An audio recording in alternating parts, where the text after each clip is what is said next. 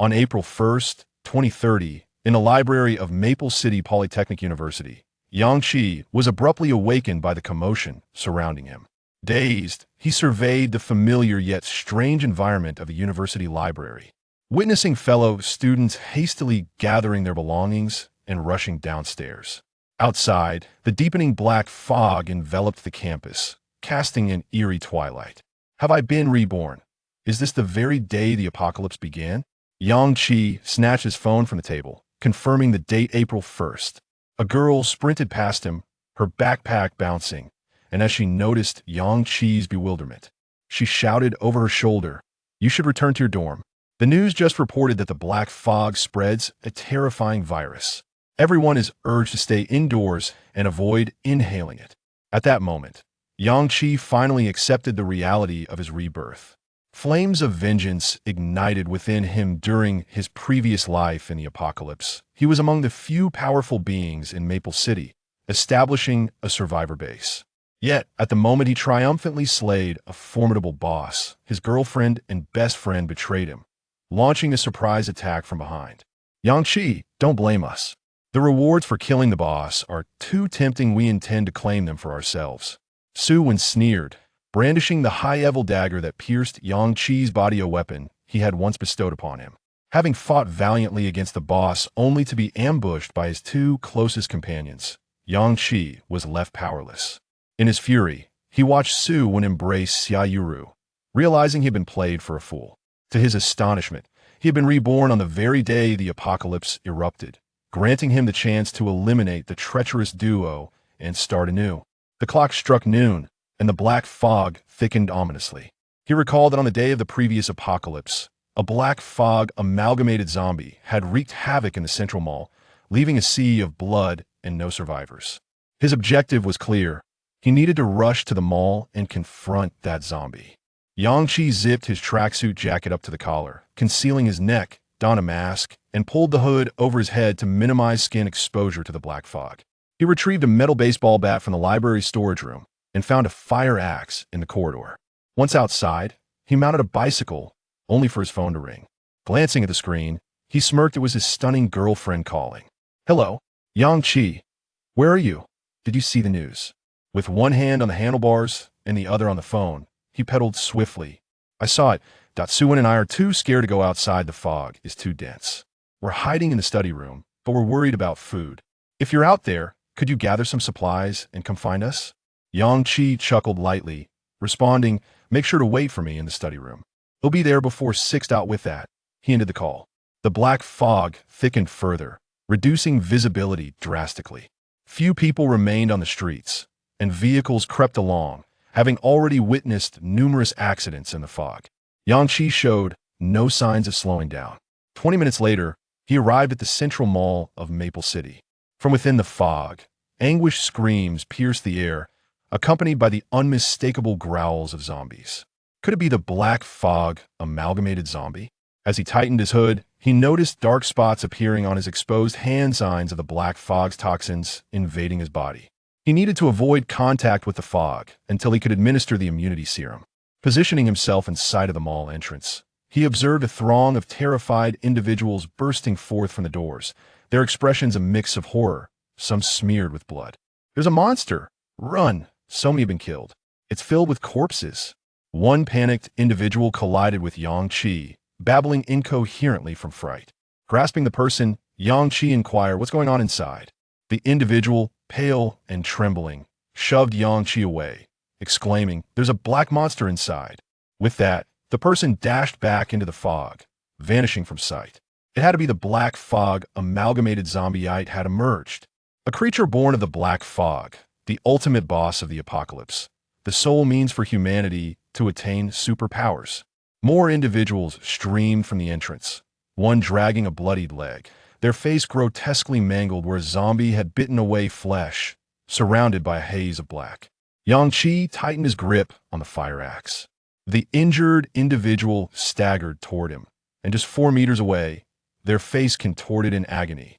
They unleashed a guttural roar, their eyes turning pitch black as if ink were spilled within them. They had transformed into a zombie.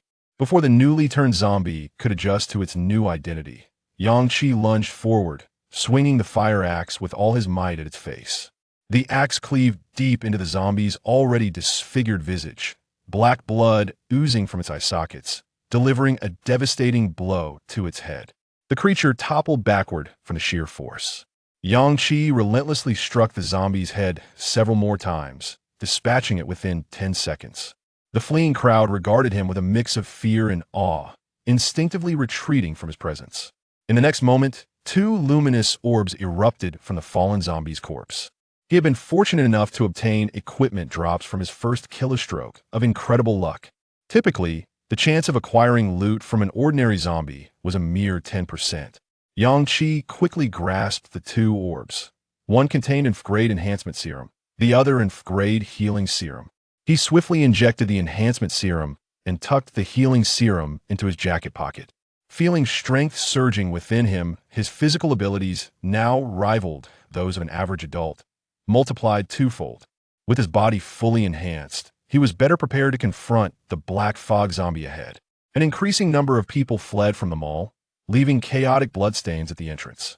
They barely glanced at the corpse of the zombie on the ground, seemingly desensitized to the carnage, having witnessed far more gruesome horrors. Yang Qi swam against the tide of terrified escapees, finally breaching the mall's entrance. Surrounded by the cacophony of screams filled with despair, he beheld hundreds of corpses littering the first floor. Blood flowed freely, severed limbs submerged in the crimson liquid, as people trampled over their fallen brethren in frantic escape toward Yang Qi's direction. Through the less dense black fog, Yang Qi caught sight of a dark-figured black fog, amalgamated zombie. Chapter 2. The Black Mist Zombie. The Black Mist Zombie rampaged through the depths of the first floor, leaving a trail of corpses in its wake. It did not pause to savor its gruesome feast. Its sole purpose seemed to be the act of killing and the spread of the Black Mist virus. It moved with astonishing speed and immense strength, tearing off limbs, biting flesh, and crushing skulls as if it were a walking machine of slaughter. The air was filled with the sound of splattering blood, and the cracks of breaking bones became the most familiar sound within the mall. The spectators were paralyzed with terror at the sight of the chaotic slaughter. They had never witnessed so many lives extinguished before their eyes. The brutal and bloody scene shattered their perceptions, and despair spread like wildfire throughout the mall. Even more horrifying, those who had not yet perished were beginning to transform into the undead. Look at those who were gravely injured by the zombies. The wounds on their bodies seemed to be accelerating the absorption of the black mist, hastening their transformation into zombies. In mere moments, the newly emerged zombie had claimed the lives of over 100 people. What would happen if the number of zombies continued to rise? Just then, the crowd was astonished to see a figure darting toward the Black Mist zombie. This individual's speed was extraordinary, far beyond that of an ordinary person, eliciting gasps of disbelief from the onlookers. The Black Mist zombie seemed to sense the approaching threat, clutching a severed arm in its grasp as it turned to face the swiftly advancing Yang Qi. An axe suddenly loomed before it. Yang Qi's expression was cold and resolute, his eyes brimming with murderous intent as he swung the axe forcefully into the zombie's face. Clang! The axe carved a horrific gash deep enough to expose bone, with blood cascading down, connecting to one of its eyes, which was cloaked in an eerie crimson hue. The axe, upon withdrawal, displayed several fractures. The zombie staggered back, barely regaining its footing when Yang Qi decisively discarded the axe and drew a metal baseball bat from his backpack to strike once more. The onlookers were utterly shocked by this audacious display. How could this individual be so fearless? Did he not see the hundreds of corpses surrounding him? Had he no regard for his own life? His speed and explosive power were astonishing, far from that of an ordinary human being. His initial strike had indeed inflicted damage on the zombie, but it was likely due to the creature's momentary surprise. It would surely not allow another opportunity for such an assault.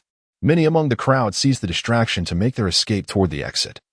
But those who had been severely wounded by the Black Mist zombie were now rising as newly transformed creatures. The mall was once again filled with screams. Meanwhile, in response to Yang Qi's assault, the Black Mist zombie let out a furious roar and lunged toward him, colliding with the swinging bat. Bang! Yang Qi summoned all his strength, delivering a horizontal strike to the zombie's face, exerting double the force of a normal human. The creature crashed violently against the wall. Its eye socket shattered, nearly bursting from the impact. When it reopened its eyes, all it could see was a sea of red. The survivors in the mall were left in utter shock. They had never anticipated Yang Qi's ferocity, which surpassed their understanding of human capability. Incredible! What immense strength! Did he not fear being infected by the virus? The black mist zombie, deprived of its vision, grew frantic and clawed at the air, believing its attack would miss. After Yang Qi's two thunderous strikes, it had realized that this human possessed strength well beyond that of ordinary humans, likely capable of evasion. Yet, unexpectedly, its grasp tore through Yang Qi's abdomen.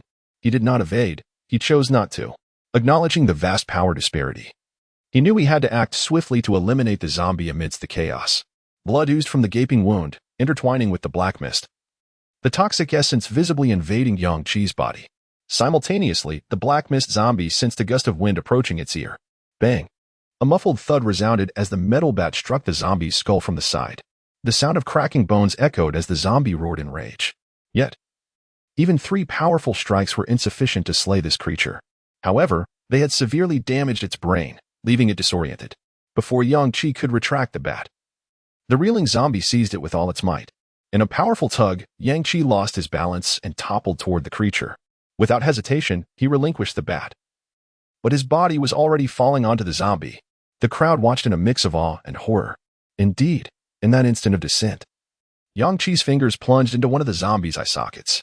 The onlookers, who had just been astonished, now gaped in disbelief. He had pierced the zombie's eye?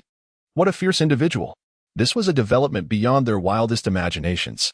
Putrid blood streamed down from the zombie's eye socket, mingling with Yang Qi's fingers. The zombie, in a fit of rage, lunged at him, but its loss of sight rendered it unable to accurately target its attack, resulting in a bite to Yang Qi's forearm.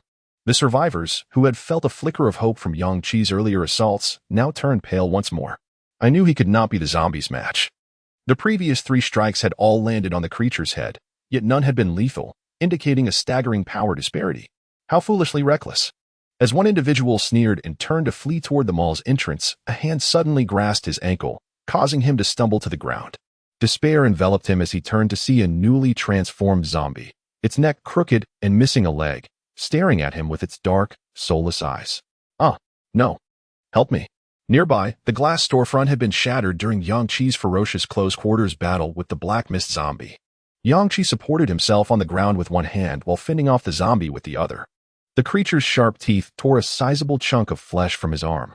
Yet, he seemed impervious to pain, his bloodied hand grasping a thick shard of glass, which he thrust into the zombie's ruined eye socket. Roar! A suppressed, agonizing howl erupted from the creature. Its hands had already carved numerous lacerations into Yang Qi's body. With the toxin surging into him, he sensed his consciousness slipping, a sign that the poison was seizing control of his mind. Yang Qi's gaze darkened with a terrifying intensity as he pressed the shard deeper into the zombie's eye socket, driving it into its brain. The creature's struggles weakened beneath him. Seizing the opportunity, Yang Qi broke free from its grasp and stood up. Covered in blood, he retrieved the nearby baseball bat, his expression a mix of determination and madness. The first floor of the mall echoed with the heavy thuds of his strikes against the zombie's skull. The remaining survivors stood in stunned silence, watching as Yang Qi relentlessly pummeled the undead creature. He had truly triumphed over this zombie. He fought like a madman, disregarding his own injuries in a bid to slay the abomination. Yes, he had won, but at what cost? The horrific wounds on his body would soon lead to his own transformation. Finally, the black mist conglomerate zombie lay still. Not only did it cease to move, but upon its death, its entire form dissolved into crimson mist, merging entirely with Yang Qi's battered body. Yang Qi's athletic attire was utterly shredded by the zombies, exposing his abdomen and chest, which were marked by deep, incessantly bleeding lacerations. Dark, swirling mist coiled around the wounds. A chunk of flesh had been bitten away from his forearm, revealing bone beneath the gaping injury. Even more terrifying, his body was marred by numerous deep blackened spots, indicating the insidious invasion of black mist toxins. Yet, upon the demise of the black mist zombie, its essence transformed into a crimson vapor that surged into Yang Qi's body, and the horrific wounds began to heal at an astonishingly visible pace. The dark mists that had enveloped the wounds were significantly diminished by the influx of this abundant red vapor. This was the reward for vanquishing the black mist amalgamation. In this apocalyptic world, all black mist conglomerates from another realm resembled formidable game bosses. Defeating them not only guaranteed a unique ability but also yielded a plethora of invaluable equipment rewards.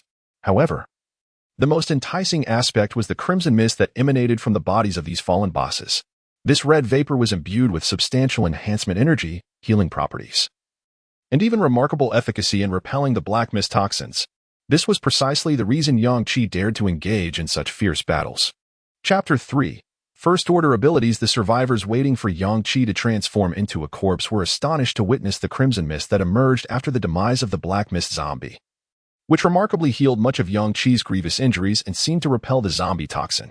They gazed at him in utter disbelief. What was this crimson mist? It had directly facilitated such a substantial recovery. The wounds on his body healed almost instantaneously. How extraordinary, though severely injured. Having lost copious amounts of blood and succumbed to a potent zombie toxin, Yang Qi understood that this crimson mist, a reward from the black mist zombie's death, would heal at least 90% of his afflictions. Just moments ago, the black mist toxin had invaded his brain, slowing his cognitive processes. But now he felt his consciousness returning. The crimson mist swiftly mended his physical wounds, suppressed the toxins within, and faded the dark spots on his skin, some even vanishing entirely.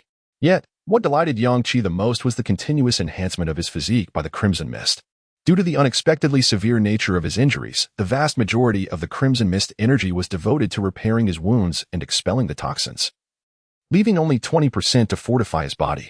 Even so, this effect was akin to Yang Qi utilizing 2 F-grade enhancement potions. His physical prowess now equated to 4 times that of an average person. With just 1 or 2 more F-grade enhancement injections, he could officially ascend to a first-order revolver. Yang Qi turned his gaze towards the luminous orbs that had burst forth upon the death of the black mist zombie. Killing the black mist entity guaranteed a 100% chance of acquiring supernatural abilities. This was the very reason he had come to the mall to eliminate the black mist zombie. 4 white orbs and 1 black orb. Without hesitation, Yang Qi reached for the black orb, within which swirled a miniature black cloud, occasionally illuminated by flashes of blue lightning, emitting a low, resonant hum. This was the power of the lightning element. His hand eagerly grasped the cloud. An overwhelming force surged into Yang Qi's body. He felt an exuberant urge to shout. He had become an ability user on the very first day of the apocalypse. And not just any ability, but a formidable lightning element power. Suppressing his excitement, Yang Qi then grasped the remaining 4 luminous orbs. 1 E-grade storage ring, 1 F-grade combat knife, 1 F-grade immunity potion, and 1 F-grade enhancement potion. He promptly injected the enhancement potion. The moment the potion fully integrated into his body, a familiar feeling of advancement washed over him. Yang Qi was immediately engulfed in an exhilarating surge of strength, his blood coursing rapidly, his heart beating robustly, his muscles slightly swelling and aching, his vision brightening. He had leveled up. At the instant of his advancement, all his power had doubled. This was the reason everyone in the apocalypse could distinctly recognize their ascension. At the moment of leveling up, all strength was directly multiplied. After injecting the enhancement potion, Yang Qi's strength and speed were approximately 5 times that of an ordinary person, and at the moment of his ascension, that figure doubled to 10 times. This was the true essence of a first-order revolver. No, it should be more accurately termed a first-order ability user. As Yang Qi leveled up, a formidable power surged within him, and even the surrounding survivors could sense the incredible transformation he had undergone. They had witnessed his interaction with the luminous orbs in the injection of the potions, and now comprehended that killing zombies might yield treasures. Yang Qi donned the E-grade storage ring. Indeed, it was 1 tier above F-grade, a rare piece of equipment dropped by the black mist entity, and it even contained spatial capabilities. This E-grade storage ring boasted a storage capacity of 1,000 cubic meters, ample enough for Yang Qi to amass supplies that would last him a lifetime. Conveniently, he was currently in the largest mall in Feng City, with a large supermarket on the basement floor, where abundant food awaited him. Upon injecting the F-grade immunity potion acquired from the luminous orb, the zombie toxin within Yang Qi was completely expelled. The dark spots on his skin vanished entirely. He required more immunity potions to support his actions within the black mist, as well as additional enhancement potions to grow stronger. Thus, he needed to continue slaying zombies. The first floor of the entire mall was teeming with dozens of freshly transformed zombies. The survivors were being pursued by these disfigured, relatively weak zombies. Even though they were aware that killing zombies could yield benefits, none dared to take action. Yang Qi chuckled derisively. These zombies were remnants of those severely wounded by the black mist zombie, their bodies mangled and their strength inferior to that of ordinary zombies. Defeating them was akin to picking up scraps, yet none of the gathered survivors dared to engage. In an instant, Yang Qi dashed behind one of the zombies, brandishing the F-grade combat knife, and with a swift motion, cleaved through the creature's skull. 2 zombies charged at him from the side. He reacted with lightning speed, his body exhibiting remarkable agility as he evaded their attacks, unaware that their movements appeared as slow as a film in slow motion to him. With the zombies' backs exposed, his focus was solely on their heads. One swift slice, and another head exploded. In a fluid motion, he spun around and dispatched the second zombie that followed closely behind. His movements clean and decisive. The warm, putrid blood of the zombie splattered across his face, yet his expression remained unfazed, exuding an aura of cold strength that completely subdued everyone present. The terrifying physique and immense strength of a first-order ability user, combined with the F-grade combat knife, transformed Yang Qi into a harbinger of slaughter within the mall. The victims of his wrath were the zombies.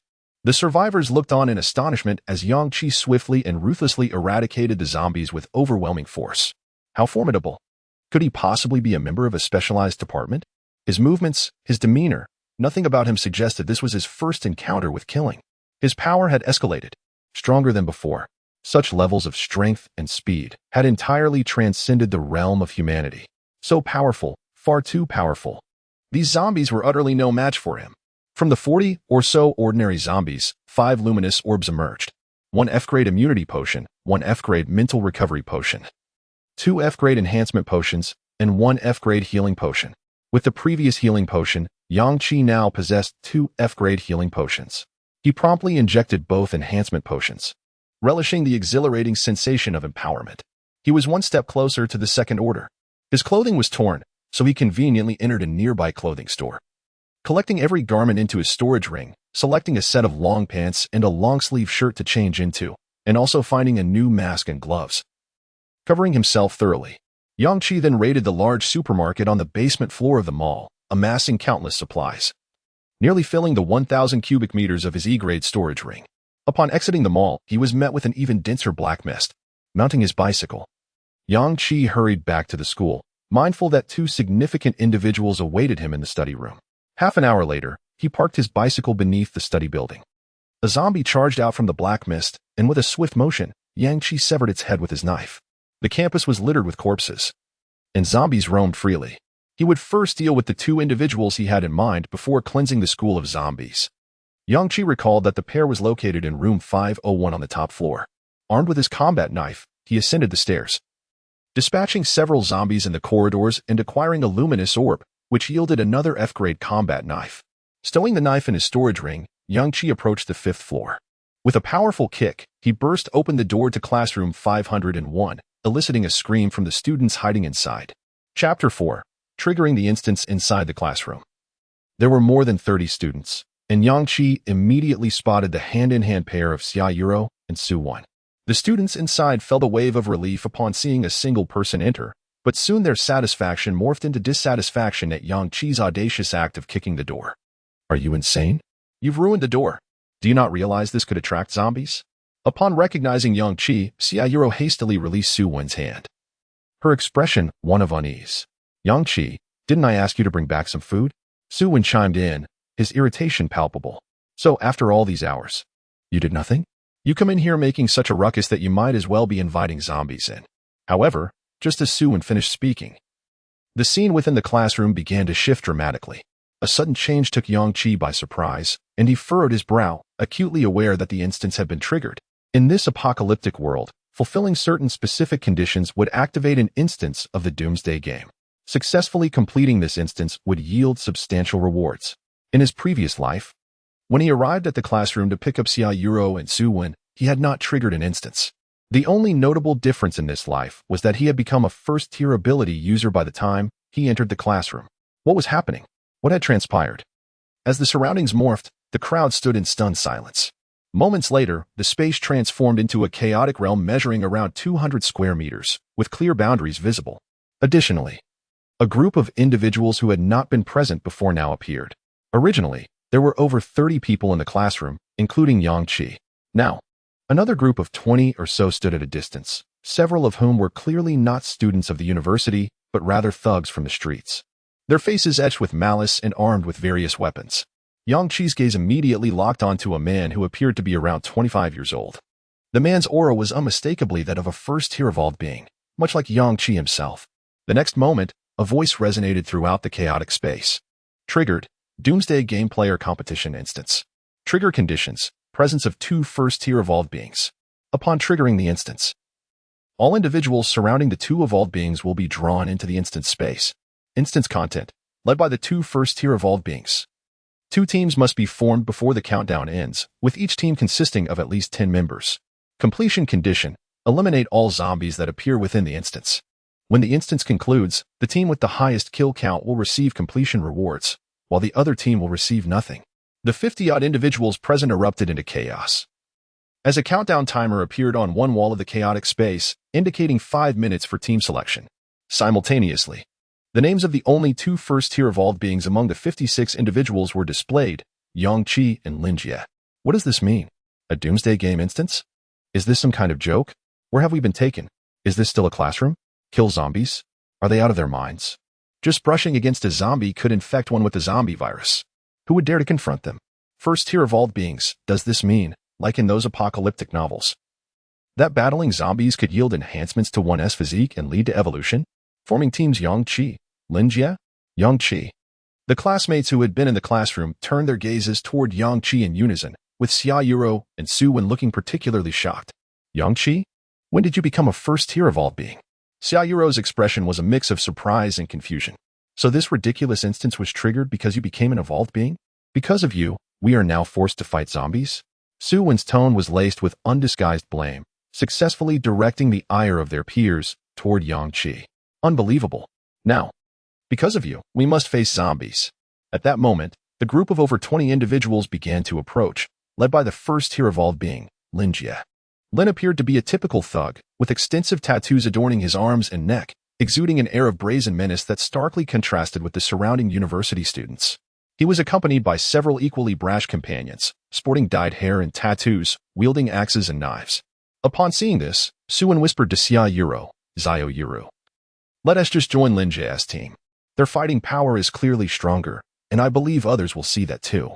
Look at the screen. It says there are 56 people total, and I recall the rules stating that a team must have at least 10 members. Everyone will rush to join Linjie's stronger team, and Yang-Chi's side might end up with only the leftovers. Even if we survive with Yang-Chi in the end, his team will certainly not earn any instance rewards. This is the early stage of the apocalypse. If we can secure the rewards from this instance, we might just find a means of self-preservation." Before Su-Wen could finish his analysis, their classmates rushed toward Linjie as though he were their savior. "Are you Captain Linjie? Let me join your team. I want to join your team too." After hearing Su-Wen's suggestion, Xiaoyuro had decisively chosen to join Linjie's team. Out of consideration for appearances, she approached Yang-Chi and, under his bemused gaze, declared, "Yang-Chi, Su-Wen, and I plan to join Linjie's team. You just need to ensure your own survival here. If we secure the completion rewards over there and grow stronger, we can team up with you to navigate this apocalypse." On the surface, she was Yang-Chi's girlfriend. How could she just decide to join Linjie's team without saying anything? That would be unacceptable in terms of face. Her grandiloquent words were directed toward those around them who were familiar with their situation. Upon hearing Xiaoyuro's statement, their classmates cast scornful glances at Yang-Chi. Huh. Even his girlfriend and best friend 1T joined his team. Girlfriend? I saw Xiaoyuro snuggled up to Su-Wen before Yang-Chi arrived. Whose girlfriend is she really? Xiaoyuro's face turned crimson in an instant, and she shot a furious glare at the speaker before hastily joining Su-Wen as they made their way toward Linjie. Linjie, noticing Xiaoyuro's attractive appearance, casually draped an arm over her shoulder and teased, "So, who is your boyfriend? The two of them or me? Never mind. I think neither of them is good enough for you. Why not be my girlfriend?" After making his jest, Linjie provocatively stared at Yang-Chi for a few seconds. Seeing no trace of anger on Yang-Chi's face, not even a glance in their direction, he focused instead on Su-Wen, whose expression was awkward. Rendered speechless by the situation. Caught in Linjie's embrace, Xiaoyuro glared angrily at the cowardly Su-Wen, yet she dared not voice her feelings, remaining silent as Linjie took liberties with her. At that moment, among the 20-plus individuals drawn into the instance because of Linjie, a tall figure swiftly approached Yang-Chi. Everyone turned to look. To their astonishment, they exclaimed, "Isn't that the campus belle? Luwan? She has been pulled into the instance too?" Xiaoyuro was the class flower, while Luwan was the campus belle. In the surrounding university town, no one was unaware of Luwan. Suitors for her could be seen lining up from the entrance of this university to that of another. LWN approached Yang with a visage that betrayed both anger and fear. Her complexion was as fair as snow, her skin delicate and flawless. and her almond-shaped eyes sparkled with clarity, framed by long, slightly curled lashes that revealed no imperfections. On her exquisitely shaped, oval face, her cherry-red lips were tightly pursed, seemingly containing the weight of her grievances and trepidation. Her figure was irresistibly alluring, with a generous bosom, a slender waist that captivated the eye, and long, straight legs that exuded an irresistible charm. Even her brief, hurried steps drew the attention of everyone present. At that moment, LWN's large eyes fixated on Yingqiu as if pleading for help. "Yingqiu, may I join your team?" she uttered, her enticing lips parting to deliver a statement that reverberated throughout the gathering. Chapter 5. Only kill you first. What? Has Luwan gone mad? Yang Qi is merely a pretty boy. How could she possibly think that way? No matter how one looks at it, Lin Jie is undeniably stronger. Voices of doubt surged. Yet Luwan remained unfazed, her gaze fixed defiantly upon Yang Qi. Nearly 20 individuals who had appeared alongside Lin Jie, excluding his loyal companions, had all rushed over. Their expressions mirrored Luwan's, brimming with fear and rage. Lin Jie and his band of brothers were nothing short of lunatics. Having indirectly caused the deaths of many classmates in Nanyuan, they would push innocent people into hordes of zombies, using them as bait while they attacked the undead. With red-rimmed eyes, Luwan declared, "My 2 classmates fell victim to their schemes. If the dungeon opens later, they will undoubtedly employ the same tactics against those in their team." Nearby, others watched in bewilderment as Luwan and her group chose to join Yang Qi's team. What were they thinking? To align themselves with that group was sheer folly. Following Yang Qi meant waiting to be devoured by zombies. Luwan and her 21 companions joined Yang Qi's ranks, bringing their total to 22. Lin Jie's team consisted of 34. The countdown began. 5 seconds. An F-rank battle knife materialized in Yang Qi's grasp. As the countdown reached 0, everyone held their breath. The walls of the chaotic space rippled like liquid, revealing human silhouettes that forcefully broke through the barriers. A terrifying wave of zombies surged into the dungeon, charging towards the players gathered on either side. Almost all ordinary individuals instinctively fled to the center of the space, desperately trying to distance themselves from the walls. So many zombies' fear and panic painted every face, completely overshadowing the fact that this was a competitive dungeon where 2 teams vied for kill counts. All they could do was scream and evade. At that moment, Yang Qi, wielding his F-rank battle knife, charged directly into the oncoming horde of corpses. Now an awakened first-tier ability user, he possessed 2 F-rank healing potions and 1 F-rank immunity potion, bolstering his confidence. Yang Qi's sudden advance was startling. Everyone gaped at him in disbelief. Was he insane? There were already hundreds of zombies here. With only over 50 of them, each person would have to kill 2 zombies on average. How could that possibly be achieved? It was a certain death trap. More zombies continued to flood the space. Even if he were a first-tier evolved being, he couldn't contend against such overwhelming numbers. With a swift motion, Yang Qi stepped forward, cleaving a zombie's head in 2 before immediately striking at the next. His agility was unmatched, his strength extraordinary. The 5 zombies at the forefront barely touched him, all dispatched in the blink of an eye. The onlookers, aside from first-tier evolved Lin Jie, were left speechless. What? Impossible. How could he be so powerful? Xia Yuro gazed at Yang Qi in astonishment, sensing that this Yang Qi was both formidable and unfamiliar. The aura he exuded was entirely different from the Yang Qi she once knew, as if he were a completely different person. Meanwhile, the surrounding zombies drew ever closer to the crowd. Suddenly, a scream pierced the air. One of Lin Jie's companions ruthlessly pushed a frail girl out into the open. Not only that, but the girl, sent sprawling 3 meters away, had a dagger plunged into her waist, blood pouring forth. What the hell? What is happening? Having witnessed Lin Jie's group prior to entering the dungeon, Luwan and her companions were unshocked by the scene. The dozen or so approaching zombies were instantly attracted to the girl's cries and the heavy scent of blood, all lunging towards her. The allure of blood temporarily dulled the zombies' awareness of the living individuals surrounding them, as they pounced upon the girl like ravenous wolves. Her screams were drowned out, and within seconds, she lay sprawled on the ground, a pool of blood and tattered fabric left in her wake. The sight left everyone frozen in terror, speechless. Yet this horrifying tableau ignited a glimmer of hope for survival. Zombies could be drawn by sound and the scent of blood. If they followed this method, they could use others as shields. Not a single person chastised the thug who had stabbed the girl and pushed her away, as long as the victim wasn't themselves. It was all that mattered. As for Yang Qi, he paid no heed to the chaos behind him, relentlessly slaying zombies. During his onslaught, a white light burst forth, revealing an F-rank enhancement potion. On the display, the kill count for Yang Qi's team had reached 15. Before he could utilize it, Yang Qi abruptly turned to see Lin Jie charging towards him. Lin Jie wore a confident and arrogant grin. Yang Qi, we are both first-tier evolved beings. If your kill count surpasses mine, I will miss out on the dungeon rewards. I may not be well-read, but the only solution I can think of is to eliminate you first. Lin Jie's actions captured everyone's attention. His few companions, emboldened by their weapons, had already injured several individuals to push them as fodder for the zombies, shouting, "Yeah, boss, take him out. Then all the loot will be yours." Lu Wan warned. "Yang Qi, be careful. His strength is formidable," just as everyone anticipated an imminent clash between first-tier evolved beings. A deep blue light suddenly illuminated the space as Lin Jie approached Yang Qi. At the same time, tendrils of blue lightning coiled around Yang Qi's right arm. With a swift, downward motion of his arm, a bolt of thunder struck Lin Jie. The thunderclap was deafening. Many were so startled that they crouched down, covering their ears, their faces betraying palpable fear. The fierce aura of the lightning permeated the space. They could hardly believe their eyes as they watched the lightning descend upon Lin Jie. Struck by the lightning, Lin Jie trembled violently for several seconds before collapsing to the ground, charred and bloodied. Lightning, how could this be? Such power is beyond human capability. Lin Jie was obliterated. Lin Jie had been defeated just like that without even laying a finger on Yang Qi. He was vanquished. Xia Yuro, in utter shock, covered her mouth and murmured, "Yang Qi and Appo's strength far surpasses Lin Jie. I was so foolish." Suan and Appo's expression shifted dramatically. From envy and jealousy upon witnessing Yang Qi's swift kills of zombies, to shock and fear at Yang Qi's swift defeat of Lin Jie, and finally, a naive determination to cling to Yang Qi.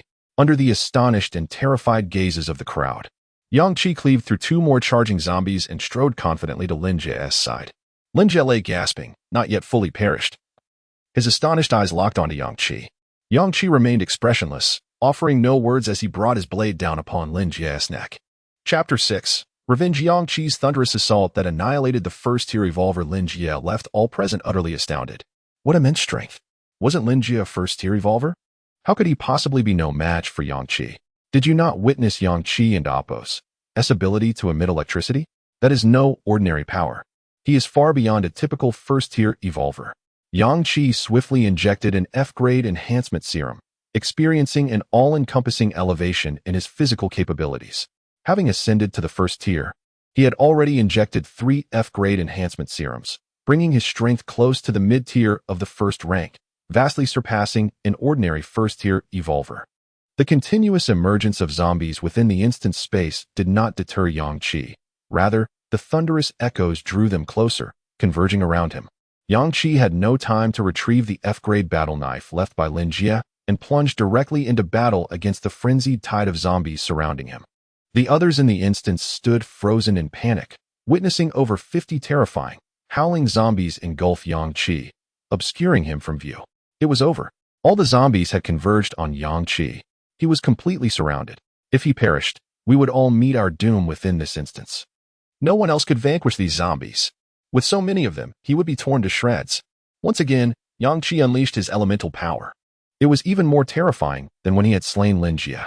A deep blue lightning erupted from Yang Qi, coursing through the nearest dozen zombies, instantly incapacitating them with grievous injuries. Without time for a final blow, Yang Qi charged into the horde, wielding the F-grade battle knife with remarkable force, cleaving through the zombies as if they were mere clay. Each strike was a precise blow to the head, ensuring their immediate demise. Yet, with the overwhelming number of zombies in the chaos, he received bites on his right shoulder and forearm. The defensive capabilities of a first-tier evolver were worlds apart from those of an ordinary human. While those bites could easily rip flesh from a regular person, they merely left 2 bloodied tooth marks on Yang Qi, with black mist swirling around them. As toxins seeped into his body, Yang Qi's team had already surpassed 50 kills, all attributed to him. The others in the instance were left in awe. They had initially believed Yang Qi was doomed, yet, astonishingly, he had only paid the price of 2 minor bites to eliminate over 50 zombies. In a mere half-minute, he had dispatched zombies at a rate of less than 1 second per kill. Did you not see his movements? His agility and reaction speed far exceeded that of an ordinary person. It was no wonder he could slay a zombie in under a second. As the group continued to chatter, the school beauty Lu Wan boldly charged towards Yang Qi, having noticed the absence of zombies around him, and picked up Lin Jie's F-grade battle knife. Seeing this, Xiaoyuru cursed under her breath. That scheming girl knows how to seize opportunities. Yangqi also wielded that kind of knife. It was clearly not an ordinary weapon. Suwen nudged Xiaoyuru with his shoulder, whispering, "What are you standing there for? You're Yangqi's girlfriend. Hurry up." Once the attacking zombies had been cleared, Yangqi returned to deliver finishing blows to the dozen zombies previously struck down by his lightning. Kill count, 69. 4 white orbs of light appeared. Yangqi approached each one, acquiring 2 F-grade mental recovery serums, an F-grade enhancement serum, and an F-grade immunity serum. This time, everyone clearly witnessed the phenomenon of light orbs emerging from slain zombies. Yangqi collected each orb, yet they saw nothing new in his hands. After using his lightning elemental power twice, Yangqi had expended nearly half of his mental energy. Uncertain of when this instance would conclude, he seized the moment to inject an F-grade mental recovery serum, an F-grade immunity serum, and an F-grade enhancement serum, restoring his state to optimal condition and further enhancing his physique. With the previous acquisitions, his spatial equipment still contained 1 F-grade immunity serum, 2 F-grade mental recovery serums, and 2 F-grade healing serums. These supplies would suffice to sustain him through this instance. At that moment, new zombies emerged from the walls, approaching the group within the instance, their numbers exceeding 100. Upon seeing this overwhelming horde, the crowd instinctively fled towards Yangqi. Lu Wan awkwardly brandished the F-grade battle knife. Standing 2 meters away from Yangqi, he cast her a casual glance and finally spoke. "Aim for the head." Lu Wan, thrilled by Yangqi's acknowledgement, eagerly nodded. "All right." Almost simultaneously, Xiaoyuru lunged forward, shoving Lu Wan aside, intent on throwing herself at Yangqi. Yangqi reacted swiftly, sidestepping, causing Xiaoyuru to stumble and fall unceremoniously. Stunned, she turned to look at Yangqi, who, Suwen, initially intending to help Xiaoyuru up, retreated in fright as a dozen zombies charged towards them, pressing closely against Yangqi, exclaiming, "Yangqi, help!" Hearing the zombies' growls behind her, Xiaoyuru had no time to stand up. She scrambled to Yangqi, clinging desperately to his leg, crying out, "Yangqi, the zombies are coming. I'm so scared." Her disheveled appearance was a far cry from her usual high and mighty demeanor as the campus belle. Yangqi chuckled softly, looking down at Xiaoyuru from his height. "If you're scared, go find Suwen. Why come to me?" In the astonished and panicked gazes of Xiaoyuru and Suwen, Yangqi finally realized that in his previous life, at this moment, these two were already entangled with one another, long before the apocalypse erupted. Just as Xiaoyuru opened her mouth to retort, she saw the glinting battle knife rapidly enlarging before her eyes. In that instant, she was struck down, much like the zombies Yangqi had previously slain. Her head severed in one swift motion. The crowd erupted into screams, even though they had witnessed Lin Jie and others push survivors forward to fend off zombies. This was their first encounter with such a gruesome scene, one person beheading another, leaving them pale with terror. Suwen stood frozen, murmuring to himself, "There's no way you could just kill us like this." No sooner had he spoken than Suwen's head also rolled to the ground. Having avenged his past life by slaying the two, Yangqi remained expressionless, wielding the blood-soaked battle knife as he faced the encroaching zombies. He exhibited no intention of protecting those around him. In his eyes, there were only zombies, only light orbs, only the pursuit of strength. The elemental power of lightning erupted once more. This time, Yangqi was even more adept. 2 bolts of lightning, thicker than before, descended from the sky, their presence palpably more formidable. Upon striking, they split into dozens of arcs, precisely targeting the heads of the charging zombies. 12 zombies fell victim to Yangqi and Appo's unleashed elemental power, dispatched in an instant. Chapter 7. The dungeon clearance. The thunderbolt astounded the survivors present. Just 2 minutes prior, they had witnessed Yangqi's thunder merely skimming through the horde of zombies, incapacitating and gravely wounding them. Although formidable, its widespread damage failed to instantaneously obliterate the zombies' brains. Consequently, Yangqi had to deliver finishing blows to each afflicted zombie to ensure their demise. Yet, in this moment, his lightning struck each zombie's head with pinpoint accuracy, resulting in instant kills. Had he grown stronger? The mastery over thunder seemed to have enhanced so remarkably within just 2 exchanges. Moments ago, he appeared to have injected something into his arm, and those white orbs of light emanating from the fallen zombies surely held the secret to becoming an evolved being and augmenting one's power. The zombies surrounded us. What should we do? Over 100 newly emerged zombies drew perilously close to the survivors, who huddled together, gravitating towards Yangqi. However, he seemed to deliberately evade them, darting swiftly between the zombies. His speed transformed him into a mere shadow whenever he glided past a few zombies. Their heads would invariably tumble down. Help! Help! Captain Yang-Chi, save us! Dozens of zombies lunged towards the gathered survivors, screams of terror echoing around them. Only Lu Wan, who had obtained a grade F battle knife from Lin Jie, managed to sever a zombie's arm with a single strike. She was astounded, exclaiming, "This knife is incredibly sharp. My strength is hardly substantial, yet I can effortlessly cleave through a zombie's body." 3 zombies charged towards Lu Wan simultaneously. In a panic, she spun around and struck one in the face. The grade F battle knife's power cleanly severed half of the zombie's head. Lu Wan successfully dispatched a zombie. However, before she could revel in her victory, she was tackled to the ground by another zombie from behind. Pain radiated from her shoulder and calf as 2 zombies began feasting upon her. In that moment, an unprecedented fear engulfed Lu Wan. Yet simultaneously, an instinctive will to survive ignited within her. Gripping the battle knife, she swiftly rolled over, pinning the zombie gnawing at her shoulder beneath her. She then sat up and delivered a vicious blow to the zombie, devouring her calf, cleaving through half of its body. Her calf was gruesomely mangled, losing all ability to support her. Thus, she rolled to the side and struck down the 3rd zombie before it could rise. As the head of the 3rd zombie shattered, a white orb burst forth. Covered in blood, with her shoulder and calf gnawed to the bone, Lu Wan was besieged by toxic miasma, and the severe blood loss brought her to the brink of unconsciousness. She fought to crawl towards the white orb, and upon contact, a healing potion materialized in her hand. Instantly, knowledge flooded her mind, revealing it as an F-grade healing potion. With trembling hands, she injected the potion into the wound beside her calf. She wished to penetrate the wound directly, but only bone remained. The flesh had been almost entirely consumed by the zombies.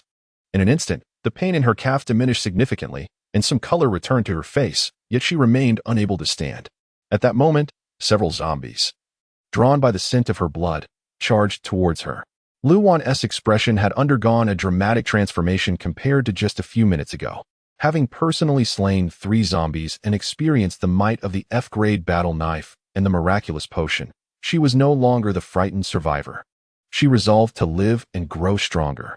With her back against the corpses of 2 zombies for support, 3 more lunged at her. She swung the knife horizontally, severing the 3 zombies in half. One remaining upper half of a zombie grasped her ankle, viciously biting down. As it reared back to tear into her flesh, the F-grade battle knife cleaved through its skull. Yang-Chi had been right.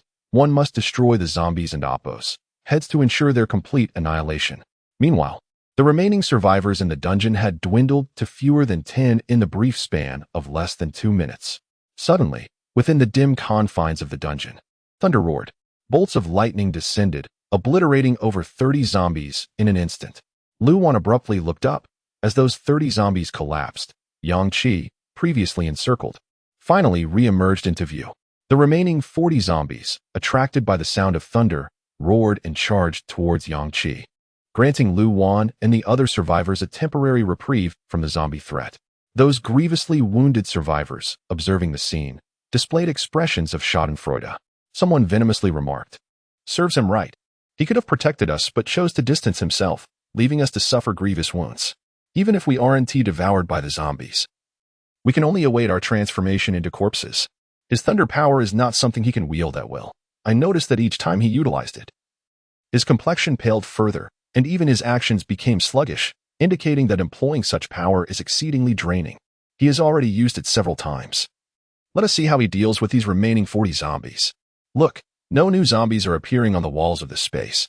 Could it be that once these 40 zombies are slain, we will clear the dungeon?" Hearing the survivors' discussions, Lu Wan struggled to rise. The effect of the F-grade healing potion was insufficient for her gnawed flesh to regenerate swiftly, but it significantly alleviated her pain. Drawing upon her formidable willpower, she stood up, wielding the F-grade battle knife, and limped toward Yang-Chi and the grouping of 40 zombies. Standing amidst the corpses, Yang-Chi appeared fatigued and pale. He had dispatched over 200 zombies within the dungeon, yet as a mere first-tier ability user, his mental fortitude was too weak, and the rapid consumption of his mental strength by the thunder element left him feeling utterly drained. Surrounded by the 40 zombies now within striking distance, he had no time to utilize any mental recovery potions. In his exhausted state, attempting to slay these final 40 zombies one by one would undoubtedly inflict considerable wounds upon him. Fortunately, he retained a sliver of mental strength, Enough for one last use of his thunder element ability. Just as the thunder had momentarily ceased, it erupted again. Boom. The aura of the thunder was more terrifying than any previous instance, its might palpable. It caused the remaining handful of survivors to instinctively cover their ears in terror. Several bolts of lightning fell, dispersing into dozens of strikes, directly targeting the heads of all zombies. Boom. The last 40 zombies collapsed under the thunderous onslaught. 5 white orbs burst forth. The survivors, who had assumed Yang Qi would be overwhelmed amidst the horde, were left dumbfounded. His complexion had been so ghastly, yet he could still unleash his thunder power. Moreover, its might was even greater than before. Having seen his pallor, I thought he would collapse at any moment. Who would have imagined he could unleash his thunder power and annihilate the last several dozen zombies? What a formidable individual. Orbs of light. In the next moment, the words dungeon clearance appeared on the luminous screen, and the kill count for Yang Qi's team rose to 258. The screen erupted with radiant brilliance, captivating the attention of all present. The competitive dungeon had concluded. Victorious team, Yang Qi and Appos, S squad. Total kills, 258. Captain and Appos, S rewards, 1 Class C Lucky Ring, 1 Class E Battle Blade, 1 Class E Healing Potion, and 1 Golden Permanent Immunity Potion. Team members rewards, 1 Class F Battle Blade, 1 Class F Healing Potion, and 1 Golden Permanent Immunity Potion. Everyone gazed wide-eyed at the glowing screen. What? A Golden Permanent Immunity Potion? For those of us already afflicted by the corpse toxin, would using it drive back the poison? Haha. Damn it, I joined Lin Jia's team. What? I can't believe the rewards just appeared in my hands. The chaotic dungeon space began to fade away. At that moment, everyone heard a muffled thud. Turning in surprise, they saw Yang Qi, having exhausted all his mental energy, collapse directly onto the classroom floor. Chapter 8. C-Class Equipment. Meanwhile, Luan had dashed to Yang Qi's side.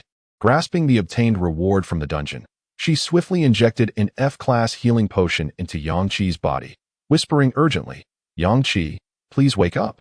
She could sense the malevolence surging around them. Those who survived the dungeon would not express gratitude to Yang Qi for leading them through. Instead, they would harbor resentment for his failure to protect them during their ordeal. She recalled that the screen had revealed the Captain and Appos' reward at the end. Uncertain of the C-Class Lucky Ring and Appos' purpose, she knew that its mere classification, 3 tiers above the F-Class, was enough to embolden them to strike while Yang Qi was vulnerable and seize his equipment. Indeed, among the 12 survivors, 7 were from Yang Qi and Appos' team. They immediately injected themselves with the Golden Permanent Immunity Potion and the F-Class Healing Potion. Instantly, the dense black mist enveloping them dissipated, and the dark spots on their skin vanished. However, despite their injuries, a single F-Class Healing Potion was insufficient to restore their full mobility. Even so, the 7 stood tall, wielding their rewarded F-Class battle knives, approaching Yang Qi and Lu Wan with savage fervor etched upon their faces. Ha ha ha, he and Appos' unconscious. Is it truly due to overexerting the thunder power? This is splendid. If we kill him, we can claim his Captain and Appos' reward, the E-Class battle knife. And what about that C-Class ring? It must be a treasure. They sneered. Let him be arrogant, looking down on us. Did he not regard our lives as valuable during the dungeon? Let us finish him off. He might have more valuable items. Panicking, Luan could not comprehend why Yang Qi had collapsed. In desperation, she injected her Golden Permanent Immunity Potion into Yang Qi. At that moment, she noticed several unfamiliar potions clutched in his hand. Reacting swiftly, she seized the vials from Yang Qi and Appos' grip and tremulously administered them into his body. She understood the might of the F-Class battle knife. She possessed 2, one as a dungeon reward and another obtained from Lin Jia. But what use were they? She herself was gravely wounded, while 7 others armed with F-Class battle knives were intent on killing Yang Qi. Black mist swirled around Lu Wan. The toxins had permeated her body, and her mind teetered on the brink of being overtaken by the ferocious black mist virus. Large patches of dark spots marred her once fair skin. This scene momentarily deterred the assailants. One portly man bellowed, "What are you afraid of? Lu Wan just used that knife to slay several zombies, with 7 of us wielding F-Class battle knives. Even if she turns into a corpse, we can take her down." A lecherous-looking man added, "What a pity. I had hoped to taste the school beauty's charms." The 7 rallied each other as they closed in on Yang Qi and Lu Wan. Lu Wan injected all the potions into Yang Qi, desperately shaking him while suppressing her rising dread. "Wake up, Yang Qi." After uttering those words, Lu Wan stood abruptly, gripping an F-class battle knife. Her face marred with dark spots, her eyes blackened as if doused in ink, prepared to fight against those approaching. Seeing Lu Wan at her breaking point, the portly man and the lecherous man swung their knives at her head. The others followed suit, lunging at Yang Qi. At that moment, a shadow suddenly sprang forth from behind Lu Wan. The portly man and the lecherous man's blades hung in the air, their heads lopped off in an instant. Blood gushed forth. The remaining 5, who had intended to kill Yang Qi, found their pupils constricting. Yang Qi had vanished. Upon looking again, they saw him standing before Lu Wan, while the portly duo lay lifeless as headless corpses on the ground. What? How is this possible? What speed is this? Just a moment ago, he lay here. Wasn't he devoid of any fighting strength? Yang Qi did not immediately slay the remaining 5, but instead retrieved the golden permanent immunity potion from his spatial equipment and turned to inject it into Lu Wan's neck. Instantly, Lu Wan's nearly entirely blackened eyes regained clarity. The dark patches on her skin visibly receded, and the black mist enveloping her wounds dissipated entirely. The next moment, Yang Qi reappeared before the 5, uttering not a word, swiftly dispatching them with a series of lethal strikes. Not far away, the 5 survivors who had failed to secure rewards from the dungeon observed in sheer terror. How had he suddenly regained his vitality? What had transpired? His speed was astonishing. These individuals were no match for him. Indeed, he was a first-tier evolved being. Yang Qi regarded the remaining 5, having no intention of killing them. As they lacked the golden immunity potion and were gravely injured by zombies, they were on the verge of becoming undead. He thought that once they transformed into zombies, he might acquire white orbs of light from them. Turning his gaze to Lu Wan, he explained, "The potions I held earlier were 3 F-class mental recovery potions. I only collapsed due to exhaustion." Lu Wan's face flushed with embarrassment as she queried, "Did I waste the healing potion I administered to you?" A faint smile graced Yang Qi's face as he replied, "There was no waste. I was bitten by zombies a few times." Yang Qi scrutinized Lu Wan. He could not help but acknowledge that having been reborn, his defenses against others were exceptionally strong, even towards the school beauty, Lu Wan. Yet, when he was at his weakest, surrounded by those intent on killing him, Lu Wan had recklessly come to his aid. Despite the imminent threat of becoming a zombie due to the black mist toxins, she had chosen to inject him with her golden permanent immunity potion. Motivated by her uncertainty over his collapse, this act stirred something within Yang Qi's cold heart. From his spatial equipment, Yang Qi retrieved the E-class healing potion from his captain's reward and administered it to Lu Wan's shoulder. This E-class healing potion has a restorative effect several dozen times that of an F-class healing potion. Your flesh will slowly regenerate, but it's prudent to inject a few more F-class healing potions for safety. Yang Qi then handed over his remaining 5 F-class healing potions to Lu Wan for her use before instructing her to collect the 5 white orbs of light dropped by the last few dozen zombies. She acquired 2 F-class mental recovery potions, 1 F-class healing potion, 1 F-class enhancement potion, and an F-class storage ring. This storage ring boasted a capacity of 50 cubic meters, offering considerable space for storage. The potions they had previously obtained during their battles against zombies had been entirely consumed by Yang Qi and Lu Wan. Now, with the 4 new potions, Yang Qi placed 2 mental recovery potions into the storage ring, while he handed Lu Wan the F-class healing potion, the enhancement potion, and the F-class storage ring. Having utilized a powerful E-class healing potion along with several F-class healing potions, Lu Wan was now able to walk normally, her wounds beginning to mend. She held the F-class enhancement potion and inquired, "What kind of potion is this? I have never seen it before."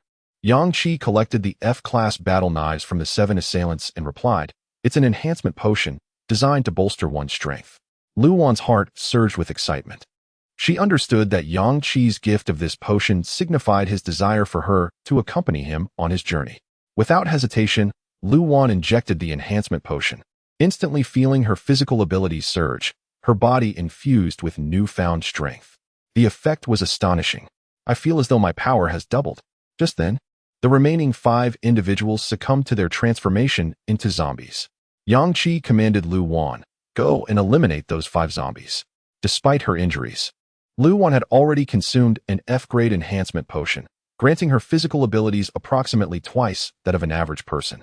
Armed with an F-grade combat knife, dispatching these freshly transformed zombies posed little challenge. With her weapon in hand, Lu Wan limped forward. Yang Qi retrieved a C-grade lucky ring and an E-grade combat knife as rewards from the dungeon clearance. On the first day of the apocalypse, he had acquired a piece of C-grade equipment. The moment he touched the lucky ring, a wealth of information regarding the item flooded into his mind. Yang Qi's expression shifted to one of ecstatic joy.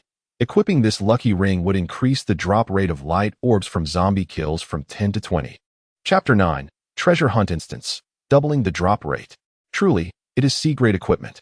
This signifies that for the same number of zombies slain, Yang Qi would acquire double the variety of potions compared to others. Yang Qi adorned the ring on his finger, gazing at the brand new E-grade battle knife in his hand. In this apocalyptic world, equipment is graded, and zombies are categorized as well. The F-grade battle knife cleaves through ordinary zombies as if they were mere clay, while the E-grade knife boasts a power several times that of the F-grade, proving significantly effective against first-tier zombies. Nearby, Lu Wan had just vanquished 5 zombies, exhilarated by the enhanced physical qualities bestowed upon her by the F-grade strengthening potion. Her spirits soaring. With an injection of an F-grade strengthening potion and wielding an F-grade battle knife, coupled with her permanent immunity to the zombie virus, she could effortlessly slay ordinary zombies. It was unfathomable to consider how powerful she might become following Yang Qi in slaying zombies and continuously obtaining strengthening potions. Lu Wan hurried to Yang Qi's side, her curiosity piqued by the ring on his finger. "Is this the C-grade lucky ring?" she inquired. "Indeed," Yang Qi affirmed. "The probability of everyone generating light orbs upon killing zombies stands at 10. However, this lucky ring elevates my chances to 20. Stunned, Lu Wan exclaimed, "The drop rate has doubled. Should we hasten to cleanse the school of zombies?" Yang Qi glanced out the window at the encroaching darkness and replied, "I am aware that tomorrow a large treasure hunt instance will emerge in Feng City. The treasures within that instance are the true prizes. Hence, we must conserve our energy tonight in preparation. You should focus on recuperating." The two found a classroom deep within the top floor of the teaching building, retrieving food and water to replenish their strength. As Lu Wan devoured her meal, she inquired, "Yang Qi, how did you acquire that thunder power? Was it a reward for completing an instance?" Yang Qi explained, "That is an ability reward derived from defeating the black mist aggregation, the sole means of acquiring such powers. However, obtaining an ability is merely the beginning. Upgrading it is far more complex. One must max out their proficiency at their current level and then acquire an ability upgrade scroll from a treasure hunt instance to enhance their powers. Each upgrade unlocks specific skills, exponentially increasing their potency." Lu Wan listened intently, realizing why Yang Qi was preparing for tomorrow's treasure hunt instance tonight. Yang Qi took a sip of water and continued, "Today, I utilized the thunder element ability merely to unleash thunder. Should my F-grade thunder element ability evolve to E-grade, a unique skill will be unlocked, with a potency at least double that of simple thunder release. We must persistently slay zombies to gain strengthening potions, enhance our physicality, and simultaneously procure more mental recovery potions to ensure we can continually hone our abilities while maintaining sufficient mental stamina." Unable to contain herself, Lu Wan queried, "You completely exhausted your mental power today and fainted. Is depleting 1 and amp, Oppo's, mental power that grave a matter?" Yang Qi replied helplessly, "Exhausting mental power equates to losing all your mental strength, a severe consequence. The mental capacity of a first-tier ability user is still far too insufficient. Thankfully, you reacted quickly, noticing the potions in my hand and administering one to me when I lacked the strength to inject it myself." Lu Wan and Oppo's expression grew serious as she stated, "I will strive to slay more zombies to gather mental recovery potions for you. In future battles, I shall remain by your side, ready to administer potions." Yang Qi regarded Lu Wan and Oppo's earnest demeanor and smiled, "Very well." Observing her tattered clothes, stained with blood from the battle in the instance, he retrieved a set of black athletic wear from his storage ring and urged her to change. After finishing their meal, the two leaned against the front door of the classroom. Yang Qi would take the first half of the night to rest while Lu Wan kept watch, after which she would awaken him for her turn to sleep. Due to the exhaustion from earlier, even with the complete restoration from the mental recovery potion, Yang Qi required deep rest, and he soon fell into slumber. Lu Wan listened intently to the sounds outside, her breathing barely audible. The first night of the apocalypse was anything but tranquil, accompanied by intermittent cries of terror and the growls of zombies. A sudden series of piercing screams shattered the stillness of the night. Lu Wan's heart raced, and Yang Qi awoke instantly, alert to the commotion outside. The two exchanged no words. Following the screams, the zombies throughout the school erupted into a frenzy, howling with excitement as if they had been given a stimulant. They could distinctly hear the horrifying sounds of hordes of zombies rampaging across the campus. The desperate screams of the survivors intensified. Lu Wan, pale-faced, whispered, "It seems something unusual is occurring outside. The number of zombies feels overwhelming." Yang Qi murmured, "Zombies tend to be more active at night." The recent screams likely gathered all the zombies in the school. If a small horde emerges, it would be exceedingly perilous for just the two of us. I possess only 2 mental recovery potions. At that moment, both noticed the approach of zombies toward their building. Downstairs, Ma Junyi led over 30 students in a frantic dash toward the teaching building. Tall and muscular, his dark skin marked him as an athlete among the students. Earlier, he had sheltered with over 500 survivors in the gymnasium, only to be suddenly pulled into an alternate space, fulfilling the conditions to trigger an instance. The requirement was that the number of survivors in the gym exceeded 500. By sheer luck, they activated a treasure hunt instance. Within the treasure hunt instance, there were no zombies, only strange creatures they had never encountered before. Upon reading the instance introduction, their excitement surged. By defeating the diminutive beings carrying bundles, no taller than their knees, they could acquire various treasures. Upon witnessing the instance and Oppo's scenery, they were convinced that these small beings posed no threat, and many plants seemed merely decorative. However, when the instance commenced, they swiftly realized their grave mistake. The seemingly weak beings were extraordinarily powerful. A mere light strike to their calves could shatter their bones. Instant kills. Even the vibrant plants, which appeared ornamental, turned out to be mobile. Carnivorous mutated flora of formidable strength. Out of over 500 who entered the instance, only 30 or so emerged alive. Nevertheless, they emerged with numerous strengthening potions and respectable weapons.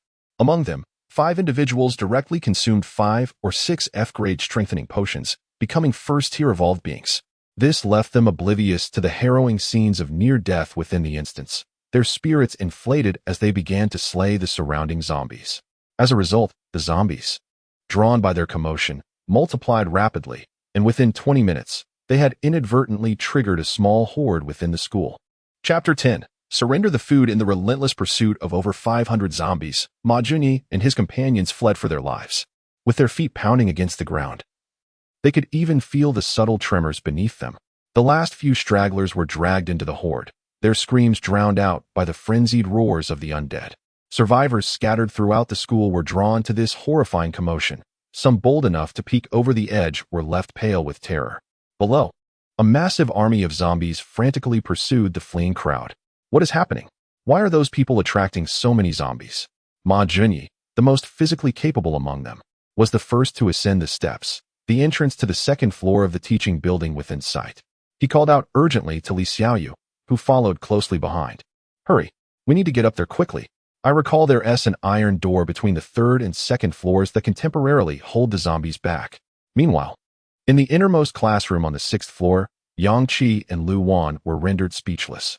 Yang Qi had just completed a restless night's sleep, allowing the injured Lu Wan to rest for the sake of her recovery. To their dismay, someone had led zombies into their building. Yang Qi heard the piercing sound of metal and the impact of zombies smashing against something. He murmured, "Someone is coming." From the sound, it seems they've blocked the iron door leading from the 2nd to the 3rd floor. The zombies are breaking through. Lu Wan glanced at her injury on her calf. New flesh had grown significantly, and though not fully healed, she could move freely. The entire building trembled. "I estimate there are at least 200 or 300 zombies. Isn't this just like the instance we experienced today?" She expressed her concern. Yang Qi replied, "I still have 2 F-grade mental recovery potions and 1 F-grade healing potion. If we are to confront zombies on the same scale as today's instance, the mental recovery potions will surely prove insufficient." His gaze fell on the C-grade lucky ring adorning his finger.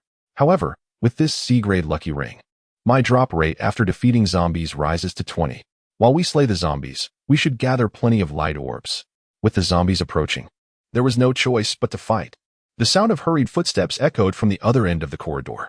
Downstairs, The relentless thud of zombies colliding against the iron door reverberated. These ordinary zombies were still too dim-witted. They could easily ascend to the next floor by climbing the railing. Yangqi couldn't help but comment. Ma Jinyi led a dozen individuals to the top floor. Instinctively, they rushed deeper into the corridor, only to discover that the innermost classroom door was firmly shut. Without hesitation, he kicked the door open forcefully. Yang Qi and Lu Wan stood in the center of the classroom, coolly observing their uninvited guests. Ma Jinyi was surprised to find 2 survivors within. At that moment, he noticed food wrappers and even empty water bottles scattered at the entrance. Having narrowly escaped from a treasure hunt in the gym, slaying dozens of zombies afterward and being pursued for so long, Ma Jinyi was already dizzy with hunger and parched. He immediately strode towards Yang Qi and Lu Wan, with his companions following closely behind. They gently closed the door and pushed a nearby laboratory chair against it to barricade it. Boss, those zombies will break through the iron door sooner or later. Staying here is not a solution. The 20 or so people we left outside won't suffice as food for the zombies. Once they are devoured, the iron door will be in jeopardy. And so will we. Ignoring the warnings, Ma Jinyi approached Yang Qi and Lu Wan, towering over them, and demanded, "Surrender the food." The ravenous crowd, upon hearing Ma Jinyi's words, temporarily forgot the threat of the zombies and fixed their gaze on Yang Qi and Lu Wan. Having read countless apocalypse novels, who didn't know that resources were paramount? Their eyes scanned Yang Qi and Lu Wan from head to toe. "Where are you hiding the food? Hand it over quickly. You're aware of the commotion downstairs, aren't you?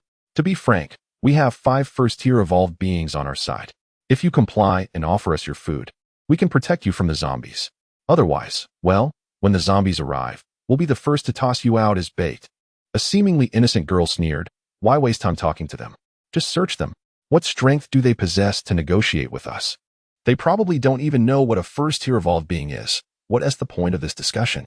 The girl, named Lin Xiaopian, had also acquired numerous F-grade enhancement potions during the treasure hunt, becoming one of the first-tier evolved beings. Bang! Just then, a resounding crash echoed from downstairs. The entire building began to tremble as countless zombies surged up the stairs. Ma Jinyi's expression turned icy. "Damn it, stop talking so much. Kill those 2 and search for the food. In our current famished state, we won't stand a chance against those zombies." The group of a dozen was composed of elite members led by Ma Jinyi, leaving the less capable behind to fend off the zombies. Among them were 5 first-tier evolved beings, while the remaining 7 had at least consumed 2 F-grade enhancement potions each. They were supremely confident in their abilities and had no regard for Yang Qi and Lu Wan. As soon as Ma Jinyi gave the order, the 7 non-evolved members immediately surrounded Yang Qi and Lu Wan. Yang Qi, expressionless, raised his battle knife and, in an instant, swept through the 7 standing before him with a swift motion. The action was clean, efficient, and incredibly fast. Everyone suddenly witnessed a glint of cold light, and the 7 fell into a pool of blood. Ma Jinyi and his companions' faces turned pale. What? What just happened? How could they fall so easily? This is impossible. Upon witnessing the 7 collapse, the remaining 5 first-tier evolved beings saw Yang Qi standing in the center of the classroom, bloodied battle knife in hand. Ma Jinyi was aghast, staring incredulously at the weapon Yang Qi wielded, realizing it seemed even stronger than the F-grade knife he had obtained from the treasure hunt. Lin Xiaopian took several steps back, her earlier contempt replaced by astonishment and apprehension. Although the 7 who attacked were not first-tier evolved beings, they had all consumed at least 2 F-grade enhancement potions. Their strength and reaction speed were multiple times that of ordinary individuals. For all 7 to be defeated simultaneously was beyond the capability of an ordinary person.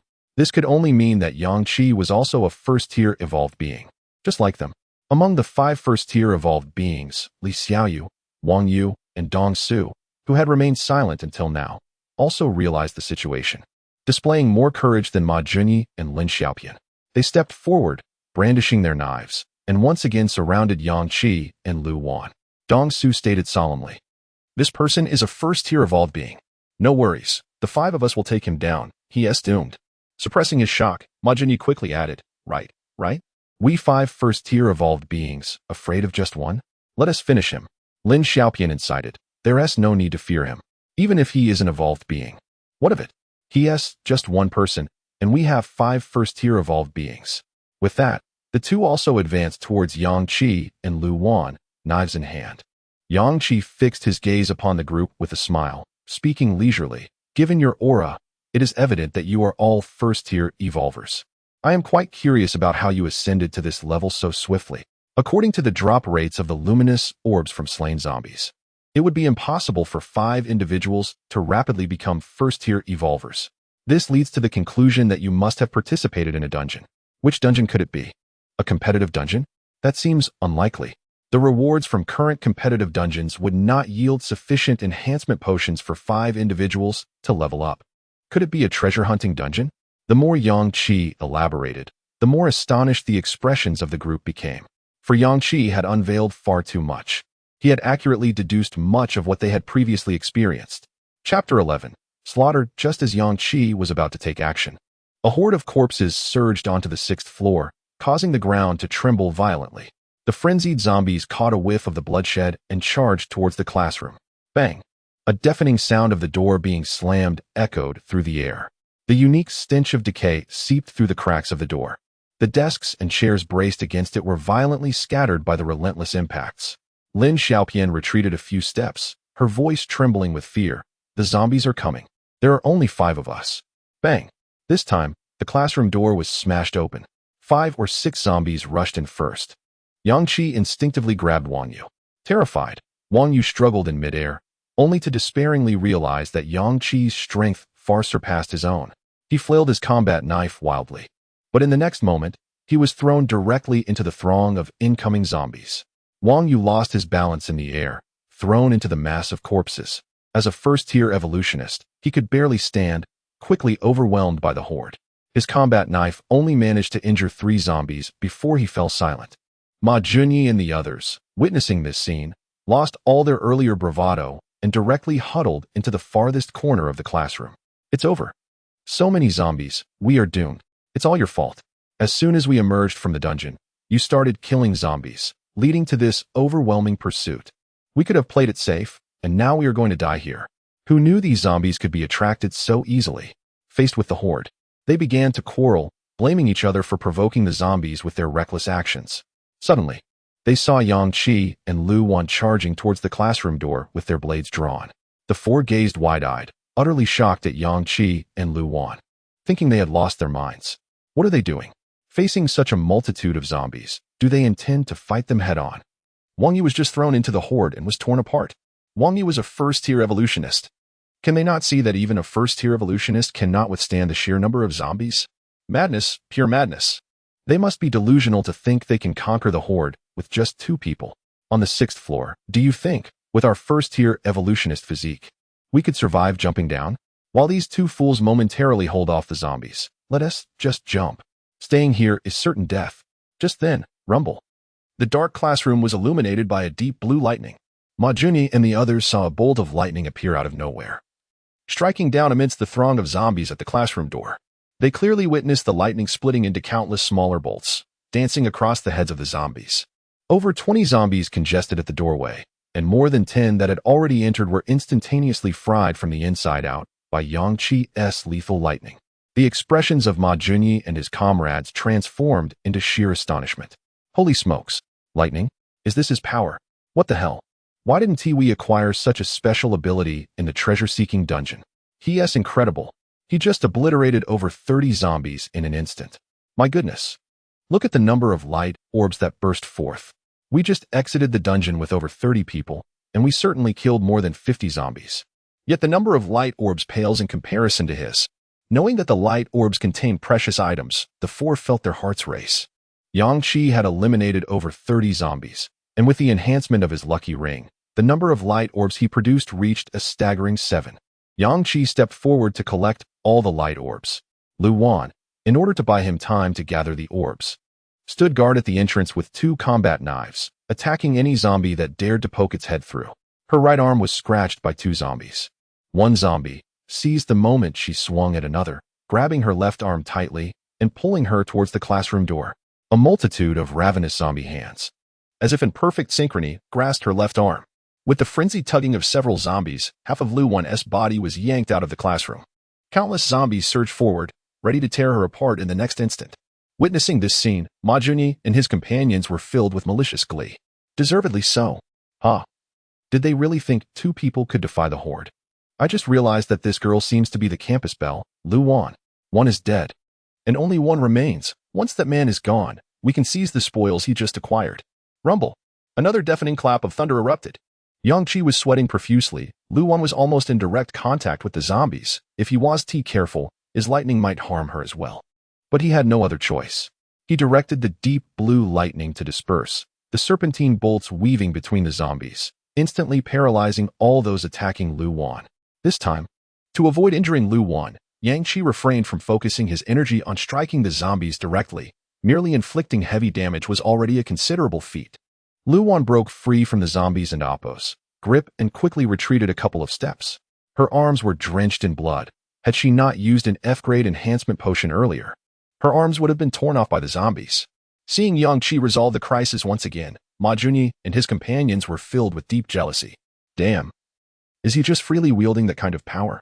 Just now, when the lightning struck, that woman was practically surrounded by zombies, yet somehow, she wasn't electrocuted?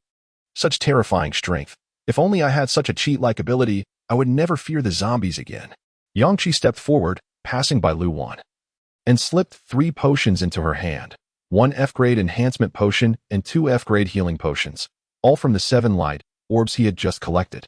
Of the remaining 4 light orbs, 1 was an F-grade enhancement potion, 2 were F-grade mental restoration potions, and 1 was F-grade armor.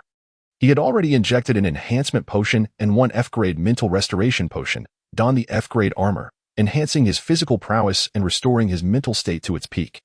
Now equipped with additional protection, as he dashed to the door, 5 zombies charged in. With his E-grade combat knife sweeping horizontally, he decapitated all 5 in one stroke. 1 light orb burst forth. Yang Qi quickly stepped outside, snatched the orb, and acquired another F-grade enhancement potion. However, this time, he had no time to use it. With incredible force, the E-grade combat knife swept again, and with Yang Qi's significantly enhanced physical abilities, he instantly felled nearly 10 approaching zombies. 3 light orbs erupted.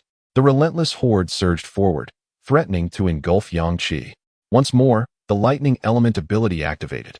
With no concern for friendly fire, 3 massive bolts of lightning descended with unrestrained fury. Their power was evidently several times greater than before. The air crackled with the overwhelming pressure of thunder. Not only did they annihilate the previously paralyzed zombies, but they also instantaneously obliterated over 30 more in the corridor. The resounding thunder echoed throughout half the school. Below, an astonishing number of zombies had converged, forming an even more terrifying tide of the undead. Chapter 12. The Gathering of the Undead. At this moment, the entire school's survivors were in an uproar. They stood in stunned silence, listening to the thunderous roars emanating from the direction of the teaching building. Witnessing countless zombies converging into a horrific tide, their hearts gripped by terror. Why did thunder erupt sporadically from the teaching building? Yet, the sky bore no signs of lightning. The zombies within the school were all drawn toward the source of the thunder. How terrifying. This could only be described as a horde. What on earth was happening? There was no storm in the sky. Why was there thunder over there? The sheer number of zombies was staggering. It felt as if they could easily bring down a building. In a classroom, the 4 of Ma Junyi peered out the window and saw a multitude of zombies converging from all directions. Even those from outside the school were rushing in through the gates. These zombies were utterly captivated by Yang Qi's thunderous sounds, their madness palpable, swelling into a monstrous tide of over 5,000 or 6,000. It was enough to make one and Appo's scalp tingle. It was over. Today was our absolute end. There were too many zombies. Even if we jumped down, we would fall right into the horde, leaving us no chance of survival. In the corridor, Yang Qi was on a rampage.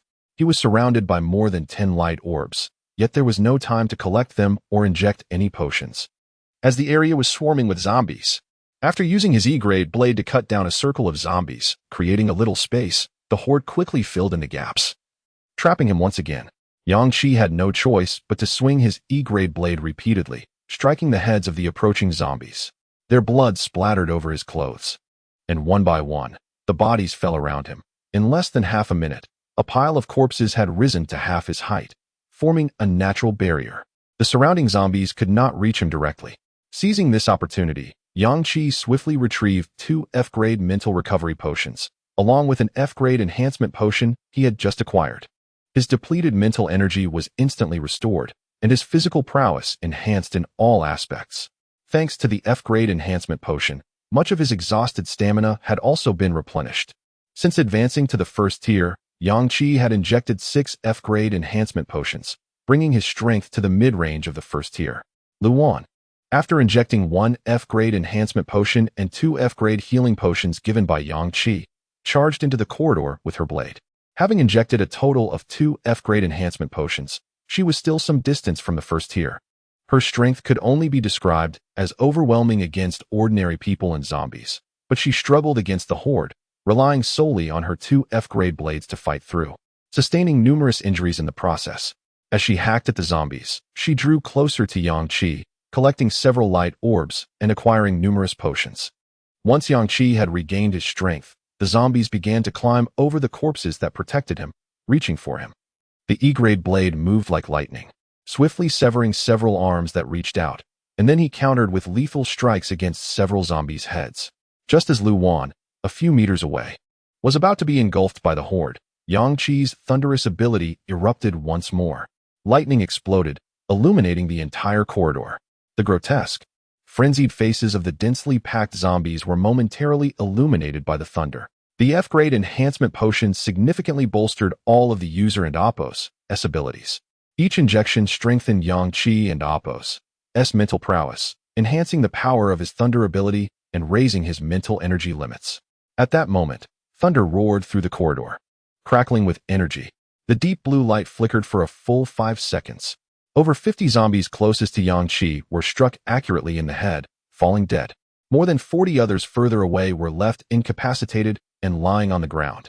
The corridor was nearly cleared of zombies, and blood-soaked Lu Wan, dragging her severely injured body, immediately engaged with the nearby 10 or so light orbs, half sitting on the ground, injecting 4 F-grade healing potions into her arms, then tossing her collected spoils to Yang Qi. 3 F-grade mental recovery potions, 2 F-grade enhancement potions, 1 F-grade immunity potion, and 1 piece of F-grade armor. A throng of zombies that had previously blocked the staircase from the corridor now surged into the corridor, stepping over the fallen corpses. Yang Qi strode toward Lu Wan to equip her with the F-grade armor when suddenly, 2 shadows sprang from the classroom door behind her. Yang Qi's gaze sharpened, and his thunder ability erupted with precision. In an instant, the 2 were struck down. Lu Wan, unprepared, shuddered in fright. Lightning erupted less than half a meter behind her. This indicated that Yang Qi's thunder ability had once again grown stronger, his control more refined.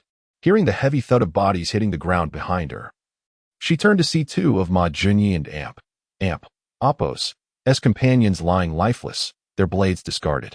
Ma Junyi and Lin Xiaopian, trailing closely behind, were struck with shock.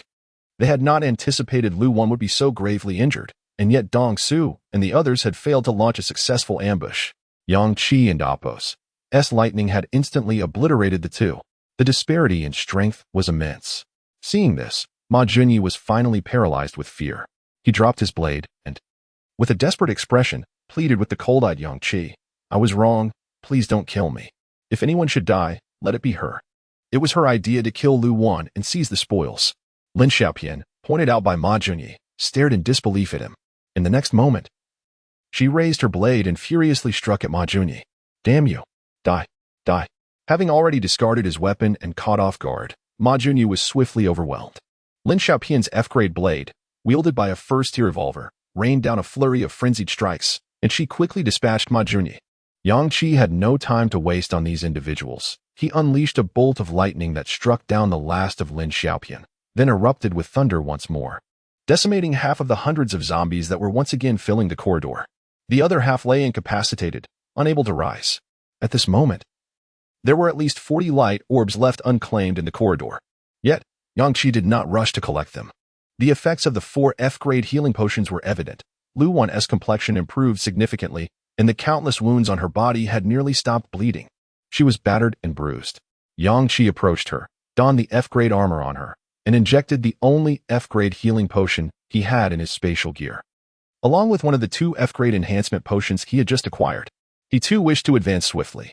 But given the urgent situation of the undead tide that had erupted that night, he needed to elevate Lu Wan to the first tier quickly. Otherwise, even with ample healing potions, she might bleed to death, forcing Yang Qi to divide his attention during combat. Thus far, Yang Qi had injected a total of 7 F-grade enhancement potions since advancing to the first tier. Lu Wan had injected 3 F-grade enhancement potions. If her physique was not weak, she would only need 2 more injections to advance to the first tier if her physical condition was poor. She might require 4 or 5 more F-grade enhancement potions to level up. Lu Wan rose to her feet, not uttering a word. As nearly half of her blood had been lost, leaving her too weak to speak. More so, she began to feel despair.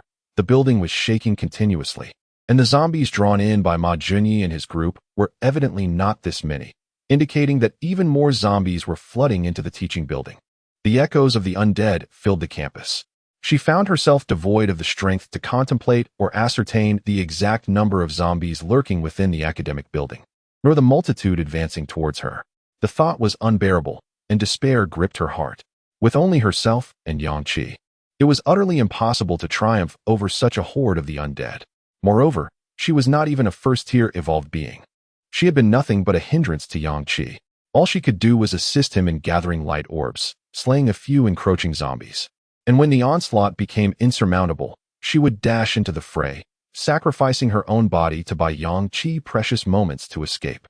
Given Yang Qi's capabilities, he could scale down the outer wall, and with her demise, he would be free to focus solely on fighting and fleeing.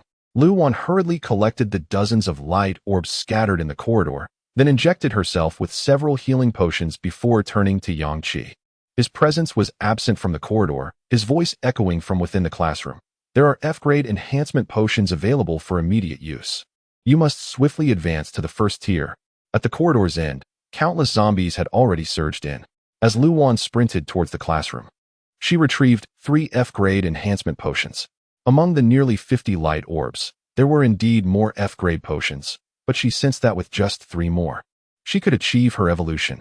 Meanwhile, Yang Qi began to search the lifeless bodies of the 4 individuals, including Ma Junyi. These 4 had undoubtedly participated in treasure hunting quests before, and they might possess valuable items. In the next moment, Yang Qi's hand brushed against a piece of soft, substantial parchment in an indescribable area of Ma Junyi's body. The instant he made contact with this object, a surge of exhilaration coursed through him, prompting a low growl of excitement. This texture, this aura, could it be anything other than a scroll for upgrading abilities? Chapter 13, Continuous Advancement, the Scroll of Elemental Upgrade. A pure white scroll was drawn forth by Yang Qi, who unleashed a surge of thunderous energy from his hand. Instantly, delicate arcs of lightning danced across the immaculate surface of the scroll, transforming it into a deep blue hue, imbued with an aura of divinity. At its center, a few small characters materialized. F-grade lightning elemental ability, proficiency 72. A proficiency of 72%. To wield this scroll, the proficiency must reach a full 100%, thus enabling the upgrade of the lightning elemental ability from F-grade to E-grade. At that moment, an exclusive skill associated with the lightning elemental ability would be unlocked. Engaging in combat with this specialized power would exponentially amplify its might. The potency of an E-grade lightning elemental ability would also double. Should Yang Qi elevate his lightning elemental ability, even as a first-tier ability user, his combat prowess would effectively double. The sole drawback would be a swifter drain on his mental energy. In the face of the encroaching horde of undead, Yang Qi found himself with enhanced odds of escaping alongside Lu Wan. To his astonishment, Ma Junyi and his companions had fortuitously discovered a scroll for ability enhancement within the confines of the school's minor treasure-seeking dungeon. Such an item was exceedingly rare. However, for those devoid of abilities, it was utterly useless. At that moment, Lu Wan burst in, brimming with excitement, exclaiming, "I have advanced to a first-tier evolver. The instant I leveled up, my strength doubled." With that, she placed all her remaining possessions before Yang Qi. She had collected over 50 luminous orbs from the corridor, utilizing 4 healing potions and 3 enhancement potions. What remained were 15 F-grade enhancement potions, 8 F-grade mental recovery potions, 10 F-grade healing potions, 2 F-grade immunity potions, 3 pieces of F-grade armor, and 2 F-grade battle knives. Upon seeing the quantity of F-grade enhancement potions, Yang Qi realized he had more than enough to elevate himself to a second-tier ability user. Just then, zombies burst into the corridor. Lu Wan, wielding 2 F-grade battle knives, turned to confront the approaching swarm. In that moment, her silhouette radiated confidence. She had indeed ascended to the first tier. Her strength dramatically surged. Moreover, after administering 2 enhancement potions, she had leveled up, and on top of that, she had also injected 1 F-grade enhancement potion. Her power was now exponentially greater than before. Lu Wan moved with unmatched speed, dashing into the horde of zombies, her blades swiftly dispatching dozens of them, all while still nursing her injuries. Her strength, speed, agility, and reflexes had all noticeably increased. This stark contrast illustrated the chasm between a first-tier evolver and an ordinary person. Just moments ago, Lu Wan had felt despair, but now, a glimmer of hope to break free from the tide of corpses flickered within her. Observing this, Yang Qi seized the opportunity. As Lu Wan engaged the encroaching zombies, he swiftly injected all 15 remaining F-grade enhancement potions. The standard requirement for a normal person to transition from the first tier to the second tier was between 18 to 25 F-grade enhancement potions. Prior to this, he had already used 7. With his physical constitution, injecting 15 more would total 22, ensuring his ascension to the second tier. Yang Qi rapidly administered the potions. His robust constitution proved its worth. Upon injecting the 11th potion, he immediately advanced to the second tier. His already formidable strength doubled in an instant. First-tier adversaries were no longer a challenge. Confronting ordinary zombies, even in swarms, was child and Appos as play for him. Even if engulfed by the horde of ordinary zombies, they would struggle to breach his defenses. Previously, a mere bite from an ordinary zombie could leave a mark, but now, their teeth and claws were utterly incapable of penetrating his formidable defenses. Without hesitation, he consumed the remaining 4 F-grade enhancement potions. Following his elevation to the second tier, the effects of F-grade enhancement potions had diminished significantly. Now, he sought E-grade enhancement potions. Unfortunately, ordinary zombies could not yield equipment above F-grade. He would have to acquire E-grade enhancement potions through dungeons and by defeating the Black Mist conglomerates.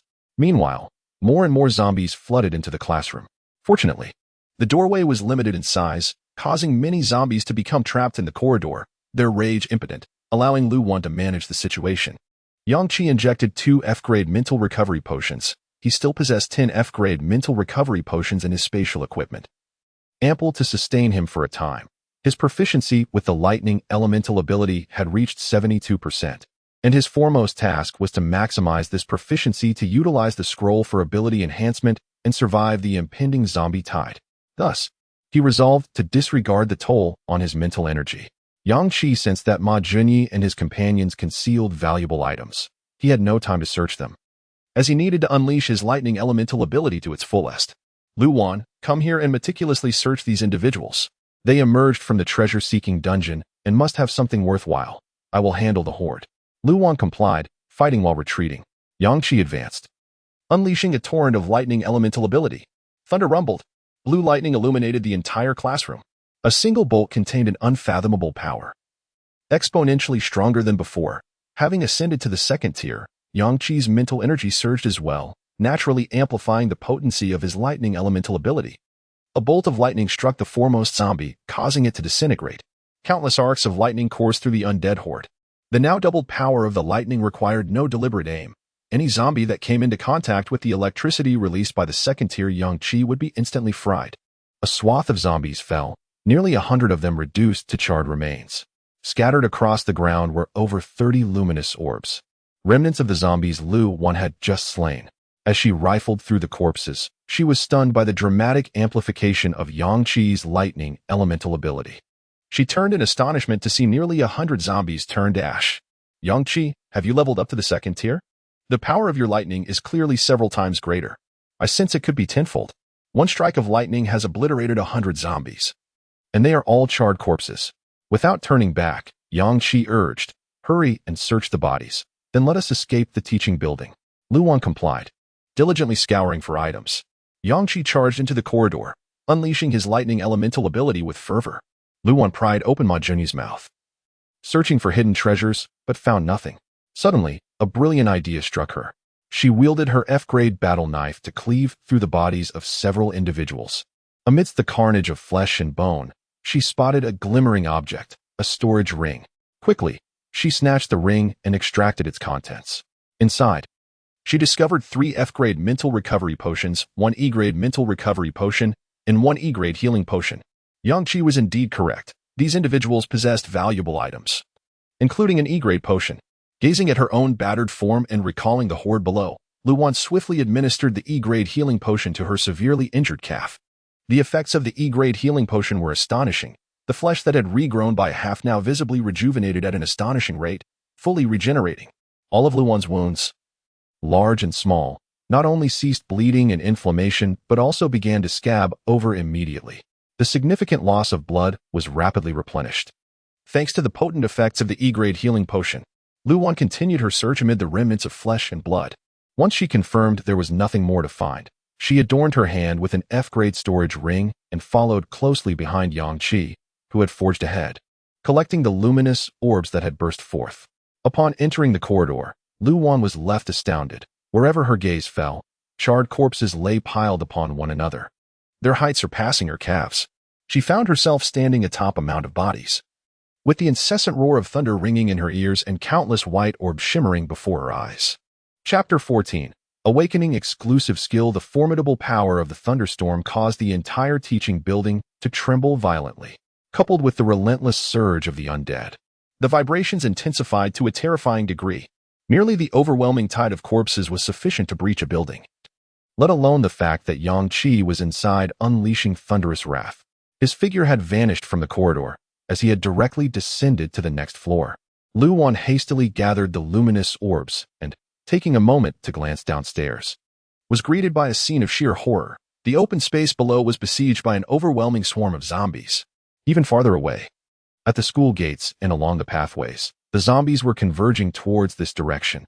Yang Qi's thunderous powers had completely incited the horde. The other survivors within the school gazed in abject terror and despair at the unfolding spectacle, feeling as though the world was on the brink of annihilation. I witnessed. A figure had just appeared in the corridor, eliminating every zombie on that floor. The thunder accompanied his arrival. Thunder was indeed his unique power. I also saw it. Each time the lightning flashed, a silhouette stood at the center, and the zombies would collapse in droves. Is it possible for someone to truly command the power of thunder? This can't be real, can it? With so many zombies below, I estimate there are already thousands. No matter how formidable he is, he cannot single-handedly eradicate that many zombies. We cannot escape. We will be utterly trapped within the school. That individual is incredibly powerful. Look, the lightning is flickering on the 4th floor. Does this mean he has cleared the zombies from the 6th and 5th floors? Do you see the luminous orbs in the corridor? What are those? Yang Qi has annihilated the zombies congesting the 6th and 5th floors, conservatively estimating. He has killed around 1,000. In terms of luminous orbs, that equates to 200. He advanced forward, casually collecting nearby orbs, while continuously injecting himself with mental recovery potions. In one hand, he wielded an E-grade combat knife, while in the other, he tightly clutched an ability upgrade scroll. With each surge of thunderous power he unleashed, the white scroll transformed into a deep blue hue, displaying the proficiency of his thunder elemental ability. At this moment, his proficiency had reached an astounding 94. He needed only to utilize his thunder elemental ability 2 more times to achieve 100 proficiency, allowing him to upgrade it to an E-grade ability. The thunder roared. The horde howled. The teaching building shook. The floorboards cracked. Debris tumbled down. The ability upgrade scroll clutched in Yang Qi's hand flickered with lightning. F-grade thunder elemental ability, proficiency 100. In the next instant, the scroll transformed into a bolt of lightning, merging into Yang Qi and Amp, Oppo's, S being. At that moment, the thunder elemental ability finally ascended to E-grade. The exclusive skill, Thunder Flash, was unlocked. A powerful surge of thunder coursed through Yang Qi. Along with knowledge about the Thunder Flash skill and its power, Luwan, having tumbled and crawled up from the collapsing staircase to the 3rd floor, beheld Yang Qi, his body crackling with electricity, emanating a presence that was utterly awe-inspiring. As she gazed at Yang Qi and Amp, Oppo's, S profile, she felt an overwhelming shock. In the next moment, dozens of frenzied zombies surged from the 2nd floor staircase. Yang Qi turned to face the horde. Luwan then saw the blue lightning swirling in Yang Qi's eyes, resembling that of a deity. Suddenly, he transformed into a bolt of lightning, vanishing from sight. Where Yang Qi had stood, the lightning did not dissipate. Rather, it surged downward along the staircase in mere fractions of a second, akin to a drawn sword. The thunder pierced through the staircase. It swept through the horde of zombies. All the undead collapsed in unison. Lu Wan hurriedly glanced over, witnessing Yang Qi enveloped in lightning, now appearing at the stairwell's end. She gasped in awe, rendered speechless by the astonishing sight. What just transpired? Yang Qi covered the distance from the third-floor corridor to the staircase connecting the second and third floors in less than a second. The span was at least 3 meters. And where he passed, the lightning continued to surge like a sword, annihilating every zombie in its path. Lu Wan was so astonished that she forgot to collect the luminous orbs scattered around, fixated instead on Yang Qi's retreating figure with immense admiration. Yang Qi turned to regard the lifeless bodies of the zombies on the staircase, thoroughly satisfied with the Thunder Flash skill. Thunder Flash was not merely a displacement skill. It was also a devastating power. In the instant he unleashed Thunder Flash, Yang Qi transformed into lightning, appearing at his targeted location in less than a second, while leaving a trail of ferocious thunder that relentlessly attacked any foes in his path. This skill was perfectly designed to combat the undead horde. With Thunder Flash, Yang Qi could efficiently eradicate zombies while swiftly escaping from the throngs. As a second-tier ability user with E-grade Thunder elemental powers, his Thunder Flash had a maximum attack range of 10 meters. 10 meters was nearly the height of 3 floors. Thunder Flash was a linear skill capable of piercing through obstacles. The thunder unleashed during the use of Thunder Flash was approximately double the power of Yang Qi and Appo's standard Thunder elemental ability. Such was the might of the exclusive skill awakened upon his ability's advancement. However, utilizing Thunder Flash would drastically deplete Yang Qi's mental energy. Each use consumed nearly 80% of his mental reserves. Yang Qi promptly injected himself with 7 F-grade mental recovery potions, restoring his mental energy. When he was a first-tier ability user, he only needed 2 or 3 to completely replenish his mental reserves, but now as a second-tier user, his mental energy limit had increased, requiring at least 10 F-grade potions to fully recover from his extensive depletion. This was the result of Yang Qi and Appo's relentless use of Thunder elemental abilities, which had inadvertently honed the quality and resilience of his mental energy. Had an individual not acquired abilities in the first tier, they would have no means of depleting mental energy. Thus, upon advancing to the second tier and gaining abilities, they would require at least 50 F-grade mental recovery potions to restore their mental reserves. The disparity between the first and second tiers was far beyond tenfold. Yet, Yang Qi had become an ability user in the first tier, continually utilizing Thunder elemental powers, thereby enhancing the quality of his mental energy to exceed that of the average individual multiple times. This was why at the second tier, he could restore his energy with merely 10 F-grade recovery potions.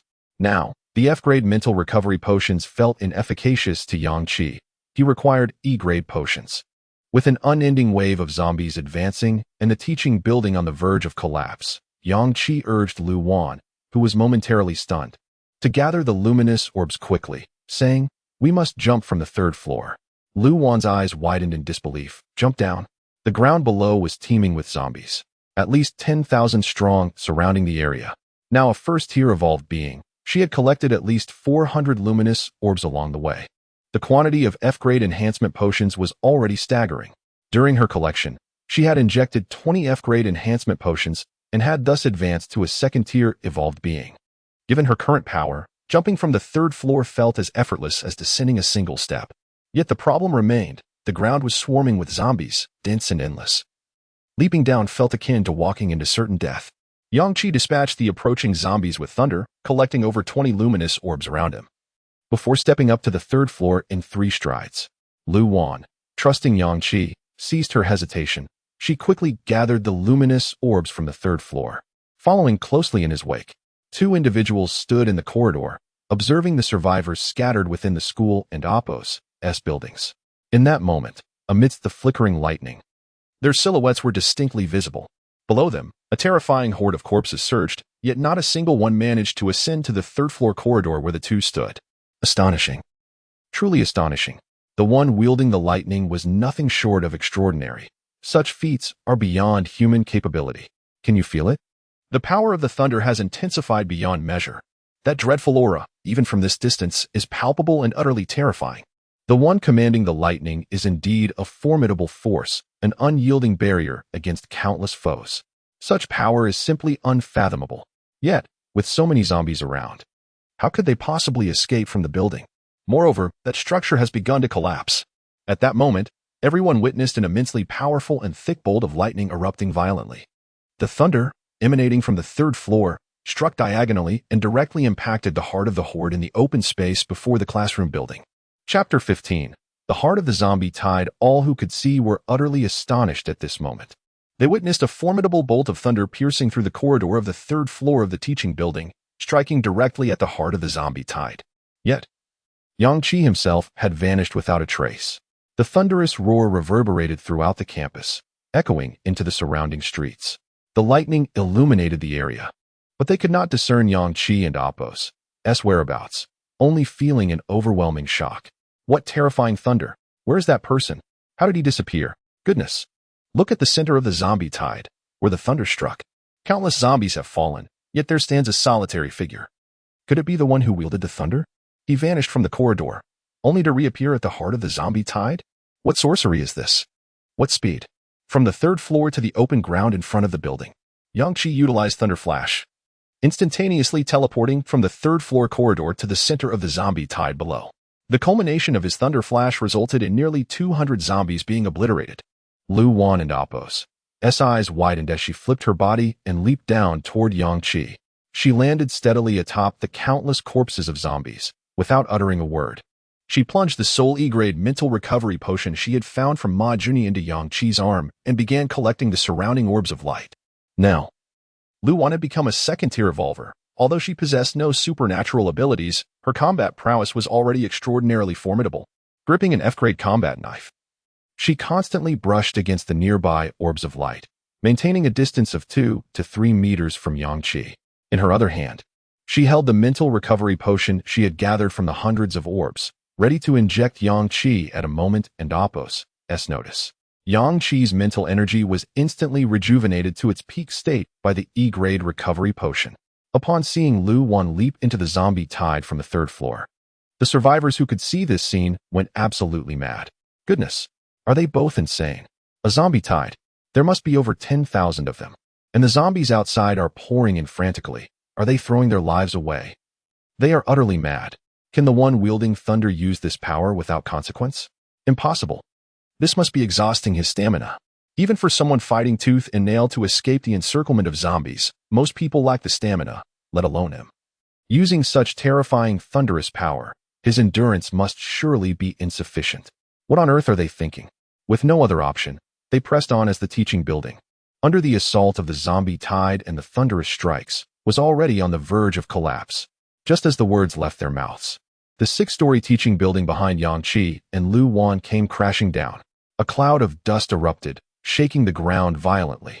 Hundreds of zombies nearby were buried beneath the rubble.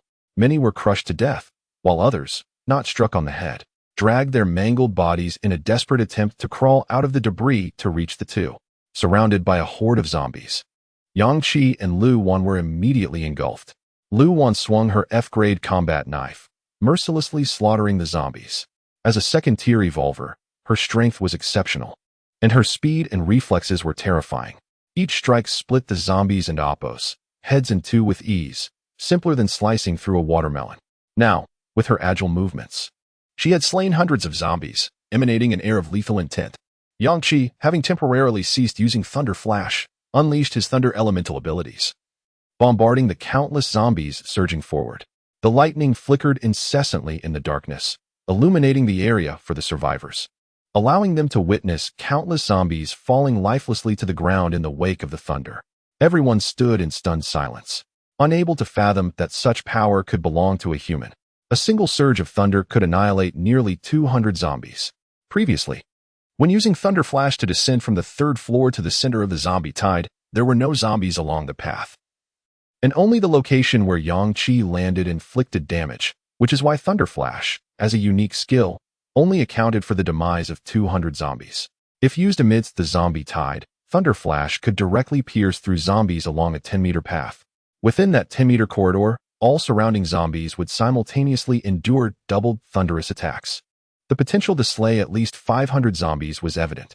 Since entering the encirclement of the zombie tide, Yang Qi had not ceased unleashing his Thunder Elemental abilities. Even after fully restoring his mental energy without using Thunder Flash once, he had still exhausted his mental energy twice. Both he and Lu Wan only had F-grade mental recovery potions remaining. Whenever Lu Wan noticed Yang Qi and Apos' complexion paling.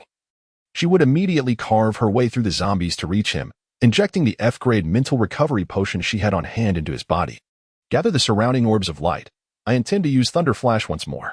The distance is 10 meters, and I will clear all zombies within that corridor. You run over and collect orbs as you go. Ignore those that are too far. We will gradually shift our way out and fight through the tide. After speaking, Yang-Chi continued, give me all the F-grade mental recovery potions you and Appos V collected. I will inject them myself. Your task is to gather the orbs released from the zombies I kill and follow closely behind me. From what I observed when you dispatched the zombies, you have already become a second-tier evolver. I trust you will keep up. Lu Wan promptly handed over the F-grade storage ring she had obtained from Ma Junyi, all the while hacking at the zombies. I collected nearly 500 orbs earlier, and they are all stored in this new F-grade storage ring. Perfect. I can use my storage ring to collect new orbs later. Yang-Chi and Appos' eyes brightened. He had initially thought they would have to painstakingly transfer the mental recovery potions while standing amidst the zombie tide. But he had not anticipated Lu Wan possessing an F-grade storage ring. Donning the storage ring on his finger, Yang-Chi unleashed the power of thunder to obliterate the seemingly endless swarm of zombies while fervently injecting himself with mental recovery potions. Once his mental energy was fully replenished, he turned to Lu Wan, exchanging a knowing glance. Covered in blood from the carnage, Lu Wan nodded in agreement, her spirit ignited by the battle frenzy. With his left hand ready with several F-grade mental recovery potions and his right hand wielding an E-grade combat knife, he pointed the blade toward the entrance of the school. In that moment, countless survivors in the surrounding buildings and streets fixed their gazes upon this scene, their ears pricked to catch the sounds of the unfolding chaos. The myriad survivors of Feng City watched in awe as the blue lightning illuminated the sky.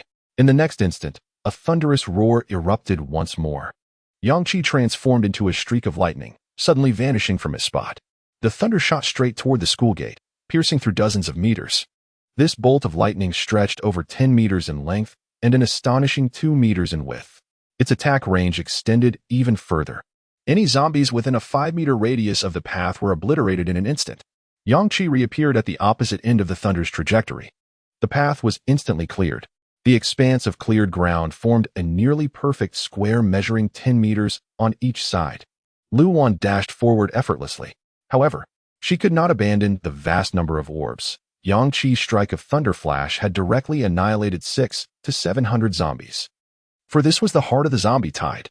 The density of zombies was terrifyingly high. The zombies crowded together allowed Yang-Chi's thunderous power and Thunder Flash to achieve maximum efficiency. These hundreds of zombies yielded over 100 orbs of light. Chapter 16.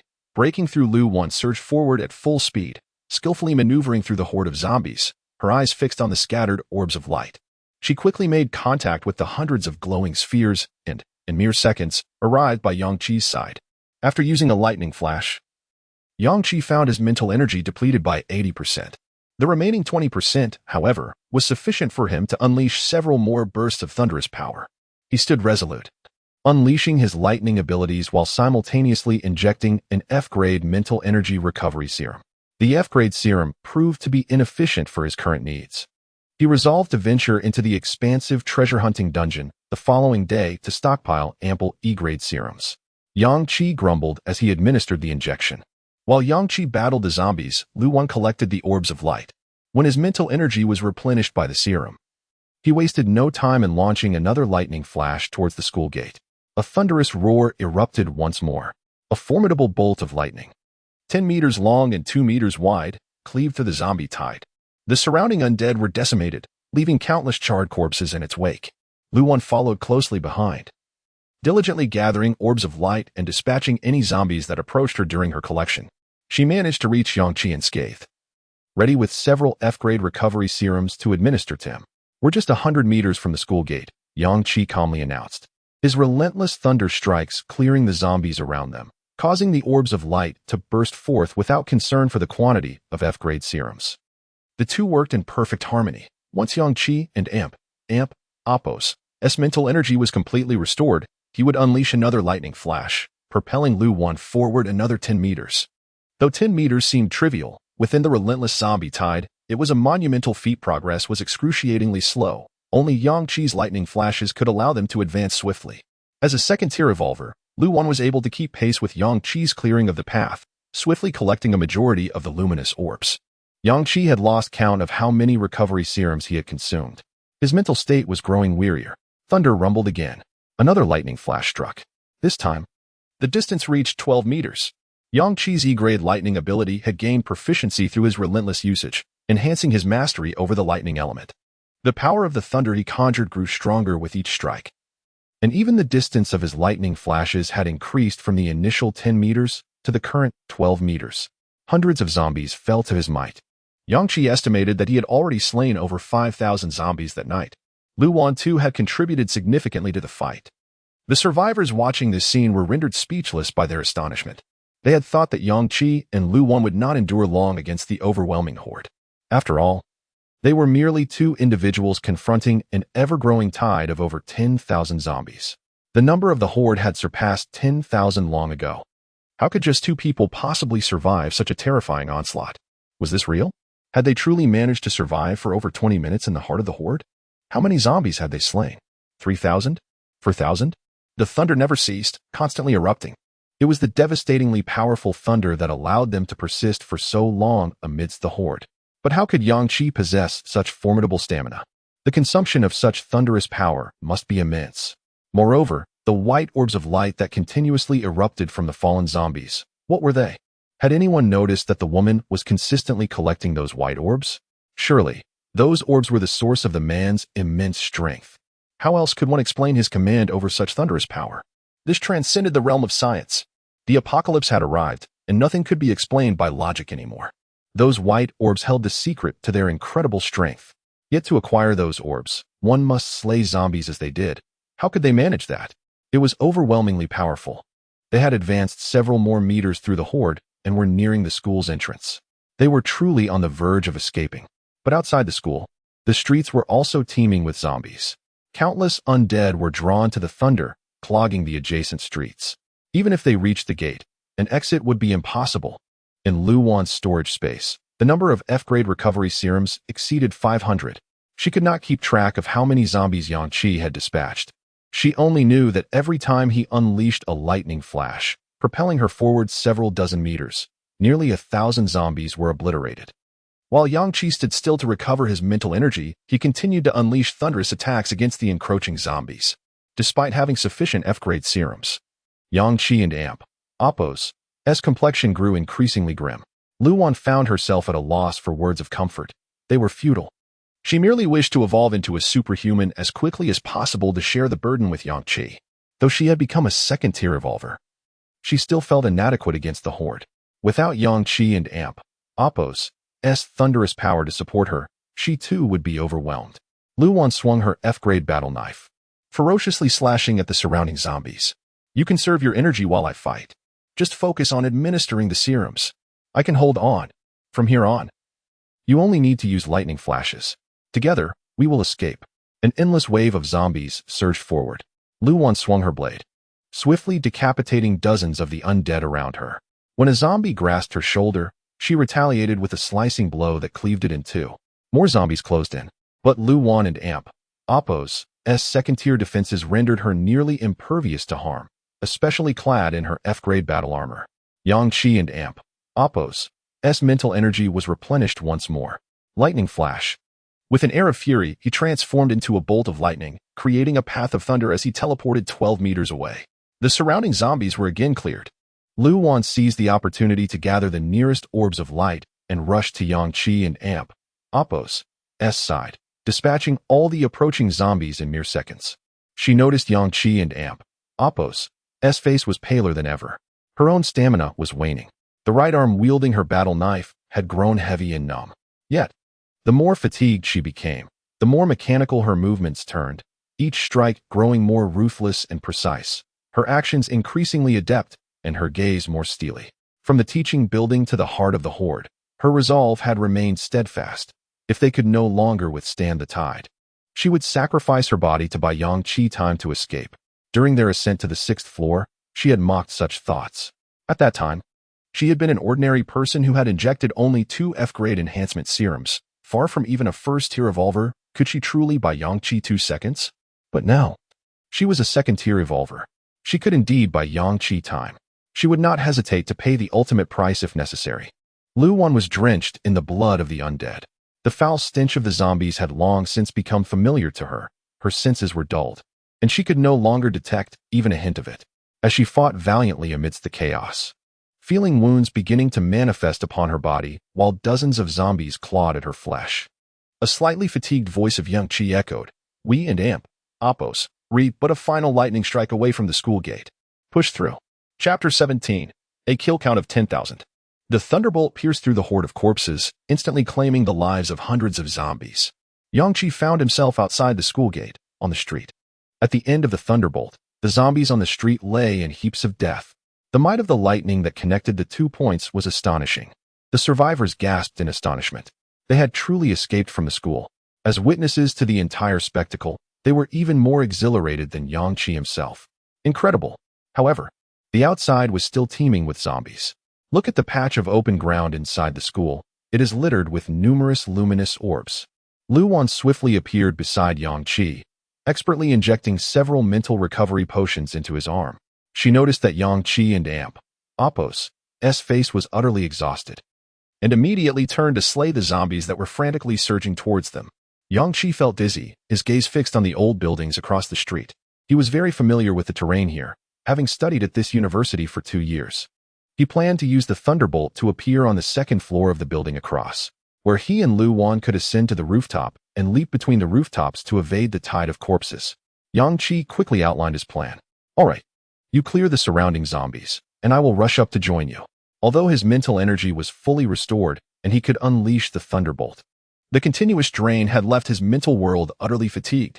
This battle could not continue, or he would suffer permanent damage to his psyche.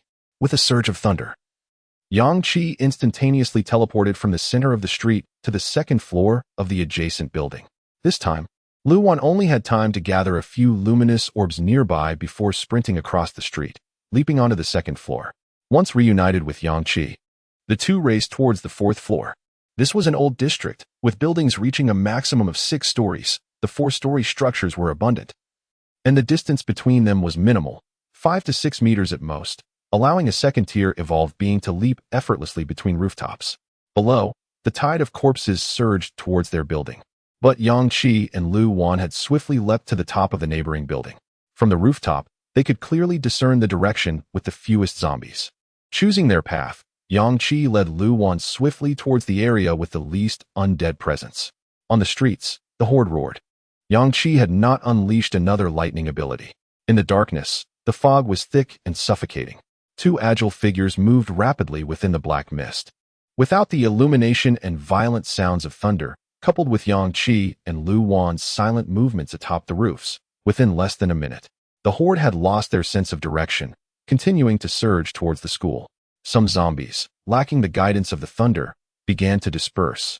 Yang Qi and Lu Wan traversed 5 city blocks via the rooftops, finally evading the horde entirely. Both collapsed on the rooftop, gasping for breath.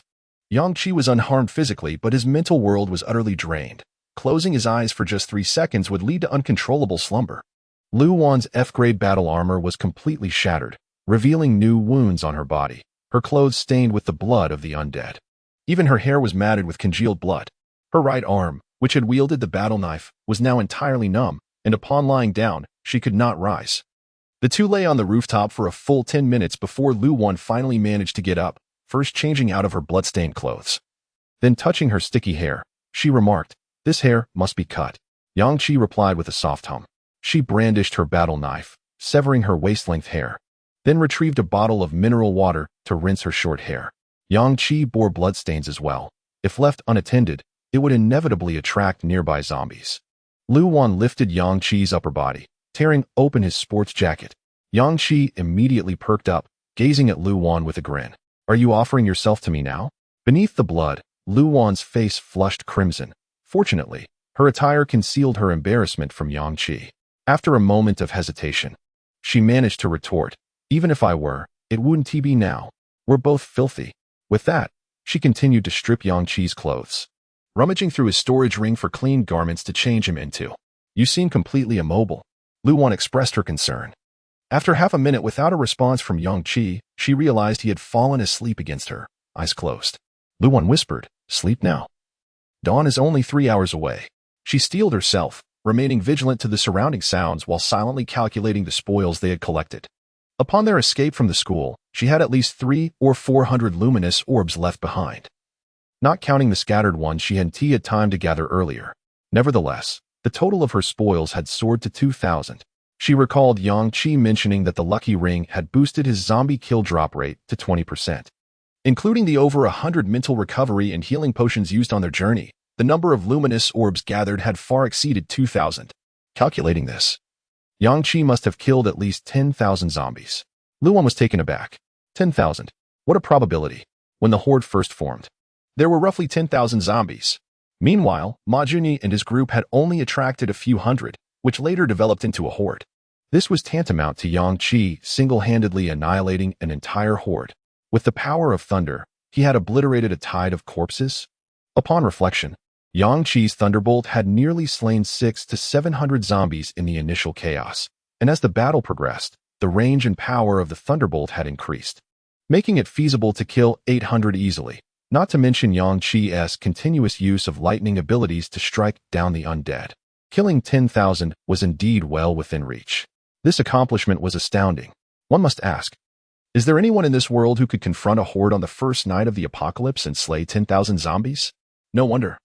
Even with countless mental potions supporting him, Yang Qi had succumbed to exhaustion. While Yang Qi rested, Luan retrieved over 20 F-grade healing potions, injecting them directly into every wound on her body to hasten recovery. Feeling hungry, she cautiously rummaged through Yang Qi's storage for food and water, eating quietly to avoid waking him and attracting zombies. She was utterly fatigued and drowsy, yet she knew she must guard Yang Qi. There could be no lapse in the night watch. The first night of the apocalypse in Feng City was utterly chaotic, particularly after midnight. The relentless thunderstorm raged for nearly an hour, preventing both the citizens and zombies from finding respite. A horde erupted near the university town, with thousands of zombies being slain. Unbeknownst to Yang Qi and Lu Wan, a mass of black fog had emerged, mercilessly slaughtering survivors. First-tier zombies appeared, voraciously consuming humans to rapidly increase their strength. Some inadvertently entered a dungeon, becoming evolved beings. 20 minutes before sunrise, Yang Qi awoke. After 2 hours of deep slumber, the fatigue in his mental world had nearly vanished. In his ears, the sounds of chaos echoed, an urban descent into ruin. He climbed from Lu Wan's embrace and immediately said, "You should sleep. We'll move at 8. The dungeon should open around 9, not too far from here, but we must be wary of zombies on the way." Lu Wan wasted no words. She had long lost her stamina and collapsed into sleep. Yang Qi began sorting through their spoils.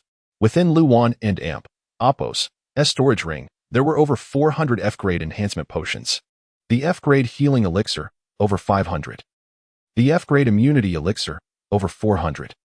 The F-grade mental recovery potion, over 200. The F-grade combat blade, over 300. The F-grade armor, over 100. Even the F-grade storage ring boasts 9 new additions. The quantity of spoils exceeds 2,000. This implies that I vanquished 10,000 zombies tonight. After a brief respite, Yang Qi, with a clear mind, couldn't help but chuckle wryly.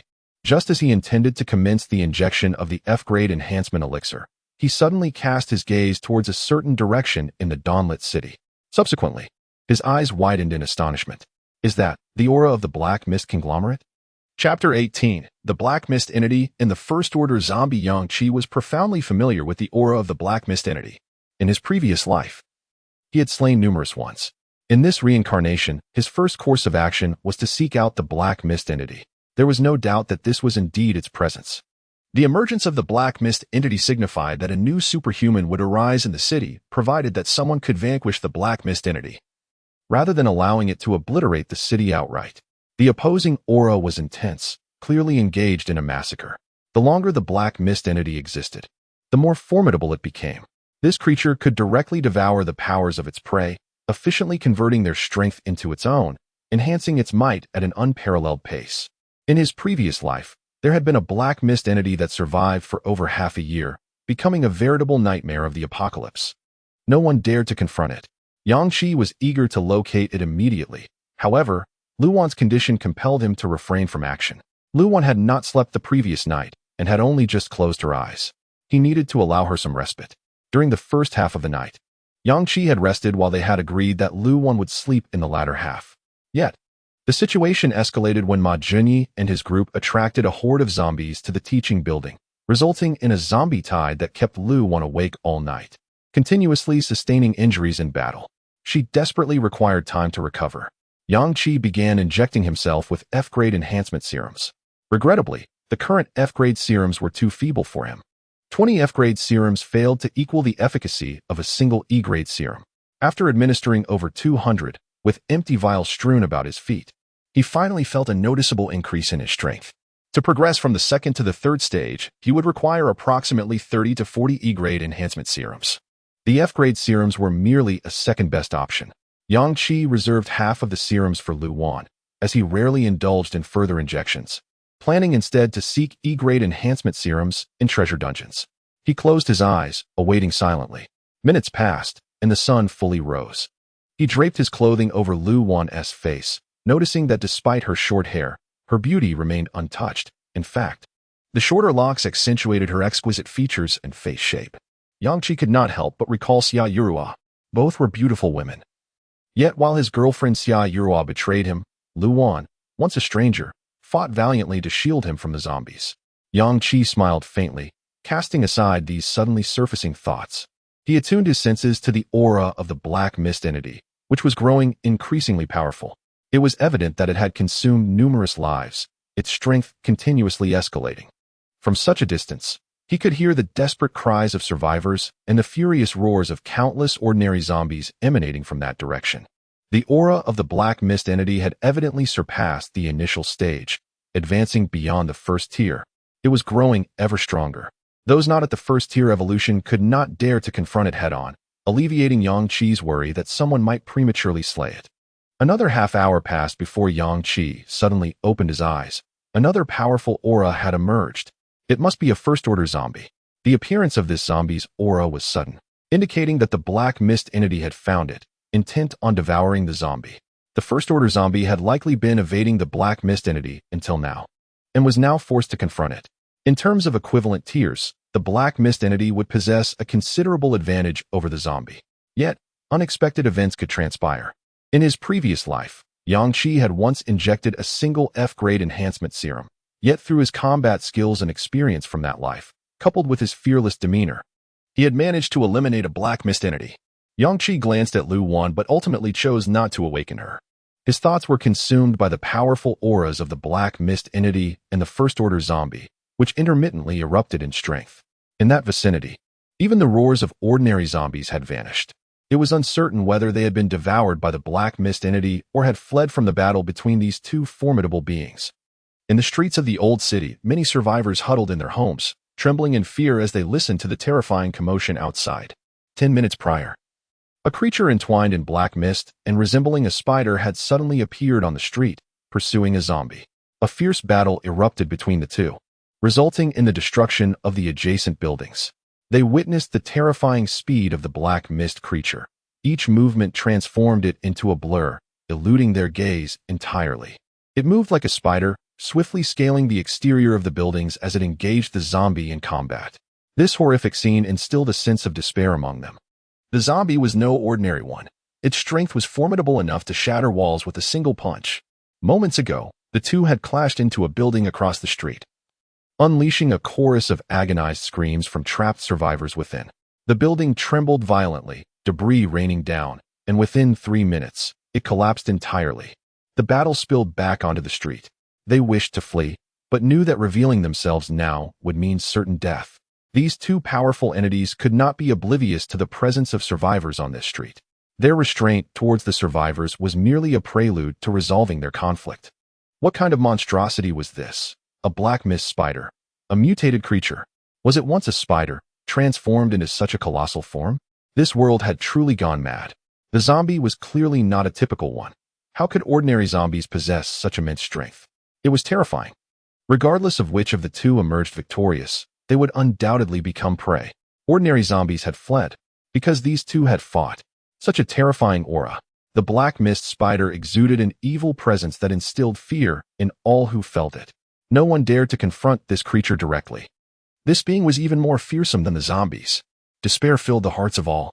They felt as if their spirits had been extinguished. Unable to comprehend how the apocalypse had erupted so suddenly. Why had this black mist appeared globally? It all felt like a ludicrous nightmare. Alas, this was no dream. It was a stark reality. Boom. The ground trembled once more as a building collapsed under the violent clash of the two entities. They watched as the massive black mist spider and the zombie resumed their battle in the street. The ground was already pockmarked and cracked. Half of the zombie's body had been torn away, and the black mist spider seemed even more suffused with dense mist, its strength evidently enhanced. The black mist spider moved with incredible speed, leveraging its size advantage. It leapt onto the side wall of a building, scaling it rapidly as the exterior crumbled beneath its weight. The zombie, severely injured, resembled a turtle in a jar. Its eyes tracking the swift movements of the black mist spider, yet remaining motionless in place, desperately trying to anticipate its next move. In the next moment, the black mist spider lunged towards the center of the street, aiming for the zombie. The zombie's body moved, too slow. It was completely pinned beneath the massive form of the black mist spider. Just as the spider's enormous maw opened wide to devour the first-order zombie, boom, thunder roared. Dozens of bolts of lightning descended upon the black mist spider and the first-order zombie. Chapter 19. Severing limbs. Yang Qi and Lu Wan appeared at the end of the street, their presence unnoticed. The thunderous strike had failed to halt the movements of the black mist conglomerate. Enduring the terrifying onslaught, the entity had shed some of its enveloping darkness, yet almost immediately, its massive black maw devoured the remnants of a first-tier zombie. In an instant, the black mist conglomerate, which had already reached the pinnacle of the first tier by consuming countless zombies and humans, experienced a surge in power and ascended to the second tier. The darkness surrounding its form thickened to an extreme, causing its already substantial size to swell even further, obstructing the street and blocking most of the pathway. A dreadful and malevolent aura permeated the street, instilling profound fear in all surviving witnesses. They could hardly comprehend the nature of the thunder that had just struck. It was over. The black mist spider had consumed a formidable zombie, and its aura had amplified by more than fivefold. Such a terrifying presence. Did such monsters truly exist in this world? How could humanity possibly survive? But wait, what was that lightning?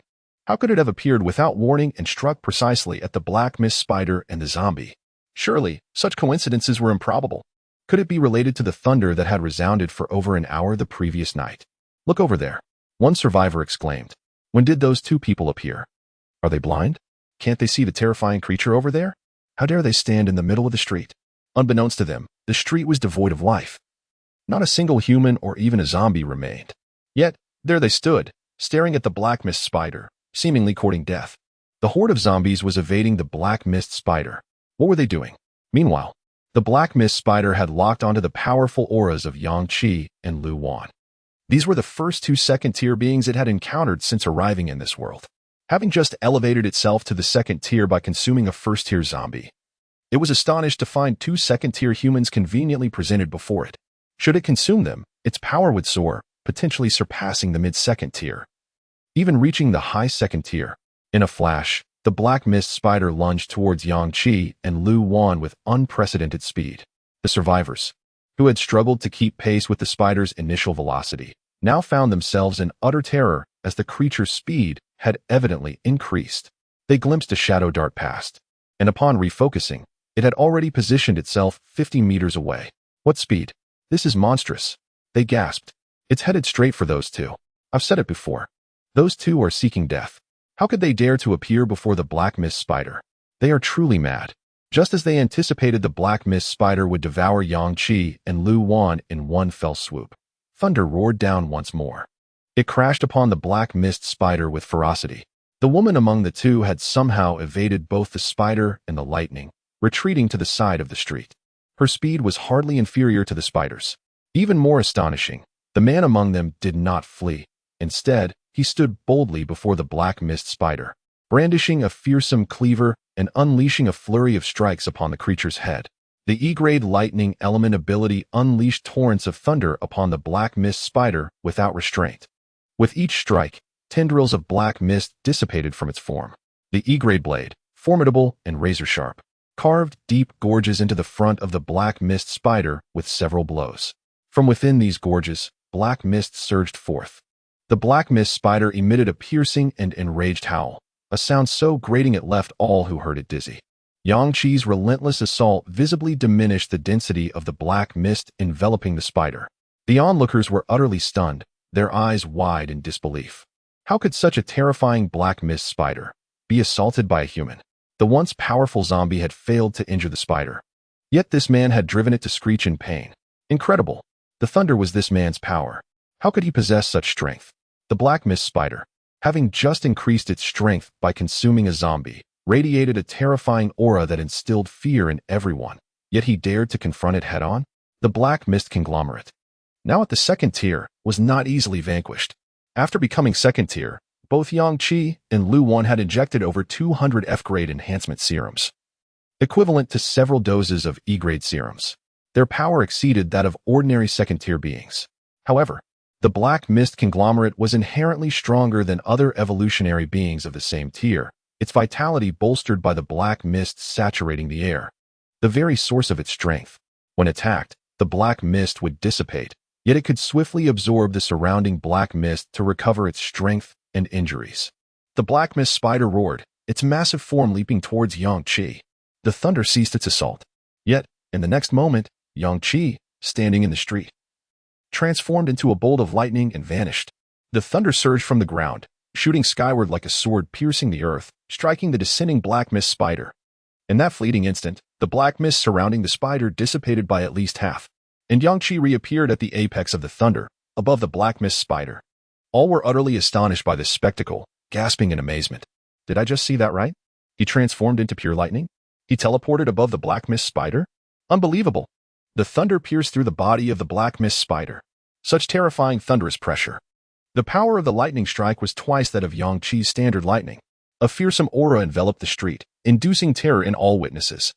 The gazes of the survivors towards Yang Qi transformed from astonishment to sheer dread. Yang Qi, positioned above the black mist spider, raised his E-grade blade and descended with force. He crashed onto the injured back of the black mist spider, and the E-grade blade pierced through its body in an instant. Having expended 80% of his mental energy with the lightning strike, Yang Qi would not use his abilities again. However, that single strike had gravely wounded the black mist spider. It significantly slowed its ability to absorb the surrounding black mist and recover from its injuries. The black mist spider crashed heavily to the ground, creating a deep crater in the street. Yang Qi, atop its back, withdrew his E-grade blade. The black mist spider violently bucked, throwing Yang Qi from its back as it scurried towards a nearby building. Lu Wan, witnessing this, pursued with 2 F-grade blades in hand. Yang Qi, with a swift step, shot forth, his speed evidently surpassing that of the black mist spider, positioning himself directly in its path. The E-grade blade swung towards the legs of the black mist spider. Seeing this, the survivors erupted into chaos. Were these two truly hunting the black mist spider? It was unimaginable that such a terrifying creature was being relentlessly pursued by 2 humans. Though the woman lacked special abilities, her speed was evidently comparable to that of the black mist spider. These two were undeniably formidable. Yang Qi severed the spider's legs. It lost its balance and could no longer maintain its rapid movements. Lu Wan pursued relentlessly, wielding 2 F-grade battle knives with fervor. One strike targeted the hind leg, while the other aimed at the body. The potency of the F-grade battle knives paled in comparison to that of E-grade, especially when faced with a second-tier black mist conglomerate. With fierce determination, Lu Wan swung her knives thrice before severing a leg, only to find cracks appearing on the F-grade blades. Without hesitation, she switched to a new F-grade battle knife. At this juncture, the black mist spider had lost 3 legs and was frantically absorbing the surrounding black mist to reconstitute its body parts. It sensed that Lu Wan and Appo's strength was inferior to that of Yang Qi and promptly turned to confront the seemingly easier target. Observing this, Lu Wan swiftly maneuvered to the side of the black mist spider, launching a dual-blade assault. Though her stance lacked elegance, her onslaught was both frenzied and effective, resulting in the spider losing yet another leg within seconds. Yang Qi was not idle either. He wielded his E-grade battle knife to sever several of the spider's legs, transforming it into a massive, legless, perplexing creature. Deprived of all its limbs, the colossal body of the black mist spider collapsed onto the ground, rendered immobile and unable to flip over. Its mouth, situated beneath its abdomen, was also obstructed by the earth, leaving it utterly vulnerable, a mere carcass awaiting slaughter. Chapter 20. Conditions for clearing the instance the black mist spider having lost its ability to flee, was relentlessly slashed by Yang Qi and Lu Wan, its form eventually dissipating into a crimson mist. A torrent of red mist surged into their bodies, continuously enhancing their physical attributes. Their strength surged.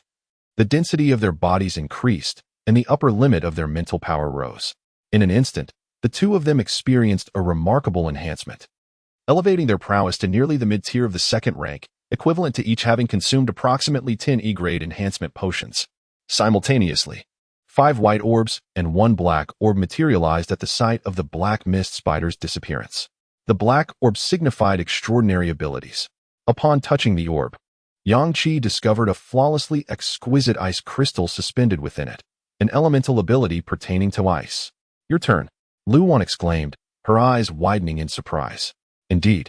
You must swiftly become an ability user, lest you recklessly charge into a horde of corpses wielding your battle blade," Yang Qi replied, filled with exhilaration. Lu Wan immediately engaged with the orb, acquiring the ice elemental ability. She swiftly attempted to wield it, and a chill emanated from her palm, causing the temperature in her vicinity to plummet. Ice began to crystallize upon her hand, prompting her to leap with joy. "I am an ability user now, and I possess an elemental power." Yang Qi chuckled. "From now on, your task is to utilize your ice elemental ability to vanquish zombies and hone your proficiency. It is unfortunate that you did not become an ability user at the first rank. Without prior training, using your ability will deplete your mental energy at an alarming rate. Currently, the F-grade mental recovery potions are of little efficacy for us." Lu Wan nodded resolutely. "I understand.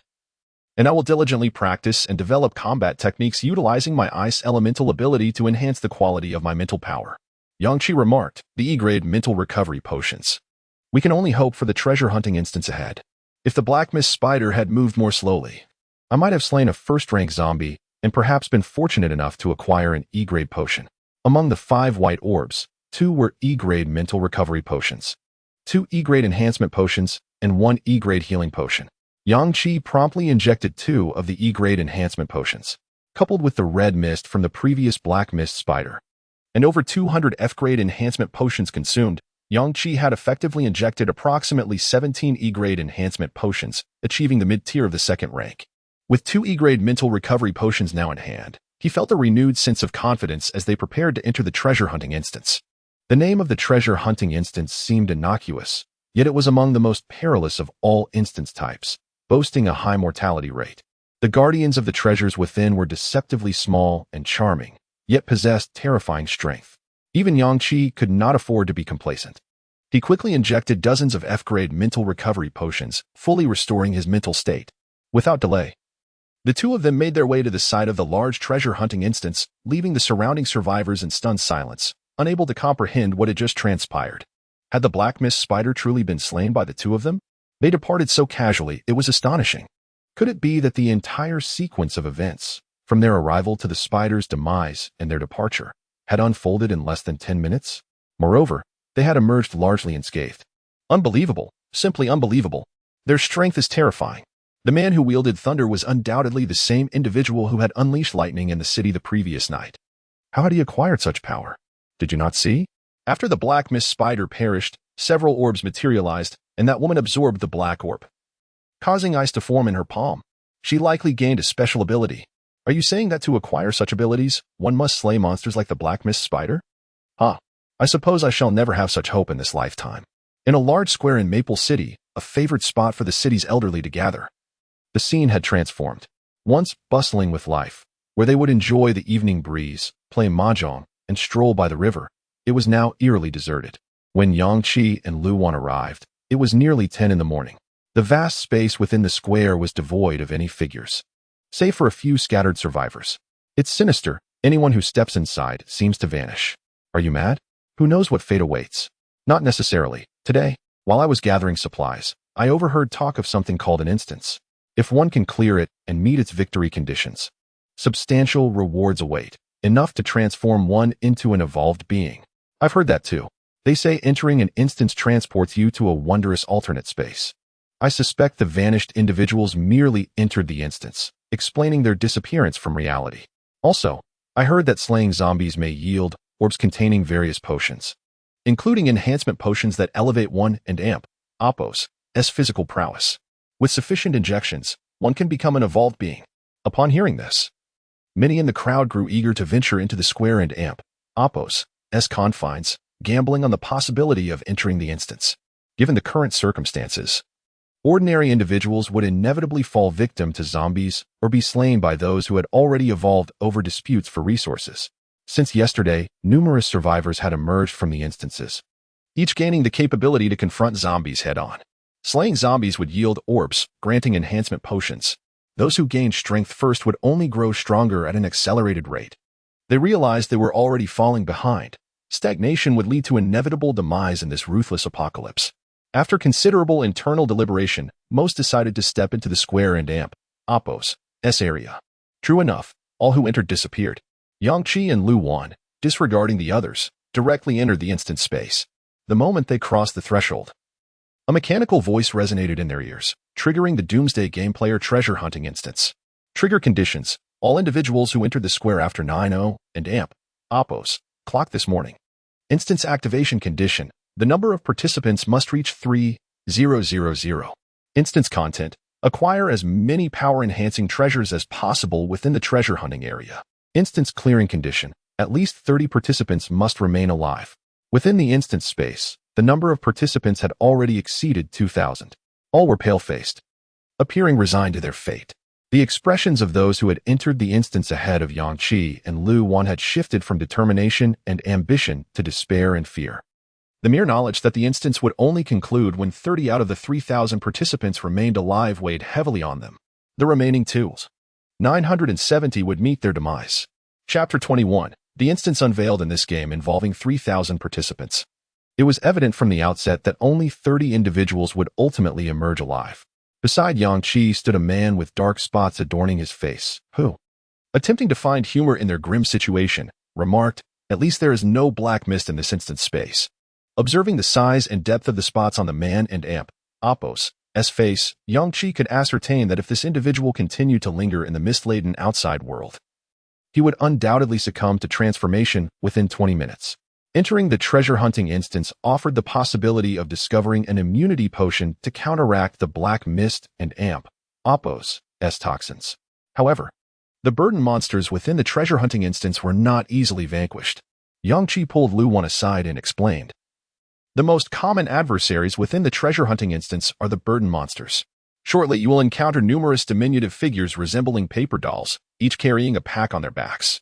Defeating these figures may cause their burdens to drop, potentially yielding various potions or rare equipment, but such occurrences are quite rare. More often than not, a tracking attack will ensue, an unavoidable assault that will relentlessly pursue the individual who slays the burden monster." Lu Wan's eyes widened in astonishment. "If we cannot evade it, does that mean we must endure these tracking attacks?" "Indeed," Yangqi affirmed. "These attacks are extraordinarily potent, given the current average evolution level in this post-apocalyptic world. Such attacks could easily annihilate an ordinary person who has undergone 2 or 3 injections of F-grade enhancement potions. The disparity between second-tier and ordinary individuals is monumental. However, there is a possibility of encountering tracking attacks capable of obliterating first-tier beings, rendering the treasure hunting instance one of the most perilous and deadly among all types of instances. The burden monsters themselves possess formidable strength. For an ordinary person, defeating them is exceedingly challenging, let alone obtaining the reward, which may well be a despairing instant kill attack. Moreover," he continued, "the treasure hunting instance may also feature randomly appearing small alternate spaces, which are even more dangerous, potentially housing unknown interdimensional creatures and a variety of powerful monsters. Yet, should one succeed in vanquishing these beasts, they may acquire rare treasures. Caution must also be exercised with the flora. As many of these are mutated plants, some will attack proactively, while others may strike unexpectedly as one approaches. Defeating these mutated plants may also yield valuable items." Lu Wan gasped in realization. If that is the case, then out of 3,000 participants, there may soon be only 30 left. This place is far too treacherous. "Thankfully, both of us have reached the second tier. Our levels grant us an advantage," Yangqi replied.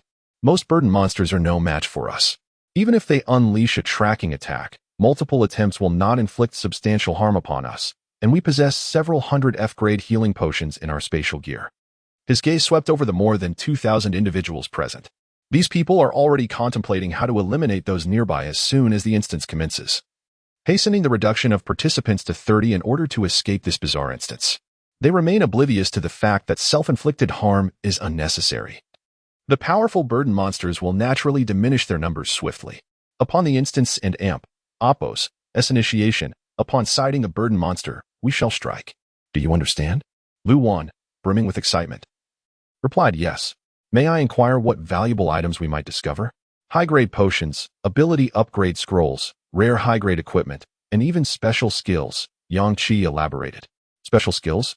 Aren't such abilities exclusive to those with powers? Moreover, one only awakens a unique skill after advancing one's abilities. Lu Wan questioned. Yang Qi chuckled. I merely speak in generalities. Skill scrolls are exceedingly rare, even in such a large-scale treasure-hunting instance.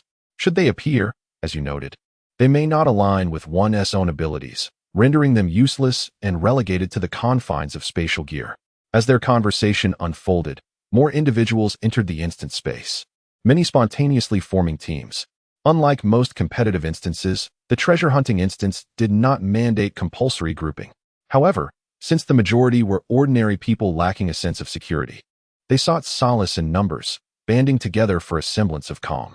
Half an hour later, a luminous screen illuminated above them, displaying a single glaring line, Survivors, 3000. Following this, a mechanical voice, devoid of emotion, resonated throughout the space, announcing, with 3,000 participants, the treasure hunting instance is officially commencing. Countdown. 5, 4, 3, 2, 1. During the countdown, the vast space remained eerily silent, with only the emotionless mechanical voice echoing in the air. The moment the countdown concluded, a multitude of entities materialized within the space. Figures of varying colors, burdened with packs, resembling diminutive paper dolls, emerged, each standing at the height of an adult and Oppos, S-calf. Various valley terrains and peculiar plants appeared alongside them. The number of these diminutive beings exceeded 10,000, far surpassing the number of participants. As the valley formations manifested, the enormity of the instant space became apparent.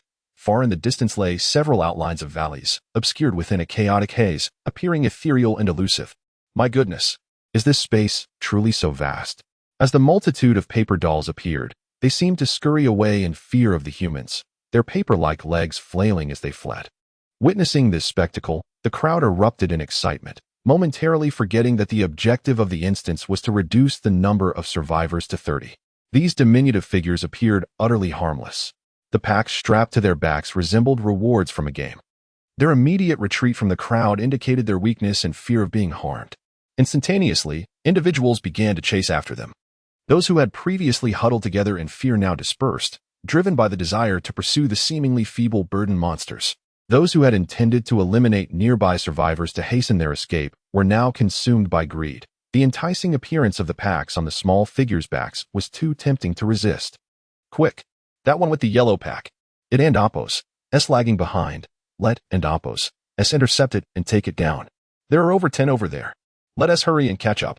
The packs they carried must contain valuable items. Oh my heavens, in this apocalyptic world, such a benevolent instance exists. The treasure hunting instance is truly a treasure trove. Among the crowd, some individuals were evidently aware of the underlying truths. A young man, clad in F-grade armor and wielding an F-grade combat knife, stood over 6 feet tall with a well-proportioned physique and handsome features, radiating an aura of calm and composure that set him apart. Accompanying him were dozens of young men and women, each brandishing their own F-grade combat knives. Had Yang Qi been present, he would have discerned that this group comprised first-tier evolvers.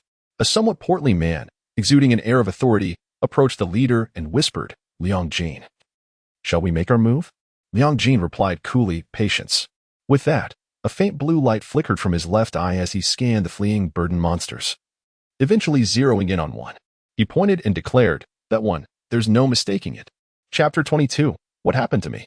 The stout man immediately surged forward with the full speed of a first-tier evolver. Sensing the murderous intent behind him, the originally fleeing little figure turned back, lightly extending a paper hand forward.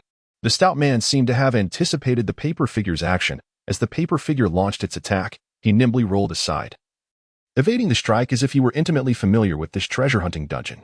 Simultaneously, Liang Jin's companions had already surrounded the paper figure.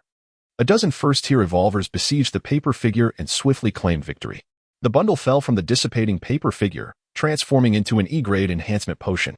The stout man picked up the potion, excitedly handing it to Liang Jin, exclaiming, "E-grade enhancement potion. You can directly advance to the second tier." Liang Jin, usually expressionless, displayed a hint of emotion on his face at that moment. After injecting the E-grade enhancement potion, he ascended directly to a second-tier ability user. His companions were all exhilarated. Liang Jin was now at the second tier, his power greatly enhanced. This time, we must find a scroll for ability upgrade in this treasure-hunting dungeon so that Liang Jin's all-seeing eye can evolve. These paper figures are no match for us. And with Liang Jin and Appo's all-seeing eye, we can never mistakenly attack a bundle monster, and the tracking attacks from the bundle monsters will never lock onto us. Liang Jin looked at his companions and smiled. Let and Appo's eliminate them quickly so everyone can level up. In the treasure-hunting dungeon, screams of terror and despair echoed everywhere. When these ordinary individuals finally caught up to the little paper figure, attempting to tear it apart, the little figure spun lightly, its seemingly harmless palm striking, instantly breaking the bones of the ordinary person. After the little figure and Appo's attack, it bounced away cheerfully. Such bone fractures in this dungeon were almost tantamount to death. For there existed a terrifying, unspoken rule in the treasure-hunting dungeon.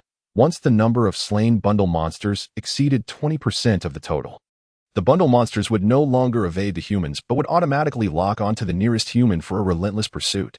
In this dungeon, there were approximately 10,000 bundle monsters. If the number killed surpassed 2,000, the bundle monsters would actively attack humans. At that point, those injured and immobile could only await their demise. For powerful players like Yang Qi, the objective was to quickly eliminate enough bundle monsters, forcing the fleeing creatures to reveal themselves for rapid treasure acquisition. Throughout the dungeon, anguished cries resonated. How could this be? How could the paper figures be so formidable? Is this reasonable? This dungeon feels like a charity event. I just witnessed a crowd attacking a single paper figure. And upon its demise, the bundle erupted into flames, scorching the individual who dealt the final blow. What? The bundles behind them, Dawn and Appo's, contain treasures but attacks? What is going on? Meanwhile, Yang Qi and Lu Wan had gone into a frenzy of slaughter. However, their luck was not particularly favorable. Having killed over 50 bundle monsters, only 2 yielded treasures, while the rest were all attacks.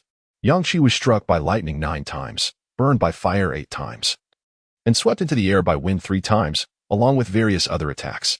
Each time he encountered a tracking attack, Yang Qi did not flee, but instead confronted it head-on with his thunderous power. His lightning was more potent, causing the attacks to lose their efficacy midway and dissipate. Lu Wan countered the tracking attacks emerging from the bundles with ice elements. However, her mental strength was too weak. After a few uses, she became exhausted and consumed numerous F-grade mental potions. The 2 useful treasures they obtained were an E-grade mental recovery potion and an E-grade healing potion. Not too shabby. As Lu Wan and Yang Qi chased after a rapidly fleeing bundle monster, they observed others being mercilessly slaughtered by the creatures. The thunderous commotion they had created had already attracted the attention of other players in the dungeon. At that moment, many eyes were fixed upon Yang Qi and Lu Wan, filled with envy and resentment. Whenever those 2 caught a paper figure, it was an instant kill. How could they be so powerful? Of course, they were strong. Did you not see the lightning erupting from that individual? I heard that those with special abilities are called ability users. That woman is also an ability user. I personally witnessed ice spreading from her feet, freezing a paper figure in place, allowing the man to swiftly deliver the fatal blow. Moreover, the outcome was a tracking attack. Then the man unleashed lightning, directly countering the attack. Incredible. How did they acquire their abilities? Was it within the treasure-hunting dungeon? If so, we must strive harder to slay these paper figures. Perhaps we will obtain special abilities.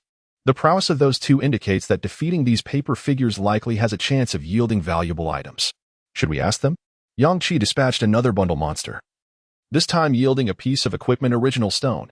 Lu Wan curiously gazed at the original stone in Yang Qi and Appo's hand and inquired, "What is this useful for?" Yang Qi replied, "Equipment upgrades require this item. For instance, my C-grade lucky ring needs 50 C-grade equipment original stones and 1 C-grade equipment enhancement space to upgrade to a B-grade lucky ring. The original stones are already quite rare, while the enhancement space is nearly impossible to acquire from bundle monsters. One must seek them in the special areas of the treasure-hunting dungeon for a greater chance of obtaining them." Lu Wan gasped, "Ah, it's so complicated, and it requires C-grade original stones and enhancement spaces. The original stone Yang Qi acquired was E-grade, rendering it nearly useless to him. His only E-grade equipment was a storage ring and a combat knife. In the future, when he faced stronger zombies, he could easily obtain higher-tier combat knives and storage equipment without needing to waste original stones or precious enhancement spaces on upgrades. Yang Qi helplessly stored the item in his storage ring. Frowning, these bundle monsters only run away in the early stages. We have to pursue and kill them, which is too inefficient. We must quickly reach the threshold of 20% to compel these bundle monsters to appear. Before the dungeon commenced, Yang Qi had already informed Lu Wan about these unspoken rules. Just as they were about to strike, a group of individuals approached them. Wait, we saw you obtain a treasure. Can you tell us what it is? A middle-aged woman led the charge, reaching out to grab Yang Qi's wrist. Yang Qi reacted swiftly, dodging her grasp and frowning at the group, saying, "Useless trash." The middle-aged woman paused for a moment, then blurted out, "Then can you give it to me?" Lu Wan was taken aback. Yet, Yang Qi remained unfazed. Having witnessed the myriad of human behaviors during the apocalypse, he merely sneered, "No. If you continue to waste my time, I will kill you." Upon hearing Yang Qi's words, the middle-aged woman seemed to trigger some internal switch, excitedly exclaiming, "What did you say? You want to kill me? Do you dare? I have a husband and son waiting for me at home. What do you gain from that useless treasure? You are so strong, you can easily acquire better items later. You have declared that this is a futile endeavor. Yet what have you done? How can you be so selfish? With your considerable strength, why exhibit such selfishness?" Others echoed the sentiment. Indeed. Before the crowd could utter more than a couple of remarks, a swift glimmer of cold light appeared, and the middle-aged woman who had been vociferously expressing her opinions just moments prior was suddenly struck down by Yang Qi. Chapter 23. The Omnipotent I Murder. Murder. The surrounding crowd dared not linger any longer and fled from Yang Qi in panic. Lu Wan could only mutter, "What a lunatic." Unfazed by the commotion, Yang Qi continued to pursue the paper monsters alongside Lu Wan. As they were engaged in their hunt, Yang Qi noticed a peculiar group of individuals. He had been observing them for 3 minutes. There were only 12 of them, all first-tier evolved beings, equipped with F-grade combat knives, and a few donned F-grade battle armor. They comprised a formidable squad. Unlike Yang Qi and Lu Wan, who indiscriminately slaughtered paper monsters, this group operated with a methodical precision. Among them was a leader who rarely engaged in combat himself, but meticulously surveyed every paper monster within sight, designating targets for his companions. The remaining 11 would then swiftly encircle and attack the chosen monster. The monsters they defeated invariably yielded treasures. In just 3 minutes, Yang Qi witnessed them vanquish 10 paper monsters, none of which dropped tracking attacks, all producing treasures instead. Yang Qi's eyes gleamed with excitement as he stopped Lu Wan from charging towards another paper monster. "Since we entered, we must have killed at least 100 paper monsters. Yet all we've obtained are a few potions and a piece of equipment, or..." Yang Qi gestured towards a handsome man in the distance, saying, "Look at that man over there." Lu Wan glanced over and remarked, "Not as handsome as you." Yang Qi was taken aback, then smiled at Lu Wan. "When he points, we will strike." Lu Wan was perplexed. "Why?" "You'll find out when we do," he replied. The two focused on Liang Jin, who, as a second-tier ability user, immediately sensed their intense gazes. Frowning, he warned his companions, "We are being watched by those two powerful individuals." Alarmed, his team reacted with trepidation. "What do we do against a lightning element user and an ice element user? They appear to be second tier as well. We Haven T provoked them. Yet, they simply watched from a distance, showing no intention of approaching." At that moment, Liang Jin's omnipotent eye detected a paper monster with treasures hidden within. Instinctively, he pointed it out, while his teammates remained vigilant of Yang Qi and Lu Wan. They were taken by surprise when Liang Qi's gesture prompted the two to dash towards the indicated paper monster. A bolt of lightning struck, annihilating it instantly. An E-grade enhancement potion dropped. Liang Jin's group was left in stunned silence. Could it be that they realized the utility of our leader SI? They wondered. They don't seem hostile towards us. Is that why they were watching? Yang Qi swiftly injected the E-grade enhancement potion and, alongside Lu Wan, turned to Liang Jin with eyes alight. Liang Jin, relieved by their lack of aggression, nodded at Yang Qi and pointed to another paper monster. Yang Qi and Lu Wan charged forth once more. Seizing the opportunity while they pursued the monster, Liang Jin directed his own teammates to another target. However, they remained hesitant to leave Liang Jin alone. "Boss, let us go together. We should keep our distance from those two." As soon as he finished speaking, a thunderclap echoed, indicating that the paper monster had been slain. yielding 2 E-grade mental recovery potions. Yang Qi and Lu Wan turned in unison, grinning widely at Liang Jin. With a resigned expression, Liang Jin indicated yet another paper monster to the duo, advising his companions, "Do not provoke that man. His aura is extremely dangerous. In my omnipotent eye, he radiates a black energy, cold and powerful. We are certainly no match for him." Afterward, Liang Jin hastily pointed out another paper monster, urging, "Quickly go. He won't harm me. I'm of use to him." Upon hearing this, his companions finally moved to engage the monster. With Liang Jin's assistance, Yang Qi and Lu Wan rapidly dispatched 10 more, all yielding treasures. Lu Wan exclaimed with exuberance, "That man is incredible. Let us invite him to join our team. He must be an ability user. How else could he precisely identify the monsters with treasures?" Yang Qi placed the 2 C-grade equipment ores into his storage ring, asserting, "Let us go ask him if he would like to join us." As Yang Qi and Lu Wan turned to face Liang Jin, he instinctively pointed out yet another paper monster. Unable to resist, Lu Wan rushed to slay it, while Yang Qi approached Liang Jin with a smile. "Brother, your ability is quite useful. Would you consider joining my team?" Liang Jin's companions, having just defeated a paper monster, turned to find Yang Qi standing beside Liang Jin, causing them to rush over in alarm. With a polite smile, Liang Jin replied, "I have over 10 companions who are ordinary first-tier evolved beings without abilities. If I were to join you, I would have to bring them along. I doubt you'd want to carry such dead weight." While first-tier evolved beings could be acceptable, Yang Qi hesitated to accept so many at once without assurance of their loyalty. A stranger was manageable, but a dozen individuals would be difficult to guard against. Yang Qi merely smiled, recognizing Liang Jin as someone familiar. Just then, Liang Jin's teammates rushed over, eyes filled with fear and suspicion. Liang Jin. Upon hearing this name, Yang Qi's eyes widened. Liang Jin, a renowned powerhouse from the last life. It was said he possessed a remarkable eye capable of seeing through all disguises. He needed neither to sense an opponent's aura nor to spend time with them. He could discern their strength and intentions at a glance. Rumor had it that in time, Liang Jin's eye could even glimpse into the future. This eye was known as the omnipotent eye. Liang Jin's left eye, glowing faintly blue, now constricted as he beheld Yang Qi. His emotions shifted dramatically, clearly astonished by something, yet he emitted no malice, which eased Yang Qi's concerns. "So, you are Liang Jin? You truly want to join my team? Your companions are welcome to join as well." After a brief silence, Liang Jin finally replied, "Brother, I wish to carve out a domain for my companions in this apocalyptic world. I do not wish to serve under another." Upon hearing this, Yang Qi relinquished his hopes of recruiting this former powerhouse. Individuals of such caliber were often proud and reluctant to submit to anyone. With a smile, Yang Qi responded, "Very well, I am Yang Qi. Your abilities have been a great help today, and should our paths cross again, I shall assist you in whatever way I can. As a token of gratitude for your assistance today." Hearing these words, Liang Jin's tension eased. He pointed towards a distant, indistinct valley, saying, "Brother Yang Qi, I perceive some unusual energy fluctuations there. I cannot ascertain if they are valuable, but you might wish to explore that area with your team." "Really? Then let us go together," Yang Qi exclaimed, brimming with excitement. "Huh." Liang Jin wore a vacant expression. Yang Qi chuckled, saying, "If I can't find you when I come out later, it will be troublesome. Let's go together. Rest assured, once we enter the valley, I assure you of everyone's safety." Chapter 24. The stone monsters Yang Qi, Lu Wan, and Liang Jin, along with 12 others, journeyed together.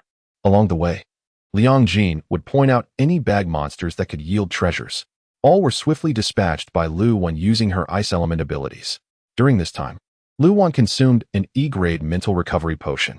Thanks to Liang Jin's assistance, Yang Qi's storage ring now held 12 E-grade mental recovery potions, 8 E-grade healing potions, 2 E-grade immunity potions for C-grade equipment upgrade stones, and 10 D-grade equipment upgrade stones. Additionally, Lu Wan acquired an E-grade battle knife, equipping herself with an E-grade weapon. The immunity potions were of no use to Yang Qi, as both he and Lu Wan had already used the golden permanent immunity potion. He had heard that only Liang Jin and their group had permanent immunity to the virus, so he generously gifted the 2 E-grade immunity potions to Liang Jin. 20 minutes later, they finally arrived at the entrance of a valley. There, they beheld a twisted vortex. Yang Qi instantly recognized it as a potential entrance to a treasure-hunting dungeon. Within lay formidable monsters, and upon their defeat, rare treasures would surely emerge. Excitedly, Yang Qi beckoned the group to enter. Though Liang Jin and his companions were somewhat reluctant, They could do little but follow in light of Yang Qi's formidable strength. As they penetrated the distorted entrance, the ground trembled violently before they could even take in their surroundings. Within the alternate space, the ground undulated like ocean waves. And several stone monsters emerged, roaring as they charged toward the group. These stone creatures resembled massive lizards, exuding an overwhelming presence. They navigated the tumultuous terrain with ease, their swift movements starkly contrasting their rigid stone forms and colossal physiques. In the blink of an eye, they were upon Yang Qi and his companions. The ground continued to tremble violently, causing Liang Jin and Appos' first-tier evolved followers to struggle for balance, tumbling to the ground in disarray. Even Liang Jin found it difficult to maintain his footing and was about to fall when Yang Qi grasped his wrist and hoisted him upright. Before Liang Jin could express his gratitude, a brilliant blue light emanated from Lu Wan's left eye as she shouted, "These monsters are all second tier." Hearing this, Yang Qi's excitement surged. Having found the bag monsters in the treasure-hunting dungeon somewhat unchallenging, the stone monsters before him promised rare rewards upon defeat. He stepped forward, positioning himself protectively in front of Liang Jin and the others, declaring, "I'll take them on." Lu Wan quickly stood up, casting a cold glance at Liang Jin. What a surprise that Yang Qi had chosen to assist Liang Jin rather than her. Humph. Noticing Lu Wan's shift in demeanor and hostility toward him, Liang Jin instinctively distanced himself from the icy woman. Suddenly, a deafening thunderclap reverberated through the alternate space. The group was astonished to see Yang Qi, who had just stood before Liang Jin, transform into a bolt of lightning and vanish. The lightning shot forth like a sword, carving a path through one of the second-tier stone monsters. As the creature collapsed into rubble, Yang Qi reappeared behind it, the air still charged with the remnants of his terrifying power. Goodness, a second-tier monster, dispatched with a single blow. Liang Jin, also a second-tier ability user, could not fathom such overwhelming strength against these fierce foes. This strike of lightning was at least twice as potent as what he had witnessed earlier. He had already deemed Yang Qi and Appos' prowess formidable when he had vanquished the bag monsters, but now it was clear he had not even unleashed his full potential. This was astonishing. Yang Qi was also a second tier, yet he had effortlessly obliterated a monster of the same rank. Moreover, he had instantly appeared several meters away. 10 luminous orbs burst forth. Lu Wan dashed forward to grasp them, exclaiming in excitement, 10 E-grade enhancement potions. Liang Jin and the others were left in awe at the sheer volume of loot. Incredible. Defeating one yields 10 orbs, all E-grade enhancement potions. The opportunities in this alternate space are truly bountiful. Defeating one monster rewards us with 10 E-grade enhancement potions. How extravagant. Several roaring stone monsters charged at Yang Qi. Their massive bodies pounded the trembling ground, causing it to shake violently. As the terrifying creatures bore down on Yang Qi, Liang Jin and the others instinctively shut their eyes tightly. This was the end. Who could have known the dangers lurking within this alternate space? These monsters were leagues above the bag paper figures outside. All of them were second tier, and with only 3 second-tier members on their side, of whom Liang Jin was the least experienced. Their fate seemed sealed. How could Yang Qi, a single second-tier, contend with so many at once? As the thought crossed their minds, an earth-shattering series of thunderclaps erupted. The group, with tightly shut eyes, felt the darkness before them illuminated by deep blue flashes. An even more formidable aura surged forth. As temporary allies of Yang Qi, they could not help but feel a profound sense of dread. The thunder seemed intent on tearing through the very fabric of this alternate space. Unable to resist, they opened their eyes to see Yang Qi amidst the throng of stone monsters. The space was engulfed in lightning. Yang Qi was wreathed in arcs of electricity as he summoned thunder to strike down upon the dozens of stone monsters. It was as if the god of thunder had descended. The stone creatures were battered by the relentless lightning, their rocky exteriors crumbling. Yang Qi and Appos' E-grade battle knife crackled with electricity, and as he swiftly maneuvered among the stone beasts, he struck them down. Each blow targeted the joints connecting their rocky bodies. With just a few strikes, he could utterly dismantle a stone monster. Coupled with the continuous bursts of lightning, 3 stone monsters fell first, yielding a total of 20 luminous orbs. Lu Wan, now, Yang Qi shouted. Prepared. Lu Wan brandished her E-grade battle knife, a chilling aura radiating from her as she surged forward. Ice spread across the undulating ground, forming a half-meter-thick layer that immobilized most of the stone monsters present. However, the creatures and Appos' immense strength allowed them to break free within seconds. Yet, Lu Wan had bought Yang Qi enough time to inject 2 E-grade mental recovery potions. Fully restored, Yang Qi wasted no time collecting the white orbs, unleashing another wave of lightning. Boom! The entire alternate space trembled from the force of Yang Qi's thunder. Bolts of lightning cascaded from above with increasing ferocity, instilling fear in Liang Jin and his companions. They could not help but marvel at the monstrous entities they had unwittingly allied themselves with in this realm filled with creatures. Yang Qi and Lu Wan moved with astonishing speed, weaving through the stone monsters, leaping, dodging, and attacking with grace. Their extraordinary agility served as a harsh lesson to Liang Jin and his group. Incredible! Their movements are those of seasoned warriors, far beyond our capabilities. They are extraordinarily powerful. Even without their abilities, they would still be top-tier fighters. Have they undergone special training? How impressive! Liang Jin is merely a second-tier ability user. If he were to confront the rock monsters, he would undoubtedly be dispatched with a single blow. Who possesses combat experience akin to his? Upon overhearing his companions and Appo's remarks, Liang Jin felt somewhat speechless, his gaze toward Yang Qi now tinged with admiration. Lu Wan unleashed a flurry of ice elements, enveloping her E-grade battle knife in a layer of frost. Once it struck the rock monster and Appo's body, the ice spread like an insidious affliction, infiltrating the crevices and rapidly disintegrating the creature from within. Her ice elemental abilities proved somewhat effective against these rock monsters. After 20 minutes, the battle concluded. Yang Qi and his companion had successfully vanquished 15 rock monsters, yielding a remarkable total of 118 white orbs of light. Chapter 25. Ascending to the third tier, Yang Qi and Lu Wan sorted through their spoils. They had amassed a total of 17 E-grade enhancement potions, 45 E-grade mental recovery potions, 33 E-grade healing potions, 10 E-grade immunity potions, 16 C-grade equipment upgrade stones, and 20 D-grade equipment upgrade stones. Among these treasures, there was a particularly remarkable item, the D-grade shield spirit ring. This defensive equipment possessed 3 energy slots, recharging 1 slot every 12 hours. Each energy slot could generate an immensely powerful defensive shield. The D-grade shield spirit ring could withstand any attack from a Tier 3 evolver or any ability attack below D-grade, with the sole exception being a D-grade exclusive skill awakened during the upgrade from E-grade to D-grade abilities. Overall, the D-grade shield spirit ring stood as a formidable piece of defensive equipment, capable of recharging 3 slots in 36 hours and withstanding 3 powerful attacks from abilities below D-grade and evolvers below Tier 3. Should the shield spirit ring be upgraded, its recharge time would undoubtedly decrease, the number of energy slots would increase, and its defensive capabilities would be significantly enhanced, coupled with the treasures obtained from slaying stone monsters.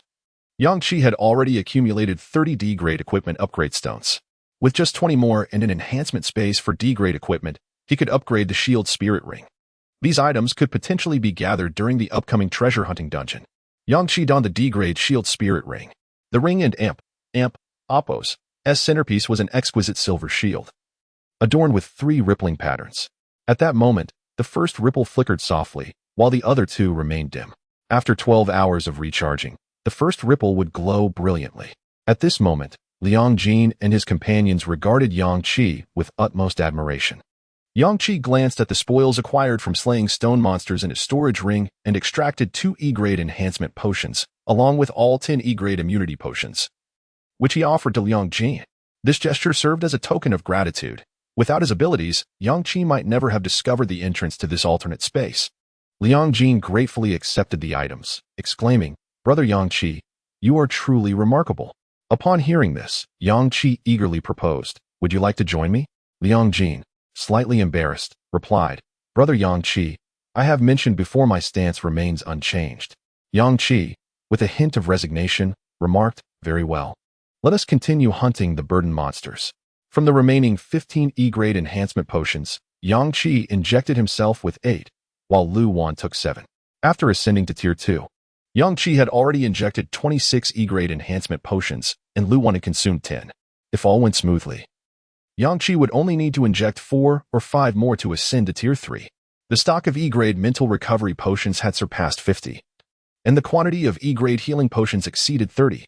He possessed 20 C-grade equipment upgrade stones and 30 D-grade equipment upgrade stones. Yang Qi led the way out of the swirling entrance of the alternate space. Once outside, Liang Jin promptly used an E-grade mental recovery potion and activated his all-seeing eye, identifying several burden monsters for Yang Qi and Lu Wan. The two split up to engage in battle. Liang Jin and Apos, S companions also sprang into action, fervently slaying the surrounding burden monsters. With Liang Jin's all-seeing eye at their disposal, they could accurately target burden monsters without wasting time dodging pursuit attacks. Each burden monster they defeated yielded treasures, with not a single F-grade item in sight. Everything started from E-grade. C-grade equipment upgrade stones continued to emerge. After Yang Qi injected 5 more E-grade enhancement potions, he directly ascended to Tier 3. In that moment of ascension, an overwhelming aura surged forth, uncontrollably radiating throughout the surrounding space. Liang Jin and his companions gaped in disbelief, exclaiming, "Yang Qi has advanced to Tier 3. How is this possible? What an immense aura! It completely dwarfs Tier 2. Indeed, it was astonishing. He and Lu Wan had directly acquired 17 E-grade enhancement potions within the alternate space, and they even shared 2 with us. Incredible!" Yang Qi reveled in the powerful energy coursing through him, a satisfied smile gracing his lips. On the second day of the apocalypse, he had ascended to Tier 3.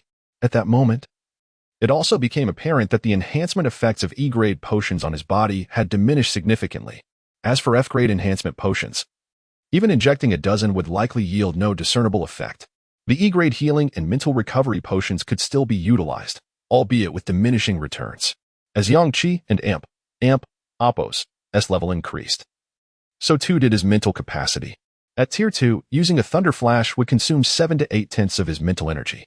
Now, however, a single use of Thunder Flash might only expend 1/10 of his mental energy. Furthermore, as he continuously employed his lightning element abilities within the treasure hunting dungeon, the quality of his mental energy improved, allowing him to expend mental energy at a slower rate, while continuously slaying burden monsters. Yang Qi could distinctly sense the presence of other powerful ability users emanating from 3 to 4 different directions within this dungeon space. They too were fervently hunting burden monsters. Initially, Yang Qi had worried that when the number of survivors dwindled to 30, they might not be able to slay enough burden monsters to provoke them into attacking. However, that concern was alleviated. There were indeed skilled individuals within this dungeon space. Stealing a glance at the overhead light screen, Yang Qi noted the survival count within the dungeon, 1,006. Out of the initial 3,000 participants, 2/3 had perished in less than an hour, leaving only 1,000 survivors. Once the burden monsters began their assault on the remaining humans, the number of survivors would rapidly decline. 10 minutes later, the entire dungeon space underwent a dramatic transformation.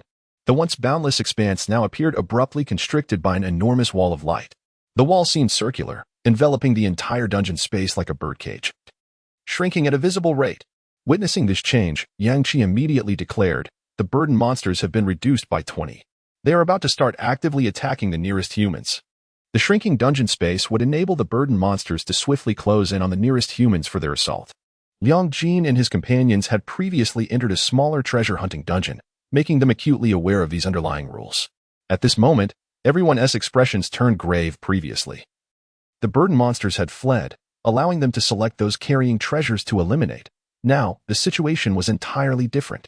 The burden monsters would actively attack them, instigating conflict, leaving them no choice but to engage any they encountered. Otherwise, they would find themselves surrounded by numerous burden monsters, which would spell trouble. The burden monsters converged upon Yang Qi and his companions, their backs laden with burdens, exuding an aura of menace, their forms swelling in size, and moving with alarming speed. Already encircling Yang Qi and the others with over 50 of their numbers, Liang Jin ceased utilizing his all-seeing eye. This was now war. There was no need to selectively target burden monsters. Yang Qi, Lu Wan, and Liang Jin, along with their 12 companions, totaling 14, immediately attacked all the surrounding burden monsters. Pursuit attacks erupted incessantly. No one could assist another, as attacks would only pursue the individual who had dealt the blow. Among Liang Jin and Apos' subordinates, injuries began to occur.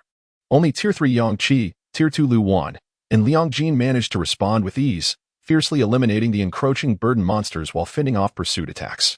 Just moments ago, there had been merely 50 burden monsters, but after a brief skirmish, their numbers had swelled to over 200.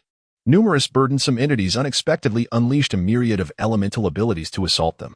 Chapter 26. Annihilating the burden beasts within the ever-shrinking confines of the dungeon, thunder rumbled ferociously, a cacophony that illuminated half the space in a deep azure hue. The formidable aura of Yang Qi, a third-tier ability user, permeated the entire dungeon. The hearts of all present were seized by the relentless reverberation of thunder, their gazes irresistibly drawn toward the epicenter of the storm. What a powerful presence. This individual is surely nearing the pinnacle of third-tier strength. With such might, is it not trivial to eradicate these burdened beasts? On the second day of the apocalypse, how could such a formidable figure emerge?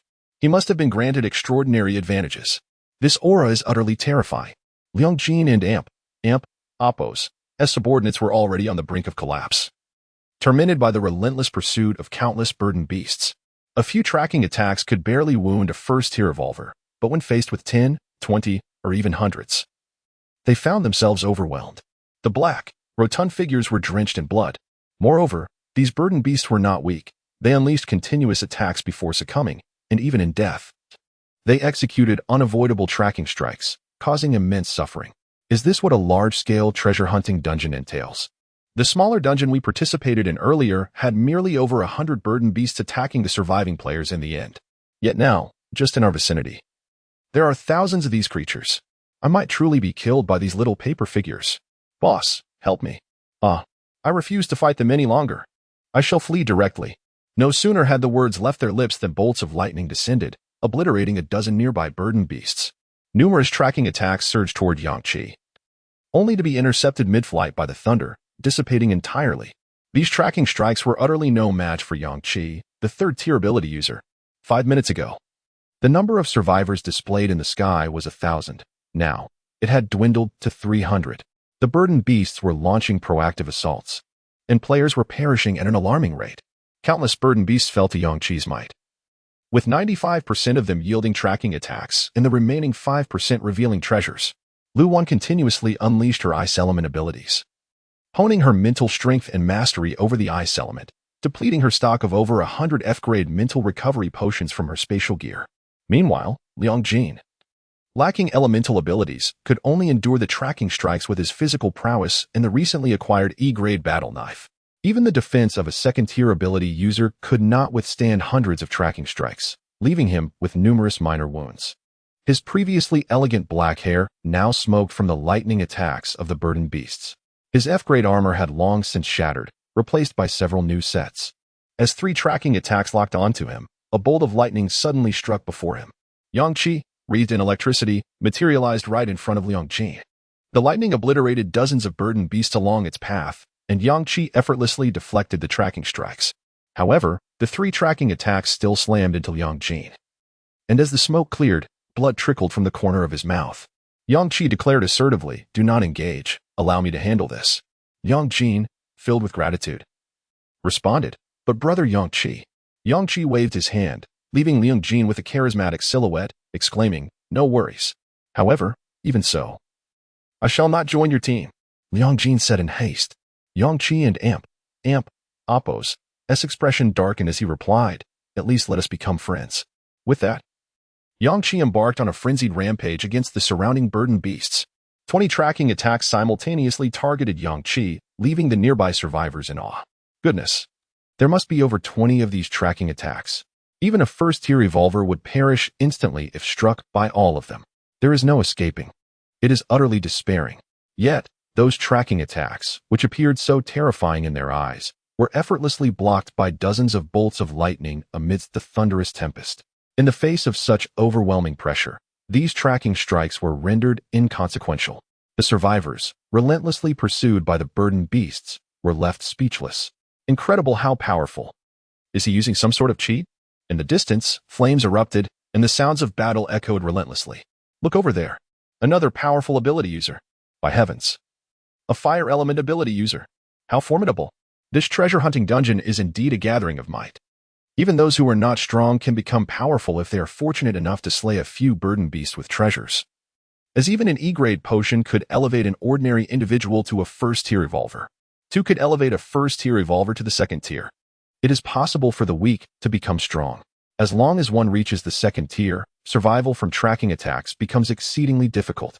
Indeed, anyone who emerges alive from this dungeon will undoubtedly become at least a second-tier evolver. Among Liang Jin's team, half of the first-tier revolvers had already advanced to the second tier during the previous skirmishes against the burdened beasts. To ascend from the first to the second tier requires over 20 F-grade enhancement potions, yet with E-grade enhancement potions, only 2 are needed. For those with robust physiques, even 1 may suffice. Now that the burden beasts are actively attacking the survivors, Liang Jin and Amp, Appos, as subordinates are flailing in disarray, neglecting many treasures. As long as they can survive, there will undoubtedly be enough E-grade enhancement potions within those luminous orbs for everyone to ascend to the second tier, even if they are gravely injured by the tracking attacks. They possess previously acquired E-grade healing potions, making death impossible. The process may be torturous, and their stamina severely depleted, but they will not perish, merely left questioning their existence. On the screen, the number of survivors continued to dwindle. Those who had been previously injured could barely withstand even a single blow amidst the proactive assaults of the burdened beasts. Meanwhile, around Yang Qi and his companions, hundreds of treasures lay scattered on the ground. The number of burdened beasts had significantly diminished. When Yang Qi vanquished the last burdened beast in front of him and glanced up at the survivor count, 49, Lu Wan, panting, injected an E-grade mental recovery potion and remarked, "There are no more burdened beasts around us. Have they been entirely exterminated?" Yang Qi gazed at the distant flames and replied, "Those over there are still fighting. There must be some left." Liang Jin and Amp, Appos, team, severely injured, began administering healing potions. Yang Qi commenced gathering the scattered treasures around him.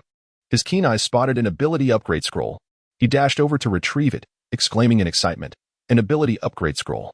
Upon channeling his lightning power into the scroll, it revealed E-grade lightning element ability, proficiency at 40. The higher the ability level, the slower the proficiency increases. Having advanced his lightning element ability to E-grade, Yang Qi had faced over 10,000 corpses, thousands of burdened beasts, second-tier black mist entities, and dozens of third-tier stone beasts, yet his experience was barely half full. He handed the ability upgrade scroll to Lu Wan, saying, "Try to see what your proficiency is now." Lu Wan grasped the scroll and unleashed her ice element, adorning the pristine scroll with a beautiful layer of frost. It displayed F-grade ice element ability, proficiency at 77. After observing, Yang Qi remarked, "This should be saved for you to enhance your ability. My lightning element proficiency will likely require several more battles to reach full capacity. It would be a waste to keep it. Instead, let us elevate your strength. As an F-grade ice element user, you are poised to reach full proficiency swiftly." During Yang Qi and Amp, Appos, discourse, two groups of individuals approached from a distance.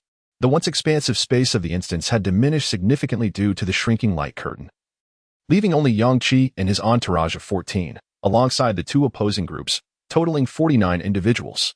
The burden-bearing creatures had been eradicated. Yet, the instance had not concluded. To bring the instance to an end, the surviving population must amount to 30. Only with 30 individuals can one emerge alive from this realm. Chapter 27. Your thunder is too noisy. Huang Li observed Yang Qi from a distance amidst the crowd, captivated by the unique aura that radiated from him. Yang Qi, a young man appearing to be in his early 20s, stood over 6 feet tall and possessed an attractive countenance, evoking a sense of envy in the 30-something Huang Li. One of Huang Li and Amp, Appos, subordinates cast a disdainful glance at Yang Qi and remarked, "Is that the same person who was arrogantly unleashing thunder just now? He looks like a pretty boy." He continued, "With our two teams totaling 35 members, that lightning-wielding group has only 14 individuals. If we eliminate them, we can nearly conclude this quest." Upon hearing this, tension rippled through Huang Li and Amp, Appos' team.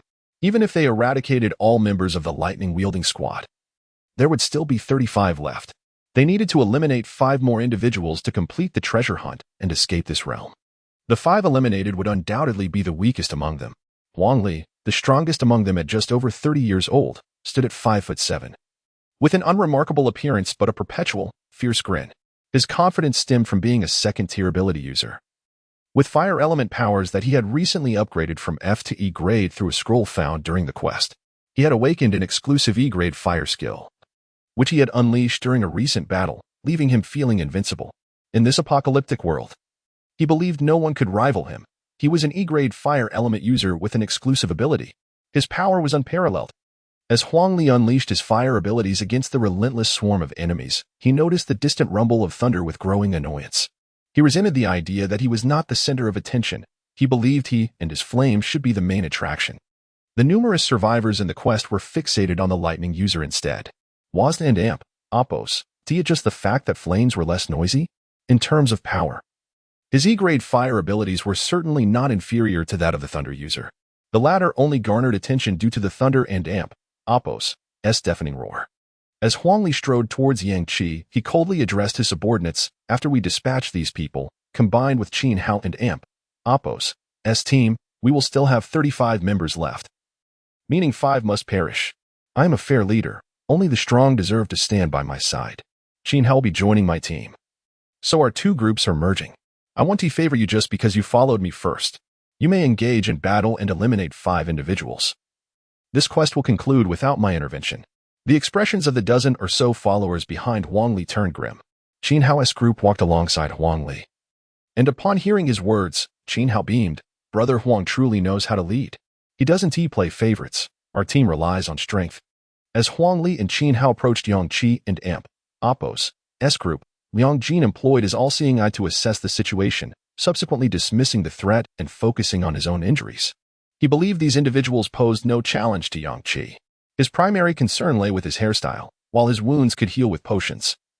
His hair could not be fixed in this apocalyptic world, and he would be left with a buzz cut. Liang Jin's usual calm demeanor faded to despair, alarming his companions.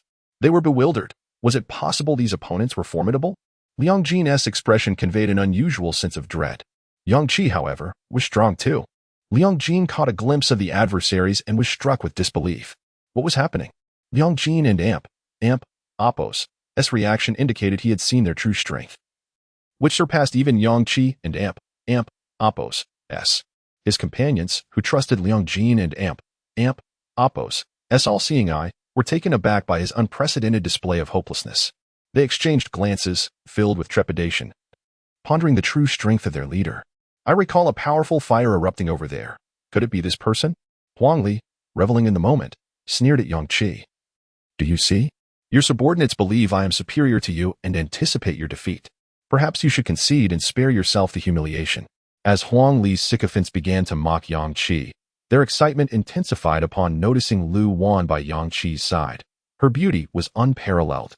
They had never encountered such a stunning woman in real life, and their eyes widened in awe. Do you truly think your abilities make you invincible? We've heard your thunder throughout the battle. It's quite irritating. Surely you don't believe you're impressive? Huang Li continued. Oh, beautiful lady. You want to survive this quest with him. You must realize that only 30 can leave, and you're merely 14 strong against our 35. The outcome is clear. Is it not? You might as well join us now.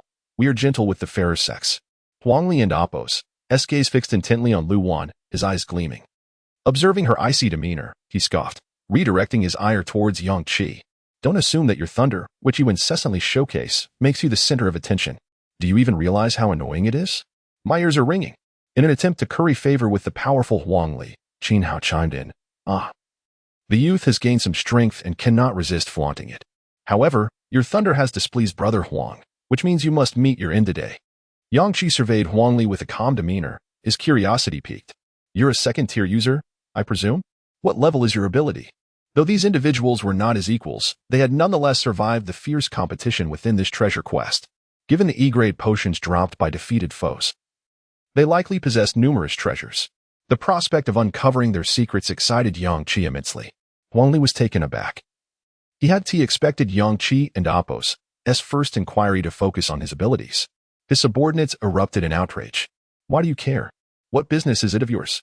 Oh, I see. You're trying to gauge our leader and Oppo's strength. Let me enlighten you. He is undoubtedly stronger than you. Our leader is a second-tier user, with his fire abilities upgraded to E-grade and an exceptionally powerful exclusive E-grade skill. You probably don't even know what an exclusive skill is, do you? Haha. Indeed. We have just acquired a unique skill scroll for the Thunder element and Oppo's extraordinary abilities. It is precisely what you require. Alas, it is not a skill exclusive to the fire element. Little did he know, as soon as he finished speaking, his head fell to the ground. Chapter 28. Exclusive skill scroll. Warm blood splattered onto Huang Li and Oppo's face, causing the arrogant expression to freeze momentarily. In disbelief, he turned slowly to see that just a moment ago, his subordinate had been alive, but now lay in 2 pieces. Blood gushed from the severed neck. How could this be? I didn't and Amp, Oppo's see his movement? How could I not react? Huang Li and Amp, Oppo's eyes widened as he mumbled to himself. Fixating on the lifeless body of his subordinate, his expression a blend of confusion and shock. None of them could comprehend the speed of a third-tier ability user. They were utterly unprepared. Huang Li and Apos, as subordinates, stumbled back in fear, unable to process the swift turn of events. They had not even witnessed Yang Qi making a move before blood erupted and a head fell. When did he strike? How did I miss it? Such terrifying speed. What tier is he? Yang Qi stood before Huang Li, brandishing his bloodied E-tier battle knife, and smiled lightly. I did mention that you were in possession of the exclusive skill scroll for the lightning element. Upon hearing Yang Qi's voice, Huang Li seemed to awaken from a daze, his eyes blazing with fury. You bastard! How dare you kill my subordinate? You will pay for this, he roared. Resembling an enraged rooster, his face flushed crimson. Suddenly, the temperature surged as a tremendous flame erupted from Huang Li's body, a massive fire tongue racing toward Yang Qi, who stood less than a meter away. E-tier fire element exclusive skill, Flame Inferno. He bellowed, his voice tinged with arrogance and pride. The overwhelming presence of the flames dominated the atmosphere. The E-tier fire element skill was exceptionally unique. It represented a state of enhancement that Huang Li could maintain for no more than 5 minutes, during which all his fire attacks would be twice as potent. Yang Qi was certainly no match for him. Huang Li and Apos, as subordinates, hastily retreated. Yet their expression shifted from fear to exhilaration as they watched the flames poised to consume Yang Qi. Ha ha, worthless fool. Now do you realize how formidable our boss is? E-tier fire element exclusive skill. Let us see if you can leave behind a complete corpse. Complete corpse? Ha. I bet he will be reduced to ashes. They laughed. He had it coming for daring to touch our people, not knowing his place. Without warning, a terrifying thunderbolt descended with a deafening roar. The overwhelming lightning force instantly suppressed the flames. As the violent thunderous breath surged, terror spread across the faces of all present. Such an astonishing aura. Just as the flames were about to engulf him, Yang Qi suddenly transformed into a bolt of lightning and vanished from his position. The lightning surged forward, piercing through the flames. Like a hot knife through butter, it tore through Huang Li's body, simultaneously penetrating the bodies of those standing closely behind him. The center of the flames, akin to a towering wall, became a hollow void as the lightning passed through, instantly obliterating Huang Li and several others nearby. Everyone stared in shock as Yang Qi emerged at the end of the lightning path. Oh no! It and Apos' over. The flames dissipated into nothingness upon Huang Li and Apos' demise. Huang Li and his companions lay as grotesque charred corpses on the ground. The powerful pressure of the thunder filled the now shrunken dungeon space. Every survivor felt an unprecedented wave of fear. Only a few of Huang Li and Apos' subordinates, who had positioned themselves on the outskirts, remained alive, their faces pale with terror and disbelief. The once formidable Huang Li was slain just like that. What an overwhelming aura. This strength, it must be dozens of times more than Huang Li and Apos'. He is not merely a second tier, he is a third tier. This move of his must be an exclusive skill awakened after upgrading his ability. A second-tier ability user, currently unleashing an E-tier exclusive skill, was thus instantaneously annihilated. It could only be that he is a third tier. There is no other possibility. No wonder we couldn't see his movements when he struck Yin Ji Yong. How could we, as first and second tier users, possibly perceive the actions of a third tier ability user? His power is many times greater than ours. In that moment, the remaining members of Huang Li and Apos' team, along with Qin Hao and Apos' group, were utterly stunned. They finally comprehended the dreadful existence they had provoked. The path of lightning faded. Yang Qi turned to the onlookers, Lu Wan, and said, "Search that man's belongings." His subordinate mentioned an exclusive skill scroll for the lightning element. Lu Wan chuckled. Are you implying that had they not divulged this information, you would have continued chatting with them? Yang Qi replied nonchalantly, not entirely out of the question. It's not every day someone approaches me for conversation amidst killing zombies or monsters in the dungeons. How could I simply resort to slaying them right away? I pride myself on being quite polite. The remaining members of Qin Hao and Apos' group felt their hairs stand on end upon hearing Yang Qi and Apos' words. The fear they harbored for Yang Qi intensified, no matter how normal he appeared while conversing with Lu Wan in their eyes. Yang Qi had transformed into a terrifying god of death. His methods, his power. Huang Li was a second-tier ability user. His abilities had even been upgraded to E-tier. Yet Yang Qi had effortlessly killed him. Previously, Qin Hao had fawned over Huang Li, but now he dropped to the ground, repeatedly bowing to Yang Qi. Brother, I was wrong. I truly was. I was threatened by Huang Li. I didn't join him willingly. I and Apos am merely an F-tier ability user with heavy defensive capabilities and little offensive strength. He forced me to follow him. I had no choice. I was acting. I detest him. From the very beginning, I believed you were stronger than him. Everything I said was out of fear of Huang Li, not my true intentions. Brother, you are so powerful. Surely you won't hold a grudge against someone like me? Yang Qi treated Qin Hao as though he were invisible. He rummaged through the storage ring on Huang Li and Appo's finger and discovered numerous valuable items, his mood improving significantly. An exclusive skill scroll for the lightning element. What remarkable luck they had to have obtained such an exceedingly rare item from a mere loot monster. I must admit, Huang Li possessed some skill. Luck is indeed a part of strength. Curious, Liang Jin and Appo's companions gathered around. After feeling disheartened over a hairstyle for quite some time, Liang Jin finally approached to join in the excitement. However, as soon as he drew near, the burly man gave him a sharp slap on the head. Liang Jin, what were you doing just now? Why did you sit there with that expression? You made us think Huang Li was even stronger than brother Yang Qi. And we were worried sick. Is there something wrong with your eyes? Liang Jin protested innocently. My eyes are perfectly fine. Then why did you wear such a heartbroken expression earlier? Liang Jin shrugged off the burly man and Appo's hand, retorting, my hairstyle is already a mess. And you still hit my head. The burly man paused for a moment before finally grasping the situation, rolling his eyes in exasperation. Brother? Are you still worried about your hairstyle? Did you not see how beautiful Sister Lu Wan is with her short hair? What are you fussing about? Amidst the clamor of Liang Jin and his companions, Yang Qi unleashed the power of the lightning element onto the skill scroll. In an instant, he acquired a brand new lightning element special skill, Thunder Dragon.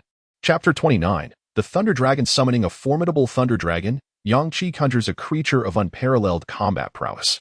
The Thunder Dragon possesses its own consciousness, not merely a puppet of Yang Qi, yet it remains utterly loyal to him, obeying only his commands.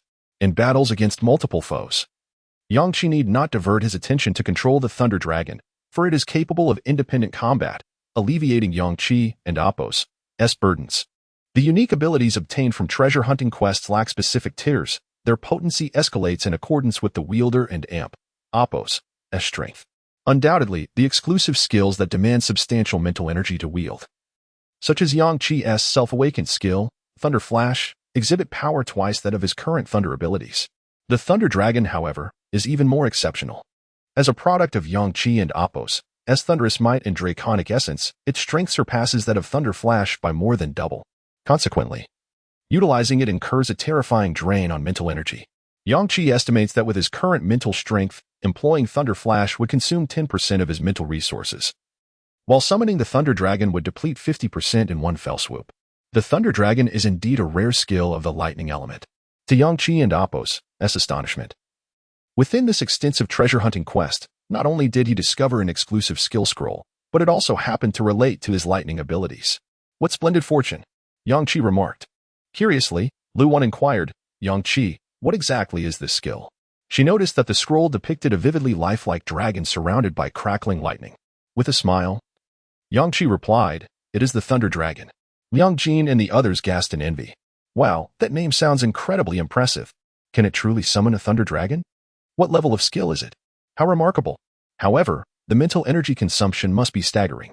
The remaining group, led by Qin Hao, trembled in silence, feeling utterly awkward, neither standing nor kneeling comfortably. Yang Qi then stated, among the remaining items, there are no E-tier enhancement potions, only E-tier healing potions, mental recovery potions, immunity potions, and some equipment upgrade stones.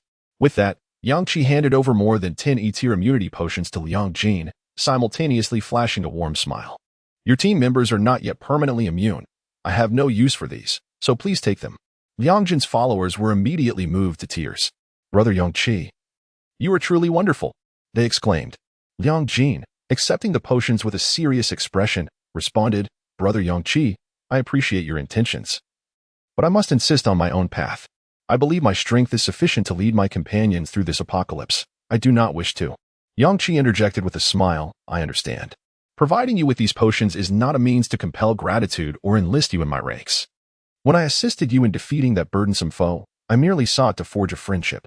Afterward, Yang Qi glanced at the sky, where the number of survivors was displayed, 33. We still need to eliminate 3 more to exit this dungeon space. Upon hearing this, Qin Hao's group felt a surge of excitement. Did Yang Qi imply he would only slay 3 individuals, merely to escape the dungeon? He was not intent on annihilation? They were pleasantly surprised by Yang Qi's magnanimity. After all, his generous gifting of E-tier immunity potions indicated he was, in fact, a kind-hearted individual unlikely to pursue total annihilation. The intent behind the elimination of Huang Li and his subordinates stemmed from their arrogance, while Qin Hao and his companions had merely exchanged a few taunts. Far less insufferable than Huang Li's crew. In the next moment, Yang Qi casually instructed Lu Wan, eliminate them all. Lu Wan's expression remained unchanged. Having accompanied Yang Qi for 2 days, she had already assimilated his mindset. In this apocalyptic world, any entity that posed a potential threat must be eradicated to prevent future complications. Who could predict whether a seemingly insignificant individual spared today might become a formidable adversary tomorrow? Lu Wan turned, and amidst the mixed gazes of anger, despair, and shock from Qin Hao's group, she unleashed a flurry of frost. The chilling air enveloped them, with the elegantly formed frost barely larger than a palm. Gossamer thin and visually captivating, yet devoid of any apparent lethality. Yet, like the sharpest of blades, it swiftly pierced the foreheads of the dozen adversaries before her. In an instant, all of them lay slain. The most vocal among Liang Jin's followers, a stout man, could not help but exclaim, "So graceful, truly graceful." A seemingly innocent girl chimed in. "But Sister Lu Wan, they are so weak. Why use your powers to kill them? What a waste of mental energy."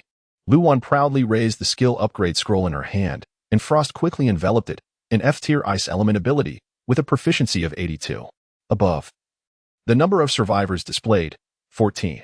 Out of the 3,000 participants in the large-scale treasure hunting quest, only 14 emerged alive. The chaotic dungeon space began to dissipate. The indistinct scene of a plaza emerged on the chaotic boundary, and within moments, it fully dissolved, returning them to the realm of reality.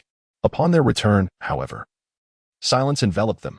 They were surrounded by hundreds of individuals. Yang Qi furrowed his brow and commanded Lu Wan, "Search the bodies of Qin Hao and his group. They must possess numerous E-tier potions, and there might be unexpected gains." The stout man exclaimed, "What is happening? Why are there so many people here? In broad daylight. Do they not fear the zombies?" Liang Jin responded calmly, "Need you even ask?" Before this large-scale treasure hunting quest officially commenced, many discovered that anyone entering this space would vanish. Such rumors, upon reaching the ears of those with some knowledge, would naturally lead them to understand that a dungeon had appeared. And it is no surprise that people are lying in wait here. I simply did not anticipate there would be this many. Out of caution, Liang Jin's left eye glimmered with a blue light, scanning the hostile gazes of the hundreds surrounding them. Suddenly, he froze, a look of alarm crossing his face. He has become stronger. The stout man sensed Liang Jin's unease, prompting him to ask, "Who? Are you referring to Suemo? Has he come?" Hearing the stout man's words, Liang Jin's group instantly became tense, all eyes darting to the direction Liang Jin was gazing. At that moment, a young man in black attire emerged from the crowd. The throng parted for him, their eyes filled with profound reverence. Their glances were fleeting, hastily shifting away, as if fearing that lingering too long might invite death at his hands. Yang Qi raised his gaze to the Suemo Liang Jin had mentioned. Liang Jin's voice swiftly reached him. "Brother Yang Qi, you must leave at once. This man is immensely powerful. Though you are at the 3rd tier and he appears to be at the 2nd, his abilities are extraordinarily peculiar. He wields a form of spatial power. While your thunder is formidable, his capabilities are far more devious and treacherous. A moment's carelessness could lead to your downfall. Moreover, his abilities seem to have upgraded. This implies that he has acquired a unique skill after awakening his spatial powers. I cannot fathom the extent of his specialized skill and spatial abilities. He is here for me. I do not wish to implicate you." Upon hearing this, Yang Qi's expression grew unusually serious. Spatial abilities, indeed, were exceedingly rare. As you have mentioned, the capabilities of the spatial system are indeed quite enigmatic and elusive. With that, Yang Qi turned to Liang Jin and remarked, "We have become friends. You have assisted me significantly within the instance. It was you who led me to those stone creatures, allowing me to directly ascend to the 3rd tier. Now, with your adversaries at your door, I cannot simply abandon you and walk away." Not far off, Suemo overheard their conversation and a warm smile graced his face as he clapped his hands and chuckled. "Liang Jin, in just a day of absence, you've made a good friend." Suemo emanated an amiable aura, his countenance perpetually adorned with a kind smile, and he was quite pleasing to the eye. However, the glances of those around him suggested that he was not as easily approachable as he appeared. Suemo scanned the crowd, and those who met his gaze instinctively averted their eyes. "Since you are so fond of making friends, I have brought you a multitude of companions. Before you stands the backbone of the current evolutionary forces in Feng City. Upon hearing of an instant space here, they have voluntarily gathered to await the return of those who have survived the trials, eager to exchange insights on conquering the instance." With a smile fixed on Liang Jin, Sumo's gaze then shifted to Yang Qi. "What do you say? Would you share your experiences from the instance with us, and perhaps Reveal some of the treasures you obtained therein? Chapter 30. Spatial abilities. The stout man could no longer contain his anger and exclaimed, "Suemo, you shameless scoundrel." In response to the curse, Suemo did not display any sign of rage. Instead, he calmly smiled at the stout man and replied, "Wang Chengwu, your rudeness remains unchanged." The evolutionists accompanying Suemo began to exert pressure in unison. "Is this all the people you have? It seems likely that this is a treasure hunting instance." "Indeed. I have heard that over 1,000 people disappeared in the space just this morning, yet only a handful emerged, indicating a high probability of it being a treasure hunting instance. With more than 1,000 participants, it must be a large-scale treasure hunt. They have emerged with who knows how many precious treasures. I believe we should follow Sumo's suggestion. As evolutionists of Fengqing, we must unite to clear the zombies if we wish to continue living in this city. You have acquired so many treasures, is it unreasonable to share some of them?" Wang Chengwu, seeing the overwhelming numbers and the formidable Suemo at the forefront, retorted furiously, "Get lost. Who do you think you are to demand our spoils?" Suemo immediately countered, "Oh? It seems your stance is quite resolute. Then it appears we have no choice but to engage in battle." His tone was exceptionally calm, laced with his habitual smile. Yet beneath that mirth lay a potent and lethal threat. Yang Qi instantly sensed the underlying danger, his gaze sharpening as he fixated on Suemo. In the next moment, Suemo suddenly vanished from his position. At the same time, the 100 individuals present felt a dissonance, their heads swelling. Since encountering Suemo, Liang Jin's omnipotent eye had remained poised for activation. He inhaled sharply, alarmed. "He is here. He has unleashed his spatial abilities. Be cautious. Stay vigilant of your surroundings, especially to your sides. With my current F-grade omnipotent eye, I cannot perceive his movements after he enters another space. Space exists. It is abstract, akin to air, visible yet invisible." As Suemo employed his spatial abilities to disappear, the surrounding space experienced violent, invisible fluctuations, creating a sense of disarray and causing nausea among all present. The evolutionists brought by Suemo, enduring their dizziness, mockingly glared at Liang Jin and Yang Qi. They were doomed. Sumo's spatial abilities were elusive. They were undeniably outmatched. Suemo operated as a lone wolf in this apocalyptic world, achieving the status of a second-tier ability user in just 2 days. His power spoke for itself. If we, a multitude, fear Suemo alone, how dare they, merely a dozen, defy him? Those familiar with Suemo, including Liang Jin and his group, were expressions of unprecedented seriousness. They had witnessed the might and peculiarity of Sumo's spatial abilities and understood full well that he could kill beyond his tier. Even with the presence of the third-tier Yang Qi, there was no guarantee of safety. Sumo's spatial abilities were unpredictable, and they had no idea when or from where he might appear. Moreover, Liang Jin had previously used his omnipotent eye on Suemo and discovered that the latter's abilities seemed to have upgraded. The already fearsome and enigmatic spatial abilities, upon upgrading and awakening exclusive skills, were unimaginable in their potential strength. Yang Qi. Liang Jin attempted to persuade Yang Qi to retreat, but was abruptly interrupted. "Do not speak." Yang Qi's expression bore an unprecedented seriousness. There was no room for levity. Spatial abilities were among the rarest in this apocalypse. Yang Qi's elemental abilities were not considered rare, but spatial abilities were genuinely exceptional and formidable. In his previous life, Yang Qi had heard tales of a powerful spatial user capable of dragging opponents into chaotic alternate dimensions, instantly shredding enemies amid the tumultuous spatial fluctuations. Thus, Yang Qi did not underestimate Suemo merely because he was a second-tier user. Yang Qi concentrated intensely, enduring the discomfort as he meticulously sensed the surrounding space. He would surely discern a pattern. He would react in time when Suemo launched his attack. Meanwhile, within the alternate space, Suemo peered through a chaotic membrane. Relishing the fearful intensity of the expressions surrounding him, he stood nearly face-to-face with Yang Qi, chuckling softly to himself. "This person appears quite formidable. Let us eliminate him first." Yang Qi remained oblivious, situated between 2 parallel spaces, almost overlapping with Suemo. In the next instant, an imperceptible spatial fluctuation occurred. Suemo abruptly materialized behind Yang Qi. With his trademark smile adorning his face, Suemo swiftly wielded an E-grade combat blade, striking with all his might at Yang Qi's back. Yang Qi's reaction was a fraction too slow. All onlookers could see the spectre-like Suemo, the E-grade blade poised to pierce Yang Qi's back. The sudden presence behind him and the sharp sting of the blade against his back ignited Yang Qi's fury, unleashing a torrent of thunderous energy. The sound reverberated through half of Fengqing, a terrifying cacophony. Yet it struck nothing. Suemo had already vanished again. He slipped into another dimension. Yang Qi's F-grade armor shattered. a long crimson gash appearing on his back, instantly staining his clothing. Witnessing this, the crowd, previously stunned by Yang Chi's overwhelming thunder, erupted into laughter. I concede. His thunder is indeed powerful. It startled me. But to what avail? He couldn't even hit Suemo. Such was the nature of spatial abilities, regardless of the enemy's strength. Suemo could swiftly retreat to another realm, leisurely administering mental recovery serums while methodically tormenting his foes to death. Goodness, his thunder is terrifying. If it were not for Suemo, I doubt anyone here could stand against him.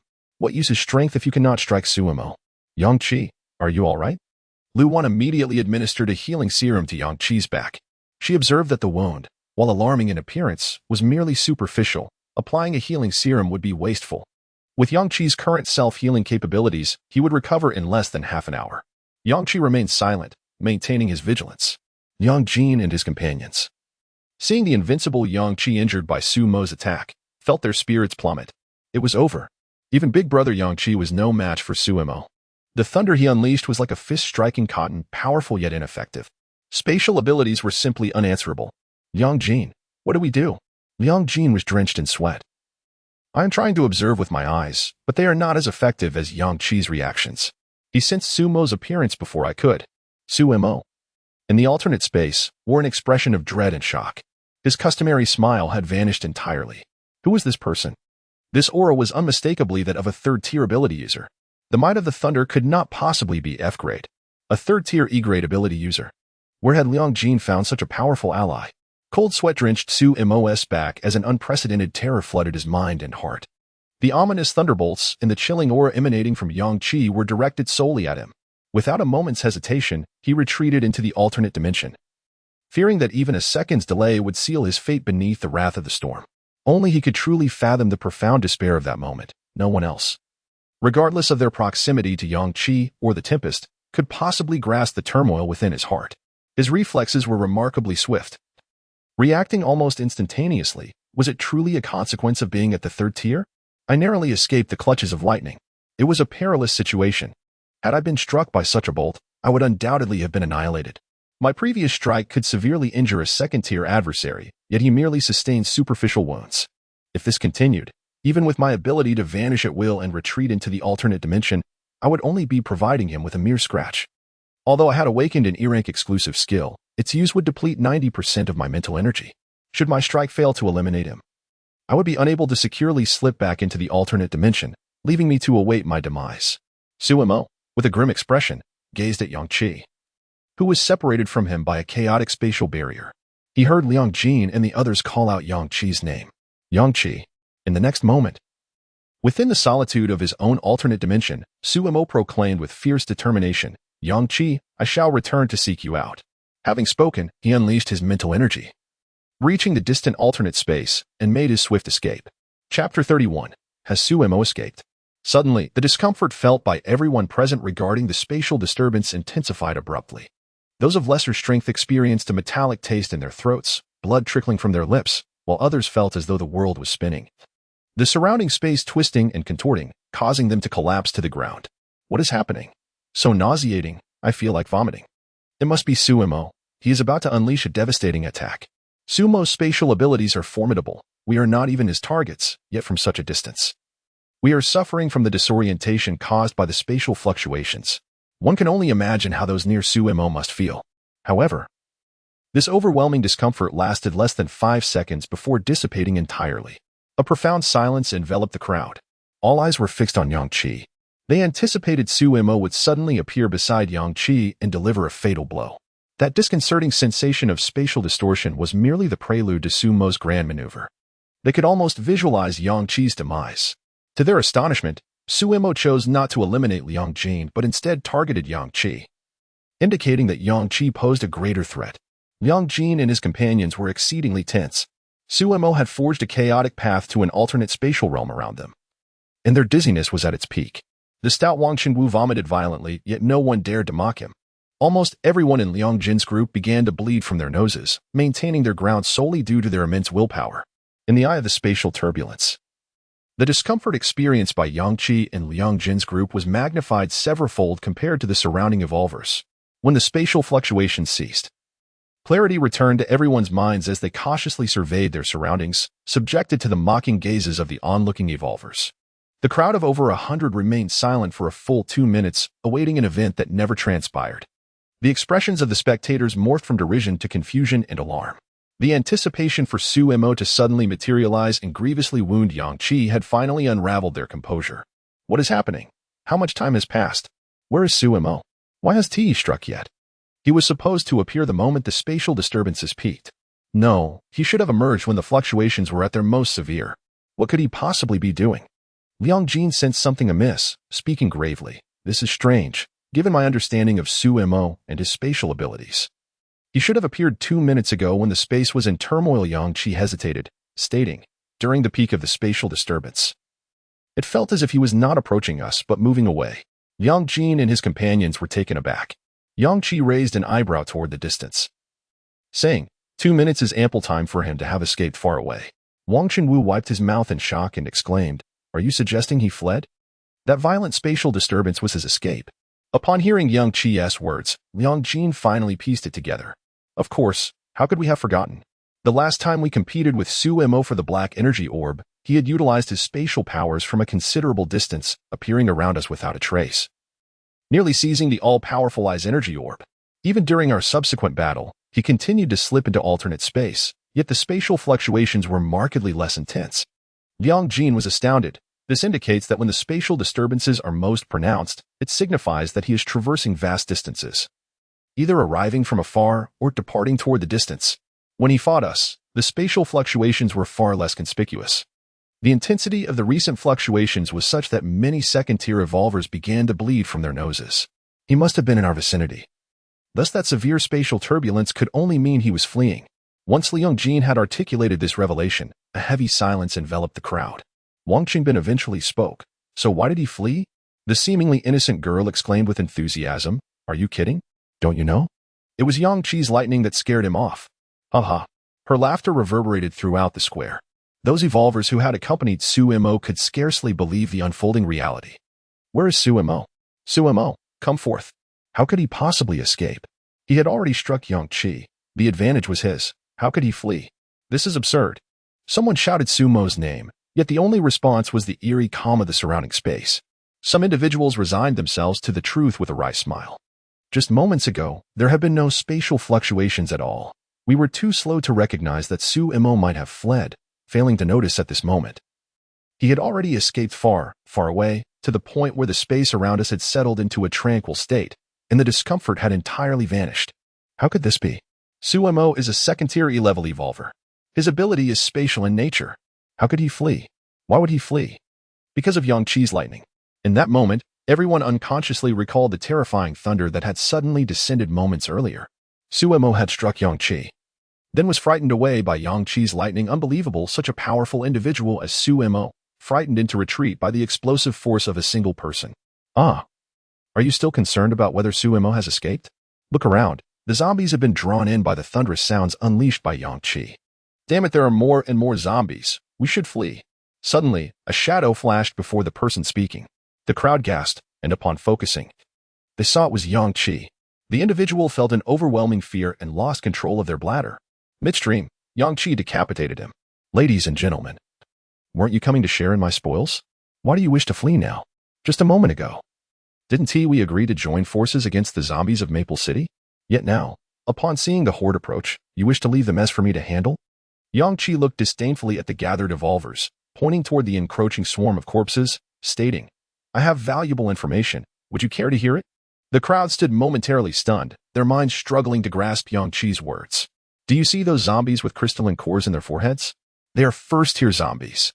The crowd gazed in bewilderment, noticing several zombies among the horde with dark crystalline formations embedded in their foreheads. First-tier zombies, are they not more formidable than ordinary zombies? Crystalline cores? What are those? Are they useful? Yang Qi smiled as he explained.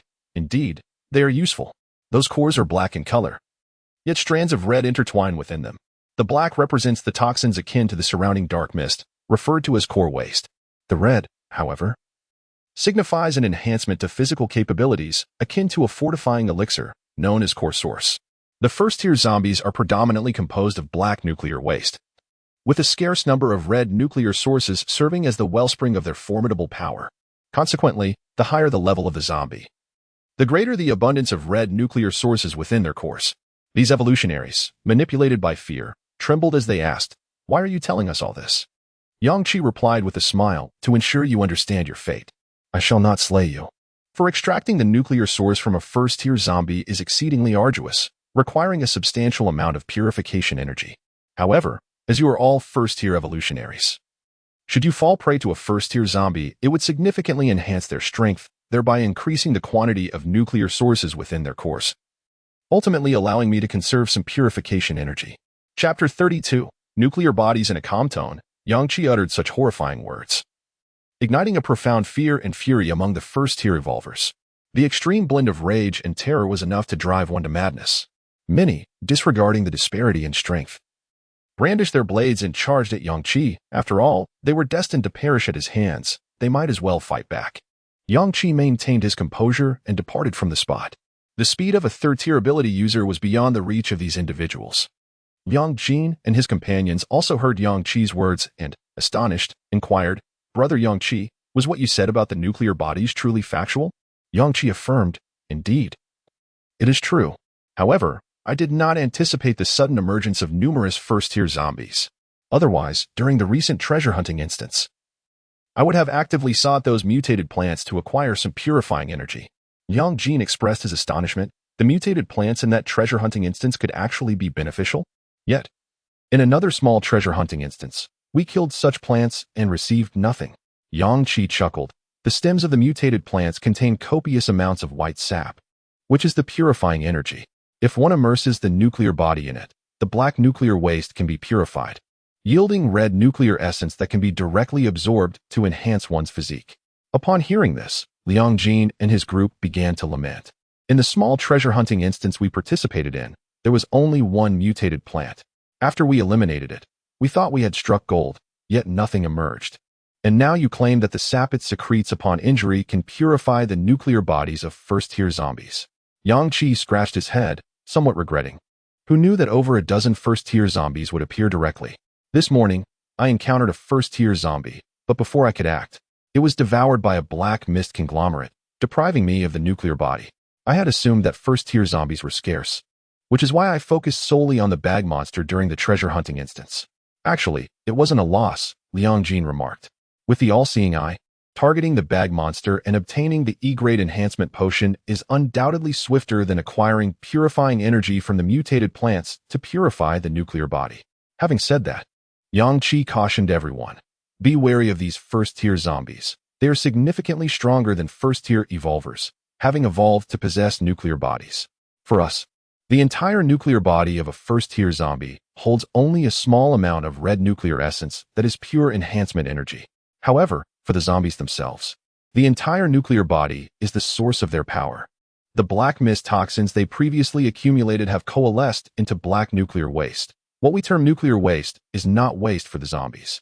The nuclear waste provides them with a continuous energy source, and the more potent red nuclear essence represents their potential to evolve abilities. Although the red nuclear essence in first-tier zombies is limited, its distinct color and condensed form indicate a higher likelihood of the zombie having evolved abilities. The presence of a nuclear body amplifies the vitality, defense, and explosive power of a first-tier zombie to several times that of a first-tier evolver. We must be particularly cautious of those first-tier zombies whose red nuclear essence has condensed into threads. These zombies are highly likely to possess abilities. Yang Qi's words utterly astonished the crowd. Wang Qingwu exclaimed in disbelief, "Wait, zombies can possess abilities too. We must risk our lives to obtain the abilities from the black mist conglomerate, yet they can evolve them on their own." At that moment, the horde of corpses had entered the square. The first-tier zombies with visible nuclear bodies surged to the front, instantly crashing into the ranks of first-tier evolvers. Yang Qi remained still, observing the oncoming first-tier zombies and counting their numbers. 13. This number exceeds my expectations, Liang Jin remarked. I have a feeling that these 13 may represent the entirety of first-tier zombies in Feng City.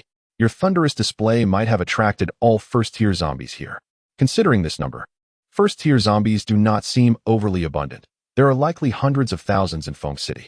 Wang Qingwu quickly responded, "Is that true? Then I can relax.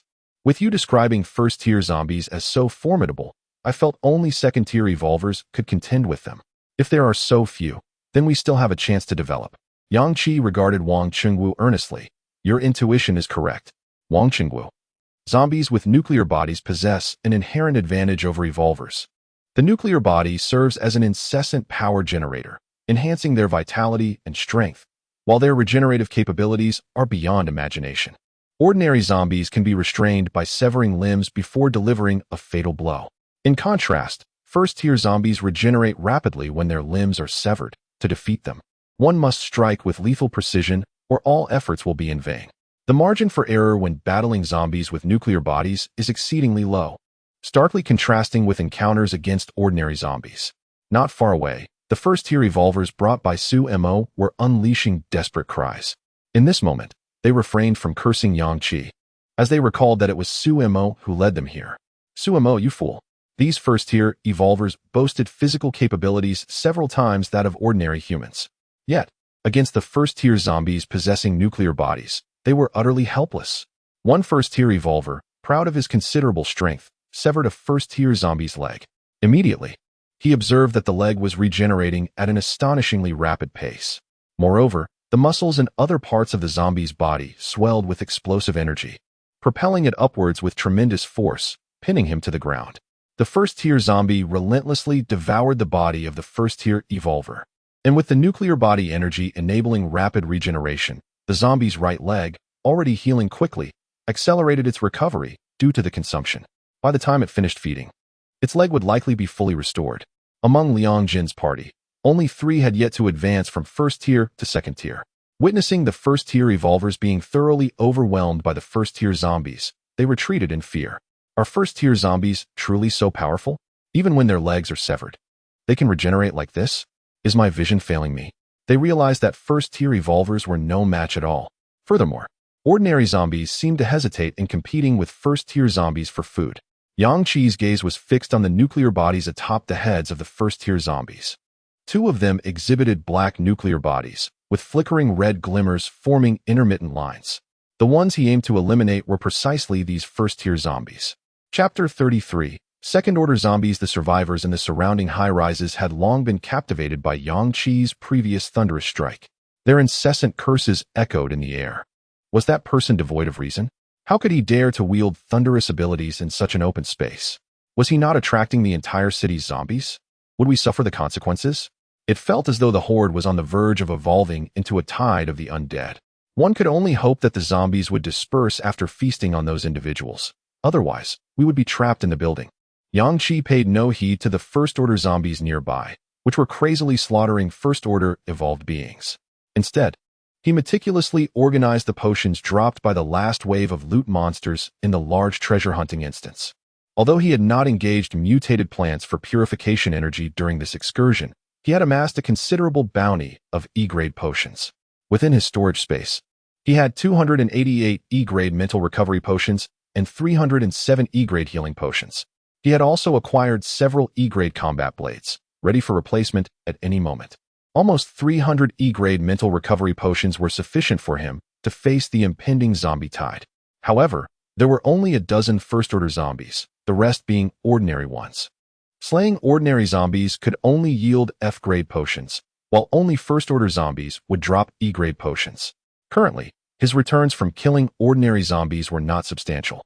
F-grade enhancement potions, healing potions, and mental recovery potions could still accumulate in number, but the quantity of F-grade immunity potions would also not be small, rendering them entirely useless. Similarly, F-grade combat blades were of little value as well. It was merely the second day since the apocalypse had erupted, and a new order had yet to be established. Unlike the previous life, where various survivor bases had formed a year into the apocalypse, and nearly every base featured a trading post where one could exchange unwanted spoils for goods. At that moment, 2 first-order zombies, having finished their meal, locked their bloodthirsty gazes upon Yang Qi. The nuclei on their foreheads ignited with a flash of brilliance. This indicated that these were nuclear zombies, a symbol of their explosive power. In an instant, the aura emanating from them surged to nearly second-order strength. Their speed was terrifying. In the blink of an eye, they were upon Yang Qi. The individuals under Liang Jin's command were utterly unprepared. They stood dumbfounded, their jaws nearly dropping to the ground, their eyes reflecting profound horror. Was this truly a first-order zombie? How could this possibly be a first-order zombie? Even ordinary second-order evolved beings would struggle to react to their explosive speed. It was unfathomable. What would it be like if one day the horde consisted entirely of such formidable first-order zombies? The pitch-black pupils of the two first-order zombies gleamed with a faint red light. Their power-packed bodies were mere inches from Yang-Chi, with a modicum of evolved intelligence. They recognized the strength of the human before them. If they consumed him, they would undoubtedly ascend to second order. The raw killing intent of the first-order zombies enveloped Yang-Chi. He merely smiled faintly, remaining motionless. A surge of thunder quietly coiled around his arm, and with a single punch, he pierced through the abdomen of the first-order zombie. Retracting his fist, he struck the zombie's face, obliterating its head. In his hand, he grasped the first-order nucleus. The second first-order zombie roared, extending its hand to seize Yang-Chi, intent on tearing him apart. The fist that held the nucleus, now stained with zombie blood, once again descended with a thunderous crash. Imbued with the might of thunder, the sound of thunder rumbled ominously. In a single blow, Yang-Chi shattered the head of the second zombie as well. In total, he unleashed 3 punches. Within a mere second, he dispatched 2 formidable first-order zombies.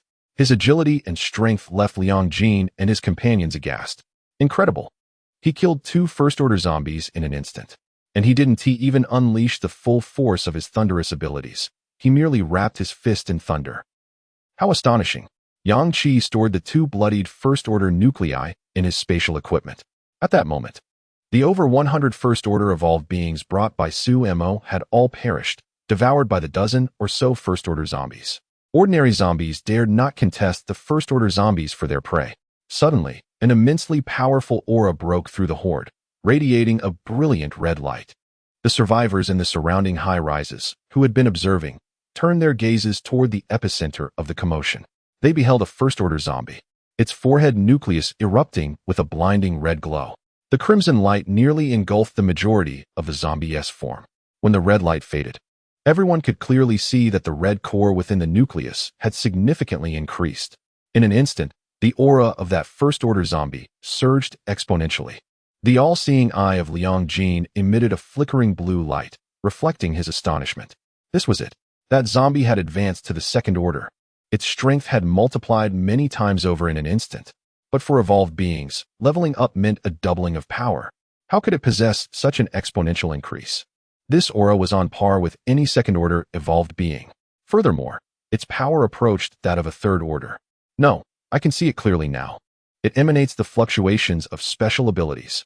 In a moment of panic, Liang Jin turned to Yang-Chi, exclaiming, "Yang-Chi, the evolved zombies with abilities you mentioned have appeared. My eyes can still see that its powers are extraordinarily formidable, possessing strength beyond our comprehension." The terrifying aura of the second-order zombie flooded the entire plaza. The second-order evolved beings present were filled with dread. Liang Jin was correct. They had no hope of surviving against this second-order zombie. Just by its aura, it was evident that this second-order zombie was exceedingly powerful. How could this be? We are so unfortunate. A first-order zombie has advanced to the second order right before our eyes, and it has been blessed with the fortune of evolving special abilities. We, as second-order beings, are no match for it at all. If first-order zombies are already this strong, how formidable must the second-order zombies be? As a second-order evolved being, I can only contend with first-order zombies. Zombies possessing special abilities. How on earth can humanity survive in this apocalypse? The survivors within the high-rises felt the overwhelming and terrifying aura of the second-order zombie, turning pale even from a distance. What on earth is this? How can this zombie-esque aura be so powerful? Is it invincible? It's terrifying, truly terrifying. Those below are doomed. The zombie tide was already difficult enough to handle, and now a zombie of such strength has emerged. Yang-Chi regarded the second-order zombie, his previously indifferent demeanor now serious. The second-order zombie seemed overly exhilarated by its newfound abilities, its aura fluctuating wildly as crimson light erupted around it. In that moment, the bright afternoon sky dimmed under the intensity of the red light.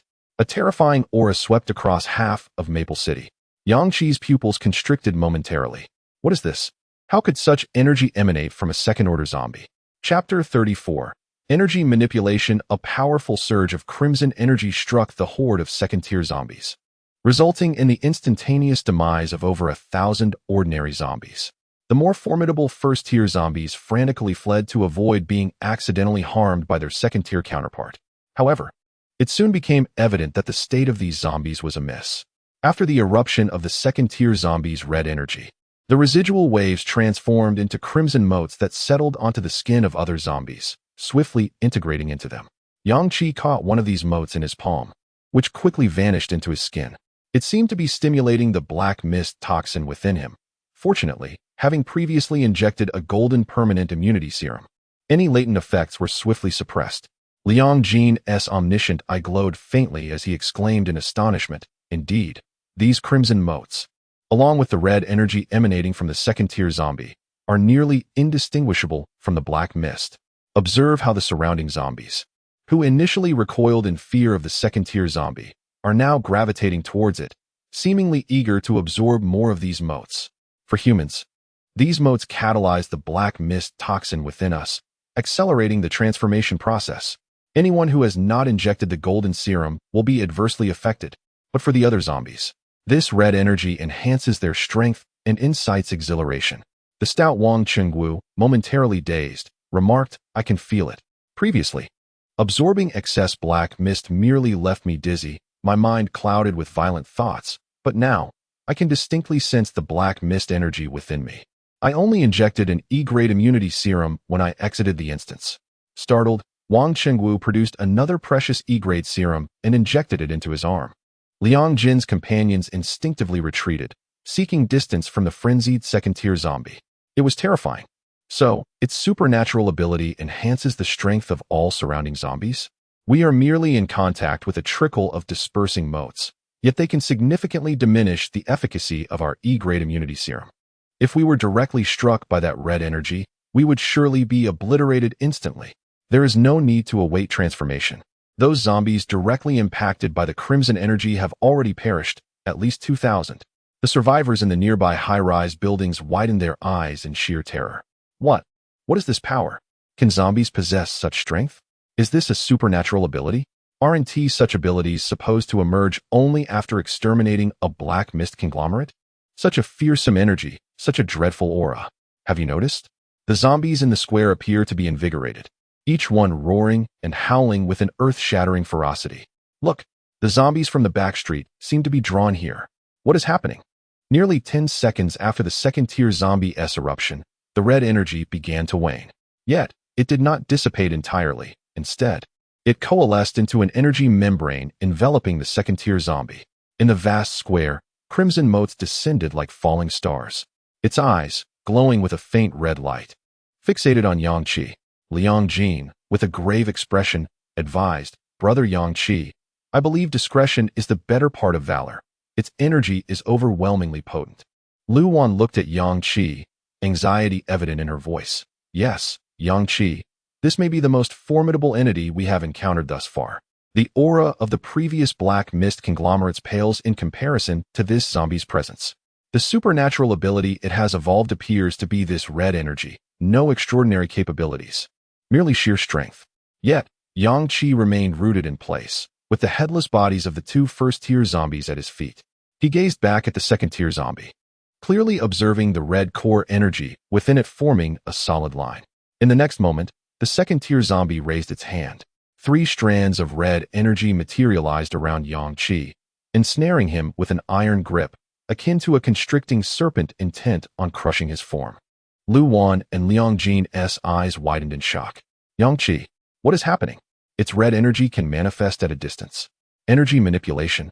The second-tier zombie raised its hand once more, unleashing numerous strands of red energy around Liang Jin and his companions. The energy, imbued with overwhelming might, surged directly towards them all. This transpired in an instant. 3 first-tier evolvers under Liang Jin's command were obliterated into a cloud of blood mist mid-air.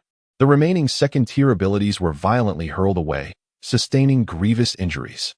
Lu Wan immediately summoned ice elements, erecting a formidable ice wall before her. Yet, the red energy was relentless, shattering the ice barrier and sending Lu Wan flying several meters, crashing to the ground and coughing up blood. It was immensely powerful.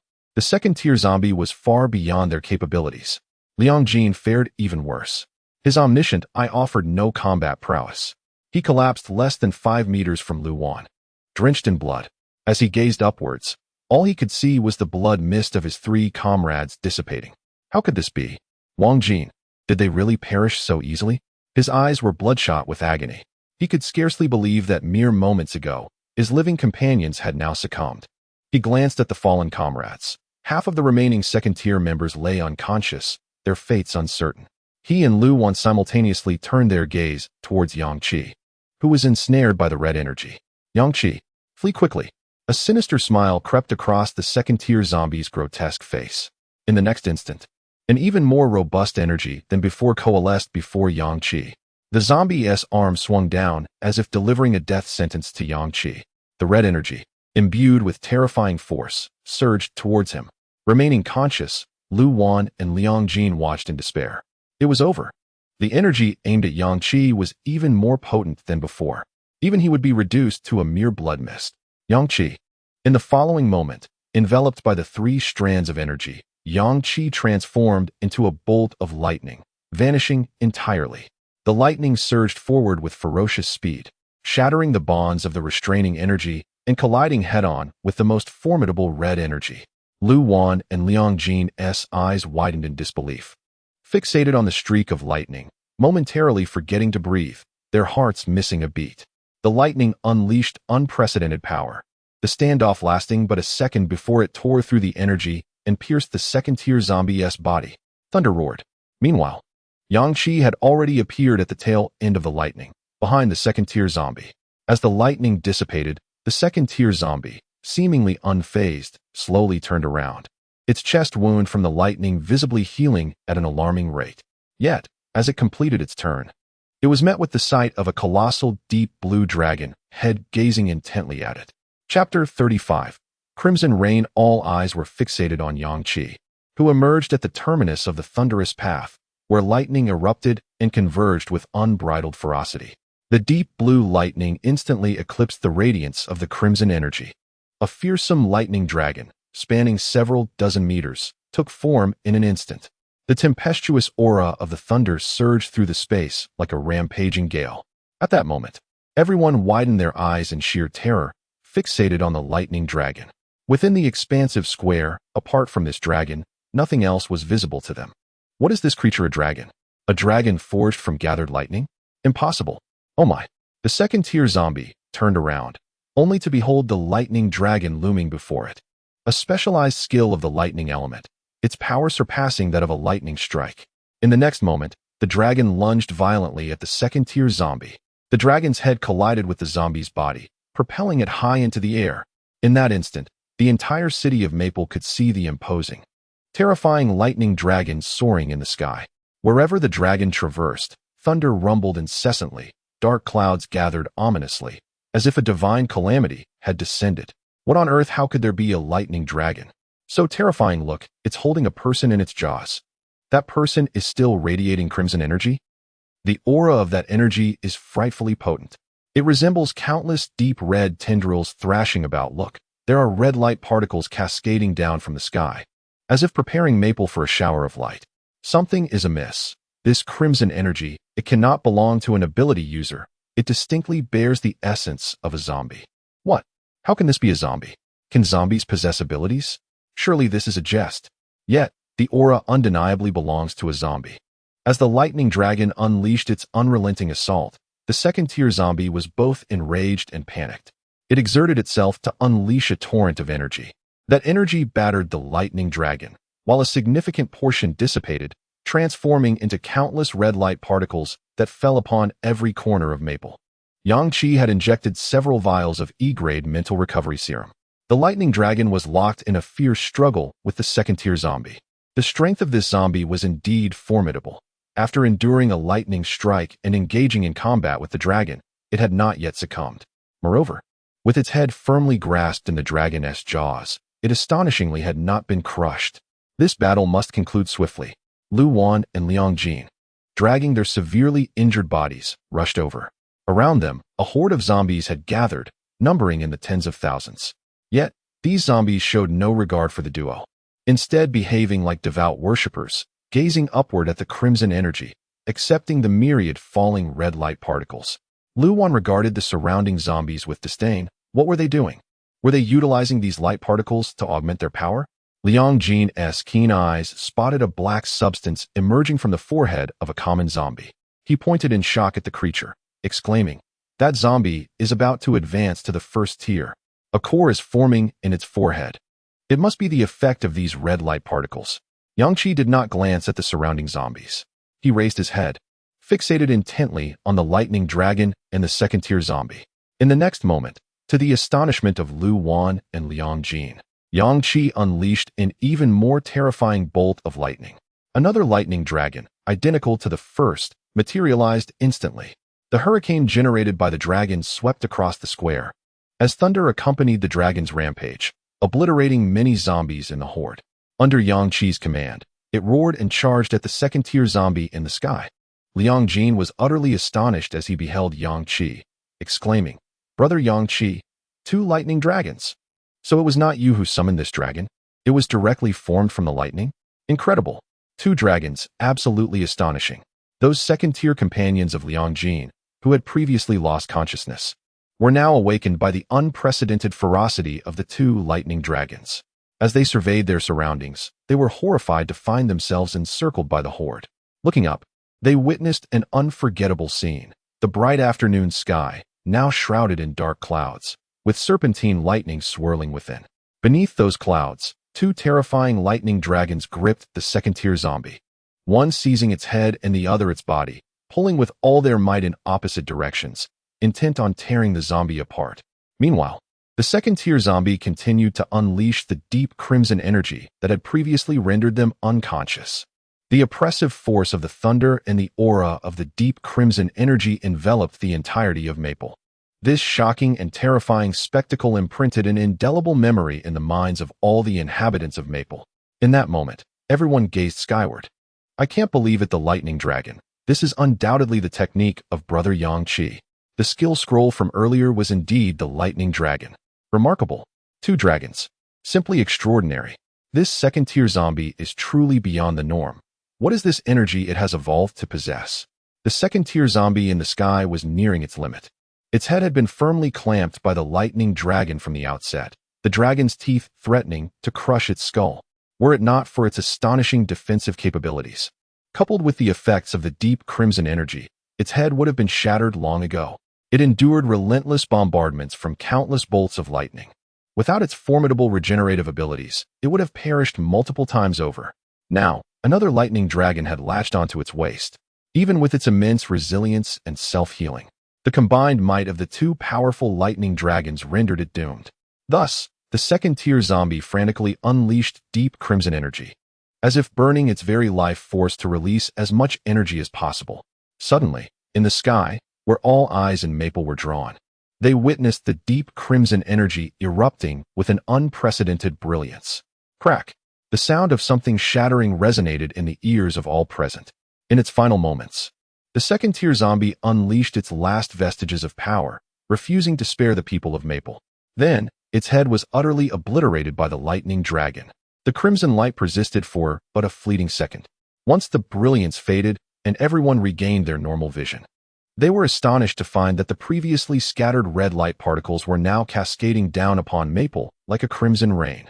A sense of foreboding enveloped everyone's hearts. Their expressions shifted to one of utter panic, as they forgot to even glance at the 2 lightning dragons. What is happening? The quantity of red light particles is overwhelming. This cannot bode well. So terrifying, hurry, seek shelter in buildings. Who knows what consequences might arise from contact with these entities? Does the death of that zombie mean it drags the entire population of Maple down with it? Run. There is something definitely amiss. Listen, the sounds of the zombie horde in the streets, they seem to have grown more frenzied. One lightning dragon dissipated in midair. The one that had shattered the second-tier zombie's head, now charging toward Yang Qi, carrying the zombie's core in its jaws. Along its path, it unleashed a wave of terrifying thunder, slaying over 4,000 zombies in the horde. The light particles burst forth with relentless vigor. Chapter 36. The gift left behind this second-tier core, strikingly black and red, had its central red core source forming a dense line. If purified energy could be harnessed to evolve it into a core source, Yang Qi's strength would undoubtedly surge. He stored the second-tier core within his storage ring. Yang Qi surveyed the numerous zombies around him, arms outstretched, welcoming the baptism of the Crimson Rain. The Thunder Dragon had almost cleared half of the surrounding horde for him.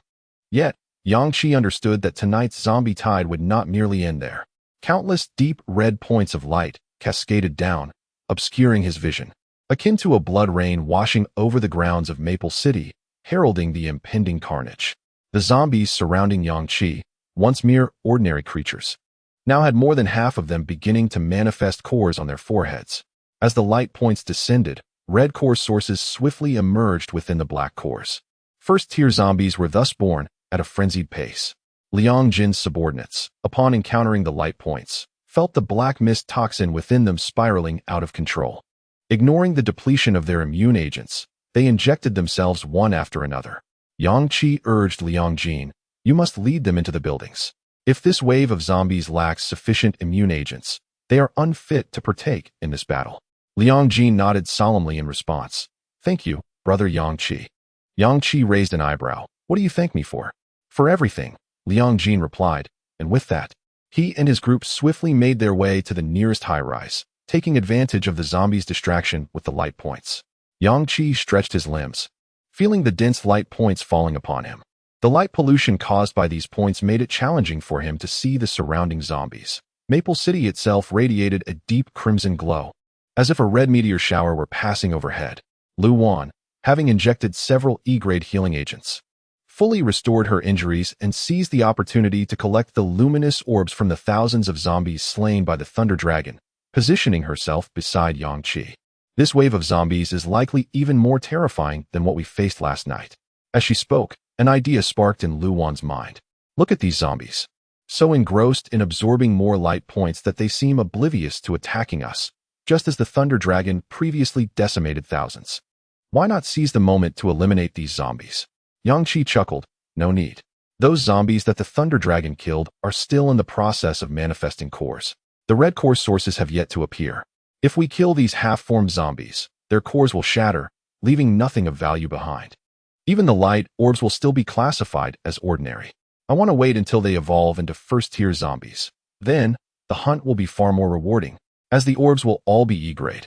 Lu Wan found his reasoning sound and nodded in agreement. You're right. Of the 800 or so light orbs we just saw, only a few were E-grade, while the majority were F-grade. Yang Qi observed the red light points melding into his skin. Keep them for yourself. Once these zombies absorb the light points and evolve into first-tier zombies, the orbs they produce will be far more valuable. After just a few minutes, the F-grade agents will transform into E-grade. What could be more worthwhile than this wait? That second-tier zombie had proven immensely helpful. Under normal circumstances, it would take 2 to 3 days for the ordinary zombies of Maple City to evolve into first-tier zombies, but the emergence of that second-tier zombie, with its red energy, accelerated their evolution, providing us with resources to grow stronger. Simultaneously, throughout Maple City, the drifting light points entered each zombie's skin. All the zombies seemed to respond in unison, rushing from their hiding places in the buildings to the open ground, roaring as they absorbed the descending red light points. More and more zombies began to manifest cores on their foreheads. The streets and alleys overflowed with zombies, all receiving their baptism. The survivors of Maple City, witnessing this spectacle, were utterly stunned. What was happening? What were these red light points? Were they remnants left behind by the zombies killed by the 2 Thunder Dragons high above? Why were all the zombies drawn to absorb these light points? It was terrifying. Maple City as zombies seemed to be abandoning everything for these drifting light points. Would they undergo some transformation after absorbing them? Otherwise, what could explain their actions? Was another zombie tide about to erupt? Previously mindless creatures now stood united in the open, desperate to make contact with the light points. How eerie. Initially cascading down like a torrential rain, the light points noticeably dwindled after half a minute. At that moment, some zombies were seen howling as they charged towards nearby buildings, smashing them as if driven mad. A closer inspection revealed that these zombies bore cores on their foreheads. The deluge of red light points that swept through Maple City lasted a full 5 minutes before the red energy of that second-tier zombie finally dissipated. Most of the light points were absorbed by the zombies, while a few unfortunate survivors fell victim to them.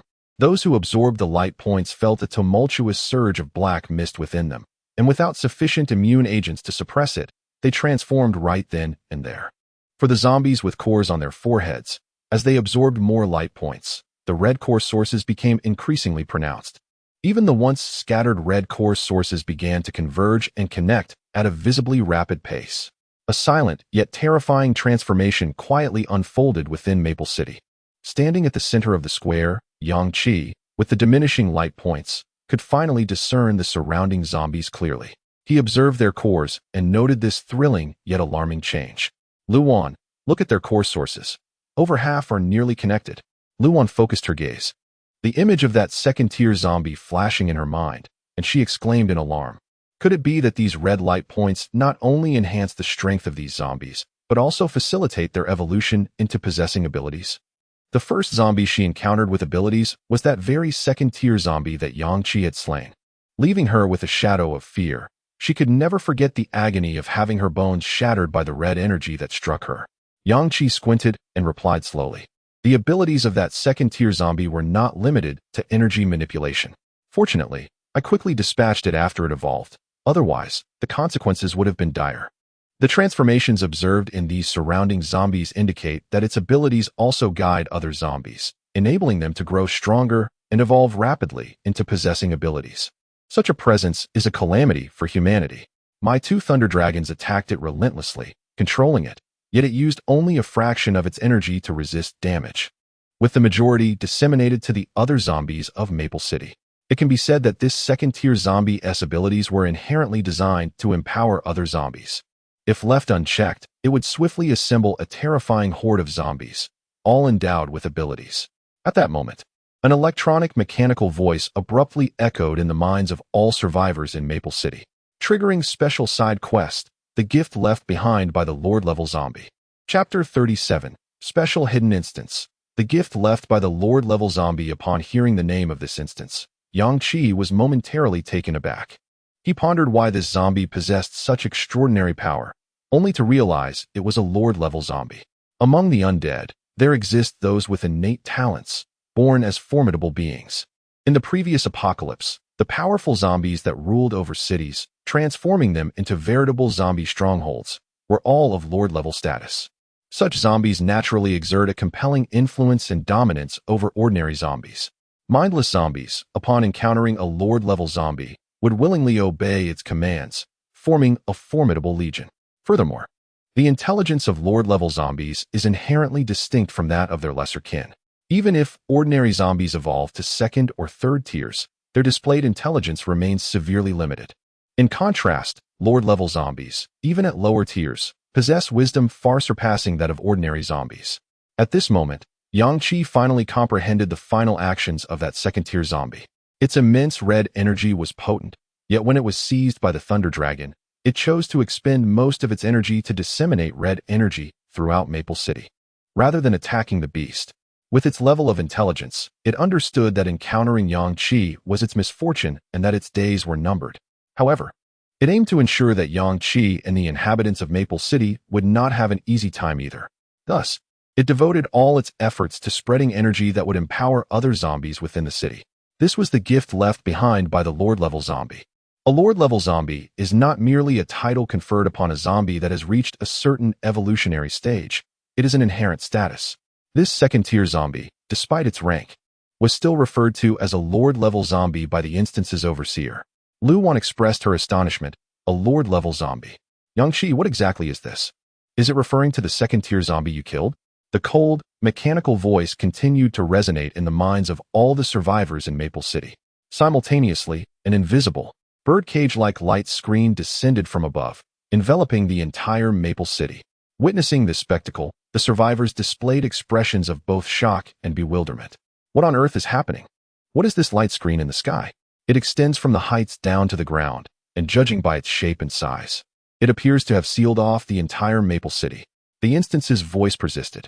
Instance trigger conditions. The energy left by the Lord-level zombie has catalyzed all zombies in Maple City, causing them to evolve rapidly, awaken supernatural abilities, and increase in number, thereby creating an unprecedented crisis for the city.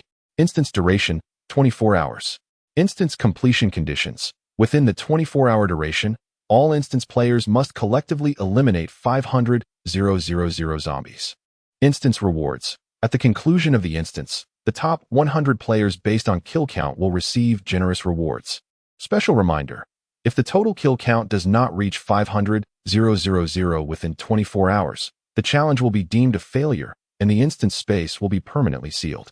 Upon hearing this final reminder, chaos erupted throughout Maple City. What? Permanently sealed? The instance space encompasses the entire Maple City? Previous instances had drawn players into a separate space, but this time, the boundary of the instance space appeared directly overhead Maple City. 500,000. Have they lost their minds? How could one possibly eliminate so many in 24 hours? How many zombies are there in Maple City now? How many survivors remain?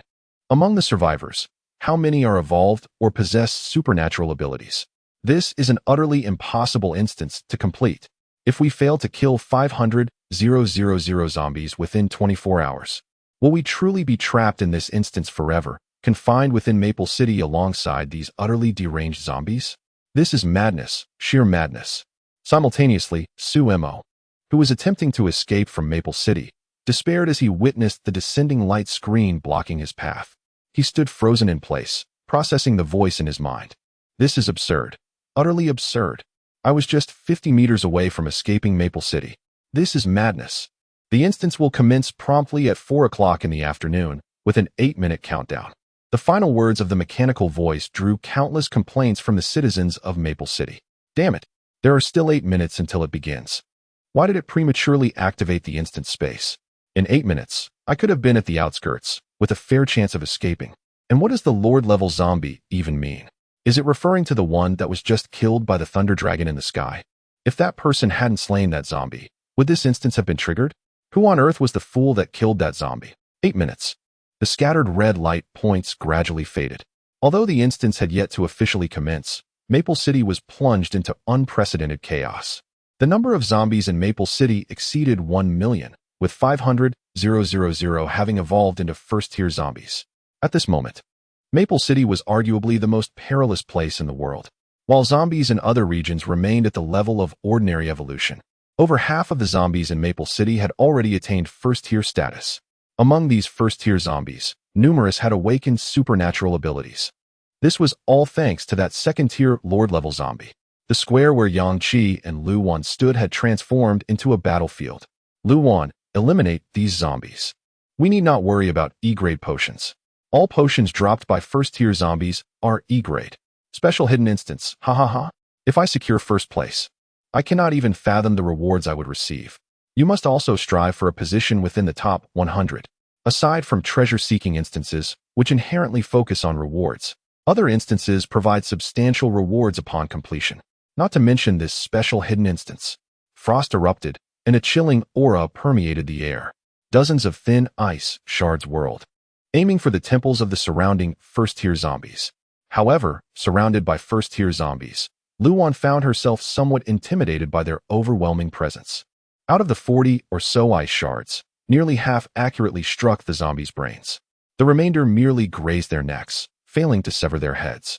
The self-healing speed of the first-tier zombies was alarmingly rapid, restoring them to their former state almost immediately. Noticing Lu Wan's shift in demeanor, Yang Qi refrained from speaking further, focusing instead on unleashing his thunderous power to strike the surrounding first-tier zombies. The E-grade battle knife had not been wielded for a long time. As the silver blade materialized in his hand, Yang Qi, enveloped in thunder, charged directly into the horde. Each swing was raised high, infused with the power of thunder. Descending upon the heads of the first-tier zombies, he ensured that every strike would be fatal, denying them any chance of recovery. Gradually, Lu Wan was influenced by Yang Qi's unwavering resolve, her gaze growing increasingly determined and fierce. The ice element erupted in full force. A half-meter thick layer of ice expanded instantaneously from Lu Wan's center, enveloping a distance of several dozen meters, immobilizing the hundreds of zombies surrounding her. The formidable strength of the first-tier zombies allowed them to struggle against the icy layer. However, this interval was sufficient for Lu Wan to unleash her own developed technique. Thin ice shards that appeared far sharper than moments ago, spinning at an accelerated pace. swiftly slicing into the temples of the hundreds of first-tier zombies surrounding her.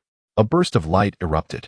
Lu Wan expended nearly all her mental energy, swiftly annihilating over 100 first-tier zombies in a single strike. She had already prepared several E-grade mental recovery potions, which she swiftly injected into her shoulder. In her left hand appeared a scroll for the enhancement of her abilities, encased in frost, an F-grade ice element ability, with a proficiency level of 100. Chapter 38. Several major battle zones utilizing the ability upgrade scroll. Lu Wan's F-rank ice element ability ascended to a rank. She awakened an E-rank exclusive skill, Frost. This frost possesses a temperature approximately 10-fold lower than her ordinary ice. Such frigid temperatures can instantaneously freeze the tissues of first-tier beings to the point of necrosis. Even second-tier entities would find their muscles and blood rapidly encased in frost, rendering them nearly lifeless. Finally, she has leveled up. In that moment of ascension, Lu Wan's ice element ability experienced a formidable surge in power. With no time to eliminate more zombies, she swiftly gathered the luminous spheres and scattered cores in her vicinity. As a first-tier zombie charged towards her, she unleashed frost. The chilling aura enveloped the zombie's head, instantly causing its demise. Lu Wan realized that her frost was not a wide-range destructive skill. Rather, its efficacy depended on the proximity of her targets and the number of adversaries, dictating her mental energy consumption. In this instance, with the first-tier zombies within a 3-meter radius, she could summon frost directly at their heads for an instant kill, expending minimal mental energy. Moreover, the frost skill was remarkably precise.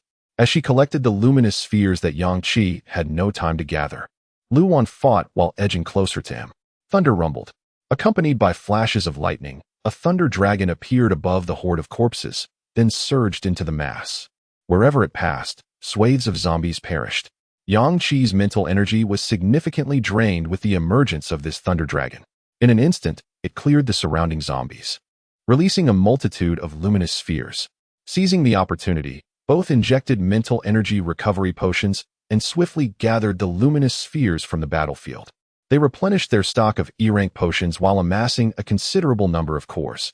An ever-growing tide of zombies converged upon the square, yet the two individuals remained virtually unharmed. Survivors watching from the surrounding high-rises were dumbfounded, anticipating the demise of Yang Qi and Lu Wan at the hands of the undead. The sheer volume of zombies was staggering. As soon as that thunder dragon appeared, at least 3,000 zombies were obliterated. The square became eerily vacant. The number of luminous spheres below was astonishing. Moreover, the deceased were those zombies with crystal cores on their foreheads. How formidable! Do they utilize their abilities without depleting mental energy? That individual has hardly ceased unleashing lightning since emerging from the instance. Did you not notice the increasing number of luminous spheres? They grow stronger with each kill. How could one possibly worry about the supply of mental energy recovery potions? I believe we cannot remain passive any longer. If those two can slay zombies, we should follow their lead to ensure our safety. It is unrealistic to expect them to eliminate the designated 500,000 zombies alone. What are you thinking? That person's lightning is indiscriminate. If we enter the square, we might perish even faster than the zombies. So, shall we merely observe their slaughter? Let us position ourselves around the square. During the first 20 minutes of the special hidden instance, only about 1% of the survivors in Maple City began to confront the zombies. This 1% were either exceptionally powerful or possessed remarkable courage. Most people sought refuge within buildings, avoiding the fray. Those audacious enough to face the horde inadvertently delineated several major battle zones in Maple City, led by Yang Qi. The Central Square Battle Zone, where thunder roared and ice spread, led by Su Mo. The Suburban Battle Zone, characterized by spatial fluctuations and unseen cuts, led by Gufeng. The Park Battle Zone, where foul rain fell in torrents, corroding any surface it touched, led by Chun Tingyu. The Commercial Street Battle Zone, where a woman wielded two exquisite curved blades, her short hair framing a gaze as cold as ice, radiating yellow flashes while she effortlessly dispatched zombies and vanished to several meters away, led by Jiang Yi. The Hospital Battle Zone, where a man, expressionless, conjured black spherical energy at his fingertips, mimicking a gun pose before launching a ping-pong-sized projectile that obliterated thousands of zombies. Countless terrifying and potent forces erupted from various locales in Maple City. With the presence of these individuals, other survivors were stunned to discover that on the second day of the apocalypse, Maple City had already birthed such a multitude of powerful ability users. Survivors in the high-rises darted from one window to another, captivated by the cacophony of chaos erupting from all directions, their mouths agape in astonishment. Goodness! That area has been continuously flashing. What an overwhelming aura! The horror emanating from that direction is palpable, accompanied by the stench of decay, so potent that it wafts through the air from such a distance. What is that? Oh no, another explosion of black energy. When that black energy detonates, half of Maple City's skies darken in an instant. I suspect the most terrifying spectacle remains the thunder emanating from the square. The might of the thunder is utterly awe-inspiring. I believe that in this instance, the ability users from these locations will serve as the main force. If they cannot eliminate these zombies, everyone will be trapped within Maple City. Meanwhile, at the medical center where Jiang Yi was located, he had fled from a small town to Maple City, originally intending to scavenge for supplies in the metropolis. Little did he know that within half an hour of his arrival, a hidden instance would erupt, ensnaring him in this city besieged by a zombie horde. With no other option, he was compelled to fight. As a second-tier ability user, his powers were formidable, yet they drained mental energy at an alarming rate. His dark energy could annihilate thousands of first-tier zombies in one blast, yet it could also deplete half of his mental energy in the process. Each time he cleared the zombies before him, scrambling to collect luminous spheres for mental energy recovery potions, more zombies surged towards him. The time he had to inject the potions was insufficient to replenish the mental energy he had expended.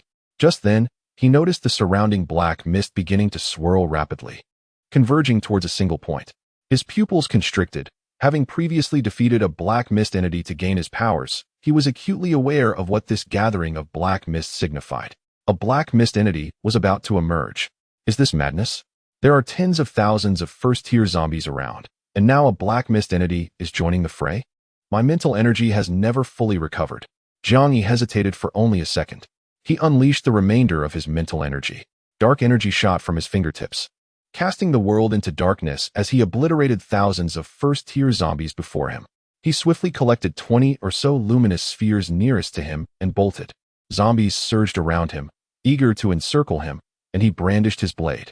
Though the entrance to a building lay less than 20 meters ahead, he could not penetrate through the throng of zombies. Behind him, the presence of the black mist entity intensified.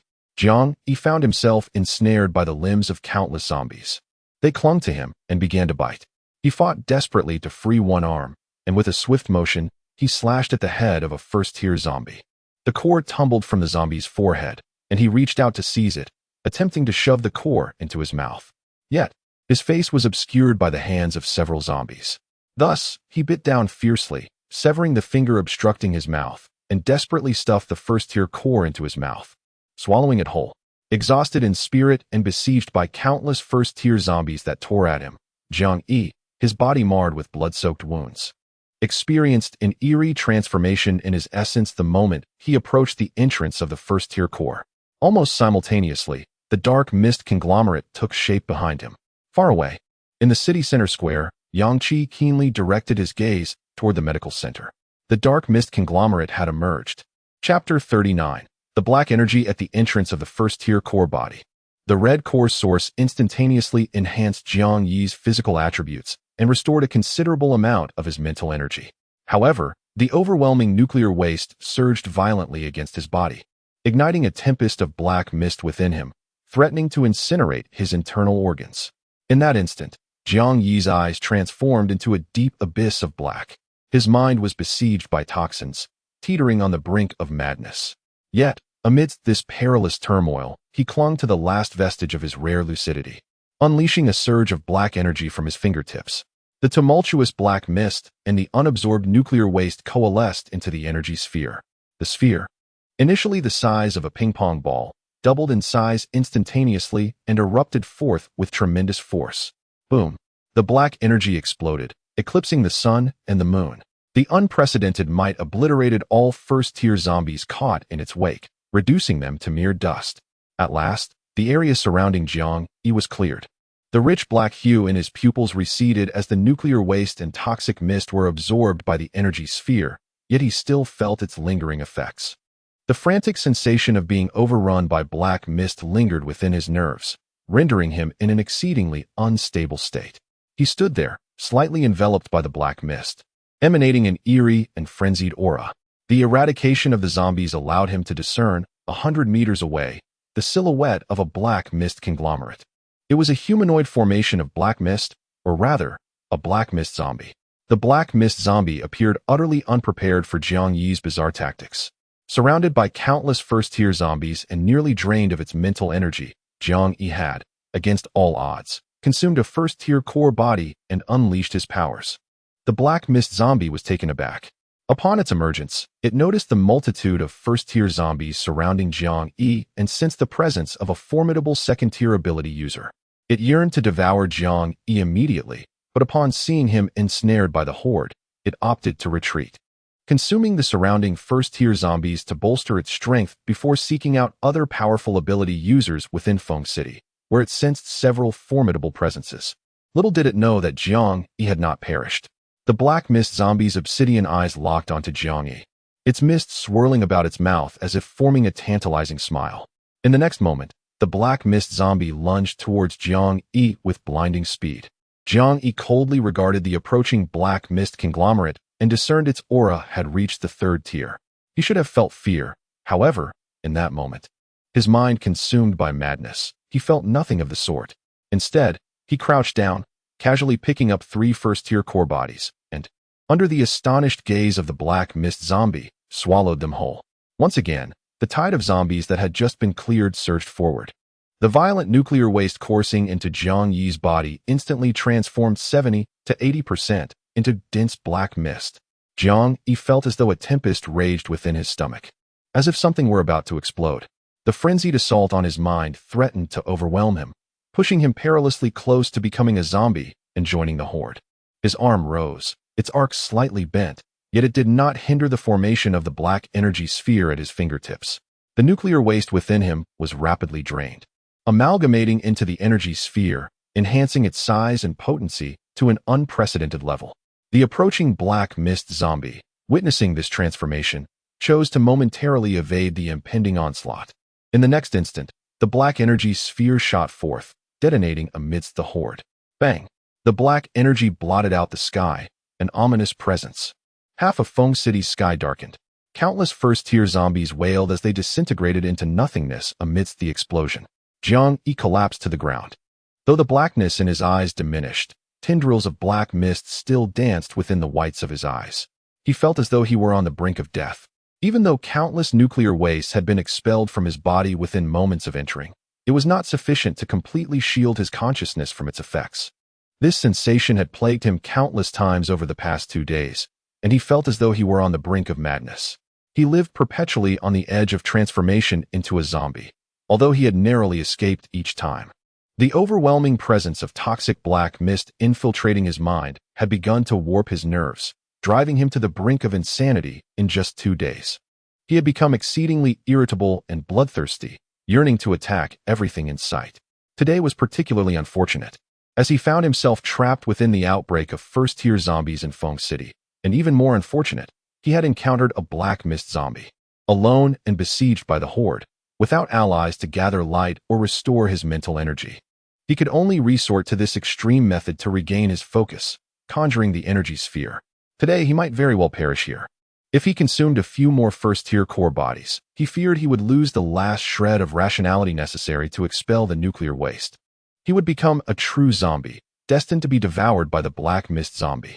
In the next moment, he sensed a gust of wind rushing towards him. The black mist zombie, seeing Jiang Yi fall, charged forward, its arm piercing through his abdomen from behind. The excruciating pain ignited the flickering spark of rationality within Jiang Yi, sending him spiraling into madness. Blood gushed from his mouth as his abdomen was penetrated. The black mist zombie withdrew its arm, poised to pounce and devour Jiang Yi entirely. However, just as it neared Jiang Yi's neck, it glimpsed the side of his face pressed against the ground, where an intensely concentrated black energy sphere had formed. When had this madman consumed another core body? With blood pooling in his mouth and black mist swirling in his eyes, Jiang Yi managed to muster a deranged, bloodthirsty grin. The black mist zombie was taken aback, turning to flee with all haste. The black energy erupted behind it. Roar! The black mist zombie felt the energy wash over its back, dispersing nearly half of the black mist. It could hardly believe it. Wasn't it a third-tier black mist conglomerate? How could it be so severely impacted by a second-tier ability user-S power? Was this person insane? Consuming core bodies was almost tantamount to suicide. Yet he had ingested more than one and still remained alive, utilizing the power of the cores to obliterate the surrounding zombies? It could not shake the memory of Jiang Yi's expression and gaze in that moment. The ground trembled violently, and the buildings around them quaked, on the verge of collapse. The survivors hiding within the structures were utterly stunned at this spectacle. What on earth was he doing? Was he consuming the crystal cores from the zombies' foreheads? Was that something one could eat directly? Surely not. Hadn't they seen him enveloped in black mist after each consumption, his aura nearly indistinguishable from that of a zombie? Yet why had he not transformed into one, nor perished? How had he even managed to slay thousands of zombies? The black mist conglomerate had retreated into a nearby hospital. Surely, he must be dead now. The black mist zombie had just impaled him. And this blow should have been his last desperate struggle before death. Alas, he was indeed a powerful individual. They had hoped that the 50,000 zombies in this scenario would yield more kills thanks to him. At that moment, everyone stood in utter disbelief as they witnessed Jiang Yi rise to his feet. The gaping wound in his abdomen, now pulsating with the swirling black mist, healed at a visible rate, reminiscent of a first-tier zombie's regenerative speed. Good heavens! This was the healing speed of a first-tier zombie. He had truly become a zombie. Within Jiang Yi's swirling eyes, a flicker of confusion emerged. He gazed vacantly at his surroundings, murmuring, "Where am I? With so many nuclei and light orbs around, I must be dreaming." Numbly, he bent down to collect the spoils scattered about, while the tide of corpses began to converge once more. At that moment, Jiang Yi resembled a puppet devoid of thought or emotion. As countless zombies lunged at him with ferocity, he felt no inclination to resist. He merely instinctively swallowed 2 nuclei. This scene was captured by Yang Qi, who had just arrived. Chapter 40. Will normal fighting occur? Lu Wan's eyes widened in shock as she exclaimed, "Is that person consuming a core?" In an instant, Yang Qi recognized Jiang Yi's face, the energy powerhouse from his previous life. In that life, Jiang Yi was a figure of countless rumors. It was said that he could directly swallow the cores of zombies, transforming the energy of nuclear waste into his own, unleashing terrifying attacks. This extraordinary ability allowed Jiang Yi to absorb nuclear source power without the need for purification. However, the side effects were equally severe. The nuclear waste could not be completely harnessed into his energy attacks, and under prolonged invasion by dark mist, his mind became increasingly unstable. Rumors circulated that Jiang Yi had become mad, sometimes befriending other powerful beings, only to turn against them and annihilate their bases. Some even suggested that he was not as insane as portrayed. He had killed former friends upon discovering they were merely exploiting his powers to extract nuclear sources while attempting to manipulate his fogged mind. Yang Qi had once glimpsed Jiang Yi in an underground trading post. Even from a distance, he could sense the bloodthirsty instability emanating from him. Yang Qi never expected to encounter Jiang Yi in Feng City. No wonder there had been continuous bursts of dark energy just moments ago. After Jiang Yi consumed the 2 first-tier cores, his aura underwent a wild transformation. Darkness surged in his eyes, and black spots erupted across his skin. He emitted a frenzied roar, indistinguishable from that of a zombie. His body writhed uncontrollably, and before him appeared a dense black energy sphere. This sphere contained a maddening force, akin to a black hole, seemingly ready to devour anything that gazed upon it for too long. Boom! An energy storm more terrifying than before swept across several blocks. Countless zombies disintegrated. Buildings vanished. Even the survivors watching from those buildings were not spared. The residual energy waves lingered, leaving behind countless energy shards drifting in the air. Survivors in distant buildings were utterly stunned. He had neither perished nor transformed into a zombie. He had consumed 2 cores and used his abilities to slay thousands of first-tier zombies. The nearest hospital to Jiang Yi also vanished in the chaos. The dark mist zombies hiding within the hospital revealed themselves, leaping to the ground and creating a deep pit. Their bloodthirsty gazes locked onto Jiang Yi, scrutinizing his condition. Just as they suspected, Jiang Yi had collapsed.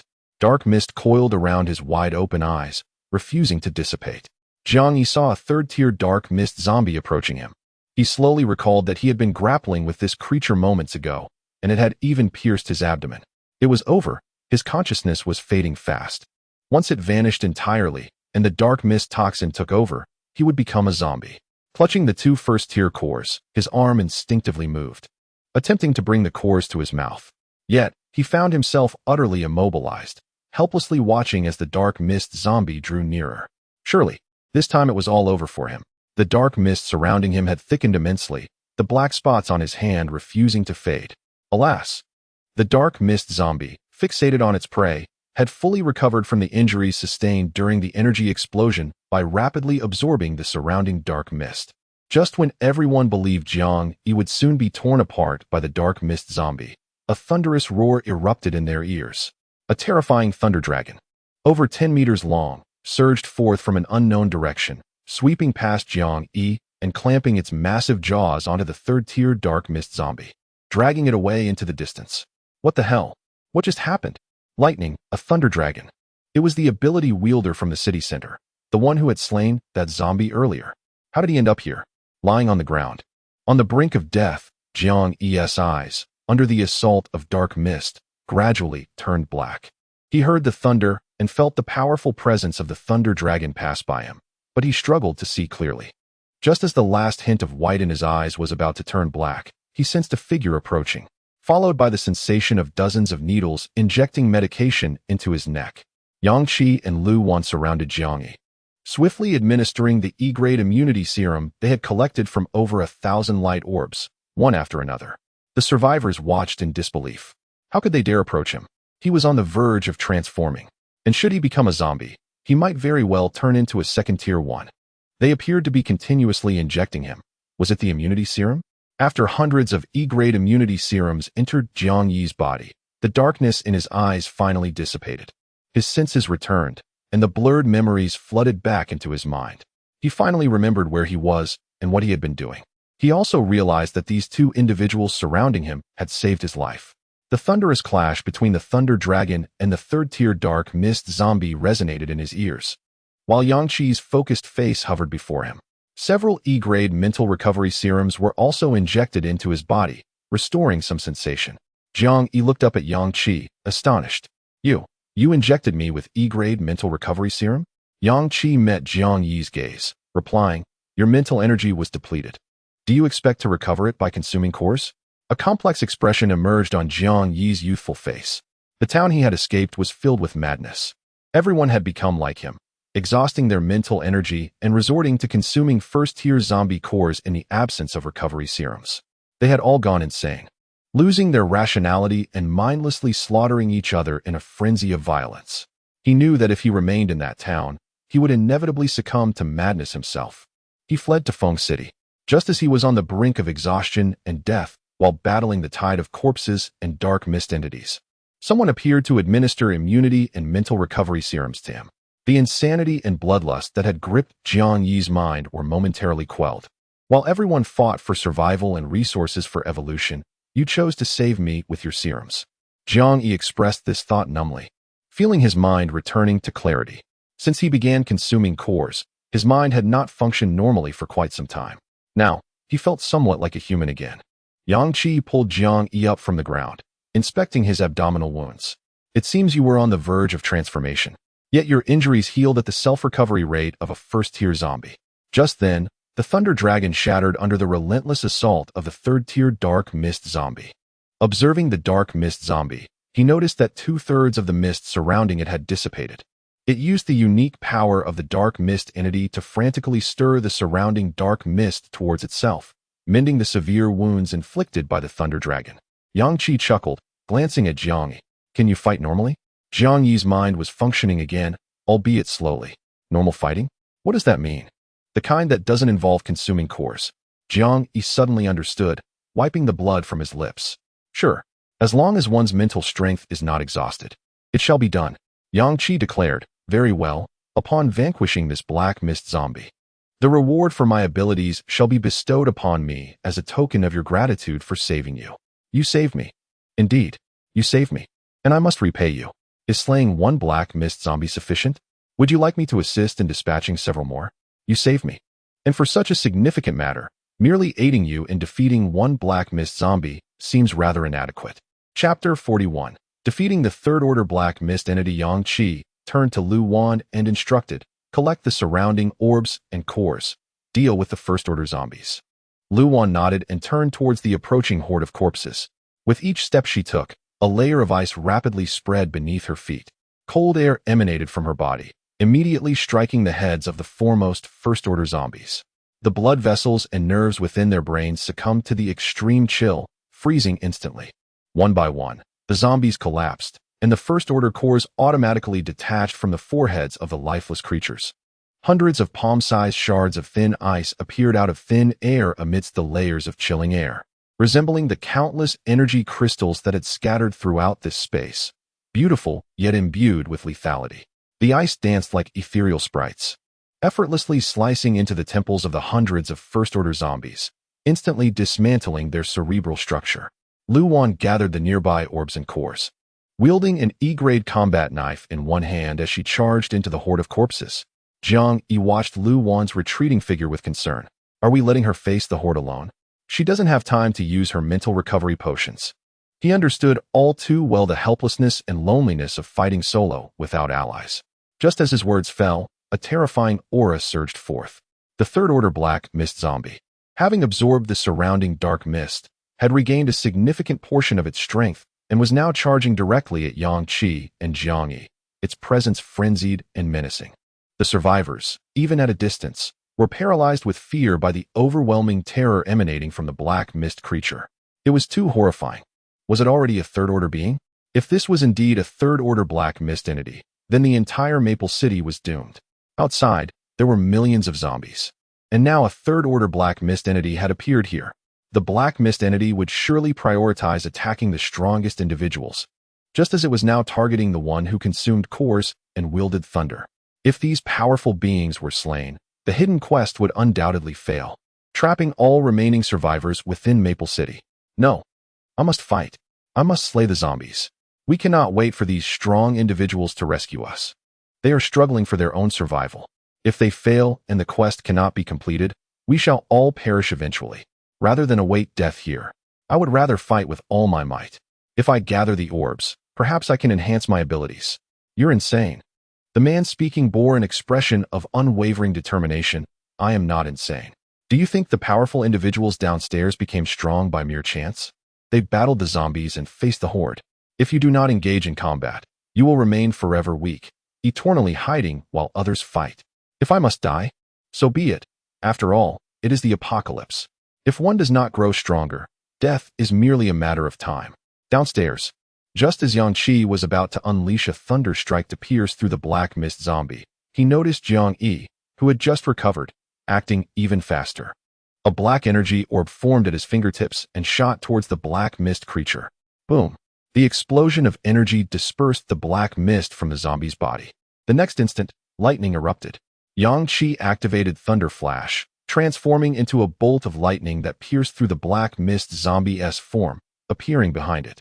The third-order Black Mist zombie was first struck by Jiang Yi's E-grade exclusive skill, the energy orb, causing the mist to scatter, and then immediately pierced by Yang Qi's E-grade exclusive skill, Thunder Flash. Having barely regained its misty form, the creature suffered a devastating blow, with the black mist dissipating once more. Yet, Yang Qi would not grant it a moment's respite. Armed with the E-grade combat knife, lightning coiling around him, Yang Qi's eyes sparkled with electricity as he propelled himself forward. The ground beneath him fractured upon his passage. In the span of a second, he unleashed dozens of strikes.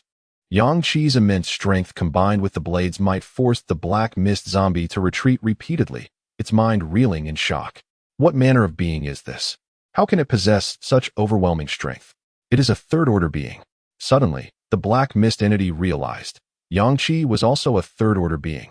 However, as a Black Mist creature, within its class, its power surpassed any other entity.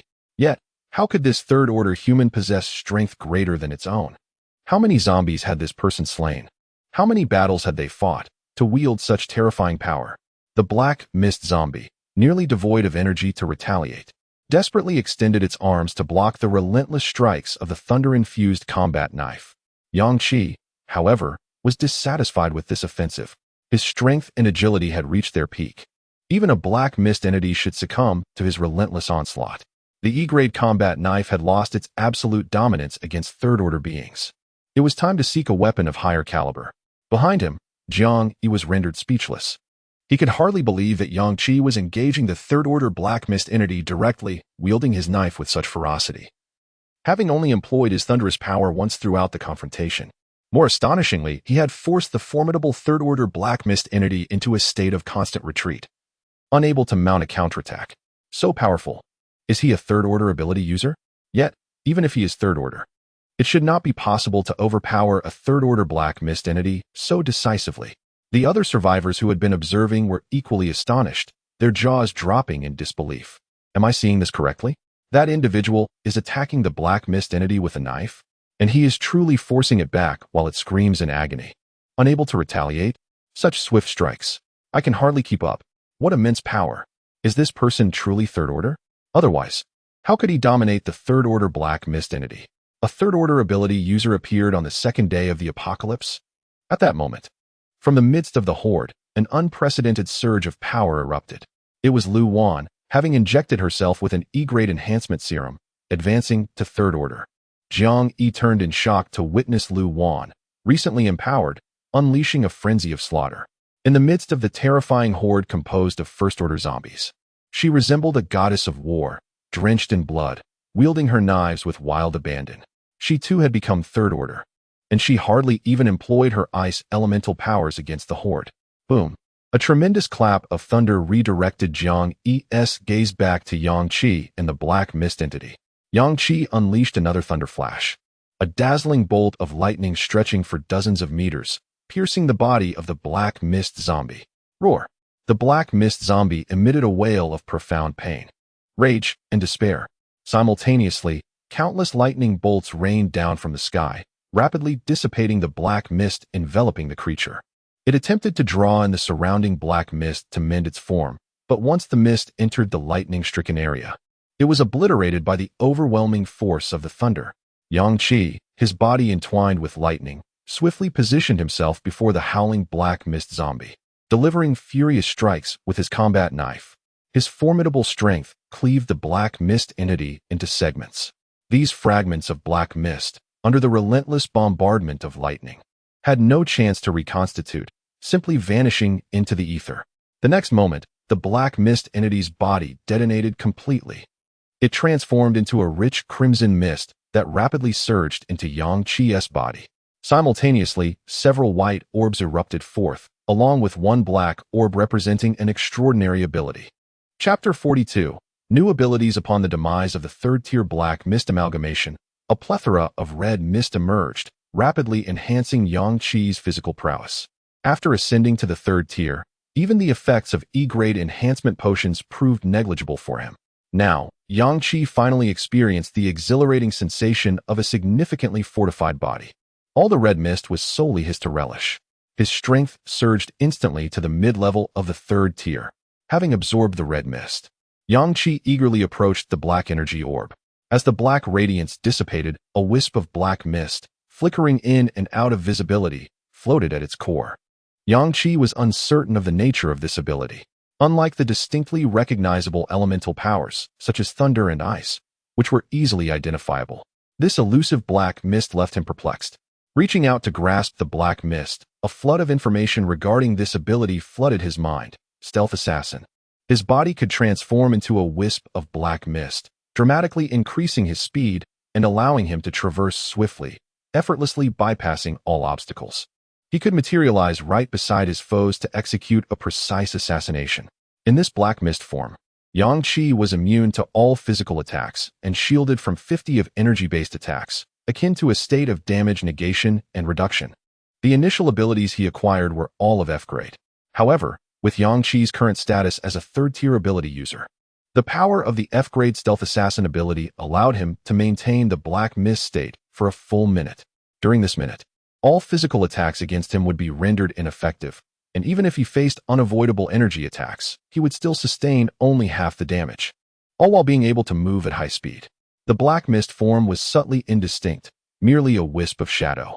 In a world where black mist toxins wafted about, Yang Chi's transformation into a stealth assassin rendered him virtually invisible. With this ability at his disposal, no matter the magnitude of the zombie horde before him, Yang Chi could escape with remarkable swiftness. Additionally, 4 white orbs materialized.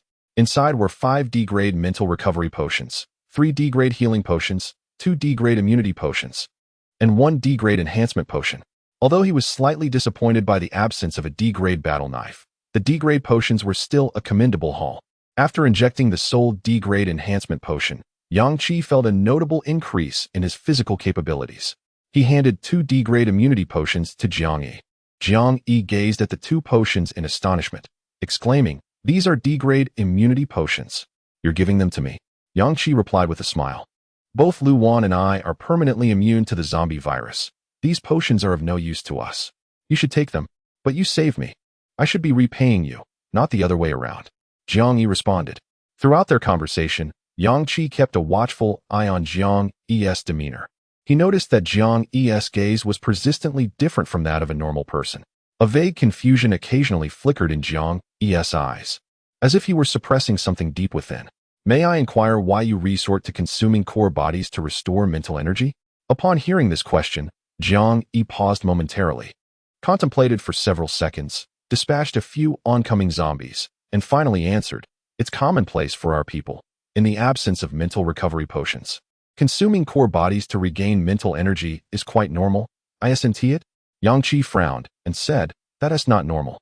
From now on, avoid eating core bodies and utilize mental recovery potions instead." Jiang Yi appeared somewhat dejected, "But when I'm alone, facing the zombie horde, I hardly have time to gather the nearby orbs for mental recovery potions." The encroaching horde was drawing ever closer. Despite Lu Wan's formidable strength as a newly ascended 3rd-tier ability user, the sheer number of zombies overwhelmed her. She could slay many, but not all. Yang Chi reassured her, "You won't be alone anymore. The 3 of us will fight together. When 2 are engaged in combat, the remaining 1 can gather the orbs and core bodies. Before meeting you, Lu Wan and I operated in this manner, but 2 people still struggled to keep up. With you joining us, we can manage much more easily. But you must promise me to cease consuming core bodies." Jiang Yi's mind had already been profoundly affected by the core body's remnants. If this continued, he risked becoming the madman that people spoke of in the previous life. Upon hearing Yang Chi's words, though his mind reacted slowly, Jiang Yi's eyes began to redden. The horde roared as it surged forward. Although his mind was sluggish, his body reacted swiftly. With reddened eyes fixed on Yang Chi, his hand directed toward the approaching horde, unleashing a terrifying energy blast that erupted forth. Yang Chi, witnessing this, felt all his worries dissipate. Though Jiang Yi's mind was troubled, his combat prowess was undeniably intact. Thunder roared. Above the horde, lightning dragons howled. Yang Chi wielded a battle-worn E-grade sword, entwined with thunder, as he charged into the heart of the horde. He swiftly reached Lu Wan, administering several mental recovery potions to her after 10 minutes of relentless combat. Jiang Yi noticed a multitude of zombies flooding in from the street entrance, unleashing dark energy that obliterated hundreds of zombies surrounding him.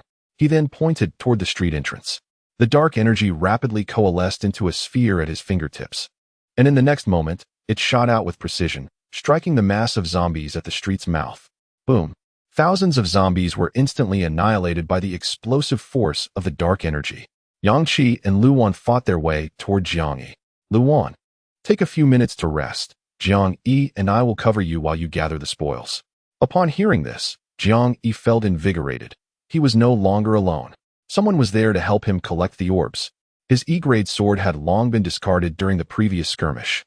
And just as he was about to erupt with energy to shield Lu Wan, she dashed over, drenched in zombie blood, and thrust a brand new E-grade sword into his hands. In her other hand, she also held several E-grade mental recovery potions, which she swiftly injected into Jiang Yi's arm. The presence and assistance of his allies overwhelmed Jiang Yi with emotion. "Is this what it feels like to have companions?" he murmured. Without uttering a word, Lu Wan quickly gathered the nearby orbs and core bodies. Jiang Yi, now rejuvenated, radiated a terrifying dark power as he brandished the E-grade sword and charged in front of Lu Wan, fiercely hacking at the zombies. As the density of zombies increased, he promptly unleashed energy orbs to obliterate a large group. Out of the corner of his eye, he observed Yang Chi decimating countless zombies with thunderous force. and witnessing the relentless approach of more zombies, he exclaimed, "When I was alone, I could only manage to kill over 1,000 zombies, while countless others surged from other directions, leaving me no chance to breathe. But now, there's Yang Qi in another direction."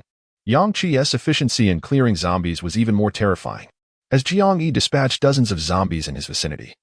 Yang Qi annihilated even greater numbers on the other side. The rate at which the zombies advanced paled in comparison to their own killing speed.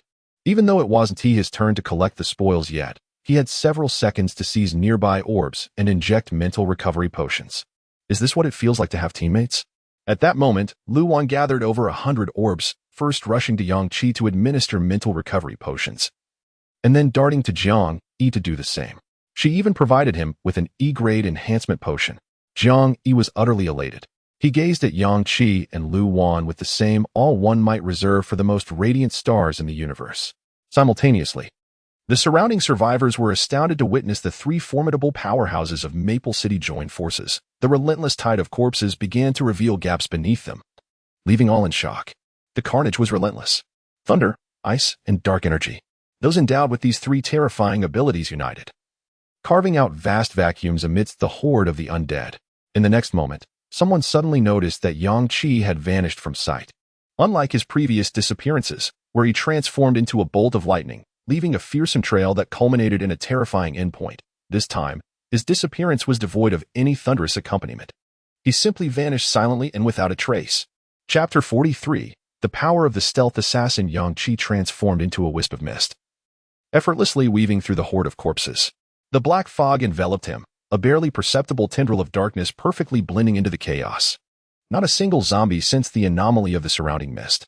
Even in the eyes of Lu Wan and Jiang Yi, Yang Qi seemed to have vanished into thin air. Not only had he disappeared, but his presence had also dissipated completely. In the next moment, at the heart of the zombie tide, Yang Qi's figure suddenly materialized. In his right hand, he clutched a small curved dagger entirely entwined in black smoke. This was the exclusive weapon of the stealth assassin ability, the Assassin's Blade. Even at the F-grade level, this specialized weapon far surpassed the ordinary E-grade weapons. It was more potent than the E-grade combat knife Yang Qi typically wielded. Previously, using the E-grade combat knife against the third-tier black mist aggregates had left Yang Qi feeling impatient. Now, armed with the Assassin's Blade, the encounter with the third-tier black mist aggregates would unfold entirely differently. The F-grade Assassin's Blade could inflict significant damage on the third-tier black mist aggregates. As Yang Qi's stealth assassin ability increased in level, the blade's power would only grow stronger. At this moment, as Yang Qi emerged from the shroud of black smoke, the blade was already poised at the neck of a zombie. With a graceful arc, the blade effortlessly severed the head of a first-tier zombie. The surrounding zombies finally realized that an uninvited guest had infiltrated their ranks and surged madly toward Yang Qi. Yet, he transformed into black smoke once more, slipping away in an instant. Utilizing his stealth assassin ability, Yang Qi darted through the horde. Each time he reappeared, he swiftly dispatched several nearby zombies with his blade, unleashing a powerful lightning strike that obliterated a vast swath of the undead. After collecting the scattered spoils, he calmly faded into the black smoke once again, leaving the zombie tide utterly confounded. The horde could not lay a finger on him. Yang Qi's actions incited unprecedented chaos within the zombie tide. The horde, which had previously focused solely on the battlefield where Yang Qi and his companions stood, was thrown into disarray. Just a moment ago, a multitude of zombies charged toward Lu Wan and Jiang Yi. Now, they were redirected toward Yang Qi's location at the center of the tide, only for him to vanish again. He toyed with the horde like a cat with a mouse. Jiang Yi watched in astonishment from hundreds of meters away, witnessing Yang Qi's figure emerge amidst the zombie tide, accompanied by the terrifying crackle of thunder. Was this Yang Qi's new ability? It was astonishing. He still hadn't grasped how Yang Qi managed to vanish and reappear. Was it invisibility? The surrounding survivors were equally stunned. From their elevated vantage point, they had a clearer view. They confirmed beyond doubt that Yang Qi had acquired a new ability. Invisibility. Invisibility. No way. That couldn't be. Invisibility merely renders one visually undetectable. A person cannot simply become air. This was clearly disappearance, not concealment. How could such an ability exist? If that were the case, the zombie tide posed no threat to him whatsoever. If he couldn't be defeated, he could escape at will. Yet, he chose not to flee. Instead, he disrupted the horde's offensive, alleviating the pressure on Lu Wan and Jiang Yi. The zombies, with their limited intellect, were thrown into a frenzy and confusion by the sudden appearance and disappearance of a formidable human presence among them. Yang Qi navigated through the horde as if traversing an uninhabited realm. In the fleeting moments following the activation of his stealth assassin ability, his physical attributes experienced a remarkable enhancement. Strength, reflexes, and explosive power all doubled. This was the essence of the stealth assassin, to come and go without trace, delivering lethal strikes upon emergence. With such formidable augmentation, any enemy caught within Yang Qi's proximity would be instantaneously dispatched. Even a third-tier black mist aggregate would find itself swiftly eliminated when Yang Qi closed in. His enhanced attributes coupled with the formidable power of the assassin's blade ensuring a swift victory. Against these first-tier zombies, the outcome was even more assured. In summary, Yang Qi's lightning element ability was a massive area of effect attack with great destructive power, while the stealth assassin was characterized by high single-target explosive damage, particularly effective against higher-level black mist aggregates. When confronting the zombie tide, he could incite chaos within their ranks, targeting the strongest zombies, eliminating them instantly, and then unleashing his lightning power at the center of the horde to annihilate vast numbers before disappearing again. The efficiency was remarkable. More importantly, this strategy disrupted the offensive rhythm of the zombie tide, relieving Lu Wan and Jiang Yi of some of their burden. Meanwhile, he could collect the spoils at the heart of the horde and vanish into black smoke whenever he felt encircled. 5 minutes later, having stirred considerable turmoil within the zombie tide, Yang Qi returned to Lu Wan and Jiang Yi's side. Jiang Yi exclaimed excitedly, "Yang Qi, is your new ability invisibility?" Yang Qi chuckled, "No, it's an ability 1,000 times more powerful than invisibility. I'll demonstrate it to you next time." He had amassed thousands of E-grade mental recovery potions in his spatial gear. After administering several doses to Jiang Yi and Lu Wan, he declared, "I noticed that there are certain particularly strong zombies in the tide. I will go in and eliminate them directly. You two can handle the ordinary first-tier zombies without worrying about me." All right. Yang Qi restored his mental state to its peak with the potions. In the next instant, he transformed into black smoke, disappearing from Lu Wan and Jiang Yi's sight once more. A peak first-tier zombie lurked at the rear of the horde. It towered above the others, nearly 2 meters tall, with a bloodthirsty gaze fixated on Lu Wan and Jiang Yi, 500 meters away. Suddenly, it sensed something amiss. Its pure black eyes swept downward, only to find a man enveloped in black mist standing before it. A cold black curved blade was already poised at its neck. The peak first-tier zombie was startled, unable to react before Yang Qi decapitated it. As the head hit the ground, Yang Qi crushed it underfoot and unleashed a violent lightning strike upon the surrounding zombies. He gathered the luminous orbs and core remnants, identifying several remarkably powerful entities amidst the chaos of the horde. Then, he vanished into the black smoke. Meanwhile, at the base of a nearby building, a group of evolved individuals had formed a team of over 70 members. The man leading them was the same one who had previously declared, while on the upper floors, that he would rely on himself to grow stronger by slaying zombies. As they descended, they attracted the attention of numerous zombies. Even with Yang Qi's thunder, Lu Wan's ice, and Jiang Yi's energy bombs drawing 99% of the horde's firepower, the remaining 1% of zombies was still a considerable threat. In an instant, the 70-plus individuals found themselves embroiled in a bloody battle. Yet, the first-tier zombies proved too formidable for them. Their strength, explosive power, and regenerative speed swiftly crushed the ambitions of these first-tier evolved individuals, leaving them feeling utterly insignificant. Within a mere 2 minutes, their numbers had been halved. How could this be? We are simply no match for the first-tier zombies.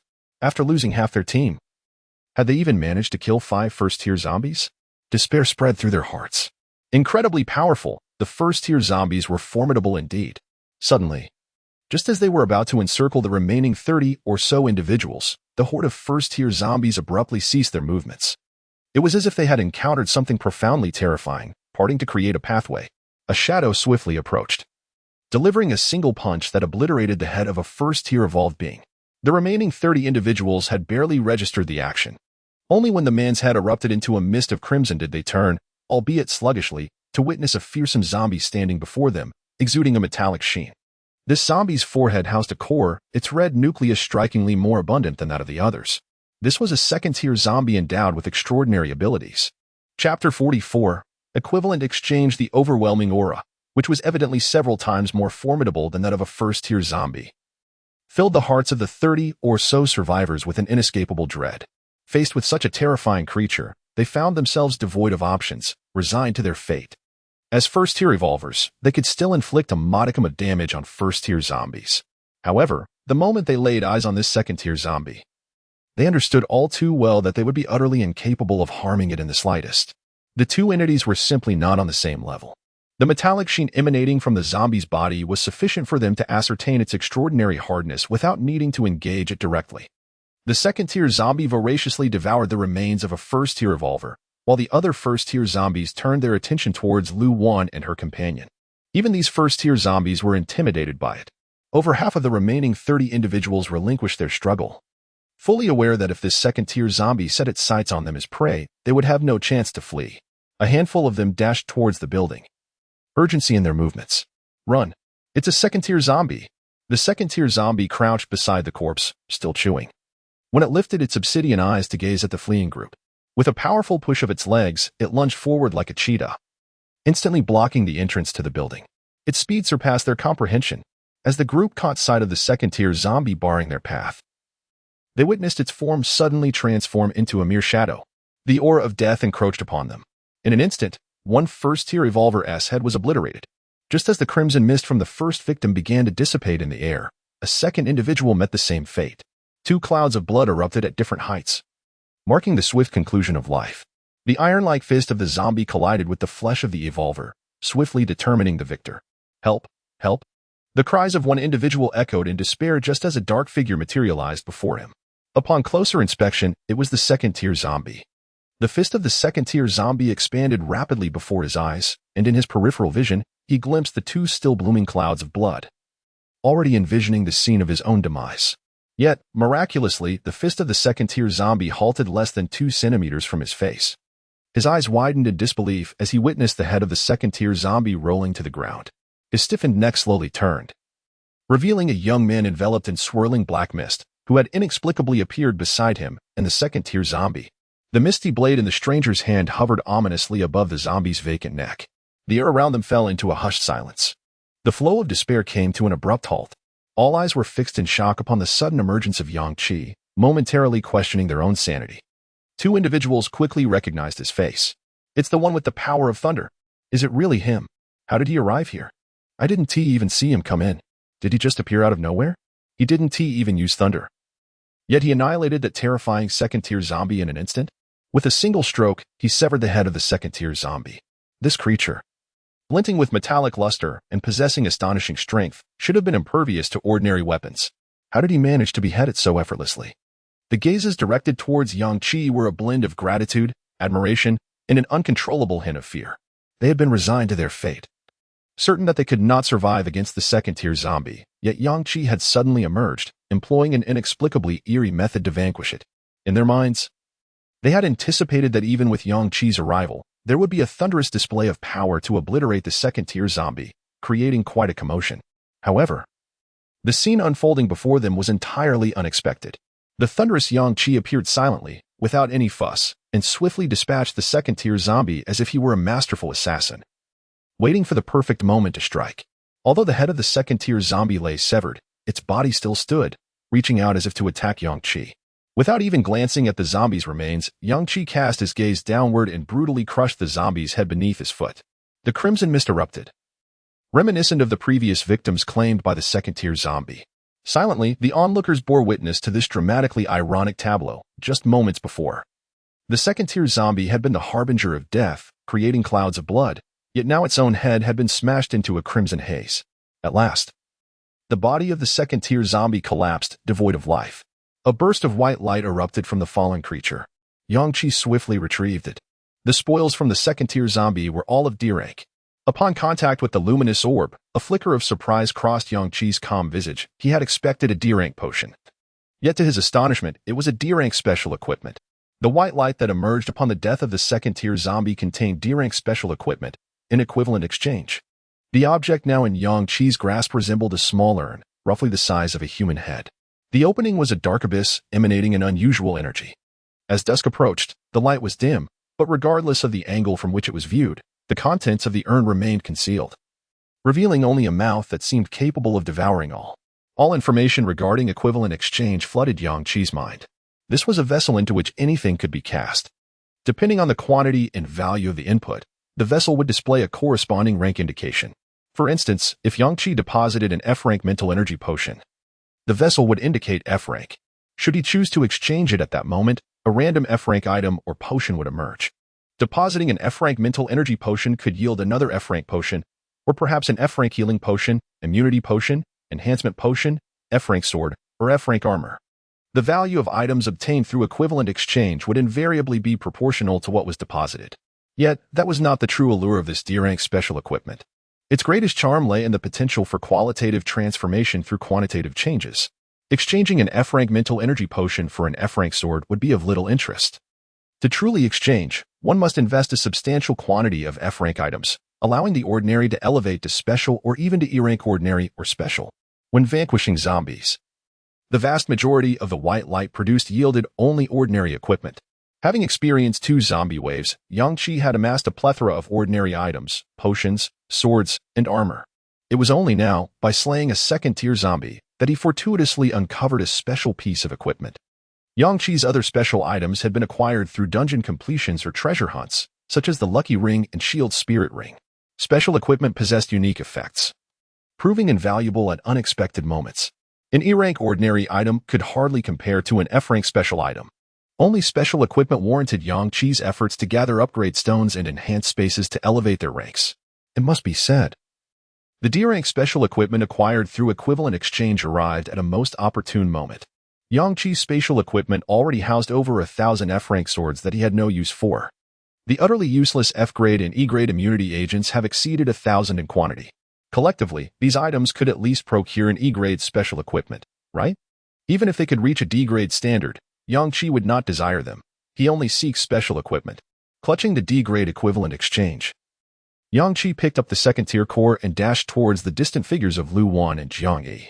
The more than 20 individuals left behind stood frozen, gazing at the receding silhouette of Yang Qi. Chapter 45, Quantitative Change Induces Qualitative Change. Yang Qi utilized his stealth assassin ability, seamlessly traversing through the midst of the zombie horde. During this time, he even paused to collect some spoils of war, reaching Jiang Yi and Lu Wan's side in less than a minute. At this moment, the two of them were barely recognizable. Lu Wan was drenched in the still fresh blood of the zombies, with several fresh scars adorning her arms and shoulders. Her F-class battle armor lay in tatters, leaving her no time to don a new one. She gasped for breath as hundreds of shards of frost descended, instantaneously piercing the temples of countless zombies. With this single technique, I had honed my skills to perfection through this wave of zombies. Lu Wan's voice was devoid of emotion. She had fought amidst the horde to the point of numbness. Simultaneously, she realized that her mental energy quality had significantly improved unbeknownst to her. Previously, using a single ice element would deplete her mental energy by at least 3 layers, necessitating the injection of a recovery serum after just a few uses. But now, even with continuous use of her E-class exclusive skill, Ice, she could perform it over 10 times before feeling a noticeable drain on her mental energy. At this moment, she understood the importance Yang Qi had stressed about enhancing the quality of mental energy through constant use of abilities. In stark contrast, Jiang Yi was brimming with vigor. His appearance was even more terrifying than Lu Wan's. He was covered in blood, and his tattered clothing barely clung to him. Yet, he paid no heed to such superficialities, wildly swinging his E-class battle knife to slay zombies, unleashing dark energy with each strike. When the two saw Yang Qi finally emerge, cradling a peculiar round vessel, they exchanged puzzled glances. Yang Qi, what is that thing in your hands? Jiang Yi's voice was more vigorous than Lu Wan's, revealing a fierce madness in his eyes. Quickly clear the surrounding zombies and gather as many spoils as we can before retreating, Yang Qi commanded. Without further inquiry, the two, rejuvenated by Yang Qi's assistance, unleashed their ultimate abilities in unison. The extreme low-temperature ice manifested within the brains of the unseen zombies, instantly freezing the neural structures of hundreds of first-tier zombies without spilling a drop of blood. Dark energy coalesced at their fingertips, pulsating with a dangerous rhythm. As an energy orb shot into the horde, it exploded, annihilating thousands of surrounding zombies in an instant. The remnants of dark energy slowly invaded the fallen corpses. A thunder dragon, accompanied by a cacophony of thunder, surged into the throng of zombies, dispatching hundreds with its sheer force of impact. The terrifying thunder that accompanied the dragon swiftly dispatched another 1,000 zombies. Countless orbs of light erupted, and numerous cores fell to the ground, creating a scene of breathtaking spectacle. Yet, Yang Qi and his companions had no time to collect all the spoils. They hurriedly grabbed what lay at their feet and swiftly retreated.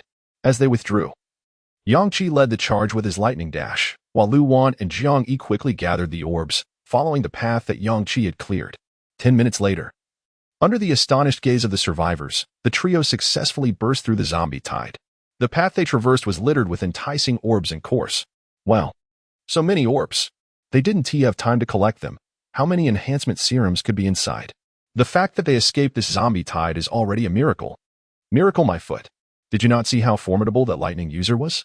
With his thunder, the three of them could retreat safely at any moment. It's just that they couldn't gather all the spoils during their escape. What are they doing? Have they entered a building? Perhaps to rest? Upon reaching the rooftop, the three collapsed onto the ground. Lu Wan retrieved a bottle of mineral water from her spatial gear and drank it in one go. Jiang Yi, parched and looking at Lu Wan and Yang Qi, finally lamented, "I have no food." Both were taken aback. After all, neither had ever endured such deprivation.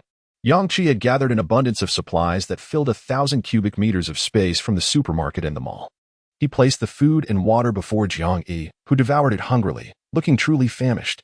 Only then did Lu Wan take a moment to glance at the peculiar item in Yang Qi's arms and ask, "What is that?" Yang Qi did not respond directly but excitedly urged, "Take out everything you don't want from the spoils you collected."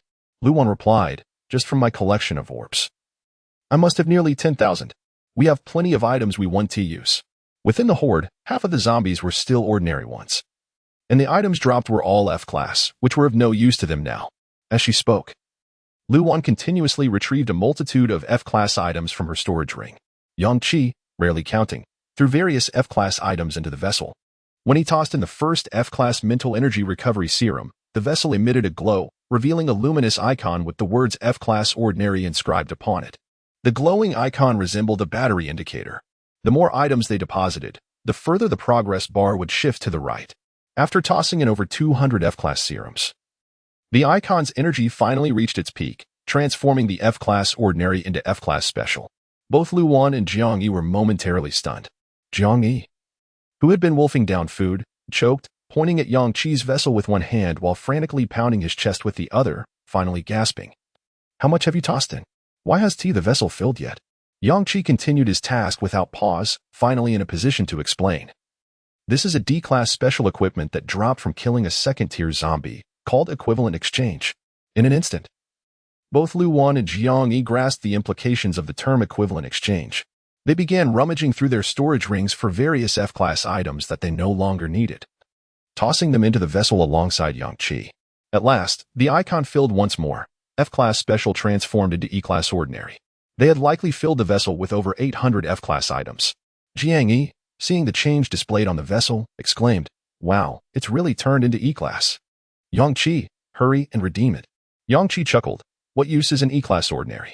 If luck is unfavorable, redeeming it could yield an E-class immunity serum, if fortunate. Maybe an E-class battle knife or an E-class storage ring, but these items are of no use to us. We will need to toss in even E-class serums later." Lu Wan queried, "So once it becomes E-class special, it will produce special equipment?" "Precisely," Yang Qi affirmed. "This vessel is D-class, so it can at most reach D-class special. It cannot ascend further unless we find enough D-class equipment upgrade stones and D-class equipment enhancement space to elevate equivalent exchange to C-class." Lu Wan, brimming with excitement, declared, "We have already found 45 D-class equipment upgrade stones in the treasure hunting instance. Now, we only need 5 more and 1 enhancement space to upgrade the vessel to C-class." Lu Wan continued to toss items into the vessel with fervor. Finally, through the trio's combined efforts, the transformation from F-class items to a qualitative change occurred, and the vessel's designation shifted from E-class ordinary to E-class special, and then, after a few minutes, to D-class ordinary. Chapter 46, filled to the brim. Up to this point, the three of them had nearly filled all their F-grade items into the vessel. Jiang Yi gazed longingly at the D-grade ordinary item on the pot while holding several E-grade potions in his hands. Hesitating, "Do we really have to start investing E-grade potions now? But we primarily use E-grade potions as it is. The D-grade potions have only dropped a few when we defeated the Black Mist aggregates." Yang Qi pondered for a moment before asking, "How many first-level core bodies have each of you collected?" Lu Wan replied, "Approximately, close to 20,000. Core bodies are somewhat easier to collect than light clusters. You can grab a handful from the ground." Jiang Yi, feeling a bit guilty, said, "I've been so focused on fighting that most of the collection was done by Lu Wan.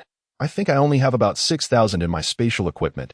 Saying this, Jiang Yi shook his head gravely. No, these core bodies are equivalent to my mental recovery potions. I cannot put them into the vessel. Yang Qi placed the concept of equivalent exchange on the ground, resting a hand on Jiang Yi's shoulder, and said, from now on, you won't need to consume core bodies. Your superpower should not be developed in this manner. Jiang Yi, confused, responded, my superpower is dark energy. I'm very sensitive to energy manipulation. By consuming core bodies, I can instantly expel a large amount of nuclear waste energy from my body to enhance my attacks. That is how I use it. Yang Qi patiently guided him. Jiang Yi, superpowers can be developed, just like Lu Wan. She possesses ice element superpowers and has only awakened an E-grade exclusive skill, Ice Blade. Yet her ice can instantaneously form countless shards that accurately slice into the brains of hundreds of first-level zombies. This can already be counted as her independently developed skill. What is your E-grade exclusive skill with dark energy? Jiang Yi replied, Energy Sphere, the one I've always been using. He paused for a moment before continuing, right? So if I integrate the nuclear waste energy into the energy sphere to enhance its power, that would also count as a skill I developed. Yes, that is how I use my superpower. Yang Qi looked intently into Jiang Yi's eyes and said earnestly, I still remember the first moment I saw you. You didn't want to die. Your eyes were filled with a desire for survival and a yearning for clarity. A glimmer of confusion faded from Jiang Yi's gaze as he listened to Yang Qi, the chaos he often exhibited diminishing slightly. Seeing this, Yang Qi commented, your mind has been significantly damaged by the incessant consumption of core bodies over the past 2 days. Eating core bodies has turned into an instinctive behavior. And if this continues, you will inevitably lose your sanity completely. Tell me, haven't you noticed a rapid decline in your memory these past few days? Jiang Yi nodded, yes. Exactly, if this continues, you might even forget about me and Lu Wan, Yang Qi stated. Upon hearing this, the chaos in Jiang Yi's eyes diminished further. Resembling a more normal person, he exclaimed, this cannot be. You and Lu Wan are companions I have worked so hard to find. I no longer want to face the horde alone. You don't understand the happiness of battling amidst the horde, running low on mental energy, and then having a teammate inject me with a mental recovery potion. I would call it the happiest moment in this apocalypse. I know my mind is a bit troubled. But no matter how serious the issue is, I will never forget you and Lu Wan, and I would never harm either of you.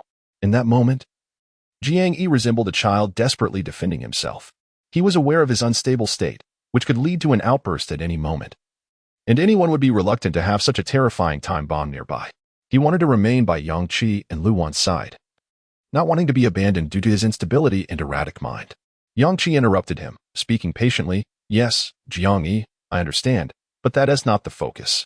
The key point I want to make is, from now on, you are not allowed to consume core bodies. Your dark energy must not be developed in this direction. You need to find a new path. For example, you can decompose the core source and nuclear waste within your body. Absorb the core source directly to restore your mental energy and expel the core bodies to condense them into your attack energy. Why must this process occur within your body? Jiang Yi understood much of this and quickly nodded. I get it. I will no longer consume core bodies. I will achieve this process externally. Lu Wan silently observed the two, realizing that if the apocalypse had not erupted, Yang Qi would likely have become a kindergarten teacher, very adept at guiding children. After guiding Jiang Yi, Yang Qi returned to the main topic. I also have nearly 20,000 first-level core bodies. Since Jiang Yi has yet developed a normal core decomposition skill, we can only rely on the limited purification energy from the mutated plants in the treasure hunt dungeon. To completely purify 50,000 core bodies, we will need to participate in at least 1,000 large-scale treasure hunt dungeons. Lu Wan exclaimed. Does it require that much purification energy? Yang Qi chuckled. You should consider how many core bodies we have. Thus, most of these core bodies are practically useless since we cannot find that much purification energy. Jiang Yi, feeling a sense of pride, remarked. I knew you mentioned core bodies just to throw them into the pot. Lu Wan suddenly realized, her eyes lighting up, are first-level core bodies equivalent to E-grade items? Yang Qi tossed a first-level core body into the vessel, smiling. Indeed, the efficiency is far superior to F-grade potions. Moreover, we've thrown in at least 10,000 F-grade items just to elevate the level to D-grade ordinary. Transitioning from D-grade ordinary to D-grade special would likely require even more F-grade items. If we utilize first-level core bodies, equivalent to E-grade items, we won't need nearly as many. The three ceased their idle chatter and began fervently tossing first-level core bodies into the vessel. After throwing in 2,000, The inscription on the vessel finally transformed into D-grade special. A small line nearby indicated, maximum capacity reached. Lu Wan and Jiang Yi exchanged excited glances at the pitch-black vessel. It was happening. From the vessel that resembled a black hole, a silver toy-like vehicle gradually materialized. Yang Qi touched the small vehicle, and it immediately expanded into a full-sized vehicle. The intricate details magnified before the three of them. It occupied half of the rooftop space. D-grade special equipment, energy-heavy armored vehicle. With the information about the new equipment flooding his mind, Yang Qi excitedly proclaimed the name of the vehicle. Lu Wan and Jiang Yi's eyes widened in astonishment as they leaped from the ground.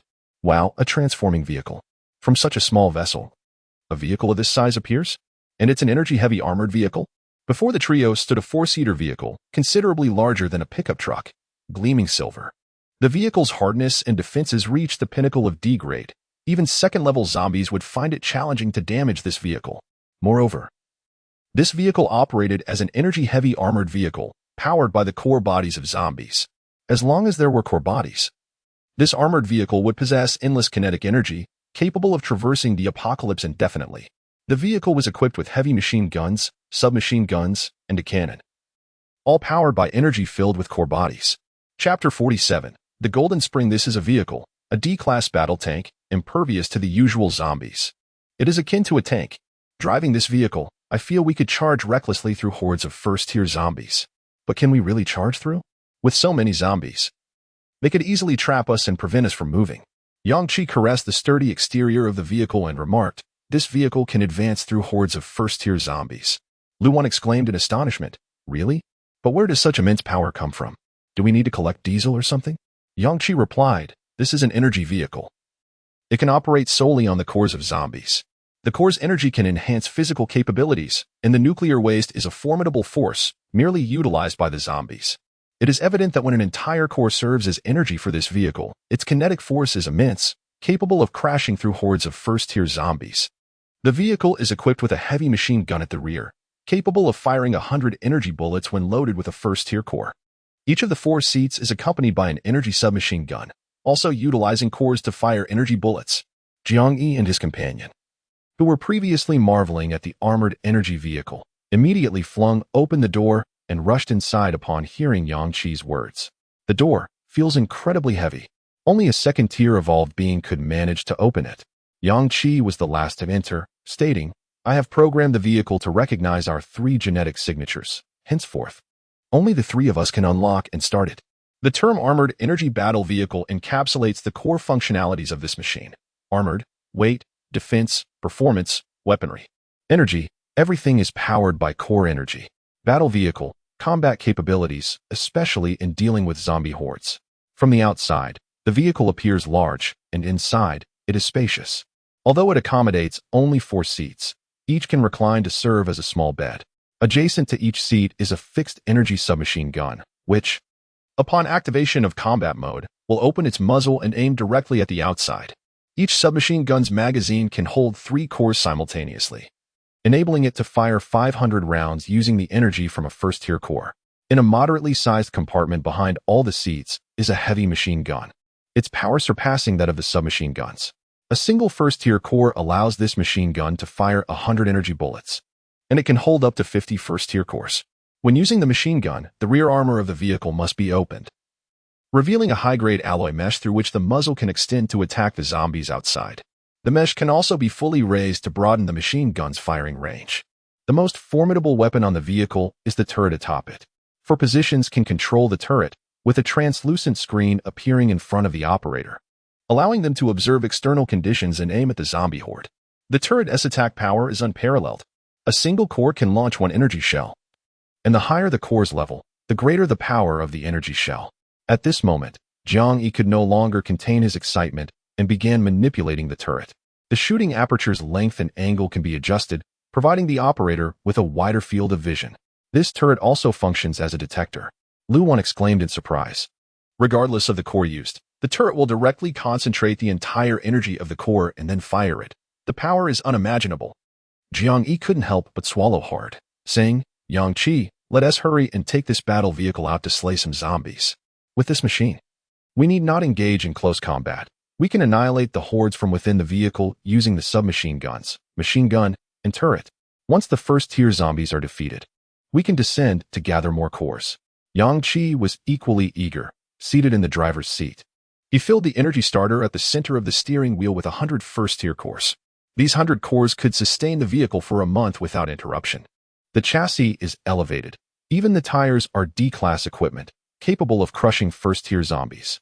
Beneath the chassis are 10 high-strength alloy serrated blades that, when activated, become a moving meat grinder. No matter how many zombies are crushed, our battle vehicle will not be ensnared in the horde.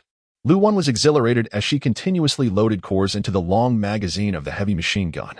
It is hard to fathom that in this apocalypse, we possess a battle vehicle. With this machine, we can venture anywhere and combat the zombie hordes. It feels like a dream. In this moment, the three of them profoundly appreciated the brilliance of equivalent exchange. It is truly remarkable. They had been granted such a rare and powerful battle vehicle. Naturally, the D-class armored energy battle vehicle can be upgraded. At this juncture, Yang Qi found himself in a dilemma. Alas, once I gather the D-class equipment enhancement space, should I upgrade the D-class battle vehicle or the D-class equivalent exchange? What a conundrum. Jiang Yi, seated in the passenger seat, urged, there is no time to ponder this. Let us first drive out and test the vehicle's power. Yet Yang Qi remained steadfast in the driver's seat, contemplatively saying, we still have tens of thousands of first-tier cores. Don't you wish to create another D-class special equipment? The three quickly came to a consensus. The equivalent exchange was positioned between the driver and passenger seats as they hurriedly filled it with first-tier cores. They managed to load a total of 6,000 first-tier cores, pushing the energy bar for equivalent exchange to its limit, D-class special. The vessel's mouth glimmered with a golden light. The three of them widened their eyes simultaneously. A golden necklace appeared at the vessel's mouth. Yang Qi grasped the necklace, and information flooded his mind. D-class special equipment, the golden spring.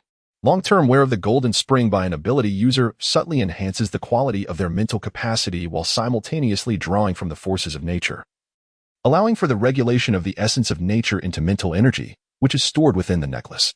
When the wearer's mental state is poor, it provides a restoration of mental energy. Yang Qi was astonished as he articulated the powers of the golden necklace.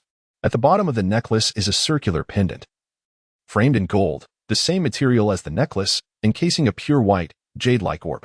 The white orb emits a subdued yet radiant glow, exuding mystery and formidable power. Lu Wan and Jiang Yi were left speechless upon hearing Yang Qi's description. After a moment, they began chattering excitedly. Wow. This is equivalent to an endless supply of mental energy recovery potions. Moreover, it can nurture the wearer's mental energy. The enhancement of mental quality and capacity typically requires intense usage of abilities in battle. Now, merely by wearing this necklace, we can enhance. This is incredible. The trio had amassed over 40,000 first-tier cores, and currently, they had filled the vessel with a total of 10,000 cores. They had also utilized over 1,000 cores to power the battle vehicle and energize all its weaponry, leaving them with 30,000 cores. Yang Qi donned the golden spring and remarked, 30,000 first-tier cores in storage? Insufficient. Jiang Yi must commence training for the direct separation of nuclear sources and nuclear waste, which will inevitably result in a significant wastage of nuclear materials during experimentation. The concept of equivalent exchange, utilizing nuclear materials as substitutes, proves to be remarkably convenient. Should we find ourselves embroiled in a large-scale conflict? The number of zombies could exceed our wildest imaginations, rendering the artillery as our formidable ally. Given this calculation, what significance does 30,000 units hold? Lu Wan and Jiang Yi gazed at Yang Qi with eager anticipation. Thus, Chapter 48. The power of energy weapons in the cover of night. The city was besieged by a horde of zombies. During the initial hours of the Hidden Instances activation, the formidable warriors who had shone brightly seemed to have unanimously paused to regroup. As a result, the city, teeming with over 1 million zombies, momentarily lost its target and began to flood into the buildings lining the streets in search of survivors. Oh no! Without those powerful beings to divert the zombies' attention, they began to seek out the survivors hiding within the buildings. Look at that building across the street. The zombies have clogged the corridors, and the doors can hardly withstand the might of these first-tier zombies. It's over. This time it's truly the end. With so many zombies, how can we resist? Throughout Maple City, the harrowing cries of the people echoed continuously, akin to a hell on earth. The warriors had ceased their battle for merely half an hour, and already countless lives had been lost. Just then, a survivor pointed to a glimmer of metallic light peeking from the rooftop of the building across. What is that? It seems to be a machine. Who would place a machine atop such an old building? The others dismissed him entirely. The zombies were beginning to assault the buildings. Who had time to ponder what was atop the roof? Yet, the very next moment, a uniquely designed vehicle burst through the low wall of the rooftop, plummeting directly into the throng of corpses below. Bang! Everyone's eyes widened in disbelief, utterly shocked by the sight of the war vehicle, rendered momentarily speechless. The astonishing D-Class heavy-duty energy battle vehicle crushed dozens of first-tier zombies that were congested in the streets. The vehicle landed with perfect stability, suffering no damage from the 5-story descent, bolstered by the massive zombies below. Inside the vehicle, Luan clutched her bosom, a mix of fear and exhilaration coursing through her. The sensation of weightlessness just moments ago was quite terrifying, yet the vehicle was remarkable. It had plunged from 5 stories without a scratch. The 3 of them were able to summon management displays within the vehicle, clearly observing the various metrics of the battle machine. Thus, they were indubitably certain that the vehicle was unscathed. Jiang Yi squirmed in excitement in the backseat, overwhelmed by the thrill of it all. How could it be so exhilarating? He then activated the energy submachine gun. Outside, the horde of zombies instantly locked onto the descending armored vehicle. The densely packed zombies rapidly surrounded the vehicle, leaving no gap in sight. Even a dog could not sneak past. The surrounding survivors were utterly dumbfounded. They gazed in disbelief at the avant-garde, military-style vehicle, their faces etched with astonishment. What on earth? Did that vehicle really charge down from the 5th-floor rooftop? It must be madness. But how impressive it is, it didn't shatter. What good is that? Can't you see the zombies have completely trapped the vehicle? If they remain inside, they will eventually be dragged out and devoured. Indeed. I too cannot fathom what the driver is thinking. With so many zombies, even a large truck would be overwhelmed. How could they dare to do this? Such a small vehicle cannot possibly maneuver through the horde. Just as the crowd was engulfed in disdain, a minuscule iron plate on the impeccably sealed exterior of the vehicle shifted slightly. A first-tier evolved individual with keen eyesight immediately spotted a dark object emerging from that tiny opening, an ominous black gun barrel. Before he could utter a word of his discovery, a black-red projectile erupted from the inconspicuous gun barrel. Bang! The deafening gunfire reverberated throughout the street. The black-red light illuminated the area, unleashing a terrifying force. The zombies in proximity were instantly torn apart, limbs severed. A cloud of blood mist spread into the air as hundreds of zombies fell, leaving no trace behind. All survivors stared wide-eyed, utterly dazed by the gruesome spectacle unfolding below, unable to believe their eyes. More terrifying still, that gun did not fire just once but unleashed a barrage. One after another, black-red energy projectiles shot forth from within the vehicle. Bang, bang, bang. The nearest zombies were nearly obliterated into a mist of blood. Those just a few meters away were sent flying by the tremendous force of the energy submachine gun. Their bodies shattered and flung into the throng behind. My goodness, a gun. This is no ordinary firearm. It doesn't fire bullets, but rather a form of energy. What an incredible power. This wave of zombies, composed entirely of first-tier creatures, was being systematically eradicated by the weapon mounted on the vehicle. What in the world is this? Luan fired from the passenger seat, and within mere seconds, the zombies on either side were cleared away. Only 2 energy cores had been expended, yet countless energy cores and dozens of luminous spheres lay scattered around. Jiang Yi opened the door, swiftly gathering the spoils under the watchful gaze of the onlookers. As the horde surged forward once more, Jiang Yi unleashed an energy sphere. The familiar black energy erupted, leaving the survivors agape, fixated on Jiang Yi. He was the one wielding dark energy. He had used lightning, wielded ice, and now, alongside him, they had all rushed into that building. So the individuals seated in this battle vehicle were indeed the 3 of them? With such power and now equipped with this weaponized vehicle, were they not invincible? They could confront the tide of zombies with their own strength with the vehicle. It was an entirely different matter. Jiang Yi collected every last bit of loot, hastily returning to the vehicle and securing the door before the next wave of zombies encircled them. The submachine gun fired off 500 energy rounds in mere seconds. The zombies on either side were obliterated, and even the buildings nearby were riddled with holes, teetering on the brink of collapse. Yangqi activated the turret within the vehicle. The survivors above watched in awe as the turret on the vehicle's roof suddenly rose, transforming into a long cannon that aimed at the clusters of zombies ahead. They were utterly stunned, unable to utter a word as they witnessed the gathering of black-red energy before the cannon. The aura of impending doom was palpable, even before it fired.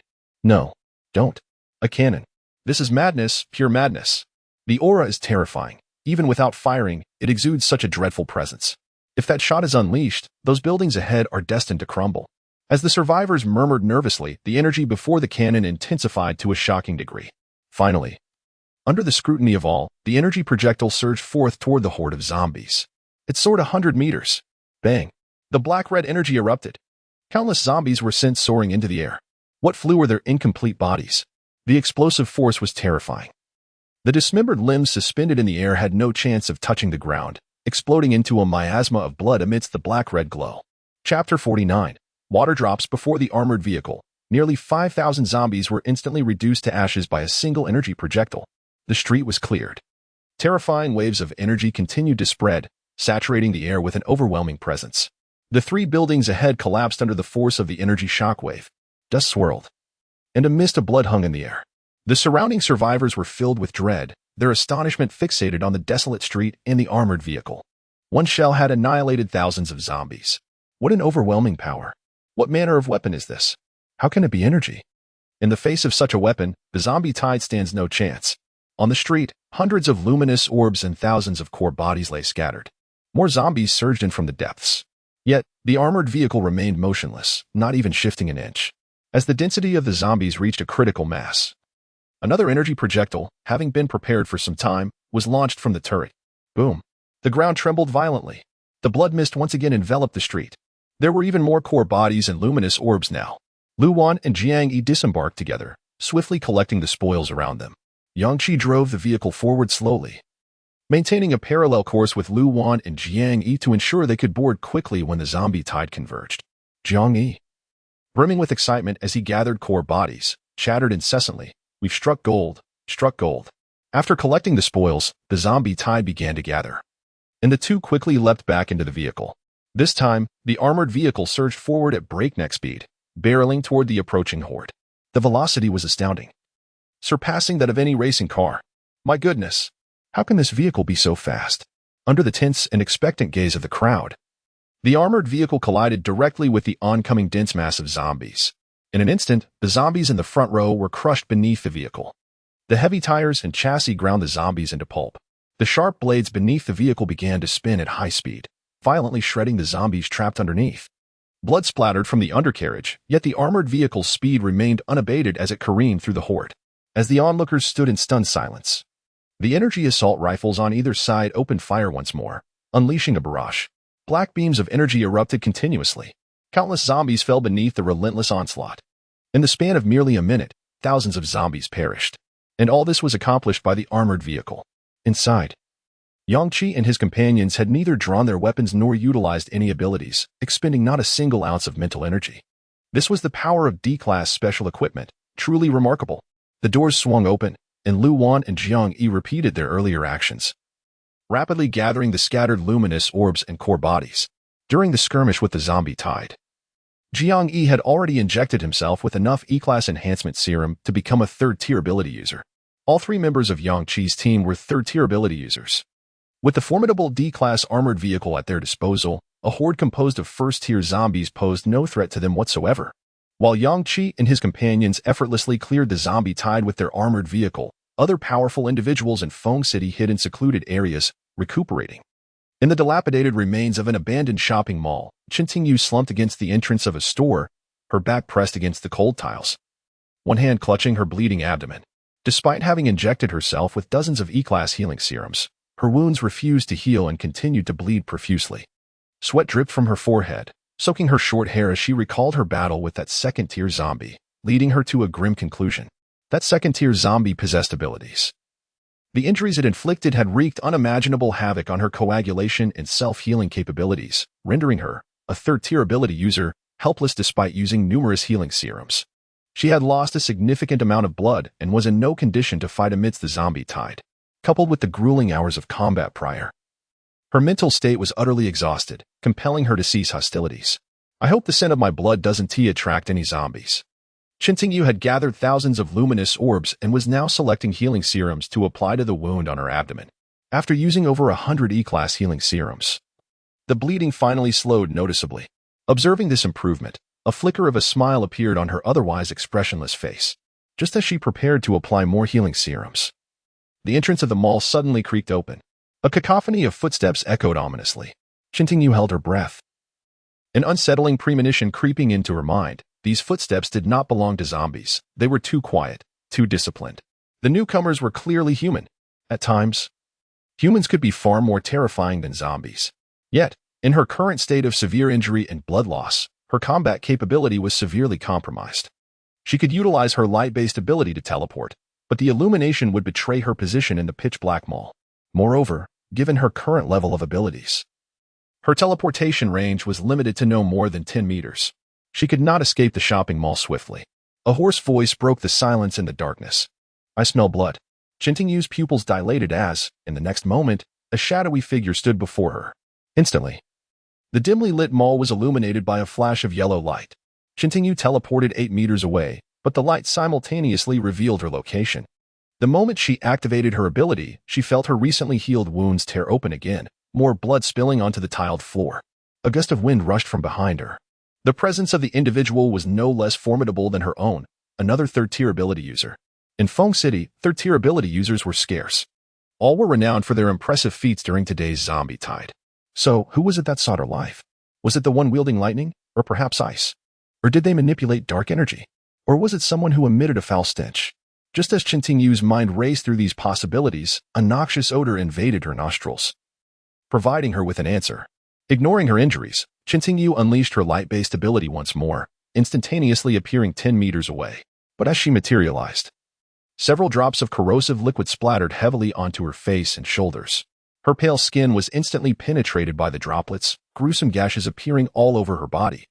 A searing pain surged through her nerves, sending her into an unprecedented scream of anguish. A large hand suddenly grasped her hair from behind, yanking her head back forcefully. Chintingyu's face was nearly disfigured by the highly corrosive droplets. A man with a playful expression loomed over her. "You are the one who wields light? Heh. Where do you think you're running?" Gufeng's hoarse voice echoed in her ears.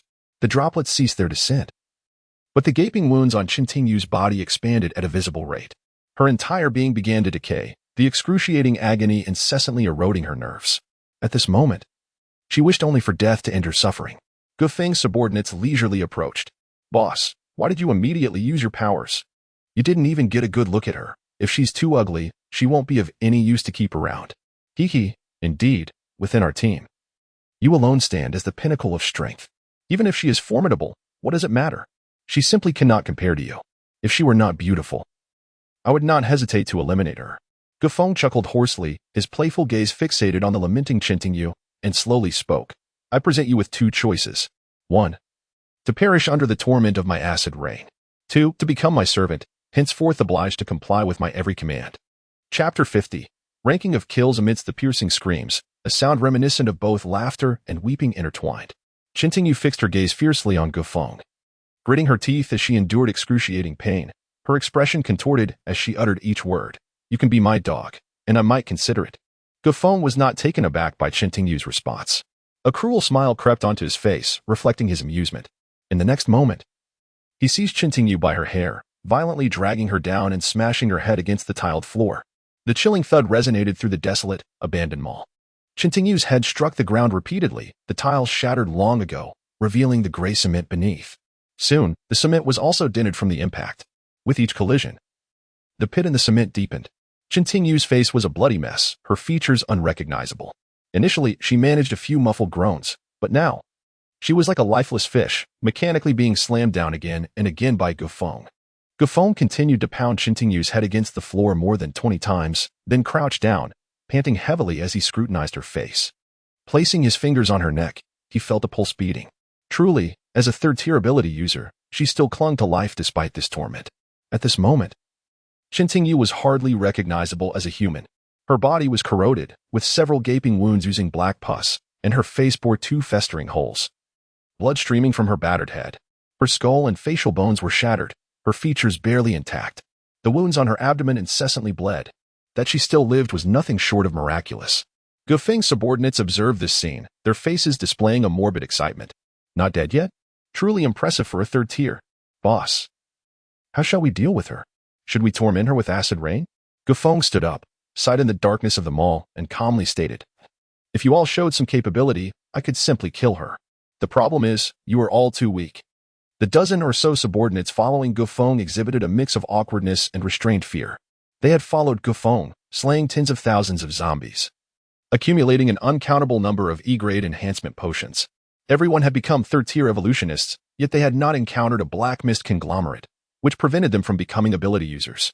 Although third-tier evolutionists thoroughly suppressed first-tier zombies in raw strength, today they faced a tide of first-tier zombies. Without abilities, survival amidst the horde was impossible. They relied solely on Gufeng's acid rain ability. To avoid being accidentally harmed by Gufeng's acid rain, they had to hide within buildings, hardly participating in combat. Once Gufeng exhausted his mental power and ceased using his abilities, it was their turn to perform. But with just over a dozen individuals against tens of thousands of zombies, even third-tier evolutionists faced inevitable death or injury. Originally, aside from Gufeng, their group had 16 third-tier evolutionists. However, in the chaos of the horde, 5 had perished, leaving only 11. This greatly displeased Gufeng and imparted a profound lesson. In this apocalypse, without abilities, one is nothing. No matter how high one's evolutionary rank, what use is it? No matter how strong or swift, facing tens of thousands of zombies, even 5th-tier evolutionists would perish, let alone 3rd-tier ones. This apocalypse is destined to belong to the ability users. Only they possess the power to slay thousands of zombies with a single blow and confront hordes of tens of thousands head-on. After deciding on a temporary respite, Gufeng began to seek out other ability users in Maple City. He sought neither collaboration nor companionship with these individuals. Companions? Allies? In Gufeng's world, such concepts did not exist. What he desired were subordinates, dogs who would obey his commands unconditionally. Only he could command the entire situation. Thus, he found Chintingyu. Faced with her resolute refusal, he felt a flicker of anger. Yet, he refrained from killing her outright. This woman was a third-tier ability user, her powers related to light, which appeared quite rare. He absolutely could not allow such a valuable asset to perish so easily. He would make her obey him. He possessed numerous methods to torment someone to the brink of despair, extinguishing their will. For others to submit to him was merely a matter of time. Gufeng casually instructed, administer a healing potion to her. Her injuries extend beyond those I inflicted. Time swiftly approached midnight.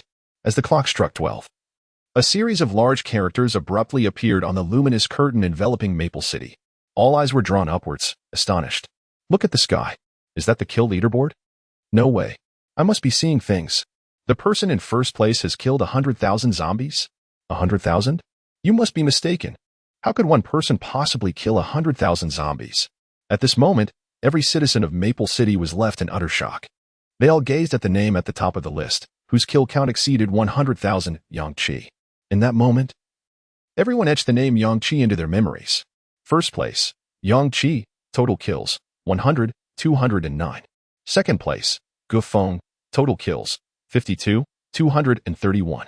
Third place, Lu Wan. Total kills, 45, 033.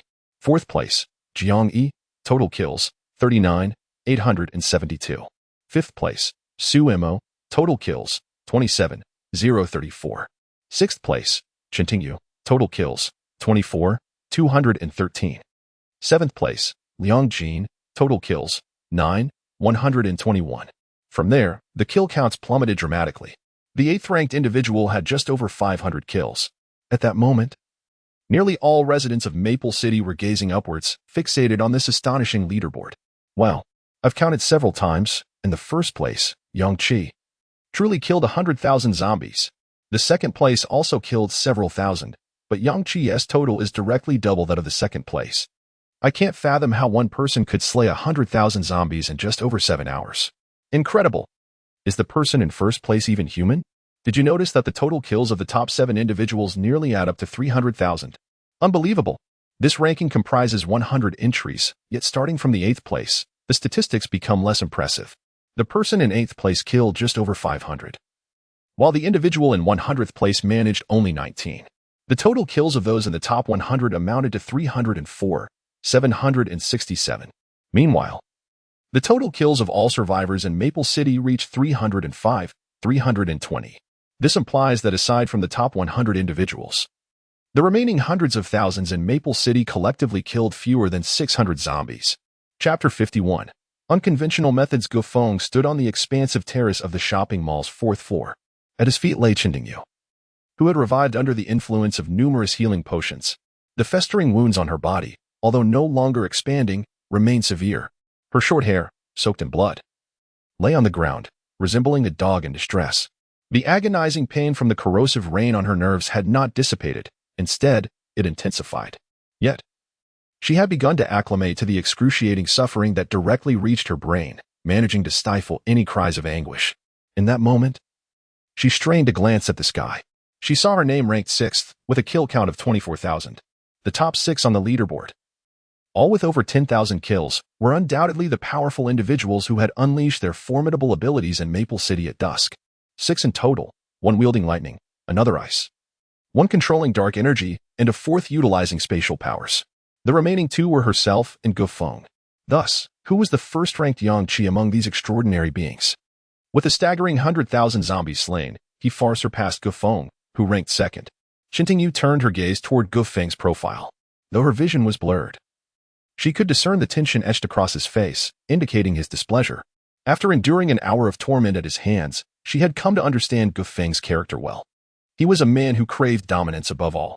He had declared his intention to subjugate all the powerful ability users in Maple City, reducing them to mere subordinates. It was unfortunate for Qintingyu that she had been his first target.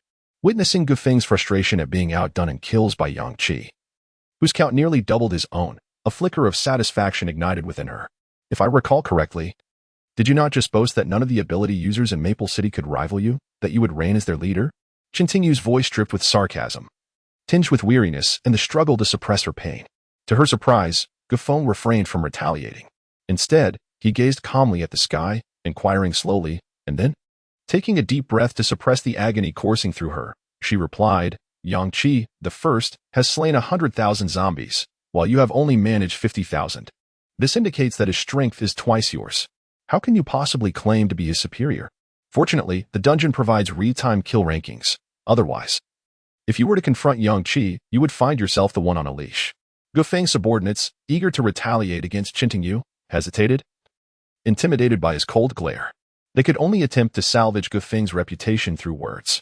You know nothing. Yang-Chi probably commands thousands of subordinates to achieve such a kill count. No individual could possibly slay 100,000 zombies alone. He must be employing unconventional methods. Enough of your nonsense. Gufeng's gaze remained fixed on Yang-Chi's name in the sky. The kill count would soon increase by hundreds, perhaps even thousands, as the gap between him and the second-place contender widened rapidly. Just then, a cacophony of roaring engines erupted from outside the mall. The eyes of the dozen individuals on the terrace turned downward in unison. A pitch-black vehicle plowed through the dense horde of zombies, barreling into the pedestrian street in front of the mall. Is that a vehicle? Who dares to drive in the midst of a zombie tide? Isn't that courting death?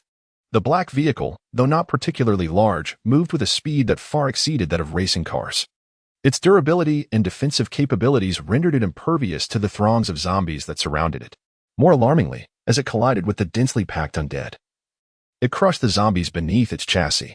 Hidden mechanisms beneath the vehicle pulverized the corpses, sending a thick mist of blood billowing forth. They could almost hear the sickening crunch of bones shattering and flesh being torn apart by the relentless wheels. A trail of blood marked the path the vehicle traversed. Gufeng's subordinates stood transfixed, astonished. What kind of vehicle is this? It can navigate through a zombie horde? This defies logic. With its size, it should lack the momentum to overturn and crush countless zombies. Even a large truck would be immobilized by the bodies of the undead. It's as if this vehicle is a tank one observed. Did you notice? First-tier zombies cannot even scratch its exterior. This vehicle must be some high-level special equipment. Gufeng's eyes gleamed with greed as he fixated on the vehicle below. This treasure is ours. Upon hearing Gufeng's proclamation, his subordinates erupted with excitement. Suddenly, a series of gunshots shattered the air. Everyone froze, their eyes wide in shock as they beheld the black-red energy projectiles detonating alongside the vehicle. The dark pedestrian street was illuminated by the explosions, and the throngs of zombies surrounding the vehicle were instantly reduced to mere blood mist. The zombies in the rear were obliterated by a barrage of energy bullets from submachine guns, as thousands of first-tier zombies fell in rapid succession. Gufeng, awestruck by the spectacle below, suddenly recalled something and looked up at the sky, accompanying the sounds of gunfire and the vehicle's engine. He noticed that among the top 7 in kill count, 3 individuals had recorded a steady increase in their tallies. The names of these 3 were Yang-Chi, ranked 1st, Lu Wan, ranked 3rd, and Jiang Yi, ranked 4th. Gufeng squinted, murmuring, so, the occupants of that vehicle are indeed those 3? How unexpected that among the top 7, 3 are working together. His subordinates exchanged puzzled glances, unsure of his meaning. Boss, what did you just say? Gufeng smiled knowingly. Indeed, you were correct. Yang Qi's impressive kill count is undoubtedly due to his unconventional methods. Not only he, but also Lu Wan and Jiang Yi in third and fourth place are benefiting similarly. His subordinates remain confused. Boss. With a hint of impatience, Gufeng shot a glance at one of them before returning his focus to the vehicle below. The occupants were Yang Qi, Lu Wan, and Jiang Yi. As the vehicle dispatched zombies, only their kill counts continued to rise. What? Haha. I told you. How could a single person possibly slay 100,000 zombies? It turns out they have this vehicle. If I had such a vehicle, I could slay tens of thousands of zombies too. So, Yang Qi is nothing extraordinary after all.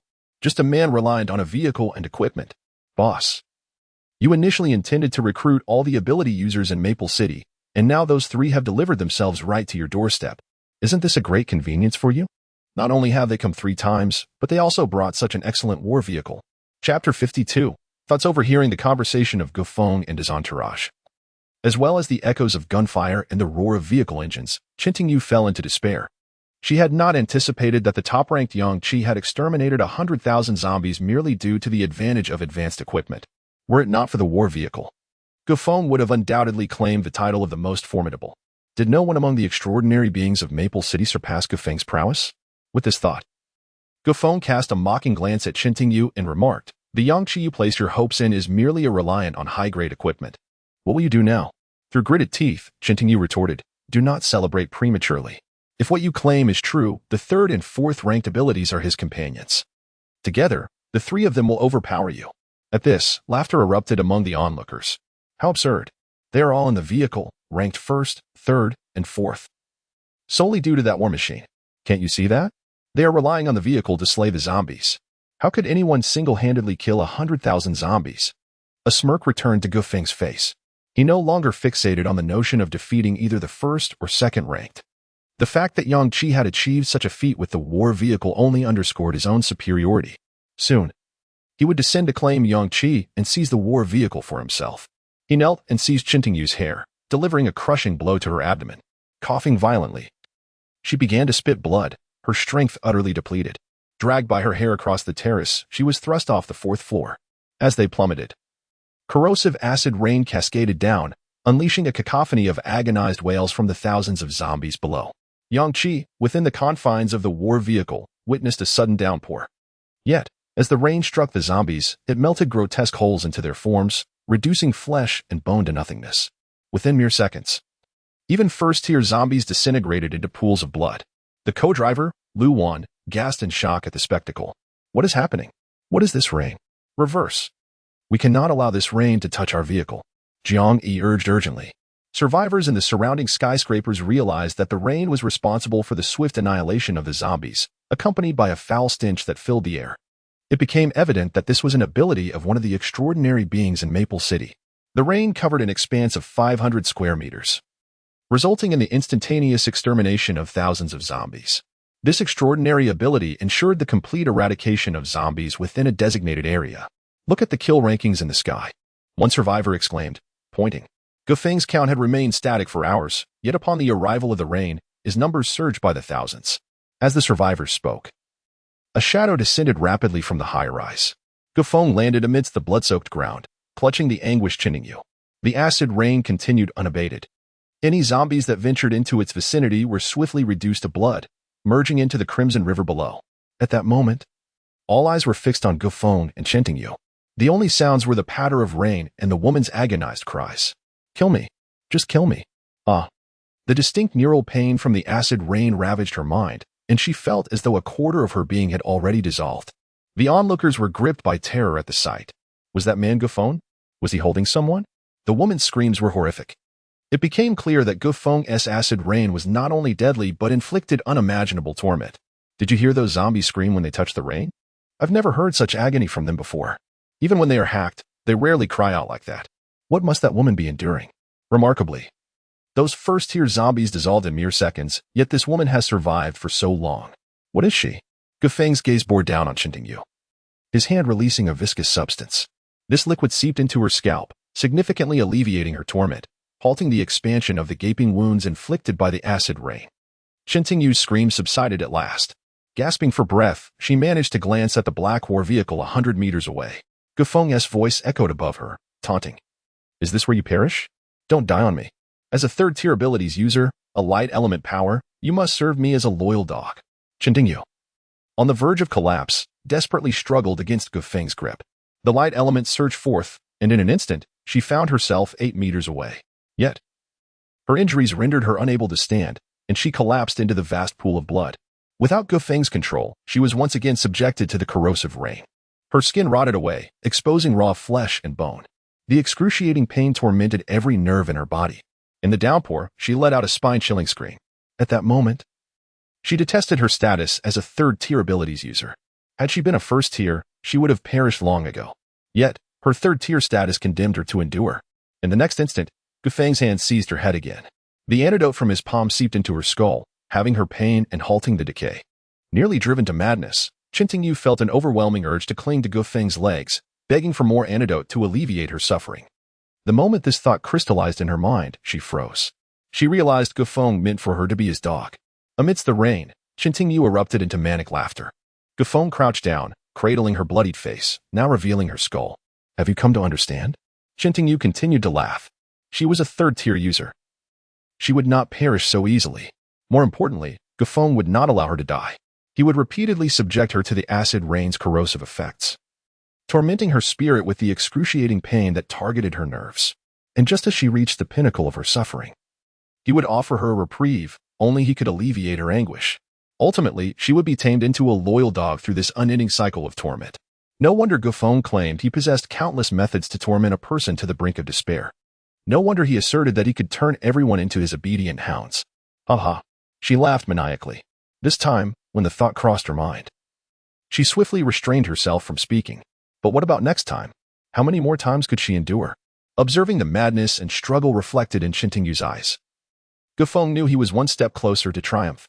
Thus, in a gentle tone, he inquired once more, Beg me, and as long as you plead. I shall never again torment you with acid rain. You need only utter a single phrase, as you are well aware. Without warning, a dark red energy projectile erupted from above the war chariot, hurtling towards Gufeng and Chintingyu. In the driver's seat, Yangqi and Appo's face was illuminated by the explosive dark red energy. What is happening? Is this some sort of domineering CEO trope? Chapter 53. The curved blade to the throat. The astonishing attack range of the energy cannon, capable of annihilating thousands of first-tier zombies in a single blast, was aimed at Gufeng and Chintingyu from the turret atop the war vehicle. The black-red energy instantly illuminated the surroundings, unleashing an overwhelming wave of energy that dispersed Gufeng's rain curtain. The survivors gaped in shock, staring at the open space in front of the shopping mall. How could the people in the war vehicle fire directly? How dare they? That was Gufeng, the second in the kill rankings of the entire Maple City. Did they not see the blood on the ground? Any contact with his rain would result in the immediate obliteration of even first-tier zombies within seconds. The occupants of the war vehicle must also be highly ranked in kills. What terrifying residual energy! Anyone nearby would be obliterated into fragments. Our building is several hundred meters away, yet it still trembles under the energy waves. The zombies within the rain curtain had already been cleared out by Gufeng. But the attack range of the energy cannon exceeded that of the rain, directly annihilating over 1,000 zombies. As calm returned, everyone beheld Gufeng, with one arm around Chintingyu, already standing hundreds of meters away.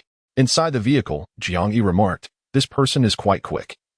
One energy cannon shot didn't take care of him. Lu Wan responded, I suspect he is one of the special abilities users in Maple City. Perhaps the rain could very well be the source of that foul odor we encountered earlier. If we disembark and smell it, then it is definitely him. Jiang Yi replied irritably, What does he mean? Seeing us kill zombies with the war vehicle, he dares to jump down from the mall with someone? It seems like he is targeting us. Yangqi fixed his gaze on Chintingyu in Gufeng's grasp, stating, This woman has managed to survive in such a rain curtain. She must also be a formidable individual. Lu Wan noted, This person's abilities seem rather troublesome. Although the war vehicle is classified as D tier, if we remain exposed to his rain, it will eventually be damaged. Should we disembark? Yangqi, unperturbed, replied, Didn't you notice? When he appeared, the rain curtain clearly could have enveloped the war vehicle, yet he refrained from doing so. This indicates he desires our vehicle, unwilling to let it suffer damage. Jiang Yi erupted with anger. What? How dare he want our war vehicle? Yang Qi suggested, "Let us get out. His speed is remarkable." The energy cannon missed him, and his rain possesses strong corrosive properties, inflicting intense pain. Even zombies, which are usually resilient to pain, shrieked upon contact with his rain. "You two should keep your distance. I will handle this person." Luwan expressed concern, "But how will you fight him? You could be injured."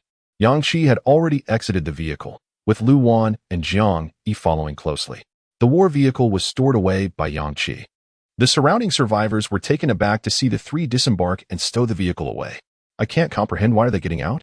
Gofeng's abilities are so terrifying, and that war vehicle is their only refuge from the rain. How can they voluntarily expose themselves? Isn't this akin to courting death? So foolish, the three are waiting to become a pool of blood together." Several hundred meters away, Gofeng observed Yang Qi and the others exiting the vehicle, a playful smile creeping across his face. He did not immediately unleash his acid rain ability to attack them, but instead crouched down, continuing to tempt the battered Qintingyu. "What do you think? Have you made up your mind?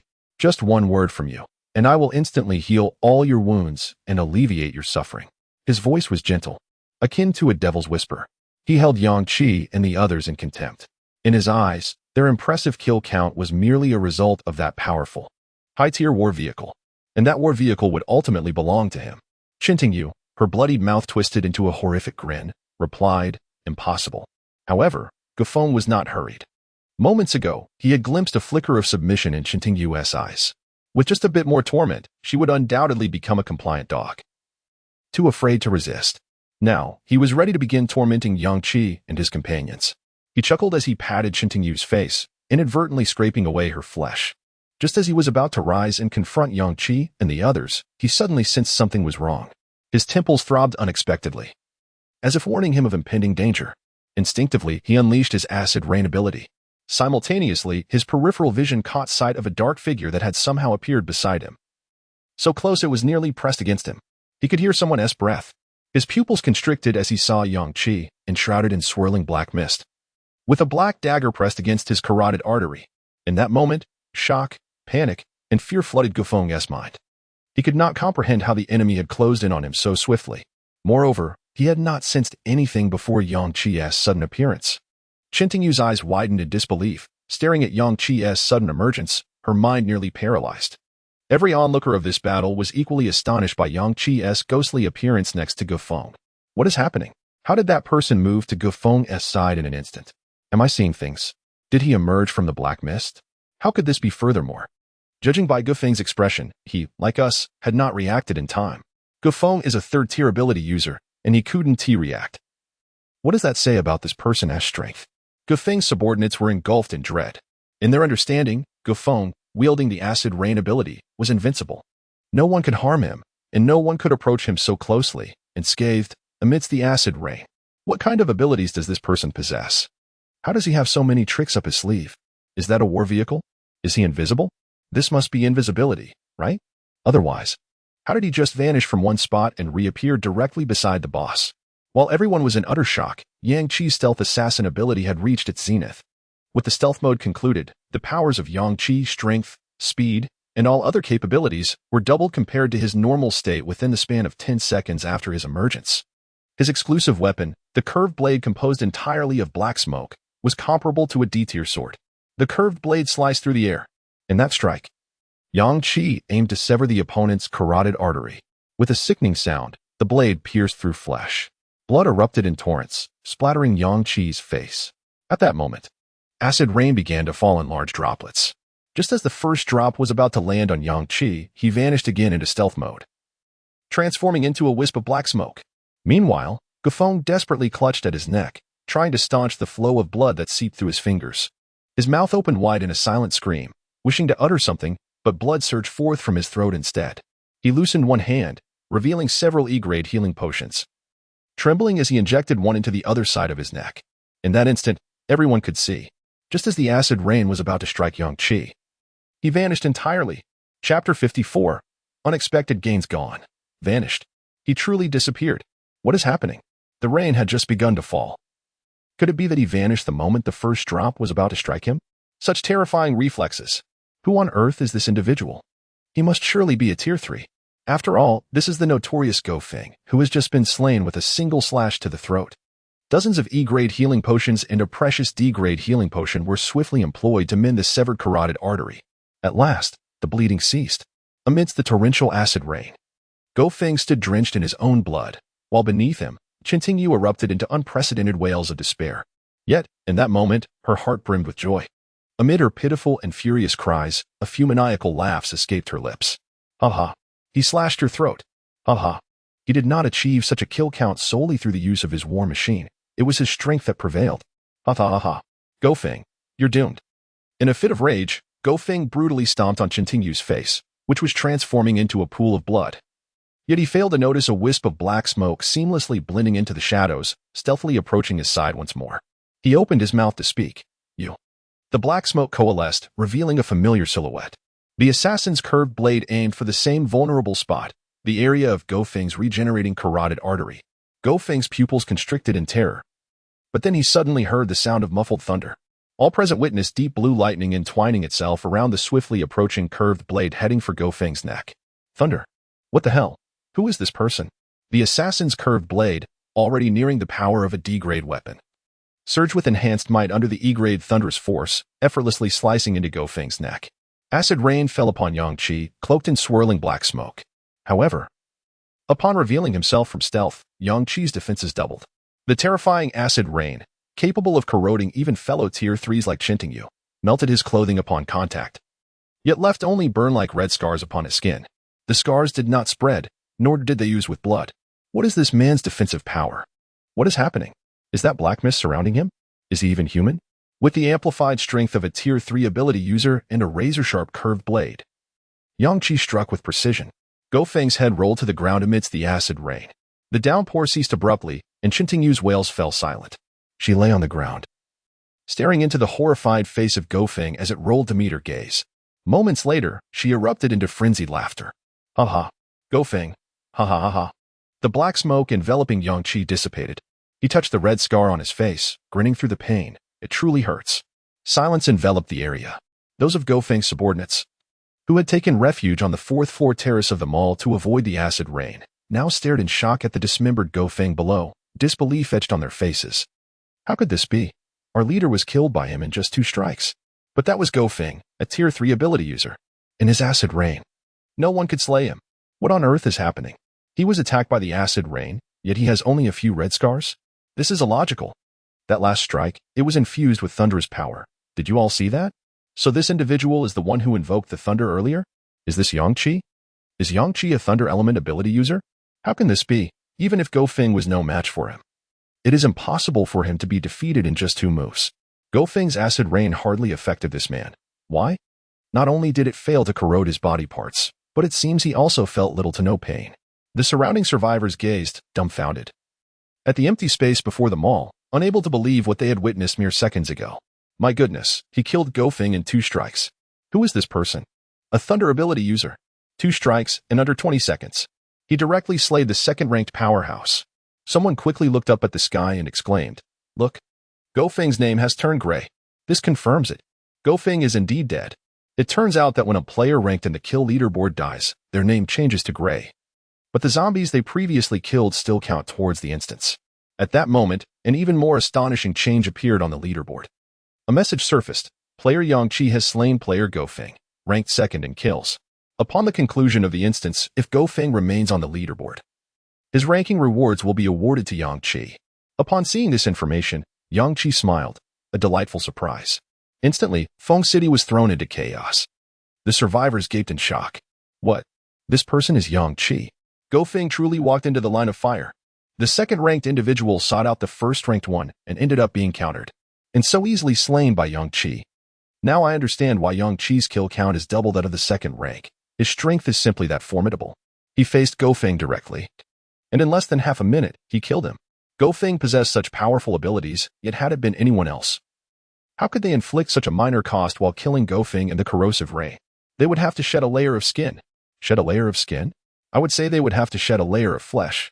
Qi is too powerful, I said. No wonder the people in the war machine hesitated to fire upon witnessing Go Feng's terrifying abilities. It turns out that the person inside was Qi, ranked above Go Feng. Yu laughed for a moment before losing her strength. Her eyes fixed on Qi, and she suddenly spoke. Your dagger is quite unique. I also possess 2 curved daggers. Yang Qi looked down at her, stating, Who are you? I am Chinting. Oh, the one ranked 6th. You saved me. Thank you. Chinting felt an overwhelming sense of gratitude towards Yang Qi. At that moment, she realized she needed allies.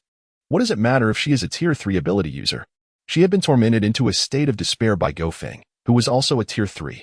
Her strength was insufficient, rendering her a lamb to the slaughter. Though Yang Qi had not come to her aid, his slaying of Gofeng was her salvation. Otherwise, her fate would have been either to be driven mad by Gofeng's torment or to submit entirely, becoming his dog.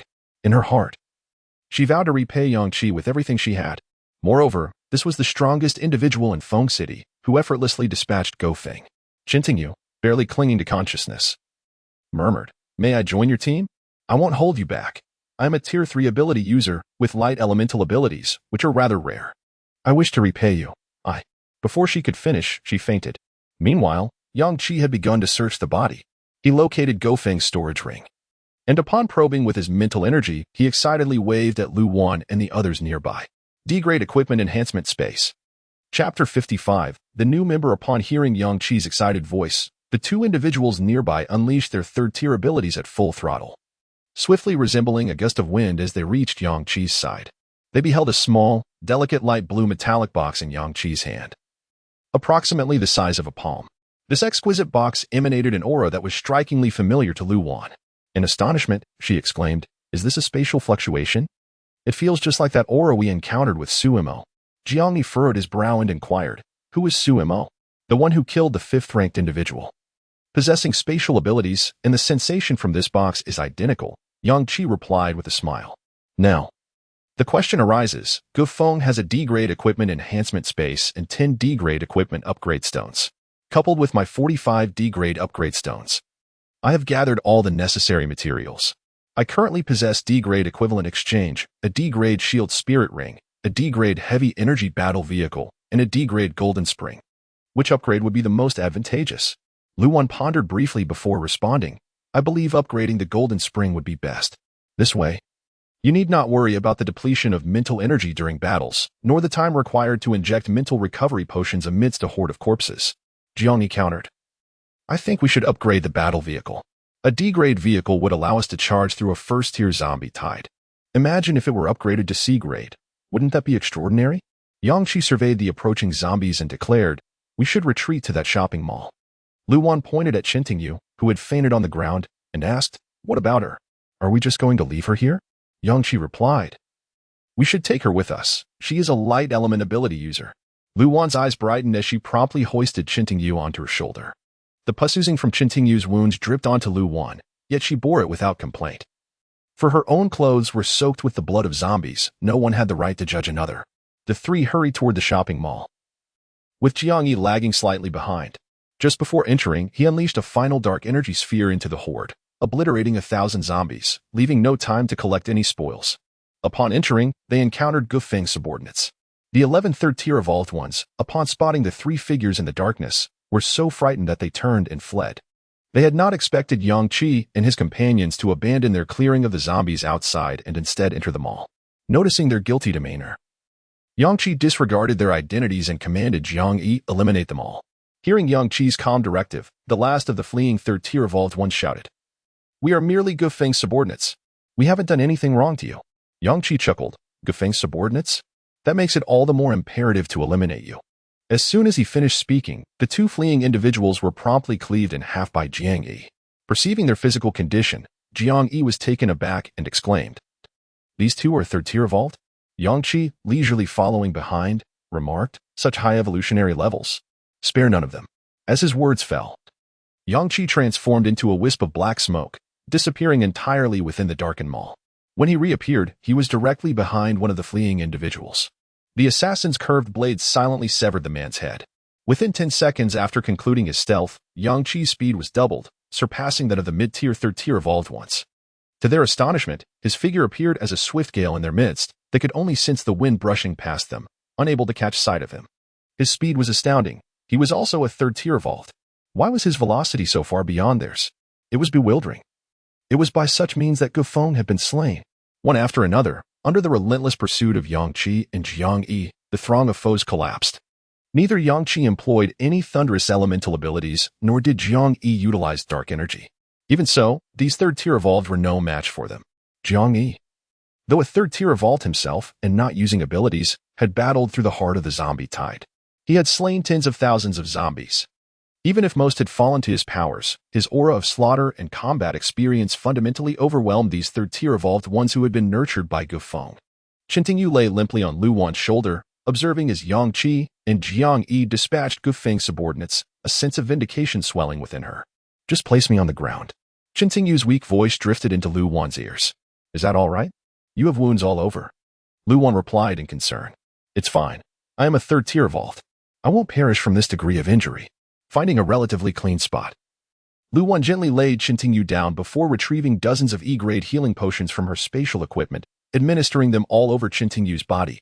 Having dealt with the enemies, Yang-Chi approached, crouching to assess Yu's injuries. He produced 3 D-grade healing potions obtained from vanquishing a third-tier Black Mist zombie from his storage ring. Handing them to Lu Wan, he instructed, the D-grade potions will yield faster results, but continue administering the E-grade ones. Otherwise, we might not know how long it will take for her to regain her combat capabilities. Yu, gazing at the 3 individuals surrounding her, could scarcely believe she was still alive, especially with 3 formidable ability users from Maple City standing beside her. She felt extraordinarily fortunate to have been rescued by Yang-Chi and his companions. Her gratitude toward Yang-Chi was beyond words. Had it not been for him, she could hardly fathom the dire state in which she would now find herself. Yang-Chi, thank you, truly. I will devote my life to repaying you. I will do whatever you ask of me. As she spoke, a tremor of emotion crept into Yu's voice. Jiang-Yi, intrigued, asked, how did Gufeng capture you? Aren't you also a third-tier evolved? Is your light element ability so ineffective that you ended up in this state? Lu Wan, who was diligently administering healing potions, froze momentarily, shaking her head with a resigned smile. Weakly, Yu explained. I had previously fought against a second-tier zombie with abilities and sustained severe injuries. Its powers were peculiar. The wounds inflicted by its attacks failed to clot properly. My abdomen bled profusely, and I utilized over 100 E-grade healing potions before achieving any effect. At that time, I was hiding alone in this mall, continuously using healing potions. When Gufeng arrived, I was unable to withstand his acid rain. True, being injured is no excuse. His abilities are indeed somewhat insurmountable. Even had I not been injured, I would have still lost to him. Gufeng said he intends to locate all ability users in Maple City and compel them to become his subordinates. Unfortunately for him, he met you and faced downfall. Jiang-Yi remarked, so that's how it is. But what use does your light element ability serve? Can it generate electricity? As the D-grade healing potion took effect, a third of Yu's flesh began to regenerate, though her appearance remained quite ghastly. She now scrutinized Jiang-Yi, sensing he might not be entirely normal. Yet, in comparison to Gufeng, Jiang-Yi seemed sufficiently ordinary. My light element ability allows me to move at the speed of light, and it possesses formidable lethality as well. Chapter 56, Equipment Upgrade. However, my ability to move at light speed is currently constrained by significant distance limitations. Otherwise, I would have long since evaded the attack range of the corrosive rain from Gufeng. Upon hearing Yu's description of her abilities, Yang-Chi remarked, lightspeed movement is indeed formidable. Yu, elated by Yang-Chi's recognition of her powers, continued, when my mental state is optimal, I can emit high-temperature light that instantly incinerates a zombie's body, showcasing considerable power. Conversely, when my mental state falters, my light lacks lethality and can only serve as a means of escape. I have always fought alone, and it is precisely due to my light element ability that I can battle amidst hordes of zombies and swiftly extricate myself. Yang-Chi smiled and replied, the ability to escape at light speed is already remarkably strong. I can assist you. Yu exclaimed with excitement. Yang-Chi produced a D-grade equipment enhancement space along with 50 D-grade equipment upgrade stones. Jiang-Yi inquired, have you decided which equipment to upgrade? Yang-Chi responded, it would be prudent to enhance the equivalent exchange. We have an abundance of items that are currently useless to us. Having dispatched over 100,000 zombies, theoretically, I should have accumulated around 20,000 light orbs. However, amidst the chaos of tonight's battle, I have only managed to collect about 15,000. Nearly half of which are useless F-grade items. Among the remaining half, there are also E-grade immunity potions and other items that we cannot utilize. The initial items we deployed consumed several thousand light orbs. Presently, I still possess over 5,000 unused F and E-grade items, which is only sufficient to piece together an E-grade special equipment, supplemented by the light orbs and core fragments you have gathered. Once we upgrade the equivalent exchange to C-grade, we will be able to assemble a C-grade special equipment. With the surplus items we currently possess, along with some first-tier core fragments, it will be entirely adequate. Luwan interjected excitedly. With so many zombies outside, as we continue to slay them, we are bound to acquire even more redundant items. We can then feed all of them into the C-grade equivalent exchange, potentially assembling even more than just 2 C-grade special equipment. Jiang Yi agreed. Exactly. You two have thought this through well. With the multitude of zombies in Feng City for us to eliminate, we can expect to harvest countless F and E-grade items that are otherwise useless. It is far better to use them to enhance the equivalent exchange. Who knows? We might end up with more than 2 C-grade special equipment. Chen Tingyu was left bewildered. Suddenly, a uniquely shaped round vessel appeared in Yang Qi's hand. Reminiscent of an antique, the three of them gazed intently at Yang Qi. He placed the equivalent exchange on the ground, cradled the D-grade equipment enhancement space in his hands, and pressed down on a recessed slot at the center of the pale blue cube. He then deposited the 50 D-grade equipment upgrade stones into it. The level was appropriate, and the quantity was correct. The metallic cube emitted a brilliant radiance, instantly disassembling into countless minuscule cubes that adhered to the round vessel. These metallic squares then rapidly coalesced, and the round vessel vanished into the reassembling cubes. Such a large vessel disappeared in an instant. The enhancement space was merely the size of a palm yet could absorb the entire vessel. It was truly remarkable. Chen Tingyu propped herself up, astonished by the spectacle before her. I also possess equipment enhancement stones. Is this how they are utilized? Indeed. But it must be paired with a corresponding level equipment enhancement space to elevate an item's rank, Luwan explained. A powerful aura emanated from the glowing enhancement space. Jiang Yi, eyes wide, internally vowed to witness the emergence of the C-grade equivalent exchange with his own eyes. The next moment, the blue light flared dramatically. The enhancement space transformed once more into countless small cubes. This time, as the small cubes vanished, what appeared before the four was the C-grade equivalent exchange. Its appearance bore no difference from its D-grade form, yet the powerful and mysterious aura convinced Yang Qi and the others that the equivalent exchange had indeed been successfully upgraded. Information regarding the upgraded equivalent exchange flooded Yang Qi's mind. It was successful. It could now redeem C-grade special equipment. Jiang Yi promptly pulled out a handful of F-grade potions from the space equipment, exclaiming, "What are we waiting for? Hurry up." Without hesitation, Yang Qi and Luwan swiftly began to pour all their F-grade items and E-grade immunity potions into the vessel. Luwan even reminded Chen Tingyu, "You should inject the healing potion first." However, Chen Tingyu was too preoccupied to heed this advice. Her curiosity surged as she asked, "What are you all doing? What is this vessel for?" She had heard the three discussing how to toss in unwanted items to eventually assemble C-grade special equipment.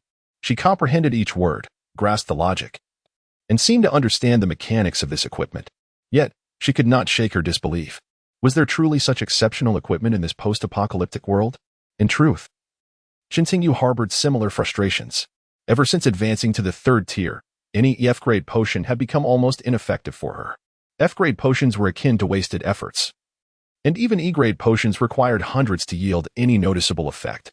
Currently, the zombies she faced were all ordinary or first-tier zombies. Her spatial equipment was filled with an abundance of unusable potions and equipment. To an ordinary person, these items would be invaluable treasures, yet for a 3rd-tier ability user, they were utterly useless. Discarding them felt wasteful. After all, she couldn't simply give everything away to others, could she?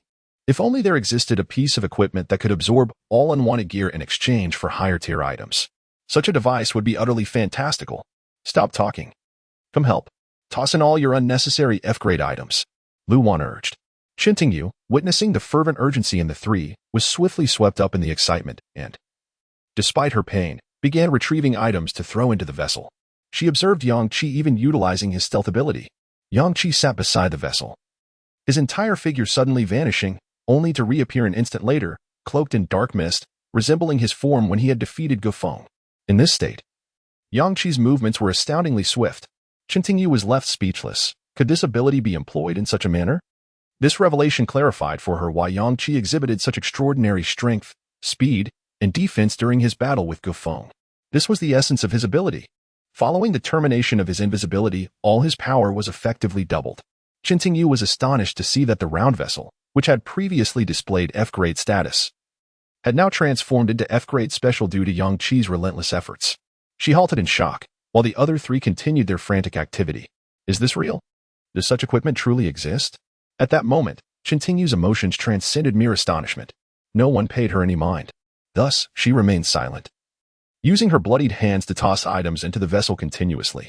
Who could have imagined that within the darkened shopping mall, for formidable ability users from Feng City, having slain over 10,000 zombies, were fervently tossing items into a vessel, their expressions reflecting a sincerity far surpassing that displayed in their battles against the undead. Chapter 57. C-Class Weapons. The four individuals, in a moment of fervent anticipation, cast all their F-Class items into the equivalent exchange, amassing a staggering quantity exceeding 10,000. Alongside 5,000 E-Class potions and a total of 30,000 First-Order core bodies, they finally transformed the inscription on the vessel into C-Class Special. At this moment, their eyes were fixed on the round vessel with unbridled hope and sincerity, especially Chintingyu, who had just joined the team. Would a C-Class Special equipment truly materialize? The dark opening revealed a shimmering silver dagger. This was a miniature version, yet to be extracted from the vessel's mouth. Observing this, Yang Qi promptly retrieved the dagger. In an instant, the dagger expanded. A powerful aura surged forth, overwhelming the four present. This presence, indeed befitting a C-Class Special equipment. A weapon. A saber. Marvelous. Finally, a piece of special equipment capable of directly enhancing combat performance has arrived. Chintingyu's eyes widened in disbelief, fixated on the battle knife in Yang Qi's grasp. A C-Class Special equipment truly has emerged. The battle knife, entirely silver, bore faint traces of red, exuding a scent of blood that instilled a sense of terror upon first glance. The blade was long and thick, visually appearing less sharp, yet emanated an undeniable oppressive force. As if merely striking with the side of the blade could fell an adversary. This knife felt distinctly different from the battle knives that had erupted from the light orb, marked not only by a disparity in level but also in presence and design. This knife appeared immensely heavy. It seemed that an average person would struggle to wield it in combat. Information regarding the C-Class Special battle knife flooded Yang Qi's mind. The name of this weapon was the Breaking/Heavy Blade, possessing extraordinary destructive power. The hallmark of the Breaking/Heavy Blade is its considerable weight. It cannot be lifted by those of the third tier. Even those of the third tier would find it cumbersome and detrimental to their performance without sufficient strength. Yang Qi, already at the mid-tier of the third level, surpassed the typical third-tier ability user in strength, coupled with his extensive combat experience. Having slain over 100,000 zombies in a single night, none were more suited to wield this heavy blade steeped in murderous intent than he. To clarify, of the 100,000 zombies, approximately 30,000 were dispatched with a battle vehicle, around 50,000 with lightning element abilities and stealth assassin skills, and around 20,000 were eliminated in close combat amidst the horde. Yang Qi had not only endured this wave of zombies but had also amassed considerable skill and mastery over his blade through countless encounters. Holding the weighty Breaking/Heavy Blade, he felt no strain. As a weapon with a unique designation, the Breaking/Heavy Blade possessed a formidable advantage over ordinary battle knives. It could unleash blade energy, as long as the wielder's strength was sufficient. A single strike could not only slay surrounding zombies but also generate terrifying blade energy that surged outward. At that moment, Yang Qi could indeed achieve the feat of cutting down hundreds of zombies with a single blow, without employing any mental energy. After briefly explaining the Breaking/Heavy Blade to the others, their expressions morphed from surprise to astonishment. Is this truly the might of a C-Class Special weapon? It utterly eclipses those battle knives that burst forth from the light orb. Blade energy, the imagination falters. Having finally acquired a new weapon, a C-Class Special weapon at that, Yang Qi's combat prowess had been elevated by half a tier. With the C-Class Breaking/Heavy Blade, he could contend with those newly entering the fourth tier. The equivalent exchange is indeed a remarkable phenomenon, transforming waste into treasure. With nearly 70,000 first-order core bodies remaining, they could likely procure another C-Class Special equipment, right? Rolling up his sleeves, Yang Qi continued to cast in the core bodies. Ultimately, aside from E-Class mental recovery potions and a small number of E-Class healing potions, they placed all E-Class items into the exchange, over 3,000 in total. Furthermore, they added more than 36,000 first-order core bodies, and once again, the familiar inscription of C-Class Special appeared. Upon Yang Qi's selection to redeem, the vessel's mouth revealed two weapons. Jiang Yi's eyes widened in excitement. 2 weapons. Yang Qi replied, it should be a pair. Upon grasping the 2 weapons, they immediately transformed to their normal size. These were 2 long swords, appearing elegant and light. The silver blades, razor-sharp, emitted a gentle glow. not blinding but exuding a soft warmth, yet tinged with an icy chill. What weapons are these? The twin swords of the moon. Yang Qi slowly articulated as he processed the information in his mind. Under the light of the moonlit night, these weapons would experience a surge in power. Imbued with the chilling effect of moonlight, any enemy struck would find themselves encased in frost. Hearing this, the others turned to Luwan in unison. As an ice element ability user, it seemed these swords were perfectly suited for her. Yang Qi smiled upon seeing the information regarding the twin swords of the moon.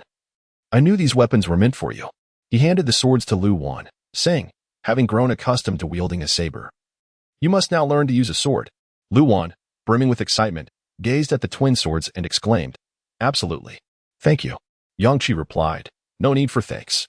The items cast into the vessel belong to all four of us. Whoever the items suit should make use of them.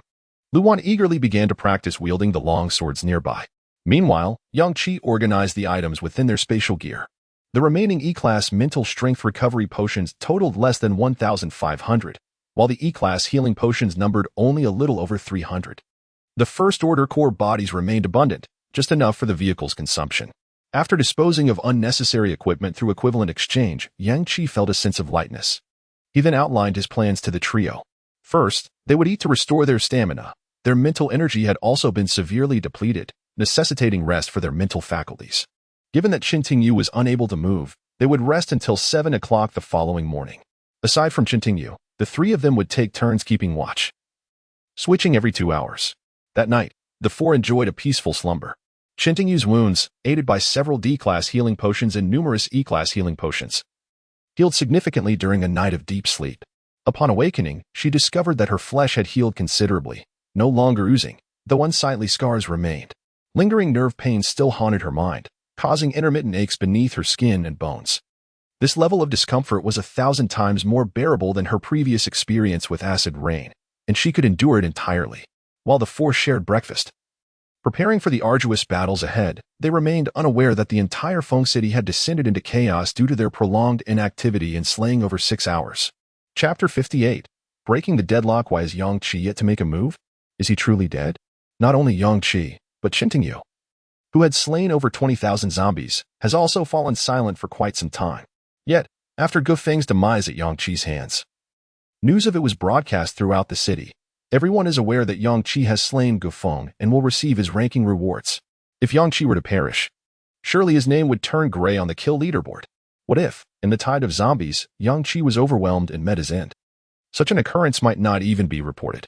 I simply cannot fathom how he could remain inactive for so many hours without killing a single zombie.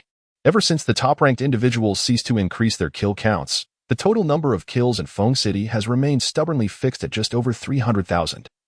Showing little improvement. At this rate, will the target of 500,000 be achieved by afternoon? So many perished in Feng City last night. Without those powerful individuals drawing the zombies' attention, the undead have wreaked havoc, invading the shelters of the survivors. Although over 300,000 zombies have been slain, the number of casualties among Feng City survivors surely exceeds that figure. How is it that Liang Jin, ranked 7th, is so ineffective? I've seen his kill count rise by dozens in a short span, yet throughout the night, it has barely surpassed 20,000, leaving him still in 7th place. Qintingyu, who has been silent all night, remains ahead of him. Are you still complaining? At least he managed to kill over 17,000 zombies. Can you claim the same? Meanwhile, Suemo has been stationed at the edge of Feng City, adjacent to the shimmering barrier enveloping it. After a night of relentless battle, his kill count has risen from the 5th rank at 0 to an impressive 43,000, now placing him 4th. He hides within a spatial dimension, continuously injecting himself with E-grade mental recovery serums. On the celestial screen, Yang Qi's unchanging kill count remains unfathomably high, beyond challenge. Suemo grits his teeth, muttering in frustration, 100,000. How on earth did he kill so many? Yes, his lightning ability is monstrous. A single strike can obliterate thousands of zombies. Who could possibly rival him? Could it be that he has perished? How could he go an entire night without slaying a single one? Surely he has truly died? I recall that after the announcement of his slaying of the 2nd-ranking Gu Feng, his kill count has remained stagnant. With this thought, Suemo feels he has uncovered the truth. Goodness, could it be that he and Gu Feng fought to mutual destruction? Gu Feng was slain by Yang Qi, but Yang Qi may have been gravely injured and subsequently overwhelmed by the zombie horde. Suemo suddenly feels an unwarranted sense of cleverness. Following a fleeting moment of joy, he finds himself feeling a touch of regret, even emptiness. Having experienced firsthand the terrifying aura of Yang Qi and Appo's lightning, he understands just how formidable he truly is. Yet, Gufeng, who ranked second, was undoubtedly no ordinary adversary. When the kill rankings were first published, Suemo only managed to secure the 5th position, while those above him were all exceptional talents. Alas, Yang Qi, without you and the efforts of those few who have surpassed 10,000 kills, how could I possibly slay 200,000 zombies in under 12 hours? Damn it, Yang Qi, why did you have to die? It would be one thing if you were inactive, but what about Lu Wan, Jiang Yi, and Qintingyu? Why are they all silent? Why did you have to kill Gufeng? Leave Gufeng for me to slay zombies. I have no desire to be trapped in Feng City for the rest of my days. It's only Liang Jin and I who are still fighting the undead. I am utterly exhausted. How did I never realize how ineffective Liang Jin was? After all this time, I've seen his efforts. Yet his kill count has even surpassed 20,000. His omnipotent eye provides no combat prowess whatsoever. Liang Jin, you are utterly useless. As he speaks, Suemo feels tears welling up. At midnight, having witnessed Yang Qi and Gufeng's ferocity, believing it was a certainty that the total city kills would surpass 300,000, he never anticipated that less than 20 minutes after the kill rankings were released, Gufeng would be slain by Yang Qi. At that moment, he felt no alarm. Gufeng's death was inconsequential. A more formidable Yang Qi remained. There was still ample time for Yang Qi to kill another 100,000 zombies, alongside other capable individuals exceeding the 10,000 mark. Surpassing 500,000 would be a mere formality. However, after Gufeng's demise, Suemo found himself the only one still actively killing among those who had surpassed 10,000.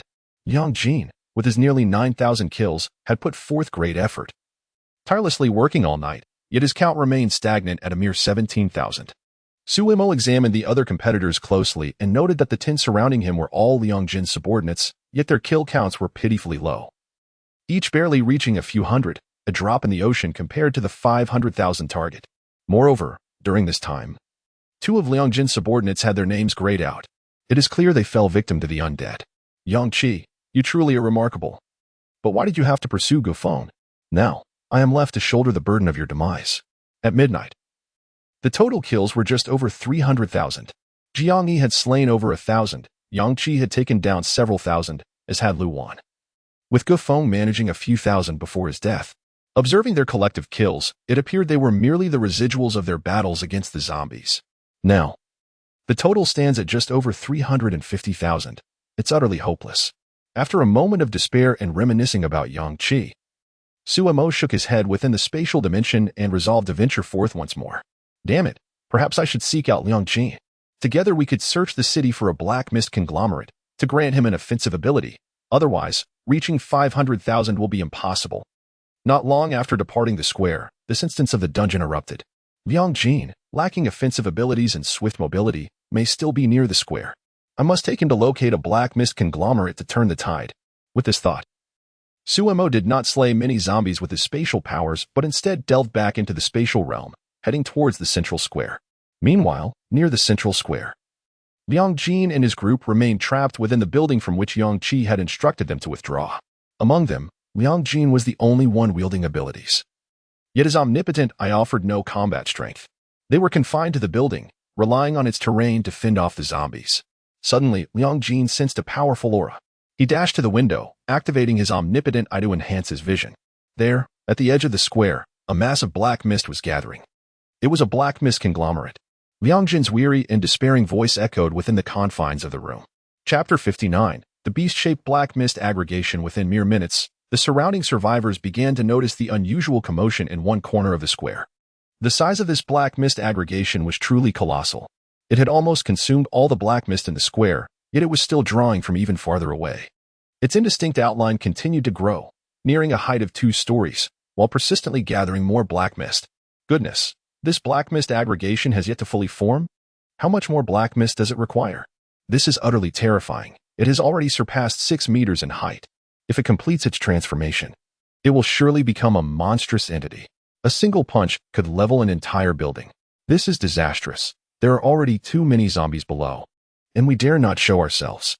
If another such horrific black mist aggregation appears, the surrounding people will surely perish.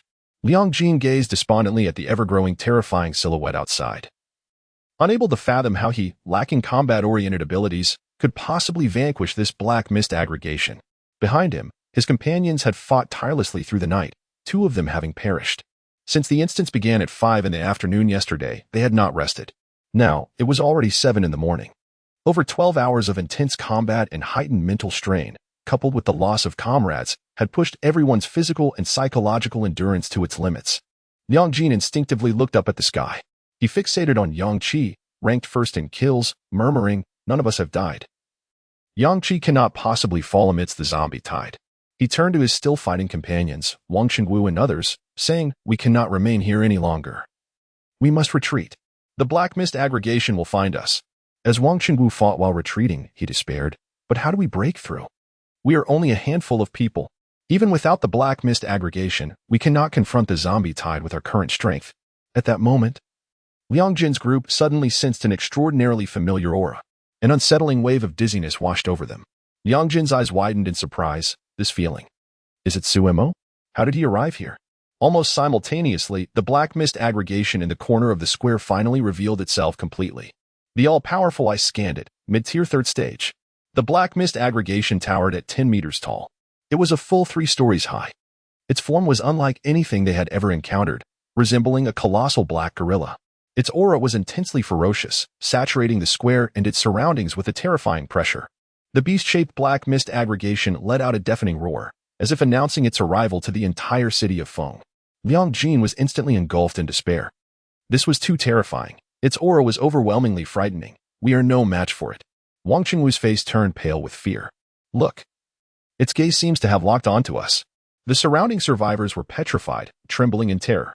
Who could possibly defeat such a massive black mist aggregation? In that fleeting moment, a rift suddenly tore open behind the beast-shaped black mist aggregation. Suemo had appeared. He unleashed his E-rank exclusive skill, space cutting.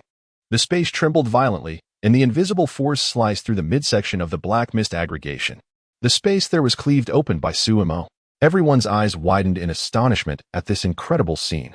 They watched as the newly formed black mist aggregation was severed in half. Incredible. Is that the powerful user of spatial abilities? How could he be this formidable? After his earlier conflict with those few individuals, he fled. And I thought he was insignificant. Yet, he is this strong. Everyone gazed at the black mist aggregation and Suemo with eager anticipation. However, Sumo's expression was grim. At the instant he severed the black mist aggregation, he vanished into an alternate space, disappearing from everyone's sight. In the next moment, they witnessed the upper and lower halves of the black mist aggregation reconnecting instantly amidst the swirling black mist. It was as if nothing had ever happened. At that moment, the atmosphere became stagnant. It was futile. What seemed to be a fatal blow turned out to be completely ineffective. What is happening? Witnessing this, an unprecedented sense of despair enveloped everyone. Suemo searched the surrounding buildings in the alternate space and eventually located Liang Jin and his group. He opened a rift just 2 meters away from Liang Jin. Naturally, Liang Jin and his companions recognized Sumo's presence. They were all too familiar with the aura of his spatial fluctuations. Liang Jin, now exceedingly cautious, fixed his gaze on Suemo and said solemnly, "You still wish to come and kill me at this juncture?" Suemo remained silent, first injecting himself with over 20 E-rank mental recovery elixirs before replying, "Are you insane? Who said I came to kill you?" Yang Qi and the others froze. Gofeng had been slain by Yang Qi, and since then, the kill count had barely shifted. Now, it was nearly 8 in the morning. If they did not eliminate enough zombies by 5 in the afternoon, they would be forever trapped in Feng City. Wang Xinwu retorted, "So what are you here for? To tickle that black mist aggregation?" Suemo replied with a sardonic smile, "I came to ally with you. I intended to find Liang Jin, to take him to confront the black mist aggregation and grant him an offensive ability. Yet, upon my arrival, a black mist aggregation appeared. Don't look at me like that. If it were under normal circumstances, would I really lend you my abilities? My mental energy is already stretched thin. Acquiring another ability would not yield more damage. It's better for Liang Jin to gain an offensive ability, which could potentially allow us to kill enough zombies by 5 this afternoon." At that moment, the group had little inclination to question the credibility of Sumo's words. They only understood that the black mist aggregation had emerged, but it was certain that they could not defeat it merely by joining forces with Suemo. Liang Jin stated, "This black mist aggregation is mid-tier 3rd stage, stronger than the usual 3rd stage aggregations. Its power approaching that of a 4th stage zombie. We must concede." Hearing Liang Jin's words, Su Mo became incensed. Concede? If we are to concede, it will only be by 5 this afternoon. If we do not eliminate this black mist aggregation now, you will not acquire a new offensive ability, and we will be unable to complete this special hidden mission. Everyone will eventually perish in Feng City. I will not give up until 5 this afternoon. 10 minutes later, Su Mo and Liang Jin were simultaneously hurled by the massive black mist aggregation, crashing violently onto the square's surface, spitting blood. In their eyes, an unprecedented unwillingness burned fiercely. After the emergence of the black mist aggregation, it had directly devoured thousands of zombies in the square. Its formidable strength instilled fear in the others, forcing them all to flee the square. Only then could they engage the black mist aggregation without distraction. However, their opponent was far too powerful. Sumo's ultimate attack, Space Cutting, inflicted minimal damage upon the black mist aggregation, which could instantly absorb the surrounding black mist to mend its wounds. After a few minutes of combat, both were grievously injured. Liang Jin had nearly lost his life, having dealt almost no damage to the black mist aggregation. He had only narrowly avoided several lethal strikes due to the foresight granted by the all-powerful Eye. At this moment, profound despair enveloped them, as if they could vividly envision the instant when Fengshang was irrevocably sealed off. Meanwhile, far away within the shopping mall, Yang Qi remained oblivious to the multitude of souls in Fengshang who were anxiously concerned for his well-being. Suddenly, he turned his gaze towards the central plaza, exclaiming with delight, "The black mist conglomerate has manifested." Chapter 60. What do you want from me? Su Mo and Liang Jin lay on the ground, bloodied and unable to rise, as the beastly black mist surged toward them with alarming speed. Its massive form moved swiftly, each step causing the ground to tremble violently, exuding an overwhelming sense of oppression. The two, their strength waning, gazed in horror at the rapidly approaching creature, adrenaline surging through their veins, propelling their nearly collapsing bodies off the ground. They could not fight it. They had to escape. Su Mo, drained of mental energy, found himself unable to enter the alternate dimension. Engaging in battle with such a formidable creature was out of the question. He had no time to administer his mental recovery serum. The surrounding survivors, witnessing the scene, wore expressions of utter despair. Even 2 third-tier ability users had been thoroughly crushed by this amalgamation of black mist. The creature's power was immense. It could easily overpower them with sheer force. It was a sobering realization that even third-tier ability users could be so thoroughly beaten. Liang Jin's teammates hid in nearby structures, pale as death. As third-tier evolvers without any abilities, they were incapable of fending off even a tide of zombies, let alone this black mist entity, which was infinitely close to 4th-tier strength. Upon its emergence, the black mist entity possessed mid-3rd-tier power.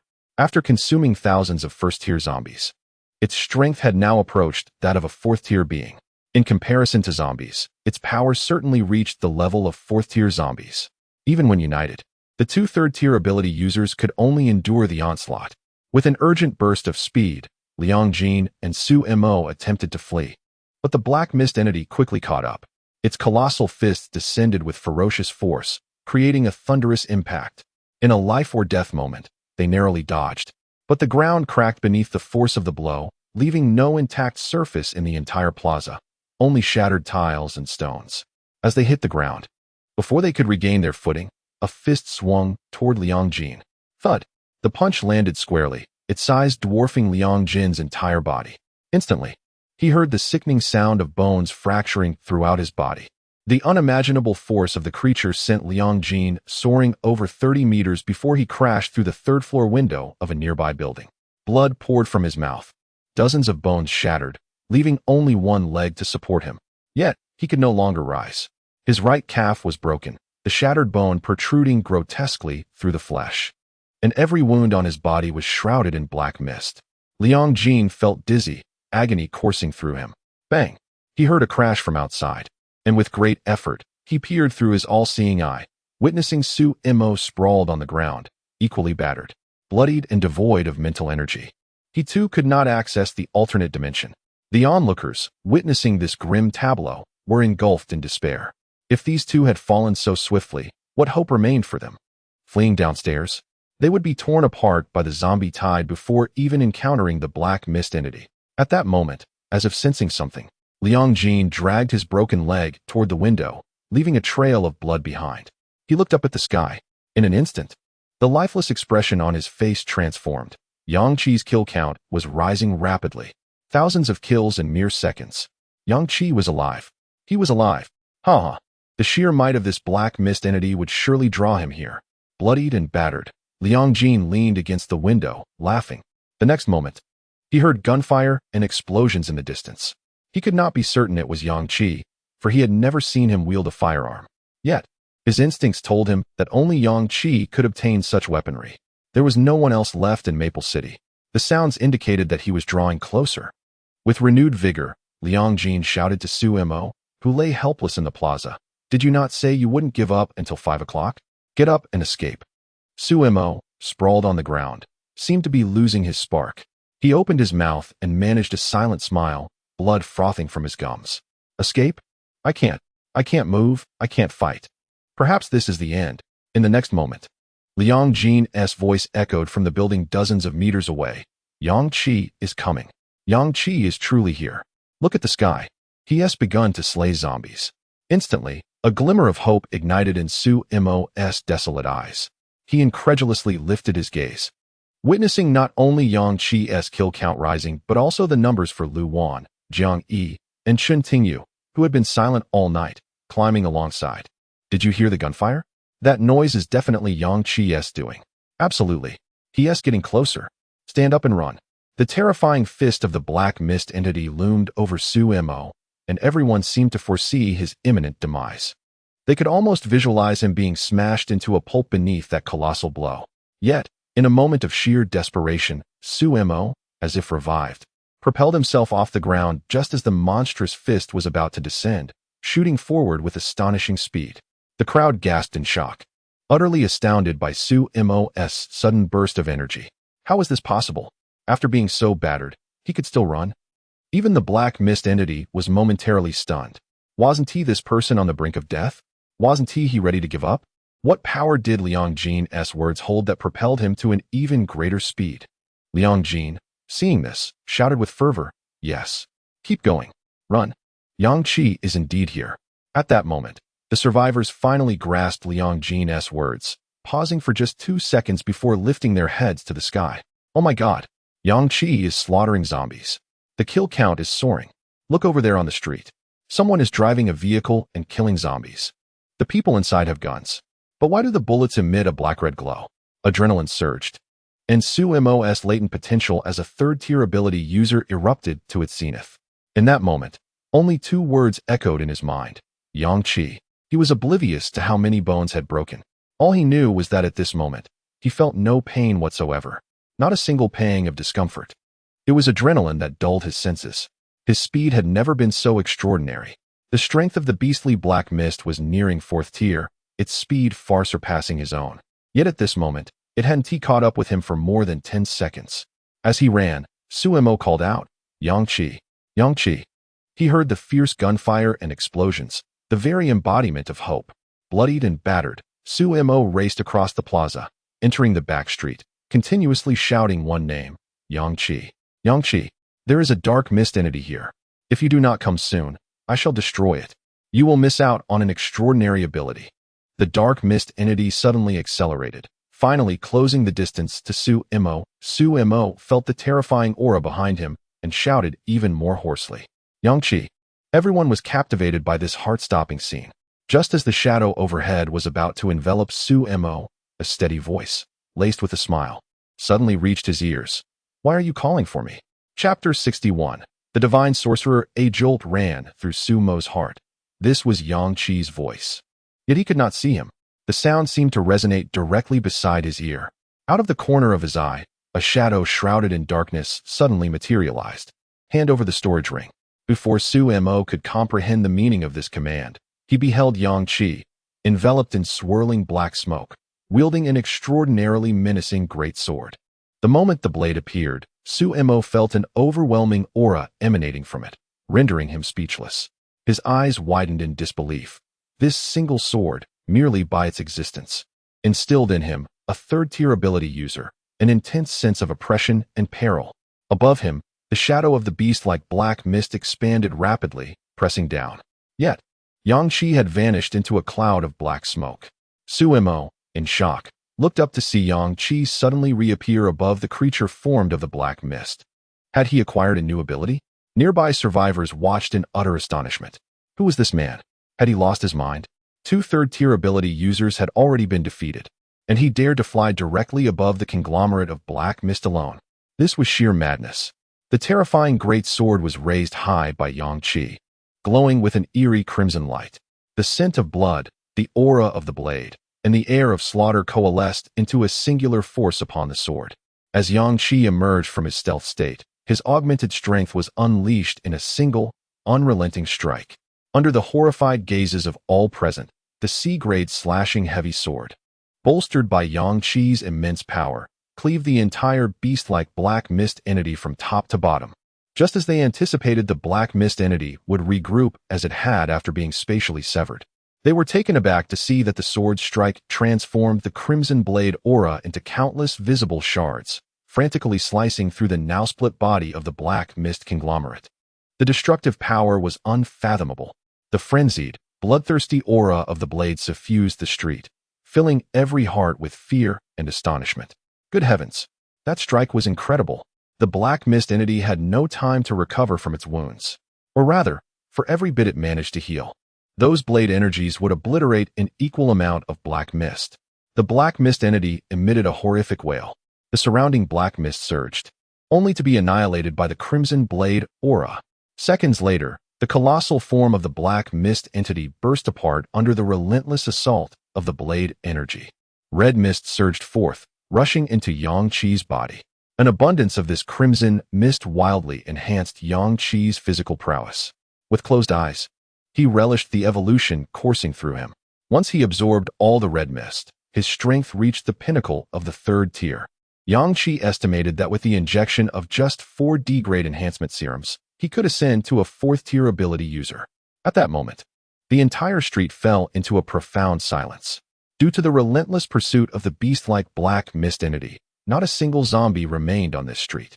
Suemo, dragging his heavily injured body, turned in shock to gaze at Yang Qi, his face a mask of disbelief. How are you even stronger than before? The survivors around them could scarcely believe the spectacle before their eyes. The formidable black mist conglomerate, which had grievously injured 2 third-tier ability users, had been defeated in a single stroke by this individual. Just one strike. Was this truly possible? My goodness. Is this real? One blow felled the black mist entity? What a terrifying strike. The power of this blow was truly monstrous, instantly annihilating the black mist conglomerate. I can't believe such a powerful human exists in this world. This is utterly extraordinary. Who on earth is this person? Suemo, who had been saved, was now ranked 4th on the kill leaderboard in Maple City. The gasps of astonishment from the onlookers became uncontrollable, yet Yang Qi remained unfazed, turning to collect the luminous orbs that emerged upon the death of the black mist conglomerate. The first orb, of course, represented an ability, the black orb. Within it, a finely crafted silver staff slowly rotated, emanating a divine glow. Yang Qi could not discern the nature of this ability, indicating that it was yet another rare power. He reached out to touch it. Upon contact, Yang Qi jumped back in disbelief. The companions following closely behind, Lu Wan and the others, rushed forward. What happened?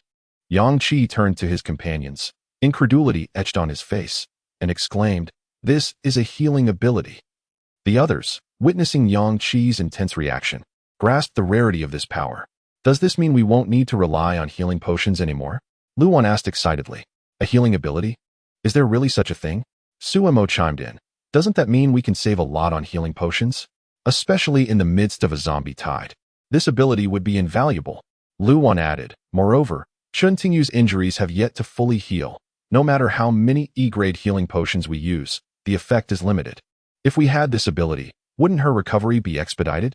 Yang Qi regarded his companions and said, I do not intend to learn this ability. I am primarily an output damage dealer and would have no time to heal my teammates during combat. Lu Wan pondered for a moment and replied, I shall take it upon myself. Utilizing the healing ability should consume considerable mental energy, and I believe my mental energy quality is quite good. Additionally, I am meticulous and can ensure every team member is taken care of during battle. Yang Qi smiled. Excellent, then you shall learn it. This ability is called the Divine Sorcerer. It also comes with a unique piece of equipment, the sacred staff, the very weapon floating within the orb.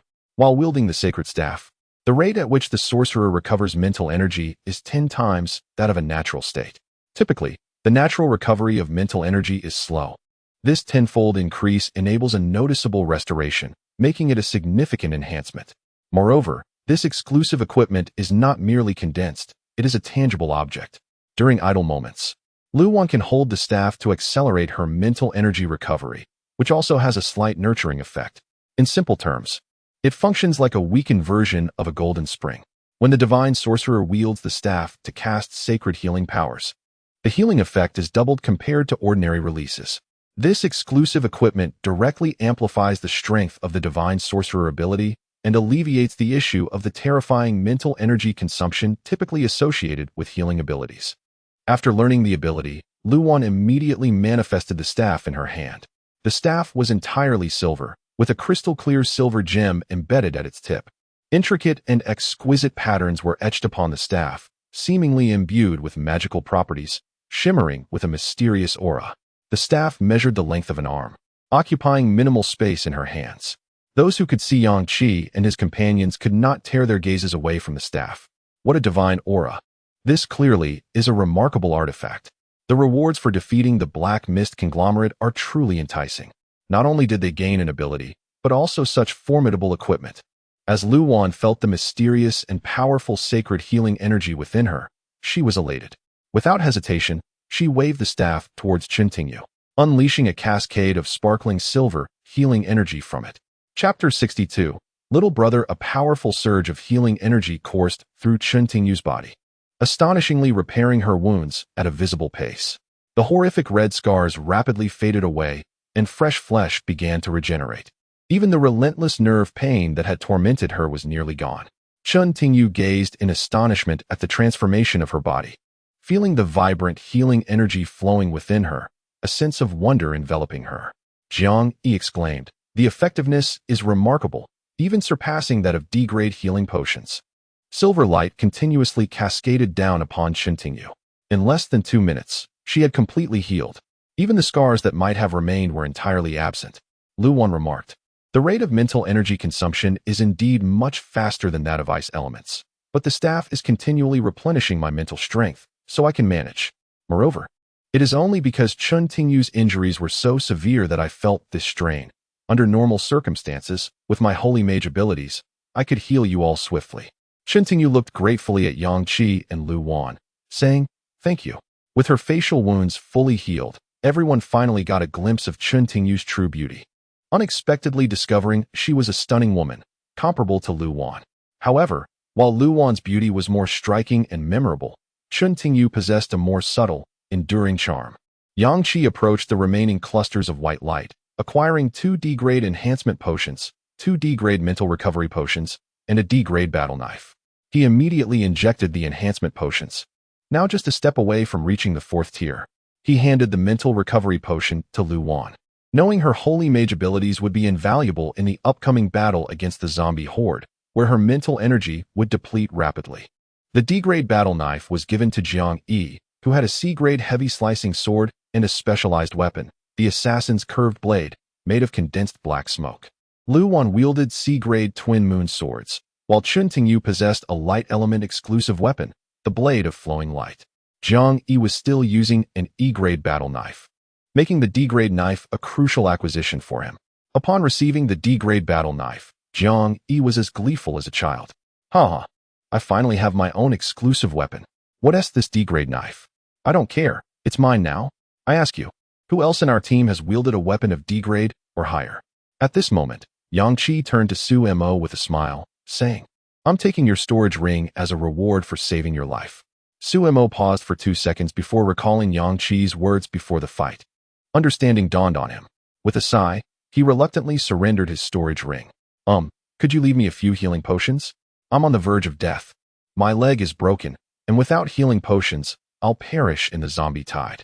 Yang Qi accepted Su Mo's storage ring and began to inventory its contents. It was quite decent for a 3rd-tier ability user who had slain over 40,000 zombies. Inside were approximately 8,000 1st-tier core bodies, over 1,000 F-grade items, and more than 1,000 E-grade items. There were no special equipment, but these items could be exchanged equivalently. Saving your life just for these useless items seems rather unprofitable for me. Sumo's eyes widened. You may look down on F and E-grade items, but nearly 10,000 first-tier core bodies is quite a fortune. I assent it? Yang Qi chuckled. You really undervalue your own life, don't you? As the adrenaline wore off, Sumo grimaced in pain, lacking the strength to argue. Brother, I truly thank you. Could you please have Luwan treat me? I'm begging you. Yang Qi raised an eyebrow. Treatment comes at a different cost.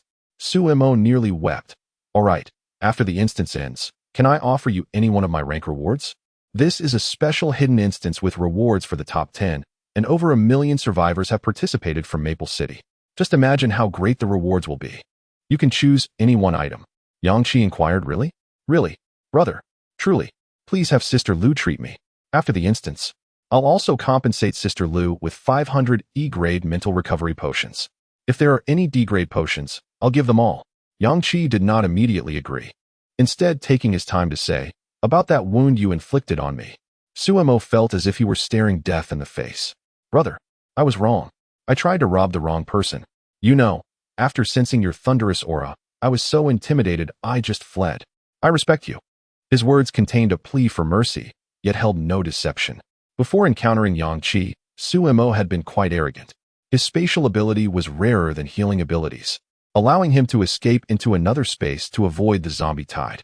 He had thought himself strong until he met Yang Qi 10 minutes earlier, when he resigned himself to being killed by the beast-shaped black mist.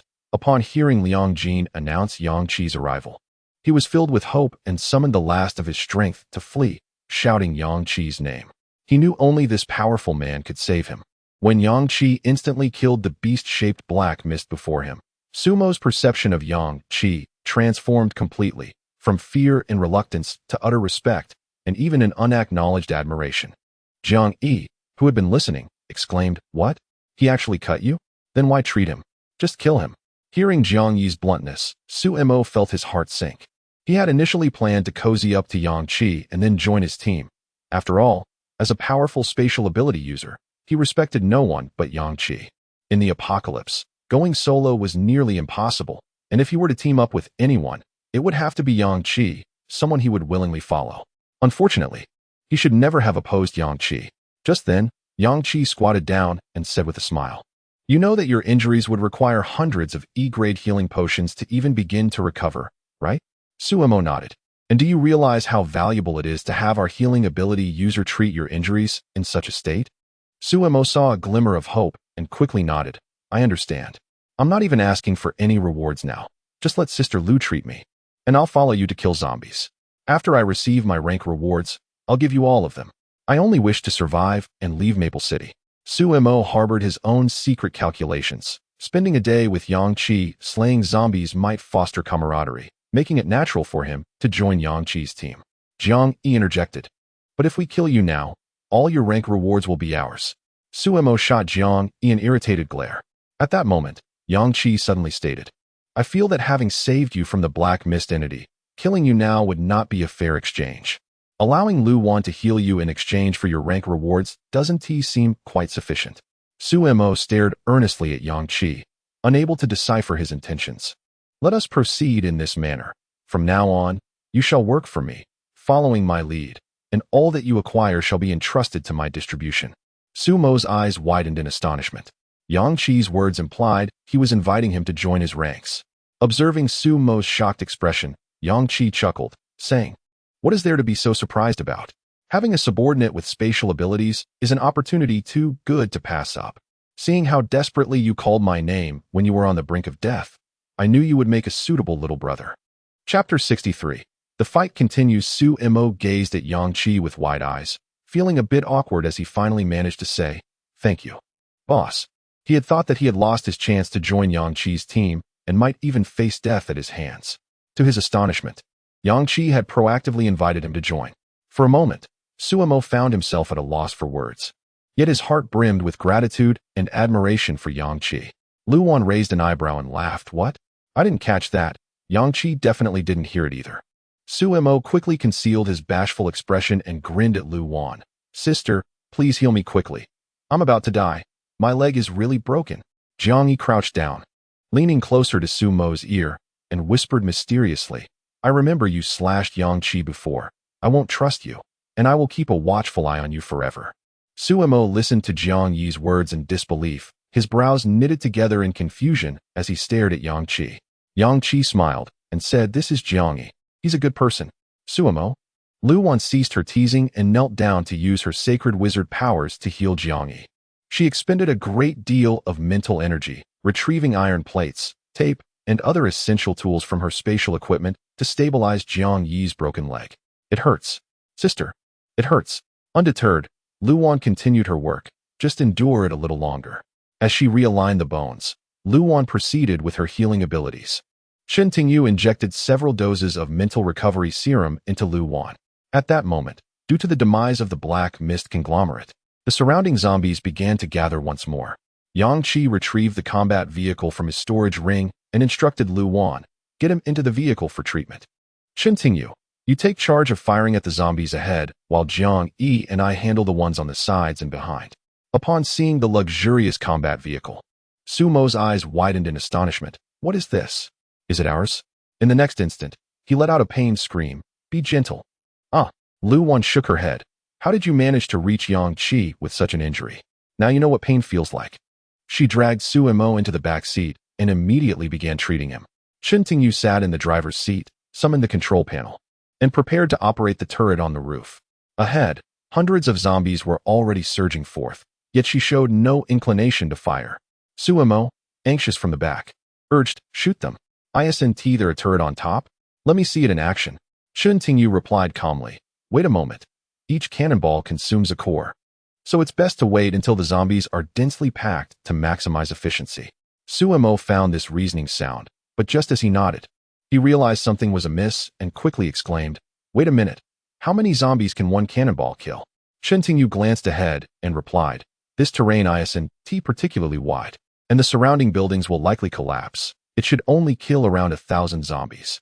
Not hearing Su Mo respond, Shen Tingyu slightly turned her head to look at the back seat, where she found Su Mo sitting in a daze, allowing Lu Wan to treat him. The thought of using one core to eliminate 1,000 zombies, constrained by the terrain. 1,000 zombies, conservatively estimated, might include 400 first-tier zombies, equating to 400 first-tier cores. That means one core could yield 400 cores. Is the energy contained in a single core really that potent? How can it kill 1,000 zombies? Su Mo mused aloud. Shen Tingyu looked ahead and explained. The boss said that the energy system of the combat vehicle can fully unleash the power of an entire core, including the nuclear waste that humans cannot absorb. Su Mo murmured, I must be incredibly lucky to join Yang Qi's team. Half a minute later, the zombie tide was upon them, and the density of the undead had reached a significant level. Shen Tingyu had already adjusted the turret's direction and, facing directly ahead, fired a cannonball. Inside the vehicle, Su Mo could only watch in astonishment as the street was instantly engulfed in a dark red energy. The sound of explosions echoed from outside. Countless zombie figures were shrouded in the black-red energy. Moments later, as the energy dissipated, only the remains of dismembered zombies and blood-stained streets were visible. The buildings on either side had collapsed. Smoke billowed up. Numerous light orbs and cores littered the ground, but Shen Tingyu remained unhurried, steadfastly waiting for the street to be filled with zombies once more. Su Mo turned to look at Yang Qi and Jiang Yi in the back. The horde behind them had been pushed back several meters by the two of them, unable to approach the vehicle at all. Once again, Su Mo felt a surge of admiration for Yang Qi, exclaiming excitedly, as long as Yang Qi starts killing zombies, we will definitely clear this instance today. Lu Wan exerted considerable effort and finally managed to heal Su Mo. She had completely exhausted her mental energy. At that moment, she took out the D-grade mental recovery serum that Yang Qi had given her and injected 3 doses to fully restore her mental energy. Looking at the spoils strewn across the street, she instructed, you two go down and collect the light orbs and cores. When I need to fire, I'll notify you. You just need to hide behind. Having just recovered from his injuries, Su Mo eagerly jumped out of the vehicle, quickly joining Shen Tingyu in collecting the spoils. For the first time, Su Mo experienced the benefits of having teammates. Previously, when he cleared zombies alone on the outskirts of the city, he often lacked the conditions to collect spoils. Now he could focus solely on gathering loot. Lu Wan would keep an eye on the zombie tide in front, while Yang Qi and Jiang Yi held off the horde behind. When the zombies approached, he could retreat to the back, and when Luan fired, he could rush forward to gather more spoils. Life in this post-apocalyptic world was finally turning bountiful. With the cooperation of the five, they cleared wave after wave of zombies from the streets, amounting to at least 20,000. After collecting a batch of spoils, Yang Qi called for everyone to get back in the vehicle and instructed Lu Wan, who was in the driver's seat, drive the vehicle to an open area. It's too cramped here, and there aren't enough zombies to kill. Let us head to the large intersection over there.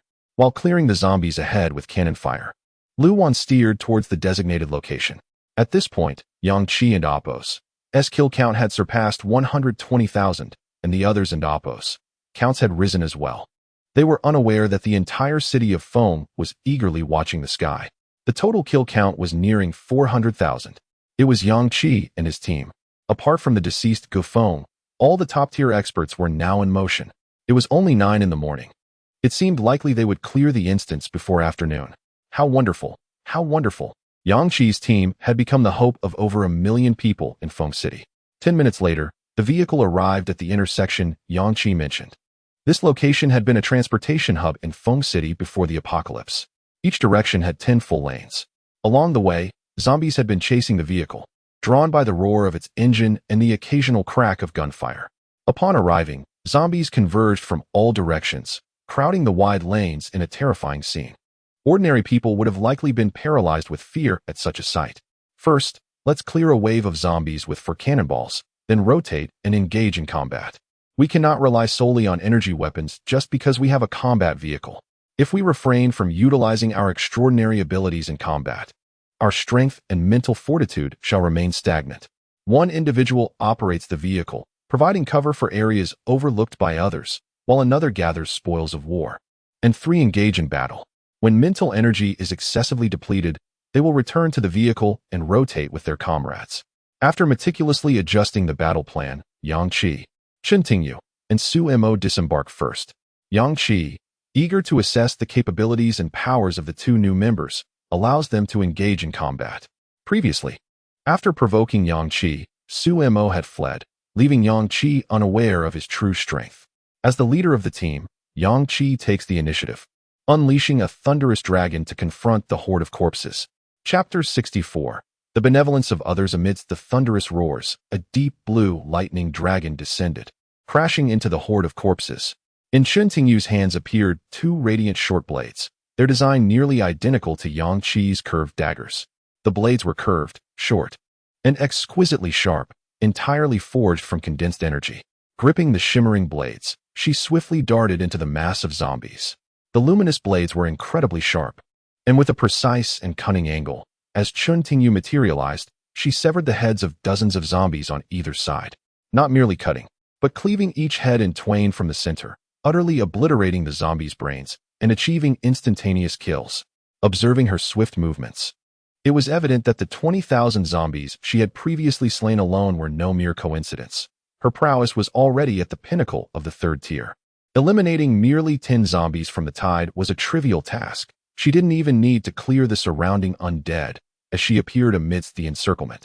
The nearby zombies, realizing her presence, lunged at her, yet she transformed into a beam of light and vanished from sight. Reappearing 10 meters away, she simultaneously dispatched several more zombies with her radiant blades. This time, Chen Tingyu unleashed her light elemental powers, and dozens of dazzling rays enveloped her.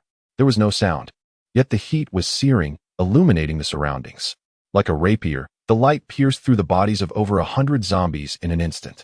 The zombies struck by the beams emitted wisps of smoke from their wounds, which turned black. Yet no blood flowed. Such was the intensity of the light that it evaporated the blood in the vicinity of the wounds. Yang Qi observed this spectacle with a faint smile. Indeed, Chen Tingyu's light elemental powers were rare. While her lethality did not surpass his lightning abilities, it certainly exceeded those of other elementalists. Her ability to teleport was likely an exclusive E-tier skill of the light element. The mechanics were akin to his thunder flash, allowing her to teleport over a distance of several meters. The distinction lay in her teleportation causing no damage, enabling her to move unscathed. The advantage was her speed, which eclipsed Yang Qi and Appo's. His thunder flash, no matter how swift, was still lightning, while Chun Tingyu moved at the speed of light. This temporal disparity was nearly imperceptible to the human eye, allowing her to navigate the horde without harm. The absence of damage meant her E-tier light elemental skill consumed mental energy at a less alarming rate than typical exclusive skills, a significant advantage.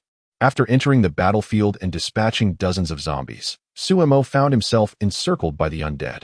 He promptly slipped into an alternate dimension, vanishing from everyone in Appo's sight. The familiar spatial fluctuations caught Yang Qi and Appo's attention, while Chun Tingyu experienced dizziness and nausea for the first time due to the spatial disturbance. Fortunately, her strength allowed her to maintain her combat rhythm. Suddenly, a rift opened in the midst of the horde. Suemo leaped through, shouting "Spatial Slash." His boisterous exclamation seemed to announce to his comrades, "Behold my ultimate move." Yang Qi turned to look. Concurrently, the surrounding space trembled violently. Chun Tingyu, feeling queasy, swiftly dispatched a few zombies, only to retch uncontrollably. In that moment, her rhythm was disrupted, forcing her to utilize her E-tier light elemental skill, Instant Light, to move at light speed beside the armored vehicle. As she reached the vehicle, she wiped her mouth clean while simultaneously unleashing her light elemental abilities. Rays descended, annihilating the hundreds of zombies surrounding the vehicle. Seizing the opportunity, she opened the door, and just as she entered, she glimpsed the scene near Suemo. He was descending through the rift, surrounded by a throng of zombies.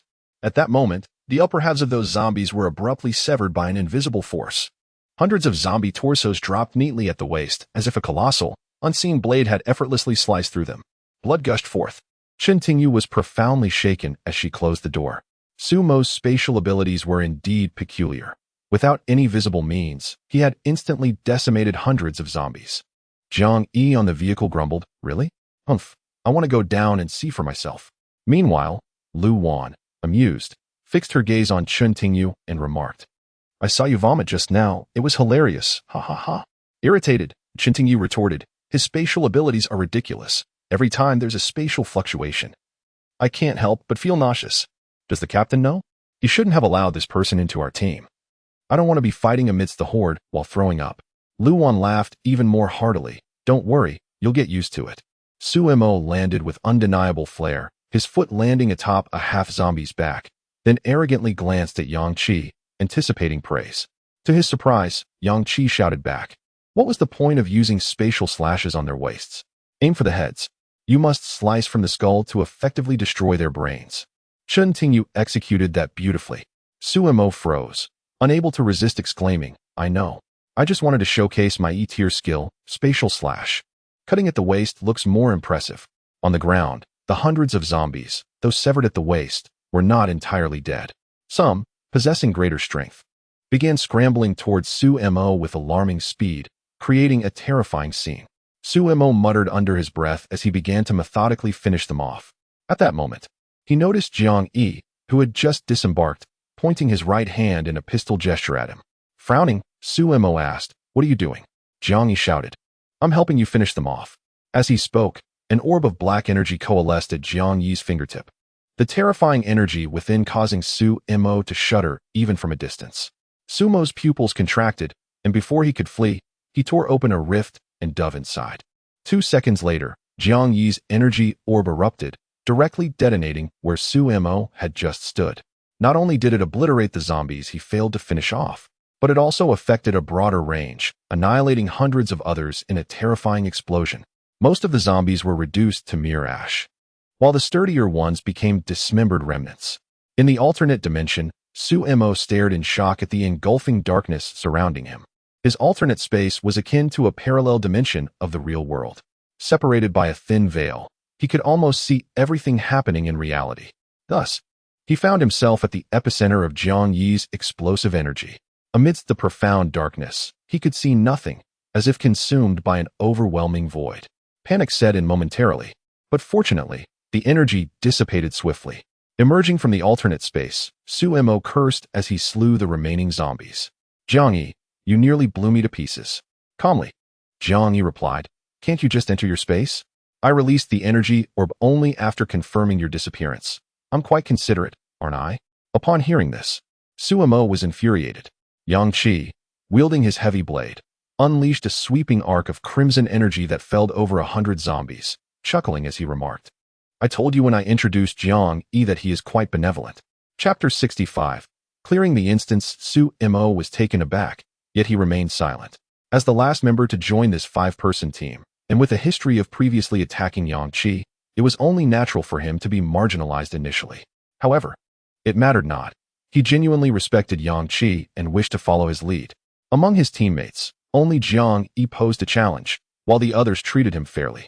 He chuckled to himself. In any case, I only acknowledge Yang Qi as my leader.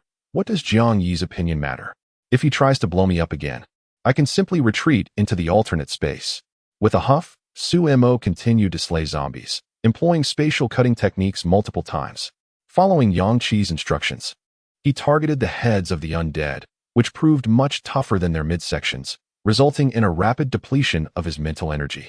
As his mental reserves dwindled, he retreated into the alternate space, appearing near the armored vehicle and tearing open a spatial rift at the vehicle's entrance before climbing aboard. Upon entering, he found Chun Tingyu retching nearby.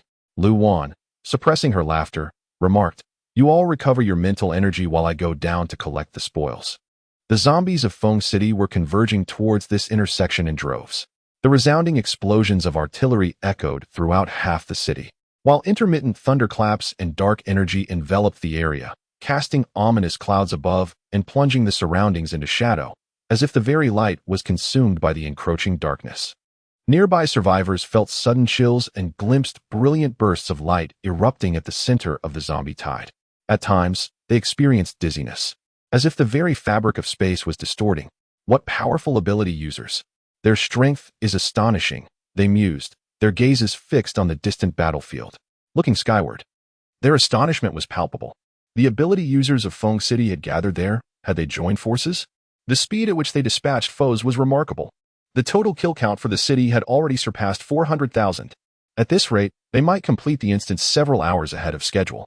Incredible! All the zombies were rushing toward that spot. Yang Qi alone had slain over 100,000 zombies. Gufeng's second-place position had long been usurped by several of Yang Qi's teammates. The 5 of them remained silent, each of them engaged in their roles. One collected spoils. Another fired artillery from the vehicle, while 3 plunged into the horde, utilizing their powers to eliminate the undead. The terrifying waves of energy continuously battered the surrounding mass of zombies. To the eyes of ordinary people, the tide was utterly terrifying and insurmountable. Yet under the coordination of these 5, it was being decimated. The zombies could not even approach the armored vehicle, even when a few humans charged into the horde.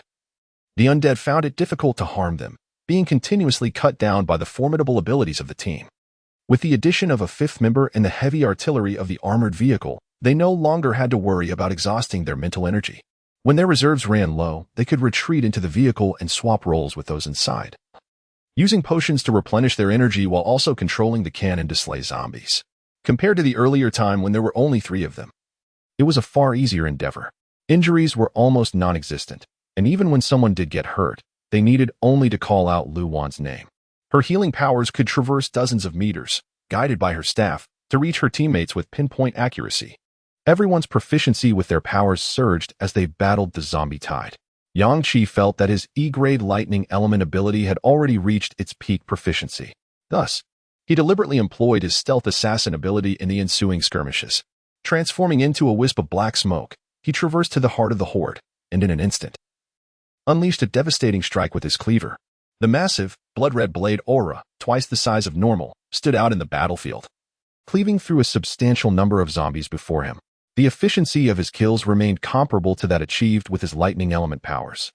While the stealth assassin ability was ideally suited for single foes, during the brief period of amplified strength post-stealth, when combined with Yang Qi's lightning element or the C-grade cleaver, it unleashed terrifying damage. This allowed Yang Qi to continually utilize the stealth assassin ability even against the horde, enhancing his proficiency. The 5 were in a frenzy, too engrossed in their slaughter to notice the kill count displayed in the sky. They were aware only of the endless stream of zombies before them. Each defeated zombie yielded numerous light orbs and cores. Yang Qi hardly paused, for he possessed D-grade special equipment, the Golden Spring, which had stored a substantial amount of mental energy overnight. At noon, the citizens of Feng City were invigorated, their eyes glued to the total kill count displayed in the sky. 490,000. And it was only noon. Astonishingly, the count had surged by 4,000 in an instant. Just 5,000 zombies remained. In the next moment, the sky shattered. The energy barrier enveloping Feng City dissipated entirely. Yet the luminous text remained intact, frozen on the scene, instance cleared. Beneath the 4 characters that prompted wild cheers from countless individuals were the names and kill counts of the top 100 victors. As the light curtain fractured, Yangqi and his companions looked up. In first place was Yangqi, with a kill count of 162,034. Second was Lu Wan, with 64,233. Third was Jiang Yi, with 63,876. Fourth was Su Mo, with 60,124. Fifth was Qintingyu, with 56,219. And sixth was Gufeng, with 53,007. From the 7th position onward, kill counts were recorded in hundreds. The combined total of the top 7 exceeded 480,000. The remaining hundreds of thousands of citizens of Feng City had barely managed to kill fewer than 20,000 zombies collectively. Incredible. Yangqi alone has slain 160,000 zombies. This is utterly insane. The second-place contender had eliminated over 60,000, amounting to only 120,000, far beneath Yangqi's staggering total. How could one person kill so many zombies? It was unfathomable. I believe the lightning-wielding ability user in Feng City is Yangqi. Every time the thunder rumbles, that terrifying aura seems to sweep across half the city. It's utterly fearsome. The combined total of the top 7 exceeds 480,000, and they cleared the instance by noon. This means that even if the rest of Feng City did not lift a finger, these 7 could have easily completed the instance themselves. Having defeated Gufeng, Yangqi was set to receive 2 rank rewards. How remarkable! Yangqi glanced at the still looming tide of zombies and commanded, "Everyone, get in the vehicle. Let us break through the horde." He was eager to claim his well-deserved rewards. Chapter 66. The minefield lockdown, shrouded in mist underneath the vehicle, Yangqi, Lu Wan, and Su Mo unleashed a powerful attack simultaneously, obliterating thousands of surrounding zombies and clearing a vast area, without pausing to collect the spoils, swiftly returning to the armored vehicle. The vehicle accommodated only 4 separate seats, not arranged in a row. Consequently, the last to join, Su Mo, was left to squeeze into the narrow gap between the 2 rear seats. Yangqi, seated in the back, first swept away the zombies on his right with a barrage from his submachine gun, only to hear a mechanical voice resonating in his mind. "Congratulations, player, for achieving the highest kill count in this special hidden dungeon, the gift of the Lord-level zombie. Rewards: 2 ability upgrade scrolls, 1 freedom skill scroll, 1 golden permanent immunity potion, 10 C-level enhancement potions, 20 C-level mental recovery potions, 20 C-level healing potions, 1 C-level battle knife, 50 D-level equipment upgrade stones, 1 D-level equipment enhancement space, 50 C-level equipment upgrade stones, 1 C-level equipment enhancement space, and 10 liters of purification energy." At that moment, the prized C-level potions paled in comparison to the significance of possessing 2 ability upgrade scrolls. This was tantamount to receiving 2 A-level rewards. Despite Yangqi's participation in the grand treasure hunting dungeon and vanquishing numerous formidable foes, he had yet to receive a single scroll. Yet this time, he was directly awarded 2. Furthermore, there was also a freedom skill scroll. This item was exceptionally valuable. Most skill scrolls obtained from treasure hunting dungeons were typically designated for specific abilities, akin to the lightning elemental skill scroll Thunder Dragon that Yangqi had previously acquired. Many skill scrolls obtained from treasure hunts were mismatched with the user's abilities, relegated to gathering dust within spatial equipment. In contrast, this rarer freedom skill scroll allowed the user to unleash their ability upon the scroll, randomly awakening a special skill related to that ability. Every ability user could benefit from it. The rarity of the freedom skill scroll was nearly on par with that of the ability upgrade scroll. Collectively, these 3 scrolls equated to 3 A-level rewards for Yangqi. Additionally, there were 2 sets of equipment upgrade rewards, 1 C-level and 1 D-level, sufficient for Yangqi to elevate a C-level piece of equipment to B-level and a D-level piece to C-level. Truly, such was the reward for achieving first place in the special dungeon. The 30 C-level potions were also commendable. Yangqi could ascend to the 4th tier using merely 2 D-level enhancement potions. If he used C-level ones, the result would be even more astounding. Yangqi promptly retrieved all the C-level enhancement potions and injected one. Instantly, a powerful aura surged from his body, and under the watchful eyes of his teammates, he swiftly broke through to the 4th tier, becoming a 4th-tier ability user. Sumo exclaimed in astonishment. You've leveled up? Are your enhancement potions C level? That's fantastic. The boss has reached the 4th tier. Wow, a 4th-tier user in our team. What rewards did you receive? I have an ability upgrade scroll. I have one too, and a freedom skill scroll. According to the description, it seems all ability users can utilize it, guaranteeing the awakening of a skill. Amazing. The mechanical voice in Yang Qi's mind continued unabated. Congratulations, player, for defeating the 6th-ranked player Gufeng. Their rewards belong to you. 1 ability upgrade scroll, 5D level enhancement potions, 5D level mental recovery potions, 5D level healing potions, 1D level battle knife, and 1 liter of purification energy. Apart from the ability upgrade scroll, the 6th-place rewards were less impressive. However, the inclusion of the ability upgrade scroll significantly elevated the overall quality of the 6th-place rewards, rendering them comparable to A-level rewards. Through discussions with his teammates, Yang Qi learned of their rewards. Lu Wan and her 3 companions each received 1 ability upgrade scroll and 1 freedom skill scroll, alongside their potion rewards. Starting from the 2nd place, the rewards consisted of D-level potions, with diminishing quantities for lower ranks. The 2nd place Lu Wan obtained a C-level battle knife, while the others received D-level battle knives. Both the 2nd and 3rd places received a golden permanent immunity potion, but this reward ceased from the 4th place onward.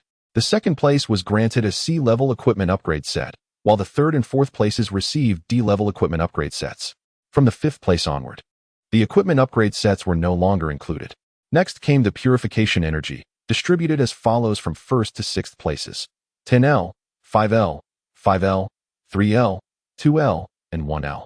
When combined, the equipment upgrade sets allowed for the enhancement of 2 C-level pieces to B-level and 3 D-level pieces to C-level. Almost all of Yang Qi's special equipment could be upgraded. The 1st to 5th places each received a freedom skill scroll, enabling all to awaken a special skill. All 4 teammates possessed an ability upgrade scroll to enhance their abilities, while Yang Qi held 3, 2 from his 1st place victory and 1 from the 6th place. This haul was nothing short of extraordinary. The 5 of them eagerly injected all the D-level enhancement potions they had won. Yang Qi also shared the 5 D-level enhancement potions from the 6th place with them. Aside from Yang Qi, who had already reached the 4th tier, all others nearly attained mid-3rd tier strength. After becoming a 4th tier ability user, Yang Qi injected the remaining 9 C-level enhancement potions. To progress from the 4th tier to the 5th tier, approximately 100 C-level enhancement potions were required. Nonetheless, Yang Qi did not intend to ascend to the 5th tier using C-level enhancement potions, as they could only be obtained from slaying 3rd-tier zombies. Currently, most zombies were 1st tier, with 2nd tier being rare and 3rd tier possibly non-existent. To acquire C-level enhancement potions, one had to rely on dungeon rewards, which proved inefficient. It would be far more expedient to seek out the black mist aggregates and absorb the red mist to level up. The 5 inside the vehicle were in a heightened state of excitement, for they all had the opportunity to upgrade their abilities. Yang Qi's current abilities included E-level Lightning Element and F-level Stealth Assassin. The 3 ability upgrade scrolls would allow him to elevate both abilities to D-level, awakening 3 exclusive skills. He also possessed 2 freedom skill scrolls. Clutching an ability upgrade scroll, Yang Qi infused it with the power of thunder. E-level Lightning Element ability, proficiency at 100. In an instant, the scroll transformed into a bolt of lightning that surged into Yang Qi's body. The lightning element officially advanced to D-level. He awakened the D-level exclusive skill, Minefield Lockdown. Within a designated area, vast swathes of lightning would descend, creating a minefield, with a lightning barrier formed around its perimeter to prohibit entry or exit. The power was undeniably formidable, doubling that of D-level lightning. It could also establish a lockdown minefield, preventing enemies from fleeing. Against a horde of zombies, its efficacy would far exceed imagination. When confronted with a swarm of 3rd-tier zombies, Yang Qi could ensnare them within and unleash devastating strikes. The might of the D-level exclusive skill, Minefield Lockdown, was certain to inflict considerable damage on 3rd-tier zombies. Yang Qi retrieved the 2nd ability upgrade scroll, enveloped in swirling black smoke. F-level Stealth Assassin, proficiency at 100. It instantly leveled up. He awakened the E-level exclusive skill, Shrouded in Mist. Chapter 67. Absolute time. Within a minute of the stealth assassin's appearance at the target point, a vast expanse of black mist descended. Yang Qi sustained a semi-ethereal form amidst the fog, capable of delivering corporeal attacks upon his adversaries, while simultaneously rendering his body akin to pure black smoke. Immune to all physical assaults and 50% of psychic attacks. During the Shroud of Mist, Yang Qi's offensive and defensive capabilities doubled. Even with immunity to only half of the psychic attacks, the augmented defense rendered him nearly invulnerable. The enveloping mist was the stealth assassin's state of invulnerability, compounded by an additional 10-second enhancement following the mist's dissipation. There remained a full minute. Yang Qi perceived this minute, enveloped by the mist, as his absolute time. No one could defeat him within this obscuring veil. As the proficiency of the stealth assassin's abilities increased, so too did Yang Qi's own power, ensuring that this minute would invariably extend with time. With one ability enhancement scroll left, Yang Qi stored it in his spatial equipment, awaiting the moment when his E-rank stealth assassin proficiency reached 100% before utilization. Additionally, he possessed a free skill scroll. Yang Qi infused it with the power of thunder. In the next instant, two characters emerged upon the scroll, Thunder Calamity. This skill was straightforward yet formidable. It unleashed thunder. What set Thunder Calamity apart was that the thunder was no longer merely a manifestation of Yang Qi's mental energy.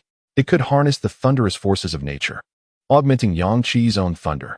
The potency of Thunder Calamity exceeded that of Yang Qi's standard lightning by at least 3 to 4 times. Its area of effect was equally expansive, cascading over a broad region. Yang Qi surmised that employing Thunder Calamity against a horde of zombies, even those comprised of third-tier undead, would result in instant annihilation. Now, as a fourth-tier psychic, with his lightning abilities upgraded to D rank, his strength was already formidable. With Thunder Calamity, he could indeed obliterate vast swathes of third-tier zombies. Yang Qi now possessed special skills: Thunder Dragon, Thunder Calamity, E-rank exclusive lightning skill Thunder Flash, D-rank exclusive skill Lightning Field Lockdown, and E-rank exclusive stealth assassin skill Mist Envelop. Among all these abilities, the one with the most devastating potential was undoubtedly Thunder Calamity, capable of summoning the very thunder of the heavens. If he were to deploy Thunder Calamity while in the mist-enveloped state, this horde of zombies and the hidden special instance had proven immensely rewarding for Yang Qi. He advanced to 4th-tier Psychic, his abilities upgraded in succession, awakening several formidable powers, and acquiring luminous orbs through the extermination of zombies, thus obtaining superior equipment in exchange for his efforts. Yang Qi turned his gaze to the others in the vehicle. Suemo, at that moment, presented his reward to Yang Qi, stating, "Boss, I told you, all my rank rewards are yours." Yang Qi raised an eyebrow and replied, "Did you not just consume the D-rank enhancement potion?" Sumo's words faltered as he stammered. "I was just so overjoyed with my reward that I instinctively used the enhancement potion. You know, when an evolved being collects a luminous orb, if there's an enhancement potion inside, it's an automatic reaction to use it. All the other rewards are intact." Yang Qi waved his hand, smiling. "Use it yourself. I have more than enough. I still have an ability enhancement scroll waiting for later use. You're my subordinate now. If your strength is too weak, I'll have to keep an eye on you in fights with others. It's better for you to grow stronger quickly." Suemo gazed at Yang Qi with excitement, saying, "Boss." Jiang Yi extended his hand, "Then give it to me." Sumo's enthusiasm and admiration evaporated instantly as he warily regarded Jiang Yi, saying, "I feel like you might be a bit unhinged." After that, Suemo promptly used the ability enhancement scroll. The E-rank spatial power ascended to D-rank. He awakened the D-rank exclusive skill, Spatial Compression. Suemo erupted with exhilaration. Spatial Compression. Haha, this skill is incredible. In the future, I can directly compress the space around my enemies and make them explode. Isn't that impressive? The others looked on with curiosity. Yang Qi replied with a chuckle. Quite impressive indeed. This was the reason he spared Sumo's life. Space-type psychics were exceedingly rare and immensely powerful. Suemo managed to escape to the street and call for help even when gravely injured, indicating that his feelings towards Yang Qi had evolved beyond mere rivalry. "Quickly use the free skill scroll," Yang Qi urged, eagerly anticipating what unique skill Suemo might awaken. Grasping the free skill scroll, Suemo channeled his spatial power, while Chun Tingyu beside him covered her mouth, suppressing her nausea. Above the scroll, for characters emerged, Spatial Passage. In an instant, Yang Qi felt a surge of excitement that surpassed even Sumo's. Spatial Passage. Can it allow others to traverse as well? Suemo widened his eyes, exclaiming, "Boss, how did you know?" Yang Qi replied, "Your spatial power inherently enables you to create a passage, but it previously only allowed you to pass through. Those without spatial power cannot enter your passage. Now, with this skill named spatial passage, it must be something more stable than your ordinary openings." Suemo quickly added, "Yes, this spatial passage is more stable than the ones I could create myself. It won't suffer from severe spatial fluctuations and can allow my teammates to enter the passage for rapid transit through parallel space." Lu Wan inquired, "What about enemies? For instance, if we flee into your spatial passage, wouldn't they be able to follow us if they find the entrance?" Suemo then chuckled mischievously, saying, "Sister, do you think I'm that foolish? I can lead you into my spatial passage, and even if others see it, I can close the spatial rift.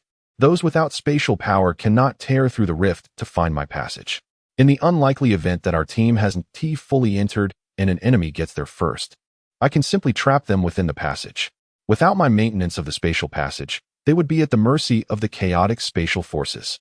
He continued, "And if I can't close the rift in time, busy with helping you escape while enemies pursue us through the passage, I could simply collapse the rear spatial passage. Their fate would still be to be torn apart by the spatial forces. Sister, I am the master of spatial power. While we move within the spatial passage, if the enemies cannot locate us, they might have a chance to survive, but if they enter my spatial passage, it is a guaranteed death sentence.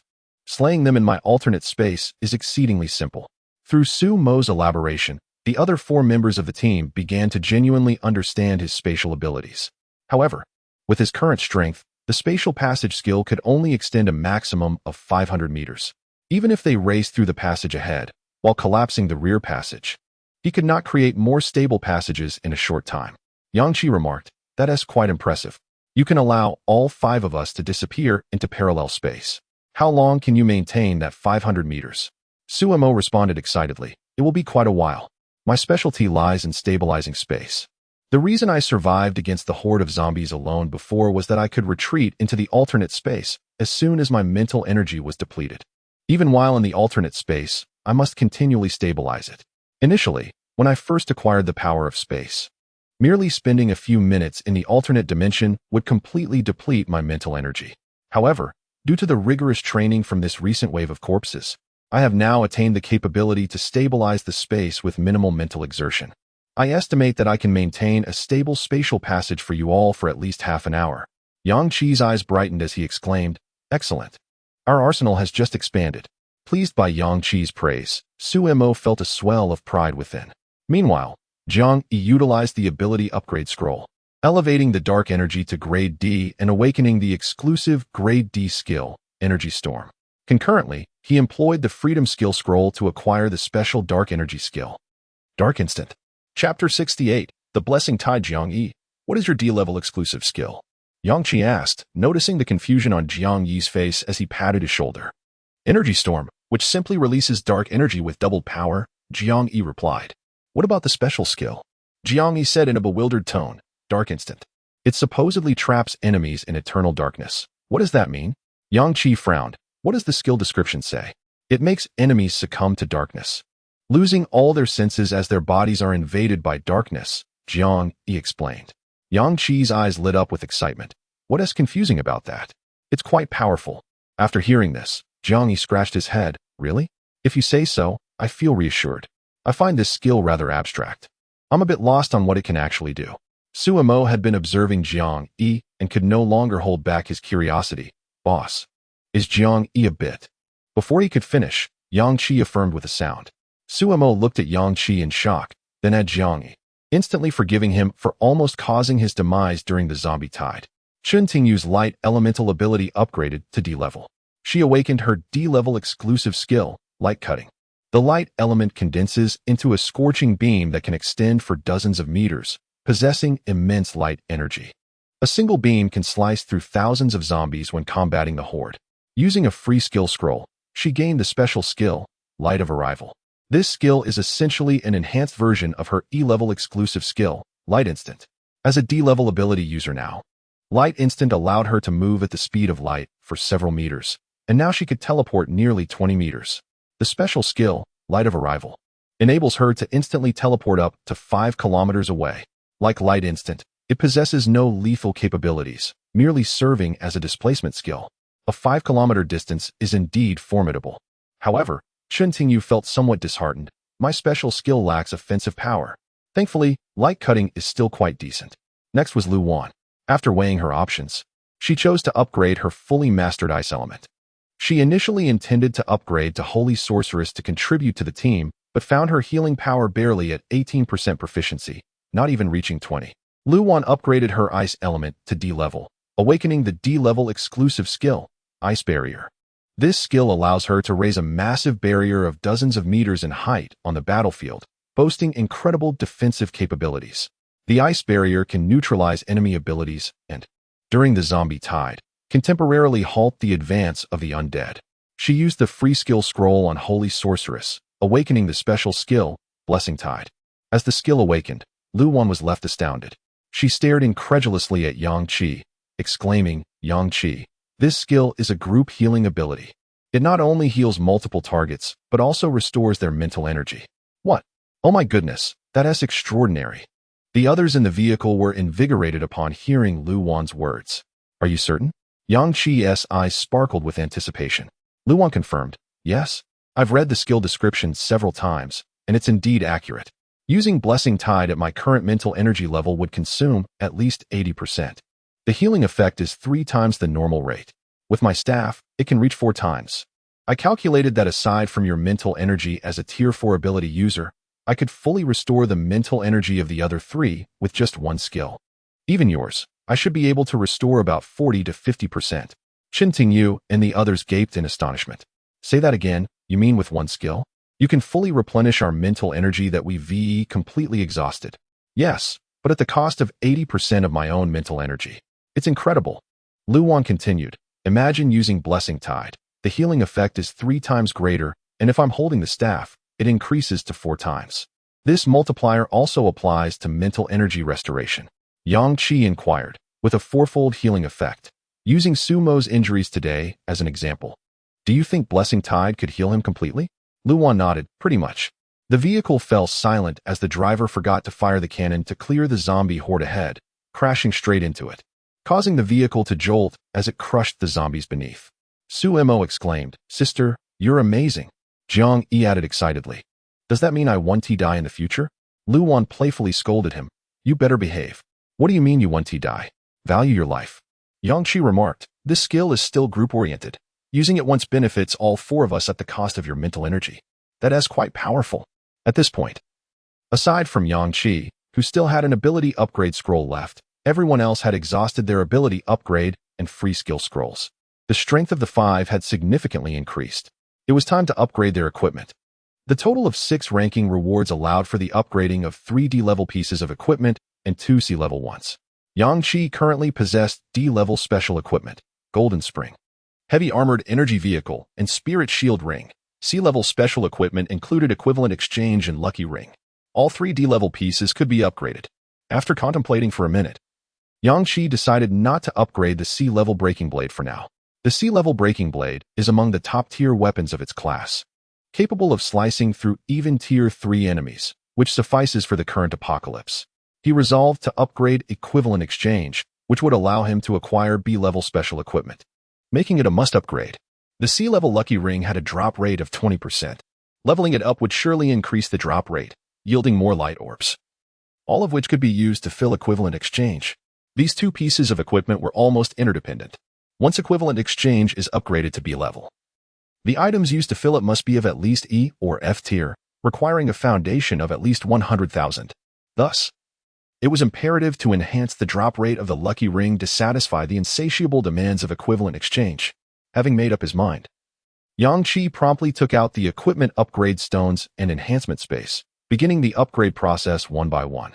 Sumo was witnessing the equipment upgrade process for the first time, his eyes wide in amazement as Jiang Yi criticized him for his lack of experience.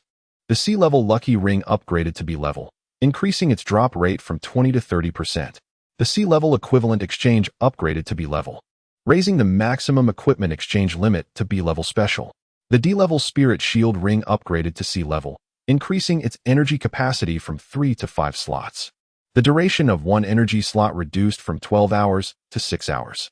The shield generated from one energy slot could now withstand any attack up to Tier 4. Previously, it took 36 hours to fill 3 slots to resist 3 attacks. It now took only 30 hours to fill 5 slots for 5 attacks.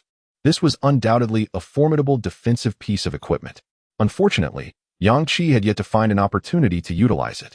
The D-level Golden Spring upgraded to C-level, allowing for greater storage of mental energy, faster storage speed, and more pronounced effects in nurturing mental energy. Lastly, there remained one D-level heavy armored energy vehicle still in motion. Chapter 69. The Fate Town D-Class Heavy Energy Battle Vehicle raced through the streets of Maple City. The sound of submachine guns erupted on both sides. An energy cannon mounted atop the vehicle remained steadily aimed ahead, clearing a path for the armored transport.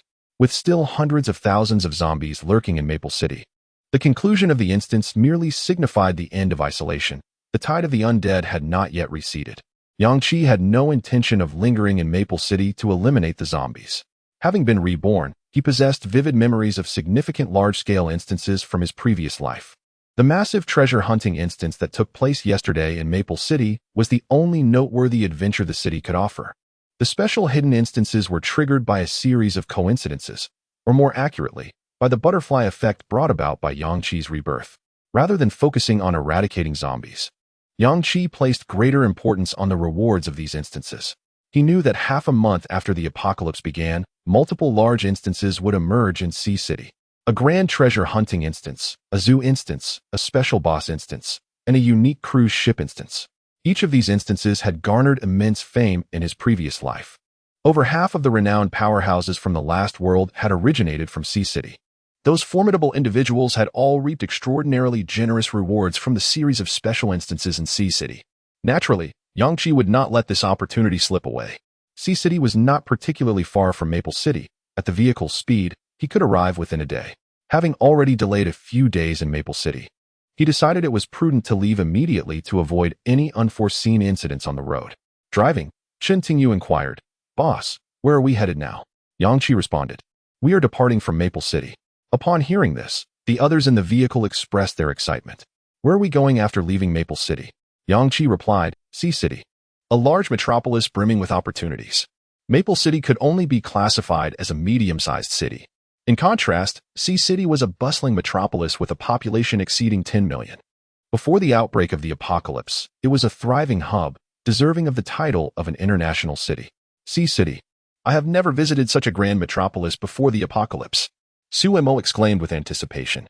Lu Wan added, "Indeed, in a large city with a dense population, the number of zombies is naturally greater, increasing the likelihood of encountering black mist conglomerates. The chances of triggering various instances are also heightened. We should definitely venture into a populous city." However, Jiang Yi disagreed with Lu Wan's assertion, who said that a larger population results in a greater chance of encountering black mist conglomerates. The small town I previously resided in had a population of no more than 100,000, yet on that very night, 5 black mist conglomerates emerged solely from our sanatorium. Except for Chen Tingyu, who was driving, everyone in the vehicle turned their astonished gazes toward Jiang Yi. Yang Qi furrowed his brow and asked, "By the way, Jiang Yi, which town are you from?" Jiang Yi replied, "I hail from Fate Town, a small town in the vicinity of Maple City, under its jurisdiction." Upon hearing the name Fate Town, the atmosphere in the vehicle shifted palpably. All of them, being lifelong residents of Maple City, had been warned by their parents since childhood. If they misbehaved, they would be sent to the mental sanatorium in Fate Town. Su Mo exclaimed in shock, "You came from Fate Town? You just mentioned that you're sanatorium." "Yes, I've lived in the sanatorium in Fate Town. The total number of medical staff and patients there rarely exceeded 10,000. Yet, on that fateful night, 5 black mist conglomerates appeared, and I managed to kill one, which granted me the dark energy ability." For a moment, silence enveloped the vehicle. Everyone assumed that Jiang Yi had overindulged in energy cores, leading to a brain affected by the toxic black mist, causing him to act somewhat irrationally. Little did they realize that he had been living in the mental sanatorium in Fate Town even before the apocalypse, which was inherently abnormal. Lu Wan couldn't help but exclaim, "Wait, you've been living in a mental sanatorium?" "Yes." Yang Qi meticulously recalled the snippets of conversation he had with Jiang Yi since their encounter. He finally recognized the details he had previously overlooked. "Jiang Yi, I remember after I rescued you. You mentioned that everyone in your town restored their mental strength by consuming energy cores? That's right. Yang Qi frowned. How can that be? I always assumed your ability to restore mental strength through energy cores was a result of your dark energy ability. Jiang Yi's mind began to struggle with the concept. He nodded in confusion. Isn't it? Yang Qi continued. That is precisely the issue. Energy-type abilities are not commonplace, even if there are others in Fate Town possessing energy abilities. It is improbable that everyone there is an energy-type ability user. How is it that all of you are restoring mental strength through consuming energy cores? Jiang Yi appeared increasingly perplexed. He furrowed his brows, staring ahead, desperately attempting to unravel Yang Qi's inquiry, yet found himself at a loss for words. Yang Qi could only say, "Tell me in detail about your experiences in Fate Town before arriving in Maple City." Jiang Yi's expression finally relaxed a bit. All right, but I don't recall all my experiences in Fate Town, as I was constantly consuming energy cores there, leading to significant memory loss. At times, when I regained consciousness, I wouldn't even know how I had arrived at my current location. Just share whatever you remember. Jiang Yi recounted. I remember playing poker with fellow patients in the recreation room when suddenly a nurse began biting people, attacking the patients in the room. Everyone was terrified. My fellow patients, who had short tempers, became enraged when they saw that nurse viciously biting several patients, and they all started to beat her up. Later, I learned that the nurse had actually turned into a zombie and was not intentionally attacking us. Then, the number of zombies in the sanatorium increased, and all the patients grew excited. Life in the sanatorium was usually dull, but with zombies appearing, everyone found something to do and thought it was quite entertaining. So they began attacking the zombies. Suemo couldn't help but comment, "You patients truly are hardcore." Jiang Yi continued. I remember that many of the zombies in the sanatorium had energy cores on their foreheads from the very beginning. Yang Qi interjected, "Are you sure?" Jiang Yi affirmed. I am sure, yet most of the zombies had pure black energy cores. The energy sources you mentioned appeared only on a minority of the zombies. Yang Qi found this situation perplexing. He had never heard of such a phenomenon. When zombies evolved to the first stage, an energy core appeared on their foreheads, providing them with a formidable source of power, significantly amplifying their strength. However, he had never encountered ordinary zombies sporting pure black energy cores. Jiang Yi continued. Some individuals in the sanatorium, curious about the pure black energy cores, consumed them. Some transformed into zombies, while others, I felt they didn't turn. But their conditions worsened. Lu Wan exclaimed in disbelief. Worsened? Yes, Jiang Yi confirmed. Those who were already mentally ill, who managed to stay in the sanatorium, still had a chance for recovery. But those who consumed the pure black energy cores suffered severe deterioration, rendering them beyond recovery and necessitating confinement in isolation wards. At this point, Jiang Yi chuckled, proudly stating, I realized that those who consumed the pure black energy cores became more severely ill, so I refrained. Later, I discovered that some zombies had red substances within their energy cores, which seemed unusual. I tentatively tried consuming it, and found it restored my mental strength. It also enhanced my physical abilities. After that, I became quite addicted. In our place, consuming energy cores was commonplace. Everyone indulged in it. The zombies were quite formidable. And that very night, 5 black mist conglomerates appeared in the sanatorium.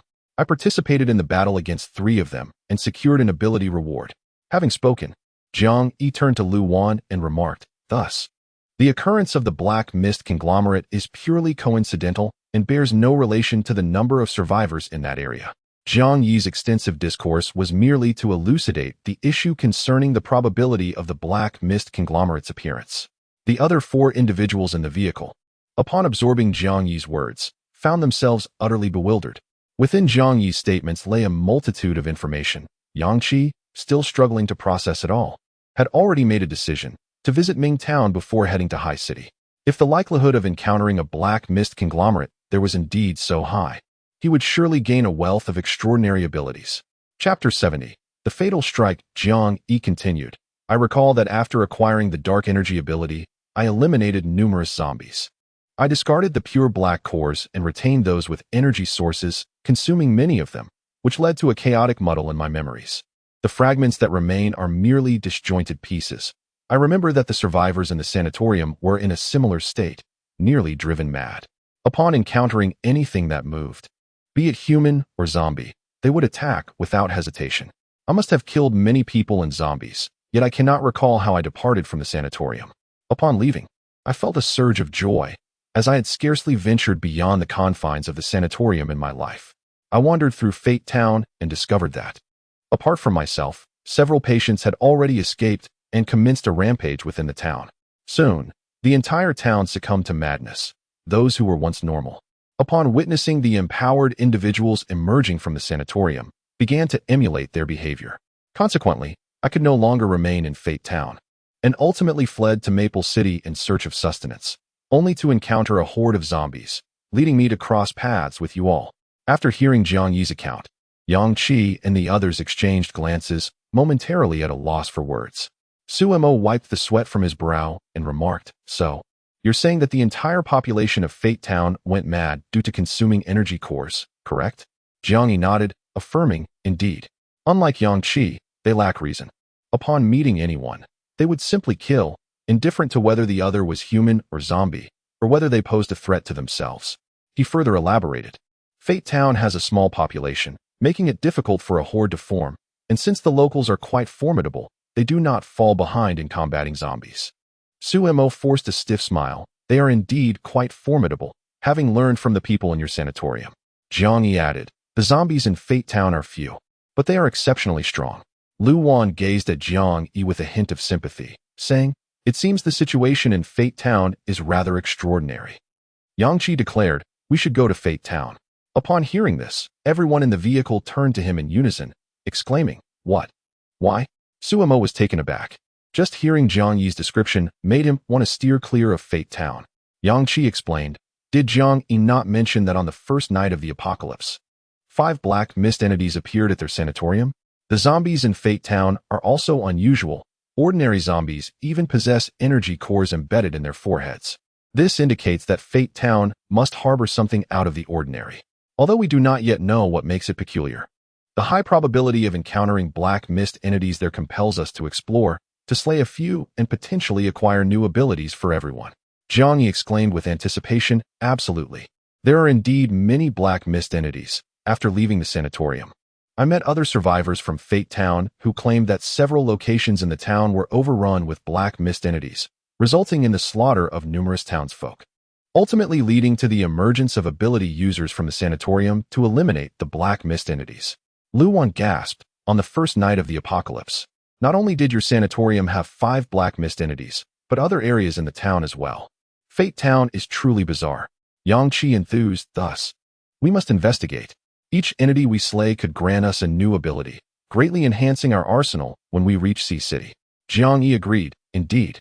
With all 4 of you by my side, our strength has significantly increased. We will surely seize the black mist entities from others and acquire even more abilities." Suemo, recognizing the consensus, resignedly stated, "Then let us proceed.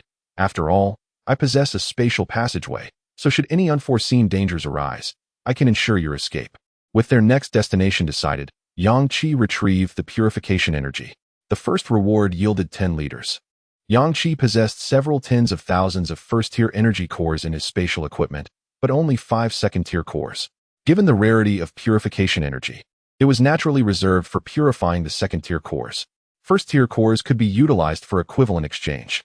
Purifying these 5 second-tier cores would require approximately 2 liters of purification energy. Yang Qi produced a container, an ordinary glass jar that came as a bonus with the reward, filled with a milky white liquid. He instructed Jiang Yi to hold the jar while he tossed the 5 second-tier cores inside. "Watch closely and learn," Yang Qi said. Jiang Yi inquired, "Learn what?" Yang Qi replied with a smile, "How to purify energy waste. Your dark energy possesses such an effect, otherwise, you would not be able to expel the energy waste within you and concentrate it into an energy sphere for release." Jiang Yi asked, "If I observe the purification process, will I learn it?" Yang Qi coughed, rubbing his nose. "I can't say for certain. I lack energy-type abilities, so you must discern it yourself. Just keep holding and watching." "Oh," Jiang Yi nodded. Yang Qi then took out the equivalent exchange item upgraded to B rank. He rubbed his hands together in excitement, asking, "Are you ready?" In the final battle against the Horde, Yang Qi had slain several tens of thousands of zombies, acquiring a vast quantity of energy cores and light orbs. With the contributions of his 4 teammates, they should be able to create a B-rank special equipment. The 5 in the vehicle laid out all their F-rank items. Along with most E-rank items, retaining only E-rank mental recovery potions. They nearly emptied their light orb rewards. After investing 80,000 first-tier energy cores, the B-rank special designation finally appeared on the vessel for equivalent exchange. A luminous card-like object gradually emerged from the mouth of the vessel. Yang Qi reached for it, and in an instant, information regarding the card flooded his mind. B-rank special equipment, Fatal Strike. It could block a single fatal attack. The card must be integrated into his body to take effect. Yang Qi felt a tinge of disappointment. He had anticipated acquiring a B-rank weapon or a significantly impactful auxiliary equipment, yet what he received was merely a card, Fatal Strike, which granted him an additional life. A second chance at survival. However, Yang Qi struggled to conceive of any threat capable of delivering a fatal blow to him. He was already a fourth-tier ability user, his evolutionary level far surpassing the average in this post-apocalyptic world. D-rank lightning element, E-rank stealth assassin, C-rank special weapon, and several powerful exclusive skills. The others in the group, however, appeared satisfied with the card. Boss, are you not pleased? This is a life. 80,000 first-tier energy cores and thousands of F and E-rank items for a life. I find that quite a bargain, especially since it's your life. Yang Qi chuckled as he integrated the card into his body. All right, but we have emptied our resources. Next time we seek to acquire B-rank special equipment through equivalent exchange, we will need to venture into other cities to confront the hordes. Lu Wan remarked. By that time, when we reach a large city like Sea City with a population of millions, we need not worry about the absence of hordes. The armored vehicle had already traversed a considerable distance from Maple City. The number of zombies outside had diminished, yet a trail of zombies followed closely behind. As the road cleared, the armored vehicle accelerated swiftly, leaving the pursuing zombies far behind within 10 minutes. At 5 in the afternoon, they parked the vehicle in a concealed location, and Yang Qi began to upgrade the armored energy vehicle. Chapter 71. Upon entering, I will inform you. The heavily fortified energy war vehicle, enveloped in reinforced spatial particles, re-emerged, looking utterly revitalized. The vehicle's height had increased, and its length had extended. After Yang Qi and his companions boarded, they discovered that the original four-seater had been transformed into a six-seater, providing ample space within. With the increase in seating, 2 additional fixed-energy submachine guns had been installed. The energy turret on the roof had also been upgraded from 1 to 2, ascending from D grade to C grade. The war vehicle's defensive and offensive capabilities had advanced significantly. Even with a horde of zombies pressing upon it, the vehicle remained unscathed. Naturally, the larger energy war vehicle consumed nuclear cores at a faster rate. To acquire a B-grade special equipment, the 5 of them were left with nearly 20,000 first-tier nuclear cores. These cores were earmarked to fuel the war vehicle and to allow Jiang Yi to practice nuclear separation. Suemo excitedly dashed to the rightmost seat in the last row, propped up the submachine gun stock, and peered through the scope to survey the outside. I finally have a seat. He glanced at the space at the back of the war vehicle designated for the heavy machine gun and asked, with the vehicle's upgrade, do all the weapons on board also get upgraded? Yang Qi replied, indeed, the firepower of the submachine guns, machine guns, and turrets has all been enhanced. Consequently, what previously required 1 first-tier nuclear core to fire a burst from the submachine gun now necessitates 2. The turret's energy also requires 2 first-tier nuclear cores to charge a single shell. With the increase in weapon power, the rate of nuclear core consumption had accelerated. And to sustain the war vehicle's operation and all detection functions, the depletion of nuclear cores was now more rapid than before. Chen Tingyu remarked, we still have 20,000 first-tier nuclear cores. That should suffice for a month of extravagance, right? Yang Qi affirmed, indeed, let us set forth swiftly to Ming Town. It was now Sumo's turn to drive. Besides Suemo, who was at the wheel, and Chen Tingyu, who was observing the outside world, the other 3 seized the opportunity to close their eyes and rest. With this rare moment of respite, they naturally sought to recuperate. Once they reached Ming Town, they would have much on their plates. Around 5 in the afternoon, the sun's radiance was entirely obscured by clouds, coupled with the pervasive black mist. The entirety of Ming Town appeared shrouded in gloom. The town resembled an ancient settlement, marked by a stone archway at its entrance, upon which the characters for Ming Town were inscribed, serving as a definitive boundary into the town. A few hundred meters ahead of the archway, Yang Qi and his companions disembarked. After stowing the war vehicle in a storage ring, Yang Qi gazed distantly at Ming Town. At this distance, Coupled with the density of the black mist, an ordinary person would barely be able to discern the silhouette of the archway. However, as a fourth-tier ability user, Yang Qi's vision far surpassed that of an average individual. He could clearly read the characters Ming Town and noticed that the black mist within appeared significantly denser than that on the road they occupied. Furrowing his brow, he turned to Jiang Yi and inquired, "Is the black mist in Ming Town denser than that in Feng City?" Jiang Yi pondered for a moment and replied, "It seems so. The black mist here is quite thick, unlike Feng City, where it only intensifies at night." Yang Qi remarked, "If that is the case, we may have identified the reason for the high concentration of black mist aggregates in Ming Town." Suemo, somewhat exasperated, thought, "Jiang Yi, the information regarding the density of the black mist in Ming Town is crucial. Why did you not mention it sooner?" Jiang Yi retorted, "How was I to know this information was important? Who could have guessed?" Ignoring the banter among his teammates, Yang Qi attentively listened to the sounds ahead, sensing something amiss. The dense black mist indicated a higher concentration of toxins, suggesting that both zombies and black mist aggregates in Ming Town would be abundant and far more formidable than those in other cities. Logically, it should have been a cacophony of chaos, with blood flowing freely. Yet, he heard not a sound. The town seemed devoid of both life and the undead. He also did not detect the presence of any black mist aggregates. Lowering his voice, Yang Qi cautioned, "Let us proceed cautiously. Do not make a sound. Something feels off here." Suemo inquired softly, "Boss, what seems off?" Yang Qi replied, "There is not a single sound from either humans or zombies. Consider Feng City. Was there ever a moment of silence after the apocalypse erupted?" Upon hearing Yang Qi's words, Suemo felt an increasing dread towards Ming Town. However, he remained silent. Carefully following behind Yang Qi, the five of them approached Ming Town stealthily. As their field of vision widened, they had just neared the stone archway when they suddenly heard commotion emanating from within. In one moment, they inhabited two entirely different worlds. The stone archway served as a dividing line. Inside Ming Town, a fierce-looking middle-aged man leaned against the archway, glaring menacingly at the approaching group of five. Behind him, 3 second-tier zombies sprinted, pursued by an elderly woman. The stout, short woman shouted, "What are you running for? Stop right there." Several dozen meters away, a slightly younger man squatted at the street's entrance, his expression dark as he observed the elderly woman chasing the second-tier zombies. The young man clearly noticed the arrival of Yang Qi and his companions at the town's entrance, and his gloomy countenance shifted. He dashed over in a few strides, his speed indicating he was at least third tier. He pressed himself against the pillar of the archway, extending his hand as if to reach out to Yang Qi and the others.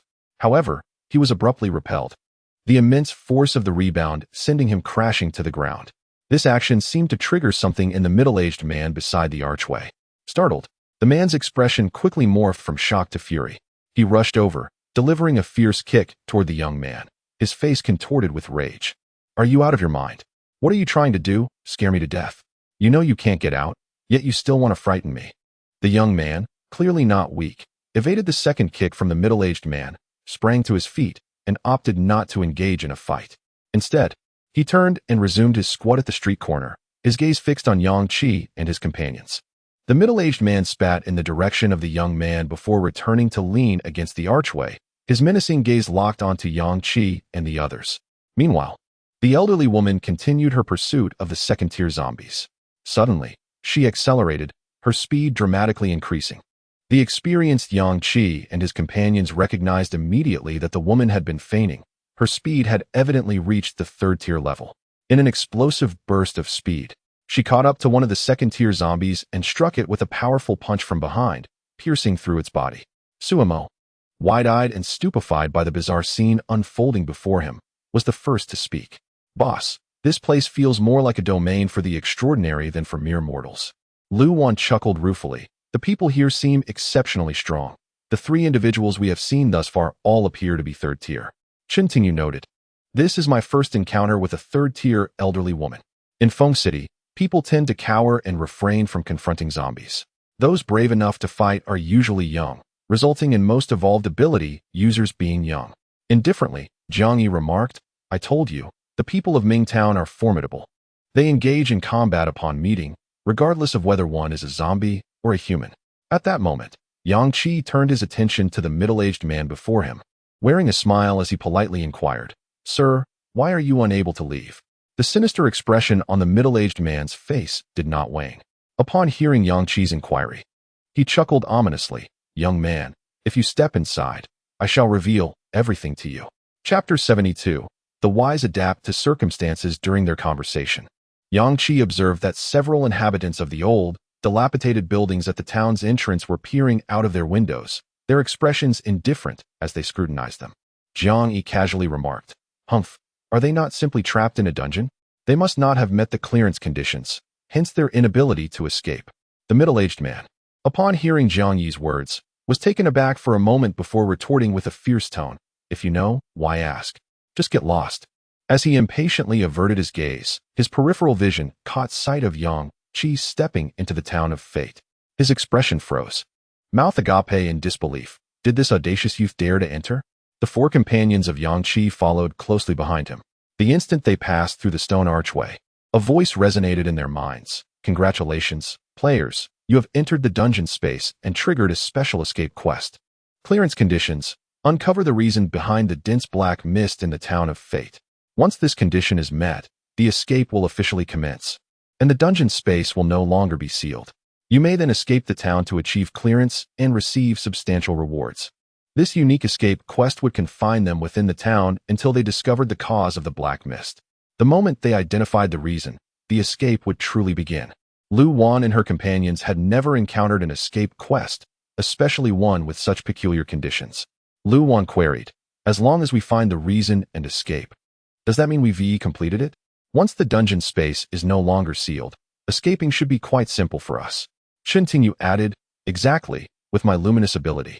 I can teleport 5 kilometers, and Su Mo's spatial portal can allow us to." At this juncture, Chen Tingyu paused, recalling the presence of the middle-aged man beside them. Yang Qi calmly interjected, "The most troublesome aspect of this quest lies in the moment we discover the reason.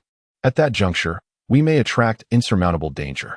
The middle-aged man finally registered their conversation, fixing a peculiar gaze upon Yang Qi and his companions, and grinned sinisterly. "You boys have some guts." Yang Qi noticed that the residents of the town, who had been observing them from the buildings, began to stir as soon as they entered fate. The young man who had been kicked by the middle-aged man previously stood up and leisurely approached Yang Qi and his companions. A woman who had just slain 3 second-tier zombies was crouched down, cleaning the 3 second-tier cores in her hands, and cast a meaningful smile towards Yang Qi and his group. From a third-floor window, a young woman wearing a nightgown and wielding a kitchen knife leaped down gracefully, landing with poise. Her face was adorned with exquisite makeup, her lips of vivid crimson. Shortly after, a young lad clad in plush pajamas also jumped down from another building. He appeared youthful, no older than 16 or 17, holding an iron rod, his expression calm as he strode towards Yang Qi and his companions. From the shadows behind the building, a middle-aged man in a filthy apron, who had been lurking for who knows how long, brandished a blood-stained E-grade combat knife, rushing at Yang Qi and his group with a sinister grin. The middle-aged man standing next to Yang Qi, witnessing the movements of the other neighbors, fearing his prey might be snatched away, decided to strike first. His movements were swift, evidently a third-tier evolver. His attack was ferocious, as he lunged directly at Yang Qi's abdomen. The residents of fate, rushing towards Yang Qi's group, sighed in resignation, lamenting the middle-aged man's advantageous position. "If I had known, I would have stayed by the stone archway." The bloodthirsty middle-aged man, clad in an apron, dashed forward, nearly reaching Yang Qi's group. But he was still outpaced by the middle-aged man right next to Yang Qi. In a panic, he hurled his bloodied E-grade combat knife at Yang Qi's forehead. Just as they anticipated Yang Qi to either be eviscerated by the first middle-aged man or struck in the head by the second's knife, Yang Qi moved with lightning speed. He seized the wrist of the middle-aged man's outstretched hand with precision. In the man's astonished gaze, Yang Qi delivered a powerful punch to his temple. With a sickening crunch, Yang Qi's formidable strength as a 4th-tier evolver obliterated the middle-aged man's skull. He collapsed to the ground, exposing the rapid approach of the second middle-aged man. The combat knife flew towards Yang Qi. He merely tilted his head, effortlessly evading the incoming blade. The middle-aged man, witnessing this, attempted to halt his momentum, but it was too late. He had charged in too recklessly and could not stop in time. Yang Qi stood there with a gentle smile, as the man's previously bloodthirsty grin vanished, replaced by an unprecedented terror and shock. He realized that the man guarding the stone archway was a third-tier evolver, just like himself. A third tier. This young man had just smashed the skull of a third-tier evolver with a single punch. Such overwhelming power indicated that the opponent must be a fourth tier. Yang Qi smiled at the oncoming middle-aged man and threw another punch. The movement was clean and decisive. With a dull thud, the middle-aged man's face, which had made contact with Yang Qi's fist, caved in, his skull shattered. He collapsed atop the corpse of his comrade, motionless. All of this transpired in less than 5 seconds.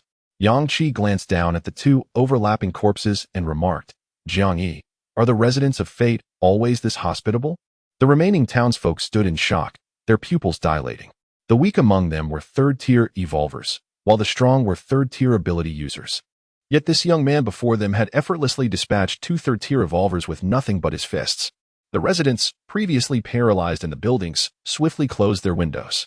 The woman who had just stood up exchanged a warm smile with Yang Qi before squatting down again, pulling out several clean cores from her pocket, meticulously wiping them with her clothing. The young man who had been walking down the street turned away, his expression void of emotion, and walked deeper into the dense black mist. The woman in the nightgown, who had just reached the street corner with her kitchen knife, executed a seamless maneuver. Embracing the young man she collided with, her face radiating a seductive smile, her lips painted a vivid red as she cooed, "Little brother, would you like to visit sister's house?" The young man in plush pajamas stood awkwardly in the middle of the street, unsure whether to advance or retreat.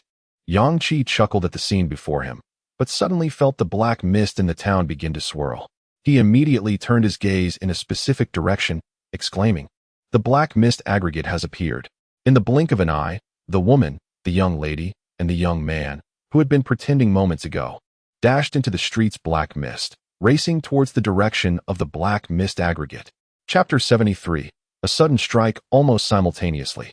Yang Qi sensed a powerful surge of anomalous energy emanating from the black mist conglomerate's direction. As he surged forward at full speed, he instructed Qintingyu, "Teleport over using the flash technique and wait for us. Once the battle commences, do not allow them to eliminate the black mist conglomerate." Without uttering a word, Qintingyu transformed into a beam of pale yellow light and vanished from sight. Merely 5 seconds later, amidst the surrounding black mist, the yellow light flashed again, revealing Qintingyu. She gasped for breath, her complexion slightly pale. Having employed the flash technique twice consecutively, she had exhausted a significant portion of her mental energy.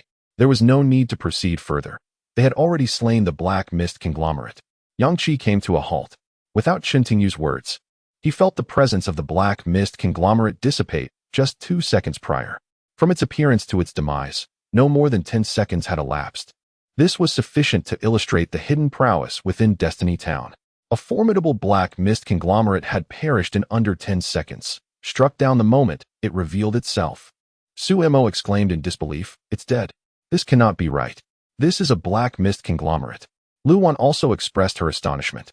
"I thought only Yang Qi possessed the capability to achieve such a feat." The few acquaintances of Yang Qi, who were not as swift as him, the boy in the plush pajama, the streetwise youth, the housewife in a nightgown, and the stout matron, slowed their pace, discontent evident upon their faces.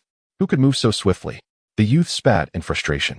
The housewife, observing the kitchen knife in her hand, cast a glance at Yang Qi and his companions, murmuring, "I don't know. There are simply too many people in Destiny Town." Luwan hurriedly inquired of Qintingyu, "What transpired just now?" After injecting several vials of mental energy restoration serum, Qintingyu's complexion regained some color as she recounted. "I utilized the flash technique and saw over a dozen individuals besieging the third-tier black mist conglomerate, which had already been shattered. All of them were third-tier, including 2 anomalous beings. Just as I was about to teleport over, the black mist conglomerate was obliterated, releasing a crimson mist. One man made contact with the black orb and acquired an anomaly. The rest, unable to seize the orb, turned to me, recognizing my unfamiliar face, and harbored significant hostility. Without uttering a word, several third-tier individuals charged at me, intent on killing me. I dispatched 3 of them with energy slicing before teleporting back." Suemo interjected, "So there isn't a single second-tier individual in Destiny Town. It's all third-tier." Yang Qi responded slowly. "It appears that our assumption of being able to eliminate numerous black mist conglomerates and each obtain a new anomaly is far from simple. The inhabitants of Destiny Town are formidable, and they too are hunting the black mist conglomerates. Jiang Yi questioned, "What shall we do then?" Yang Qi replied, "Let us roam through Destiny Town and see if the next black mist conglomerate might be closer to us. Moreover, we need to investigate why the black mist is so dense here. Escaping this scenario is an inevitability." After speaking, Yang Qi turned his gaze toward the group preparing to depart. "Excuse me, could we have a chat?" The individuals, initially departing at a leisurely pace, froze at Yang Qi's words. After all, they had witnessed his terrifying strength at the entrance of the town. These individuals had grown accustomed to slaying anyone they encountered. Those who survived were at least third tier. The second tier had long been eliminated.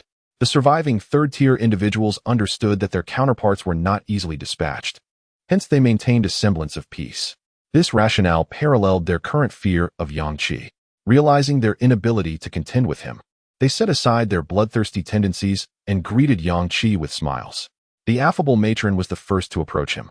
"Young man, what would you like to discuss?" The others also smiled as they joined her. Yang Qi inquired with a smile, "Why have I not encountered any zombies in the town?" The matron waved her hand dismissively, replying with a grin, "Oh dear, all the zombies have been eradicated." Lu Wan and Chun Tingyu exchanged incredulous glances. Despite the town and Oppo's sparse population, there should have been at least 20 to 30,000 zombies. Jiang Yi remarked, "No wonder upon entering Destiny Town, we only saw the 3 second-tier zombies you just dispatched." Yang Qi continued his questioning. "Why haven't I seen any corpses of the zombies on the streets? There are hardly any signs of blood. Aside from the powerful evolved beings and anomalous individuals in Destiny Town, along with the pervasive black mist, it hardly resembled a post-apocalyptic world. The streets were eerily quiet, devoid of corpses, and one had to scrutinize closely to find even a trace of blood. There was no sound of battle. The town had only been bustling for a few fleeting moments when the black mist conglomerate had suddenly appeared." Upon hearing this, the matron leaned closer to Yang Qi, her face wrinkling into an exaggerated expression as she spoke mysteriously. "Young man, since you're new here, you may not know that the black mist in our town consumes corpses." Su Mo shivered involuntarily at this revelation, casting a furtive glance around at the pervasive black mist. "Matron, please don't frighten us." The matron immediately reproached, "Who is frightening you? This is the truth. If you don't believe me, just ask them." She gestured toward the others. As Yang Qi shifted his gaze, the elegantly made-up housewife smiled and confirmed. The matron isn't exaggerating. In Destiny Town, whether human corpses or zombie remains, if left for a night, they will simply vanish. The youth added, "At night, the black mist in Destiny Town becomes exceedingly dense. Even we third-tier evolved beings cannot see beyond a meter in such thick black fog." He glanced at the sky and added, "It's nearly 6 o'clock. In another hour, it will be dark. I advise you not to roam outside at night. Find a building, secure the doors and windows to prevent the dense black mist from flooding in." The matron eagerly concurred, "Indeed, we can confirm that the black mist consumes corpses, but whether it consumes the living remains uncertain. After all, if the living are devoured, they will never speak again, and no one would know." She then smiled and asked, "Young man, do you have any further questions? If not, I shall be on my way." Yang Qi replied, "I do have more questions." The matron, cheerful and unperturbed, responded, Of course. However, internally, she was in a state of panic. In her eyes, Yang Qi was undoubtedly a fourth-tier powerhouse. She could not fathom why a fourth-tier being would engage in such lengthy discourse with them, rather than simply slay them. As the matron pondered this, the youth clad in pajamas, significantly younger and clearly less composed than the others, abruptly stated, "If you wish to kill us, just do it swiftly." The housewife's expression transformed into one of fierce wrath, even bordering on grotesque. She glared at the youth, her hand clutching the kitchen knife quivering slightly, seemingly unable to suppress her desire to slay him. The matroness smile vanished entirely, her eyes narrowing sharply at the boy, revealing a predatory glint. The youth, with his hands shoved into his pockets, observed the unfolding tension, ready to flee at a moment's notice. Yang Qi regarded the boy and asked, "Why would I wish to kill you?" The boy retorted, "You are stronger than us. Isn't it only natural for you to eliminate us?" Yang Qi let out a wry laugh and said, "When I entered Fate Town just now, I sensed your intentions to confront me. However, your movements were slower than those of the 2 middle-aged men. Before you could take more than a few steps, you realized that my strength far surpassed yours, prompting an immediate retreat. At this level, I have no need to eliminate you. My teammates and I entered the escape instance of Fate Town and encountered you living beings. Naturally, I sought information from you, as you still possess value. Why would I want to kill you? Upon hearing Yang Qi's words, the group was utterly perplexed. In their world, the strong simply vanquished the weak without requiring any justification. It was customary for encounters to lead to combat, and if one could not prevail, they would flee.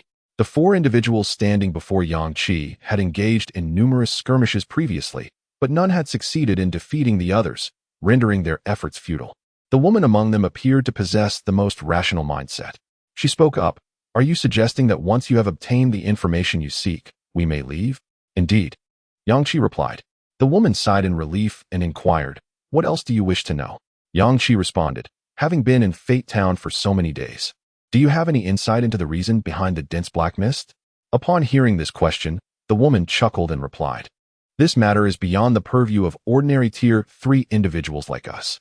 We merely guard the town's entrance, hoping that those capable of addressing this issue will uncover the answers. Once they do, we can make a successful escape from Fate Town. Oh, who are the individuals you believe can handle this matter, and where might they be found? Yang Qi asked. The woman gestured toward the depths of Fate Town and said, the Mental Rehabilitation Center. The remaining few strong individuals in Fate Town have likely entered there in search of answers. Chapter 74. The Strong Ones of Life Town. Upon receiving this answer, Yang Qi was not taken aback. The expressions of Lu Wan and the others varied. Yang Qi inquired, the Strong Ones of Life Town? A third-tier individual cannot even be considered strong in Life Town. So, is the Strong One? The woman spoke of a fourth tier? Before Yang Qi could ask further, the young woman began to elaborate. Before the escape dungeon was initiated, Life Town commenced a large-scale treasure hunting dungeon just last night. The treasure hunting dungeon drew all surviving individuals from Life Town into its realm, totaling over 10,000 people. As she spoke of last night's treasure hunting dungeon, a nostalgic smile graced her face. Everyone went wild within the dungeon. The paper figures were exceedingly weak, and the ultimate carnage primarily unfolded among the survivors themselves. There are many strong individuals in Life Town, and they all revealed themselves during last night as treasure hunt. If you wish to acquire intelligence, I shall barter this precious information for my life. With a charming smile, she cast a flirtatious glance at Yang Qi. Though I do not know their names, we have assigned code names to those powerful individuals. One young man wielding black flames, around your age but lacking your handsomeness, has somewhat long hair. He is likely a third-tier ability user, whom we call Black Flame. Black Flame is formidable. I sense that after the treasure hunt, he has at least advanced to the fourth tier. Less than an hour after the treasure hunt concluded, the escape dungeon commenced. Yet Black Flame departed Life Town before the escape dungeon opened. I witnessed him leaving with my own eyes. There is also a bald, portly man who wields a peculiar cleaver. He enjoys conversing with his weapon, earning the codename Butcher. He is quite powerful as well, and left before the escape dungeon commenced. Additionally, a doctor clad in a white coat appears to have previously worked in a mental asylum. He carries a sharp scalpel, while I could not discern any abilities. His prowess is remarkable. He has slain countless burdened creatures and an immense number of evolved ability users. We simply refer to him as Doctor, and he too is absent from Life Town. Jiang Yi, growing impatient, interjected, what purpose do you serve by recounting those who have already left Life Town? The woman chuckled, because these individuals are formidable. I thought that should you encounter them upon leaving Life Town, at least you would possess the intelligence I provided. Continuing, she added, as for the strong individuals still residing in Life Town, there is a sorceress. She appears quite young, likely around your age, capable of summoning formidable demons. She herself is a bit eccentric, conversing with her summoned creatures. After the escape dungeon began, she entered the mental asylum and has not emerged since. I have placed half my hopes for escaping Life Town upon her. There is also a man who, like me, prefers to use a cleaver. We have dubbed him Cleaver, as he strikes anyone he encounters. His cleaver may seem ordinary, yet it is likely a C-grade weapon. Another man, renowned for his madness within Life Town, is referred to as Madman. However, he does not exhibit strong aggression towards humans and can sometimes communicate normally. He often talks to himself, clearly a product of that asylum. All three of these individuals entered the asylum following the activation of the escape dungeon. And everyone in Life Town claims that the source of the dense black mist lies within the asylum. However, since they entered last night, they have yet to emerge. And there has been no significant commotion from that direction. The situation inside remains uncertain. Upon concluding her remarks, the woman discreetly scrutinized Yang Qi, saying, "If it were you who entered, perhaps you could unveil the secrets of the black mist. If I am not mistaken, you are a fourth tier, correct?" Yang Qi remained noncommittal. The woman continued, "Though the individuals I mentioned may seem like third-tier users, they are exceptionally strong. The fact that they have not exited suggests the interior is undoubtedly perilous." Yang Qi raised an eyebrow at her and queried, "So do you wish for me to enter or refrain from doing so?" The woman smiled. "From my perspective, should you? A fourth tier, enter, my chances of escape would increase. However, from your own viewpoint, it might be best not to enter. The situation within the asylum seems quite peculiar." At that moment, Jiang Yi remarked, "I just came from the asylum, and I found nothing unusual there." Upon hearing this, the woman and the others turned their gazes towards him. "You came from there? How did you return after leaving Life Town?" The older woman muttered to herself. "To complete the escape, the secret must lie within the asylum. I have explored every corner of Life Town except the asylum today and found nothing. The issue certainly resides there." The boy in pajamas bluntly stated, "Are you truly a fourth tier?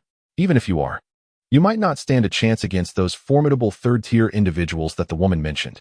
They are incredibly powerful and have yet to emerge. Perhaps it would be wiser not to enter the asylum and instead wait with us at the town's entrance." Hearing this, Suemo rolled his eyes. "Kid, do you even understand what it means to be a fourth tier? Do not speak unnecessarily." Just then, under the dusk sky of Life Town, the black mist began to churn violently. The excitement surged among all present.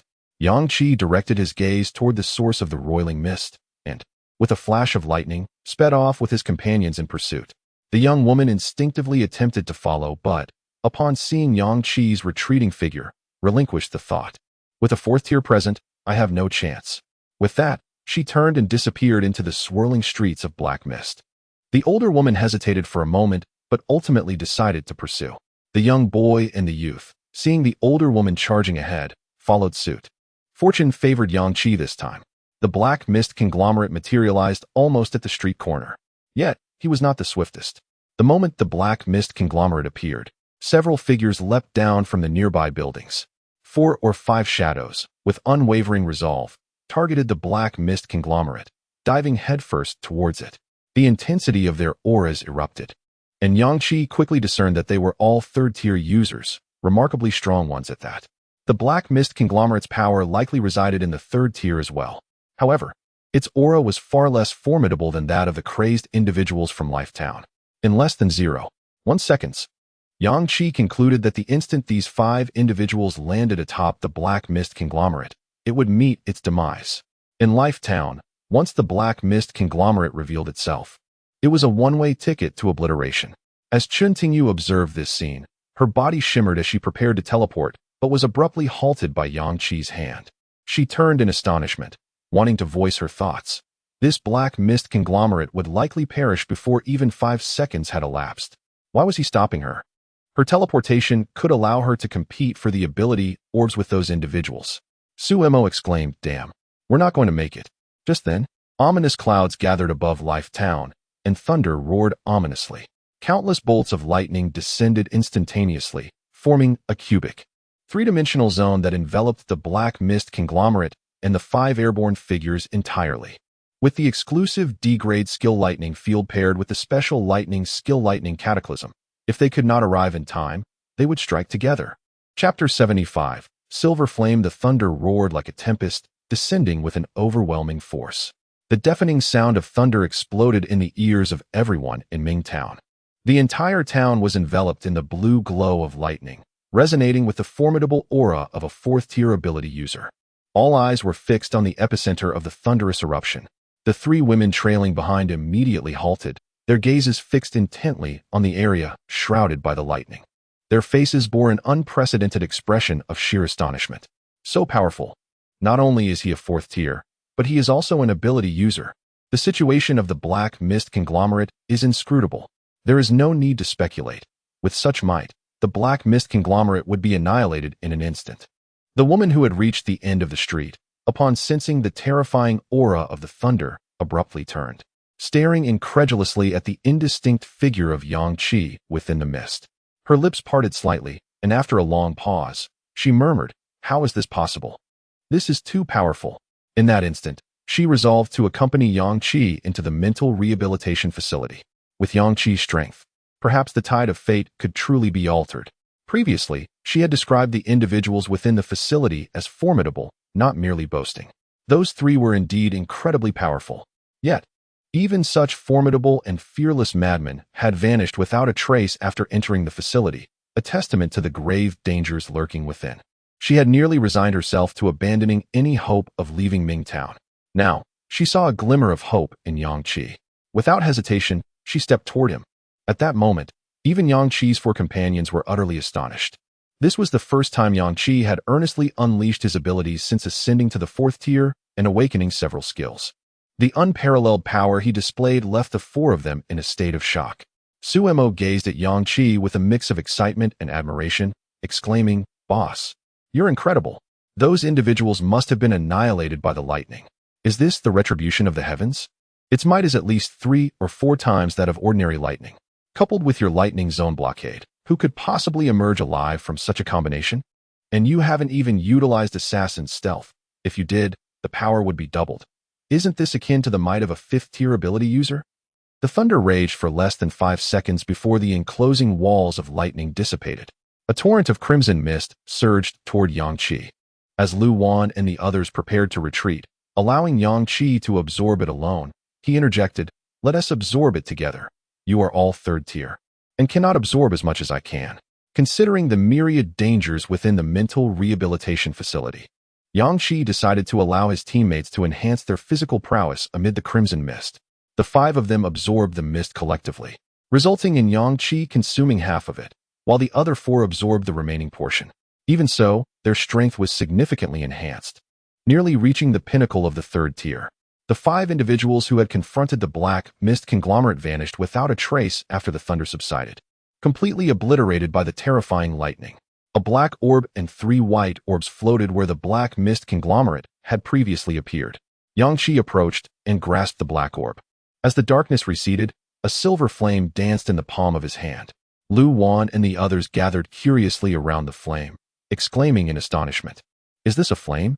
Why is it this color? An elemental ability of fire? Incredible. Its power must be extraordinary, but the color is quite peculiar." Shen Tingyu remarked, "Do you remember what that woman said earlier? There exists a powerful ability user in Mingtown who wields black flames. In contrast, this white flame held by our boss seems less strange now." Yang Qi retracted his hand, allowing the silver flame to enter his body. Instantly, knowledge of the ability flooded his mind. This ability is known as bone-eroding cold flame. The silver flame is devoid of heat, spreading slowly. However, it concentrates its assault on a single point of the enemy. Once breached, the bone-eroding cold flame swiftly penetrates the body, seeking out the bones. Using them as a medium to ignite the entire being, it clings to the bones within, causing those outside to perceive merely a small black hole on the skin of the victim. Little do they know, the bone-eroding cold flame ignites the bones within at an alarming rate. The afflicted suffer immensely. This combustion occurs from the inside out. As the bones are rapidly consumed, the remaining flesh is gradually incinerated. Silent and devoid of heat, it appears harmless, yet it leads the enemy to an excruciating demise. The bone-eroding cold flame consumes the very bones. Yang Qi and Appo's eyes gleamed. This ability is immensely powerful. He could swiftly eliminate an adversary with just a flicker of the flame, unlike the thunder elemental ability, which creates a great commotion. Briefly explaining the bone-eroding cold flame to his companions, they were even more exhilarated than he was. Upon hearing its description, they exclaimed, "This is remarkable. Our boss has gained another potent ability. This flame is so unique. If we liken flames to bullets, then the bone-eroding cold flame is akin to armor-piercing rounds, penetrating deeply and causing catastrophic damage within the enemy's body." Yang Qi then examined the remaining 3 white orbs. Among them, he discovered a D-grade special equipment, a suit of silver mech armor. The lightweight feathered armor enveloped Yang Qi, providing speed and agility enhancements, along with a modicum of defense. Donning this armor would enable Yang Qi to move more swiftly and strike with greater alacrity. Within the 2 remaining white orbs were 4 C-grade mental recovery potions and 3 D-grade mental recovery potions. Excellent. There are C-grade mental recovery potions. Lu Wan, take them all. I have the golden spring water and do not require them. Lu Wan, as a holy sorceress, can instantly replenish the mental energy of the other four and heal their injuries in critical moments. Thus, Yang Qi allocated most of the mental recovery potions to Lu Wan, as his C-grade golden spring water now provided substantial mental recovery. After using the lightning and zone blockade consecutively, Yang Qi's mental energy was nearing full capacity after just a few minutes. After Lu Wan accepted the potions, the woman who had previously provided them with information emerged from the black mist. At this moment, her gaze toward Yang Qi was imbued with sincerity. I will lead you to the rehabilitation facility. To escape Ming Town, we must resolve the situation within, she declared. Yang Qi inquired, what has prompted you to guide us now? She smiled and replied, I once believed that even a fourth tier like you could not succeed, but after witnessing your thunderous might, I realized that if you cannot trigger the final escape, then we will all be left to await our demise in Ming Town. Those dense black mists that appear at night will inevitably consume us all. Chapter 76. Mental Manipulation. I am Xiao Qin, a third-tier ability user. The woman formally introduced herself. Yang Qi raised an eyebrow in surprise. You are an ability user? What kind of ability do you possess? Xiao Qin replied, mental manipulation. I can control others. The extent and duration of control depend on the opponent's strength and the intensity of their mental realm. Hearing this, Su Mo shivered. Your ability sounds rather frightening. Xiao Qin smiled at Su Mo. What is so frightening about it? Su Mo responded earnestly. If you were to mentally control someone to commit suicide, wouldn't they just be gone? Xiao Qin chuckled. If only it were that simple. I can manage to make first and second tier individuals take their own lives. But when it comes to third tier opponents like you, I can only issue basic commands. If you are also third tier ability users, your mental realms must be vastly stronger than that of an evolved being, making it much harder to control you. In a situation where you are completely defenseless, I can manipulate you for no more than half a minute, and I can only extract simple information. I can make you speak, but I cannot compel you to act. Upon hearing this, Su Mo felt relieved. So that is how it is. It makes sense. If you could control people at will, wouldn't you be invincible? Just commanding anyone to end their life. Xiao Qin directed her attention to Yang Qi. Someone like Yang Qi, my ability would have no effect on him. Jiang Yi expressed his astonishment. Have you tried? Xiao Qin burst into laughter. How could I dare? Jiang Yi continued. You mentioned wanting to take us to the sanatorium. But I am from the sanatorium. I know the way and am quite familiar with its interior. Xiao Qin explained. There are not only 3 powerful individuals within the sanatorium, but also many from the Life Town. To be frank, those you see in the Life Town are the relatively normal ones. Upon hearing this, Yang Qi and the others instinctively turned to look at the 3 elderly women standing not far away. The matron smiled warmly at Yang Qi. Young man, if you are going to the sanatorium, I will accompany you, but I must clarify. My health is poor, so I can only wait for you outside. I cannot dare to enter and fight. The stern-looking youth added, I will come along as well, but I too wouldn't dare to go inside. The boy in pajamas nodded repeatedly. Xiao Qin remarked, see, in the Life Town, no one without absolute strength dares to enter the sanatorium. In my view, only those few top-tier individuals, given nicknames by everyone, are qualified to step inside. People like us, who are rather ordinary, can only develop quietly within the Life Town, seeking out dark fog aggregates to eliminate. If luck permits, acquiring a powerful ability would then qualify us to enter. Besides those few strong individuals, the others who dare to enter are generally the more deranged types. In simple terms, they have nearly lost their capacity for thought, are unafraid of death, and do not comprehend what danger truly means. If you step inside, being newcomers, they might just swarm you. Do not underestimate such reckless lunatics. I have mingled around the treasure hunting instance and recognized a few people. If we go in, it could help ease some tensions. Those madmen have been in there for quite some time, and they must have gathered a wealth of clues. If we eliminate them all, relying solely on ourselves to navigate, we do not know how long it would take. The longer we delay, the more perilous the entire Life Town becomes. Xiao Qin's thoughts were thorough. Yang Qi had not considered some of these factors, but she had anticipated them all. As they spoke, the sky over the Life Town had noticeably darkened. Everyone felt the surrounding dark fog thickening. Xiao Qin stated, there is no time to waste. We must set off quickly. The mental sanatorium is on the other side of the Life Town. Understood. Yang Qi initially thought about retrieving the armored vehicle from his spatial equipment to drive over. However, sensing that the surrounding dark fog was unusual, he could not pinpoint what exactly was amiss. Discovering the nature of this dark fog would bring them closer to the truth. Thus, he opted not to take out the vehicle, choosing instead to walk. On the way, Yang Qi inquired, "You mentioned that the dark fog at night consumes corpses. Have you ventured out during the night?" Xiao Qin replied, "I dare not." The matron, however, said, "I have been out before. 1 meter away, I could see nothing. Within the dark fog, there were no strange creatures, but it felt as if the fog was trying to swallow me whole." Yang Qi frowned. What was it like specifically?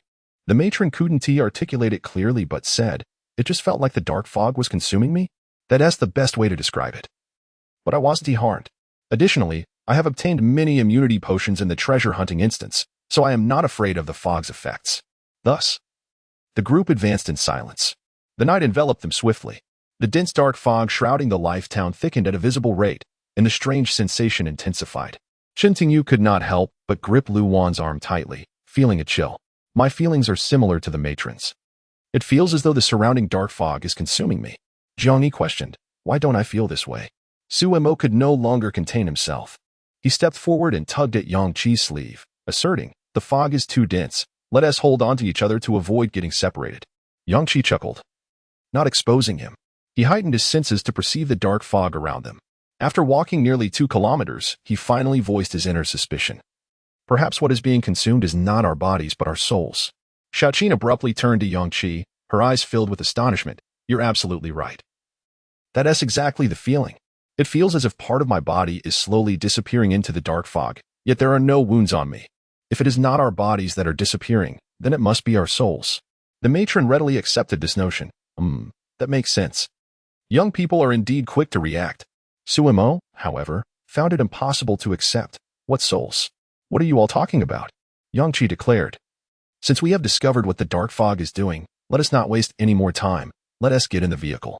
With that, a C-class armored energy vehicle suddenly appeared in the center of the street, startling Xiaoqin and the others. Yang Qi opened the door. "There are only 6 seats. We'll have to squeeze in." Under the astonished gaze of Xiaoqin and her companions, Yang Qi and the others quickly boarded the vehicle. "Wow, with this ISNT the entire apocalypse at my command?" This vehicle looked incredibly impressive. The others hurriedly climbed in as well. The dark fog had thickened to an astonishing degree. Even the vehicle's detection system could only see 2 meters ahead. With Xiaoqin and Jiang Yi's guidance, 5 minutes later, the vehicle finally halted on a narrow street. Jiang Yi spotted a street sign and pointed, "This is the sanatorium." The dark fog was so dense that they could not discern the appearance of the sanatorium's building upon stopping in front of its entrance. After disembarking and storing the vehicle and spatial equipment, Yang Qi first noticed not the sanatorium directly ahead, as Jiang Yi had indicated, but rather the end of the street. His 4th-tier ability user senses detected the presence of another ability user approximately 10 meters away, and the aura was fluctuating intensely, seemingly on the verge of eruption. Chapter 77. Intuition of danger. The 3 elderly women stood on the side of the street, their hearts filled with trepidation. The smile on the woman's face was stiff as she said, "Young man, I won't go in. I'll wait for you outside." Yang Qi gazed into the depths of the street shrouded in black mist and asked Jiang Yi, "What lies at the end of your street? Shops? Residences?" Jiang Yi replied, "No, there are no other buildings near the sanatorium. At the end of the street, it appears to be a garbage processing station, with several large bins and a waste facility." Yang Qi stated, "There are people there. Let's take a look." Upon hearing Yang Qi's intention to proceed, the elderly women hurriedly followed, fearful of losing him amidst the black mist, for that would spell uncertain doom for them. As Yang Qi approached the sense location, the energy fluctuations became increasingly formidable. Yet, he detected no trace of malice within those vibrations. Upon closer examination, it seemed to emanate feelings of anxiety and despair. How peculiar. This person's aura was undeniably powerful, yet what could instill such fear within him? The terror was palpable, as if he bore no inclination to fight, only to flee. Yang Qi reached a large garbage bin and lifted the lid. A man, curled up inside, immediately screamed, "Don't kill me. I'm no threat to you. Please, don't kill me." The others were startled by the man's sudden outburst, for the vicinity of the sanatorium was eerily quiet, save for his frantic cries. Yang Qi calmly replied, "I won't kill you. What are you hiding here for? What are you afraid of?" The residents of Life Town were well aware that the sanatorium was the most perilous location. Why would someone so timid choose to hide right outside it? Merely a few meters away, the man, trembling and grimy, reeked of decaying refuse. His eyes resembled those of a frightened animal. He scrutinized Yang Qi and, after a moment, spoke in a quivering voice. I fear you, but I fear even more what lies beneath the sanatorium. Yang Qi frowned and pressed, clarify your fear of me. What resides beneath the sanatorium? How do you know about the conditions inside if you are not within? The man's eyes reflected madness and terror. It was unclear whether he had ingested a large quantity of nuclear matter, as he appeared quite unhinged. He glanced nervously towards the unseen depths of the sanatorium, as if fearing some unseen entity overheard their conversation, and whispered urgently, I can sense danger. You are dangerous, but what lies beneath the sanatorium is even more so. I can feel it. Trust me, everyone in Life Town is bound to this. This escape scenario is unsolvable. No one who has seen the entity beneath can survive leaving Life Town. Absolutely impossible. As he continued, the man's demeanor grew increasingly frantic. He oscillated his gaze between Yang Qi and the black mist behind him. You are powerful, indeed dangerous, I can sense that. But you could never contend with that thing on the first basement level. His words sent shivers down the spines of everyone present, save for Yang Qi. Even the usually composed Jiang, he seemed to be infected by the man's panic, exclaiming anxiously, what are you talking about? There is no first basement level in the sanatorium. I've lived there for years, and it is simply impossible. The man stared intently at Jiang Yi, declaring, this is my ability. As long as it functions correctly, my instincts will never be wrong. The sanatorium must have a first basement level. Yang Qi inquired, what is the name of your ability? The man promptly responded, intuition of danger. I am extremely sensitive to peril. The moment you entered within 500 meters of me, I sensed danger. You are formidable, and that frightens me. I know I could never stand against you. Yang Qi queried, if you sense the danger of the first basement level in the sanatorium and are so afraid, why hide here? The man let out a wretched laugh and replied, what good is hiding far away? Can one truly escape Life Town? Thus, he reiterated his assertion that this escape scenario was unsolvable, that no one could witness the entity of the first basement level and still live to tell the tale. Unless a person triggered the escape far from the sanatorium, even near the town's entrance. He was certain that anyone who triggered the escape would not survive. At that moment, the elderly women exchanged glances with the young man and the youth, as if affirming their previous decision to remain at the town entrance, waiting for other strong individuals to trigger the escape, enabling a swift exit. The man, claiming to possess the ability of intuition of danger, solidified their choice. To recklessly follow Yang Qi to the sanatorium was indeed a miscalculation. However, night had fully descended, and the surrounding black mist had thickened to an extreme. Standing in the open, they felt their very souls being gradually consumed by the darkness. As natives of Life Town, they were acutely aware that no other structures existed near the sanatorium. Without Yang Qi's protection, returning to the town entrance seemed nearly impossible. Should they not accompany Yang Qi inside, the only seemingly safe place left appeared to be within that man's garbage bin. The elderly woman swallowed hard and stepped closer to the bin, lowering her head to assess how much space remained, saying, young man, make some room. Without regard for the man's astonished expression, she leaped into the bin. The remaining youth and young man chose a nearby bin instead. Yang Qi looked on, bemused. As the man continued, the secret lies within the first basement level. He recognized that Yang Qi and the others were determined to trigger the escape. After sharing so much, the elderly women were frightened enough to join him in hiding within the bin. Yet, the remaining 6 displayed no signs of retreat or hesitation. The man reiterated, to trigger the escape, you must venture to the first basement level. His conviction was both obsessive and unwavering. Jiang Yi, nearing madness, repeatedly insisted to Yang Qi, there is no first basement level in the sanatorium. This man must be deceiving us. I've lived here for so long. How could I not know if there is a first basement? Everyone in the sanatorium will tell you there is no first basement level. Yang Qi ceased to dwell on the matter, kindly placing the lids back on both garbage bins. The elderly woman's muffled voice drifted from within the bin. Thank you. Young man, if the escape is triggered, I will assist you. Yang Qi, along with Jiang Yi and the 4 others, including the unyielding Xiaoqin, arrived at the entrance of the sanatorium. It appeared unremarkable, comprised of several 4-story old buildings. Jiang Yi led the way, saying, the main entrance is here, let us enter. Upon stepping through the threshold, the 6 were astonished to find that not a trace of black mist permeated the interior of the sanatorium. Chapter 78. Everyone will die in the expansive hall of the sanatorium, Several individuals clad in blood-stained patient uniforms lingered in various corners.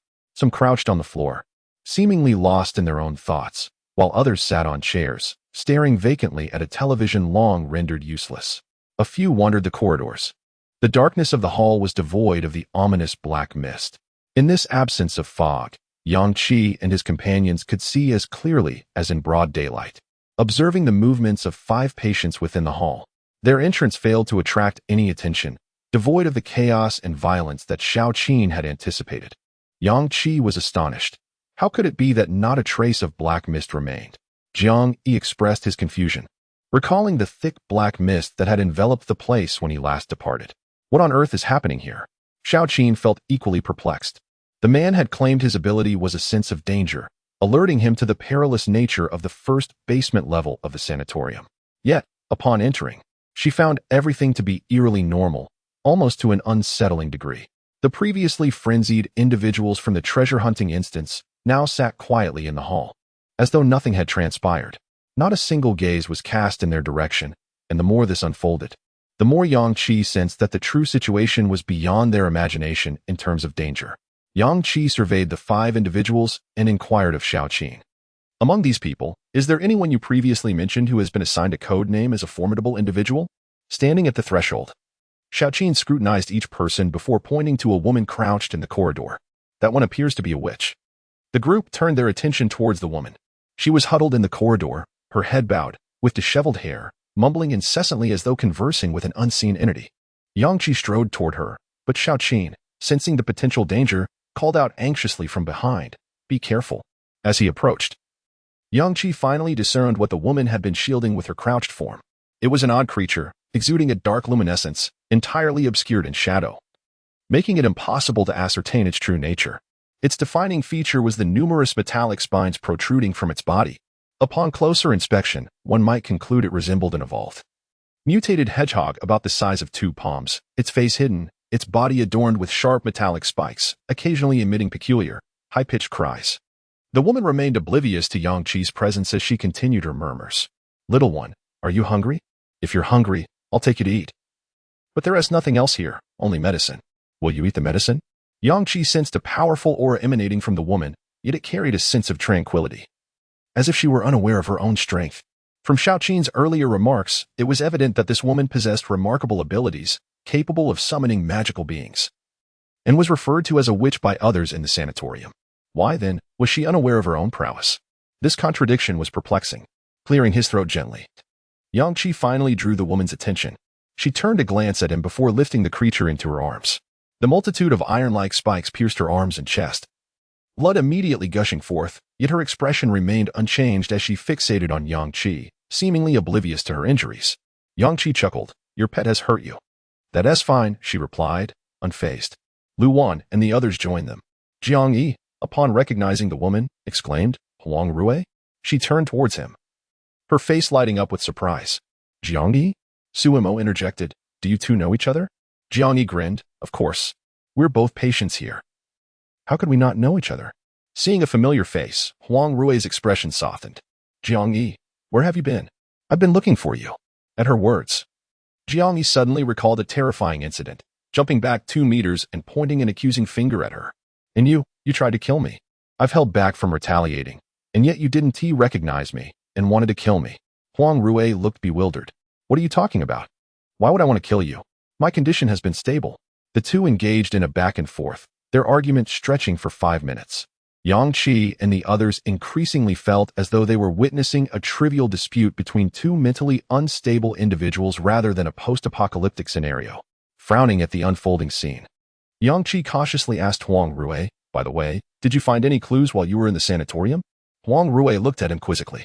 "What clues? Why are you all acting so strangely?" "Jiang Yi, are these people not from the sanatorium? How did you bring them in?" Since entering the sanatorium, Lu Wan and her companions had been utterly bewildered.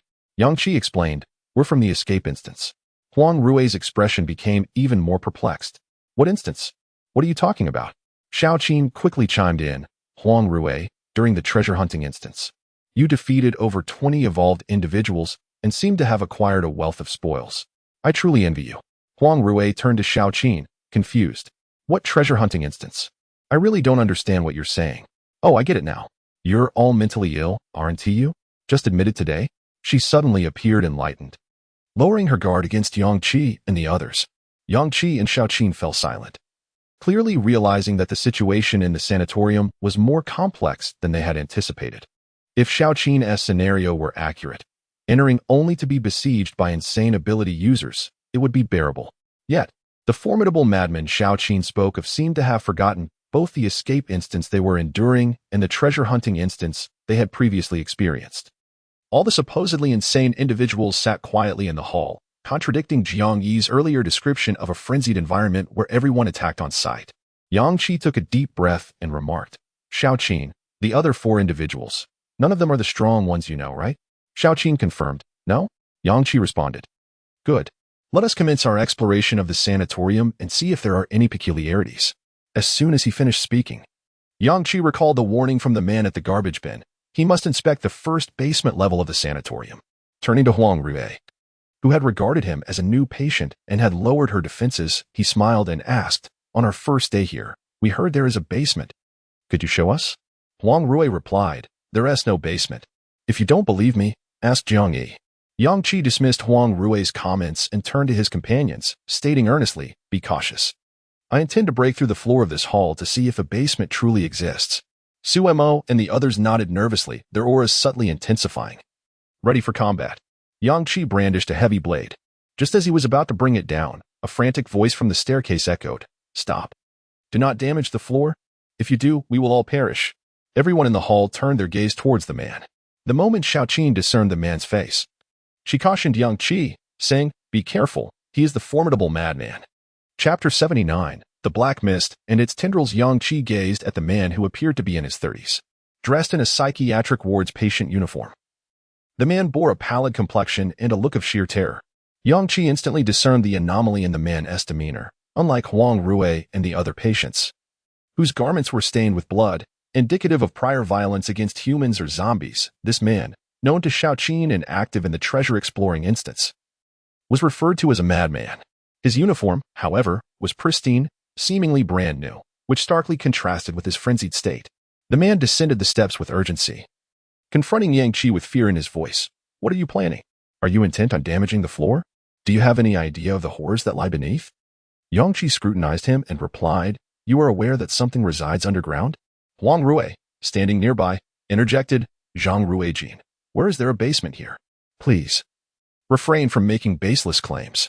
Su Mo leaned closer to Jiang Yi and whispered, do you know this man? Jiang Yi nodded, yes. He is also a patient from the ward, named Zhang Ruijin. Su Mo then turned to Xiaoqin, quietly asking, are you certain this is the powerful individual from Mingtown you mentioned? He appears anything but formidable. Xiaoqin furrowed her brow, studying Zhang Ruijin and Huang Rui. She could not be mistaken. The hedgehog in Huang Rui's arms was a creature she had summoned, its abilities aligning with her own. Yet, the two's current mental states and energies were utterly dissimilar to the ruthless figures they had embodied just a day prior in the treasure instance. Now, they exuded neither the aura of killers nor that of formidable beings. They seemed merely like ordinary mental patients. The cause behind such a drastic transformation in these once powerful individuals, as well as the dense black mist enveloping Mingtown, must be intertwined. The secret undoubtedly lay beneath their feet, in the basement of the psychiatric ward. Xiaoqin felt a sudden warmth emanating from the ground beneath her, stirring her restlessness. Zhang Ruijin fixed his gaze on Yang Qi, his eyes filled with dread. He took a step forward, as if to grasp Yang Qi's clothing, but Yang Qi deftly evaded him. Stunned, Zhang Ruijin exclaimed, if the things beneath are released, we are all doomed. We must not damage the ground on the first floor. Yang Qi, with a smile, responded, is that so? When I entered, I encountered someone who said that to trigger the official escape from this instance, one must confront what lies underground. Whom should I trust? A fleeting, complex expression flickered in Zhang Ruijin's eyes, one which Yang Qi swiftly noticed. In the next moment, Yang Qi addressed Xiaoqin directly. Use your ability on Zhang Ruijin. Xiaoqin's eyes widened in disbelief. This. Yang Qi chuckled lightly. Fear not. With me here, your safety is assured. Reassured by Yang Qi's promise, Xiaoqin steeled herself. Her ability, a non-offensive third-tier power, aimed to control a powerful third-tier ability user like Zhang Ruijin. Should she provoke him, her life would be at stake. Now bolstered by Yang Qi's presence, she found her courage. Zhang Ruijin regarded Yang Qi and Xiao Qin with confusion. In the next instant, Xiao Qin unleashed her psychic control. An invisible wave of mental energy surged towards Zhang Ruijin's mind, but as she attempted to invade his mental realm, she encountered an impenetrable defense she could not penetrate. The backlash from her own mental force left her pale, and she could not suppress the blood that spilled from her mouth. Yet, she had no time to be astonished or to tend to her injury. She feared that if she did not explain the situation to Yang Qi, she might lose her chance to speak altogether. This man was far from amnesiac. He was perpetually on guard. Even his mental realm was fortified against intrusion. With blood still trickling from her lips, Xiao Qin exclaimed, "Yang Qi, something is amiss. He is feigning ignorance." Zhang Ruijin stared at her in bewilderment, unable to comprehend her words. "When you suggested I use my ability on you, how could I not be prepared?" he explained. Before Xiao Qin could respond, Zhang Ruijin suddenly cast a glance at the mechanical clock in the hall. It was 10 o'clock. An instant later, a broad smile spread across his face, erasing the prior panic and innocence. "It's 10 o'clock. It's 10 o'clock," he repeated, fixating on Yang Qi. At that moment, all present were astonished to witness a thick black mist materializing within the once seemingly isolated psychiatric ward, surging towards them like a tidal wave. In that instant, the black mist thickened to an extreme, taking on a tangible essence rather than its previous vaporous form. It coalesced into robust tendrils, lunging towards everyone in attendance. All the ability users unleashed their powers: ice, light, dark energy, spatial fluctuations, thunder, and silver flames, all in a desperate display of strength. Yet, the aged structure of the psychiatric ward could not withstand such an onslaught. Contrary to expectation, the horrifying abilities unleashed had no effect on the building. The ward remained steadfast, impervious to the onslaught of powers directed at the black mist. Yang Qi noticed a tendril of black mist advancing towards him. He swung his heavy blade, infused with blue lightning in a thunderous arc. The bloody red blade aura slashed through, yet it failed to impede the approach of the black mist tendril. At that moment, an unsettling anxiety gripped Yang Qi. In the next instant, the tendril pierced directly into Yang Qi's chest. He felt it plunge into his very heart. This fate was shared by all present, including Huang Rui and Zhang Ruijin, who had already been in the ward. Suemo, eyes wide with terror, gazed at the tendril embedded in his chest, shouting, "What on earth is this? Why do I feel no pain? There is no blood. It feels as though it has entered my heart. What does it want?" Yang Qi turned his attention to Huang Rui. The tendril connecting to her seemed to lull her into a deep slumber. Meanwhile, Zhang Ruijin, who appeared to be in the know, laughed maniacally, exuding an air of triumph as he gazed at Yang Qi and the others. "Ha! I never anticipated anyone would dare enter the ward. Then you shall all become sustenance." Yang Qi felt his strength, his very soul, gradually being siphoned away by the tendril piercing his heart. Xiao Qin, now terrified, burst into tears, exclaiming, "What is happening? What should we do now?" The black mist surged like a tempest, an inexplicable wind sweeping through the hall. Their attacks were futile against the black mist tendrils, and even the seemingly dilapidated ward remained unaffected. In an instant, Yang Qi recalled Zhang Ruijin's earlier actions when he attempted to strike the ground with his heavy blade. The man had intervened. This indicated that the secret lay below, and that the ground on the first floor was indeed destructible. If it were not, Zhang Ruijin would have had no reason to stop him. Enduring the indescribable agony of his soul being gradually stripped away, Yang Qi proclaimed to everyone, "Focus all your attacks on the ground." Chapter 80. The Heart Suemo, in a state of panic, exclaimed, "Is this truly effective?" Despite the barrage of supernatural assaults just unleashed, this structure remains unscathed. Yang Qi, suppressing his irritation, replied, "It must be effective. Everyone, direct your attacks at this section of the floor." Zhang Ruijin, overhearing from a distance, scoffed, "Dream on. Don't harbor such illusions." Yang Qi allowed the black mist tendrils to penetrate his heart, wielding his battered heavy sword with all his might, striking downwards. The crimson blade energy erupted instantaneously, leaving merely a pale mark upon the floor. Following Yang Qi's command, the others unleashed their powers, bombarding the same spot. Luan, relentlessly wielding her dual swords of the moon, struck the ground with the formidable force of her two C-grade special weapons, repeatedly assaulting a singular location. Chun Tingyu's light energy shears sliced through the air, producing wisps of smoke.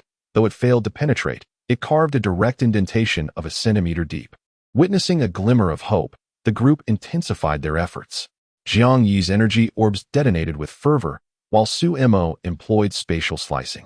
The various supernatural powers echoed within the sanatorium. The building finally began to tremble. Outside, the four women huddled inside a trash bin were utterly astonished. Their faces drained of color as they absorbed the terrifying sounds emanating from within the sanatorium. What adversary could they possibly be confronting? The noise was overwhelmingly fearsome. Yet, the sanatorium stood firm against collapse. Surely, this must relate to the entity lurking beneath. Gradually, Zhang Ruijin's composure faltered. He was fully aware that the sanatorium structure was not impervious to destruction. Not only the floor, but the entire building was subject to ruin. However, it was the influence of the entity below that fortified the structure, making it remarkably resilient. Resilience, however, does not equate to invulnerability. This was precisely why he rushed down from the second floor to thwart Yang Qi's intention to assault the flooring. He believed that once the clock struck 10, the entity below would awaken fully, and the black mist tendrils would emerge, allowing him to subdue these individuals. Yet, he had not anticipated the fierce determination of these people. They had, in the first round of attacks, failed to inflict damage upon the sanatorium, and any ordinary individual would have surrendered by now. Yet, they persisted in their relentless endeavor to breach the floor and reach below. What was more alarming was that the very section of the floor they had concentrated their assaults upon appeared to be on the verge of fracturing. Are you all insane? Your hearts are connected to the black mist tendrils. How can you wield such formidable strength? Zhang Ruijin's words elucidated Huang Rui's peculiar condition. At that moment, Huang Rui was suspended from the ceiling by the black mist tendrils, her eyes tightly shut, appearing as though she were in a deep slumber. The summoning artifact she had previously clutched had vanished. She was genuinely affected by the black mist tendrils, having lost her memory. Yet, Zhang Ruijin bore the same tendrils piercing his chest. Why had he not forgotten? It seemed he was aligned with the entity below, intent on concealing its presence from others. Yang Qi pondered as he continued his assault, each strike growing more forceful. Simultaneously, he sensed the gradual erosion of his soul. His cognitive faculties began to falter. It felt as though an invisible membrane enveloped his mind, dulling his perception of everything around him. The more he felt this, the more fervently he attacked the floor. The expressions of his companions grew increasingly pained. This anguish stemmed not from the depletion of mental energy, but from the torment of their souls being siphoned away. Lu Wan sheathed her dual swords of the moon, summoning her sacred wizard's silver staff. Uncertain of its efficacy, she murmured, "May this help alleviate the pace at which the black mist tendrils absorb our souls." Blessing wave.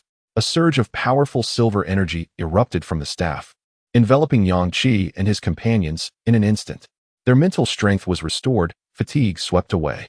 The chaos clouding their minds, exacerbated by the loss of their souls, began to clear. Yang Qi exclaimed in delight, "It mitigates the absorption." Lu Wan was equally astonished. She could also benefit from her own blessing wave. Although it would not replenish her mental strength, the other effects mirrored those of her companions. She distinctly felt the pace at which the black mist tendrils consumed their souls slow down. Without hesitation, Lu Wan retrieved 2 mental recovery potions, using them alongside another blessing wave. Chun Tingyu and the others, who had previously been listless, were now fully revitalized, attacking the ground with fervor. Zhang Ruijin stood by, utterly dumbfounded. How can this be?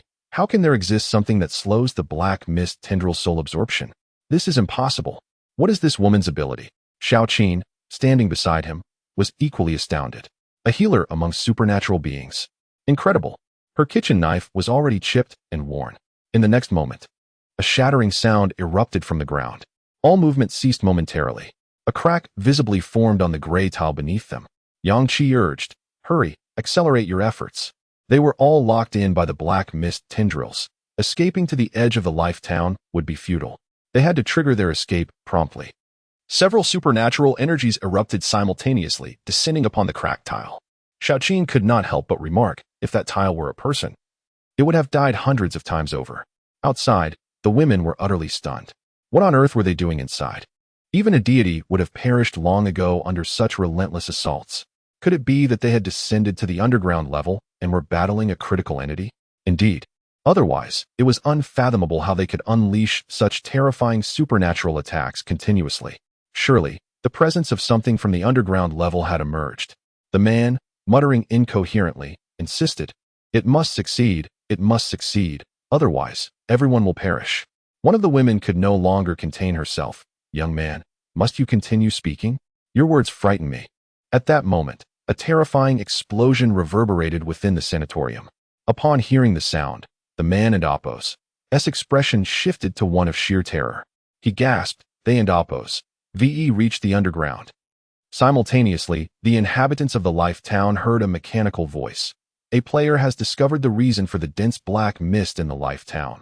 The escape has officially begun. The man flung open the lid of the trash bin and leaped out. Yet, upon emerging, he was left speechless. The entire Life Town was enveloped in darkness. The black mist he inhaled had transformed into something tangible, no longer mere vapor. An overwhelmingly terrifying aura permeated the Life Town. Concurrently, he heard the powerful rhythm of a heartbeat. Thud, thud, thud. The sound emanated from the ground, as if the very earth beneath their feet was pulsating with life. Within the sanatorium, Yang Qi and his companions broke through the floor, plunging into the underground. The scene before them was enough to leave an indelible impression upon them for all eternity. The underground area was comparable in size to the first-floor hall, filled with countless strands of viscous black material interwoven like a spider's web, covering the ground, surrounding walls, and even the ceiling. At the heart of this center, a colossal black heart pulsates with powerful, rhythmic beats. Chapter 81. Madness Unleashed. Yang Qi beheld the tendrils of black mist piercing his heart, their ends connected to the colossal heart of darkness. Everyone stood frozen, rendered speechless by the profound shock of the scene before them. Without hesitation, Yang Qi summoned a thunderous barrier, encapsulating the black heart within, yet he was unable to sever the multitude of tendrils extending from it. Simultaneously, a tempest of lightning erupted. The intensity of the thunder within the barrier surged exponentially. Boom! In that instant, the structure of the sanatorium could no longer withstand the overwhelming force, collapsing under the sheer terror of the tempestuous lightning. However, what awaited Yang Qi and his companions was an unprecedented darkness. Surrounding them, except for the ground beneath their feet, was an unfathomable abyss. Above loomed an inky void akin to a black hole. As the thunder subsided, the heart of black mist continued to pulsate powerfully, unharmed by the onslaught. The combination of thunderous wrath and the barrier inflicted no damage upon this dark core. At that moment, Yang Qi uttered a single word: run. Concurrently, from the heart of darkness, the viscous black substance clinging to the surrounding walls began to coalesce rapidly. In mere moments, it formed numerous aggregations of black mist. Lu Wan and the others were taken aback. These black mist entities were all at least 4th tier. Several even exuded the aura of 5th tier entities, surpassing even Yang Qi's own prowess. Dozens of these formidable black mist aggregations swiftly surrounded Yang Qi and his companions. Even more terrifying was the fact that the black heart continued to spawn new aggregations every second. In that moment, they comprehended why this instance was dubbed an escape scenario. 4th tier black mist aggregations were abundant, with 5th tier entities not being a rarity. What other option was there but to flee? Among the group, Qintingyu, with her teleportation ability, was relatively secure, capable of instantaneously relocating 5 kilometers away. Yang Qi, with his lightning dash, was also in a favorable position. Su Mo wielded spatial power as well. Even if they utilized Su Mo's unique ability to create a spatial corridor extending 500 meters into another dimension, it seemed trivial in the face of the 5th tier aggregations. The pressing issue was that the moment Yang Qi commanded them to run, over 10 black mist aggregations had already encircled them. While Yang Qi could escape alone, as could Qintingyu and Su Mo, they could not abandon Jiang Yi and Lu Wan. Moreover, witnessing the staggering number of aggregations emerging, Yang Qi could not remain indifferent. With his current strength, obliterating a 4th tier aggregation was a trivial task. They were already surrounded. He must carve a path to facilitate their escape. Without hesitation, as a 5th tier black mist aggregation charged toward him, Yang Qi unleashed his lightning dash, piercing through its form, reappearing behind it to strike with his heavy blade at 2 4th tier aggregations. Follow me and charge out, he bellowed. Among them, the swiftest, Qintingyu, grasped Lu Wan and Jiang Yi by the hands, deftly maneuvering around the 5th tier aggregation that was recovering from the lightning strike, hastily catching up with Yang Qi. They soon realized that the black mist aggregations, birthed from the heart of darkness, were regenerating their injuries at a pace at least several dozen times faster than those they had encountered before. Indeed, this was the stronghold of black mist. With a core like the heart of darkness, the The black mist throughout the entire area was nearly liquefying. It was no wonder these aggregations healed so rapidly. In front of Yang Qi, the two fourth-tier aggregations, cleaved in two by his heavy blade, began to gather black mist at their severed ends. However, in the next moment, a torrent of red blade energy surged into their bodies. The violent blade energy wreaked havoc within them, as they attempted to mend their wounds while simultaneously suffering devastating attacks from elsewhere. Their healing was outpaced by the destructive force. Bang! Bang! The resounding explosions marked the demise of the two fourth-tier aggregations, releasing a multitude of black and white orbs. Behind and to the side, fifth-tier black mist aggregations closed in. Yang Qi barely had time to seize one of the black orbs. His teammates, in perfect unison, collected a black orb and two white orbs. Lu Wan, Jintingyu, and Suamo also snatched a few white orbs as they rushed past. At that moment, two fifth-tier black mist aggregations had already flanked them. More aggregations surged toward them from mere meters away. In this life-and-death moment, Yang Qi and his companions felt no fear. What good was fear? They fought back. Xiaoqin struggled to keep pace behind them. As she witnessed Yang Qi effortlessly slay two fourth-tier black mist aggregations with a single stroke, her entire worldview shattered. Half a minute prior, on the ground, the sanatorium had been obliterated by the lightning, marking the official commencement of their escape. The four elderly women emerged from the trash bin, their instincts urging them to flee the chaotic vicinity of the sanatorium. Yet, one of the women recalled her previous words to Yang Qi, promising to await them outside the facility. The streetwise youth, astonished to see the elderly woman hesitating and not fleeing, exclaimed, "Hurry! You can't be serious about waiting for them, can you? Yang Qi is a fourth-tier ability user. If he cannot escape, your assistance will only lead to your demise." In the next instant, the expressions of the four women shifted dramatically. They sensed the terrifying aura of the black mist aggregations. In their hometown, they had never felt fear from these entities, for they were the hunters here. Yet at this moment, the presence of high-tier black mist aggregations instilled a profound terror within them. The elderly woman gasped. So many black mist aggregations, and they're all fourth tier? 3, 4, 6, and still increasing. What is happening? No. There is an even more formidable presence. Is that a fifth-tier black mist aggregation? How can this be? How can so many black mist aggregations appear all at once? And all at fourth and fifth tier. They're on an entirely different level from the third-tier ones we hunted before. Curiosity welled within her. Though fear coursed through her veins, it was overshadowed by an insatiable curiosity. She felt an overwhelming urge to confront these black mist aggregations, simply because she was from the realm of life. After the apocalypse erupted, the inhabitants of the realm learned to consume core bodies from the people of the sanatorium, leaving their minds somewhat unhinged. Yet this madness had rendered the survivors of the realm more powerful. While survivors in the sprawling metropolis of Fengcheng despaired over second-tier black mist aggregations, those in the realm of life had already begun to vie for the hunt of third-tier ones. The elderly woman could not resist inching closer to the ground where the sanatorium stood. She murmured, "Escape? Impossible. In the realm of life, so many black mist aggregations are destined to be hunted, regardless of their tier." As she spoke, she turned her head and revealed a peculiar smile. Addressing the others, "Do you believe that even if the mist of fate has thickened to the point of becoming liquid, at least half the inhabitants of Fate Town would not flee? They will come. They will hunt down these condensations of darkness. It is simply because this is Fate Town, where everyone has gone mad." Chapter 82. Dark instant. Upon encountering the black orb of light, Yang Qi acquired an entirely new ability, accelerated regeneration. This healing ability could only mend his own wounds, allowing him to recover rapidly from injuries. Regeneration. This power was certainly not inferior to Lu Wan's sacred sorcery. The ability was not merely rapid healing, it was accelerated regeneration.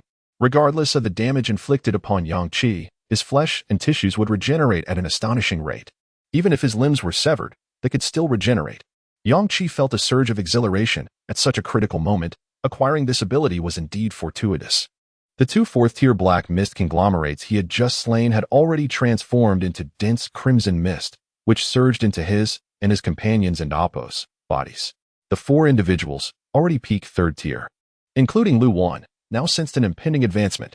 Surrounding them were two fifth-tier black mist conglomerates and countless others of fourth and fifth tiers. This scene was far more terrifying than being besieged by a horde of corpses. Yet, in this instant, there was not a trace of fear in the hearts of Yang Qi and his companions. Having faced hordes of the dead and death itself, they understood that in such dire circumstances, only through slaughter could they carve a path to survival. There was no need for Yang Qi to issue commands. Everyone present unleashed their most formidable powers. The surrounding space quivered violently, the dense black mist transforming into undulating waves. Utilizing the spatial force, an E-class exclusive skill, spatial slicing. Sumo swiftly severed the waist of a fourth-tier black mist conglomerate. The entity's body was instantly cleaved in two by Sumo's spatial cut. The liquid-like black mist surged frantically towards the severed edges of the fourth-tier conglomerate. Sumo was all too familiar with this scene, back at the central plaza of Maple City. When confronted with a beastly black mist conglomerate, his spatial slicing had proven futile. Now, witnessing a nearly identical scenario, he should have felt despair, as this black mist conglomerate's recovery speed was exponentially greater than that of the previous one. Yet, he was not disheartened. With a sudden outburst, he activated spatial compression, a D-class exclusive skill. The two halves of the conglomerate, not yet fully rejoined, were subjected to the frenzied compression of the surrounding space. The black mist twisted and contorted. The sound of sonic explosions erupted. The black mist enveloping the conglomerate continued to burst and dissipate. Sumo's current strength was merely peak third tier, not yet fourth tier. Even with all his might directed towards utilizing the two spatial skills, he was unable to swiftly eliminate the black mist conglomerate. At that moment, a soft yellow light descended. Shintingyu's light elemental ability, an exclusive D-class skill, light slicing, conjured numerous gleaming, searing rays from various directions, slicing through the exploding black mist conglomerate. The conglomerate, which had merely been split in two by spatial slicing, was now cleaved into dozens of pieces by Shintingyu's multitude of light beams. Seeing this, Sumo became even more frenzied, pouring all his strength into spatial compression. Boom. The fourth-tier black mist conglomerate's body finally shattered completely. The black orb erupted forth, but they had no time to collect it. Sumo felt a surge of exhilaration. He and Shintingyu had joined forces, and in less than 10 seconds, they had slain a fourth-tier black mist conglomerate that was above their level. Was this not progress? In the most perilous moment, where life hung by a thread. Facing the encirclement of over 24th and 5th-tier black mist conglomerates, Sumo's adrenaline surged. Even the considerable depletion of his mental energy was rejuvenated under his excitement, replenishing itself by 2 levels. Simultaneously, the 4th-tier black mist conglomerate they had jointly slain exploded into rich crimson mist, surging into the bodies of Sumo, Shintingyu, Luwan, and Jiangyi. This time, the 4 of them simultaneously advanced to 4th tier. A 4th-tier black mist conglomerate charged forward, delivering a powerful punch that sent Sumo crashing against the basement wall. The tremendous force caused him to break a rib and blood to trickle from the corner of his mouth. He looked up, a triumphant expression on his face. I am now 4th tier.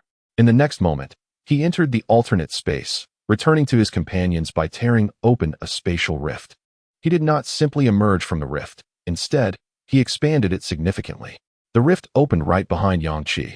Sumo declared, "Boss, you just stand here to attract them, then use lightning flash to escape, letting those ghastly creatures rush directly into my alternate space. Watch how I deal with them." Yangqi raised an eyebrow and chuckled. "So your intelligence has improved after your advancement?" Sumo grinned. At that moment, Yangqi began to suspect that the method he had heard in his previous life, pulling enemies into the alternate space and using the chaotic spatial force to tear apart opponents who were spatial specialists, was indeed Sumo's doing. Simultaneously, Lu Wan and the others, having also advanced, commenced a bloody battle. Lu Wan first summoned her staff of sorcery. Waves of blessings poured forth generously upon everyone. Sumo's broken bone was mended. The group, having exhausted much of their mental energy, regained their strength. She then promptly injected 2 C-class mental energy recovery serums. Switching her weapon from the staff to the Twin Moon's swords, an elegant chill emanated from the blades. As a 4th-tier entity charged forth, Lu Wan did not evade. Instead, she met it head-on. Jiang Yi gathered a more potent energy sphere at his fingertips and hurled it at the 5th-tier entity, obliterating a third of its body. As the 5th-tier threat loomed closer, just as Yangqi was about to assist Jiang Yi, he noticed Jiang Yi's pupils suddenly turn pitch black. An extraordinarily eerie aura radiated from Jiang Yi. The 5th-tier black mist conglomerate instantly froze in place, standing rigidly as if ensnared by Jiang Yi's inky gaze.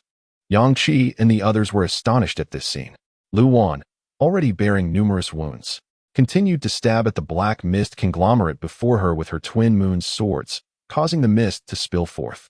Simultaneously, her ice elemental power erupted violently.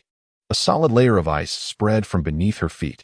In midair, countless diamond-shaped ice crystals appeared, swirling and piercing into the bodies of all nearby black mist conglomerates.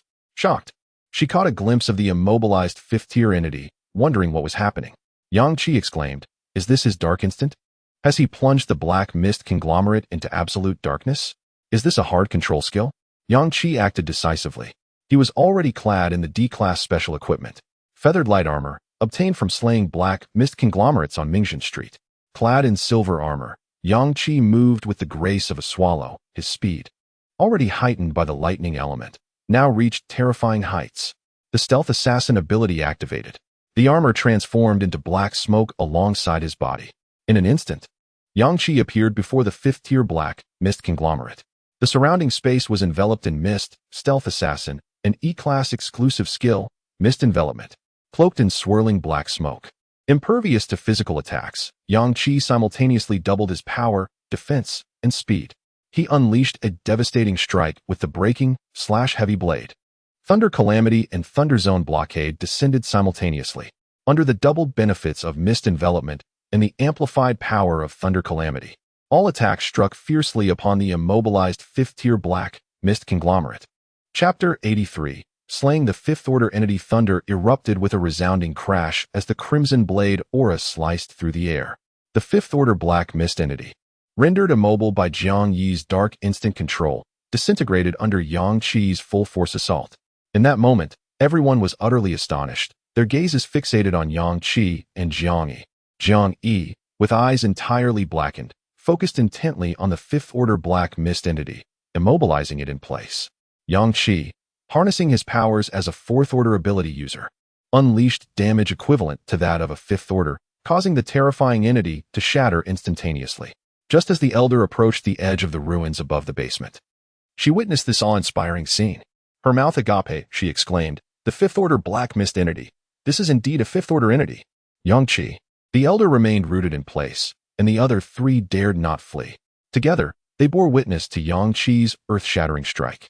Dense blue lightning descended from the black mist, dispersing the thick, almost liquid-like darkness and illuminating the basement scene. Was the rhythmic tremor of the ground the heartbeat of that heart? Astonishingly, Yang Qi had obliterated the fifth-order black mist entity. What a terrifying presence. Wasn't he a fourth-order ability user? This strike could directly slay a fifth-order being. The swirling liquid-like black mist rapidly converged on the location of the shattered fifth-order entity, while Yang Qi's fearsome lightning continued unabated. The unleashed thunder, amplified to 3 or 4 times the potency of ordinary lightning, surged with even greater might under the shroud of mist, reaching 7 or 8 times its usual intensity. Countless bolts of lightning rained down, annihilating the encroaching black mist.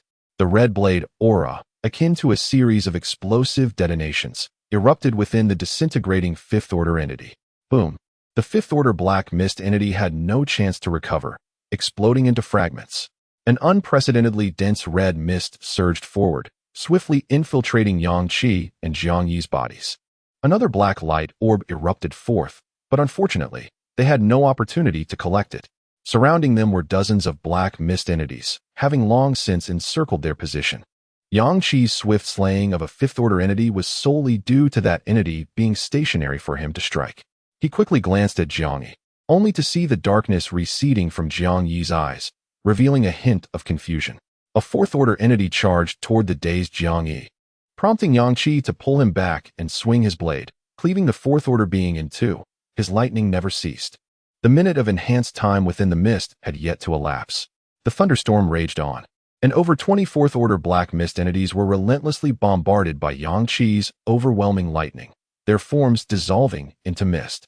The effort to reconstitute their forms consumed every ounce of energy they had, rendering them incapable of striking back under Yang Qi's relentless assault. Only the fifth-order entity remained active. As Yang Qi's lightning continued to strike, the 20 or so fourth-order entities fell one after another, swiftly dispatched by the coordinated efforts of the others. The number of black light orbs that had exploded had already surpassed 10. In his moment of confusion, Jiang Yi was tugged by Yang Qi, asking, "Yang Qi, what just happened? I saw that fifth order charging at us and instinctively used Dark Instant. I didn't even know what it did. Yang Qi smiled. Excellent. You directly immobilized that fifth order. Did you not realize your strength has surged? Feeling the powerful energy surging within him, Jiang Yi's eyes widened. So we killed that fifth order? I'm almost at the mid-fourth order stage. What about you, Yang Qi? Yang Qi replied. I have reached the peak of the fourth order, and with a bit more red mist, I shall ascend to the fifth order. The other members unleashed their abilities, slaying several fourth-order entities and absorbing ample red mist, their powers climbing to nearly the mid-fourth order level. Even Xiao Qin, who had been trailing behind, had her strength elevated to the peak of the third order, nearing advancement. Xiao Qin's weapon had long since been rendered useless, and Lu Wan took the opportunity to hand her an D-class battle knife. The mental recovery potions Lu Wan had were nearly depleted. In the fray against the numerous black mist entities, no one could afford to ponder the mental energy drain. They relied solely on Lu Wan's healing prowess to regain their strength. After Yang Qi felled another fourth-order entity, he quickly tossed a C-class golden spring water vial to Lu Wan, urging the group, quickly seize the opportunity to collect some ability orbs and learn from them. Jiang Yi responded, unleashing his dark energy. The ability orb I picked up earlier was for gun mastery, but I don't have a gun. It only enhances the accuracy of my energy spheres, which already explode over a wide area without the need for precision. Except for Yang Qi. Everyone else bore their injuries, broken bones, and wounds alike. Thanks to Lu Wan's holy wizardry, they swiftly healed, employing her staff to channel restorative magic. This was the first time their acquired holy wizard abilities had proven immensely beneficial. Previously, they had faced hordes of corpses with little risk of injury. Yet now they confronted an ever-increasing number of black mist entities. Despite their collective advancement, their numbers still paled in comparison to the black mist entities. With Lu Wan healing their wounds and restoring their mental energy, the black mist entities were continuously reinforced by the surrounding mist, enabling rapid recovery. They had no choice but to fight ferociously, ensuring they eliminated the injured black mist entities before they could regenerate. Everyone fought with fervor, with no respite in sight. Suemo, retreating into the spatial rift, injected several mental recovery potions, targeting a nearby black light orb. He tore open a spatial fissure beside him, reaching out to grasp the orb, acquiring a new ability, Wind Element. However, before he could revel in his newfound power, a fifth-order black mist entity seized his outstretched arm. In an instant, the chilling breath of death enveloped him. Sumo's pupils constricted as he instinctively tried to pull the entity into his spatial realm. But his strength was no match for the fifth-order black mist entity. He couldn't budge it. The overwhelming force of the fifth-order entity tore Sumo's arm asunder in an instant. He let out a scream like never before, hastily closing the rift. Blood splattered within the spatial realm. Sumo's face turned pale as he saw Lu Wan frantically searching for him outside. Gritting his teeth, he managed to move beside Lu Wan and opened a spatial rift. Almost simultaneously, Yang Qi, Jiang Yi, Chen Tingyu, and Xiao Qin appeared in front of Su Mo and Lu Wan, shielding them. Quickly heal him. We and Appos, LL hold them off. They sheathed the dual swords of the moon. On Lu Wan's staff, silver light flickered, and powerful healing energy surged into the severed end of Sumo's arm. The bleeding almost ceased instantly, and new tissue began to rapidly regenerate at a visible rate. Such potent healing magic drained Lu Wan further with each passing second, rendering her increasingly pale. Su Mo gritted his teeth, his heart a tumult of emotions as he gazed at the determined figures standing before him. Yang Qi's bone-eating cold fire proved ineffective against the black mist entities. Being an F-class ability, it was moot, and the black mist entities possessed no bones to speak of. Their bodies were entirely composed of mist, rendering the bone-chilling cold fire ineffective against them. A colossal heart of black fog pulsated powerfully.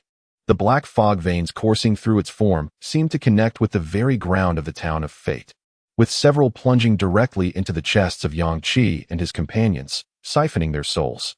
Yang Qi realized that delaying further was not a solution. Their speed in vanquishing the black fog conglomerate could not match the rate at which it emerged. At that moment, a shadow suddenly leaped down from above. Yang Qi looked up in astonishment. Auntie? The expression on Auntie's face was devoid of the warmth she once showed to Yang Qi. She had completely succumbed to madness. Above her, more figures recklessly descended. They were all inhabitants of the town of fate. Yang Qi was momentarily stunned, then quickly shouted, Chen Tingyu, hurry and use instant light to gather all our black orbs. Chapter 84. Promotion before them. The onslaught of the black mist conglomerate was ferociously relentless. Yang Qi and his companions fought valiantly to protect Lu Wan and Su Imo behind them. Chen Tingyu was reluctant to retreat, but faced with the arrival of the fate enslaved, she had to venture out to collect the black orbs of light.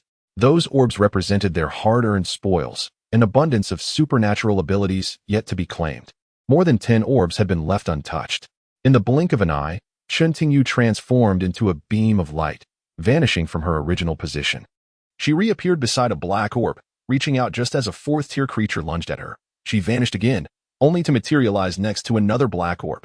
With Chen Tingyu gone, only Yang Qi and Jiang Yi remained to withstand the black mist conglomerate, lacking offensive abilities. Shaoqin could only continuously administer mental recovery agents to Lu Wan. Fortunately, Yang Qi temporarily bestowed the golden spring upon Lu Wan, and her wizard staff also had restorative properties, preventing her mental energy from depleting entirely. Yang Qi and Jiang Yi unleashed their powers with reckless abandon. Thunder roared, and dark energy erupted. The shrouded mist had lingered for over a minute. Ignoring the drain on his mental energy, Yang Qi once again employed his stealth assassin ability. His body momentarily transformed into mist, but did not move from its spot. In the surrounding fog, the potency of Yang Qi's attacks doubled for the next minute. Thunder zones, lightning tribulations, and thunder dragons descended in succession. His mental energy was on the verge of collapse. Jiang Yi concentrated black energy spheres at his fingertips and hurled them towards the black mist conglomerates that were continuously exploding. The E-Class exclusive skill, Energy Storm, engulfed the entire basement, surrounding all the black mist conglomerates and inflicting significant area damage upon them. Boom! The thunderous explosions intertwined with the successive detonations of dark energy. 3 fourth-tier creatures could no longer withstand the onslaught and were utterly obliterated. A thick red mist enveloped Yang Qi and his companions. Sumo's injuries rapidly healed with the influx of red mist.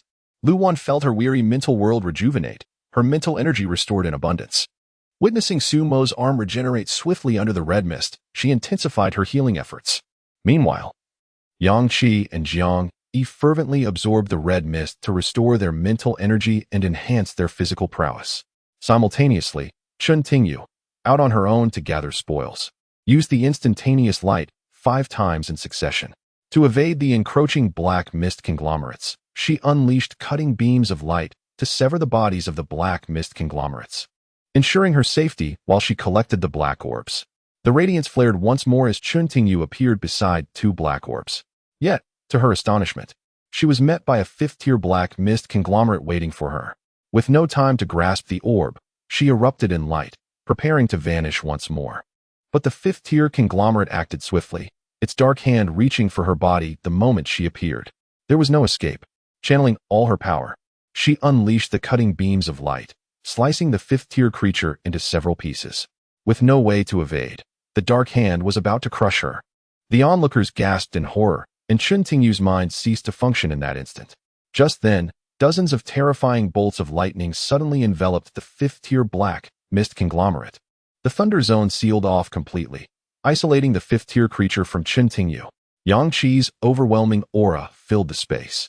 Everyone stared in astonishment at Yang Qi. This was the aura of a 5th-tier being. He had advanced, absorbing the red mist. Yang Qi fully ascended to the 5th tier. All his powers doubled in strength. As a 5th-tier being, bolstered by the shroud of mist, he deployed the thunder zone, instantly enveloping the 5th-tier black mist conglomerate and rescuing Chen Tingyu. Chen Tingyu snapped back to reality, not forgetting to grasp the 2 nearby black orbs. These were the last 2 orbs of supernatural abilities they could claim. She had collected a total of 11 black orbs. From several dozen meters away, Yang Qi swung his blade at the isolated 5th-tier black mist conglomerate. The massive crimson blade aura, at that moment, spanned a terrifying width of several dozen meters. It swept through all the black mist conglomerates in its path, cleaving the targeted 5th-tier creature in 2. The blade aura penetrated, causing explosions within several black mist conglomerates along its trajectory. The 5th-tier creature detonated instantaneously. The few 4th-tier creatures caught in the path were obliterated as well. The fate-enslaved were utterly stunned. Unbelievable. 1 strike of lightning, 1 slash, and a 5th-tier creature is slain. Just moments ago, he had required his teammates' assistance to swiftly take down a 5th-tier creature. Now he needed no collaboration, from dozens of meters away. He could annihilate a fifth-tier black mist conglomerate in an instant. This was the true power of a fifth-tier supernatural being. Without hesitation, Chen Tingyu utilized her instantaneous light to gather the 5 black orbs while absorbing a substantial amount of the erupting red mist. She then returned to her companion's side. "Boss, thank you." Jiang Yi and the others were elated. The boss has advanced to the 5th tier. These 5th-tier black mist conglomerates can no longer pose a threat to Yang Qi. Chen Tingyu rummaged through the dozens of white orbs she had collected earlier and found several C-grade mental recovery agents, administering them to Yang Qi and Lu Wan. With both Lu Wan's and the red mist enhancements, Sumo's severed arm had fully regenerated. Although his right arm appeared significantly smaller than his left, wielding a weapon was no longer an issue. Meanwhile, more than 20 fate-enslaved rushed down recklessly. Among them, over a dozen were instantly obliterated by the black mist conglomerates upon their arrival. However, they did not act without purpose. The combined might of over 20 individuals swiftly dispatched 3 4th-tier black mist conglomerates. The resulting supernatural orbs were immediately seized. Those who missed felt indignant. Yet, undeterred, they coordinated their attacks on the black mist conglomerates once more. Above the basement, every few seconds, several fate-enslaved leaped down. All who arrived were 3rd-tier supernatural beings. Such a scene was utterly unseen in other cities. The black mist conglomerates materialized at an alarming rate, the lowest of which were 4th tier. While the 3rd-tier supernatural beings plunged recklessly into the heart of battle, oblivious to their own escape, fixated solely on vanquishing the black mist conglomerates and seizing the supernatural orbs. It was a scene of madness and exhilaration. Even Yang Qi couldn't help but admire the tenacity of the fate-enslaved. People were falling one after another, while the black mist conglomerates were being overwhelmed and destroyed in turn. Those above continued to leap into the fray without hesitation. The heart of the black mist churned, condensing a new black mist conglomerate every second. The fate-enslaved were directly diverting some of the firepower away from Yang Qi's group. With their mental energy restored, Sumo's issues were resolved. Yang Qi glanced around at the black mist conglomerates, astonished. Their group had eliminated nearly 20. Remarkably, these 20 were merely the black mist conglomerates formed in the span of 20 seconds by the black mist heart. Since discovering the heart, they had spent nearly 2 minutes here. In those 2 minutes, the number of black mist conglomerates had surpassed 100. They were densely packed, all around. Had it not been for Yang Qi's relentless thunder strikes, which held back most of the 4th-tier creatures, none present would have found a way to survive. At this moment, Yang Qi, who has ascended to the 5th tier, finds that the power of ordinary thunder has doubled. When he unleashes his skills, the might becomes truly terrifying. Even 5th-tier entities struggle to withstand his damage. However, the dilemma lies in the fact that no matter how formidable Yang Qi's thunder may be, the heart of the black mist remains immovable as a mountain. Each of them still bears the black mist tendrils that extend from the heart, embedded in their hearts. The adrenaline from the recent battle had allowed them to overlook the gradual siphoning of their souls. Now, as they regain their senses, Yang Qi and the others realize something is amiss. Their memories have become somewhat hazy. Yang Qi spoke solemnly. If this continues, we will inevitably succumb to the curse of oblivion, forgetting that we are still trapped in an escape scenario. It is time to retreat. We cannot linger in battle any longer.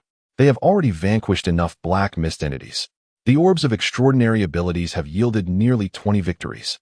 They find themselves powerless against the heart of the black mist and its tendrils.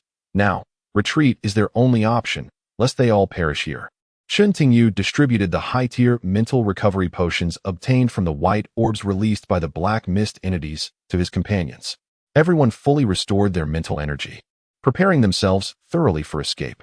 The 5th-tier entity they had just slain, along with 4 4th-tier red mist creatures, continues to surge toward them, inadvertently elevating Chen Tingyu and his 3 companions to the 4th tier. Sumo tore open a spatial rift, unleashing the unique skill of spatial power, creating a portal. Let's go. Chapter 85. Successful escape. In a moment of crucial decision, Shaoqin chose to remain and fight alongside the inhabitants of Mingtown. Yang Qi and his companions swiftly leaped into the spatial rift. Before the rift could close, the upper half of a 4th-tier black mist entity squeezed through. Sumo, upon witnessing this, displayed the most confident smile of the day. In the blink of an eye, the previously gaping rift was forcefully closed at Sumo's command. The overwhelming force of the spatial power instantaneously severed the 4th-tier entity's body.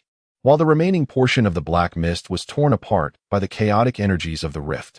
While Su Mo reveled in his triumph, Yang Qi and the others had already darted 500 meters ahead, reaching the end of the spatial corridor. Su Mo pursued them. Yang Qi glanced down at the black mist tendrils on his chest and furrowed his brow, remarking that they could not sever this entity even after entering the alternate space. Su Mo replied, "If entering the alternate space could sever this entity, I would have rid myself of these black mist tendrils long ago." Yang Qi turned to the group and instructed, "Without us there to assist, the people of Ming Town will be unable to withstand those black mist entities. They will undoubtedly pursue us from the basement. Once we exit the alternate space, we must not linger, just escape. Follow my lightning path." Everyone nodded solemnly. Su Mo tore open the spatial rift, and Yang Qi led the charge, unleashing his lightning speed to repel the dense black mist, clearing their vision. Behind them, the presence of the black mist entities was rapidly closing in. Lu Wan unleashed her Ice Element D-grade exclusive skill, Ice Barrier. Towering ice walls erupted from amidst the thick black mist, shattering through it with a chilling force.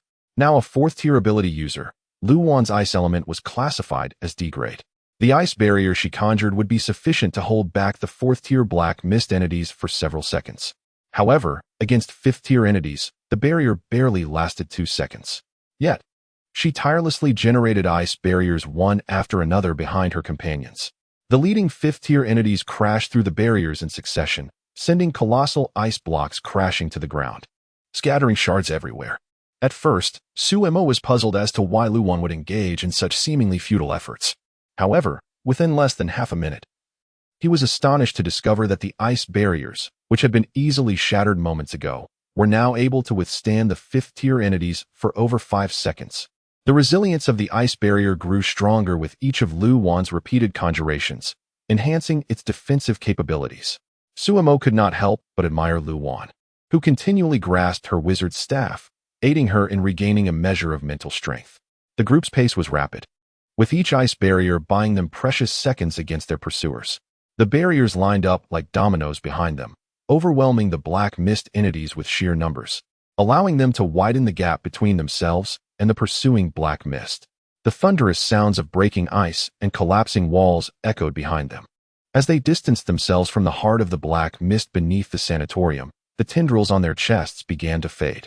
Suddenly, a violent explosion erupted from behind, causing the entire Ming town to tremble violently, akin to a 10-point earthquake, the ground heaving and swaying like waves. Everyone nearly fell to the ground.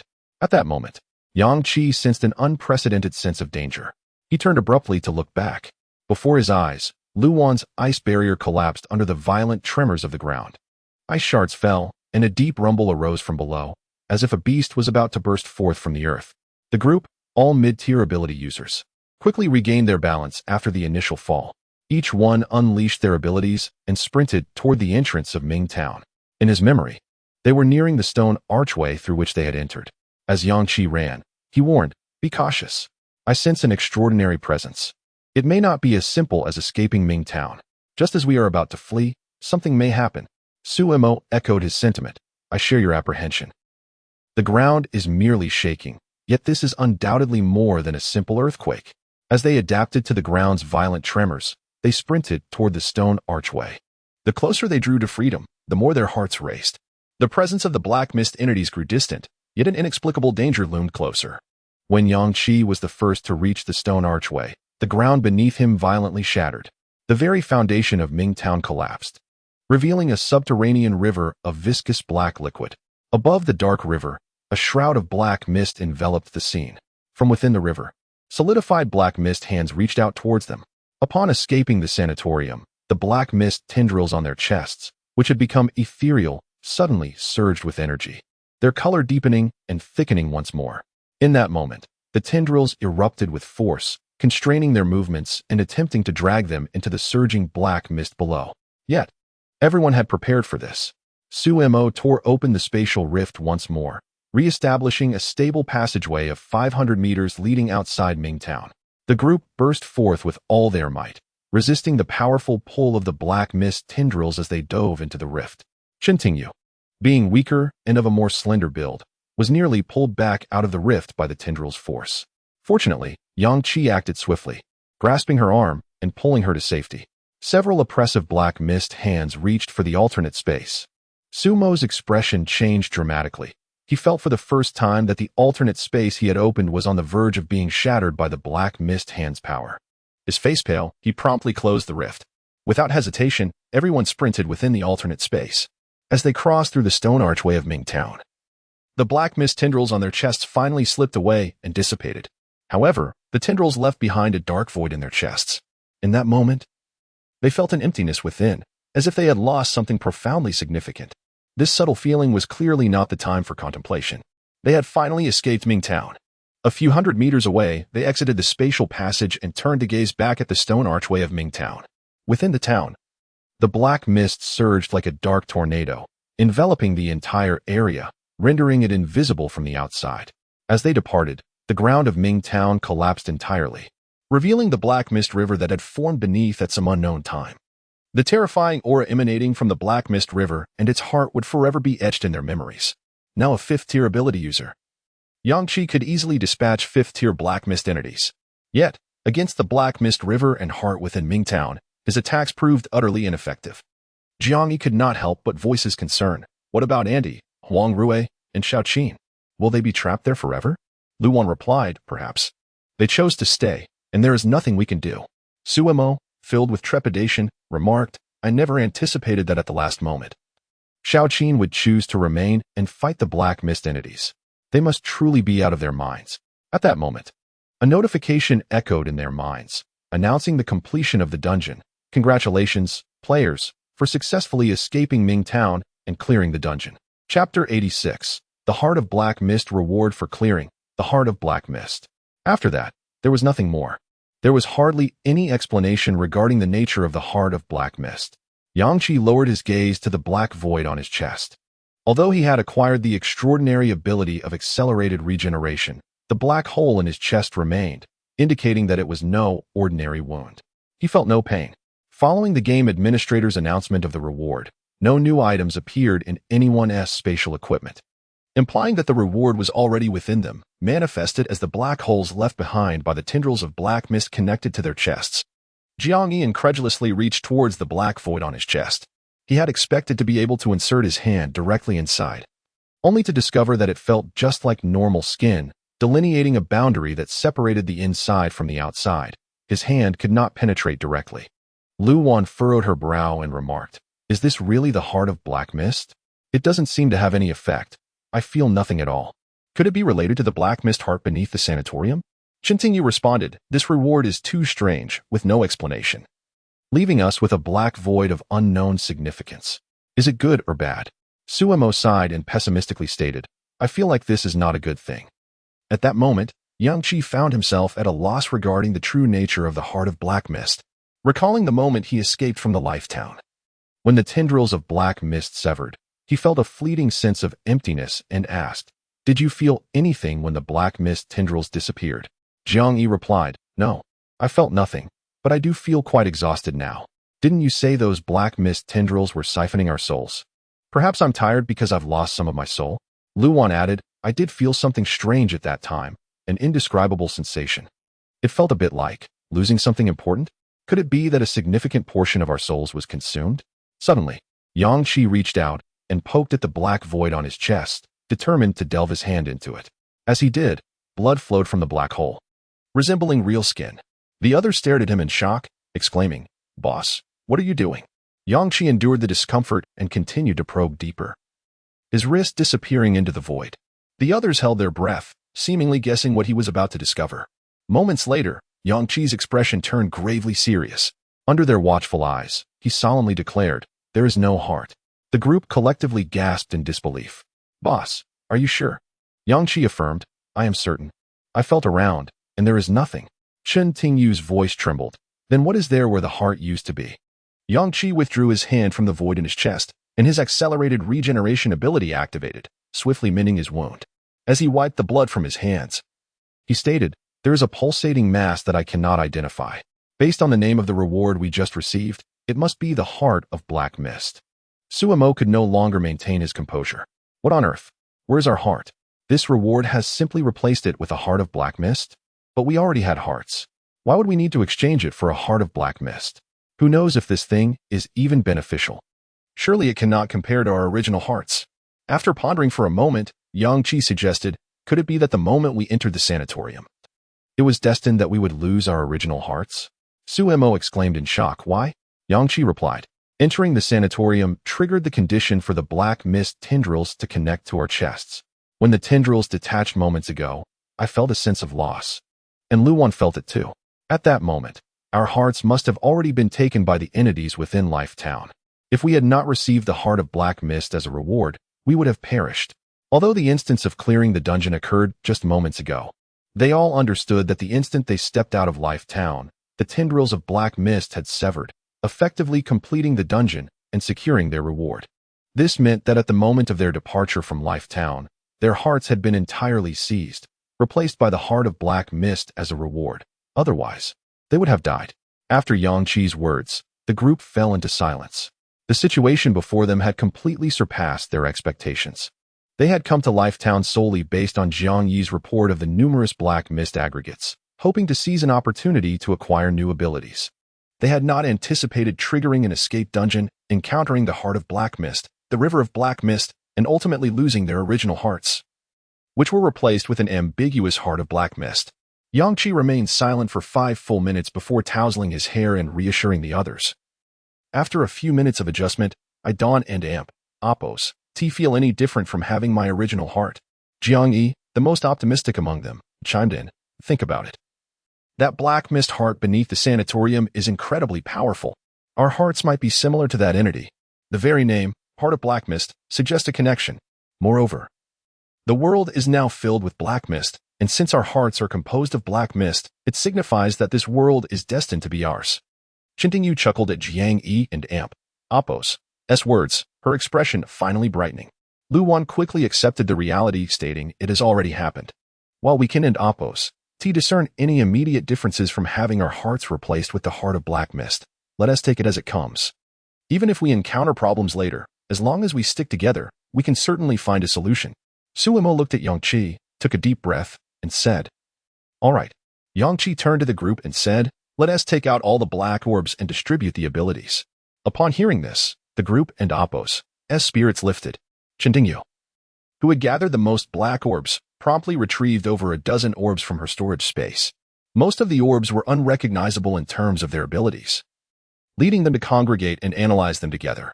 This one seems to be an energy-type ability. It should go to Jiang Yi. And this one? It looks like a lump of iron. Who would dare to learn that? Is this a sword? Surely it can't be a weapon. Perhaps it's a sword-related ability? Luwan could learn this, since she wields the twin swords of the moon. A droplet? This might be a water element. But what use is water element compared to Luwan's ice element? This one is entirely black. It looks rather eerie. I definitely don't want that. The group engaged in lively discussion. Suddenly, Yang Qi recalled a serious issue and said, by the way, each person should only be allowed to possess a maximum of 5 abilities. The group paused for a moment. Luwan quickly interjected. But you already have 4 abilities, the lightning element, assassin stealth, bone-eating cold fire, and accelerated regeneration. There are over 10 abilities here. You can only choose one. Yang Qi nodded. He gazed at the array of orbs, focusing on one particularly dark orb. The aura emanating from it was the most powerful and mysterious. He could not discern its ability, but its strength alone was sufficient. Yang Qi selected that orb, deciding to further analyze the rest, as each individual could only possess 5 abilities. Chapter 87. Metallic Life. The enigmatic energy sphere, selected by Yang Qi, emanated the most powerful and mysterious aura among the dozen or so spheres. At its center lay an object resembling a black hole, roughly the size of a fist. This black hole occasionally contracted slightly, only to expand noticeably the next moment, reminiscent of a force capable of consuming everything in its vicinity. Yang Qi then turned his gaze toward the other energy spheres. Among them, one sphere caught his attention, containing a form of energy that transformed its shape every few seconds, sometimes altering in color and at other times in form, exuding an aura distinctly different from that of mere moments prior. Excitedly pointing at this sphere, Yang Qi exclaimed to Jiang Yi, this is an energy-type ability, and judging by its transformations, it likely pertains to the conversion of energy. Jiang Yi widened his eyes in astonishment and asked, should I learn this? Initially possessing only a dark energy ability, Jiang Yi had acquired a firearms specialization after encountering a black sphere in the underground of the sanatorium. He had already obtained 2 abilities and could still acquire 3 more. The memory of hastily learning the firearms specialization filled him with regret, as firearms were typically mounted on vehicles and could not be wielded independently. This ability seemed to have taken up a precious slot for him. Yangqi replied, "If this ability indeed involves energy conversion, then you could swiftly learn to separate nuclear sources from nuclear waste." Upon hearing this, Jiang Yi reached out toward the energy sphere, and everyone watched him with eager anticipation. However, a look of confusion gradually spread across Jiang Yi's face. Suemo awkwardly chuckled. He doesn't know how to utilize this ability. Does he? He had the same expression when he awakened his Dark Instantaneous skill. Recalling the Dark Instantaneous skill, Yangqi interjected, "Jiang Yi, what exactly is your Dark Instantaneous skill? When you used it in the depths of the sanatorium, you directly controlled and killed a 5th-tier black mist entity. Did you know that?" Jiang Yi turned to Yangqi and replied slowly, I just used that skill on the 5th-tier entity, and then it was gone." Yangqi sighed. Your eyes turned completely black at that moment. Did you know? I remember you describing your skill as plunging your enemies into absolute darkness. Jiang Yi affirmed. Yes, that's right. It probably fell into darkness and got lost. Suemo, nearly exasperated, inquired, what is the name of the ability you just acquired? Jiang Yi replied. Yangqi is correct. This is an energy-type ability called energy conversion. It allows one to transform energy from one form to another. It is essentially the manipulation and conversion of energy. Yangqi, elated, asked, can you use this ability to decompose nuclear matter? After a moment of contemplation, Jiang Yi extended his palm, and a dark energy enveloped it. As he unleashed his mental power, the dark energy began to gradually fade.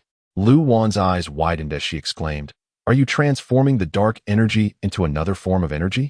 Jiang Yi hesitated. I'm not sure. It just seems to make it less dark. I haven't quite figured out how to use this ability yet. Yangqi, however, confidently stated, it should be feasible. You are already purifying dark energy. In the future, why wouldn't you be able to purify nuclear matter? Though this ability seems to lack combat utility.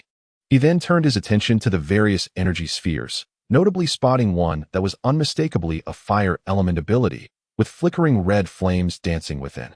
This is a fire element ability. Jiang Yi, you should learn it. In our team, I possess lightning, Lu Wan has ice, Suemo previously acquired wind, and Chinting Yu has light. You're the only one without an elemental ability. Jiang Yi, brimming with excitement, responded, Great. I love fire. He promptly embraced the fire element ability, conjuring a blazing flame in his hand. What immense power! Jiang Yi exclaimed, elated. Yangqi then scanned the remaining energy spheres, identifying a water element and one that seemed related to swordsmanship. Addressing the water element, Yangqi asked, Who wants to learn the water element ability? Silence ensued, as the water element appeared rather unimpressive. Yangqi turned to Suemo, recalling, I remember you previously acquired wind, right? Then you should learn the water element as well. Together we can create storms and thunder. Suemo found the suggestion appealing, so he decided to learn the water element. Naturally, the swordsmanship ability was designated for Lu Wan, who, upon acquiring the swordsmanship specialization, significantly enhanced her combat prowess with her dual moon swords. The remaining energy spheres appeared abstract, leading them to only speculate about their abilities. Among them was a metallic block, floating at the center of a sphere, its smooth surface occasionally shifting, protruding oddly. Yangqi remarked, This might be an ability related to metals or weapons. Who wishes to learn it? After some thought, Suemo volunteered, I'll learn it. I lack a special weapon, and this could compensate for that deficiency. Yangqi nodded in agreement. Upon absorbing the sphere, Suemo's expression turned quite peculiar. What's wrong? What is the name of this ability? Suemo turned to Yangqi and replied, Metallic life. What? The group was momentarily perplexed by the potential applications of this ability. Suemo began to elucidate. It allows me to bestow life upon metals, including various weapons in our vehicles. Yangqi and the others were utterly astonished. You can make our vehicles come to life. Will they obey you? If they come to life, can we still store them in our spatial storage? Transforming metals into living beings. Does that mean all our weapons can become sentient? Suemo clarified, Generally, the metallic items I imbue with life will heed my commands. However, if it's a weapon you've long used, like the chief's broken heavy sword or Lu Jia's dual moon swords, upon awakening, they will surely respond to their original owner. Weapons inherently possess a spirit, and after fighting alongside you, they will undoubtedly develop an attachment. If our vehicle gains life, it should follow our orders. but there's a chance it might possess a strong personality, which I may not be able to control. Yang-Chi inquired. Once a metallic item is endowed with life, can it be taken back? Suemo explained, with my current F-level metallic life ability, I can only grant life to weapons. Vehicles are not yet feasible. As for reclaiming them, that will depend on upgrading the ability level. Luwan, eager to experiment, urged quickly. Try it on my dual moon swords. Suemo, somewhat anxious, nodded, and a golden light emanated from his hand, flowing toward the two silver swords in Luwan's grasp. Chapter 88. The hammer. The silver twin swords trembled in Luwan's hands, golden light shimmering around them. After a moment, a muffled voice emanated from the swords. I can speak now? To her surprise, it was not just one voice, but two. Both swords had come to life. Luwan was incredibly excited. Leaning closer to the two swords and asking, "You are alive?" The first voice, somewhat haughty, responded, "We were always alive." The second voice, more demure, added, "Yes." The first voice continued, "Now that we can speak, the advantage is that we can guide you in swordsmanship, making you stronger. You should thank us." The second voice fell silent. Upon hearing this, Luwan narrowed her eyes at the first sword and said, "Then I thank you." Yang-Chi and the others nearby were laughing uncontrollably. Yang-Chi remarked, "Luwan and Appo's sword certainly has a distinct personality, doesn't and Appo's it?" Suemo chuckled, "Indeed. But it doesn't have a tendency to betray its master, it's just a bit stubborn." The sword, hearing this, became displeased and exclaimed, "I am not stubborn. I am simply powerful. That is called strength." Suemo turned to Yang-Chi and asked, "Boss, do you want to give your broken/heavy blade a try?" Yang-Chi replied, "Yes, a weapon that has gained life will possess even greater power and can engage in dual cultivation with its master, serving as a means to enhance strength." Suemo nodded, golden light erupting from his hands to envelop the broken slash. As the golden hue faded, a crimson glow began to surface, exuding a bloody aura that flooded the surrounding space, evoking memories of the first encounter with this blade, an overwhelming sense of pressure, a sanguinary scent, and sheer power. Undoubtedly, the broken slash had gained life, yet it merely quivered in Yang-Chi and Appo's grip before falling silent once more. Yang-Chi raised an eyebrow and mused, "Does this imply that my broken slash has a cool and detached personality?" Suemo could only chuckle. "Indeed, it is quite aloof, not uttering a word. However, you should be able to communicate with it mentally." Yang-Chi grinned. "Yes, I have already made contact." The broken slash's demeanor was calm and reserved. It communicated with Yang-Chi only through thoughts, lacking any concrete words. The sole message it conveyed was kill. It was inherently a weapon of slaughter, infused with bloodlust.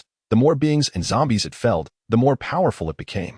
Now, with life bestowed upon it, its might surged considerably, enabling it to fully exert its power in aiding Yang-Chi. Sumo's metallic life ability, while not directly amplifying his combat prowess, could indirectly enhance the strength of everyone in the team by granting life to their weapons. Once this ability upgrades, even their war chariot could gain life, allowing for better cooperation. It was indeed a rare and formidable power. Suemo had initially considered bestowing life upon his C-grade battle knife, but upon further reflection, he realized he would likely switch to a special weapon in the future. What then would become of the C-grade knife? It was not merely a tool but a living companion that had fought alongside him. Hence, he decided to refrain from granting life to his current weapon for the time being. The group redirected their attention to the various orbs of abilities. Among them, one orb contained a constantly shifting character. This character, composed of a unique power, seemed to carry an endless curse. Yang-Chi pointed to this orb, saying, "This ability must be related to curses, judging by that constantly changing character." Just as Yang-Chi finished speaking, the character transformed into the word yes. As if responding to him, Luwan, seeing this, eagerly exclaimed, "I want to learn this. It feels like I could curse someone to death." The character shifted once more at Can. Jiang-Yi and Appo's eyes widened in astonishment, exclaiming, "What a powerful ability." After Yang-Chi nodded, Luwan reached out and grasped the orb. As a curse word master, her power was a form of curse magic, allowing her to bestow beneficial words upon her allies while cursing her enemies with harmful ones. The potency of the formed curse words varied, affecting the consumption of mental energy accordingly. Excitedly, Luwan explained her new ability to the others as a curse word master. "If I curse someone with death, will they not die immediately?" Luwan clarified, "Such a potent curse will nearly drain all my mental energy, and depending on the enemy's strength, some may succumb to the curse, while others may merely sustain grave injuries." Should the opponent be too strong, forcing a death curse upon them could result in backlash for me. Yang Qi frowned and cautioned, then avoid using such extreme words. Lu Wan agreed, saying, unless absolutely necessary, I will refrain from using extreme words. Simple ones like and oppose, break and oppose, or and oppose, seal and oppose, consume little energy and pose no risk of backlash. The group then turned their attention to a particularly prominent orb among all the others. Within this orb, a strange energy surged and roamed wildly, causing the membrane enveloping the ability to bulge and pulse with boundless vitality and strength. Chen Tingyu gazed at this orb, feeling intrigued, and said, Boss, I believe this must be a powerful ability. May I have it? Yang Qi replied, You may, but the nature of this ability is unclear, and there is a certain risk involved. Moreover, each person can only possess 5 abilities, so think carefully. Chen Tingyu declared, I have made up my mind. With that, her hand made contact with the orb, the giant spirit power. In simple terms, it grants immense strength, no, colossal power. With my current status as a 4th-tier ability user, harnessing the giant spirit power allows me to effortlessly unleash 5th-tier strength. Chen Tingyu was overflowing with excitement. For others, this ability might seem singular in function, merely augmenting strength. Yet for Chen Tingyu, who lacked power in close combat, this strength was precisely what she needed. When we narrowly escaped from the life-devouring town, the dark mist tendrils suddenly erupted with tremendous force, attempting to drag everyone into the abyss. I was the only one lacking sufficient strength and weight, nearly being pulled down, but fortunately, the boss saved me just in time. Now, with the giant spirit power, strength is no longer my weakness. Haha. It was evident that Chen Tingyu was thoroughly satisfied with this new ability. The giant spirit power indeed compensated for her shortcomings, significantly enhancing her melee capabilities. Regardless of any flashy techniques, in the face of overwhelming power, everything else is but a fleeting illusion. At that moment, Yang Qi and Appo's attention was drawn to a rather understated orb. Within it, an unusually shaped hammer was enveloped in pale blue flames. An idea flashed in Yang Qi and Appo's mind, but he could not grasp it. He then focused intently on the orb, pondering deeply. Meanwhile, Lu Wan and the others had begun investigating the other orbs, as their 5 slots were not yet filled, allowing for the selection of additional abilities. Suddenly, the realization struck Yang Qi. A look of unprecedented shock and excitement crossed his face. He recalled hearing of an ability in his previous life that could forge weapons and equipment, collectively known as the artisan-type abilities. According to a renowned artisan from his past life, the orb he possessed was none other than a hammer ablaze in flames. Chapter 89. Mental Anomaly Storage. Yang Qi pointed at a luminous orb, exclaiming in astonishment, This must be a Crafter and Appo's ability. The others looked puzzled. Crafter and Appo's ability? We've never heard of it. Yang Qi explained, It is the ability to forge weapons and equipment independently. This is the Crafter's ability. Lu Wan and the others widened their eyes in disbelief. You can forge weapons yourself? That's incredible. This ability should be given to Suemo. He possesses metallic life, which can imbue weapons with vitality, thereby enhancing their power. If he could forge weapons himself, wouldn't it be exponentially more efficient? Are the weapons forged with this ability ordinary, or are they special like the heavy blade or dual moon swords? Yang Qi secretly wished to possess such a significant ability for himself. However, he was captivated by a mysterious ability that resembled a black hole, leaving him in a quandary. Suemo remarked, I already have spatial power, wind element, water element, so I can only learn the last ability. Lu Wan asked, So you don't want the Crafter's ability? After much internal conflict, Suemo finally replied, Actually, I could consider it. With spatial power, wind element, and water element, my combat capability is sufficient. The metallic life does fit well with the Crafter's ability, but I worry that I might not excel at it. I'm not very familiar with weapons. What if I create a weapon that's inferior to even the most basic ones? Wouldn't that squander this rare ability?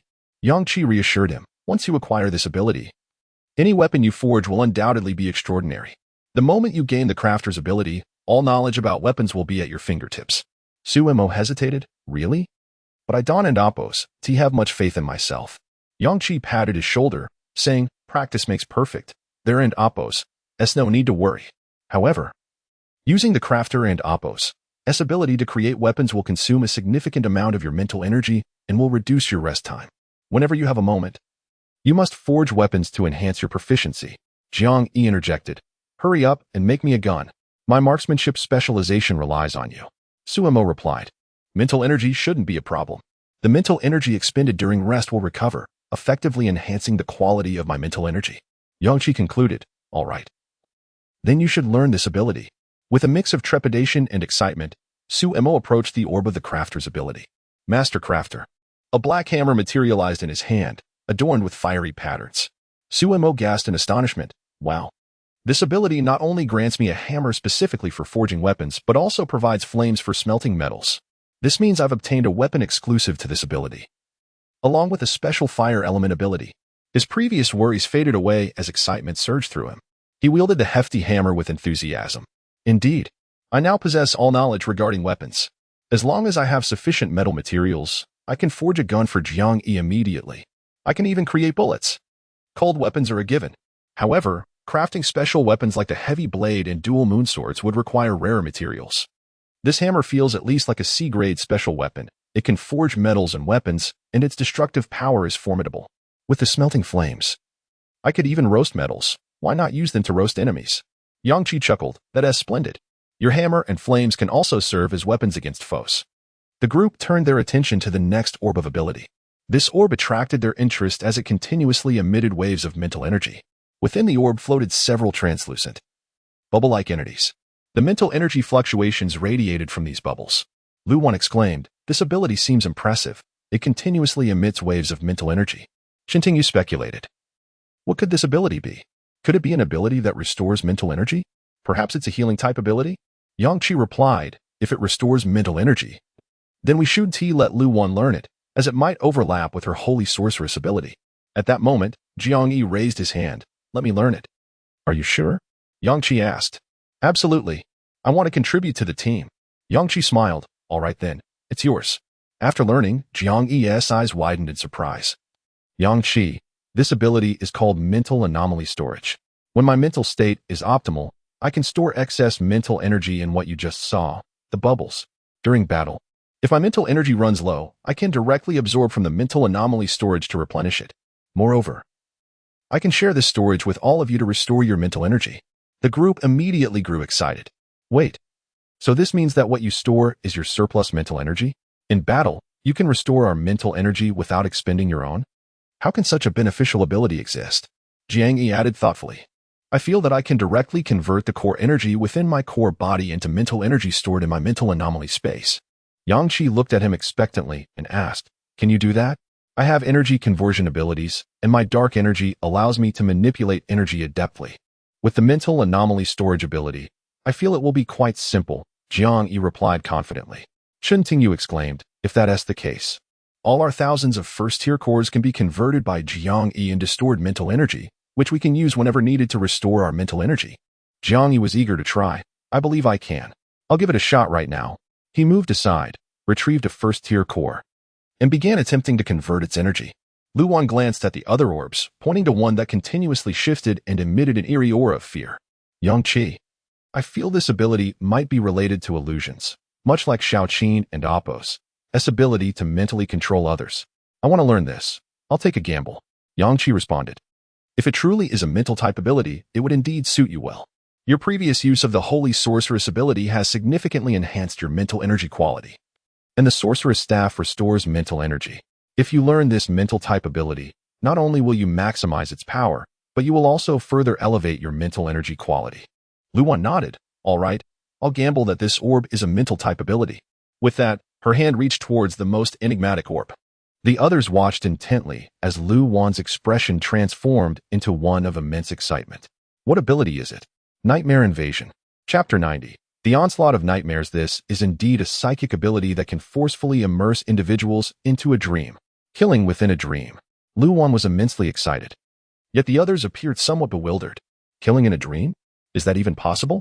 Sister Lu, I comprehend every word you utter, but when strung together, it eludes my understanding. The invasion of nightmares. Lu Wan elaborated.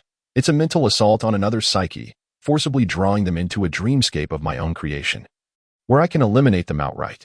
Even formidable adversaries, once ensnared in the dream, can be grievously injured by me. I can devastate their mental realm. It feels akin to Shaoqin's psychic abilities, yet my offensive and controlling prowess is far superior, killing without a trace. Moreover, the quality of my psychic energy is unparalleled. Luan was brimming with enthusiasm. This is an exceptionally potent psychic ability. Qintingyu expressed envy. It sounds incredibly impressive. It's as if the enemy stands there, suddenly dazed, and then they bleed to death without even realizing how it happened, while their companions remain utterly clueless. After an intense discussion among the group, they finally turned their attention to the next sphere of abilities. One orb fluctuated between a metallic mass, a droplet of water, and a clump of earth, constantly transforming its form, making it quite conspicuous. Yang Qi pointed at this orb and remarked, "This sphere seems to represent a powerful ability, but I cannot ascertain its exact nature." Suemo added, "In any case, it's irrelevant to me. I have already filled my quota of 5 abilities. Engaging with these spheres is akin to opening blind boxes, but fortunately, the abilities we've acquired are all quite useful."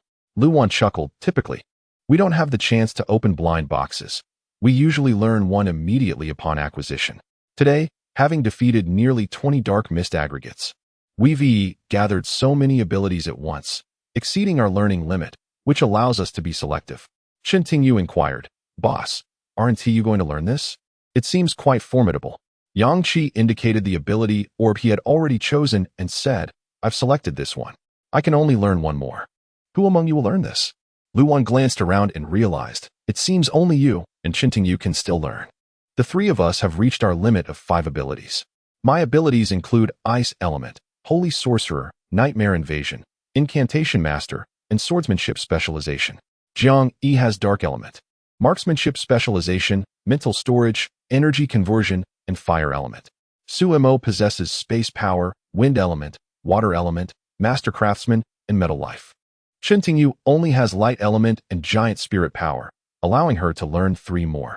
You also have Lightning Element, Assassin Stealth, Bone-Chilling Cold Fire, and Rapid Regeneration, which leaves you with 1 more choice, but you've already committed to that one, so this ability can only be learned by Qintingyu." Qintingyu nodded and reached for the ability orb. Her expression shifted immediately. Under the gaze of her companions, she slowly articulated, "Material Reconstruction.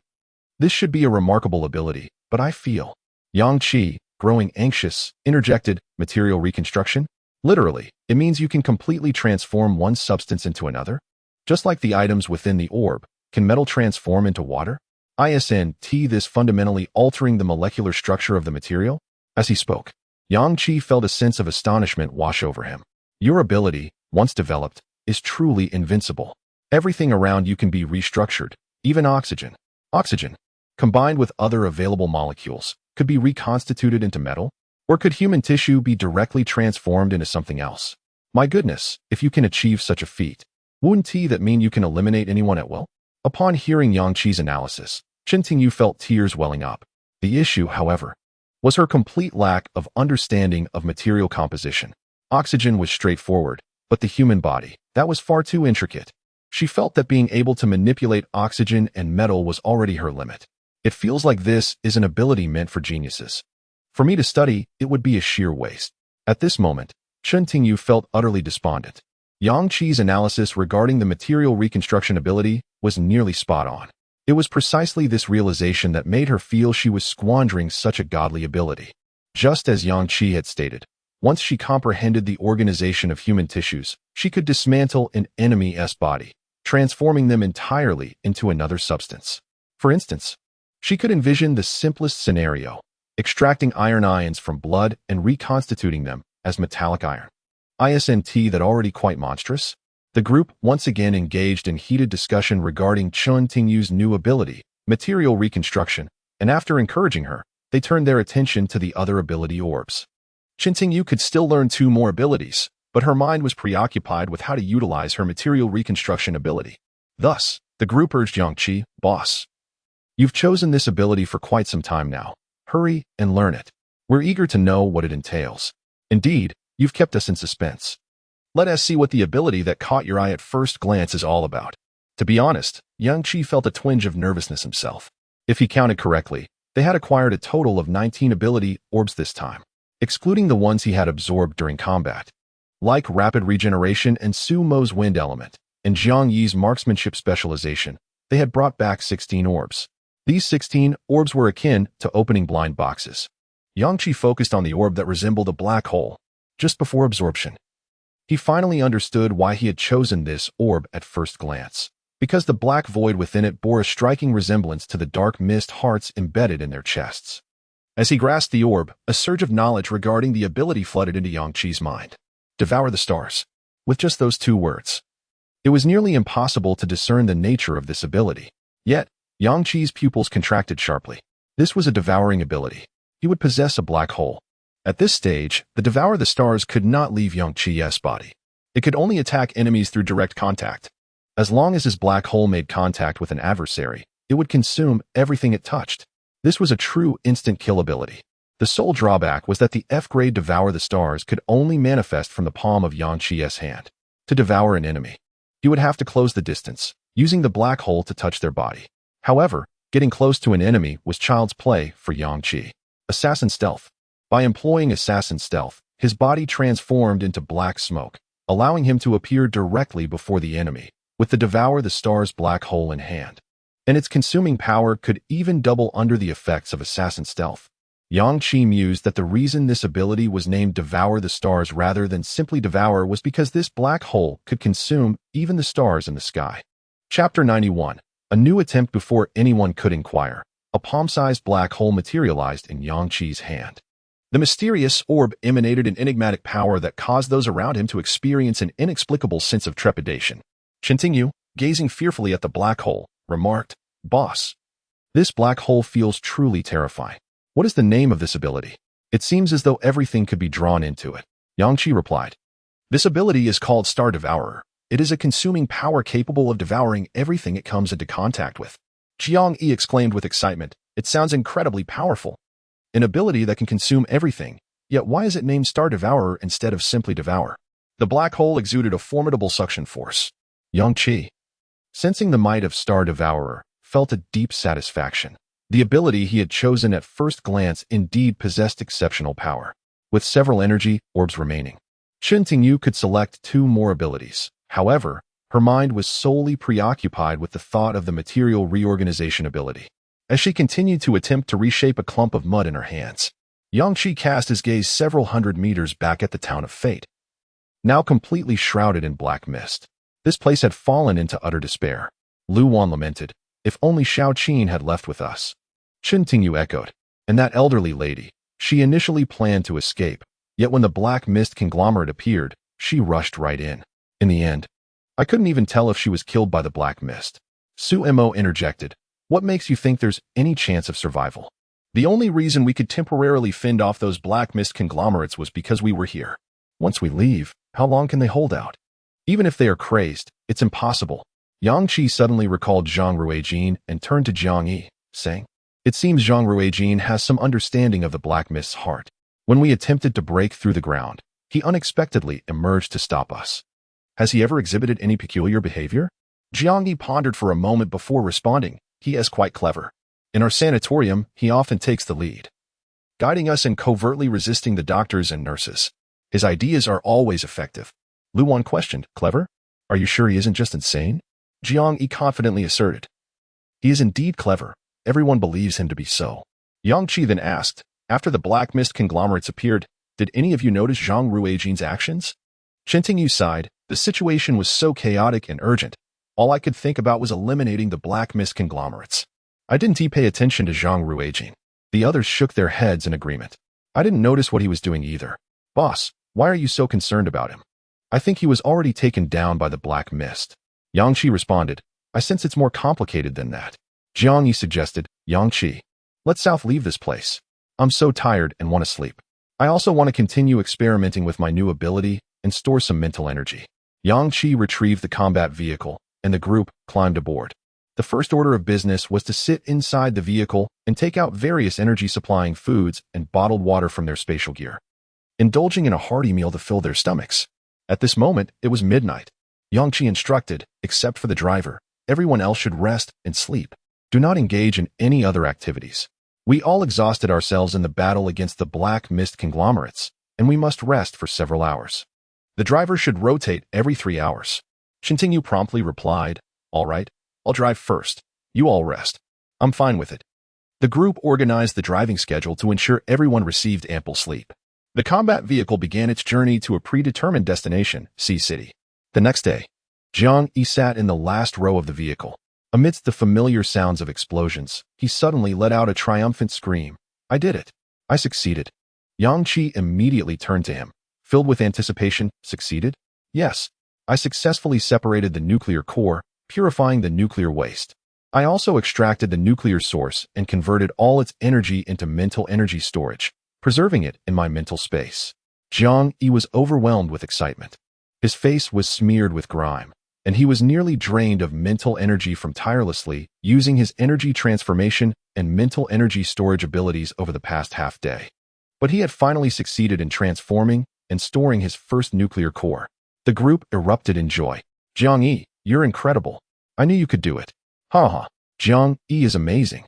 Amidst the flurry of compliments, Jiang Yi's face lit up with joy. He summoned the first successfully stored mental energy. Before him, a white bubble radiating rich mental energy suddenly appeared. The bubble surged into Jiang Yi's body, and his pale complexion, drained from exhaustion, almost instantly regained half of its vitality. Jiang Yi exclaimed, "It's all mental energy. I've successfully transformed it. I converted the nuclear source energy into mental energy. I also purified the nuclear waste, turning its purified energy into mental energy. Then, I used my mental energy storage ability to keep this energy within my body. I'm truly amazing." Jiang Yi was filled with unprecedented excitement. The other members shared in his happiness. His success meant they now had an additional means of restoring mental energy without depleting Jiang Yi's own reserves. He simply needed to store more mental energy during his free time, allowing for swift recovery of everyone's mental energy in battle without any cost to himself. Yang Qi patted Jiang Yi on the shoulder, saying, "Good, you've succeeded. Now, keep experimenting to enhance your proficiency, efficiency, and the quality of mental energy." Encouraged, Jiang Yi nodded and returned to his research. Meanwhile, Su Mo, seated beside the heavy machine gun in the back of the vehicle, grew increasingly anxious upon witnessing Jiang Yi's success, for he had been diligently studying the extraordinary craftsman ability for quite some time. His mind brimmed with knowledge about weapon crafting, yet executing it proved far more challenging. As for raw materials, the situation was dire. Originally, they had possessed thousands of F and E-grade combat knives, but they had all been sacrificed in an equivalent exchange, leaving him in dire need of materials. He could only scavenge metals from the wreckage of abandoned vehicles along the way, managing to craft a rather ordinary E-grade submachine gun. It was far from the remarkable weapon he had anticipated, such as a blade rivaling the famed swordbreaker. This left Su Mo feeling disheartened. In the front row, Chen Tingyu was intensely focused, staring at a clump of mud, as if facing a formidable adversary. I must succeed. Chapter 92. City of the Sea. The journey to the City of the Sea was anything but tranquil. Each time they passed a city, the thunderous roar of the armored vehicle and Appo's engine would attract swarms of relentless zombies. Yang Qi and his companions, too apathetic to disembark, simply utilized the vehicle and Appo's turret to eliminate all the foolish zombies that dared to approach. At times, they didn't and Appo's to even bother to collect the light orbs, solely focused on their progress. Yang Qi recalled that in his previous life, the City of the Sea was home to numerous renowned large-scale dungeons. If his information was accurate, the timing indicated that it was within these few days. They needed to hasten their pace to reach the City of the Sea. Currently, apart from Chen Tingyu, who had lost interest in selecting new abilities, the rest of the team had already reached the maximum limit of 5 abilities each. At this stage, their efforts in defeating the Black Mist conglomerates yielded minimal gains in terms of new skills. The greatest reward for them was the emergence of red mist following the demise of the Black Mist conglomerates, which could enhance their physical qualities. Yang Qi had already attained the 5th level of abilities, while the others in the team were at the 4th level. Presently, low-tier enhancement potions held little value for them, requiring thousands to achieve advancement, which proved inefficient. Thus, they focused their sights on vanquishing the Black Mist conglomerates. Regrettably, aside from the unique location of Mingzhen, they had traversed several cities without sensing the presence of any Black Mist conglomerates. Consequently, the group could only utilize the confined space of the armored vehicle to hone their newly acquired abilities. Fortunately, several of the new abilities were supportive in nature, capable of enhancement without engaging in combat, such as Jiang Yi's energy conversion and mental storage, alongside his metallic life and master craftsman abilities. The armored vehicle continued its journey along the chaotic and rugged road for half a day, finally feeling that the city of the sea was within reach. Throughout the trip, they took turns driving every 3 hours, while the others either rested within the vehicle or studied their new abilities. During the journey, Luwan could not help but inquire, "Yangqi, do you think the people in the city of the sea will be formidable?" Yangqi chuckled. "It's an international metropolis, with a population exceeding 10 million. The number of zombies is undoubtedly horrifying, and similarly, the opportunities for survivors will be abundant. Perhaps there are quite a few high-level ability users as well. It would not be surprising if evolutionary factions have already begun to emerge in the city of the sea." Jiang Yi interjected, "Evolutionary factions?" Yangqi explained, "These are survivor organizations composed of evolutionaries and ability users." Jiang Yi responded with disdain, "Humph, just a bunch of evolutionaries, and they think they can form a faction? What use is that?" Yangqi smiled. "When the number of evolutionaries increases, they become a formidable force. Moreover, when these individuals unite, they can monopolize many resources you might not anticipate." Jiang Yi queried, "Monopolize? What can they possibly monopolize?" "Food resources and safe hiding places," Su Emo remarked. Upon reflection, that's indeed the case. Those with strength in the apocalypse won't fret over sustenance. They can simply locate those with food, kill, and seize it. It's quite straightforward. The same applies to safe shelters. They can just find them, regardless of who is inside, and eliminate or drive them away with ease. Yangqi affirmed, "Precisely. Thus, those powerful evolutionaries and ability users will swiftly band together to seize survival resources in the apocalypse, oppressing ordinary people, even reducing them to slavery, which is all too commonplace." Yu expressed surprise. "Slavery?" "Yes, slavery. If one is merely an ordinary person, they lack the qualifications to combat zombies and do not possess the strength to defend their food. They must rely on the powerful, exalted evolutionaries. What can ordinary people do? Unable to fend off zombies or protect their homes, they are left with no choice but to abandon their dignity and seek to appease those evolutionaries. Seeking shelter and merely surviving," Yangqi explained. Jiang Yi struggled to comprehend, but being a slave is truly. Luwan furrowed her brow. "Such a situation would surely be even more severe in a large city like the city of the sea, wouldn't it?" "Of course," Yangqi replied. Luwan continued, "At that point, we might have to pretend we don't see it. However, I can imagine that witnessing such a scene would be unsettling." Yangqi acknowledged. Feeling unsettled is entirely natural. However, the majority of slaves are willing participants. It's a mutual agreement. The group soon ceased their discussion regarding slavery in large cities. The armored vehicle sped through the night. As dawn broke, they finally beheld the outline of the city of the sea ahead. The immense metropolis lay dormant beneath the morning light, shrouded in a veil of gray mist. At dawn, the densest black fog of the night had just begun to disperse, leaving only wisps of thin black mist floating in the air. From a distance, the city appeared devoid of lights, yet its landmark buildings still towered into the clouds, as if it were not enduring an apocalypse, but rather in a transient slumber, poised for awakening. They heard the distant roars of zombies, unmistakably heralding a horde. The city of the sea, which had initially given them a sense of tranquility and grandeur, suddenly erupted with an overwhelming surge of powerful abilities. Flames ignited, and thunder rumbled. Jiang Yi, witnessing this scene, exclaimed with excitement, "The city of the sea truly harbors a multitude of formidable ability users. Their presence is no less potent. This horde's momentum is even more terrifying than the one in Feng City. I can even sense that the average evolutionary level of the zombies here surpasses those in Feng City.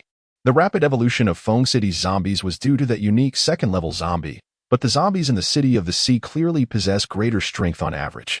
Why is that? Is it solely because of the population density? That cannot be the only reason. With more people, the zombies have more food to consume, allowing them to grow stronger at an accelerated pace. Wait, do you hear the sound of the sea? The ground is shaking. Is that a tsunami?" Jiang Yi exclaimed. The city of the sea, being coastal, faced the threat of a tsunami. This was no longer merely a zombie crisis, but also a natural disaster. The leader had previously mentioned the emergence of mutated beasts, yet they had yet to encounter any. Would there be marine mutated creatures lurking in the depths? At this moment, the city of the sea loomed before Yangqi and his companions, symbolizing a fresh challenge. Even before entering the city, they felt as though they had already received a stern warning from all the ability users and zombies within. However, This did not dampen their spirits. Rather, it heightened their excitement.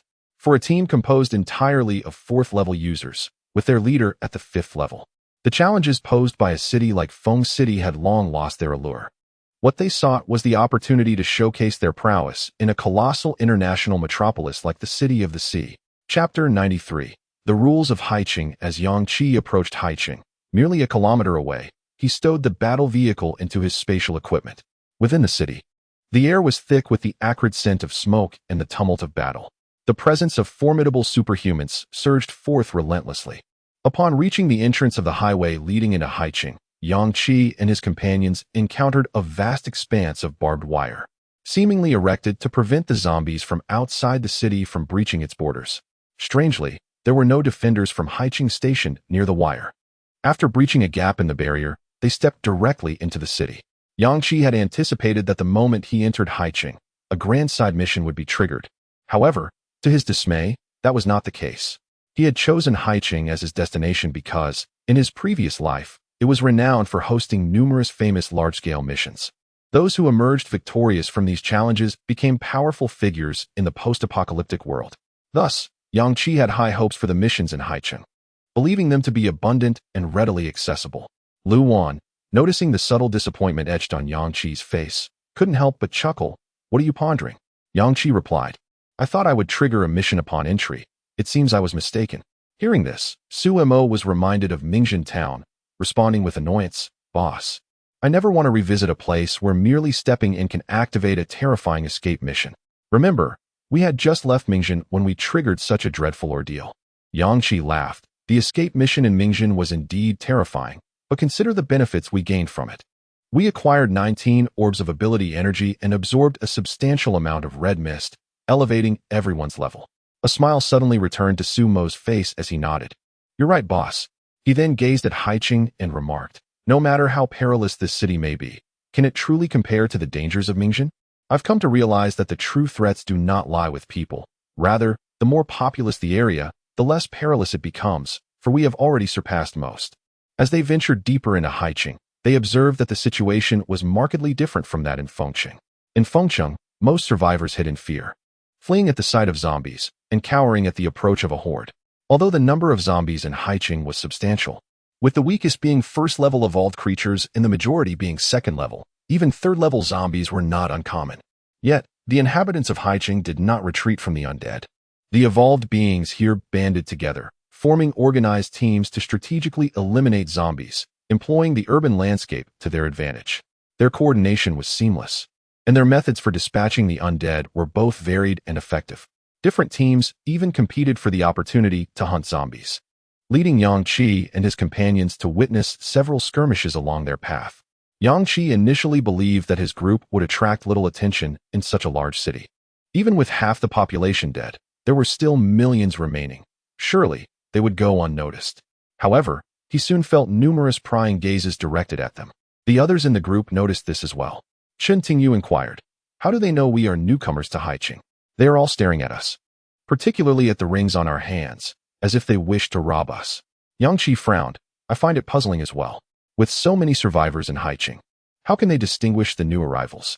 Despite being scrutinized by countless eyes, no one approached them. They continued until they arrived at a location deeper within the city, hoping to find a place to trigger a mission. To their astonishment, they encountered a massive metal plate that spanned the road, effectively blocking their passage. The plate towered 5 stories high.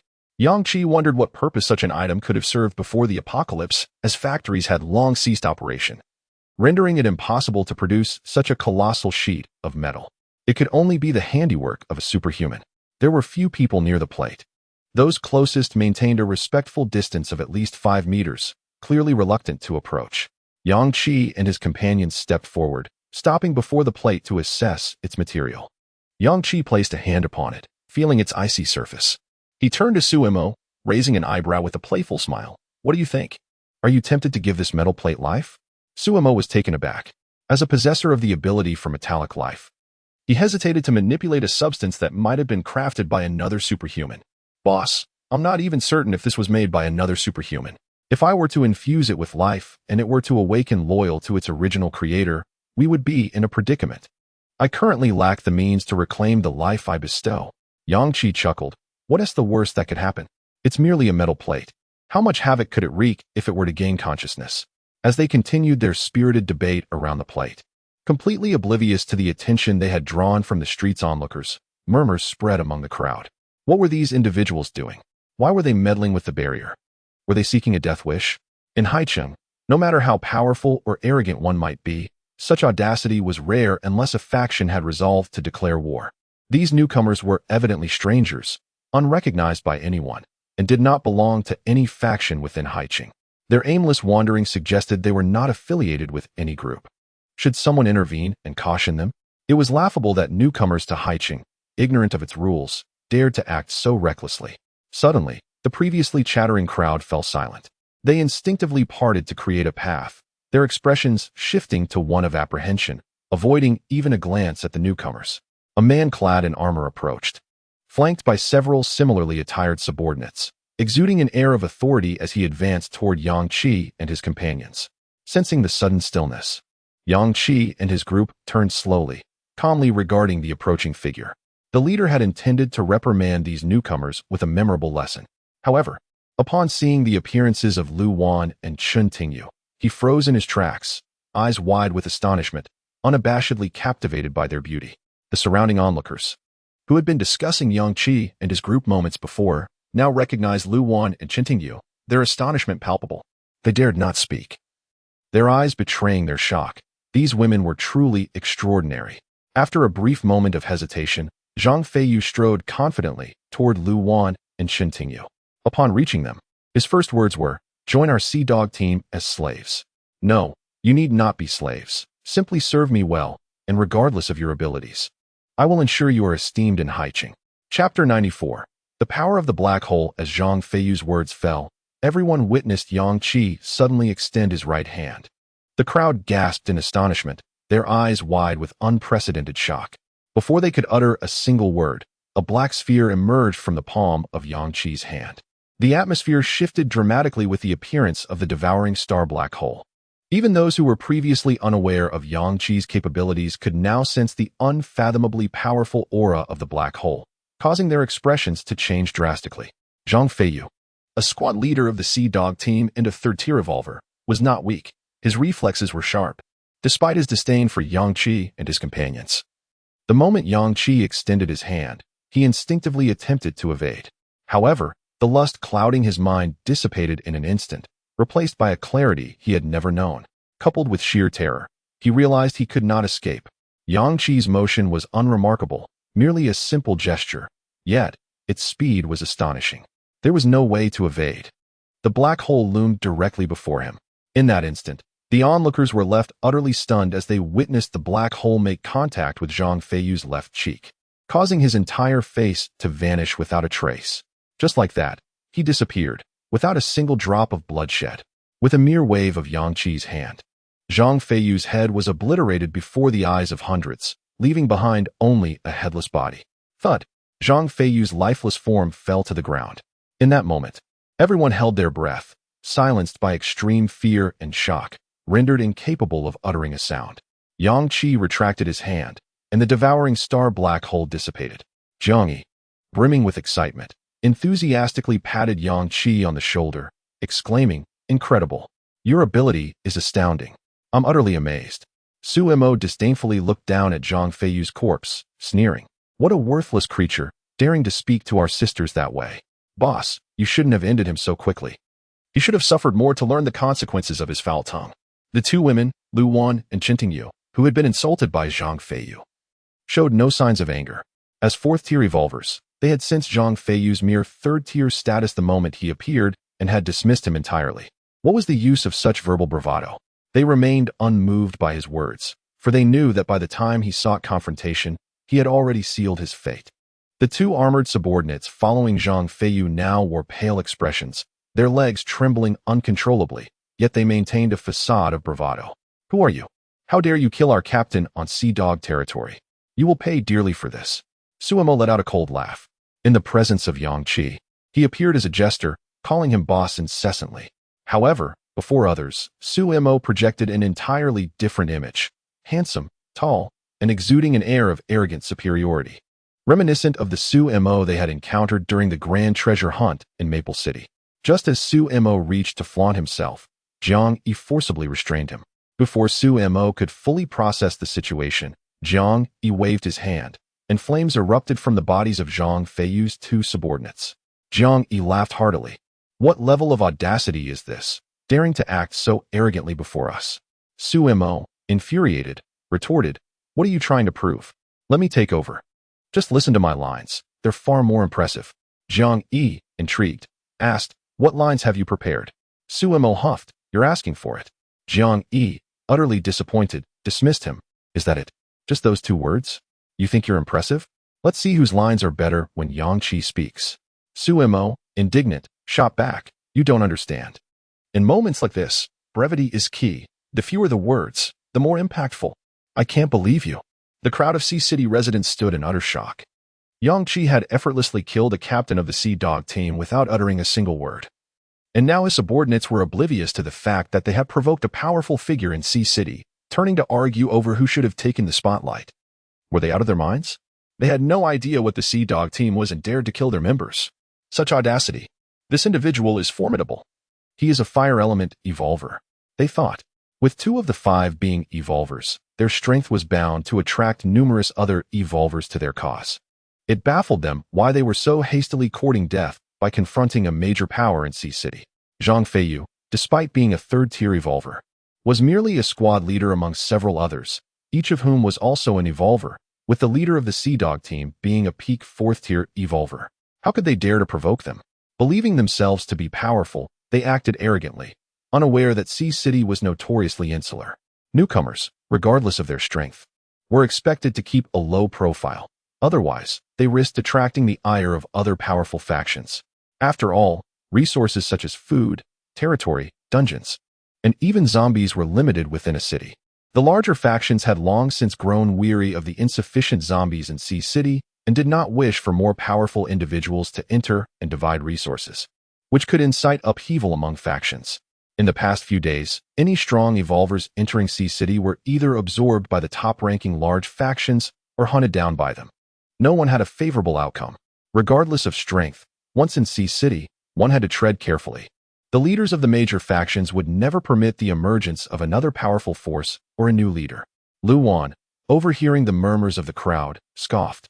Sea Dog Team, what a ridiculous name. Surely, the factions in Sea City aren't all this absurd? Just looking at the name. It's clear this faction has no future. Sea Dog Team, how laughable. At that moment, the iron gate behind Yang Qi's group suddenly moved. The gate slid open like an elevator door, causing the onlooking evolvers on the street to turn pale. They hurriedly began to retreat to the buildings lining the street, fearful of being caught in the crossfire. In mere seconds, only Yang Qi and his 4 companions remained standing in the street, as the gate fully retracted, revealing a group of well-prepared individuals standing less than 10 meters away, their cold gazes fixed upon Yang Qi. These individuals exuded a chilling aura, the remnants of long-fought battles evident in their demeanor, and their evolutionary levels were no trifling matter. The evolvers who had retreated to the upper floors gasped in shock upon recognizing the newcomers. Oh no, it's Chen Hao, a 3rd-tier evolver. I heard he participated in a major dungeon at the city center today and received a special reward. It must be some rare equipment or weapon. A 3rd-tier evolver, now augmented with special gear from the dungeon. His strength must be even greater. They are doomed. Chapter 95. The hidden chain. Chen Hao's cold gaze fixated on the 2 members of the Sea Dog team still engulfed in flames behind Yang Qi. His eyes slowly shifted toward Yang Qi. The ones who killed us? Such audacity. Each word was spat out through gritted teeth. Clearly, in Sea City, on this very street, within the territory of the Sea Dog team, someone had dared to take the lives of their members, igniting an unparalleled fury within him that he could not tolerate. A palpable aura of murderous intent emanated from Chen Hao, causing the surrounding evolvers of Sea City to hold their breath, fearful of uttering a sound. Their glances toward Yang Qi and his companions were laden with either sympathy or derision. In the next moment, Jiang Yi, standing behind Yang Qi, suddenly looked down at his body in confusion. An iron chain of unknown origin was gradually materializing around him. The group turned to Jiang Yi, hearing his bewildered exclamation. They saw him bound tightly by a silver chain, his arms pressed firmly against his sides. The chain was exquisitely crafted, slender as a thumb, adorned with intricate, dense patterns. Upon closer inspection, the elaborate design seemed to shimmer and flow, dizzying to behold. Jiang Yi, somewhat at a loss for words, remarked, "I can't move. My mental power seems restricted. It feels difficult to use my abilities." As a master craftsman, Su Mo's eyes lit up immediately, brimming with excitement as he approached Jiang Yi, his hands reaching for the chain. "What a treasure! Boss, this is indeed a remarkable item. The patterns contain special runes, imbued with immense binding power and the ability to suppress abilities. If I can study this and find better materials, I could surely replicate it." Meanwhile, Chun Hao stood in a daze, struggling to comprehend Su Mo's words. The members of the Sea Dog team behind him frowned at Yang Qi's group, particularly at Su Mo. Who was touching the hidden chain? What is he doing? Is he out of his mind? Replicate it? Who does he think he is? This is a special reward from a major dungeon that our captain obtained today, a D-grade special equipment, the hidden chain. He thinks he can replicate it. Ridiculous. They've probably never even seen special equipment. The onlookers above were equally baffled. Were they mistaken? One member was already bound by the chain, yet they appeared utterly unperturbed. Not only were they calm, but they seemed rather thrilled. They even dared to touch Chun Hao's special equipment. How audacious. Yang Qi, having heard Su Mo's words, chuckled, "Isn't this already ours? It has manifested on Jiang Yi. How could it possibly be taken away by others?" At this proclamation, silence enveloped the crowd. Everyone questioned whether they had misheard. Chun Hao's eyes widened in disbelief. Deep down, he began to regret using the hidden chain against this group, as Yang Qi's words seemed so utterly reasonable, as if the hidden chain already belonged to them. Yang Qi approached Jiang Yi, also reaching out to touch the hidden chain, exclaiming, "Indeed, it is a remarkable item, though its rank is somewhat low. If you were to replicate it, you might be able to produce a C-grade version, right?" Su Mo hesitated. "Boss, if I can manage to create a few guns and some ammunition, asking me to directly produce C-grade special equipment is too much. Let me research it for a few more days to avoid wasting materials. If I can produce a D-grade, that would be a success." At this moment, Chun Hao's face flushed crimson as he let out a roar of frustration. "You're seeking death." Yet, paradoxically, his first move was not to attack Yang Qi's group, but to reclaim the hidden chain. Everyone witnessed as the silver chain, which had just materialized on Jiang Yi, began to fade in color, becoming translucent within seconds. Jiang Yi shouted, "He is trying to take back the chain." The sensation of the chain in Yang Qi and Apos' grasp diminished significantly, becoming nearly impossible to hold. "Quick, use metal life." Su Mo, without a moment and Apos' hesitation, executed Yang Qi and Apos' command, touching the segment of the chain that had not yet completely vanished, activating his metal life ability. Instantly, the chain, which had lost most of its form, reappeared in full. Now endowed with life, it quivered with excitement upon Jiang Yi, and after a brief moment, it began to slither around him like a serpent. What the hell? Is the hidden chain moving on its own? Everyone was taken aback, utterly perplexed by the unfolding events. Chun Hao, who controlled the hidden chain, was equally astonished, desperately trying to command it back to him, but to no avail. He could even hear a strange voice in his mind. "Ha, I'm alive. I can speak now. Hooray." The voice was playful, reminiscent of a child and Apos'. Yet Chun Hao was certain he had never heard it before. It was definitely not someone he knew. More terrifyingly, he sensed the voice emanating from within his own mind. In a fit of paranoia, he turned sharply to his subordinates, yelling, Who is speaking?" His subordinates trembled in fear. "Captain, no one is speaking." Yang Qi, seizing the animated hidden chain, grinned. "So what do you say? Su Mo gave you life.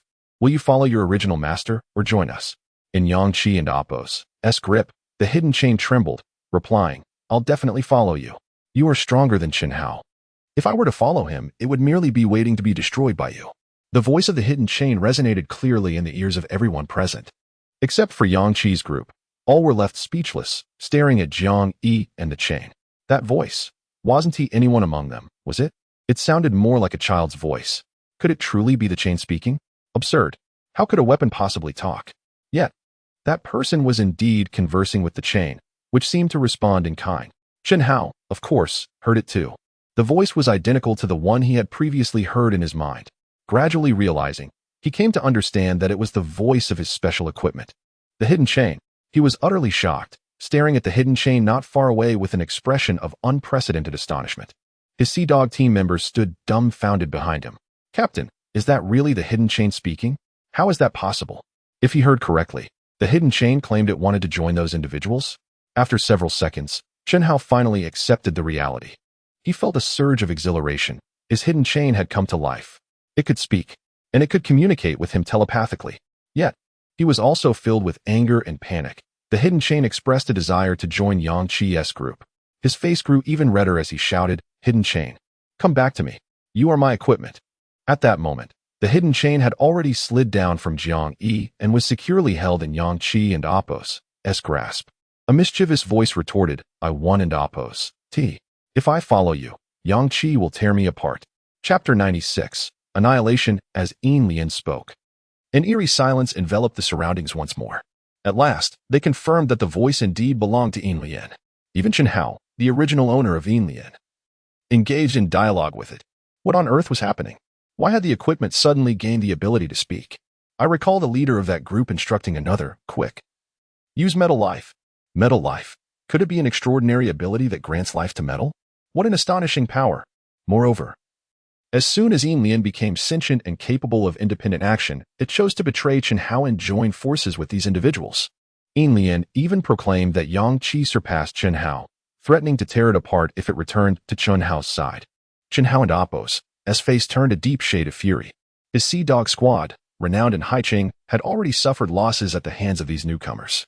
Personally leading the charge for vengeance, he initially intended to flaunt his newly acquired special equipment, only to have it snatched away by his enemies in an instant. His own equipment had audaciously declared him inferior to the opposition. What a profound humiliation. He was Chen Hao the Sea Dog squad, a peak-level third-tier ability user. Accompanied by over 100 men seeking revenge against mere newcomers, he found himself utterly humiliated. Even if he were to annihilate this group, the tale of his disgrace would swiftly circulate throughout Haicheng. All would know that his own equipment had openly belittled him. Chen Hao's murderous intent intensified to an unparalleled degree. In the next moment, flames erupted violently from his arms. The temperature around surged dramatically. The terrifying aura of a peak-level third-tier ability user permeated the street. Everyone watched as the flames surged towards Yang Qi and his companions, poised to consume them entirely. Yet, they failed to notice that at the instant Chen Hao unleashed his fire, an invisible blade of wind rapidly formed above his head. Just as the flames were within 3 meters of their targets, they inexplicably vanished into thin air. Had the residual heat not lingered, one might have doubted whether Chen Hao had truly conjured flames at all. All eyes widened in astonishment, bewildered by the unfolding scene. Suddenly, a sound akin to something hitting the ground echoed. Turning towards the sound, they beheld Chen Hao standing at the forefront of the Sea Dog squad, his head rolling lifelessly on the ground.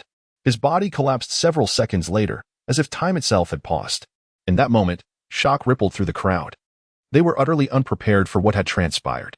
The remaining members of the Sea Dog squad, numbering in the hundreds, stared in terror and disbelief at Chen Hao's lifeless form. What had just occurred? How had their captain met his demise? What had severed his head? How had they not seen anything?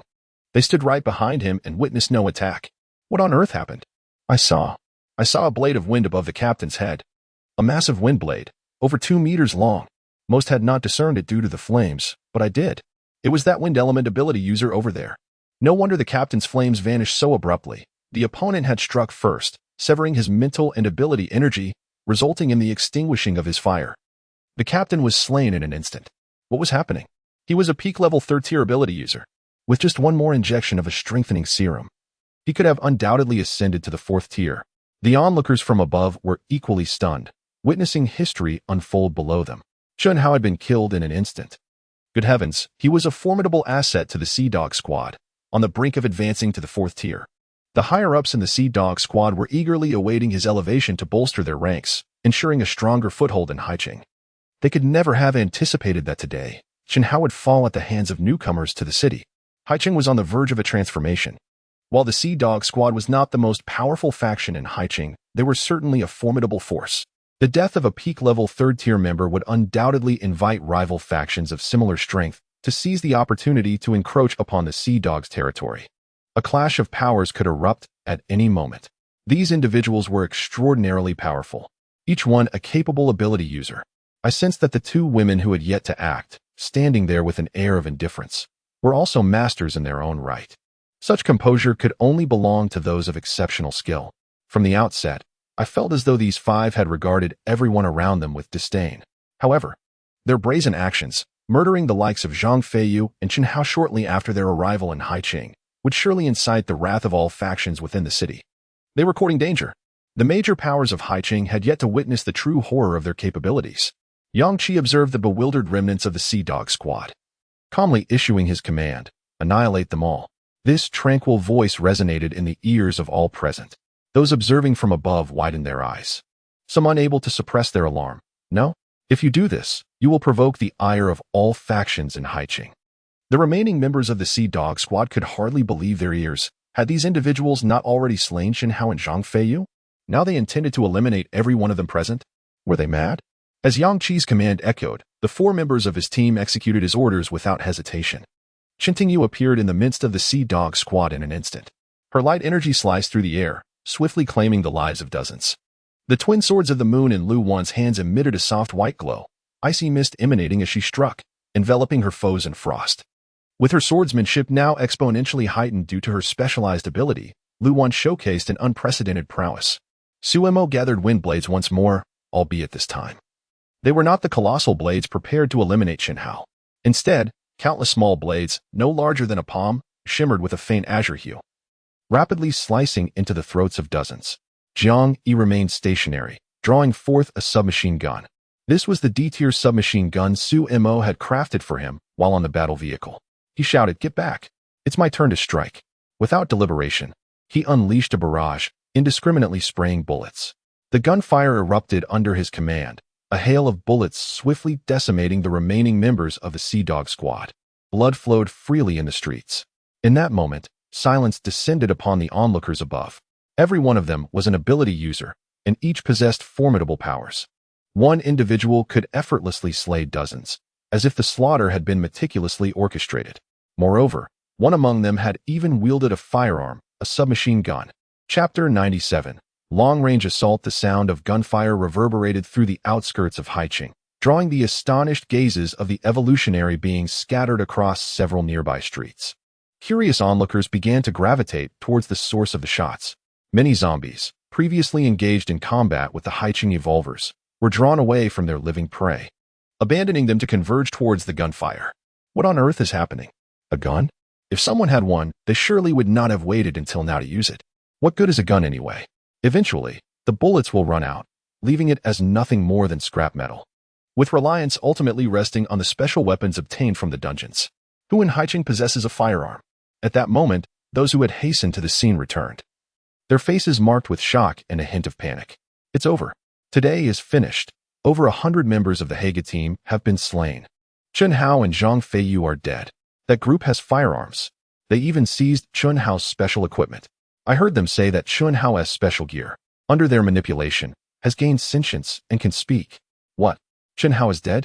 He was a peak tier 3 evolver, wielding fire elemental powers. Who could have taken him down? Who dares to kill members of the Haga team here, let alone over 100 of them? Uncertain of the assailants' identities, they only knew they were newcomers to Haiqing. Someone recalled the faces of Yang Qi and his companions, who had passed through earlier. Could it be that 5-person group? 3 men and 2 women? Yes, it must be them. I've heard that all 5 are evolvers, each possessing terrifying strength, capable of dispatching the ordinary members of the Haga team in mere seconds. Goodness, they are utterly fearless. The leader of the Haga team is a peak tier 4 evolver. Not to mention, for these newcomers to enter Haiqing so brazenly, within half an hour, and dare to slay so many of the Haga team, including Chen Hao, the other factions in Haiqing will undoubtedly aim to suppress them. Even those factions that harbor animosity towards the Haga team will stand with them this time.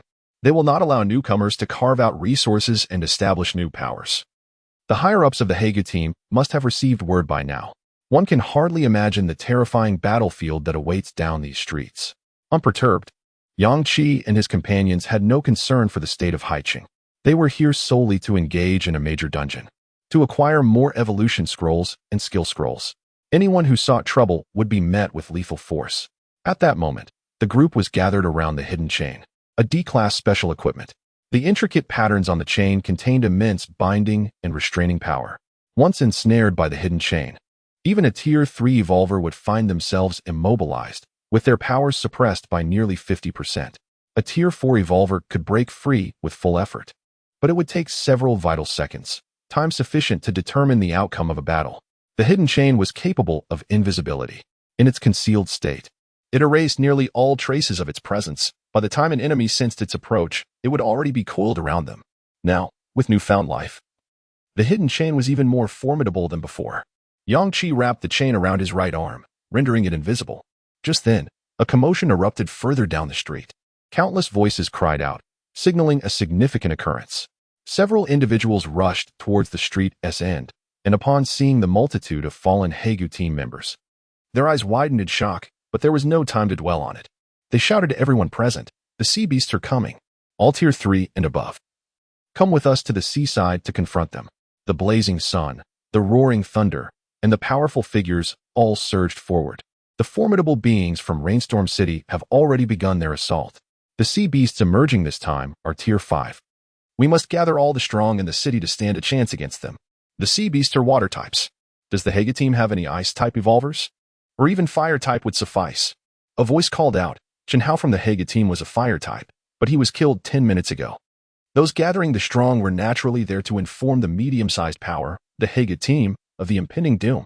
At that moment, a deep voice suddenly resonated from behind Yang Qi and his companions. "I will go with you." Upon hearing the voice, the crowd was taken aback. It was Tang Jiro. "Goodness, the leader of the Hegu team has arrived." A composed man in his 30s stood in the middle of the street, his icy gaze fixed upon Yang Qi and his companions, though he could only see their backs. Almost simultaneously, a cataclysmic battle erupted on the coastal side of Haiqing. The dazzling glow of powers transformed the sky into a kaleidoscope of colors. A piercing beast roar echoed throughout Haiqing. The prolonged cry carried a damp, oceanic essence. In that moment, most present succumbed to a hallucination. Feet lifted off the ground, plunging into the sea, their bodies engulfed by surging waves as towering crests crashed down upon them, resulting in a sensation of falling and suffocation. Countless individuals collapsed, frothing at the mouth, their expressions contorted in pain and confusion, resembling stranded fish washed ashore. Yang Qi and his companions sensed a disturbance around them, their mental space invaded, yet they successfully repelled the onslaught of this illusionary attack. In an instant, shock was etched across Yang Qi's face.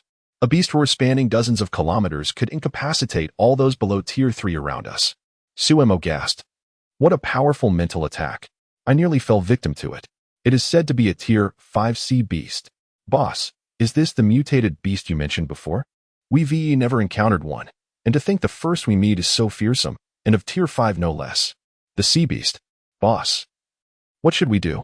Should we go?" Yang Qi replied. "Of course we must go. The body parts of mutated beasts can serve as materials for crafting weapons and equipment. Suemo's special crafting ability requires these materials. With them, he can forge special gear."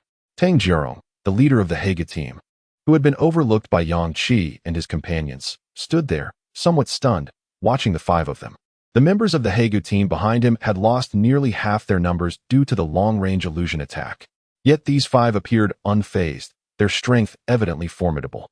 Having heard of the street incident in the base and the deaths of Chun Hao and Zhang Feiyu, he had rushed over with nearly all his subordinates. Upon arrival, he heard the intelligence brought by those gathering the strong. His initial plan was to eliminate Yang Qi and his companions before heading to the seaside to provide support. However, the next moment, the terrifying attack of the sea beast struck, toppling nearly half the surrounding 1,000-strong crowd. Thus, Tang Jiro deduced that the five before him possessed unfathomable strength, promptly discarding any thoughts of confrontation here. Moreover, he heard Yang Qi, the leader, express intent to confront the sea beast. A sinister smile appeared on Tang Jiro's face. Perfect. He would head to the seaside where all the factions, big and small, would gather. When the time came, he would settle scores with Yang Qi and his companions, and all the powers of Haiqing would rally to his side, assisting him in eliminating Yang Qi and his group. Thus, Tang Jiro intended to remain patient, directly heading to the coast for support. The other survivors from Haiqing, still shaken from their narrow escape, were filled with trepidation. What a monstrous sea beast! It could attack us from such a distance. It was overwhelmingly powerful. I believe even a third-tier warrior would merely be a bystander against such a creature. At least a fourth tier would be needed to launch an effective assault. Fear not, with the leaders and core members of those major factions present, Even a fifth-tier sea beast would struggle to stir up trouble. After this, the crowd gazed with a hint of admiration at the members of the Sea Dog Squad striding confidently down the street. Tang Jiarong, at the pinnacle of fourth-tier strength, was expected to lend his assistance, and they relied on these powerful figures. However, at that moment, everyone turned their puzzled gazes toward Yang Qi and his companions, who stood defiantly in the middle of the street. Were they not yielding? Did they not see that the entire Sea Dog Squad was mobilizing to confront the fifth-tier sea beast at the coast? Did they not realize who the leader of the Sea Dog Squad was? They stood their ground, seemingly fearing that the others might let them pass. Tang Jiarong furrowed his brow, hesitating whether to take a detour or request Yang Qi and his companions to move aside. Yet, this was the territory of the Sea Dog Squad. When had he ever needed to yield in his own domain? Nevertheless, uncertain of the true strength of Yang Qi and his 5 companions, he was reluctant to engage in a confrontation, fearing potential defeat. This instinctual unease surged within Tang Jiarong, prompting an immediate decision: silence, take the detour. Losing face was trivial compared to losing his life here. Thus, the hundreds of onlookers watched as Yang Qi and his companions stood their ground, oblivious to the approaching throng. As the leader, Tang Jiarong drew near.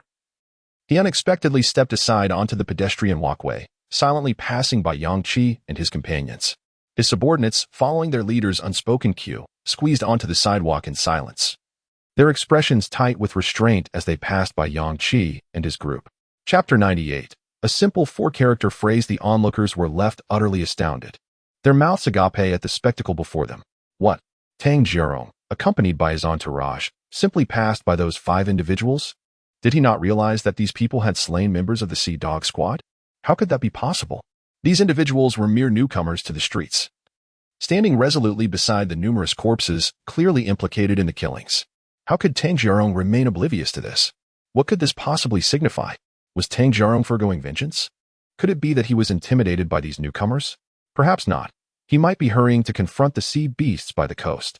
Nonsense. This was the territory of the Sea Dog Squad.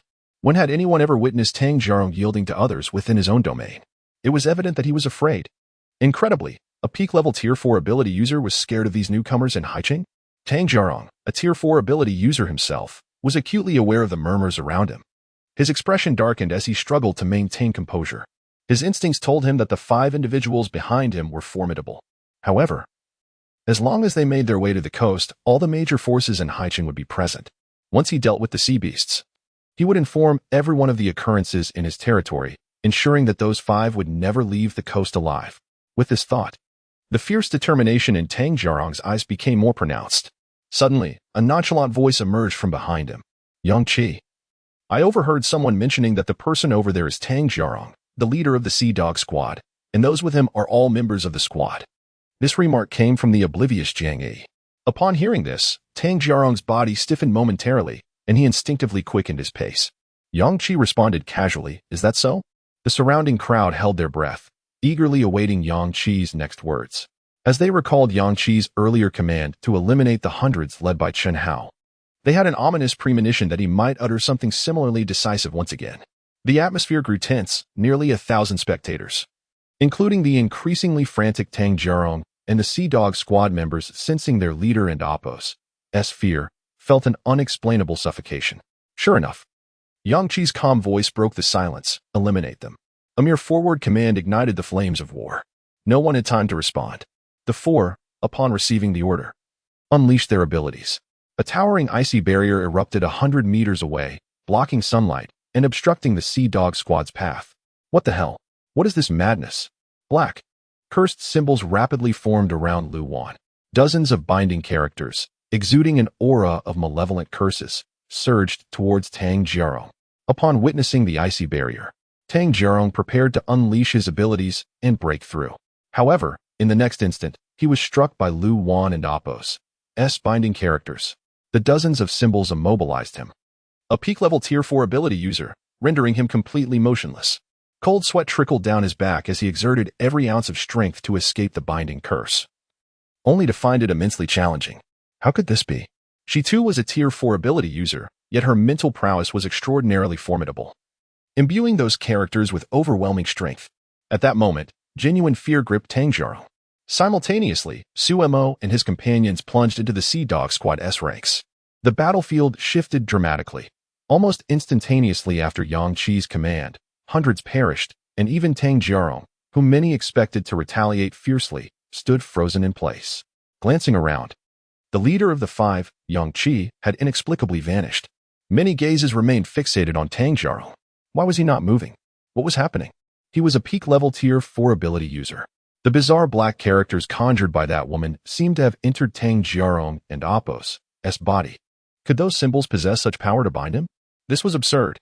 Suddenly, those observing Tang Jiarong gasped as a shadowy figure appeared before him. Their pupils dilated, eyes wide in silent shock. The figure, enshrouded in black smoke, was none other than Yang Qi. Tang Jiarong was struck with disbelief and terror, trembling as he stared at Yang Qi. In that moment, he realized his doom was sealed. He summoned his last vestiges of strength to exclaim, "You are finished. This is Haiching. You shouldn't and Apos. Be so arrogant." Yang Qi remained silent, his black, curved blade materializing in hand as he swiftly severed Tang Jiarong's head.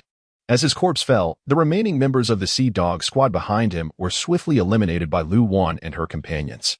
Blood drenched the streets, and corpses littered the ground for all to see. This was the territory of the Sea Dog squad. In that moment, it was a graveyard for its members.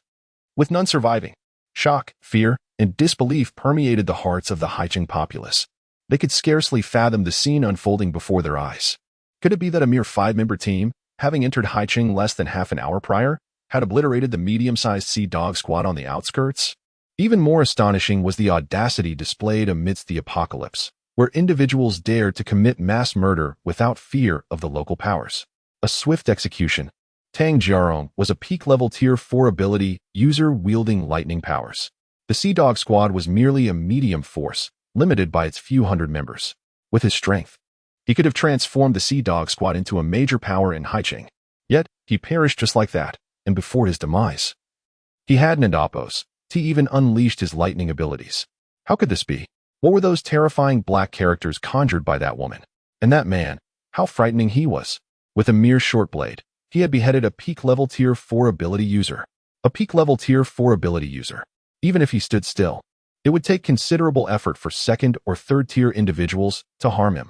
Yet, his head was severed as if his flesh were made of tofu. This was terrifying. This group of 5 was too formidable. The 4 had dispatched the hundreds of Sea Dog squad members in mere seconds. Among those hundreds were several captains, all peak or newly ascended Tier 3 ability users, yet they were dispatched with ease. Their abilities were overwhelmingly powerful.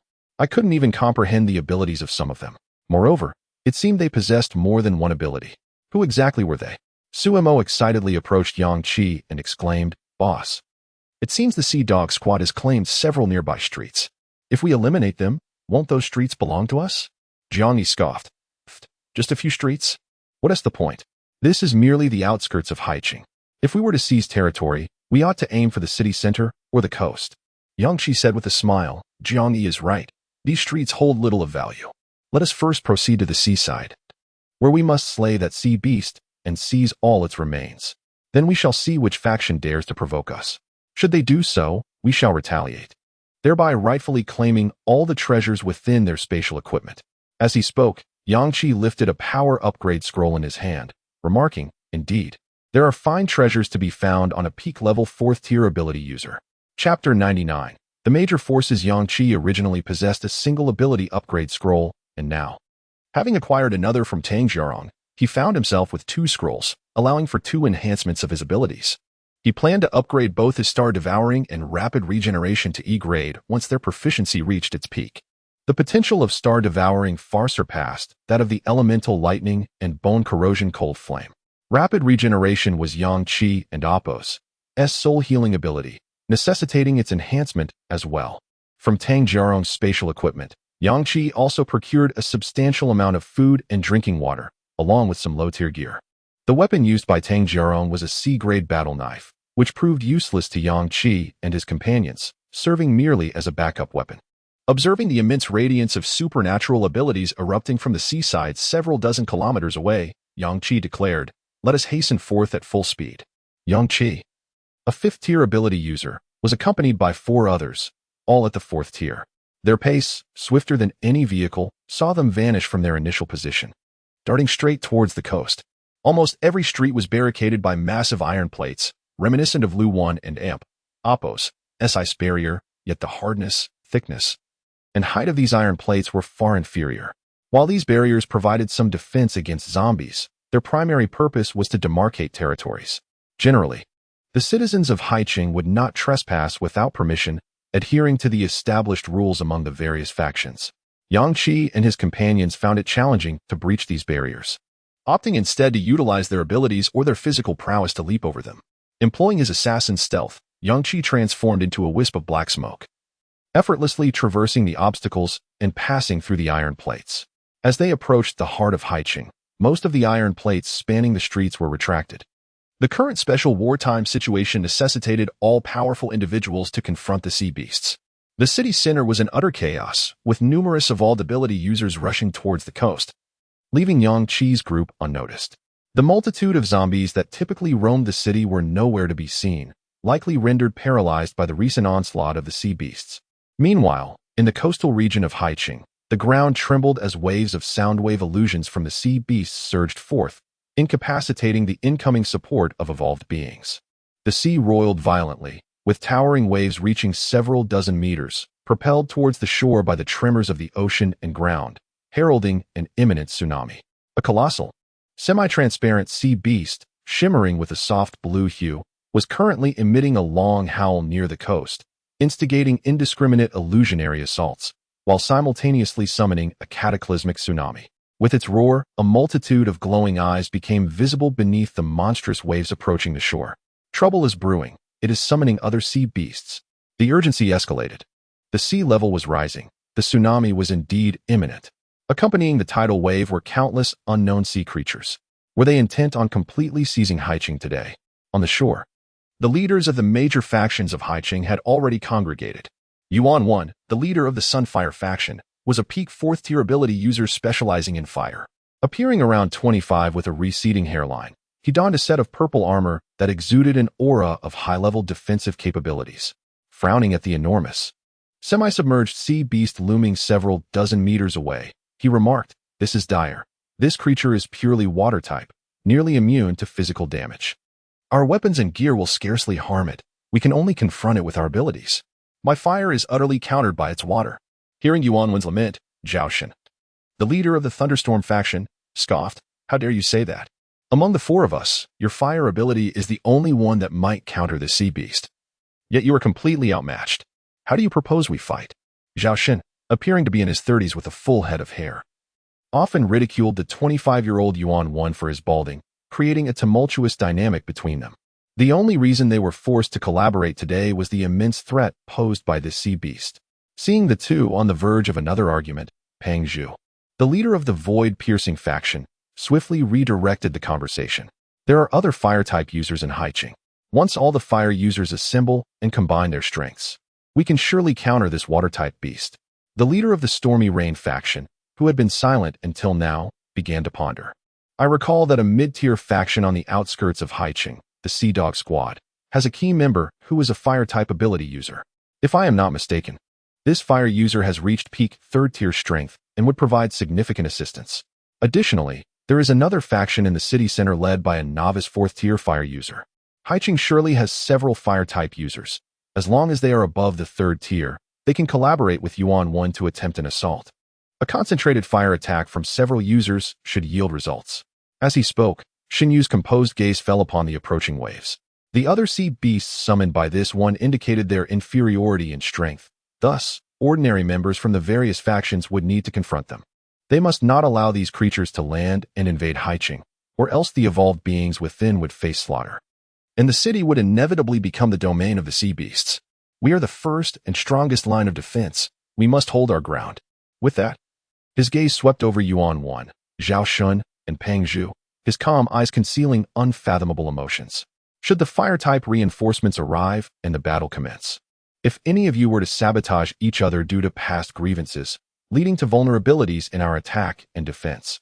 He paused, the silver cloak draping over him billowing in the moist sea breeze, creating a haunting sound. Then I shall temporarily abandon the fight against the sea beast and turn my wrath upon you. At his words, the other three fell silent, a chill enveloping them. In a city where countless factions thrived, with their numbers exceeding 1,000, the apex of these factions was represented by Xinyu and his Stormy Rain faction. For he alone was the sole 5th-tier ability user in all of Haicheng. In Xinyu's eyes, the distinction between 4th tier and peak 4th tier was negligible, with a single strike. He could vanquish them all. It was not an exaggeration to say he stood atop the pinnacle of Haicheng. No one dared to provoke him. The Sunfire, Thunderstorm, and Void-piercing factions were also renowned forces in Haicheng, with their leaders being formidable peak 4th-tier ability users. In Haicheng, they could walk with pride, even upside down. Yet, when faced with Xinyu, they did not dare to raise their voices. An oppressive silence lingered for half a minute. The three stood behind Xinyu, wordlessly fixated on the approaching tsunami, their anxiety mounting. Behind the four, thousands of elite members from the 4 major factions stood solemnly, weapons in hand. At that moment, a group rushed towards them in haste. Lord Shin, the 3rd-tier fire user from the Sea Dog squad, has been slain. Aside from him, all 5 fire users remaining in Haicheng have gathered. Upon hearing this, Shin Yu's expression darkened, and he replied calmly, "Was it the enemies of the Sea Dog squad? How unfortunate that they chose this moment to kill him, leaving us short 1 fire user." The individual, however, appeared flustered and exclaimed, "No. It was the newcomers to Haicheng today who committed the act." Chapter 100, it is now. The moment the various leaders present heard these words, their faces turned pale. To their astonishment, the speaker continued with fervor, declaring that he had summoned the Sea Dog squad for assistance, only to witness the 5 individuals brutally slay Tang Jiarong, the leader of the Sea Dog squad, leading to the instantaneous annihilation of its several hundred members. The Sea Dog squad had ceased to exist. The hot-tempered Yuan one was the first to curse loudly. Damn. What audacious newcomer dares to obliterate a medium-sized force in Haicheng upon arrival? Behind the leaders, an increasing number of Haicheng's factions gathered, their numbers exceeding 10,000. When this multitude heard the news, chaos erupted. The Sea Dog squad was wiped out? Surely, this was a mistake. Our territory lies adjacent to the Sea Dog squad, and Tang Jiarong was a peak-level 4th-tier lightning element ability user. Tang Jiarong was formidable. Being at the peak of the 4th tier, with a lethal lightning element power, the Sea Dog squad was merely a medium force due to its hundreds of members. What kind of newcomer is so arrogant? Pangzhu inquired. You say there were only 5 of them? The speaker hastily replied, Indeed, just 5. All of them are ability users. Their strength is at least peak 4th tier. While the crowd conversed, the shadow of a colossal wave had unknowingly enveloped Xinyu, who stood at the forefront. Casting aside thoughts of the Sea Dog squad, Xinyu emanated an aura that was impossible to ignore. This presence immediately subdued the multitude of over 10,000. Everyone fell silent, their gazes fixed on Xinyu, who faced the oncoming tidal wave, accompanied by hundreds of sea beasts poised to crash down upon them.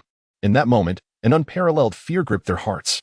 As the tsunami approached, they realized just how immense this first wave was and how insignificant they appeared standing there. The massive wave surged forth. At that moment, Xinyu waved his hands, his silver cloak billowing wildly against the ferocious winds brought by the tsunami. The humid air was punctuated by the sound of relentless raindrops falling. In the blink of an eye, the rain transformed from mere droplets to a torrential downpour, creating an overwhelmingly powerful surge that clashed against the waves surrounding him. The might of a 5th-tier ability user effortlessly shattered the waves within a radius of several dozen meters. Simultaneously, dozens of sea beasts were sent crashing back into the ocean. Yuan unleashed his fire element abilities, flames erupting around him and instantly evaporating the tumultuous waters rushing towards him. Zhaoshan clenched his fists, summoning 2 blue lightning swords that appeared in his hands, slicing through the monstrous waves and forcing the water to retreat to either side. A fierce wind erupted beside Pangzhu, inflating the garments of the multitude present. A hurricane rapidly formed, spiraling towards the remaining waves. The final remnants of the tsunami were swiftly torn apart by the whirlwind, along with the remaining dozen sea beasts, lifted into the air before plunging back into the ocean. In that instant, the multitude behind Xinyu held their breath, captivated by the spectacle. For that fleeting moment, all they could hear was the roar of the tsunami, followed by the cacophony of floodwaters, thunder, blazing fire, and howling winds. When calm returned, the coastal waters were stained with patches of crimson. Then, an earth-shattering cheer erupted. Incredible. So powerful. Is this what it means to be a peak ability user? With sheer force, they had repelled the tsunami that threatened to engulf the shore. Goodness. It was astonishing. Not a single one of the hundreds of sea beasts managed to reach the shore. They were either slain, gravely injured and forced back, or sent crashing back into the sea. How could the sea beasts hope to conquer Haicheng with the four of them present? These over 10,000 individuals were the elite members of major factions such as Storm City, or leaders and members from other factions in Haicheng. At this moment, they were all left in awe by the overwhelming strength displayed by Shun Yu and his companions. However, Zhao Shen coldly remarked, "What is there to be excited about? The four of us standing here have already fended off countless waves of tsunami. This tsunami is not even the most troublesome. The true challenge lies in the peak 5th-tier sea beast lurking in the shallow waters several dozen meters away, continuously summoning tsunamis and sea beasts while launching illusionary attacks. For nearly 20 minutes, our attempts to strike it have yielded little. We can only passively defend against the relentless assaults it sends our way and cannot halt its illusionary onslaught. It has yet to engage us directly, so we must await the arrival of other fire element ability users from Haicheng, and we must eliminate it before it attempts to land." The throng that had just been reveling fell silent. Yuan Wen impatiently urged, "Those fire element ability users, hurry up and join me. Let us attack that 5th-tier sea beast together. Once it is dead, the tsunami will cease, and the other sea beasts will lose their motivation to invade Haicheng." Upon hearing Yuan Wen's words, 5 fire element ability users who had just arrived approached him with trepidation. Under normal circumstances, they would have never been afforded the privilege of standing beside a powerhouse like Yuan Wen. Among them was an early 4th-tier fire element ability user, the leader of a medium faction, while the other 4 were 3rd-tier fire element ability users. 2 at the peak of the 3rd tier, and the other 2 at mid-level 3rd tier. Yuan Wen regarded the 5 with discontent, recalling the Sea Dog Squad incident, and couldn't help but mutter, "Once we deal with the sea beasts, I will personally hunt down those 5 newcomers who dared to annihilate a medium-sized faction in Haicheng on their very first day. What audacity to kill an ability user of immense importance to Haicheng." The others remained silent. After Yuan Wen finished his tirade, Xinyu spoke first. "Let us get to work. Let us see if the combined fire element power of the 6 of you can effectively strike that sea beast." Xinyu's expression was impassive as he focused on the 5th-tier sea beast, which was roaring several dozen meters away. Yuan Wen then composed himself, taking 10 seconds to assess the fire element capabilities and control of the other 5. Finally, he scoffed impatiently. "It is impossible to merge the fire element powers of 6 individuals. We have not coordinated before. Attempting to do so recklessly would only lead to conflict among the flames. It would be better to spread out and simultaneously unleash our attacks on the sea beast." The other 5, naturally, did not dare to voice dissent. Following Yuan Wen's orders, they positioned themselves apart, ensuring a minimum distance of 5 meters between each of them. The 2 mid-level 3rd-tier fire element ability users were exceedingly anxious, given their weaker abilities. Attacking the sea beast from such a distance felt impossible. Would their flames even reach the beast? As the 2 grew increasingly apprehensive, Yuan Wen, positioned in the center, commanded, "Now!" Instantly, the 6 unleashed their mental energies, sending forth 6 flames of distinctly varying power that surged toward the 5th-tier sea beast. The fears of the 2 mid-level 3rd-tier users were soon realized. The 2 flames, significantly weaker in intensity, extinguished after leaping nearly 20 meters, vanishing into the surface of the sea. The faces of the 2 individuals turned pale with fright. Meanwhile, 4 additional flames surged toward the sea creature from different directions. Although the flames erupted simultaneously, their speeds varied drastically.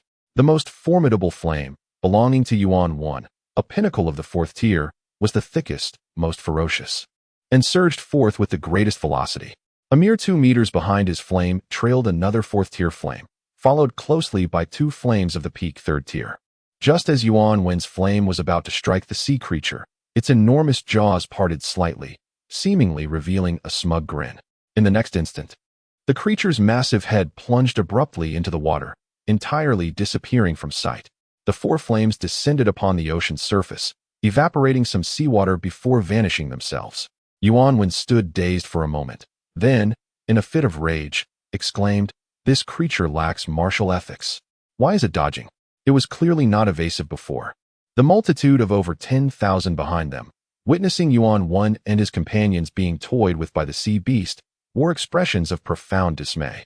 How could this be? Did they think the sea creature was akin to a mindless zombie? It possessed intellect, and not a low one at that. This was a predicament. What could they do? Just then, the mischievous sea creature re-emerged, now even closer than before, merely 30 meters from the shore. Observing this, Yuan Wan and Apos' expression twisted with fury as he bellowed. Now is the time. Now is the time. Suddenly, a foreign voice, nearly overlapping with Yuan Wen's, erupted from behind him. Shen Yu's pupils quivered in disbelief as he turned to look back. There, just 2 meters behind him, a dark rift in space had been torn open, from which 5 figures swiftly emerged. Chapter 101. Focused assault in Shen Yu's eyes. There was an unprecedented and unmistakable shock. He stared in bewilderment as 5 remarkably swift figures burst forth from a rift in space. The remaining inhabitants of High City were equally astounded. Where did these individuals emerge from? What on earth is happening? We have over 10,000 people standing right here. A tall woman, unable to advance further, suddenly unleashed her mental prowess. The powerful surge of psychic energy took everyone by surprise. The Curse Master activated her abilities. Lu Wan, pouring in all her strength, summoned a dark aura of curses around her, transforming it into over 20 binding characters that soared at an astonishing speed towards the 5th-tier sea beast. Realizing the imminent threat, the sea beast attempted to plunge back into the ocean. However, Lu Wan's curses had already penetrated its translucent body. Though the 4th-tier power was inadequate, the sheer number compensated for it. Coupled with Lu Wan's exceptionally honed mental strength, the 20-plus curses firmly anchored the 5th-tier sea beast to the surface of the sea. The crowd gasped in disbelief, eyes wide open as they witnessed this remarkable scene. Subsequently, Yang Qi and his 3 companions charged forward, unleashing their powers in succession. Thunderous calamities and storm zones descended with ferocity. The deep blue lightning, harnessing the very essence of the heavens, rained down upon the sea beast with overwhelming force. The storm zone ensnared the creature entirely, rendering it invisible to the spectators, who could only hear the deafening thunder within the confined area. The terrifying presence of the lightning reverberated throughout half of High City, astonishing the multitude of onlookers. What kind of fearsome thunder is this? It feels several times more potent than Zhao Shun and Apos' lightning. Who are these 5 individuals? How did they suddenly appear at the forefront? Strangely, the moment the woman and Apos' characters entered the sea beast and Apos' body, the creature, which had been diving into the ocean, abruptly halted. If I am not mistaken, those characters seemed to signify binding. As discussions erupted among the crowd, the thunderous onslaught ceased. Prior to this, under the relentless assault from Shen Yu and his companions, the 5th-tier sea beast had only been slightly soiled, but it was now gravely wounded. Its semi-translucent body, seemingly filled with liquid, was now suffused with pale blue blood that spread to every corner, while deep gashes from the lightning strikes caused the blue blood to flow freely, tainting the previously dark waters with a light blue hue. Incredible! The attacks are taking effect. He is a lightning elemental ability user. Lightning strikes should have minimal impact on this sea beast. Zhao Shun's previous attempts were utterly futile. In the next moment, Jiang Yi, who had dived into the ocean, unleashed his fire elemental powers. The flames surged from his body with an intensity exceeding that of Yuan Wen's fire by several times, indicating Jiang Yi's mental prowess far surpassed that of Yuan Wen. The fierce flames instantly engulfed the 5th-tier sea beast. Sensing the waning power of her curses, Lu Wan unhesitatingly conjured over 20 binding characters and sent them flying towards the beast enveloped in flames. The sea beast roared in fury, the surface of the ocean thrashing violently. Countless dark eyes emerged from beneath the waves. In an instant, Jiang Yi's flames were extinguished. Shen Yu could not help but shout, "A tsunami is approaching. The sea beast is about to land." Lu Wan stepped forward, plunging her hands into the frigid waters beneath her. A chilling aura emanated from her, causing the temperature around her to plummet. Instantly, ice spread from her hands, swiftly encasing a vast expanse of the sea. The waters that had been tumultuous and threatening to unleash a tsunami upon the shore were suddenly frozen solid. Several sea beasts near the shore were also encased in ice. The 5th-tier sea beast, which was merely 30 meters from the coast, was likewise restrained by a layer of ice. The speed of the ice's expansion was astonishing, surpassing the imagination of the thousands present. This is the ocean. Within 2 seconds, the ice had reached the 5th-tier sea beast. It continued to spread deeper into the sea. Are they insane? Who are these individuals? After witnessing Jiang Yi's flames, it became evident that Lu Wan's ice element was far more effective against the sea beast. However, freezing the sea was an immense drain on her energy. especially after having previously conjured over 40 potent curses, leaving her nearly exhausted. She called out Jiang Yi. Jiang Yi eagerly nodded in response. 2 orbs of ethereal light appeared before him, swiftly merging into Lu Wan's being mental energy reserves. Lu Wan's mental power was almost instantly restored. The previously slowing advance of the ice resumed its rapid pace. However, she did not waste her efforts. After completely encasing the sea area 10 meters behind the 5th-tier sea beast, she ceased the ice's expansion and redirected all her focus onto the 5th-tier creature. The creature, primarily composed of water, was transformed into an ice sculpture from the inside out. Upon witnessing this, Yangqi sprang into action. His form shifted into swirling black smoke, which rapidly darted across the surface of the ocean, reappearing before the 5th-tier sea beast. Now engulfed in black smoke, Yangqi's power doubled. In the blink of an eye, he executed a lightning dash, manifesting as a colossal bolt of thunder that pierced the massive body of the 5th-tier sea beast from front to back. Within the ice sculpture, the pale blue blood surged even more. A gaping void was blasted through the center of the beast's body. Yangqi emerged behind the 5th-tier sea beast, his feet firmly planted on the ice crafted by Lu Wan. Thousands watched in horror, their eyes wide as they absorbed the astonishing spectacle unfolding before them. The seemingly endless array of diverse elemental attacks against a creature composed primarily of seawater was incomprehensible to them. Standing 10 meters away on the ice, Jiang Yi concentrated dark energy into a sphere at his fingertips and launched it toward the 5th-tier sea beast. The dark energy erupted instantly, shrouding the area in darkness.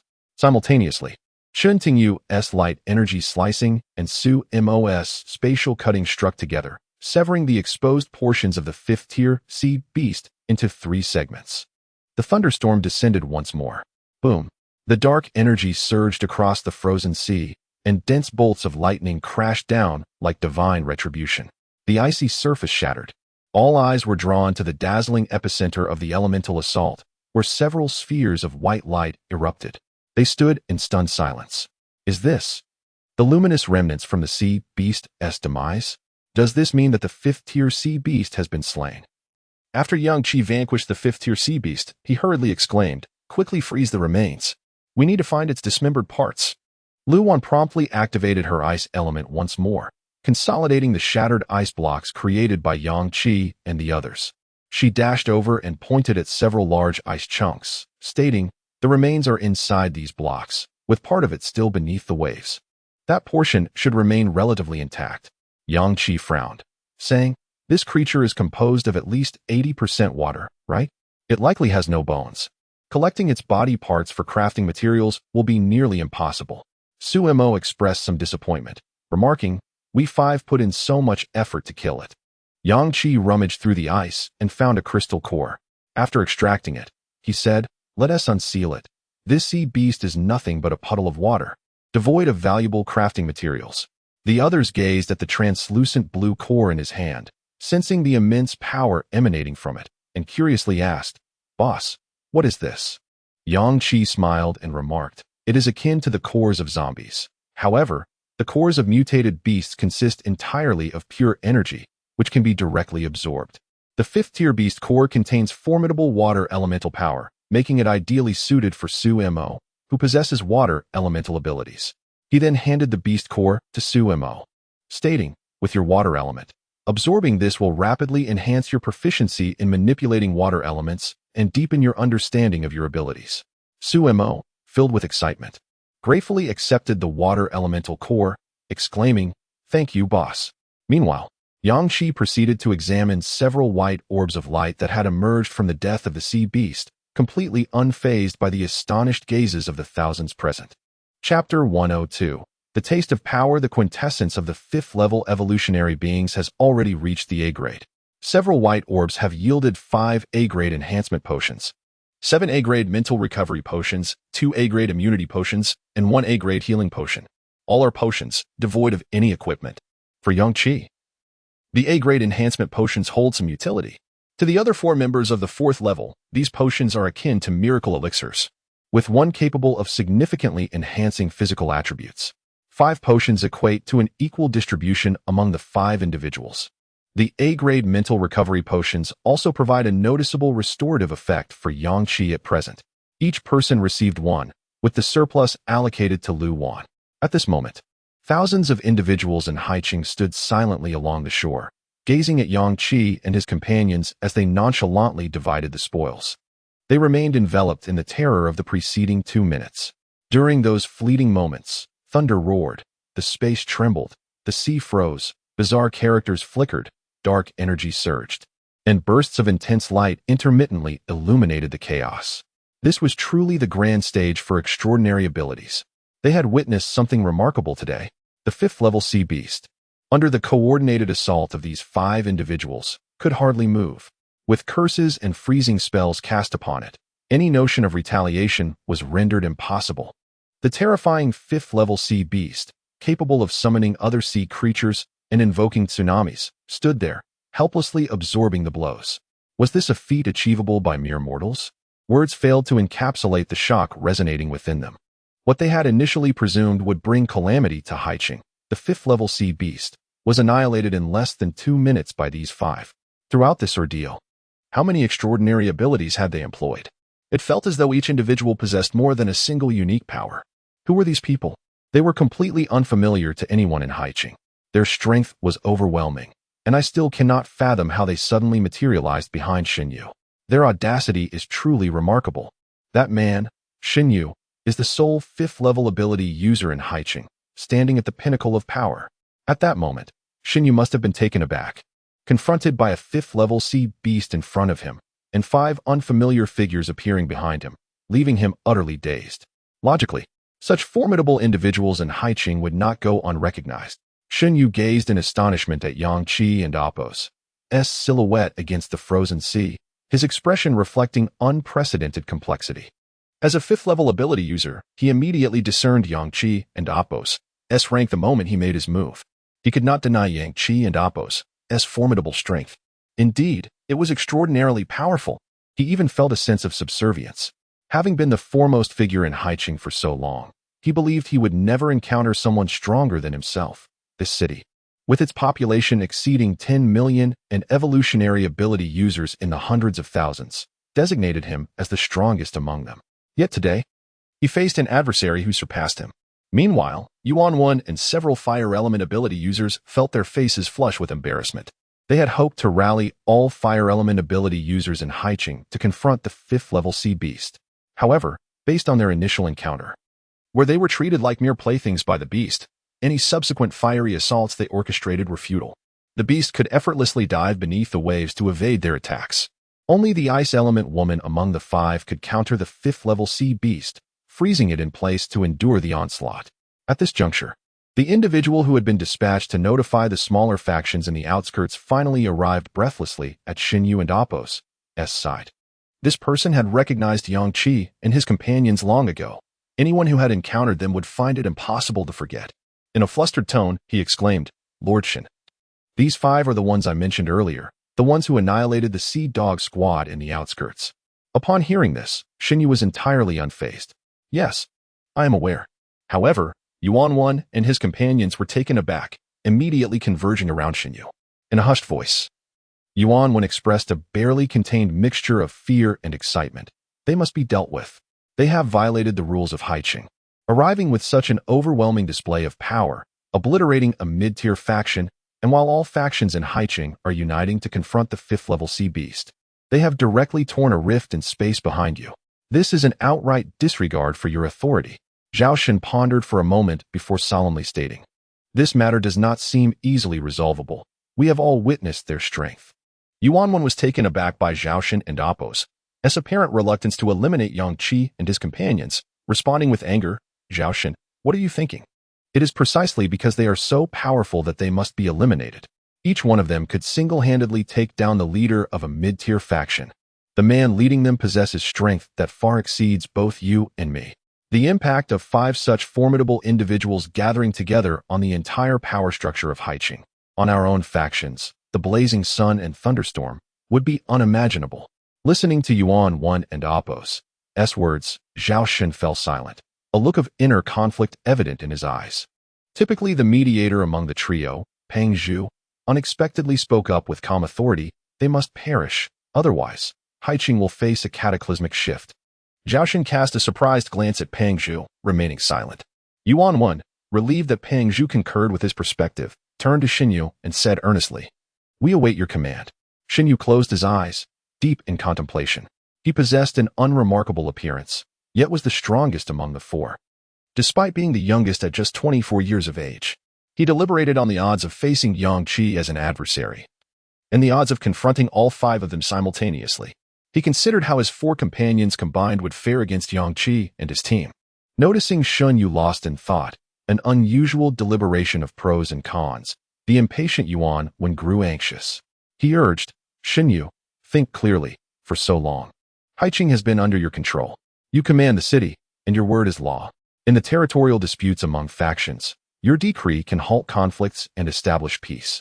Everyone in Haiqing yearns to join your Storm City. All the powerful individuals, upon acquiring high-grade equipment and ability orbs, first think of offering them to you for a chance to join Storm City. Your Storm City symbolizes absolute strength in Haiqing, the pinnacle of power. Though your strength is formidable and your resources ample, making you indifferent to the trivial equipment others acquire. You have tasted the flavor of power, no matter how strong an individual may be or how high their status in the eyes of others, before you. They must bow in submission, daring not to utter a word that might displease you. Upon your entrance into a room, all must rise. When you speak, all must fall silent. You are the one who understands the taste of power better than anyone in Haiqing. And now, these 5 ticking time bombs have entered the city. You are a 5th-level ability user, and you understand better than we 3 the magnitude of that man and Appo's strength. Thus, I now take the risk of displeasing you to say, he will undoubtedly shake the very foundations of your authority in Haiqing. Do you wish to lose your power? To speak bluntly, in the future, it may be that when that man enters a room, you will have to rise alongside everyone else. When he speaks, you will have no choice but to remain silent, just like the others. Having savored the taste of power, can you endure this moment? Xinyu's face, which appeared somewhat indifferent, betrayed a slight twitch. Indeed, the flavor of authority. Whenever he was seen, others would adopt a solemn demeanor. When he spoke, all would fall silent, compelled to listen to his exalted voice. Observing this, Yuan Wen seized the opportunity to assert, those 5 individuals are formidable, yet can they truly stand against the entirety of Haiqing? In matters of unified opposition, the people of Haiqing are remarkably cohesive. The leaders of all factions will rally to your support. Their ability to effortlessly slay that 5th-tier sea beast was merely due to that woman's ice elemental abilities, which countered the creature. In a confrontation, the outcome is uncertain. Pang Zhu echoed, if war were to ensue, we already possess a force of over 10,000. If we gather all the remaining elementalists from Haiqing, we would number in the tens of thousands. Can we not prevail against those 5? We are not like that sea beast. We shall not be subdued by that person's ice elemental powers. Moreover, this is our home ground.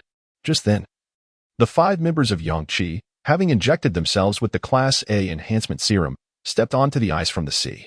Chapter 103 reveals the potential of a Grade A enhancement potion, capable of elevating the strength of all 4th-tier members to their peak. 4 4th-tier evolvers. The effects of a Grade B enhancement potion are already significantly apparent, while the potency of a Grade A potion is several times greater. At this moment, Yang Qi and his quartet have ascended to 5th-tier powers, bolstered by 4 formidable 4th-tier peak evolvers. This formidable assembly stands as a paragon of strength within the coastal city.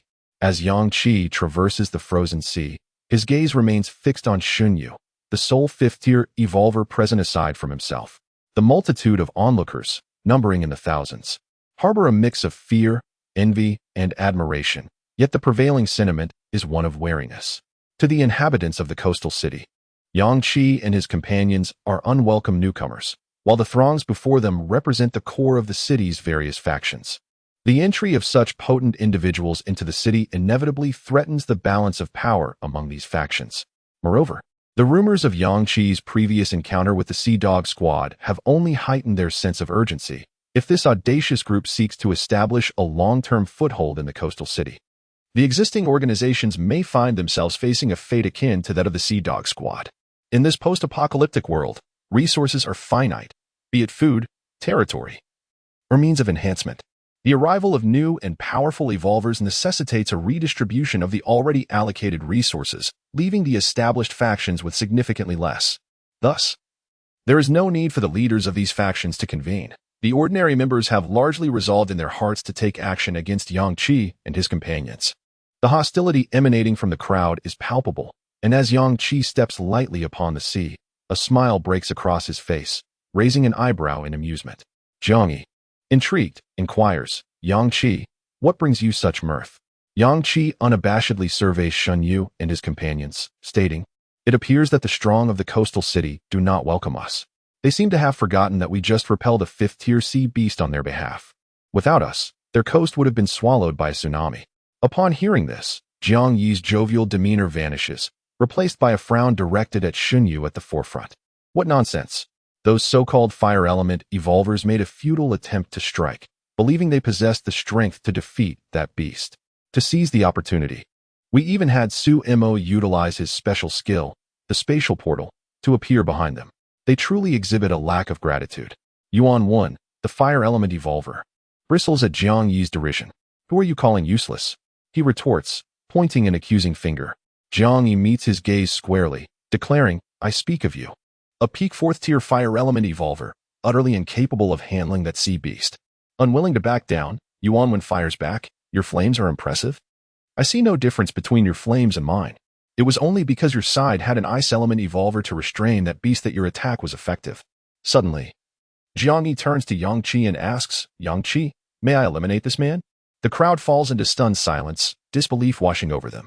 How could he dare to utter such a question in front of thousands of coastal city residents, seeking permission to kill the peak 4th-tier evolver Yuan 1? Yuan 1, the leader of the Sunblaze faction, commands over 5,000 evolvers, with more than 500 possessing abilities. My word, this person is excessively arrogant. Is it any wonder that these 5 annihilated the Sea Dog Squad upon their arrival? Their brazen conduct suggests they have forgotten they are newcomers in this territory. Do they not fear a united front against them? Yet, it seems these 5 exhibit no trepidation towards Yuan 1. As the crowd engages in animated discussion, none hear Yang Qi and Appo's quiet affirmation to Jiang Yi. Indeed. However, the 4 at the forefront, Shin Yu, Yuan 1, Peng Zhu, and Zhao Xin, hear it all too clearly. In that moment, Yuan 1 and Appo's eyes widen in disbelief. He cannot fathom that these 5 would dare to utter such threats before the strongest individuals in the coastal city. His expression contorts in a blend of rage and exhilaration. Fury arises from the audacity of someone daring to threaten him, while excitement brews at the prospect of Shinyu, compelled to act against Yang Qi and his companions. In the coastal city, no one would dare to behave so brazenly under Shinyu and Appo's watch. Yuan 1, brimming with confidence, believes that even if the 5 are truly reckless enough to attack him, Shun Yu will surely intervene. Yet, just as Yuan 1 prepares to retort and incite Jiang Yi, he witnesses Jiang Yi without hesitation conjuring black energy orbs, unleashing 4 directly towards him. Yuan 1 and Appo's pupils constrict in terror as he realizes the sheer force of these energy spheres. Previously, they were directed at a 5th-tier sea beast, not at him. However, as the dark energy spheres now target him, he comprehends the true horror of this assault. In that moment, fear overwhelms him. He no longer relies on Shinyu and Appo's aid. Faced with such terrifying dark energy, his only instinct is to flee.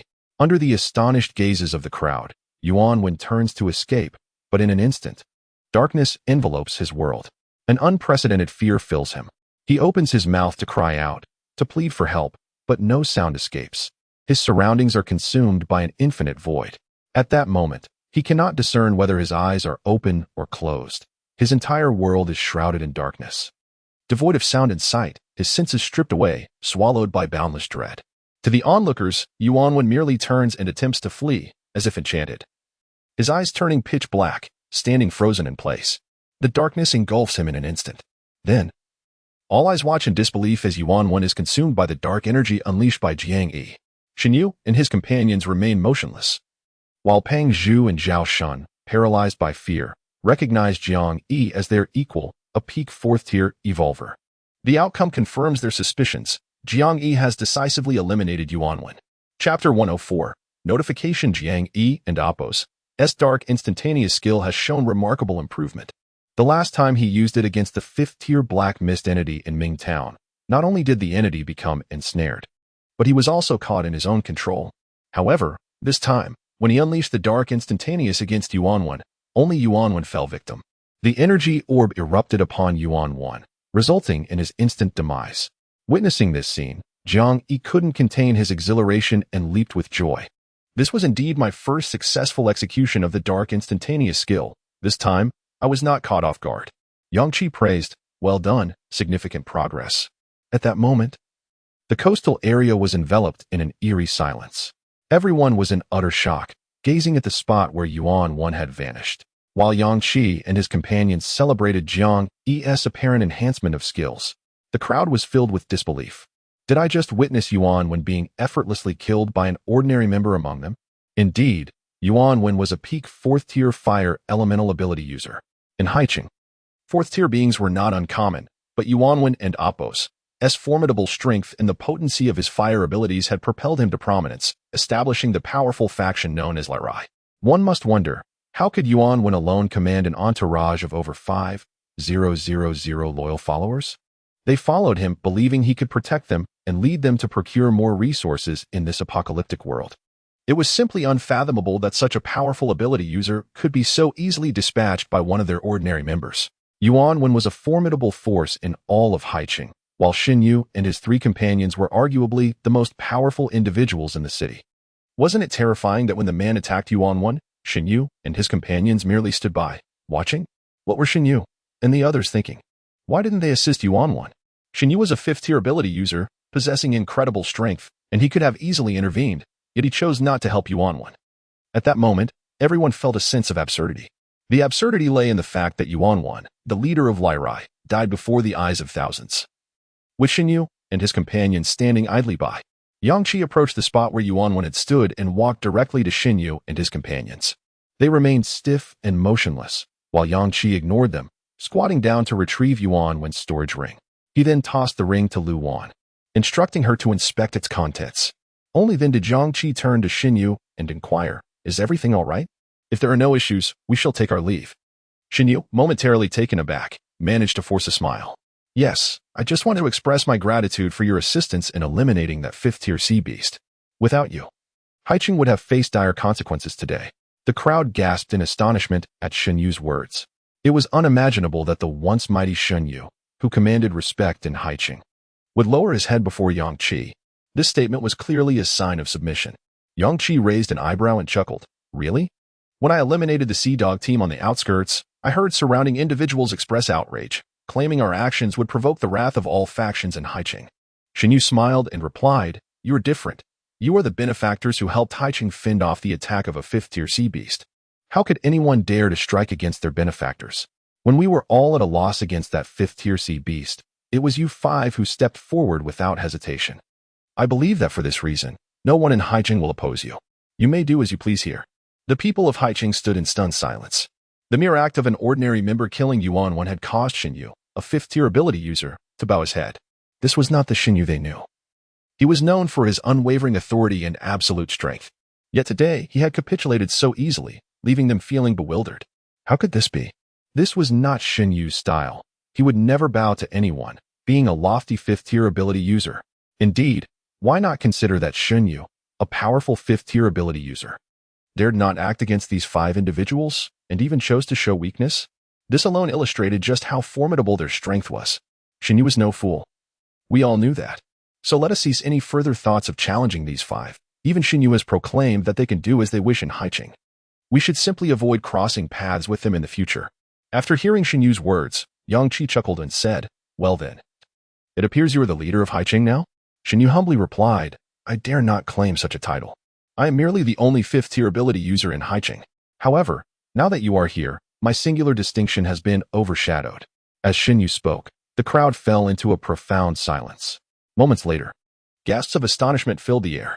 What? Does Xin Yu mean to imply that this man is also a 5th-tier ability user? Xin Yu was subtly warning us not to provoke him.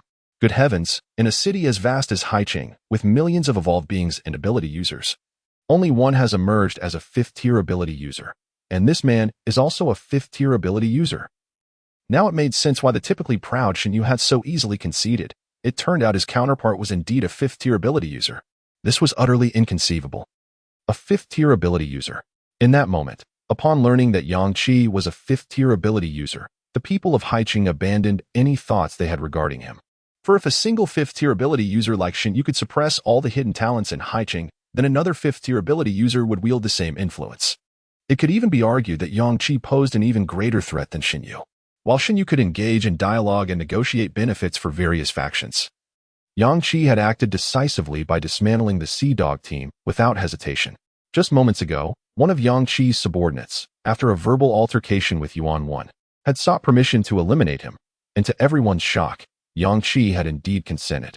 After Yang Qi's approval, his subordinate swiftly dispatched Yuan Wan with a single move. This group's conduct was exceedingly arrogant, self-serving, and indifferent to others. Yang Qi was clearly not someone to be trifled with. He was more dangerous than Xinyu, and it could be said that even the 4 individuals accompanying him were more formidable than Xinyu. Upon hearing Xinyu's remarks, Yang Qi smiled and stated, "Very well. We 5 shall remain in Haiqing for a time. As the leader, you will be notified whenever a dungeon is triggered, and you are to inform me promptly. I must be aware of any developments occurring within Haiqing." Chapter 105. The Destructive Gauntlets. How audacious! To address the leader of Haiqing in such a commanding tone, demanding information about the ongoing instances in Haiqing. Until today, the millions in Haiqing could hardly fathom anyone daring to speak to Xinyu in such a manner. The thousands present now wore expressions of mixed emotions as they watched Yang Qi and Xinyu. Remarkably, Xinyu displayed no signs of displeasure at Yang Qi's words. At least not on the surface. With a smile, he responded, "No problem." After a brief pause, he continued, "I am Xinyu. I am Yang Qi. And these are Lu Wan, Qinting Yu, Jiang Yi, and Su Imo." Yang Qi casually introduced his team members. Just as Xinyu was about to greet the others with a smile, Yang Qi interjected, "We are not from Haiqing. After helping you resolve such a significant problem, shouldn't we receive some form of compensation?" The multitude of Haiqing residents gasped in disbelief. Did he really dare to ask for a reward? This was the first time anyone had ever requested something from Xinyu. "Surely, I'm not imagining this." Xinyu's smile remained unperturbed as he replied, "Indeed. Brother Yang Qi, how about some equipment enhancement space and upgrade stones? These items can only be found in treasure hunting instances, and regular zombies do not drop them. I also have a special weapon, a C-grade item, that I find difficult to use. Would you consider this sufficient as compensation for your team's efforts in eliminating the 5th-tier sea beast?" The crowd of Haiqing residents collectively inhaled sharply. A C-grade special weapon was being offered so casually? Yang Qi's eyes lit up. "Let me see that weapon." Xinyu retrieved a pair of fiery red gauntlets from his storage ring. The moment the special weapon appeared, it emanated an extraordinary aura. Its very presence conveyed an overwhelming destructive power. These gauntlets are called the Destructive Gauntlets. I have never used them since I am not adept in melee combat. So they have merely collected dust here. I would like to offer this as a reward for your team's feat in dispatching the 5th-tier sea beast. What do you think? Yang Qi grinned widely. "Sounds good." Upon seeing the gauntlets, Yang Qi had already decided who would wield them. Qinting Yu. With her giant spirit power, she had significantly enhanced strength. However, during battles utilizing her light elemental abilities, her giant spirit power had gone to waste, lacking synergy. If she possessed these exceptionally powerful destructive gauntlets, combined with her giant spirit power, her melee destructive capability would be unimaginable. Without hesitation, Yang Qi tossed the gauntlets to Qinting Yu. Xinyu then produced 2 sets of C-grade equipment upgrades. The eyes of the crowd widened in amazement. Xinyu was genuinely generous. A C-grade special weapon, along with 2 sets of C-grade upgrade gear. Yang Qi accepted the C-grade special weapon, not for his own use, but to pass it to his subordinate. In a way, he was even more generous than Xinyu. While Xinyu offered him a C-grade special weapon to deter any mischief in Haiqing, Yang Qi chose not to enhance his own combat strength and instead gave it away to his team. After the battle with the 5th-tier sea beast, Yang Qi had only acquired a few A-grade potions, but Xinyu's 3 offerings greatly pleased him. Observing Yang Qi and Appo's elevated spirits, Xinyu cautiously suggested, "Brother Yang Qi, since you're new in Haiqing and lack a place to stay, why not come to my residence temporarily? This way, I can promptly inform you of any instances that pique your interest." Jiang Yi nodded in agreement. "This person seems quite decent." Su Imo added, "If we do this, we won't have to scour the entire city. He will alert us to any large instances, allowing us to rush over directly. It's incredibly convenient." What audacity! How could they act as if it was their due right for Xinyu to invite them to Storm City? That was a force coveted by all of Haiqing's inhabitants. Xinyu looked at Yang Qi with anticipation. "Brother Yang Qi." Yang Qi replied, "Then let us go." At that moment, Zhao Shun and Pang Zhu, standing beside Xinyu, fell silent, rendered speechless. Yuan 1, of equal standing, had already been slain. In Yang Qi's presence, they were no longer worthy of speaking. Upon receiving Yang Qi's affirmation, Shen Yu led the way into the city. Pang Zhu and Zhao Shen, understanding the situation, bowed their heads and remained still. Under the gaze of thousands, Yang Qi and his companions were respectfully escorted away by Shen Yu. Following the six were the members of Storm City. Compared to other factions, the Storm City members exhibited far more decorum. From the moment Yang Qi and his team emerged from the spatial rift, they did not utter a word, not even a whisper regarding Yang Qi and his companions. They merely followed Shen Yu and Appo's directives. Since Shen Yu expressed goodwill towards Yang Qi and his team, they treated them with the utmost respect, ensuring no gossip would arise. They also understood the immense strength possessed by Yang Qi and his team, who were favored by Shen Yu.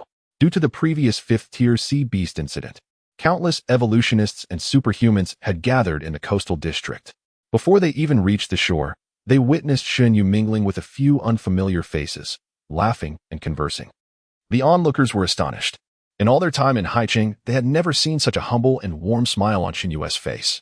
As if those five were esteemed guests from Haicheng. Once Shen Yu and his entourage moved out of sight, the crowd hurriedly sought information. They soon learned that the five strangers accompanying Shen Yu were the ones who had slain the fifth-tier sea beast. Moreover, they had resolved the battle in under 2 minutes. Shen Yu Henti even lifted a finger. After defeating the fifth-tier sea beast, the leader of the Sunfire faction, Yuan 1, had been killed outright by one of the five. Instantly, this explosive news swept through Haicheng like wildfire. What an eventful day at the seaside. The fifth-tier sea beast had been vanquished, but the assailants were not Shen Yu and the fire elemental superhumans. They were 5 newcomers to Haicheng. Yes, those were the 5 who had annihilated the Sea Dog Squad. Even more terrifying was that they had killed Yuan 1. With Yuan 1's demise, the Sunfire faction was effectively in disarray, as its formidable core members scrambled to negotiate with other factions for new alliances. What was Shen Yu's reaction to Yuan 1's death? What could it possibly be? Shen Yu had gifted those newcomers a C-grade special weapon. He treated them with utmost kindness. The crowd murmured in disbelief. What does this mean? Don't you understand? That's Shen Yu, a 5th-tier superhuman. His attitude towards those 5 speaks volumes. It implies that Shen Yu regards them as superior, wishing to avoid conflict with them. Meanwhile, Yang Qi strolled along the streets of Haicheng, occasionally furrowing his brow. Shen Yu, sensing Yang Qi's unease, cautiously inquired, "Brother Yang Qi, what troubles you?" Yang Qi frowned. "Didn't you feel it? In the coastal district, there is an enigmatic force of spiritual energy that occasionally sweeps by. Each time I endeavor to delve deeper into this intriguing essence, it eludes my grasp once more." Having spoken, Yang Qi turned to Shen Yu and inquired, "Are you certain that you are the sole 5th-tier abilities user in Haicheng?" Chapter 106. The frequency of mental power. Upon hearing these words, Shen Yu, who had maintained a composed smile, suddenly adopted a serious demeanor. He spoke with a hint of urgency. "You felt it too?" Yang Qi replied, "Indeed." Shen Yu quickly continued, "Actually, over the past few days, I've occasionally sensed that fleeting mental energy you mentioned. I inquired with others, and they all claimed to feel nothing. I thought I was merely being overly sensitive, but now that you've brought it up, I can confirm my perceptions were accurate. There is indeed an unknown presence concealed within Haicheng." Yang Qi furrowed his brow. An unknown presence. He turned to the team members and asked, "Did any of you feel it?" Su Mo replied impatiently, "No." Jiang Yi shook his head. "I felt nothing." Lu Wan expressed uncertainty. "I sensed a slight presence, but had you not mentioned it, I would have assumed it was merely someone in Haicheng probing our essence with mental power." Chen Tingyu shook her head, waving her gloved hands, suggesting she was ready to take action at Yang Qi's command. After hearing the feedback from his team, Yang Qi concluded, "The fact that even the peak of Tier 4 felt nothing indicates that the source of this mental energy must be at least Tier 5. Shen Yu frowned. "It shouldn't be a Tier 5 ability user. What is there to hide? The stronger one is. The more they should emerge to combat zombies and participate in missions to enhance their abilities. A powerful ability user would find it difficult to remain concealed in the city. So it must be a zombie, or perhaps a sea beast." Yang Qi nodded. "It likely is a sea beast, so we must remain vigilant. Your people should be stationed by the sea, monitoring the movements of the sea beasts, correct?" Shen Yu assured him, "Yes, rest assured. I always have a 100-man team lurking by the sea. They will notify me at the first sign of any sea beast activity." Yang Qi instructed, "Tell them to stay on high alert." "Understood." After a 10-minute walk, Xinyu led the five to the main base of Storm City. Storm City occupied a vast area of the coastal region, encompassing a large shopping mall, surrounding streets, and residential buildings. Within the area, stern members of Storm City greeted the six with a salute. Surrounding the district were the imposing iron plates that Yang Qi and his companions had seen earlier, marking territorial divisions. Yang Qi inquired, "Are these iron plates a manifestation of your ability?" Xinyu smiled. "No, they are the work of the leader of the Void Piercing, Pang Zhu, who possesses metal manufacturing abilities. He has divided the entire Haiqing with these iron plates. He specifically manufactures these plates and imbues them with my mental power imprint, as well as the imprints of the leaders and core members of the respective factions. Only those marked with the mental imprint can manipulate the movement of the plates. While the defensive capabilities of these plates are not particularly robust, Tier 4s can break through. They symbolize the division of power in Haiqing, and generally, no one dares to attack them, as they also serve to defend against zombies." Yang Qi listened intently, intrigued by Pang Zhu's metal manufacturing abilities. However, he had no intention of allowing Pang Zhu to join his team. His initial impression was unfavorable. Although Pang Zhu had never spoken to Yang Qi, an instinctual sense led him to deem the man untrustworthy. Before Yang Qi could voice his thoughts, Jiang Yi solemnly stated, "Yang Qi, do not let Pang Zhu join our team. His metal manufacturing could indeed assist Su Mo, but I do not trust him." Yang Qi chuckled. "I never indicated that I intended to recruit him." Afterward, he turned back to Xinyu, curious, since Tier 4s cannot breach these iron plates, why not encircle Haiqing with them? That would provide protection against the zombies outside the city. Xinyu explained, given the vastness of Haiqing, it would take at least 3 to 4 months for him to produce enough metal plates to encircle the city. Moreover, the current zombies are somewhat insufficient for the factions to deal with. The residents of Haiqing would prefer the zombies from outside to enter the city. Lu Wan remarked playfully. Haiqing is indeed different from other cities. Xinyu replied earnestly, "Brother Yang Qi, I have been contemplating the encirclement project you mentioned. As the apocalypse progresses, powerful mutated beasts and zombies will inevitably emerge in Haiqing. If I can detect them promptly, I can swiftly eliminate them. However, if formidable high-tier zombies were to suddenly appear from outside the city, the factions on the outskirts would be in peril. I believe Haiqing is currently developing well and has established a relatively stable state. I wish to transform Haiqing into a sanctuary for survivors, a place where they can find respite, live, combat zombies, grow stronger, and gradually establish a new order. I aspire for it to become a bastion for humanity amid the apocalypse. I do not wish to witness all places descend into chaos. As long as there are people and strong individuals to safeguard them, human civilization will not fracture." Su Mo expressed disdain. "Your ideals are quite grand, but we are in a chaotic era. It may not be so simple." Unexpectedly, Yang Qi responded, "Yes, you may attempt it, provided your strength can suppress everything in Haiqing." Xinyu replied, "I cannot. Before your arrival in this human faction, I had indeed managed to secure my position in Haiqing, but once a powerful sea beast appears, I feel utterly insignificant." He gazed solemnly at Yang Qi and the others, saying, "I sincerely thank you all. Had you not appeared today, I would have been helpless against that Tier 5 sea beast. I cannot fathom the consequences had it continued unhindered. The people of Haiqing might be saying I fear you. They are correct. I do fear you, for you are stronger than I. Yet, at the same time, I am grateful and admire you." Yang Qi acknowledged. "I sensed your Tier 5 presence when the spatial rift opened. I was prepared for you. Should you have made even the slightest move against us, I would have eliminated you before confronting the sea beast, yet you refrained from attacking us." Xinyu smiled. "Your arrival was so extraordinary that I thought to myself, you must be formidable. If you could assist us in slaying the Tier 5 sea beast, who you are and your affiliations matter little. However, I never anticipated that none from Haiqing would need to intervene. You 5 effortlessly vanquished the Tier 5 sea beast." As he spoke, Xinyu added, "Brother Yang Qi, do you have any plans to remain in Haiqing? This is a large city, and there are always places where missions can be triggered. Staying here would accelerate your growth." Su Mo laughed. "Stay in Haiqing? Are you not afraid we might usurp your position as the top in Haiqing?" Xinyu replied, "What significance does the top position in Haiqing hold? I merely wish for Haiqing to become one of humanity's strongholds. Who holds the title of leader is inconsequential." Yang Qi shook his head. "No, we will depart once our tasks in Haiqing are complete." Xinyu expressed disappointment. "Oh, I see. That's all right. In the future, Haiqing will be your stronghold, and you may return whenever you wish. No one would dare provoke you in Haiqing." Unbeknownst to the six, deep beneath Haiqing, A terrifying high-tier zombie, covered in translucent bubbles, was brewing its mental power. When the frequency of mental energy reaches a satisfactory level, the bubbles across its body illuminate. The high-frequency mental energy, refracted and dispersed through these bubbles, creates a form of ultra-long-range informational frequency that can only be perceived by the undead. Chapter 107. The entire city aids you in slaying mutant beasts. In the midst of conversation, Yang-Chi and Shun Yu suddenly paused, exchanging a knowing glance. Here it comes again, Yang-Chi remarked. I can sense it too. Hearing their words, Su-Mo anxiously interjected. Why am I not feeling anything? Jiang Yi replied. As I mentioned, only those at the 5th tier can perceive it. Are you at the 5th tier? Su-Mo shot Jiang Yi an exasperated look, retorting. And what about you? Are you at the 5th tier? Jiang Yi answered. I am not, which is why I am not worried. Su-Mo's lips twitched in frustration. But he ultimately held his tongue. Yang-Chi frowned. It vanished in an instant, leaving no trace for investigation.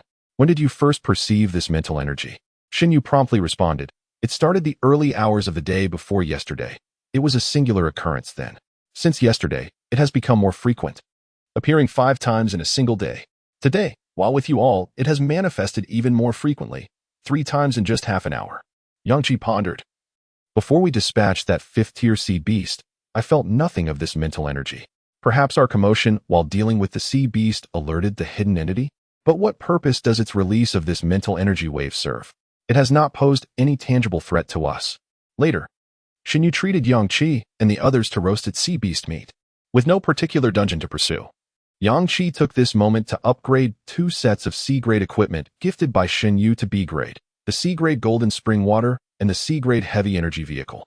Upon upgrading, the Golden Spring Water's capacity to store and supply mental energy became astonishingly formidable. Observing the pendant at the necklace's base, one could clearly see the jade-like charm surrounded by twinkling lights. Starlight continuously flowed into the pendant, which seemed to encapsulate a vast expanse of celestial energy, storing an immense amount of mental force. Feeling the warm pendant against his neck, Yang-Chi speculated that with his current 5th-tier mental energy, the Golden Spring Water could keep his mental state at peak performance unless he unleashed a barrage of high-powered skills without pause. Even when he executed his most energy-consuming abilities, the Golden Spring Water would swiftly replenish his mental energy at half the rate of his expenditure, ensuring he never reached complete depletion. After the vehicle's upgrade from C-grade to B-grade, its capacity increased to 10 seats. Its size also expanded from that of a pickup truck to something nearly comparable to a large cargo vehicle. The vehicle was now taller and longer, providing ample interior space, with all weaponry upgraded to B-grade power. The number of gun turrets increased to 4, 2 at the front and 2 at the back, while the number of fixed submachine guns rose to 10, with the 2 heavy machine guns remaining unchanged. The formerly silver body transformed into a sleek black, better suited for the apocalyptic environment. The metal strength was upgraded to B-grade, offering remarkable defense. The upgraded vehicle would consume nuclear cores at a faster rate, while its kinetic energy and speed experienced astonishing enhancements. Shin Yu stood before this metallic beast, mouth agape, speechless. Nearby, several disciplined warriors from Rainstorm City could not help but gaze in awe, their eyes filled with shock. Yang-Chi, are you telling me this vehicle only requires zombie cores for power? No fuel needed? Shin Yu inquired. Indeed, Yang-Chi affirmed. Shin Yu's eyes sparkled with unprecedented envy and longing. It's incredible, and it's equipped with so many high-tier weapons. With just a few shots, no horde of corpses would stand a chance. At that moment, Shin Yu's desire to keep Yang-Chi and his companions in Haicheng resurfaced. Their presence would mean the retention of this extraordinary vehicle. With it, what threats from high-tier zombies could Haicheng possibly fear? Inside the vehicle were only B-grade weapons. He, a mere 5th-tier ability user, had yet to wield B-grade weaponry. Overwhelmed by the imposing armored energy vehicle, Shin Yu could not help but exclaim, Yang-Chi, please stay in Haicheng. It's such a wonderful city. You won't encounter as many mutant beasts elsewhere. The roasted mutant beast meat is delicious. Isn't it? Not only does it taste good, but it also strengthens the body. Shen Tingyu reminisced about the earlier roast, chiming in, it truly is delicious. Since the outbreak, it has been the best meal I've had. Shin Yu eagerly added, exactly. And I foresaw this, hoarding plenty of seasonings. I'll prepare fragrant grilled meat for you all in the future. Yang-Chi chuckled. You really like this vehicle, don't you? Just have Su-Mo craft you a similar one. Shin Yu and Appos, eyes lit up at the suggestion. Sumo, however, felt a wave of dread. Boss, I can't even make special weapons right now, and you want me to build a vehicle? You have too much faith in me. Yang Qi reassured him. There are plenty of mutant beasts in Haiqing. That 5th tier C beast has little to offer in terms of body parts, but we can gradually hunt down more high-tier mutants. We will never lack materials. Once we gather enough, you can start crafting the hidden chain, the slashing heavy blade, and the twin swords of the moon. Once successful, you can begin on the vehicle. Don't worry, with Xinyu around, we'll have enough materials. Xinyu, filled with excitement, promptly vowed, Yang Qi, is this true?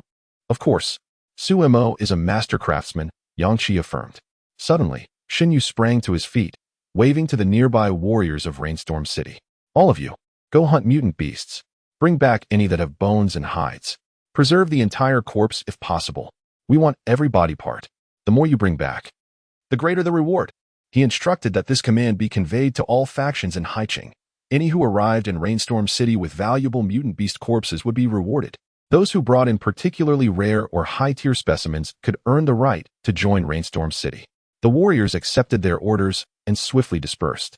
Some formed teams to hunt mutant beasts, while others took it upon themselves to spread the news. Sumo stood in stunned silence, observing the decisive Xinyu. The entire city is aiding me in hunting mutant beasts to gather special materials. Boss, are you trying to work me to death? Yang Qi clapped Sumo and Appos, as shoulder reassuringly. Consider the effort you've put into enhancing your spatial abilities to this level, to rapidly elevate your skills as a master craftsman. This is necessary. Sumo pondered Yang Qi's words, finding them valid. Gritting his teeth, he declared, You're right. I must do this. All right, I'll work hard. The entire city of Haiqing became a flurry of activity. The most dominant force, Rainstorm City, took substantial measures for the arrival of the 5 individuals, mobilizing the entire city to hunt mutant beasts and emphasizing the need to preserve their corpses. Rather than focusing solely on the number of kills, they assessed the worth of the body parts brought in. Previously, the meat of mutant beasts held the highest value due to its edibility and nutritional benefits. However, Rainstorm City proclaimed that the bones, hides, claws, scales, and other components now held greater significance in determining value. In no time, the entire city buzzed with excitement. The inhabitants of Haiqing usually exercise caution while eliminating zombies, striving to minimize damage to the urban architecture. However, today they found themselves unable to maintain such restraint. This is due to the presence of a particularly abundant type of mutated creature in Haiqing, the mutated rats residing within the city's sewers. Chapter 108. The urgent mission. Numerous main roads had been torn asunder, as evolved beings formed teams to descend into the dark and foul sewers, pursuing the mutated rats. These creatures varied in size, with the smaller ones comparable to adult cats, while the larger ones approached the dimensions of large dogs or even pigs. In Haiqing, these mutated rats preferred to roam within the sewers, emerging only under the cover of night. Once darkness fell, even the mightiest individuals found refuge within the confines of buildings. For the sight of these rats moving in swarms was truly terrifying. Within the depths of the city and Appos' sewers, where the evolved beings had yet to tread, an advanced zombie periodically emitted waves of psychic energy, sensing an imminent threat. At that moment, it ceased to regard the few powerful presences it had detected and unleashed a frenzied surge of psychic power. The dense bubbles upon its form radiated a brilliant light, transmitting its high-frequency psychic energy across hundreds, even thousands of kilometers. Throughout Haiqing, what was once a faint sensation to only the 5th-tier evolved beings, Yang Qi and Xinyu, was now palpable to all those above the 3rd tier. However, this psychic frequency manifested as an unbearable, shrill noise that pierced directly into their minds, causing many 3rd-tier individuals to clutch their heads in agony, recalling the terror of being assaulted by the 5th-tier sea beasts earlier that day. Many of those who had rushed out to hunt the mutated rats were still reeling from their prior encounter with the 5th-tier sea creature and Appos' illusion. In a state of disarray, they wondered aloud, what is happening? My head is pounding. Is this an attack from the mutated rats? I have heard rumors of a rat king lurking in the sewers, at least a pinnacle 4th tier in strength. Could it be aware of our intrusion and retaliating? Frantic thoughts raced through their minds. What is that sound? My head feels like it's going to explode. Someone go inform the people of Storm City. Yet, some knew it was unnecessary.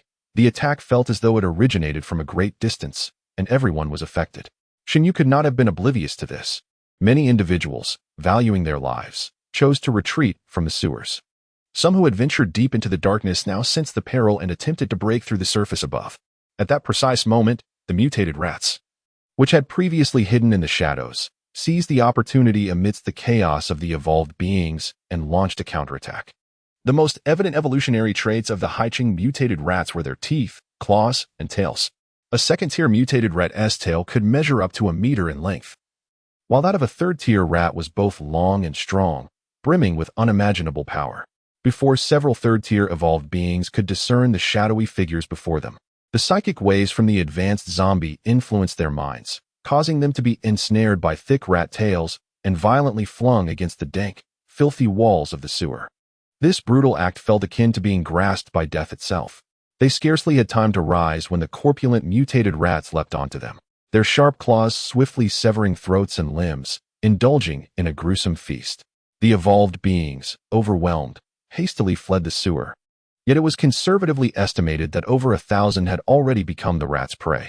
Meanwhile, within the stronghold of Storm City, as the advanced zombie unleashed its psychic waves, Yang Qi and his companions sprang to their feet. Yang Qi immediately directed his gaze downward, declaring, "That creature is beneath the surface of Haiqing." Suemo frowned, expressing, "Underground again? I now harbor a deep-seated dread of what lurks below." Luwan closed her eyes, meticulously discerning the piercing psychic fluctuations. Since acquiring her psychic abilities and being besieged by nightmares, her psychic strength had grown increasingly acute.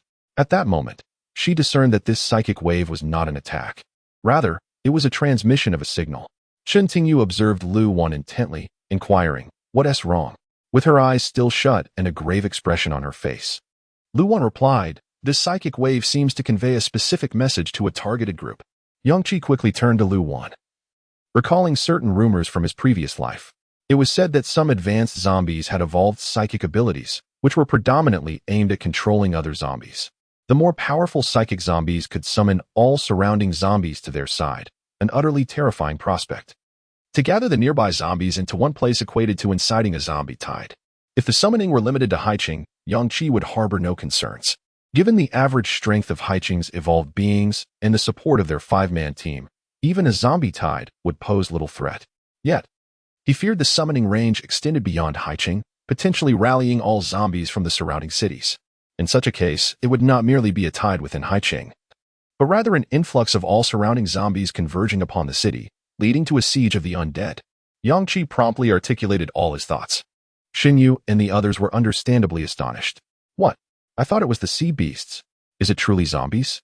I recall Xinyu mentioning that the most common mutated beasts in Haiqing are the swarms of mutated rats underground. Those in Haiqing might have ventured below to capture them, unwittingly provoking the advanced zombie into a state of alarm, compelling it to unleash its psychic waves to summon all nearby zombies.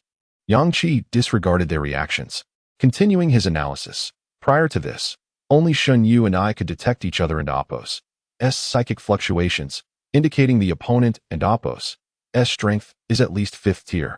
A 5th-tier psychic zombie could, at the very least, project its psychic waves across all of Haiqing, if its power exceeds that of a typical 5th tier. Xinyu, having regained his composure, stated steadily, "Yang Qi, are you suggesting that a siege of zombies might indeed occur in Haiqing, as you just mentioned?" Yang Qi nodded. "Yes," Xinyu affirmed. "Very well. I shall disseminate this information immediately, urging all inhabitants of Haiqing to prepare. In a place unseen by the people of Haiqing and Yuqing, located 60 kilometers away, the evolved beings concealed within buildings were utterly bewildered. What is happening? An hour ago, the zombies in the city began to converge, and I feared our end was nigh. Yet now, all the zombies have fled the city. There seems to be not a single zombie left. In Haiqing, merely 30 kilometers from Haiqing, the number of survivors had dwindled to a mere handful, and the city had been nearly overrun by the undead. Just 10 minutes ago, the streets had been teeming with hordes of zombies, but now they had vanished within that brief span. Survivors emerged from their hiding places, incredulous. What is going on? Where have the zombies gone? Why did they suddenly all flee? The entire city was enveloped in an unprecedented silence. Yang Qi and Xunyu, along with their companions, personally scoured Haiqing. They discovered that the zombies there appeared entirely normal, showing no signs of gathering. Upon witnessing this, Yang Qi became ever more convinced that a siege of zombies would soon beset Haiqing. The psychic call of this advanced zombie emanates from a considerable distance. It emits specific psychic waves, which paradoxically are first received by those zombies farthest away, causing them to converge into a horde. The zombies in close proximity to it within the coastal city will be the last to respond. Prior to their investigation, Yang Qi and his companions had followed the source of the psychic energy to an underground location, only to find it empty, leaving them somewhat perplexed. Upon emerging from the sewer, they detected another surge of psychic energy from the opposite end of the coastal city. They hastened there within half a minute, yet again found nothing. This left them unable to address the source of the psychic energy emanating from the advanced zombie. Meanwhile, the alarming news of the coastal city potentially being besieged by zombies had already been relayed by the people of Storm City to most survivors in the coastal city. Suddenly, an emergency special instance was triggered, Zombie Siege. Instance level, S rank. Chapter 109. S-Class Instance. The 5th-tier peak zombie hidden in Haiqing has triggered a psychic wave that draws all zombies within a 200-kilometer radius to the city, threatening a siege. The instance level is classified as S-Class, and the conditions for clearing it require the elimination of the elusive and powerful 5th-tier peak zombie. Failing to do so will allow its psychic wave to expand over time, attracting an endless horde of zombies. Only those who successfully vanquish the 5th-tier peak zombie will receive the exclusive reward for completing the instance. At this moment, every citizen of Haiqing was startled by the mechanical prompt echoing in their minds. They were profoundly shocked, having previously been warned by the people of Rainstorm City about the impending siege. However, they never anticipated that this siege would be classified as an S-Class instance. An S-Class instance? What does that even mean? After enduring numerous instances in Haiqing, they had never encountered any classification before. And now, facing an S-Class instance, calamity loomed ahead. An S-Class instance. How terrifying must the circumstances be? All zombies within a 200-kilometer radius would converge upon Haiqing. A 5th-tier peak zombie. Is this a mistake? Haiqing harbors a 5th-tier peak zombie? The jarring sound they heard was surely the signal from that 5th-tier peak zombie calling forth others. Psychic waves. How could a 5th-tier entity possess such formidable power? In the face of a siege, must we defend the interior of Haiqing? If zombies from a 200-kilometer radius surge in, how can we fight back? The city cannot be transformed into a battlefield. We have cared for Haiqing and Appos as structures for so long. We must not allow it to become a war zone. Everyone to the outskirts. We must defend that area and prevent the zombies from breaching. With the instance now activated, it indicated that the first wave of zombies would soon arrive in Haiqing. Meanwhile, Yang Qi stood in shock, contemplating the implications of the term S-Class instance. Xinyu was equally bewildered, exclaiming, "Instances have never been classified before. What does this mean today?" Yang Qi understood that among all instances in the apocalypse, only the most terrifying disaster-type instances warranted classification. Once an instance was assigned a level, it signified the arrival of calamity. S-Class, being the weakest in the hierarchy, still posed a lethal threat to the average evolution level of 3 for the citizens of Haiqing. In the general classification of the apocalypse, F corresponds to the ordinary, E to 1st tier, D to 2nd tier, C to 3rd tier, B to 4th tier, and A to 5th tier. This is also why only A-class enhancement potions have a significant effect on Yang Qi. The S-Class, above A-class, corresponds to 6th tier entities. This is a staggering difference of 3 tiers above Haiqing and Appos' average evolution level. Each tier represents an exponential increase in power, without elite combatants to bear the brunt in Haiqing. Even with a substantial number of evolved beings and supernatural entities, the city could face obliteration in this S-Class instance. To resolve this S-Class instance, the task is not merely to slay a multitude of zombies, but to locate the 5th-tier peak zombie concealed within Haiqing. This 5th-tier peak zombie has already demonstrated its cunning and treachery. Chen Tingyu, possessing the unique ability to teleport 5 kilometers instantly, was unable to find the source of the ever-shifting psychic waves. Su Mo, who traversed hidden dimensions, also failed to detect its presence. Yang Qi, Xinyu, and Lu Wan, each sensitive to psychic signals, could pinpoint the source with accuracy and direct Chen Tingyu to teleport toward it, yet they always came up empty. This indicated that the zombie's psychic abilities included capabilities they were yet unaware of, allowing it to disguise the source of its psychic energy. The group was at a standstill, unable to devise a strategy to confront this predicament, let alone locate the 5th-tier peak zombie. If they could not eliminate it, The influx of zombies headed for Haicheng would only intensify. Yang Qi remained silent, racking his brain for a way to uncover the whereabouts of the fifth-tier peak zombie. Yang Qi, do you understand what an S-class instance signifies? Lu Wan inquired. Yang Qi responded gravely, it signifies that this is a disaster-type instance. If we do not swiftly fulfill the clearing conditions, Haicheng will inevitably fall. Shen took a deep breath, embodying the leader of Haicheng.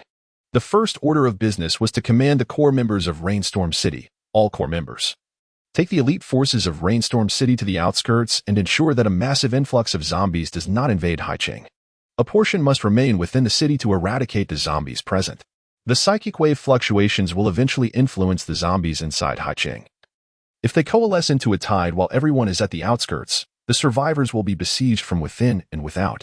We must leave 10 supernatural entities inside the city to lead ordinary members in swiftly clearing the zombies. The remaining members are to fully support the outskirts of Haicheng. Disseminate my battle plan to other factions in Haicheng. They must retain some forces to defend the city. Inform Pang Zhu to manufacture metal barriers with all his might. I will provide the materials. Begin sealing off from the west gradually. Hold as long as possible. Simultaneously, have Pang Zhu dismantle all metal barriers within the city and relocate them to the outskirts, forming a circular defense. Zhao Shen must engage in combat at the outskirts. The leaders of other factions must also head to the outskirts to prevent a massive influx of zombies into Haicheng. After receiving their orders, the core members of Rainstorm City dispersed rapidly. The majority of the city's backbone forces hurried to the outskirts. Pang Zhu diligently collected thousands of iron plates that had been used to delineate territorial boundaries in the city and proceeded to a building in the outskirts to activate his metal manufacturing powers. Countless mutated beast bones before him were refined within a surge of red energy, merging into metallic liquid that solidified into towering metal walls. The iron plates previously utilized in Haicheng were composed of ordinary metals such as iron and copper, reconstituted with a touch of mutated beast bones. This time, to withstand the impending S-class instance, Rainstorm City spared no expense, providing him with a wealth of mutated beast bones, 80% of which were from mutated rats. He utilized the bones, claws, and teeth of these creatures as primary materials for his construction. The metal produced this time boasted significantly greater strength, difficult to breach even by mid-tier 4th-level entities. However, facing a horde of zombies, a mid-tier 4th-level wall may withstand for a short while. But what of hundreds or thousands? These metal barriers would likely last only a few minutes. Yet, a few minutes would suffice. Those precious moments could enable elemental supernatural beings to unleash devastating attacks and eliminate hundreds of zombies. His goal was to create as many metal barriers as possible, capable of holding off the horde for a few minutes. After organizing the tasks for Haicheng, Shen Yu turned to Yang Qi and asked, "What shall we do about the 5th-tier peak zombie?" Yang Qi replied, "First and foremost, we must locate that 5th-tier peak zombie. Chen Dingyu, with her ability to teleport 5 kilometers, will be responsible for scouting all locations in Haicheng emitting psychic energy. Su Mo possesses the remarkable ability to traverse through alternate dimensions, allowing him to conceal himself within these realms while simultaneously scouting other locations amidst the diversionary tactics of the 5th-tier zombies. The remaining individuals, myself, Yu Luan, and Jiang Yi shall proceed to the outskirts of the city to confront the undead." Almost immediately after Yang Qi finished speaking, a series of tremors resonated beneath our feet. Outside Haicheng, the first wave of zombies advanced, crossing the highway, low hills, and rivers, drawing ever closer. Chapter 110, The Onslaught of the Undead. A dark tide of zombies surged forth, reminiscent of a locust swarm. The survivors of Haicheng, stationed at the outskirts near the highway entrance, were utterly stunned by the sight before them. A river, swift and turbulent, had once been perceived as a natural barrier. However, they had gravely underestimated the prowess of the undead. For zombies of the 3rd tier and above, such a river posed no hindrance whatsoever. Countless zombies eagerly leaped into the waters, responding to the mental call of a pinnacle 5th-tier zombie. The surface of the river was obscured, with only a dense mass of undead visible crossing its expanse. Among them, several possessing extraordinary abilities stood out, leaping nimbly through the horde. Some even appeared to have the power of flight, soaring swiftly just above the tide of corpses. Are those zombies flying? Their speed is astonishing. The undead had descended into sheer madness, their momentum terrifying.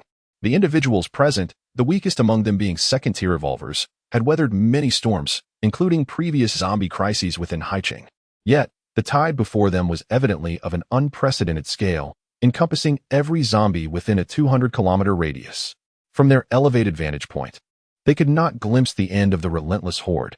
The ground as far as the eye could see was consumed by the undead.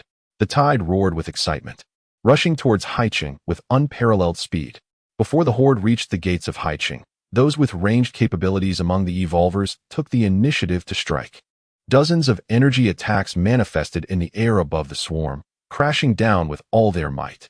Thousands of zombies fell, yet the tide showed no signs of abating. This mere handful was but a drop in the ocean. The assaults invigorated the undead, spurring them onward with even greater fervor toward Haicheng.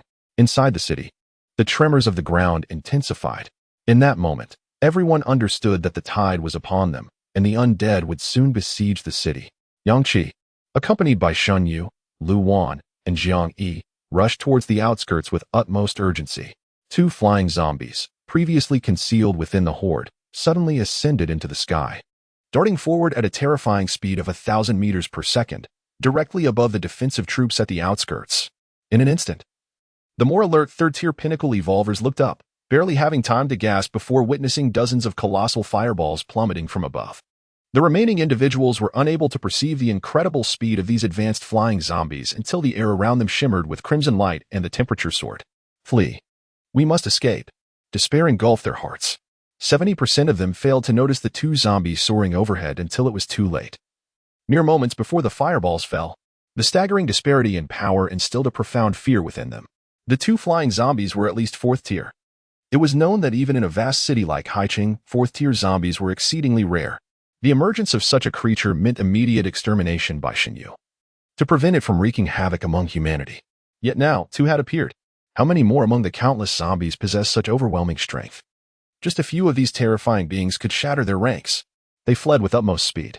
The fireballs descended rapidly, and the two zombies lowered their altitude, gliding just above the fleeing crowd. Where they passed, heads vanished, and headless corpses collapsed. The stench of blood permeated the air. In the next moment, dozens of massive fireballs crashed down, igniting chaos among the throngs of people. Help, please, I don't and Appos, do you want to die? Thousands perished in the fiery inferno. Their desperate cries drowned out by the roaring flames and the sounds of the undead ravaging the skies.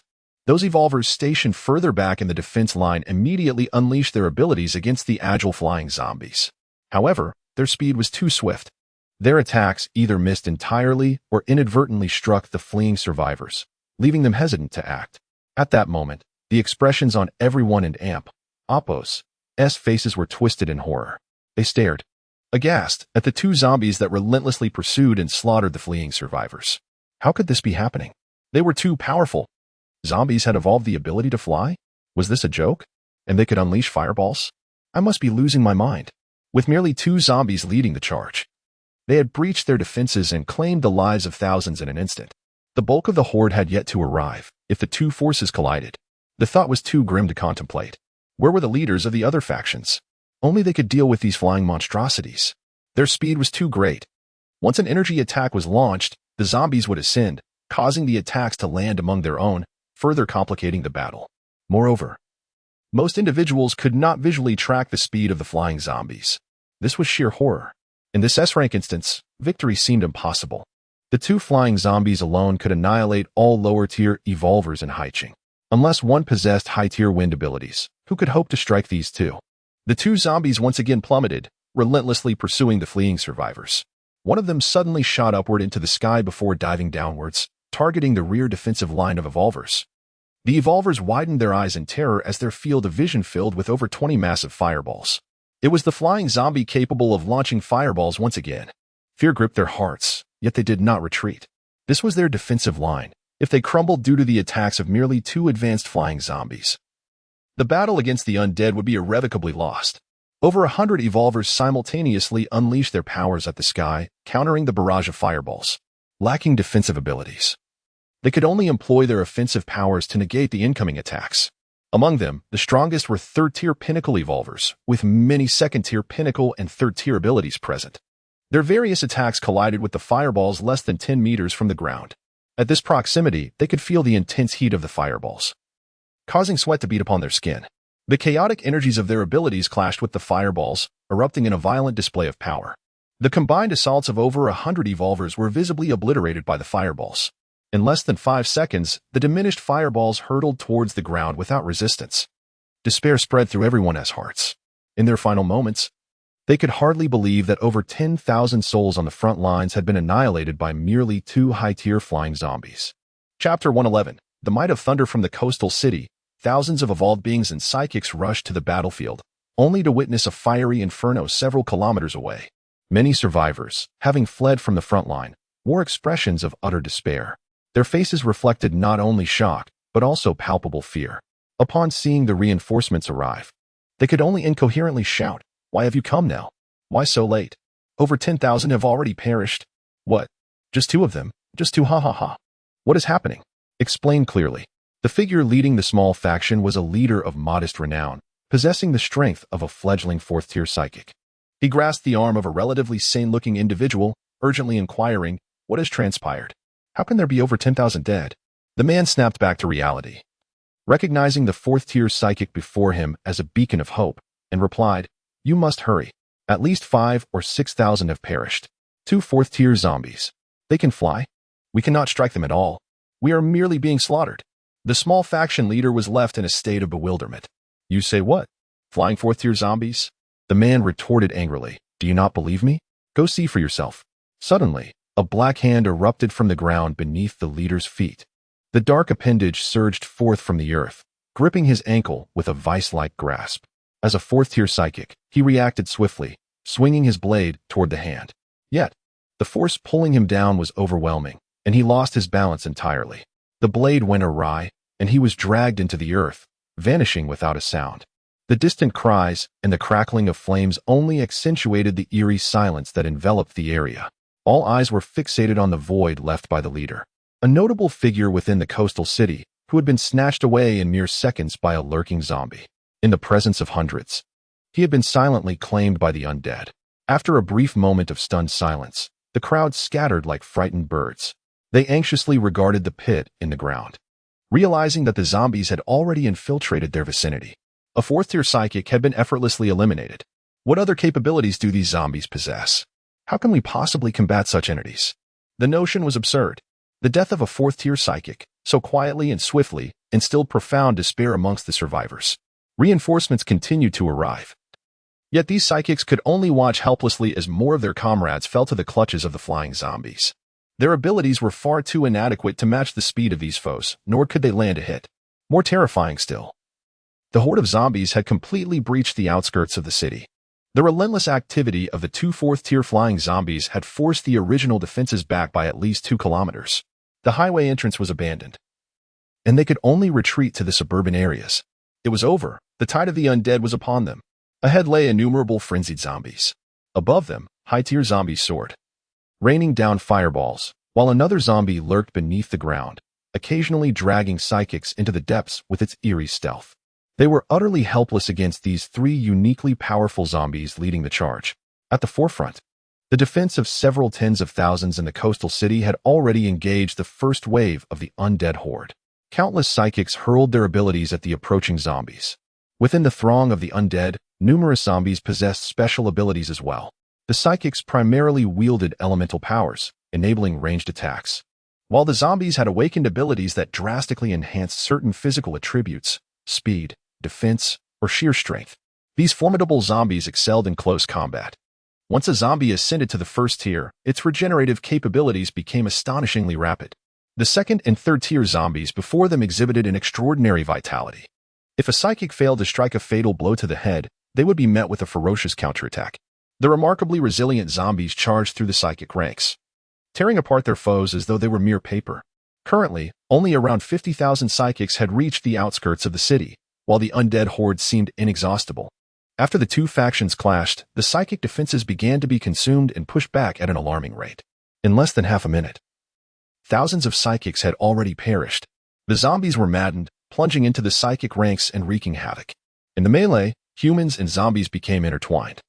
But it was evident that the humans would soon be annihilated, causing the defense to collapse once more. At that moment, an overwhelming sense of despair enveloped every heart. They watched as their companions continued to fall, rendered powerless against the zombies' relentless regeneration. It was over. This time, it was truly over. Was this what an S-tier instance entailed? Although the leaders of various factions could slay hundreds of zombies with a single strike, the sheer number of zombies was staggering. Some of those zombies even possessed large-scale destructive abilities. The rate of mortality on their side was at least 10 times greater than that of the zombies. And the zombies' numbers were at least tenfold. How could they possibly fight back? Where was Shinyu? Why had he not yet arrived? Moreover, the two flying zombies that had been active from the very beginning grew bolder, penetrating deep into the rear of the psychic defenses. The psychics looked up in terror, witnessing dozens of immense fireballs, radiating searing heat, plummeting toward them. Flee, quickly. We possess no abilities to contend with these two zombies. What were the other psychics doing? How could they allow such terrifying zombies to invade this far? Beyond this point lay the heart of the coastal city. It was utterly horrifying. How could the city withstand such a terrifying tide of the undead? The strength of these zombies was insurmountable, and everyone's eyes flickered in unprecedented despair. The only sounds that filled their ears were the crackling of fireballs slicing through the air and the anguished screams of the psychics at the front lines. They felt the lives of their comrades extinguishing one by one.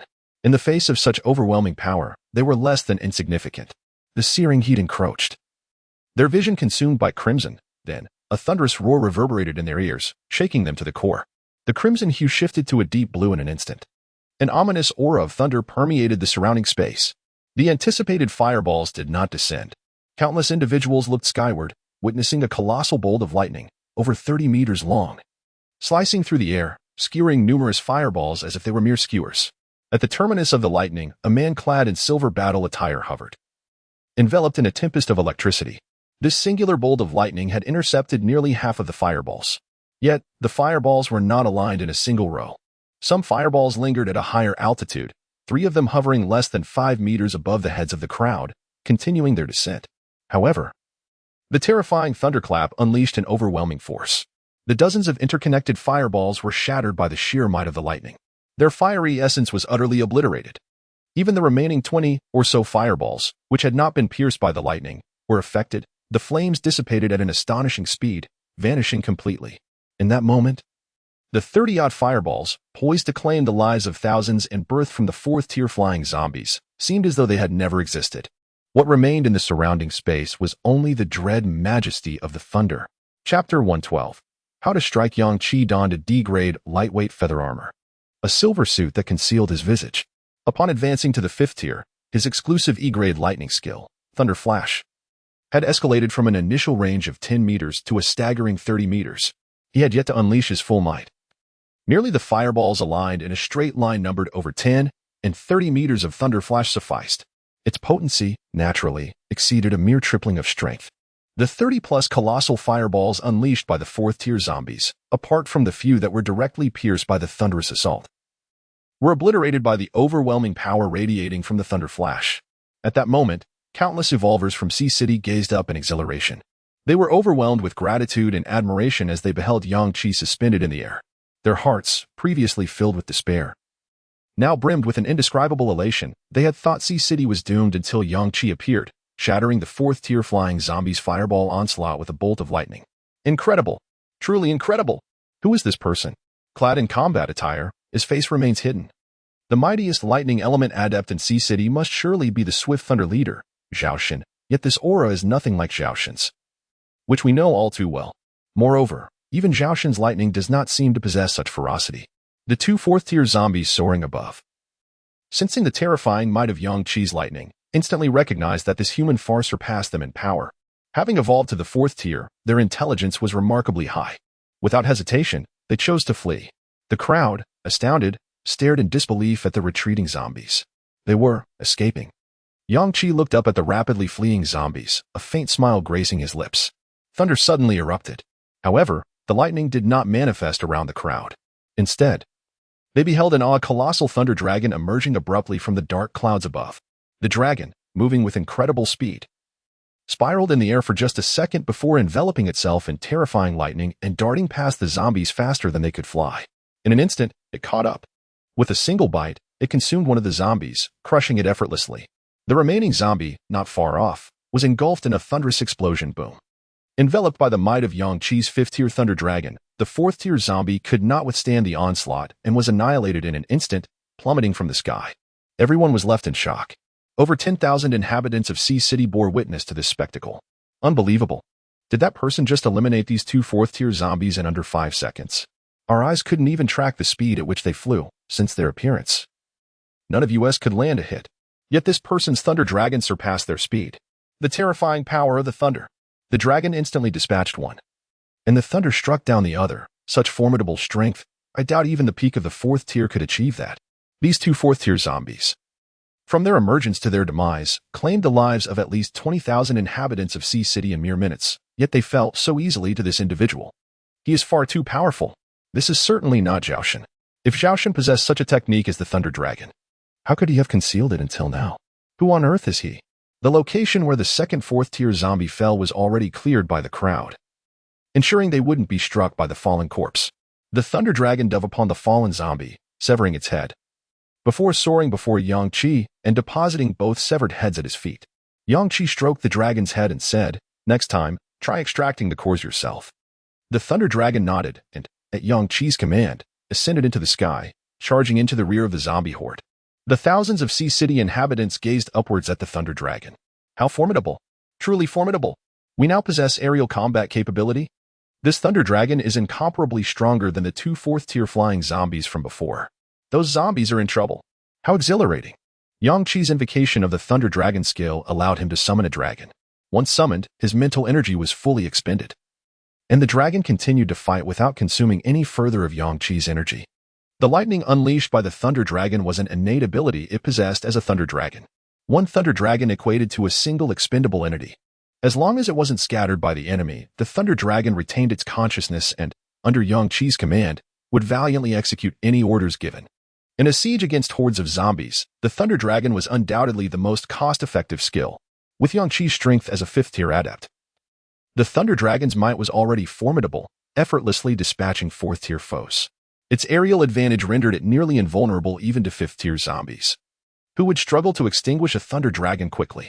Yang Qi extracted two 4th-tier cores. At that moment, his war vehicle arrived, driven by Jiang Yi.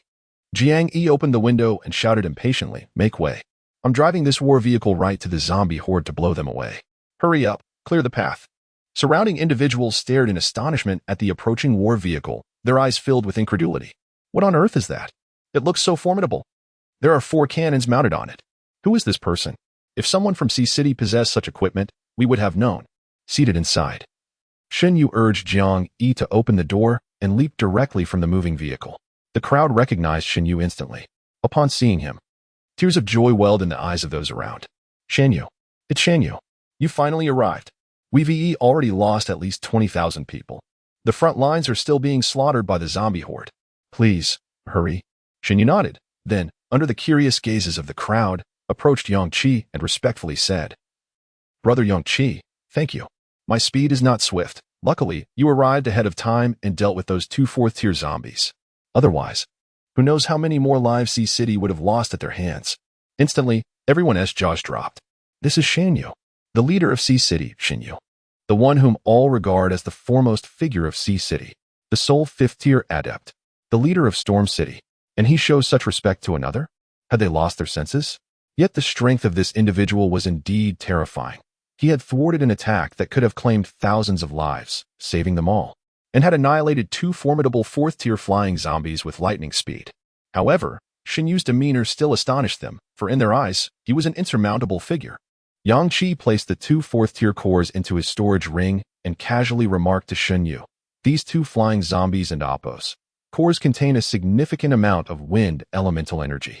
Even for those who are not wind element adept, absorbing them will greatly enhance mobility and reaction speed. They are valuable assets." The crowd was once again taken aback, facing the gratitude of Sea City and Oppo's leader Shen Yu. He showed no reaction and instead shifted the conversation to the cores.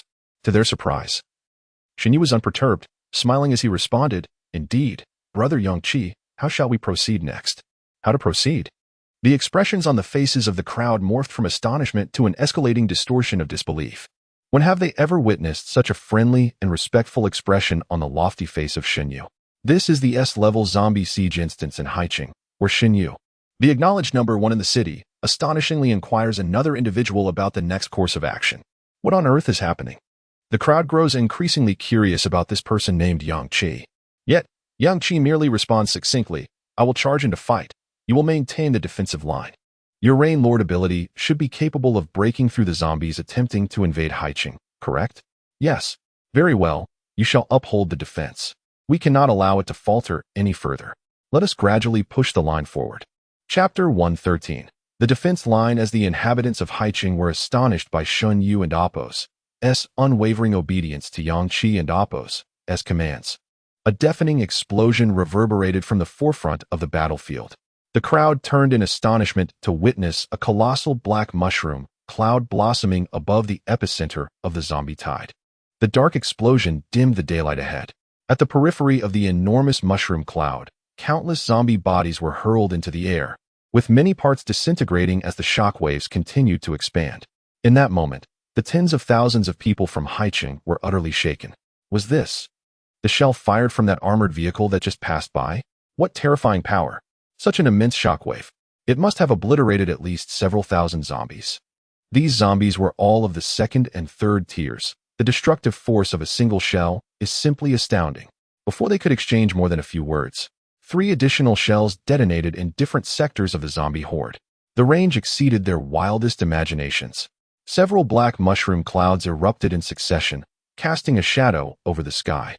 Countless zombies were blasted into the air, the artillery from the B-class heavy energy vehicle rendering the corpses no chance of falling back to Earth. Goodness, I can see clearly now. The shells fired were not ordinary munitions, but rather terrifying orbs of black energy. For shells must have annihilated at least 20,000 zombies. This is astonishing. If this continues, as long as the number of shells is sufficient, the occupants of this vehicle could maintain a temporary defense line by incessantly firing. Jiang Yi, at the helm of the battle vehicle, had surged to the forefront of all Haicheng citizens. The 4 shells had merely utilized 4 second-tier core bodies. They had ample cores remaining. Even using first-tier cores, each shell could still kill over 2,000 zombies. Though the vehicle had charged into the heart of the zombie tide, not a single living zombie stood in its vicinity. Lu Wan opened the rear shield of the vehicle, revealing a heavy machine gun. Jiang Yi maneuvered the vehicle, weaving it back and forth, unleashing the heavy machine gun to sweep across every direction, decimating the zombies. The black flames erupting from the machine gun left the thousands of Haicheng citizens at the forefront awestruck. Just half a minute ago, these individuals were filled with despair, believing this was a battle they could never win. They watched as their comrades fell to the zombies around them, their blood staining the ground of the outskirts. They yearned for vengeance, yet the power of the second and third-tier zombies was overwhelming. The terrifying defensive capabilities and self-healing of these mid-tier zombies left no margin for error. They had to inflict a crippling blow to the zombies' heads with their first strike while they still had strength, or else they could not hope to kill even one. The crowd was in disarray, battling and fleeing simultaneously. They understood that even if they retreated, safety was not guaranteed. For lurking in the rear of the defense line were 2 immensely arrogant and powerful 4th-tier flying zombies. Just as despair engulfed everyone, thunder roared. A man donned in battle attire, resembling a thunder god, intercepted a barrage of fireballs from behind and summoned an immensely terrifying thunder dragon, instantly slaying the 2 4th-tier flying zombies. The pressure on the defense line was momentarily alleviated. The thunder dragon, stretching dozens of meters long, soared above the crowd, diving straight into the horde. The combat prowess of the thunder dragon was utterly fearsome, even without unleashing thunder.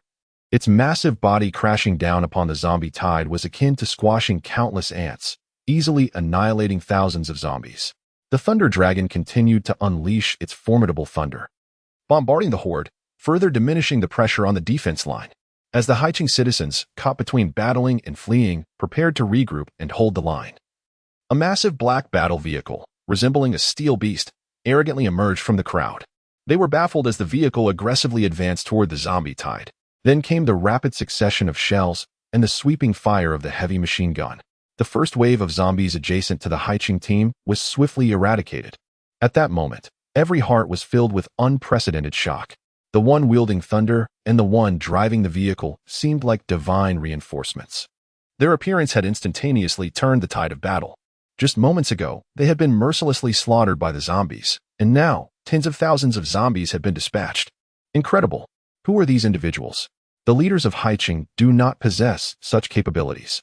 Jiang Yi, seated in the driver's seat, decided to cease fire momentarily.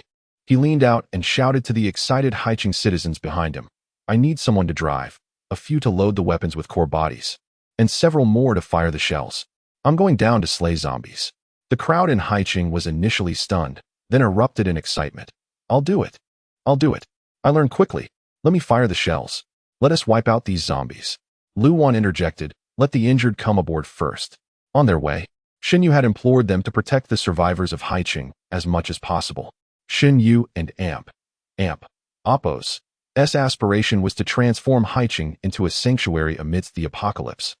Desiring to see its populace grow rather than witness a massacre of survivors due to the zombie siege. For Lu Wan, even a modicum of her sacred healing power could instantly mend the gravely injured. Moreover, this zombie siege was an S-level challenge. Lu Wan believed their strength alone would be insufficient and that the ordinary evolved individuals would need to assist. Just like now, it was inappropriate for top-tier combatants like Lu Wan and Jiang Yi to remain in the vehicle operating the artillery and machine guns. They should plunge into the horde to swiftly eliminate zombies with their abilities. The vehicle's combat capacity and efficiency in clearing zombies were extraordinarily high.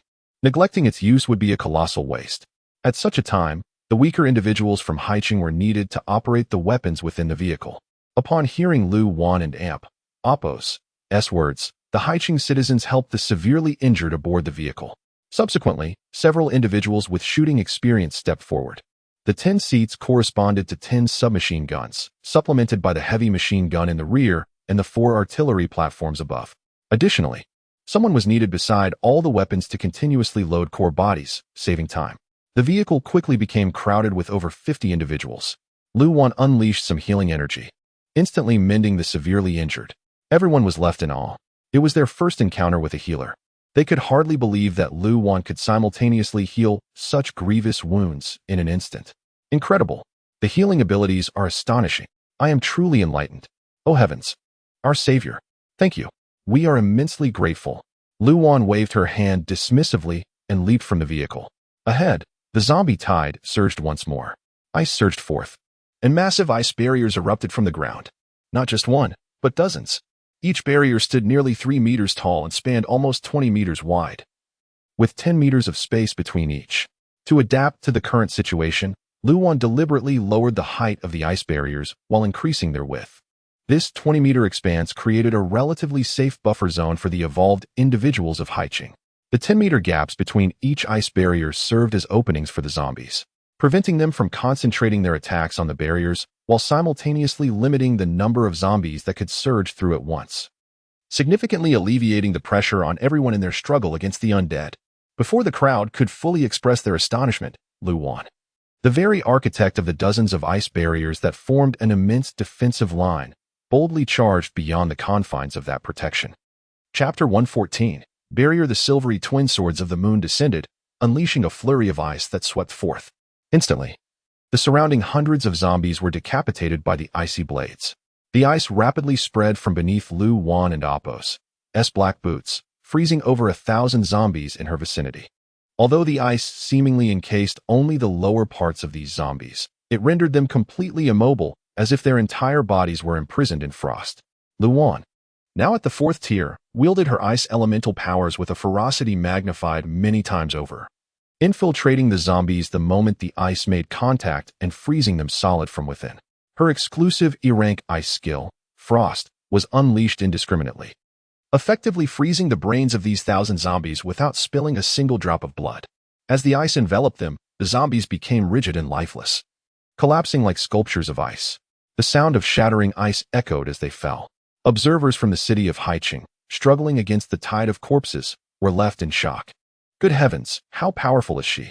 With just one swing, she slayed hundreds of zombies. How did she manage to kill so many more?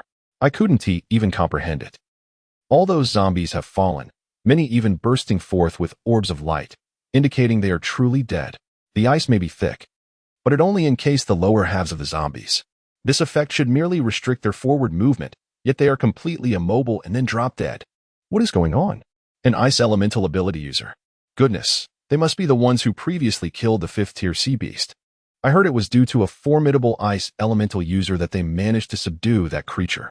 Meanwhile, in the distance, The Thunder Dragon continued its slaughter of zombies, having already dispatched countless foes. Just by its presence, it seemed capable of slowing the advance of the undead horde. After imparting simple instructions to the people in the vehicle, Jiang Yi finally broke free. He could no longer contain himself and leapt atop a wall of ice, conjuring dark energy spheres in his hands and hurling them towards the densely packed zombies. The dark energy erupted with explosive force. What? This man can launch projectiles on his own. Is he a cannon? Jiang Yi, at the peak of the 4th tier, possessed remarkable hearing and immediately turned, pinpointing the source of the exclamation. What cannon? This is my ability. Dark energy. With that, he leaped from the ice barrier into the throng of zombies, clearing a path with 2 energy spheres. Charging deeper into the horde, he unleashed his exclusive D-rank skill, Energy Storm. Dark energy, as if capable of devouring all, surged forth from him, enveloping a vast expanse. The zombies caught within writhed in agony as the dark energy invaded their bodies, emitting wails before succumbing to darkness. Vanishing from sight, more dark energy erupted in a series of explosions, akin to black smoke billowing forth. Countless zombies were obliterated in an instant. In the vicinity of Jiang Yi and Lu Wan, the pressure on the evolutionists of Haiqing plummeted. In contrast, other areas lacking their presence showed signs of the ice barrier beginning to collapse within a minute. The evolutionists and ability users there found themselves in dire straits, with casualties mounting. Just then, rain began to fall from the vast expanse above. The blood-soaked evolutionists, feeling raindrops on their faces, were nearly moved to tears. It's Shenyu. Shenyu has arrived. Though Shenyu was yet to be seen, his voice echoed from an unknown source. You too. Brother Yang Qi requests that you delve deeper into the horde. This defensive line is entrusted to me, but I would appreciate it if Lu Wan could create more ice barriers, ideally encircling half of Haiqing, as the coastline only requires a semicircle, reducing the workload significantly. Hearing this, Lu Wan felt uneasy. She feared for Yang Qi and his companions, worried they might be injured while she was absent, and concerned that Yang Qi might need her blessing wave to restore his mental energy. Jiang Yi seemed to sense her apprehension and called out, Lu Wan, go. This is Yang Qi and Appo's order. He has the golden spring water and my mental reserve. He won't need your power for recovery. Quickly encircle Haiqing and return in due time. There are so many entrances. If we remain here, hordes of zombies will inevitably invade from other directions. Lu Wan, resolute, unleashed her ice elemental powers once more, swiftly dispatching the surrounding zombies and advancing toward the city's fringes. At intervals, she conjured ice barriers, using extra mental energy to fortify their defenses against the relentless zombies. Wherever an ice barrier appeared, the pressure on the evolutionists was significantly alleviated. Along her path, Lu Wan encountered Peng Zhu, who was setting up metal shields he had crafted. When he witnessed Lu Wan erect an imposing ice wall in mere seconds, he was utterly astounded. Following her lead, he positioned his shields against the ice wall, providing it with robust support. Lu Wan merely glanced at him before continuing her task, seamlessly alternating between constructing barriers and slaying zombies. Her battle prowess, enhanced by her swordsmanship specialization, was formidable. She could simultaneously erect barriers and wield her sword, while dark energy swirled around her, conjuring ominous runes to assault the undead. Peng Zhu, following closely behind, was in awe of her capabilities. She was remarkably powerful, multitasking effortlessly while ensuring no zombies could approach within several meters of her. On the front lines, Jiang Yi had plunged deep into the horde, nearly reaching the Thunder Dragon. Meanwhile, the armored vehicles of Haiqing and Appo's evolutionists were trapped between 2 ice barriers, unleashing a barrage of projectiles. Shenyu darted between dozens of ice barriers, appearing wherever the zombies were most concentrated. Using his ability, Downpour Domain, he summoned torrents from above, obliterating thousands of zombies in a single surge. The floods grew ever more torrential, turning the outskirts into a quagmire. Each wave was akin to a massive river releasing its floodwaters, capable of slaying thousands of zombies upon impact, disrupting the rhythm of the zombie invasion. Dressed in silver-feathered armor, Yang Qi's already extraordinary speed was now magnified. Thanks to his armor, he could hover in midair for nearly 10 seconds. Suddenly, amidst the sea of zombies, black smoke billowed. A shadowy figure emerged from the center of the mist, and with its appearance, the thunderclap of lightning descended, amplified by the obscuring fog. The lightning struck with tremendous force, enveloping tens of thousands of zombies in its expansive reach. Seizing the moment, two formidable thunder dragons descended, their size doubled from before. With a deafening roar, the thunder dragons unleashed their thunderous cries, the sound reaching unprecedented heights. Even though the people of Haicheng were aware that this was Yang Qi's tactic in that moment, their hearts were inevitably filled with trepidation. Chapter 115. The low-key bone-corroding cold flame as the two terrifying colossal thunder dragons moved through the battlefield. The arriving citizens of Haicheng were utterly astounded. They gazed wide-eyed at the two thunder dragons materializing in the high heavens, resembling ancient, ferocious beasts. Despite the considerable distance, an aura of profound dread emanated from them. The dragons circled briefly within the dark clouds before diving directly towards the horde of corpses below. Upon breaking free from the cloud's cover, they realized that the length of the thunder dragons exceeded their earlier estimates. Their massive forms crackled with deep blue lightning. As they charged into the horde, the lightning entwined around the dragons had already struck down thousands of zombies before they even made contact. The dragons and Appos' simultaneous onslaught resulted in an extraordinary bounty, as Yang Qi and Appos' B-class Lucky Ring activated a 30 drop rate, producing thousands of white orbs of light. Although the subsequent surge of zombies temporarily obscured the view of the orbs, the crowd still sensed the unusual frequency of the drops. Something is amiss. The number of orbs just released was at least several thousand. Even if the two thunder dragons had not yet truly engaged, the aftermath of their lightning strike alone, which had felled 10,000 zombies, would yield a mere 1,000 orbs at a 10-drop rate. Yet those orbs evidently exceeded that number. As the two thunder dragons plunged fully into the horde, the sight of the deep blue beasts wreaking havoc was astounding. With their immense bodies, they trampled the zombies, leaving swathes of death in their wake. They could annihilate 10,000 zombies in mere seconds, a staggering display of efficiency. The orbs continued to burst forth in thousands, leaving the citizens of Haicheng in awe of such formidable power.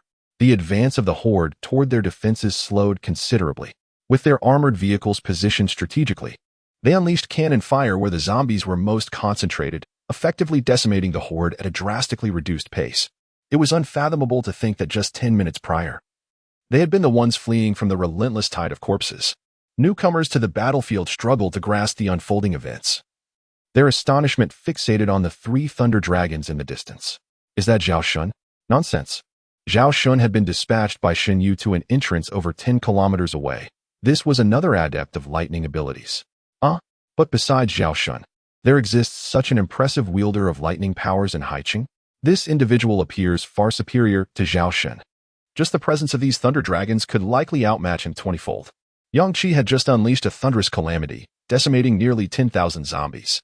As he collected the surrounding orbs, he brandished his heavy, battered blade, casually slashing at the approaching horde, unleashing a massive wave of blood-red energy that cleaved through thousands of zombies in a single stroke.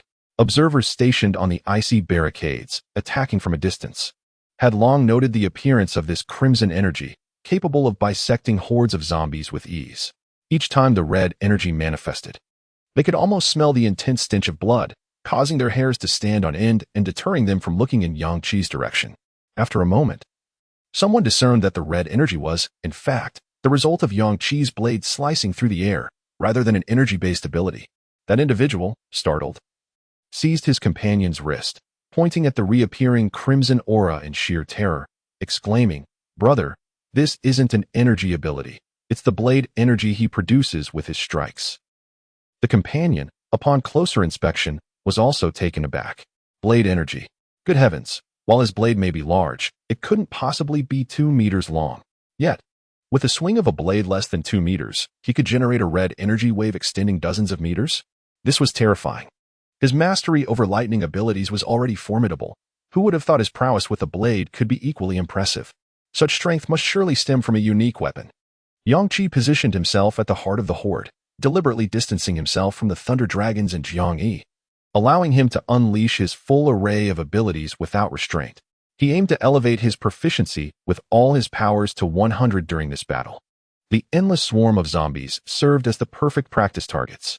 The bone-corroding cold flame, which had seldom seen use since its acquisition, was now brought to its utmost potential by Yang Qi. The temperatureless, silvery white flames floated around him, each no larger than a marble. The surrounding zombies paid little heed to these tiny sparks. Compared to the thunderous wrath of the dragons, the serene silver flames encircling Yang Qi seemed utterly harmless. devoid of any threatening aura. Hundreds of diminutive bone-corroding cold flames surged toward the designated third-tier zombies. The relentless zombies continued their charge toward Yang Qi, entirely dismissing the silver flames. One of the temperatureless flames gently ascended onto the shoulder of a peak third-tier zombie. Upon contact, the silvery fire, resembling a highly corrosive liquid, immediately burned through the zombie and Oppo's flesh. The zombie remained unfazed. It was a peak third-tier entity. Its regenerative abilities were fearsome. What could such a trivial flame do? It merely singed its shoulder, and lacking any heat, it posed no threat.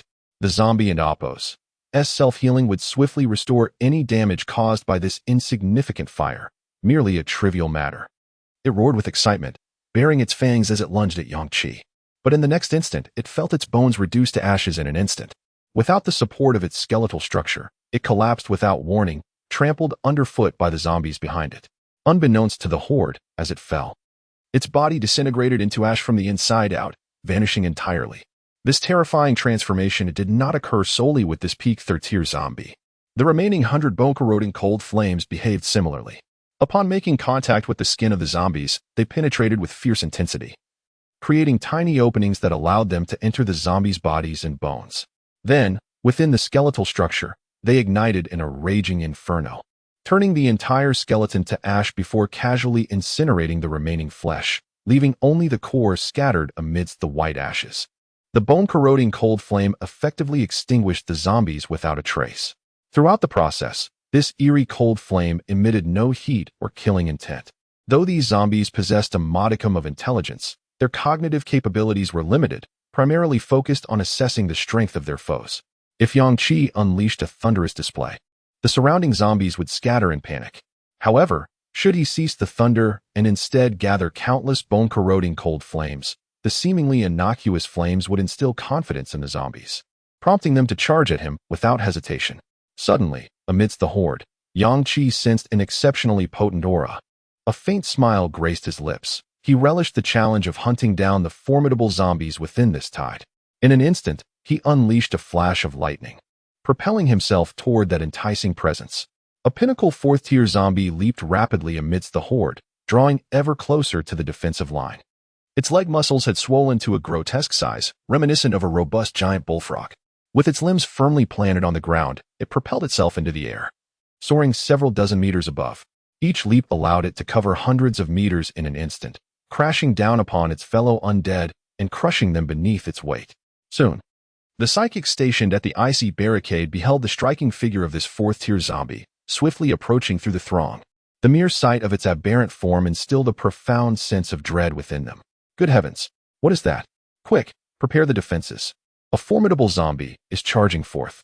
We cannot allow it to breach our line, or we shall face annihilation like the previous encounters with those two fourth-tier flying zombies, resulting in the instantaneous demise of tens of thousands. Chapter 116, Astonishing Defense. Alas, the aura of this zombie is evidently more potent than that of the previous two fourth-tier flying zombies. Its speed is astounding. With every leap, it can cover 700 to 800 meters. The muscles on its body, they seem capable of tearing apart a fourth-tier ability user with ease. Quickly, alert those in the battle vehicle to aim at that zombie. Where is Shinyu? He has gone that way.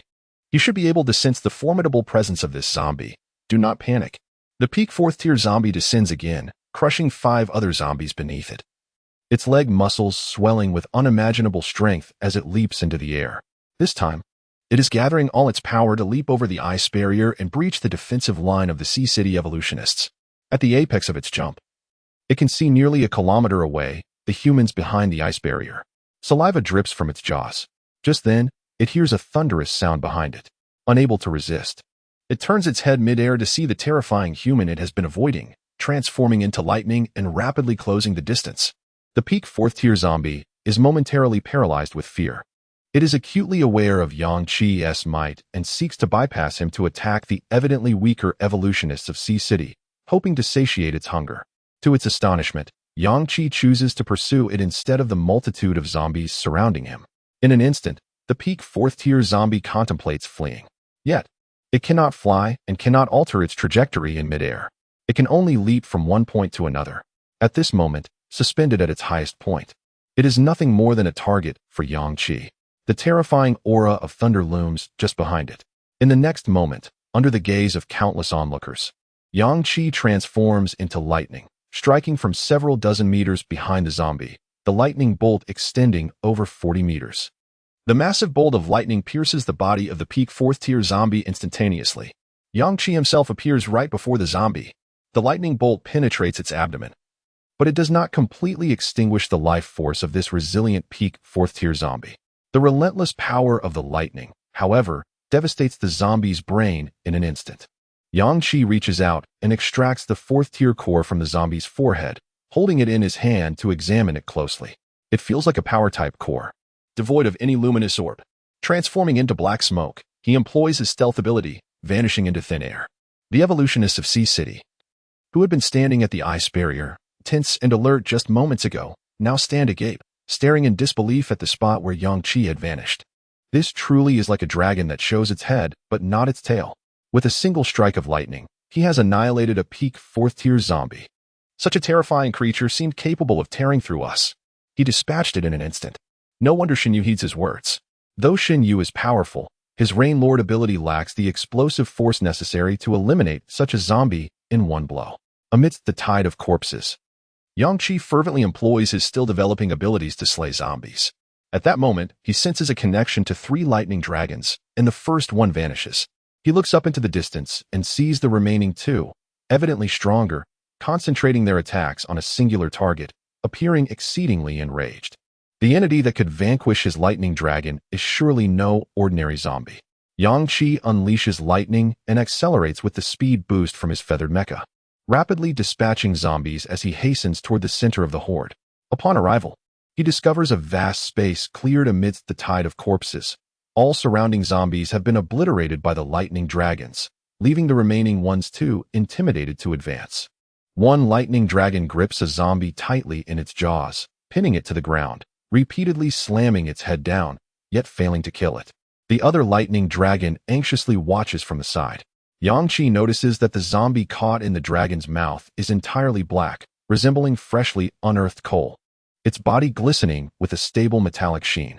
Even Yang Qi, a 5th-tier evolutionist, finds it challenging. This zombie's aura suggests it is peak 4th tier, yet its evolved ability. The black metallic skin undoubtedly elevates its defense to nearly mid-5th tier levels. Even with his full strength, he could not swiftly eliminate it in a short span of time. Yang Qi promptly commands the 2 lightning dragons to clear the surrounding zombies, leaving this particular one to him. Regardless of whether this zombie yields a luminous orb upon its demise, it is worth Yang Qi's time. Sumo's exceptional craftsman ability requires a plethora of rare materials to forge specialized equipment, while mutated beasts make excellent materials. This extraordinarily unique zombie's body is undoubtedly more suitable than those of mutated rats. Its remarkable physical hardness renders its defense terrifying.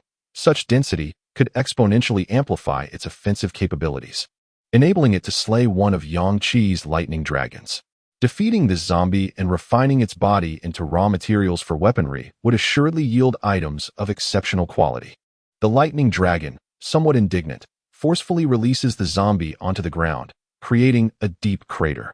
The 2 lightning dragons proceed to eliminate the other zombies around, ensuring they do not interfere with Yang Qi. The peak 4th tier zombie rises from the deep pit, its black body marked with distinct white scratches, evidence of the lightning dragon's bites. It is crucial to note that this is the lightning dragon Yang Qi summoned in a mist-covered state. Its power doubled.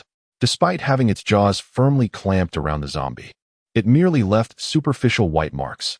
This illustrates just how formidable the zombie and Apos' physical strength truly is.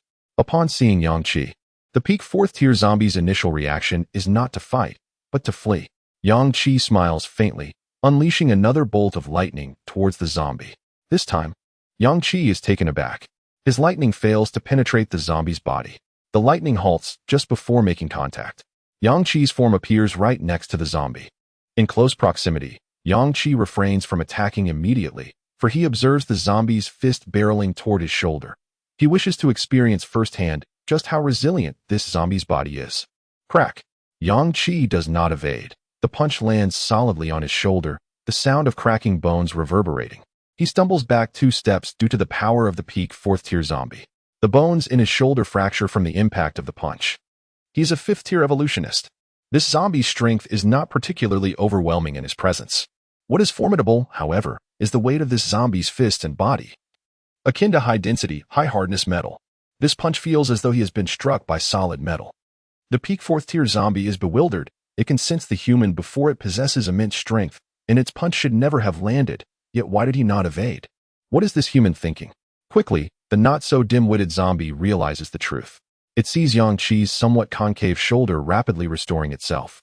The rapid regeneration ability activates, and the fractured bones mend in an instant. Yang Qi gazes at the pitch-black expression of the zombie and grins, saying, "Let me test just how strong your defense truly is."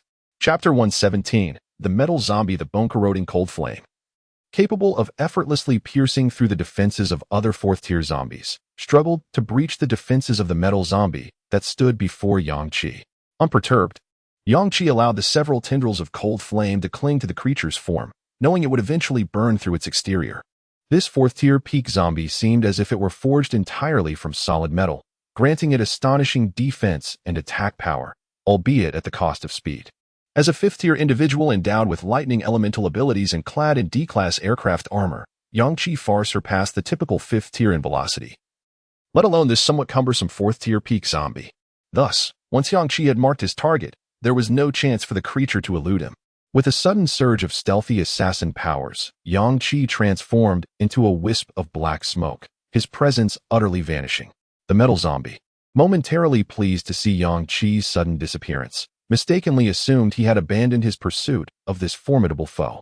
Just as it prepared to join the nearby horde of zombies in their assault on Haiqing, it abruptly turned its head, its dark eyes widening in disbelief as Yang Qi materialized beside it. One hand wielded a curved blade composed entirely of black smoke, while the other gripped a bloodthirsty cleaver. Enveloped in mist, Yang Qi's power doubled. He swung the curved blade towards the zombie's neck, producing an ear-piercing metallic screech as it scraped against its surface. Yet, even with his augmented strength and a unique weapon, he only managed to leave a shallow white mark upon the zombie's neck. As the black curved blade dissipated, the cleaver surged with crimson energy, cleaving downwards upon the zombie's back. The immense force sent the creature flying several hundred meters, crashing into the distant horde. The combined weight of the metal zombie and Yang Qi's enhanced power created a deep crater nearly 10 meters wide upon impact. Within the pit, the metal zombie, astonished, reached for its back, where a deep gash had formed. However, no blood oozed from the wound, as if its entire body were composed of metal. Even injuries merely indicated damage to its metallic structure rather than any loss of blood.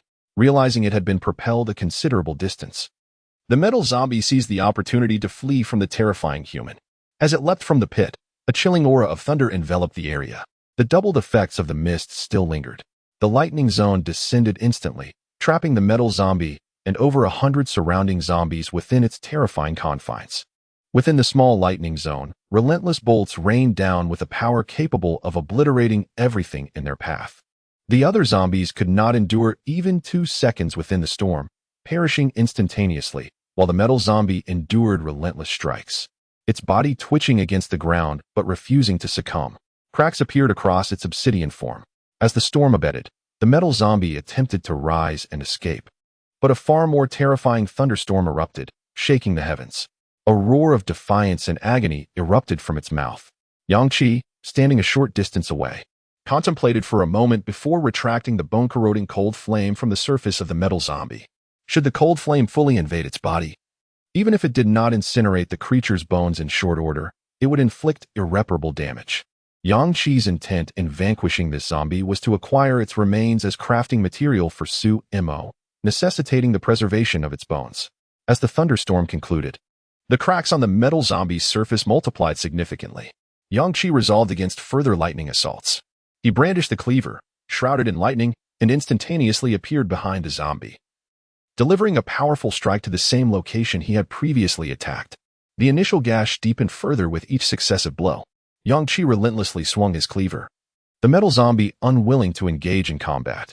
It fled ahead while Yang Qi pursued. Observers from the Haiqing defense line, standing atop icy barriers, watched the unfolding scene with confusion. They wondered why Yang Qi was persistently chasing the zombie.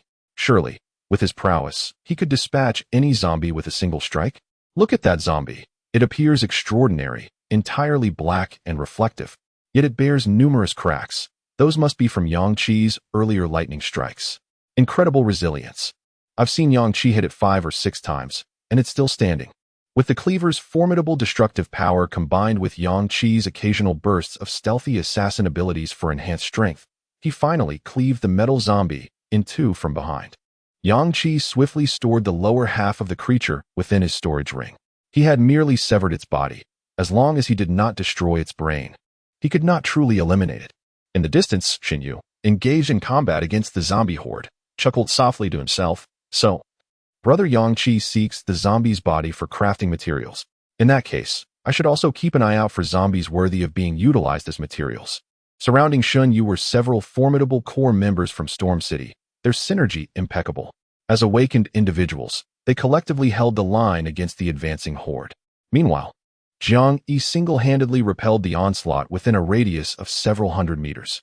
His dark energy abilities remained unyielding, further augmented by his newly acquired fire elemental powers, which thrived in the chaos of battle.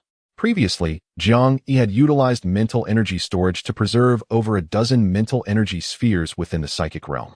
Each sphere was potent enough to replenish his mental energy completely. Additionally, countless luminous orbs erupted from the fallen zombies, ensuring an abundance of mental energy potions. Most of the current horde consisted of third-tier zombies, whose demise yielded C-class items. For Jiang Yi, C-class mental energy recovery potions were quite beneficial, alleviating any concerns regarding mental energy depletion. However, as the battle raged on, he grew increasingly anxious about Lu Wan, who was alone fortifying the defenses of Haiqing. He also worried for Chun Tingyu and Su Mo, who were searching for the 5th-tier peak psychic zombie within the city. Lost in thought, Jiang Yi found himself momentarily distracted, which was when a 4th-tier peak zombie charged toward him. Having injected numerous C-class enhancement potions amidst the myriad of luminous orbs, Jiang Yi had already reached 4th-tier peak strength. Inching ever closer to 5th tier, the 4th-tier peak zombie posed little challenge for him. Reacting swiftly, he employed his dark energy manipulation to eliminate the creature in an instant. Amidst the thunder, Yang Qi had finally dismantled the metal zombie's brain, ensuring its demise and securing its relatively intact body. Spotting Yang Qi, Jiang Yi hurriedly exclaimed, "Yang Qi, I'm concerned about Su Mo and Chun Tingyu. They're quite vulnerable. I fear sending them to find the 5th-tier peak zombie would be sending them to their doom. What if they encounter it and are dispatched in an instant?" Yang Qi smiled and said, "I shall go find them now and take a moment to observe the situation in Haiqing. Can you manage things here?" Jiang Yi replied proudly, "Rest assured, I can handle it effortlessly." Chapter 118. A taste of novelty. Upon seeing Yang Qi appear near the defense line, Xinyu hastened over. "Brother Yang Qi, the zombies are endless. We have only pushed the defense line forward by 200 meters, and maintaining it has already exhausted our strength. Moreover, in areas I cannot oversee, a significant number of evolutionaries in Haiqing have perished. Reports from other directions indicate that at least over 100,000 zombies have infiltrated Haiqing, and those within the city are now influenced by that 5th-tier peak zombie, beginning to form a zombie tide, coordinating with the external forces." Yang Qi, undeterred, replied, "I'll unleash several thunder dragons. You hold your ground here. It appears we must swiftly deal with that 5th-tier peak zombie." Enveloped in a shroud of mist, Yang Qi summoned a fresh 20 thunder dragons. His mental energy was halved. Jiang Yi promptly provided him with 2 mental energy orbs, fully restoring Yang Qi's mental strength. He then turned and dashed towards Haiqing. Before leaving the suburban area, he encountered a wave of zombies surging from the city. Yang Qi squinted. The situation within Haiqing seemed dire. Prior to confronting the external tide of zombies, Xinyu had instructed that each faction must retain at least 1/10 of their combat strength within the city to prevent the internal zombies from forming a tide, which would pose a dual threat to the evolutionaries. If the zombies inside Haiqing were influenced by the mental-type zombie and coalesced into a tide, their primary targets would undoubtedly be the evolutionaries stationed within the city. Yet now, these zombies were directly advancing towards the suburbs, indicating that the forces remaining in Haiqing had likely been nearly decimated by the tide. Yang Qi longed to relay this intelligence to Xinyu behind him. But in this apocalypse, communication was non-existent. He could only confront the approaching tide before him. This wave consisted of around 50,000 zombies. Lacking communication tools, he devised another method to alert Shun Yu several kilometers away by generating the thunderous sounds of battle. At the suburban defense line, less than a minute after Yang Qi departed, a terrifying thunderous disturbance erupted from within Haiqing. Xin Yu, Jiang Yi, Lu Wan, and others simultaneously turned their gazes towards the source. Lu Wan, having established an ice barrier, returned to Jiang Yi and Oppo's side, astonished as she observed the distant thunder. Why is Yang Qi fighting over there? Jiang Yi, bewildered, asked, what is happening? Is that fifth-tier peak zombie trying to ambush us, only to be caught by Yang Qi? Xin Yu stated solemnly, it should not be so. The mental energy fluctuations from that fifth-tier peak zombie persist. It continues to stabilize and summon surrounding zombies. If it were engaged in direct combat with Yang Qi, it would not be able to simultaneously battle and summon numerous zombies. As Lu Wan unleashed her ice elemental powers, she frowned and remarked, then what is the situation? Should I go investigate? Taking a deep breath, Xin Yu replied, my subordinates just informed me that multiple defense lines have been breached, with at least 100,000 zombies pouring into Haiqing. The internal zombies are forming a tide under the influence of the fifth-tier peak zombie, and those left behind have commenced combat like us. If Brother Yang Qi is unleashing his full thunderous might from that position, it can only mean he is facing the tide from within Haiqing. Lu Wan gasped, what? Xin Yu continued. If the tide within the city has reached within a few kilometers of the suburbs, aiming to merge with the external zombies to breach our defenses, it indicates that the forces I left inside the city have likely all but perished. Lu Wan and Jiang Yi finally grasped the reality that their elite combat forces were insufficient, no matter how strong one person might be, or even 10. Could they truly defend the extensive perimeter of Haiqing against countless zombies? They could not. While they held one area, another would inevitably be breached. The sheer number of zombies vastly outnumbered them. This is truly a siege, Lu Wan sighed. We can only do our best and leave the rest to fate. Jiang Yi countered, what fate? We must heed Yang Qi's command. If he can locate that fifth-tier peak zombie hidden within Haiqing, everything will come to an end. Lu Wan, encouraged by his words, smiled brightly in agreement. Indeed, everything hinges on Yang Qi. At this moment, Xin Yu tentatively remarked, to be honest, the fifth-tier peak zombie has been confirmed in the instance information, while Brother Yang Qi's true strength should be in the mid-tier of the 5th level. We might need to join forces to confront that zombie.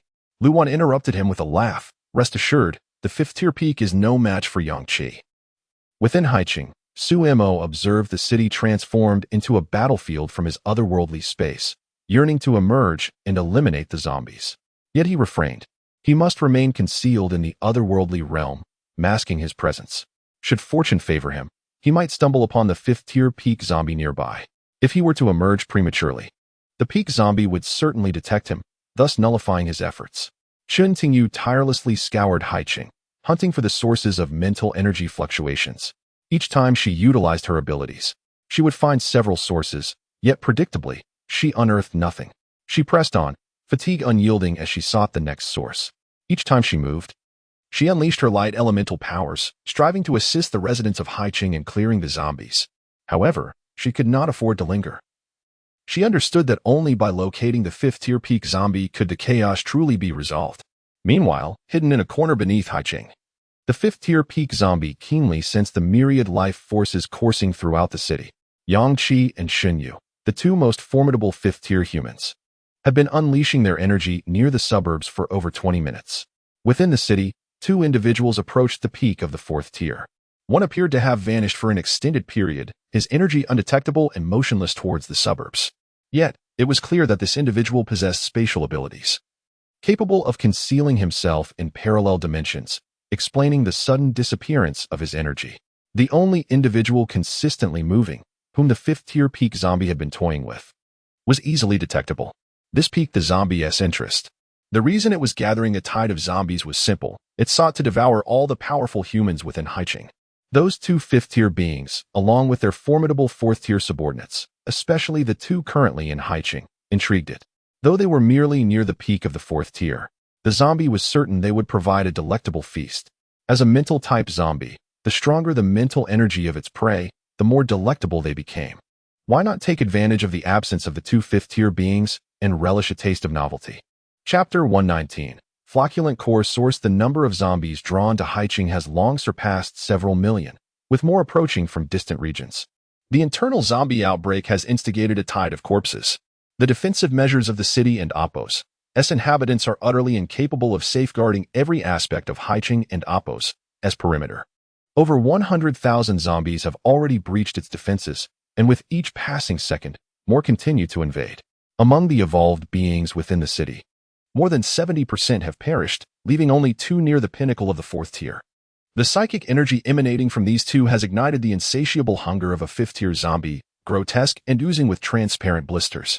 Although the most delectable prey would undoubtedly be those 2 5th-tier beings, these 4th-tier individuals are exquisite specimens, their psychic energy of exceptionally high quality, promising a most delightful feast and a substantial enhancement of its own psychic capabilities. With this thought, the repulsive 5th-tier zombie, resembling a grotesque pig, finally drooled in anticipation.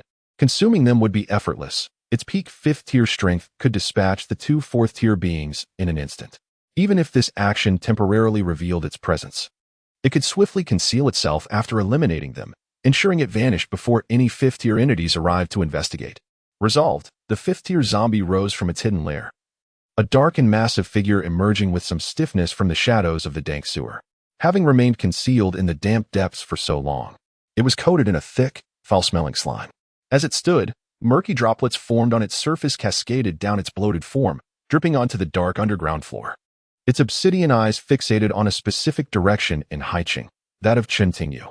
The woman, with great effort and audacity, had been traversing the city, chasing every false psychic energy signature it had set up, as if she too were a 5th-tier being. Had she not considered the implications if she were to truly find one? The terrifying visage of the 5th-tier zombie twisted into a cruel, mocking smile. In but a moment, it could reach her side. All it needed was to wait for her to locate the next psychic energy source. Yangqi spent some time eliminating a tide of over 50,000 zombies. Within Haicheng, more zombies continued to converge towards the outskirts. The survivors on the front lines were exerting every ounce of their strength against the onslaught, and it would be nearly impossible for them to guard against potential attacks from behind. Over 10,000 luminous orbs had erupted. The time required to collect these orbs far exceeded the duration Yangqi had taken to dispatch the 50,000 zombies.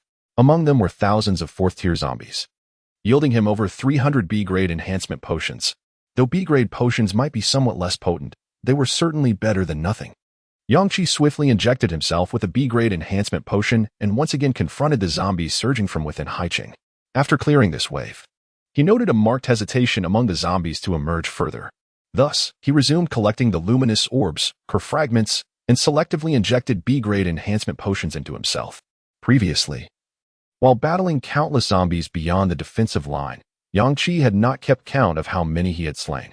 He had no time to collect the numerous spoils.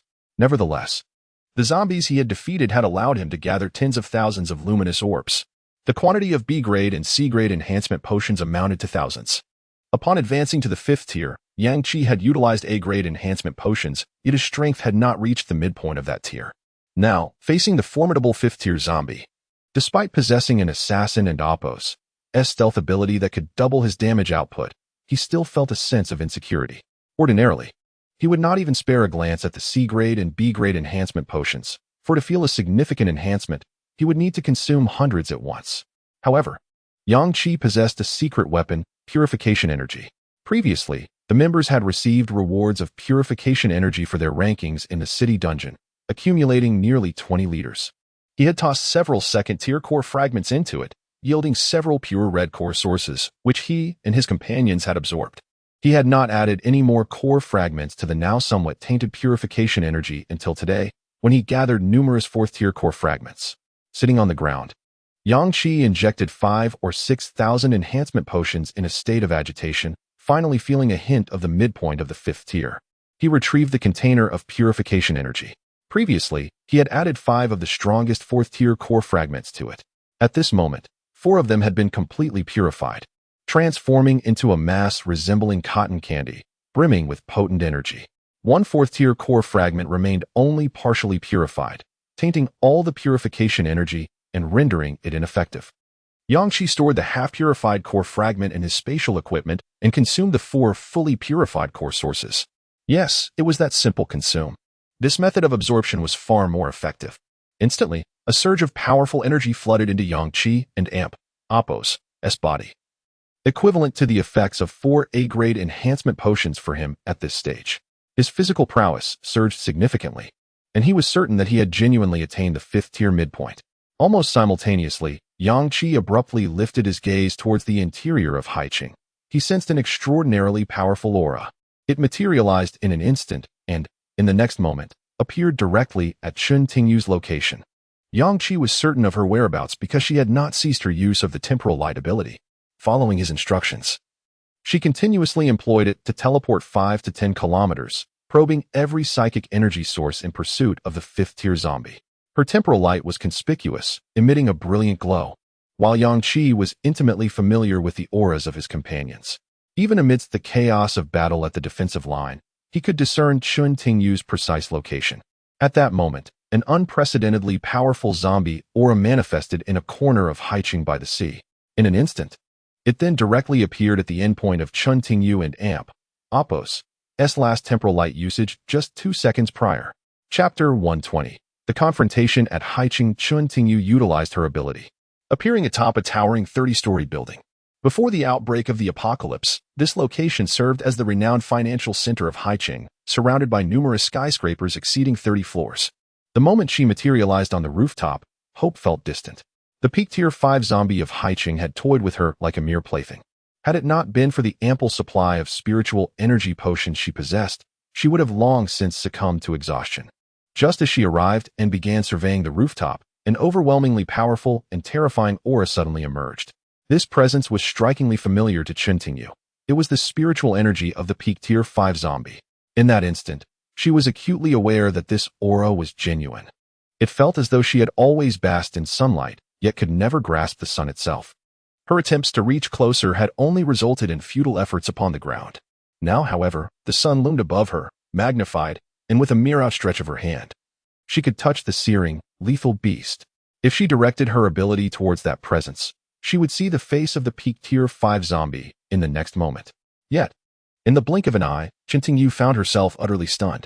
The aura of the peak tier 5 zombie, previously 8 kilometers away, had now inexplicably manifested behind her. The stench of the sewers instantly filled her nostrils, a foul odor deeply marinated in decay. The surroundings seemed to brighten unnaturally. Chun Tingyu instinctively activated her ability. Never before had she felt so close to death. The peak tier 5 was a height she could only aspire to. As the zombie appeared behind her, she knew without turning that the moment they faced each other, her chance of survival dwindled to a mere 1%. A blinding yellow light erupted. Her body transformed into a radiant beam, vanishing from her position. In that instant, the peak tier 5 zombie behind her disintegrated into a putrid liquid. Also disappearing from sight, Chun Tingyu fled towards the outskirts of Haiqing. Only Yang Qi could save her. Only he possessed the strength to confront the peak tier 5 zombie. Simultaneously, Su Mo, who had remained in a different dimension, sensed the presence of the peak tier 5 zombie and instantly realized it was pursuing Chun Tingyu. He sprinted at full speed within the alternate space, heading in her direction, towards the outskirts of Haiqing. At the city's edge, Xinyu, Lu Wan, and Jiang Yi turned to look back. Was it the peak tier 5 zombie? It had appeared. What was happening? It seemed capable of teleportation, shifting from one location to another in an instant, covering dozens of kilometers towards the outskirts of Haiqing. The light emanating from Chun Tingyu was also heading this way. Was the zombie chasing her? This was dire. Chun Tingyu was only at the mid-4th tier. Strictly speaking, she didn't even qualify as a peak tier 4. Lu Wan thought, her heart racing. Thankfully, she was an elemental light user. Otherwise, she wouldn't Appos' even be able to escape. Jiang Yi was filled with anxiety. Yet Xinyu quickly regained his composure, stating, Yang Qi must have just finished dealing with the horde that rushed out of Haiqing. So he should be inside the city now. With him present, Chun Tingyu should be safe. If Yang Qi is battling the peak tier 5 zombie within Haiqing, we must hold our defenses at all costs. We cannot let the horde breach our lines. Hearing Xinyu's words, Lu Wan and Jiang Yi steadied themselves. Focusing on the approaching horde, Chun Tingyu executed her ability twice in succession, each time reaching her maximum distance, 10 kilometers. After advancing to the mid-4th tier, she had initially only been able to teleport 5 kilometers, but now, exerting herself to the fullest, she had doubled that distance. Each time she emerged at a new location, the peak tier 5 zombie followed closely behind. She was compelled to continuously unleash her ability. If she could manage 2 more uses, she would reach the outskirts. Her leader must be there. Almost simultaneously, thunder rumbled in the outskirts. As Chintingyu activated her ability once more, appearing 10 kilometers away, the surrounding light faded. And she was stunned to see the grotesque, bloated zombie standing less than 2 meters in front of her. This was her first encounter with the appearance of this zombie. Yet there was no time to feel disgust or shock at how it had arrived before her. The human mind's capacity for rapid thought is formidable. She swiftly deduced that the zombie had already calculated her maximum teleportation distance to be around 10 kilometers. After several pursuits, it had even honed in on her location with pinpoint accuracy. In this scenario, Chintingyu had to flee with all her might. There was no room for restraint. The zombie had discerned her desperate attempt to escape its grasp. Time was of the essence. The moment she utilized her ability to appear there, the claws of the peak tier 5 zombie were already reaching out towards her. Red destructive gauntlets materialized on her hands. The power of her ability surged to its zenith. In that instant, Chintingyu's eyes glimmered with a red light. She did not evade. Instead, she charged directly at the peak tier 5 zombie. At the brink of life and death, her focus intensified, and her potential was unconsciously pushed to its limits. What had once been mere proximity to the peak 4th tier now erupted into a force nearing the peak 4th, perhaps even brushing against the 5th tier. Under such circumstances, the power of her ability could strike at the mid-tier 5 level. Everything transpired in an instant. Clad in her destructive gauntlets, she hurled a punch at the peak tier 5 zombie, aiming for its temple. Simultaneously, her elemental light ability erupted around her, unleashing dozens of beams of light energy. The peak tier 5 zombie casually extended its repulsive, blister-covered hand towards her head. Its intent was simple: to twist off her head and consume it. The chasm between the peak 4th and peak 5th tiers was indeed vast. Despite Chintingyu's desperate efforts to confront the peak tier 5 zombie, its strikes were swifter. Her fist had yet to make contact, and even the light energy slicing through the air had yet to arrive when the zombie's sticky hand brushed against her hair. In the next 0.01 seconds, it would reach her skin, her head. At that moment, time seemed to freeze. She realized she was truly finished this time. Just then, a thunderous roar erupted. A massive bolt of lightning pierced through the back of the peak tier 5 zombie, directly through its body. It was Yang Qi's lightning strike. Chintingyu's eyes widened as she witnessed the lightning traverse through the peak tier 5 zombie's form, and at the end of that arc, Yang Qi, clad in his flying armor, appeared right beside her. Yang Qi materialized out of thin air, forcing Chintingyu back 2 steps. Everything had been interrupted by his timely intervention. The hand of the peak tier 5 zombie, which had nearly grasped her hair, was halted just before it could twist off her head. Nothing happened. She saw Yang Qi, closely positioned beside her, separating her from the zombie, as that repulsive hand slapped against the armored head of Yang Qi. Yang Qi! Chintingyu screamed in despair. Chapter 121. The annoying flames amidst swirling black smoke. Yang Qi instantaneously unleashed his stealth assassin ability, transforming himself into a wisp of black mist, rendering him completely immune to physical harm. The massive hand of the 5th tier peak zombie swung through the air, missing its target. Realizing that a 5th tier adversary was already in pursuit, the peak zombie hastily sought escape, sensing that Yang Qi was no ordinary 5th tier entity and thus refrained from direct confrontation. In the following moment, the colossal form of the 5th tier peak zombie disintegrated before the astonished gazes of Yang Qi and Chintingyu, dissolving into a pool of putrid liquid. Chintingyu, still shaken, hurried over to Yang Qi and anxiously inquired, "Boss, are you all right? It shouldn't have struck you, right? I saw you transform into black smoke immediately." Yang Qi tilted his head slightly and replied, "The hand did indeed graze me, but my transformation into black mist rendered me impervious to harm, so I sustained no injuries. Even if it had truly hit me, I was clad in my feather mech, which, while not exceptionally robust, offers some degree of protection. Moreover, with my accelerated regeneration, as long as I remain alive, I can recover instantly." He added, "Currently, I am at the mid-tier of the 5th level with formidable defense. It is virtually impossible for it to eliminate me in one blow." Among the 4 core sources he had absorbed from the peak 4th tier zombies, one belonged to a 4th tier metallic zombie, brimming with astonishing defensive power. Having fully absorbed this core, Yang Qi's defense now reached at least that of a 5th tier peak. When factoring in the doubling effect of the shrouding mist, his defenses had ascended to the 6th tier.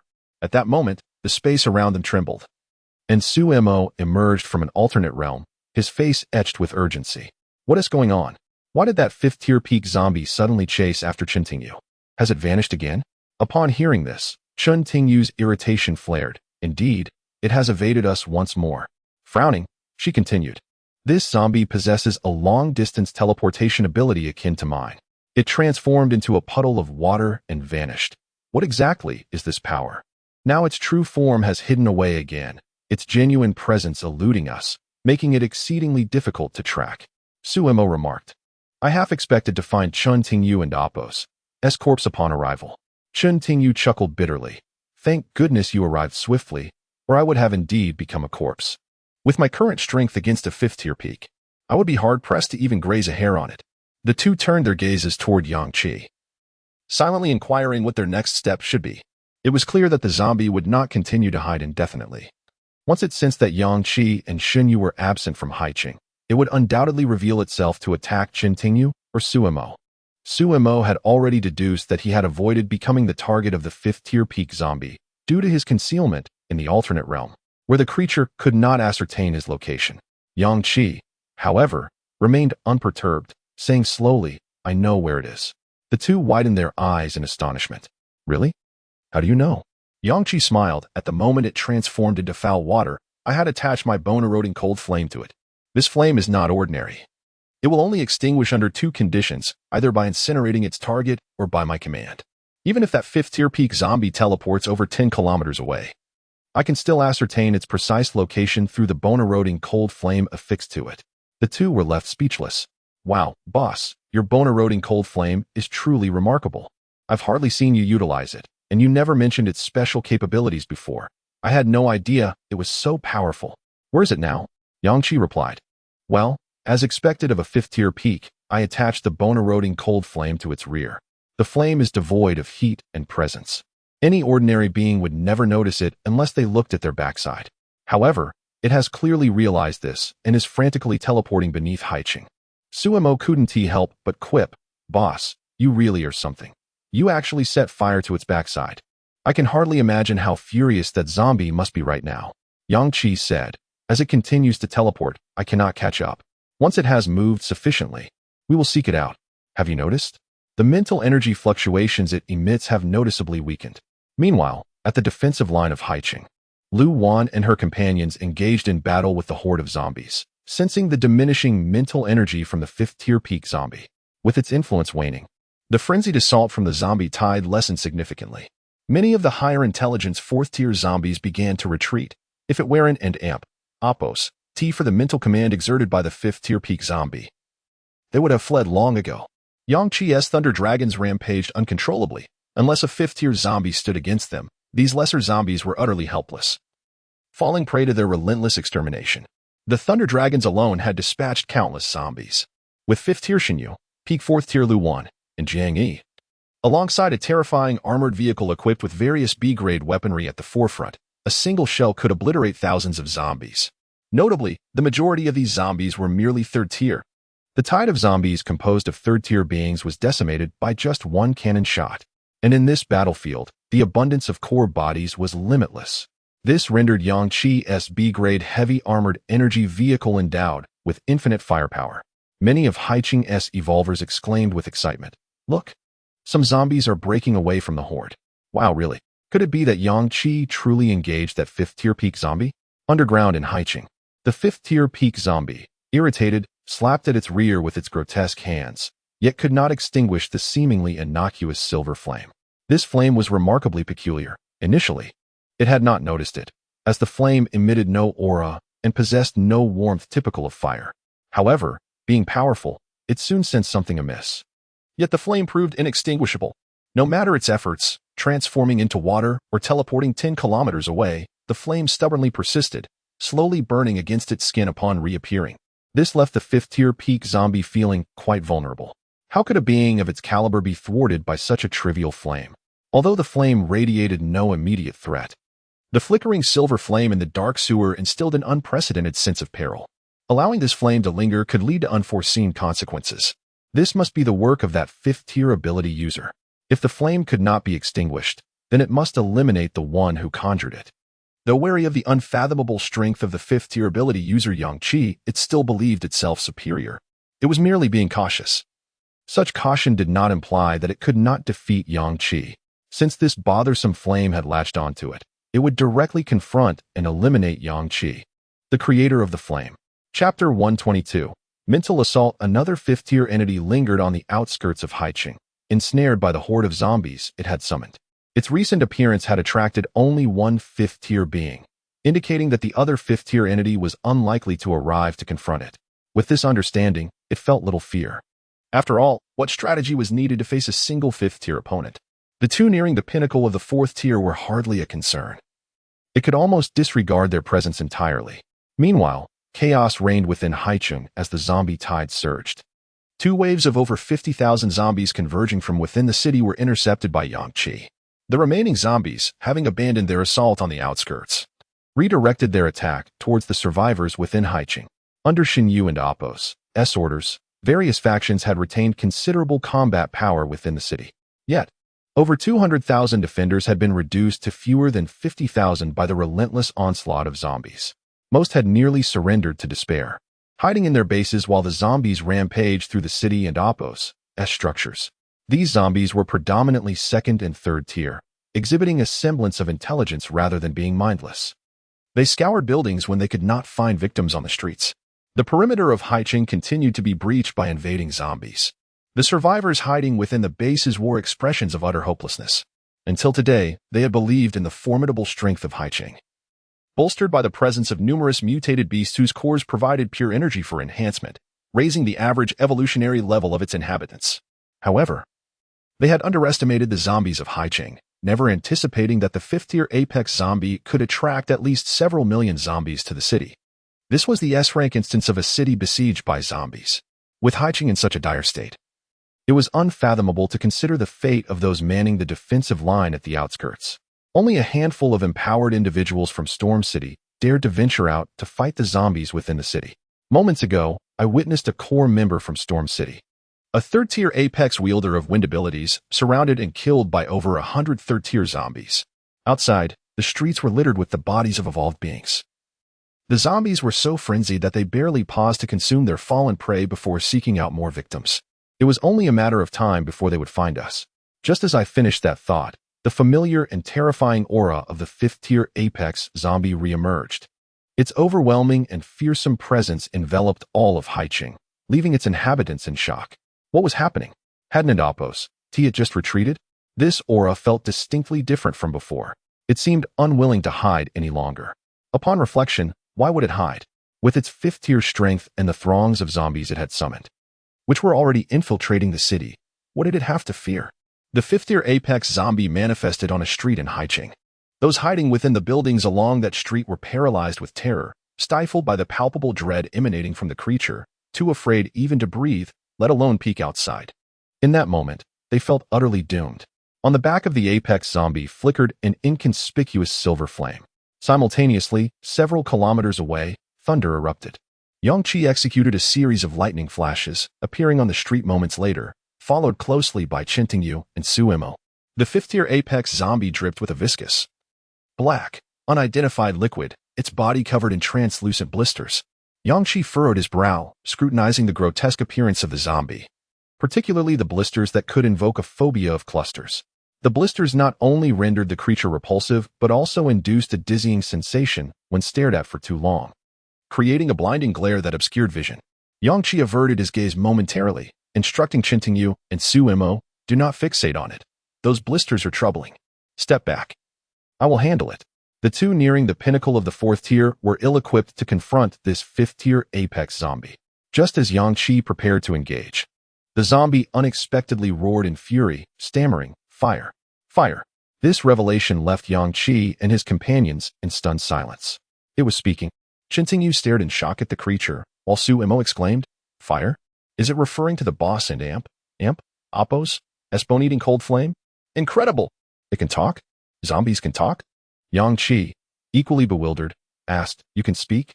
This inquiry only intensified the zombie's fury. Fire! Fire! It seemed that it could utter only this single word. Yang Qi couldn't and Appo's helped but chuckle. Almost simultaneously, both sides sprang into action. The vile blisters on the fifth-tier apex zombie erupted in a dazzling display of light. At that moment, its mental power surged exponentially. In that instant, Yang Qi comprehended why a fifth-tier apex zombie could exert its mental influence over 100 kilometers, drawing millions of zombies to Haicheng. The blisters on its body served to amplify and disseminate its mental waves. Each densely packed blister was a unique weapon designed solely to enhance its mental power and expand its reach. At that moment, Yang Qi, Qiningyu, Suemo, and the hidden evolved beings in the surrounding buildings experienced the purest form of mental assault. The mental energy felt as tangible as ocean waves, rendering the surrounding space stagnant and the air viscous. Those evolved beings who were dozens or hundreds of meters away from the fifth-tier apex zombie instantly suffered brain death. "Move quickly," Yang Qi shouted. "We must escape together." Suemo, blood streaming from his nose and his expression contorted, tore open a spatial rift, entering the alternate dimension while keeping the rift open. "You must leave. We have to kill it. Otherwise, we are all doomed."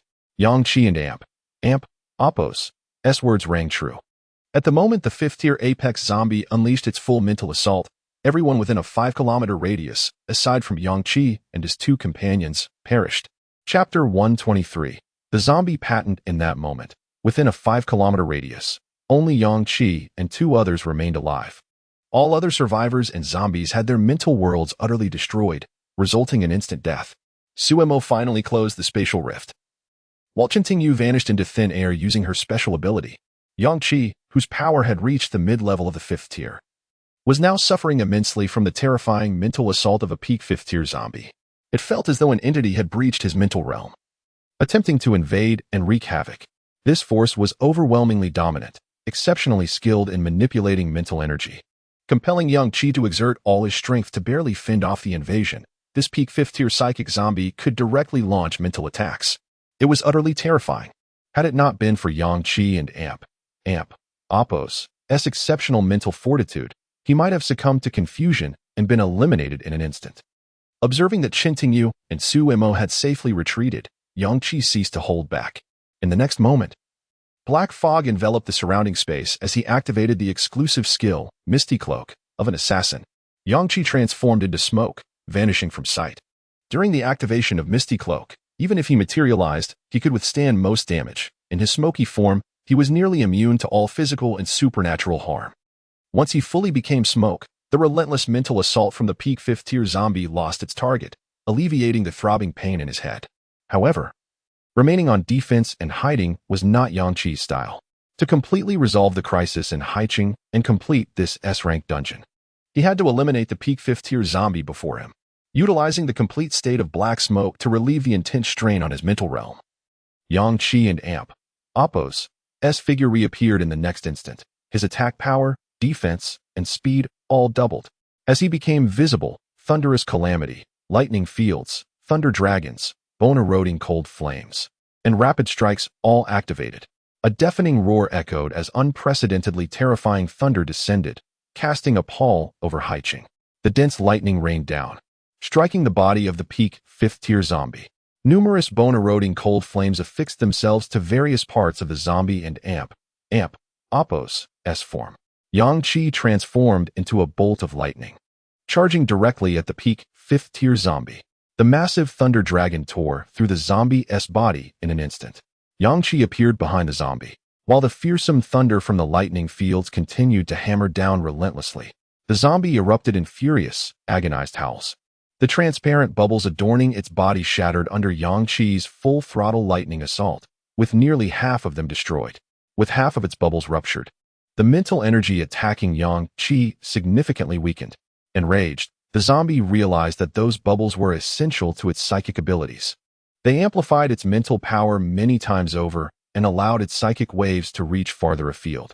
Now, nearly half of these enhancements had vanished under Yang Qi's thunderous onslaught.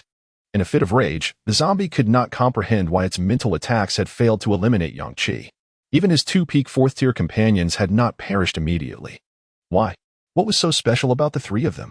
Suddenly, the zombie had an epiphany. It had been drawn to the delectable scent of mental energy emanating from Yang Qi and his companions, prompting its desire to consume them.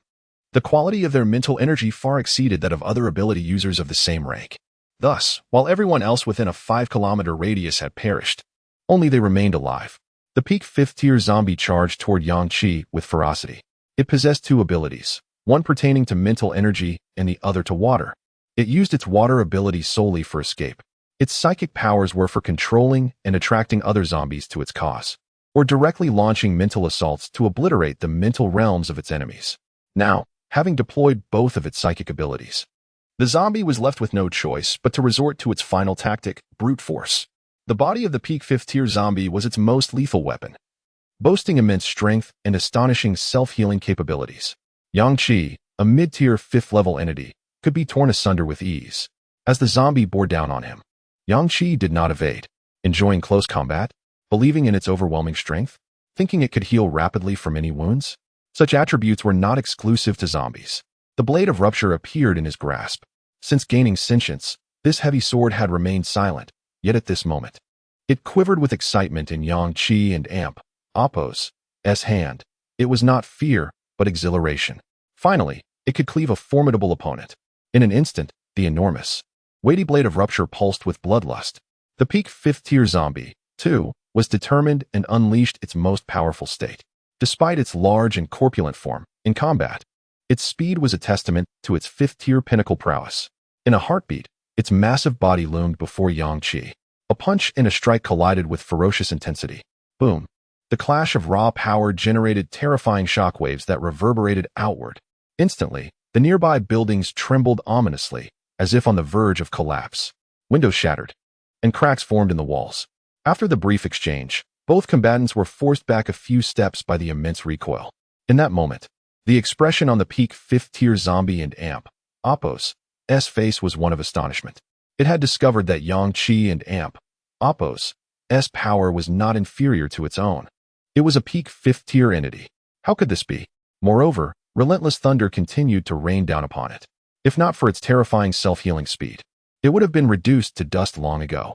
The power of a peak 5th tier zombie seemingly matched that of a mid-tier 5th level human. Was that even possible?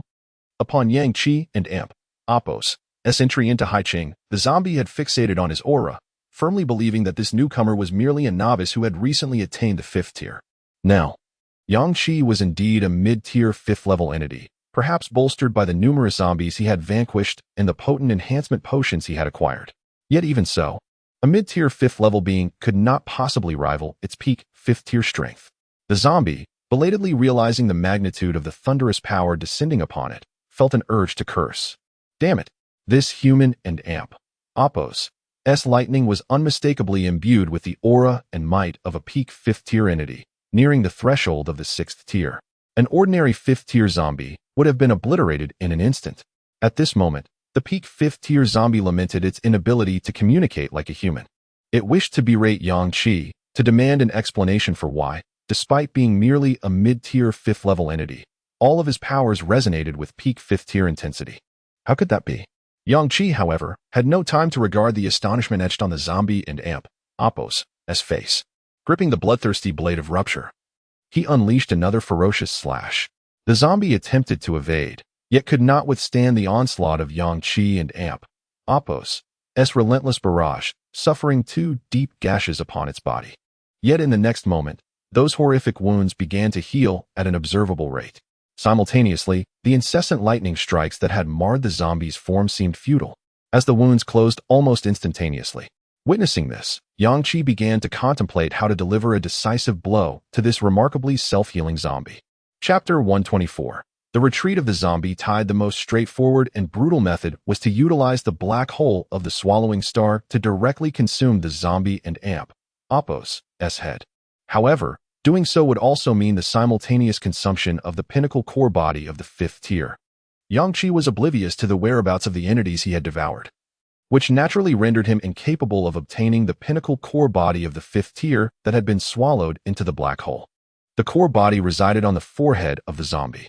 If he truly intended to destroy this zombie and Amp, Appo's brain instantaneously with the swallowing star, he could only approach from behind. By devouring the rear of its head and leaving the front intact, he could ensure that the core body would not be consumed. Against ordinary zombies, Yang-Chi could still manage this feat. However, the pressing issue was that he now faced a 5th tier pinnacle zombie of equal strength. In the midst of their fierce battle, he found it exceedingly challenging to accomplish this task. The core body of this formidable zombie was a necessity for him. Its powerful mental force and psychic abilities undoubtedly filled its core body with immense spiritual energy. Once Yang Qi absorbed the core source from this core body, his mental power would undoubtedly surge. At this moment, Yang Qi and Amp, Appo's thunder raged on, while the fifth-tier pinnacle zombie relentlessly unleashed its mental assaults. The zombie was bombarded by terrifying, astonishing thunder, while Yang Qi and Amp, Appo's spiritual realm was under constant, violent mental attacks. The bubbles that had just been shattered regenerated at a visibly rapid pace. Fortunately, Yang Qi and Amp, Appo's thunder was sufficiently potent to accelerate the destruction of the bubbles, preventing the sustained mental barrage from being as terrifying as its initial outburst. Yang Qi managed to hold his ground. The two combatants, one human, one zombie, engaged once more in fierce combat. The battle blade cleaved through the air. The zombie and Amp, Appo's fist struck Yang Qi with such force that the D-grade feather mecha was utterly ruined with a single blow. It instantly lost its luster. Pieces detaching from Yang Qi. Although the feather mecha was merely D-grade equipment, it was still a specialized gear, and its destruction at the hands of the zombie pained Yang Qi deeply. He had not yet had the opportunity to allow Su Mo to thoroughly study the feather mecha for mass production, and now it lay in ruins. This fully enclosed combat suit was quite rare among equipment. Should Su Mo successfully research it and utilize rare materials, it could be crafted into a higher-grade gear. Without the protection of the mecha, Yang Qi and the zombie resumed their entangled struggle. Clutching his battle blade, he unleashed frenzied strikes against the zombie. His mind solely focused on how to deliver a decisive blow to its brain, disregarding all defense. At this moment, the zombie, too, was blinded by rage. Its massive form charged at Yang Qi, heedless of the blade and Appo's relentless assault. Its colossal fist pounded upon Yang Qi. It was at this juncture that the zombie realized the human before it possessed an equally terrifying regenerative ability. Each of its punches, imbued with fifth-tier strength, was sufficient to shatter Yang Qi and Appo's defenses and break his bones.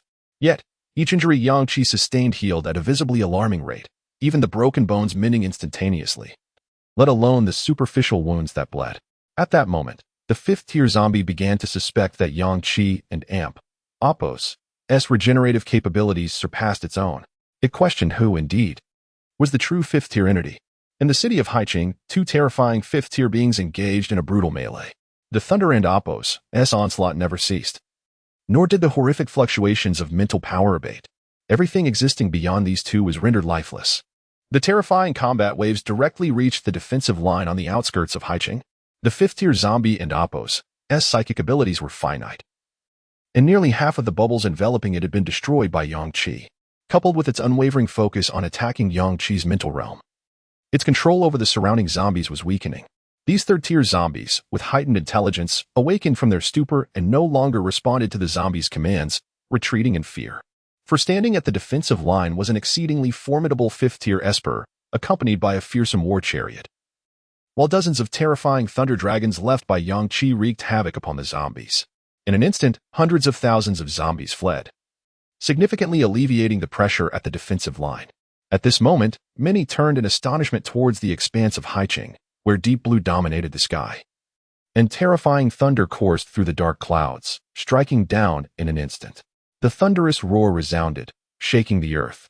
Even from a distance of over 10 kilometers, they could feel the horror of the thunder. The might of thunder filled the entire space. Alongside the overwhelming power of thunder came waves of mental attacks from the fifth-tier zombie. Even at a distance of 20 kilometers, the effects of such mental assaults were diminished. Yet they could still sense the terrifying nature of this onslaught. The strongest among them, Shenyu, remarked in surprise, "What does this mean?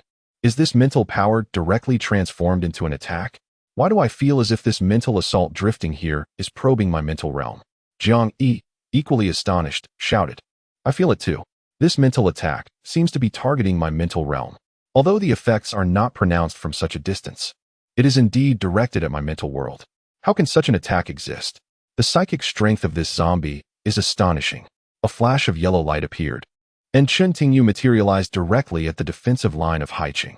Unable to assist Yang Qi, she chose to support the people of Haiching in combating the zombie tide, alleviating the pressure on everyone.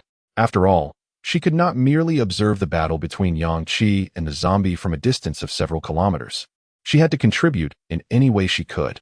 Upon seeing Chen Tingyu, Jiang Yi and Lu Wan were overjoyed, abandoning their battles to rush to her side. What brings you here? What is the situation with Yang Qi and the fifth-tier zombie? Is this a mental attack? Did you sense it over there? Chen Tingyu's expression was grave. This is indeed a type of mental attack we have never encountered before, capable of indiscriminately assaulting everyone's mental realms. Su Mo and I were right beside it, and in an instant, our mental worlds suffered severe damage. If we hadn't fled, we might have met the same fate as the others. I fear that all the survivors in Haiqing at that moment are likely dead. Not only the survivors of Haiqing, but the surrounding zombies had perished as well. The fifth-tier pinnacle zombie's mental attack was that terrifying. Su Mo and I were utterly helpless, which is why I came here to assist you in clearing the zombie tide. Upon seeing her pale face, which was markedly different from her usual exhausted appearance, Lu Wan advised, don't rush into battle just yet. If your mental realm has sustained severe damage, using your psychic powers to fight could exacerbate your condition. Let me see if my abilities can help heal your mental world. As soon as Lu Wan's words left her lips, a louder and more terrifying battle erupted from the vicinity of Yang Qi and the fifth-tier pinnacle zombie, sending chills down the spines of the tens of thousands present. Simultaneously, the fifth-tier pinnacle zombie completely relinquished its control over the other zombies. Before the residents of Haiqing, the horde of corpses receded like the ebbing tide, instinctively retreating in response to the terrifying clash of two formidable fifth-tier entities within the city. The inhabitants of Haiqing were utterly bewildered. The arrival and swift departure of this monstrous wave of corpses, numbering in the hundreds of thousands, left them in a state of shock. Observing this situation, Shen Yu promptly commanded, Lu Wan, I need you to leave 2 individuals here to guard against any potential counterattack from these corpses.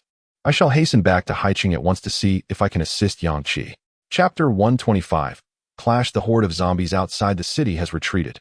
Yet the tide within the city of Hai remains, with hundreds of thousands of undead having breached the defenses and infiltrated the city. Our immediate task is to cleanse Hai City of these zombies and ascertain whether Yang Qi requires assistance. Shen Yu promptly directed nearly 1 million survivors stationed at the defensive line, retaining half of them at their posts. Lu Wan also conjured several ice barriers anew. Given the current chaotic display of the zombie tide, it appears they will not return. The commotion from Yang Qi's battle with the pinnacle-level 5th-tier zombie has thoroughly frightened them away. I will stay here with Chen Tingyu in the armored vehicle. You all return to clear the horde, Lu Wan stated succinctly. Shen Yu, leading the multitude, returned to Hai City, only to encounter the remnants of the undead still lingering within. This wave of zombies numbered fewer than 100,000, with Shen Yu and Jiang Yi at the forefront. They spent considerable time vanquishing the horde. Meanwhile, the tumult of Yang Qi's confrontation with the 5th-tier pinnacle zombie reverberated throughout the city, instilling a sense of dread among the inhabitants. This battle is terrifying. The thunder has been crashing for over 20 minutes. Can Yang Qi's mental energy truly not be exhausted? The aura of that 5th-tier pinnacle zombie is formidable. It seems to be in a furious state. Yet, isn't Yang Qi merely a mid-tier 5th-tier ability user? How can he sustain such a prolonged battle with a pinnacle-level foe? Moreover, his aura shows no signs of waning. It feels as though Yang Qi has reached the pinnacle level himself. How has he become this powerful in such a short span?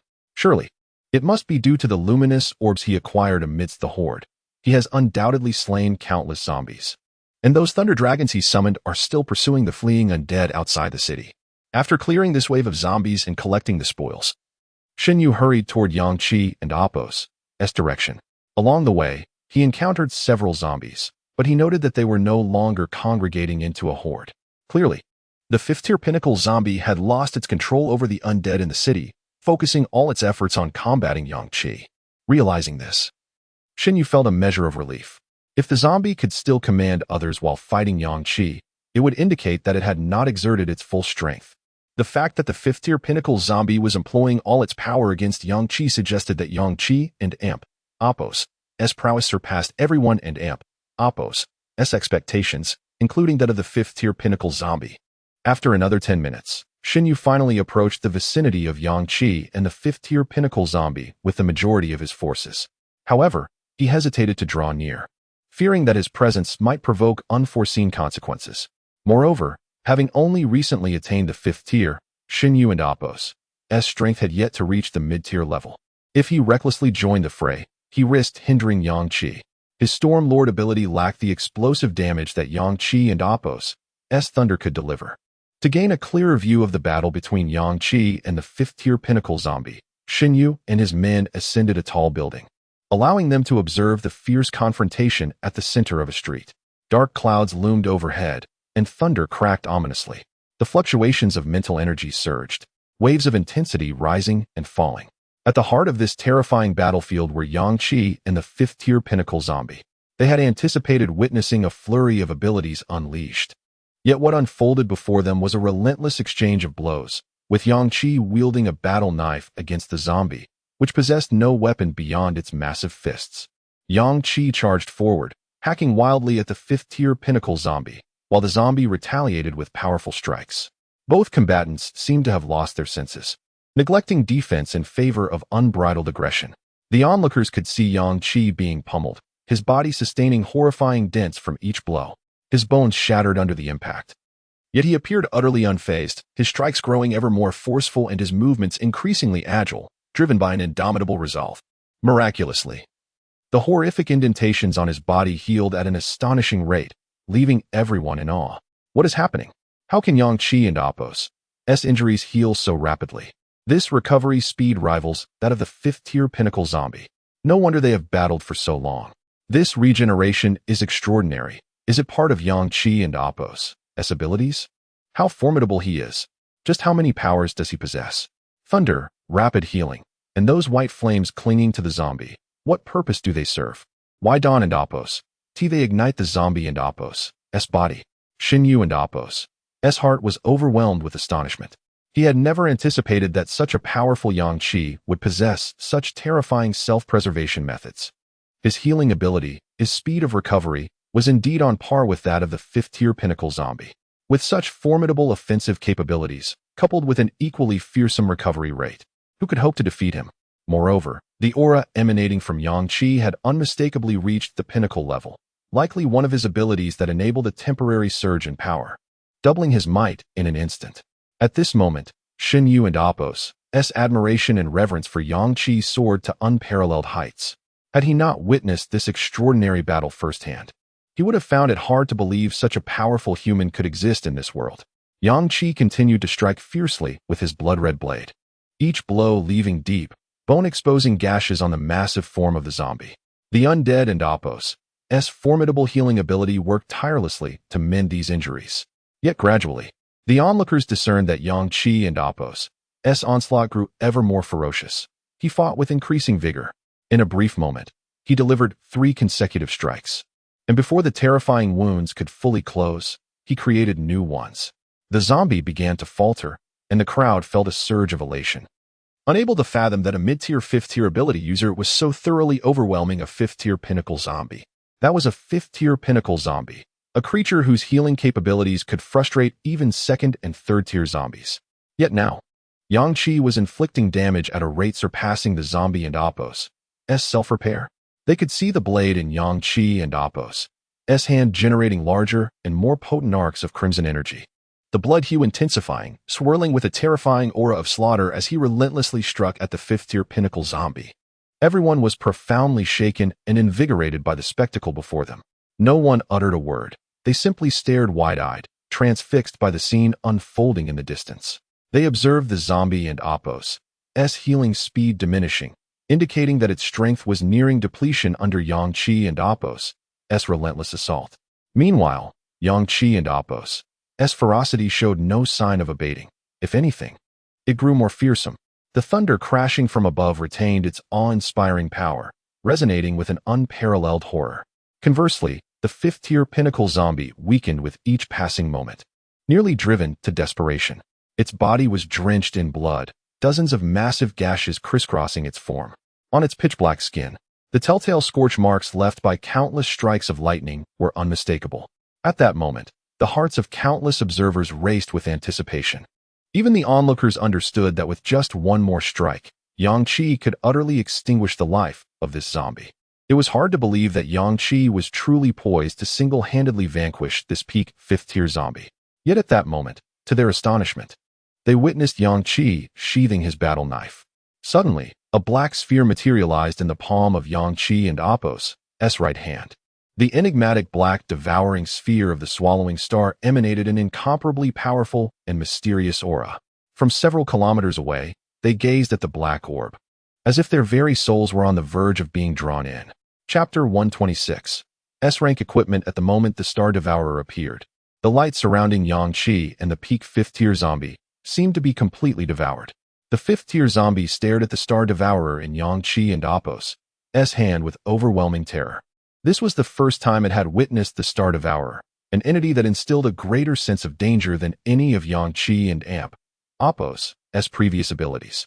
In the next instant, Yang Qi unleashed Thunder Flash, transforming into a bolt of lightning that pierced through the zombie's body and reappeared behind it. The 5th-tier zombie, already battered and exhausted, found itself utterly helpless against Yang Qi.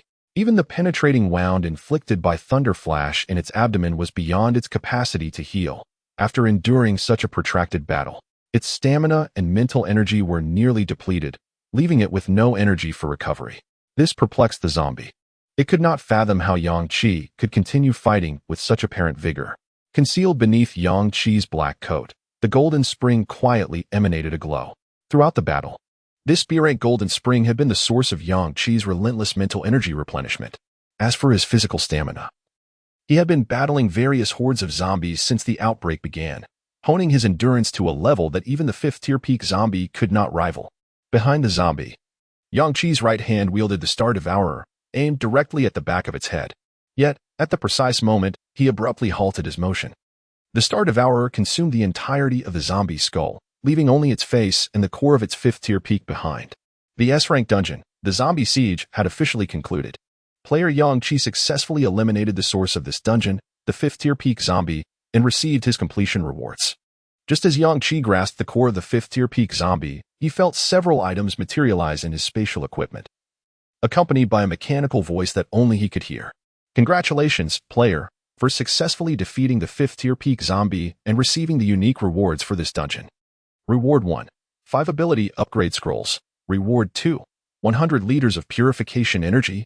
Reward 3. A-rank equipment. Soul Communicator. Reward 4. S-rank equipment. Judgment Mecha. The 5 ability upgrade scrolls were sufficient for Yang Qi to upgrade all 5 of his abilities at once. This reward struck a chord with him.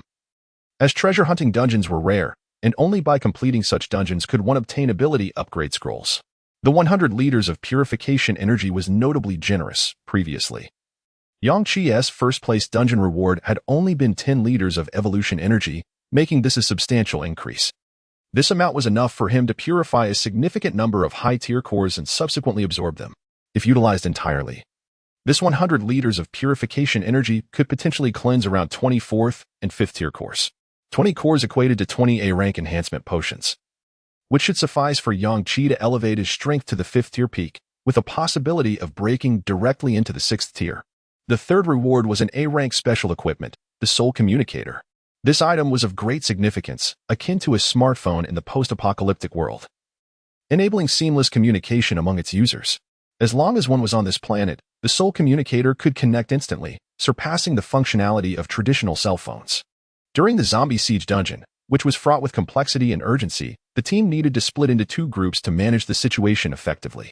At the dungeon's outset, Yang Qi had sent Chintingyu and Su Mo, who possessed rapid movement abilities, to search for the 5th-tier peak zombie within the city, while the other team members were tasked with addressing the zombie siege outside the city to prevent an invasion. In such a scenario, only Chintingyu and Su Mo remained in the city. Had Yang Qi not sensed the terrifying aura of the 5th-tier peak zombie and reacted swiftly, Chintingyu's life would have been in grave danger. With the Soul Communicator, one could connect to another user merely by thinking about it, allowing immediate transmission of thoughts without the need for dialing or waiting for an answer. The Soul Communicator comprised 10 devices, including 1 main communicator and 9 sub-communicators. Naturally, Yang Qi would claim the main communicator, which allowed him to eavesdrop on conversations among the sub-communicators. He could even simultaneously connect to all 10 communicators, facilitating group discussions in their minds. Currently, Yang Qi and Apos' team comprised only 5 members, making the number of Soul Communicators more than sufficient. Although termed equipment, the Soul Communicator was merely 10 mental energy imprints. Once imprinted with Yang Qi's mental energy, only he could distribute them to others. even if other powerful mentalists attempted to forcibly detach the soul communicator from a member's mind. They would be unable to utilize it or integrate it into their own mental realm, as Yang Qi's mental energy was not accessible to others. The final reward was the S-rank equipment, the Judgment Mecha, which Yang Qi had obtained for the first time. An S-rank piece of equipment, a true high-tier item. At that moment, quietly resting within Yang Qi and Appo's spatial equipment was a red, exquisite metal bracelet, symbolizing the Judgment Mecha. Yang Qi immediately retrieved the bracelet, observing a gem-like button at its center.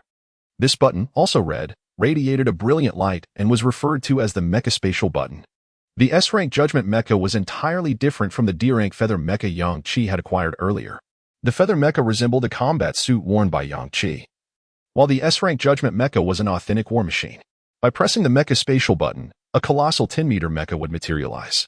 The mecha was constructed from rare metals of exceptional hardness and defense, materials that could not possibly exist in this world. The entire body of the mecha was composed of dense metal, with a cockpit situated within the upper half, where Yang Qi would reside. Upon pressing the Mecha Spatial button, he would be automatically propelled into the cockpit for protection. Inside the cockpit, Yang Qi's mental energy would directly connect with the Judgment Mecha, allowing him to command it to execute all forms of attack, defense, and evasive maneuvers. When Yang Qi's mental energy synchronized with the Judgment, he became one with it. The Judgment's attack power was categorized as S-rank, as was its defense and speed. In the general tier comparison, S-rank equated to the 6th tier. Thus, when Yang Qi activated the Judgment and entered the cockpit, merging his mental energy with it, he ascended to S-rank 6th tier status. The unique strength of the Judgment lay in its complete alignment with Yang Qi's mental energy. It became indistinguishable from him, enabling Yang Qi to freely unleash all his abilities within the cockpit. When Yang Qi activated the lightning element, it erupted from the Judgment's body. Utilizing the assassin's stealth allowed both him and the towering 10-meter Judgment to vanish into a wisp of smoke, rendering them immune to all physical attacks while passing through obstacles. When Yang Qi employed the Star Devourer ability, a devouring black hole would manifest in the palm of one of the Judgment's massive arms. When injured, the Judgment would swiftly regenerate and heal itself, for this is the remarkable ability of Yang Qi's accelerated regeneration. This is the extraordinary aspect of the S-rank equipment, Judgment. When it connects with Yang Qi's mental energy, Yang Qi becomes one with it, and it becomes one with Yang Qi. Together, they shall share all their powers. Chapter 127. Judgment. In the moment of the conclusion of the S-rank emergency instance, Zombie Siege, the name of Yang Qi resonated in the minds of all residents of Haicheng. Instantly, an earth-shattering cheer erupted throughout the city. Incredible! The 5th-tier pinnacle zombie has been slain. Yang Qi is astonishing. The instance has finally come to an end. Shinyu fixed his gaze on Yang Qi's figure, a surge of unprecedented emotion swelling within him. Yang Qi was so powerful as a mid-tier 5th level. How could he possibly defeat a 5th-tier pinnacle zombie single-handedly? He was truly extraordinary. No, I must make him my elder brother. Wait, that's not right. I am a few years older than him. But what does that matter? I will recognize him as my elder brother. Even if he is no longer in Haicheng, we can still be friends. Should disaster befall Haicheng, I could call upon him through our bond. Through this zombie siege instance, Shinyu realized that Yang Qi was not a villainous character. He would aid humanity whenever possible. After all, they were all of the same kind, unwilling to see their territory overrun by such creatures as zombies. Yet, many in Haicheng still did not know who Yang Qi truly was. Who exactly is Yang Qi? How could his lightning-based powers be so formidable? Speaking of lightning, where did that fool Zhao Shun disappear to during the siege? I never saw his lightning. Zhao Shun was indeed engaged in battle against the tide of corpses at the defense line, but he encountered a 4th-tier pinnacle zombie midway and was nearly beaten to death, ultimately retreating. His lightning had always been in use, but it was overshadowed by Yang Qi's numerous lightning dragons, rendering Zhao Shun's efforts virtually unnoticed. You all don't know who Yang Qi is? Shinyu had a good relationship with him. Before the siege, the 5th-tier sea beast that appeared by the seaside was slain by Yang Qi and his companions, yet you still do not recognize him. Just as Shinyu was about to rush over to Yang Qi to express his gratitude, a sudden burst of red light illuminated the open space in the center of the street, and a towering 10-meter-high red mech materialized out of thin air. Everyone turned their attention to the commotion, and the lively discussion ceased, as they all gazed in awe at the sight before them. There stood the colossal red Judgment mech, while Yang Qi was mysteriously absent. The crowd gaped in shock, marveling at the magnificent mech. In this apocalyptic scenario, They had never witnessed such an impressive machine. Although they lacked knowledge about mechs, the sheer height and design indicated that this equipment was anything but ordinary. What on earth is that? It looks incredible. Where did Yangqi go? Just a moment ago, there was a flash of red light, and this massive robot appeared out of nowhere. Robot? What robot? This is clearly a mech. If this is equipment, it must be at least A grade, right? Indeed, it slipped my mind. In this S-rank instance, only those who defeated the 5th-tier pinnacle zombie are eligible for rewards, so this mech must be Yang Qi's prize. As the crowd buzzed with excitement, Xinyu and Jiang Yi hurried toward the mech with utmost speed. From a distance, upon spotting Jiang Yi, Yang Qi, seated in the cockpit of judgment, heard the ecstatic shout, Yang Qi, are you in there? Is this thing you? Have you transformed? Or is this the reward? Yang Qi smiled slightly within the cockpit. It was evident that Jiang Yi understood him best, even guessing that judgment was indeed him. How did you know this was me? Jiang Yi, you are remarkably clever. Though Yang Qi's voice was not loud, judgment amplified it. The voice carried a mechanical gravitas, yet it was unmistakably Yang Qi's. Upon hearing the voice emanating from judgment, Jiang Yi's excitement intensified as he danced around the red mech, exclaiming, is this really you? Did you transform? In an instant, there was another flash of red light, and Yang Qi stood beside Jiang Yi. The mech did not vanish. If Yang Qi were not in the cockpit, judgment could operate independently, much like the lightning dragons. Judgment possessed its own consciousness and was fully connected to Yang Qi's mental energy, entirely under his control. At this moment, the fusion of Yang Qi and judgment represented the pinnacle of their power. Just then, Xinyu finally reached Yang Qi's side, gazing in awe at the towering red mech. Just the sight of judgment's metallic sheen was enough to indicate that this equipment was extraordinary, far surpassing anything he had previously encountered. Yang Qi, what level of equipment is this? Is it a mech? Or a combat suit? A combat suit of this size seems implausible. Yang Qi replied, this is the reward for clearing this S-rank instance, the S-rank judgment mech. The group stared wide-eyed in astonishment. S-rank equipment? This is our first time obtaining such a prize. Previously, the highest grade we acquired was B rank, and that was through upgrading our own equipment with space and upgrade stones. We have never even experienced obtaining B rank equipment, yet now we have S rank gear. Jiang Yi couldn't resist reaching out to touch Judgment's surface. The texture was superior to that of their B rank energy war machines. One could only imagine the level of defense required to breach it. Yang Qi chuckled at this remark, saying, even if it were breached, it would be of little consequence. As long as I am in the cockpit, Judgment shares my abilities. My super regeneration will directly synchronize with Judgment, allowing any damage it sustains to be swiftly repaired. Xinyu stammered, what did you say? When you are in Judgment's cockpit, it can gain all your abilities. But it's not a human. It's merely a mech. Is that even possible? Could this be the legendary S-rank equipment? At that moment, the magnificence of Judgment left Xinyu and the others utterly bewildered. Jiang Yi, however, remained animated, exclaiming, really? That means you can use Judgment without a second thought. I was worried that such an impressive S-rank piece of equipment would be difficult to maintain, even with the expertise of a master craftsman like Suemo. But if Judgment possesses super regeneration like you, then you can use it freely without concern. Meanwhile, those who had stayed behind at the defense line, anticipating a potential retreat of the zombie tide, Lu Wan and others, also hurried to join them. With the complete conclusion of the instance, the zombies were freed from the control of the 5th-tier pinnacle zombie, and the tide retreated, none daring to return. They sensed that the 5th-tier pinnacle zombie that had summoned them had perished at the hands of that formidable human. Would they dare to return? Upon witnessing the awe-inspiring Judgment mech, Lu Wan and her companions were left speechless. Faced with their eager inquiries, Yang Qi found himself explaining the mech once more. Meanwhile, he tossed the core of the 5th-tier pinnacle zombie, imbued with powerful mental energy, into the purification energy container. Chapter 128. Distribution of spoils. When you entered the cockpit of Judgment, did it not mean that your strength was instantly elevated to the 6th tier? What I find most remarkable is that once Yang Qi steps into the cockpit, Judgment will possess all of Yang Qi's abilities. Suemo felt relieved. When I first laid eyes on Judgment, I pondered how Suemo would repair this S-class equipment in the future.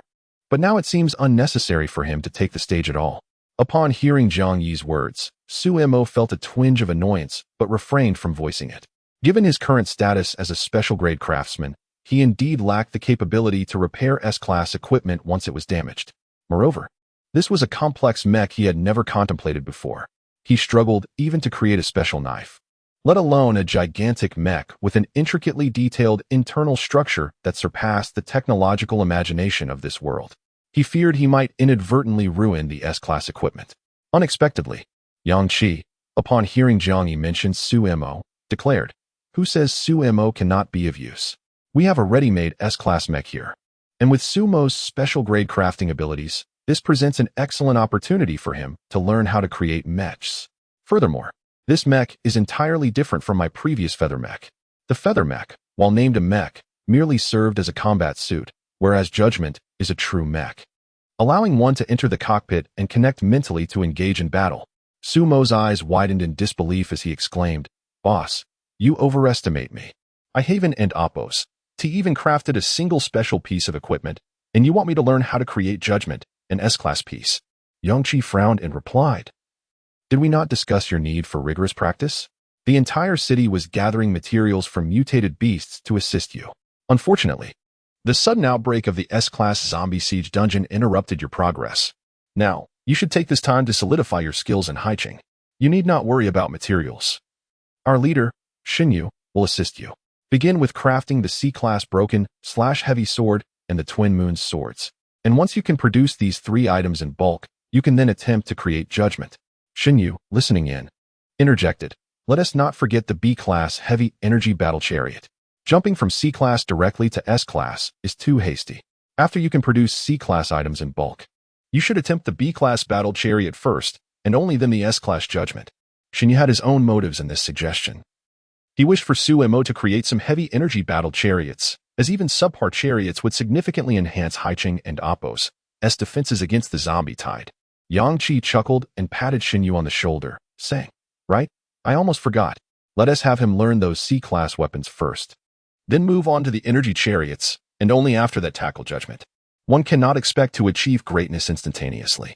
Su-Mo appeared on the verge of tears, while Chun Tingyu, her face pale, asked, "Boss, is this the only reward from the S-Class dungeon?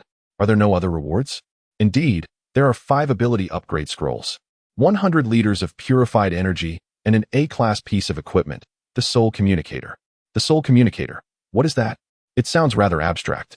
Before Yang Qi could respond to the inquiries of his team, 10 translucent card-like objects materialized before him.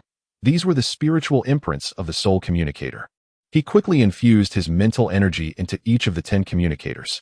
Among them, one stood out distinctly, the main communicator, which was golden. Following Yang Qi's infusion of mental energy, his name appeared on the golden card, while the glow of the other 9 communicators intensified. Yang Qi began to explain, "You may liken this to the mobile phones of the past. This device connects directly to the spiritual realm. My main communicator can manage yours, allowing seamless communication among the 10 devices. No matter how far apart we may be on this planet, we can communicate instantly and without delay through the Soul Communicator. I can hear your communications with each other," he added. Jiang Yi eagerly interjected, "Then hurry and implant this into my spiritual realm. When we split up, we can stay in touch and avoid situations like today's emergency." Yang Qi proceeded to implant 4 subcommunicators into Lu Wan, Jiang Yi, Su-Mo, and Chintingyu and Amp, Oppos, S minds. Observing this, Xinyu shyly spoke up, "Brother Yang Qi, could you also give me one? When you are about to leave Haiching, you can retrieve the subcommunicator from my mind. Having this device while you are active in Haiching would be quite convenient for communication. For instance, if there is a dungeon opening that might interest you, I could inform you immediately to prevent you from missing out." Yang Qi replied with a smile, "Of course." After receiving a subcommunicator, Xinyu felt content and said to Yang Qi, "As for the luminous orbs from the zombie tide and the core materials, I have already dispatched core members and warriors from Storm City to gather them. Others from different factions are not permitted to touch these spoils. Since you 5 were primarily responsible for this zombie siege, and Brother Yang Qi even eliminated the peak 5th tier zombie to conclude the dungeon, the people of Haiching contributed nothing. You are the great benefactors of this dungeon. Without you, I cannot imagine what the current state of Haiching would be. This time, all spoils will belong to you 5. We will take nothing." Su-Mo grinned and said, "At least you have some conscience, recognizing that it was entirely thanks to us 5 that Haiching survived the zombie siege." Yang Qi responded, Once all the spoils are delivered, let me think. I reckon it will be 8 parts for us, 5 and 2 parts for you. As you and Storm City did make considerable contributions. While the other evolvers may lack fighting power, they still made some effort. I believe Haiching has suffered casualties in the tens of thousands. Shinyu's smile faded into a grimace. He hadn't yet calculated the death toll. But it should be at least 400,000 or 500,000, feeling as though a fifth of Haiching and Appo's population had perished. Yangqi consoled him. When you truly transform Haiching into a sanctuary for survivors, many more will come seeking refuge. As he spoke, Yangqi casually pressed the button on his wrist-mounted mech space. The imposing red judgment mech, which had loomed beside them, suddenly vanished. Having previously heard Yangqi speak of the mech space button, witnessing it firsthand still filled them with wonder and astonishment. Just as they were about to express their thoughts, a limping warrior from Storm City rushed over, visibly agitated and alarmed, saying, "Boss Shinyu, people from other cities have arrived outside the city, and they have started fighting with our members." They had previously discovered a multitude of zombies advancing towards Sea City.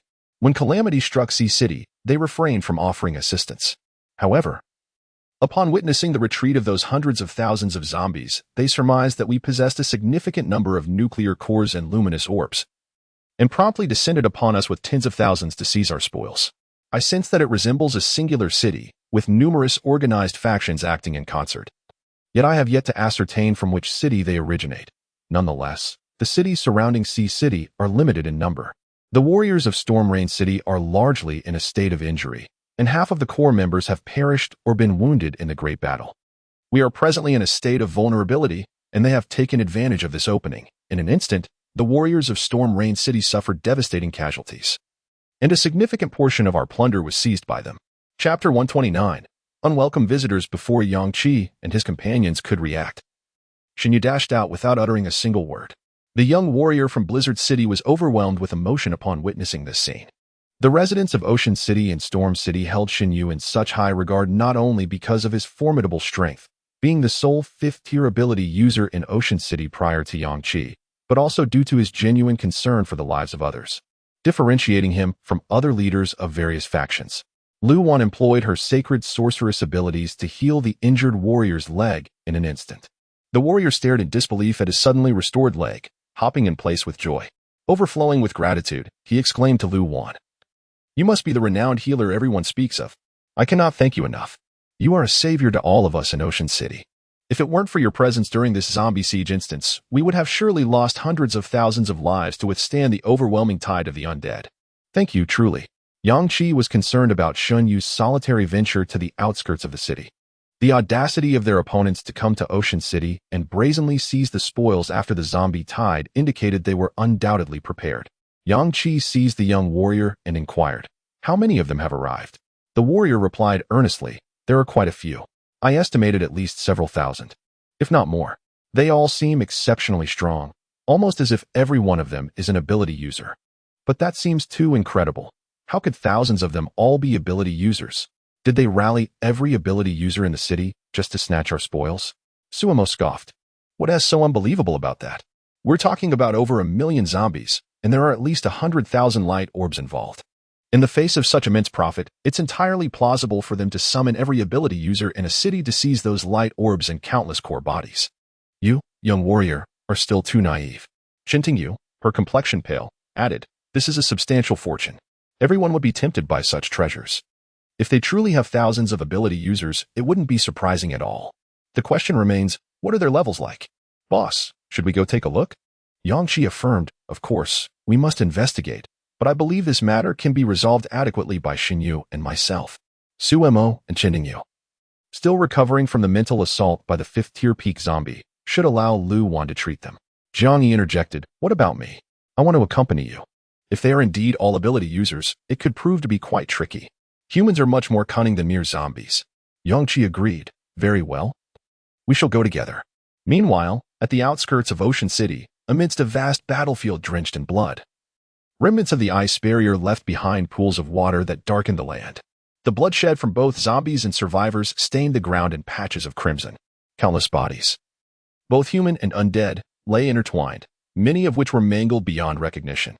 The bodies of evolved beings were often headless, as even in the heat of battle, zombies could not suppress their primal instinct to feed. At such times, The most delectable and nutritious human brains became their primary target. Numerous human corpses bore gaping wounds, their innards consumed by the zombies. Despite the staggering number of zombies that perished in this conflict, the battlefield appeared littered with more human remains than those of the undead. This was due in large part to the devastating powers unleashed by Thunder Dragon, Yang Chi's lightning, the artillery fire from their armored vehicles, Jiang Es dark energy, Lu Wan's ice, and Shin Yu's rain lord abilities, which obliterated the zombies, leaving behind only the resilient core bodies. Thus, at first glance, it might seem as though the number of human deaths far exceeded those of the zombies. However, in truth, humanity had managed to emerge slightly victorious against the tide of the undead. As the zombie horde dissipated, most survivors returned to Ocean City, leaving behind a desolate and gruesome battlefield.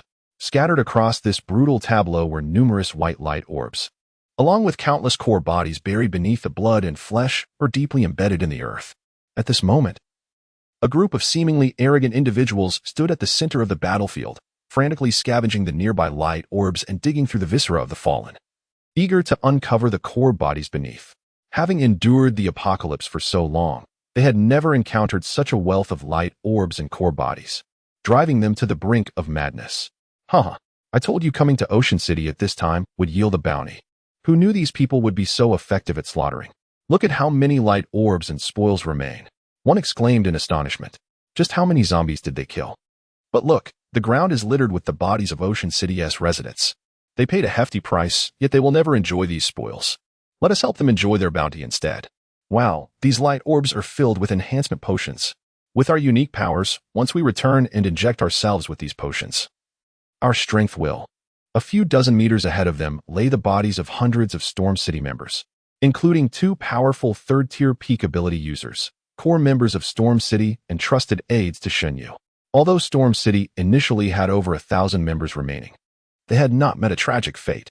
However, upon witnessing their 2 core members being swiftly dispatched by a single opponent, the remaining warriors recognized the vast disparity in strength and chose to retreat, sending 1 warrior back to report the situation to Shenyu. The remaining 1,000 members of Storm City stood at the battlefield and Appos' edge, helplessly watching as the intruders trampled over the corpses of their comrades, frantically collecting all the light orbs and core bodies around them. One core member's body was even stepped on and kicked aside in the search for the core body beneath. The warriors were seething with rage, but felt utterly powerless. They were acutely aware of the immense gap in strength. Charging into battle against these individuals would be tantamount to suicide, especially considering their numbers were several times greater. Who were these people? How could they be so formidable? They had even dispatched our 2 third-tier peak core members with such ease. I don't know. They are incredibly strong. Their movements are swift, and their physique seems entirely different from ours. Moreover, the number of ability users among them is astounding. Just now, over 100 of them acted, and it felt as if every one of them possessed abilities. How can there be so many ability users? Even in Storm City, we don't have more than 100. They have already taken so many of our spoils. How infuriating. The most formidable force in Haicheng, Storm City, stands guard here. Yet we have been bullied to such an extent by a rival faction from another city. Our core members have been slain, and a significant portion of the spoils that rightfully belong to the people of Haicheng has been seized. When our leader arrives, I truly do not know how I shall face him. As soon as the words left my lips, raindrops suddenly began to fall from the sky. Chapter 130. The ability storm. As the initial raindrops began to fall, the wave of approaching enemies dismissed it as inconsequential. In a world plagued by uncertainty, where calamities could strike at any moment, an unexpected shower seemed trivial. However, without warning, the gentle patter of rain transformed into a torrential downpour, catching everyone off guard. Only the 1,000 warriors of Rainstorm City displayed a glimmer of excitement on their faces. Something was amiss with this rain.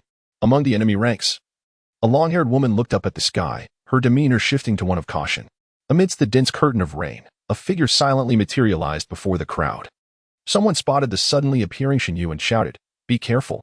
In the next instant, Shenyu and Appos' gaze fell upon the lifeless bodies of 2 core members of Rainstorm City, his trusted confidants and friends mere meters away.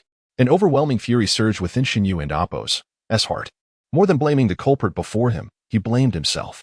Had he not been careless, allowing Lu Wan and the others to return to Haicheng, such calamity would not have unfolded on the outskirts of the city. In the blink of an eye, a deluge descended from the heavens. The violent waters swiftly engulfed the nearly 10,000 individuals present, sweeping many away into the distance. Their bodies, caught in the powerful current, plunged into the water, losing all sense of balance, panic overtaking them. A sea-grade battle knife materialized in Shun Yu and Appo's hand as he prepared to charge into the flood to strike at his foes. Yet, the next scene left him astounded. From the surging waters, a black mist suddenly arose. While such mists were not uncommon in this apocalyptic world, they were often the harbingers of calamity. Having emerged due to the presence of neurotoxic substances, this black mist could manifest anywhere, yet at this moment, Shun Yu distinctly observed it rising from the bodies of those caught in the flood. Layer upon layer of black mist floated above the massive river formed by the flood. An unusual aura sending shivers down Shun Yu and Appo's spine. In the next moment, the multitude of over 10,000 individuals rose from the waters, their bodies emanating the black mist, charging towards Shun Yu with tremendous force. Many among them exuded the aura of peak fourth-tier abilities. Countless questions swirled in Shun Yu and Appo's mind. His power as the Rainstorm Lord had reached D grade. Although lacking explosive damage, his flood should have submerged those of third and fourth-tier abilities, rendering them incapable of standing. Yet, after the emergence of the black mist, regardless of whether they were at the third or fourth tier, their auras surged dramatically, enabling them to rise from the waters and even swim against the current toward him. How was this possible? Even if their powers had escalated, the strongest among them was merely at the peak of the fourth tier. It was challenging for such individuals to stand against his exclusive skill, the flood. Yet, those at the third tier had all risen. What could possibly explain this phenomenon? Behind Shun Yu, the warriors of Rainstorm City were equally dumbfounded. What is happening? This is the boss and Appo's flood. How can those at the third tier stand in such depths? The water is at least 2 meters deep, and it continues to pour down. How are they managing to stand? Something is definitely off. Have you noticed? It seems black mist is emanating from their bodies. Isn't that the mist that has always been present? How could it be coming from them? No, it genuinely appears to be rising from them. Look at the black mist continuously swirling above the boss's flood. What is their connection to it? Amidst the raging flood, the multitude surged toward Shun Yu in unison. The warriors of Rainstorm City were correct. These 10,000 individuals were all ability users. Instantly, a plethora of abilities surged towards Shun Yu. The sky above the outskirts illuminated by the dazzling display of their unleashed powers. Among this throng, the strongest possessed peak fourth-tier abilities, while the weakest were at the second tier. Nevertheless, even this disparity could lead to the instantaneous annihilation of a fifth-tier individual when over 10,000 powers erupted simultaneously. An overwhelming aura swept through the entirety of Haicheng, stunning the survivors who remained oblivious to the chaos unfolding beyond the city. They turned in horror and disbelief toward the battlefield where they had previously fought against the tide of corpses. What is going on? Why is there fighting again on the outskirts? This doesn't and Appo's feel right. It seems like an explosion of abilities, as if countless individuals are unleashing their powers simultaneously. How could Haicheng possibly have such a multitude of ability users? As far as I know, only the people of Rainstorm City were left to collect spoils. How could there still be fighting occurring at this moment? Internal conflict among Rainstorm City members is strictly forbidden. Even if there were tensions over spoils, Shun Yu had already declared that Yang Qi would distribute the loot, and the members of Rainstorm City were obedient to his words.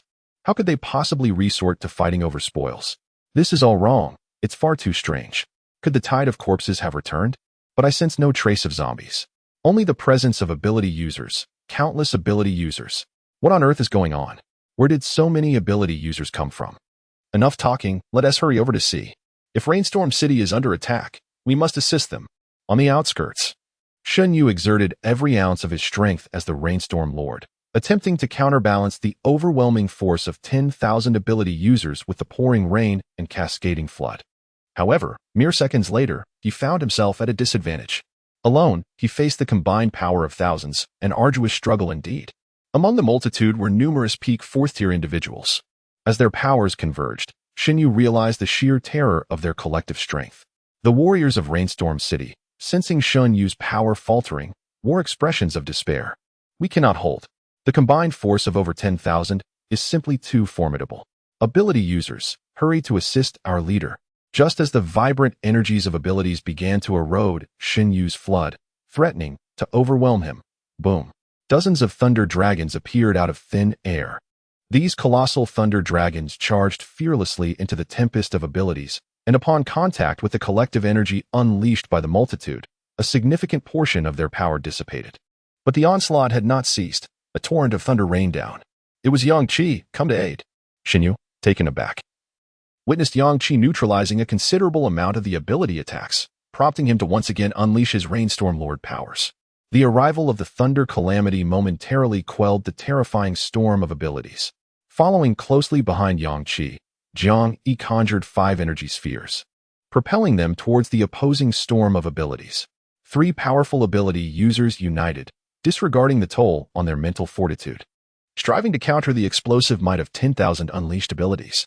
In that moment, the reverberations of the battle resonated for miles, leaving all nearby survivors in awe of the formidable clash. After 2 minutes, the storm of abilities finally dissipated, leaving behind an aura of trepidation that lingered in the surrounding space. Yang Qi squinted at the 30,000 individuals before him, a cold smile gracing his lips. It seems every one of you possesses extraordinary abilities.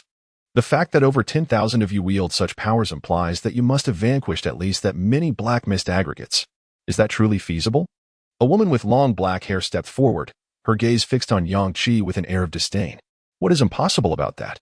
Do you truly believe that we lack formidable backing? Our support comes from none other than the heart of the Black Mist organization. Chapter 131. How long can you endure? The moment Yang Qi heard the term Black Fog Heart organization, he was utterly astonished. After departing from Mingtown and arriving in Haiqing, amidst the chaos of a zombie siege, he had nearly forgotten the bizarre experiences from his time in Mingtown. Alas, regardless of his temporary amnesia, the reality of the past remained unchanged. Following their harrowing escape from Mingtown, all members of his team had their hearts replaced with Black Fog Hearts. Since acquiring these hearts, none of the 5, including Yang Qi, had felt any discomfort or undergone any physical changes. The Black Fog Heart was akin to a ticking time bomb. None could accept the loss of their original hearts, replaced by this inexplicable artifact tied to the apocalypse. Yang Qi never anticipated that he would hear the name Black Fog Heart from this group of individuals today. Jiang Yi, ever the impatient one, leapt up upon hearing the term uttered by a woman, pointing at her and exclaiming, "What did you say? Repeat that. What is the name of the organization behind you?" Jiang Yi's exaggerated expression elicited laughter from the thousands behind the woman. "What? You have heard of our Black Fog Heart organization? Well, it makes sense. In many cities, our organization has gained considerable notoriety. In places like Xiangqing, it is entirely our territory. All residents are members of the Black Fog Heart organization. Are you frightened now? Huh. Why waste so many words on them? There are only 3 capable fighters among them. Let us see how long their mental fortitude lasts." Just moments ago, they took several minutes to counter the ability storm conjured by thousands of us, and that storm was merely a single attack from each of us unleashed in mere seconds. These 3 are indeed formidable. They must have slain numerous zombies during the previous tide, surely carrying spoils of war that we can claim after defeating them. Yang Qi noticed the anxious gleam in Shun Yuhong's eyes and quietly inquired, "What troubles you? How many of your subordinates perished?" Xinyu, her voice hoarse, replied, "I haven't counted, but it must be over 100. 2 of my core members have also fallen." The gravity of her tone intensified as she mentioned her core members, revealing the depth of her sorrow and fury. Yang Qi finally comprehended the weight of her emotions. Those 2 core members were likely of immense significance to her. Turning his gaze toward the multitude before him, Yang Qi remained silent, yet he had already resolved the fate of these thousands. Before taking action, he wished to glean more about the Black Fog Heart organization from their own lips.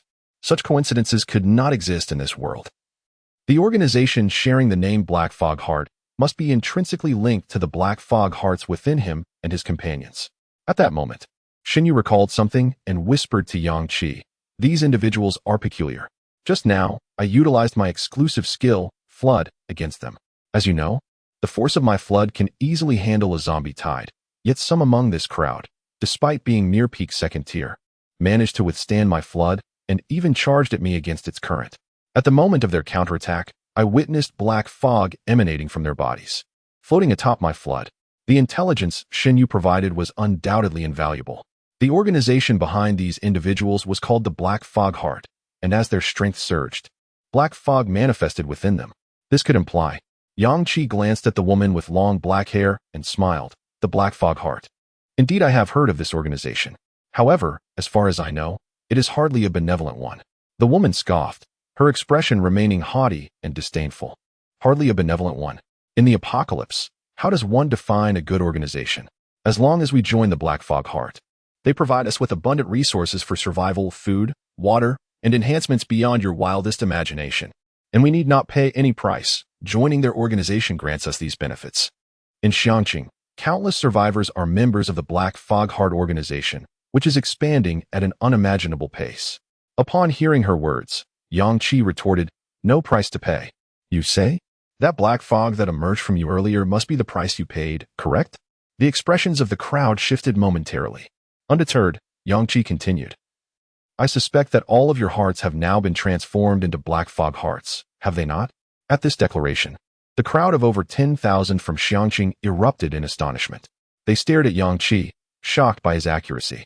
Indeed, the only cost for those who joined the Black Fog Heart organization was the exchange of their own hearts.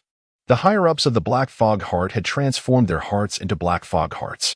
Yet, they perceived no issue with this, as since acquiring the Black Fog Hearts, their powers had surged dramatically.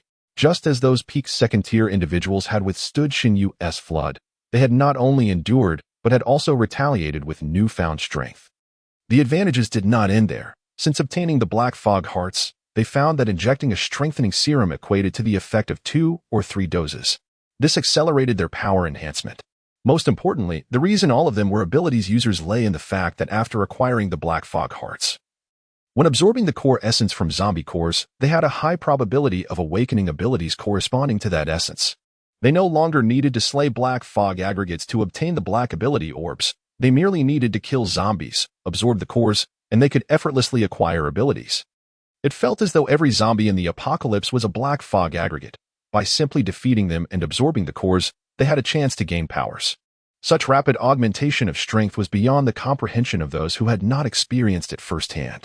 Thus, even if the multitude harbored doubts about the Black Fog Heart organization, perceiving it as mysterious and perilous, they willingly embraced membership in such a group. The Black Fog Heart, though it appeared to be a terrifying and unstable entity to outsiders, was viewed as a tremendous boon by those who had personally experienced its benefits. After a brief moment of astonishment, the woman grinned at Yang Qi and said, "Who would have thought you knew so much? You are aware of this, yet still wish to oppose us? I sense you are a formidable abilities user. Likely at the 5th tier. Alas, 5th-tier users are nothing before those of us with Black Fog Hearts, especially with our numbers exceeding 10,000. When we unleash our abilities together, how long do you think you can endure?" Chapter 132. Shattered into fragments in this moment, Jiang Yi was utterly bewildered. He never anticipated that the multitude before him, numbering in the tens of thousands, had all replaced their hearts with the enigmatic Black Mist Hearts. Just as he and his companions had. He had overheard Shin Yu's earlier remarks to Yang Qi, and it was evident that this vast crowd had undergone a remarkable transformation owing to the Black Mist Hearts, with their powers surging dramatically and capable of escalating instantaneously. The precursor to this surge was the manifestation of black mist upon their bodies. Yet, despite the 5 of them possessing Black Mist Hearts, they did not experience such effects. If it were not for the mention of the Black Mist Heart by this multitude, Jiang Yi might have forgotten that his own heart had morphed into a Black Mist Heart. It felt as if the Black Mist Heart had no impact on him, neither enhancing nor diminishing his abilities. Why was this so? Their Black Mist Hearts had originated from the colossal heart buried beneath the ground of the Life Town. How then had these tens of thousands acquired theirs? Could it be that they too had escaped from such a terrifying dungeon? Jiang Yi found this hard to believe. If not, it could only imply that some organization was orchestrating this. What manner of organization could replace the hearts of thousands with Black Mist Hearts? Merely contemplating this sent a shiver down Jiang Yi's spine, for the Black Mist Heart organization seemed exceedingly dark and formidable. Jiang Yi, how much mental energy do you have left in your psychic reserve? You need not worry about my mental strength. I have the golden spring water. However, your and Shin Yu's mental energy will require support from your psychic reserves. There are only 5 left. But I collected numerous white light orbs during battle, at least 1,000 mental energy recovery potions. Shin Yu should have a fair share as well. Good, that will suffice. Prepare for a protracted battle. Their ability storm requires a full 5 minutes for our trio to counteract completely. While speaking, Yang Qi utilized the soul communicator in the mental realm to inform the other 3 absent members of the current situation. In truth, The terrifying ability storm had already propelled the trio to rush towards the outskirts of the city, rendering Yang Qi and Apos' message unnecessary. Lu Wan and her companions would be joining them shortly, though Chun Tingyu and Su Mo and Apos' mental realms were still healing. Lu Wan can restore our mental strength. As for Chun Tingyu and Su Mo, my assigned task for them does not necessitate using their abilities to combat the onslaught of thousands. They simply need to charge into the crowd and eliminate the opposing members while we withstand the ability storm. Shinyu expressed concern. Is that feasible? Even if we unite to counter the ability storm, once those two plunge into the throngs, they too will face individual assaults. Yang Qi replied, these individuals are merely a disorganized rabble. Even if they all possess abilities, what can they accomplish while we draw their fire? If their powers do not amalgamate into an ability storm, they pose no threat to us, even if dozens of them converge on Chintingyu and Su Mo. Their peak 4th-tier strength can easily withstand the onslaught. Do not forget, Chintingyu and Su Mo are the most agile members of my team. Chintingyu's light element ability allows her to weave effortlessly through the crowd, rendering her virtually undetectable. Su Mo can slip into the alternate space. Who can predict where they will appear next? Once they infiltrate the enemy ranks, chaos will ensue. Shinyu and Apos' eyes brightened. He had been overwhelmed by the deaths of 2 core members. Hearing Yang Qi and Apos' strategy illuminated his understanding of leadership. As Yang Qi detailed his combat plan to Shinyu, he simultaneously relayed this strategy via the sole communicator to Lu Wan and her trio, who were hastening to join them. Arriving even earlier than Lu Wan and Apos' group were the survivors from High City, who had just retreated from the outskirts. They had not ventured far, drawn back by the commotion of the ability storm. They witnessed the expressions of urgency and desperation on the faces of the members from Rainstorm City. When had they ever seen such expressions on the faces of the foremost faction in High City? Typically, the people from Rainstorm City exuded arrogance. Yet now they appeared to be in dire straits, looking pitifully toward the figures of Yang Qi and his companions, standing 100 meters ahead. Hey, what has happened? Why do you all look so distressed? Wait, something isn't right. Why are there so many people ahead? Who are they? Those bastards. They came from the neighboring Xiong City. Seeing the tide of corpses retreat, they sought to scavenge from us. We had only left 2 core members of Rainstorm City and a few ordinary warriors to collect spoils. Who knew these formidable individuals would swiftly eliminate our core members? After Shinyu arrived, he too suffered some losses, but thankfully Yang Qi arrived just in time to counter the initial wave of their ability storm. Although the man had elucidated the situation, the newly arrived survivors from High City remained perplexed. What do you mean? Are you saying that terrifying ability storm was unleashed by this multitude? How many ability users are among them? The weakest core members of Rainstorm should be peak 3rd-tier users. Yet they were slain? Shinyu has suffered losses, but he is a 5th-tier user. How could he be at a disadvantage? Are there 5th-tier individuals among this crowd?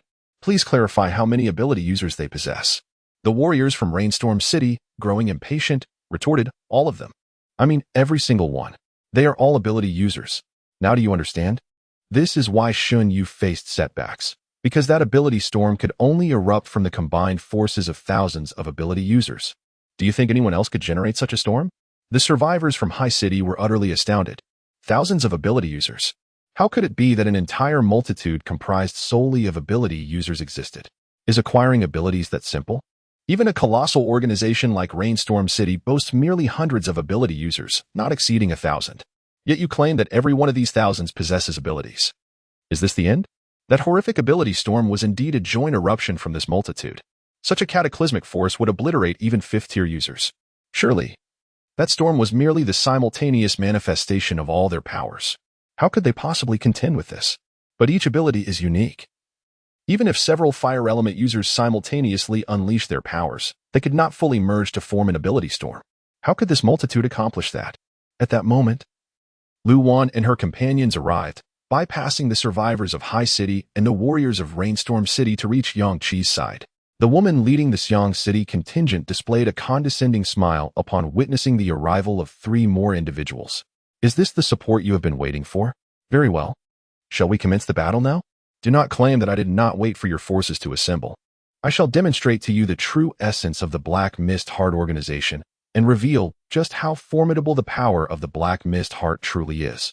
No matter how many of you come, or how many 5th-tier individuals you bring forth, the outcome will remain unchanged. You shall be torn to shreds by our tempest of extraordinary abilities. Chapter 133. The power of the black mist aggregates.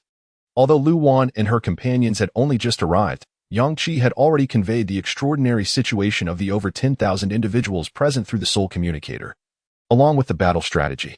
In the next moment, at the command of a woman with long black hair, waves of black mist surged forth from the bodies of this vast multitude. The surrounding space, already thick with black mist, became saturated to an unimaginable degree as the mists emanated from these individuals, nearly obscuring their vision entirely. The collective aura of over 10,000 surged simultaneously, unleashing a diverse array of supernatural abilities: fire, lightning, water, and various force-based powers. Rather than directing these powers towards them, they converged in the sky, forming a tempest of supernatural energy. The energies, emanating from different individuals, merged into a vibrant storm of colors, creating a mesmerizing eye of the storm where splendid energies swirled in a captivating dance. Below, various supernatural abilities continued to erupt and ascend towards the storm above. Some individuals, possessing stronger mental fortitude, unleashed successive bursts of energy within mere moments, amplifying the tempest above. 10,000. Such a number was not insignificant. Even a mere gathering of 10,000 ants would compel a passerby to glance twice. Thus, one could only imagine the awe inspired by the convergence of 10,000 supernatural energies. Once absorbed into the storm's eye, their unique powers seemed to dissolve, merging into a singular force, forming an overwhelmingly terrifying energy mass. As each second passed, the vortex of supernatural energy in the sky expanded, exuding an increasingly formidable aura. Soon, it radiated an almost blinding brilliance, illuminating the surrounding landscape, visible even from dozens of kilometers away. The unprecedented and terrifying aura utterly shocked the soldiers of Rainstorm City and the survivors of Ocean City. What could possibly explain this? Their powers, distinct and individual, seemingly converged into a singular force to form this supernatural tempest. This was profoundly unsettling. Who were these individuals? Yang Qi recalled the previous encounter with the fifth-tier sea beast, where several fire element users had to stand apart to avoid interference while attacking, unable to unify their powers. Yet, these individuals could achieve such a feat despite their diverse abilities.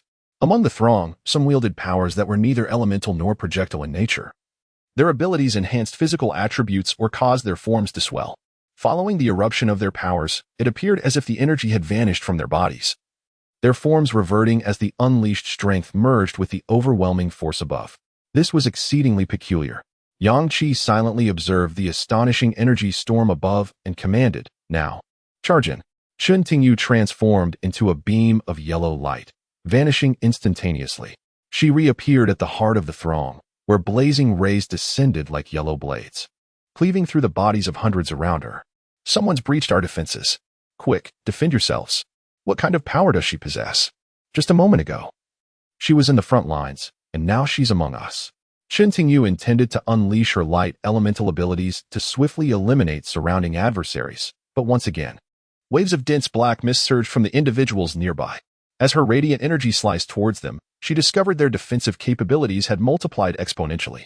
The light could not sever their forms, but only left deep, bloody gashes upon their skin. From these wounds, black mist seeped forth, healing their injuries. Witnessing this, Chen Tingyu and Apos, as pupils constricted. How could this be? Is this not the black mist aggregate? Only a black mist aggregate can gather surrounding mists to heal its wounds after injury, something even zombies cannot accomplish. How could they achieve this? Is it truly connected to their black mist hearts? If so, why do our 5 black mist hearts not exhibit such traits? Amidst the continuous screams of agony, these individuals relentlessly channeled their powers into the storm above. Some unleashed abilities aimed at Chen Tingyu. She swiftly transformed into light again, reappearing beside Yang Qi, hastily relaying her discoveries to the group. At this moment, the energy storm above began to surge toward Yang Qi and his companions. Yang Qi immediately summoned 20 lightning dragons, enhanced by the shrouding mist, doubling their power and defense. Lu Wan conjured countless ice pillars, hurling them skyward towards the energy tempest. Jiang Yi unleashed dark energies, continuously clashing with the supernatural storm above. Enraged, Shinyu summoned torrents of water, bringing forth a torrential downpour. All their supernatural assaults, upon contact with the tempest, seemed to be consumed as if by a black hole, vanishing into nothingness. However, upon closer inspection, it was evident that their attacks were indeed effective. They mitigated a portion of the storm and Apos, S might, visibly shrinking the energy mass above. Yet, it remained far from sufficient. The gathered supernatural users dared not relax for an instant, relentlessly unleashing their most potent abilities to counteract the storm above. Otherwise, this tempest, which filled the surrounding space and targeted only them, would tear them to shreds in an instant. Only the area occupied by the over 10,000 remained safe, for the storm was indiscriminate. The members of the Black Mist Heart organization concentrated their assault entirely around Yang Qi and Shen Yu. Thus, Chun Tingyu and Su Mo could recklessly infiltrate their ranks, dismantling them one by one. This was Yang Qi and Appo's strategy. Upon hearing Chun Tingyu and Appo's report, Yang Qi frowned. Indeed, we can no longer perceive these individuals through the lens of normality. Their Black Mist Hearts appear vastly different from ours. If they can wield powers akin to those of Black Mist aggregates, does this imply we could as well? Yet, perhaps our Black Mist Hearts lack a certain catalyst, preventing us from awakening such powers. Luan interjected, however. I sense that recklessly utilizing the power of the Black Mist Heart would exact a tremendous toll. Can we truly trust that organization? They offer resources, training, and equipment in exchange for a single price, their hearts transforming into Black Mist Hearts? Such generosity seems implausible. They must be reaping something immensely valuable from these individuals. What might the use of the Black Mist Heart and Appo's power grant the true members of the Black Mist Heart organization? Yang Qi, feeling a twinge of headache, remarked, regardless of the nature of the powers wielded by these individuals with the heart of Black Mist, our situation has become rather precarious. I had initially presumed that Chun Tingyu and Su Mo would effortlessly dispatch these foes by plunging into their ranks. Yet I did not anticipate their ability to harness the Black Mist for direct healing of their wounds. Shen Yu, gritting her teeth, replied, Brother Yang Qi, we must rely on you now. Summon Chun Tingyu and Su Mo back to join us in countering the energy storm. Only your strength, your explosive power, can penetrate their midst and eliminate these adversaries. Chapter 134, The Upgrade of Abilities. If I charge in, can you all hold your ground? Shen Yu gritted her teeth. Even if we cannot withstand it, we must try. With our combined strength, we cannot inflict damage on them as swiftly as they can recover using the Black Mist. Only your attack power and explosive force can guarantee an instant kill. Suddenly, a thought flashed through Yang Qi and Appo's mind, and he couldn't and Appo's help but feel the urge to slap himself. Hadn't and Appo's he just acquired 5 ability upgrade scrolls from the S-Class Zombie Siege instance? These 5 scrolls could elevate all 5 of his abilities by 1 level, resulting in a significant enhancement of their overall power, along with the awakening of new exclusive skills. In fact, he realized he had not just 5 scrolls remaining, but 7. He still had 1 unutilized scroll from the rewards acquired in Fengfeng City. After arriving in Haicheng, he obtained another from a faction leader, bringing the total to 2 additional scrolls. Thus, he had 7 scrolls in total. However, given Yang Qi and Appo's current state, he could only use a maximum of 5 ability upgrade scrolls. He needed to ensure that the proficiency of his current abilities reached 100 before he could utilize them for upgrades. After several fierce battles against the tide of zombies and peak-level 5th-order zombies, Yang Qi confirmed that all his abilities had indeed reached 100 proficiency. To his relief, his rapid regeneration ability was now also at 100. Prior to battling the 5th-order peak psychic zombie, he had scarcely used his rapid regeneration ability, which had resulted in its proficiency stagnating around 10. Fortunately, this recent encounter with the formidable 5th-order zombie had provided him with ample opportunities for use. That powerful foe had caused Yang Qi to suffer countless fractures, and merely repairing those injuries had sufficed to max out his proficiency in rapid regeneration. At this moment, Yang Qi summoned 5 pristine ability upgrade scrolls, resembling white jade, to his hand, causing Shen Yu to widen her eyes in astonishment. His D-grade lightning element ability upgraded to C-grade. The E-grade stealth assassin ability ascended to D-grade. Rapid regeneration and bone-corroding cold flame rose to E-grade. Yang Qi had confidently assumed that his Devour Star ability had also reached 100 proficiency, only to discover that it languished at a mere 50. It made sense, as he had barely used this ability since acquiring it. He utilized 4 ability upgrade scrolls and awakened the C-grade exclusive skill, Thunderfall, for the lightning element, the D-grade exclusive skill, Sensory Confusion, for the stealth assassin, and the E-grade exclusive skill, Flame Sword, for the bone-corroding cold flame. Among these, rapid regeneration was a particularly unique ability. Upon upgrading, It did not awaken a skill, but significantly enhanced the speed at which Yang Qi could regenerate his flesh and blood. Thunderfall summoned the thunderous force of nature, forming a terrifying bolt that could subdue and suppress. Despite being a single strike, it possessed unparalleled suppressive power. Sensory confusion required synergy with the E-grade exclusive skill Mist Veil of the Stealth Assassin, creating a haze that disoriented foes, muddling their senses and perception of danger. Yang Qi, cloaked in swirling black smoke, became nearly imperceptible to his adversaries, rendering him a lethal contender in combat. The Flame Sword, the exclusive skill of bone-corroding cold flame, manifested as a silver fire, coalescing into a sword of the same hue. With its terrifying penetrating power, it could pierce through defenses, igniting an enemy's bones in an instant. Its E-grade exclusive skill, the Flame Sword, boasted even greater penetration capabilities, focusing its destructive force at the tip of the blade.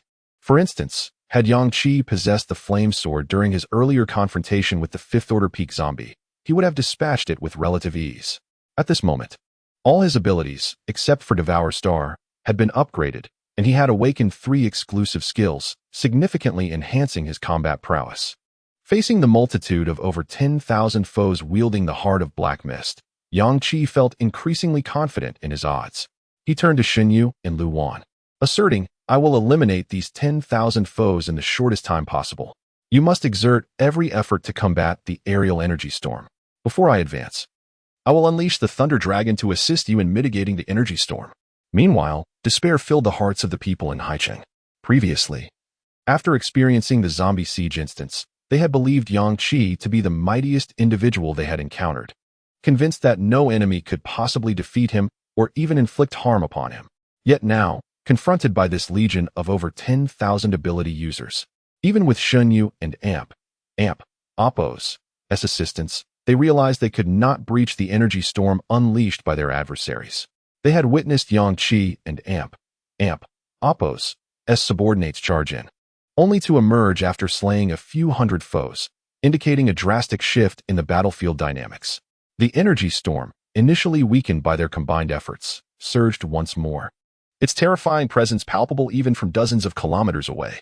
Despite their relentless assault of suppressive energy attacks, the storm showed no signs of abating. After all, these 10,000 foes could unleash their powers repeatedly, while Yang Qi and Appo's group consisted of only a handful of individuals. They were doomed. The origins of this overwhelming force remained a mystery.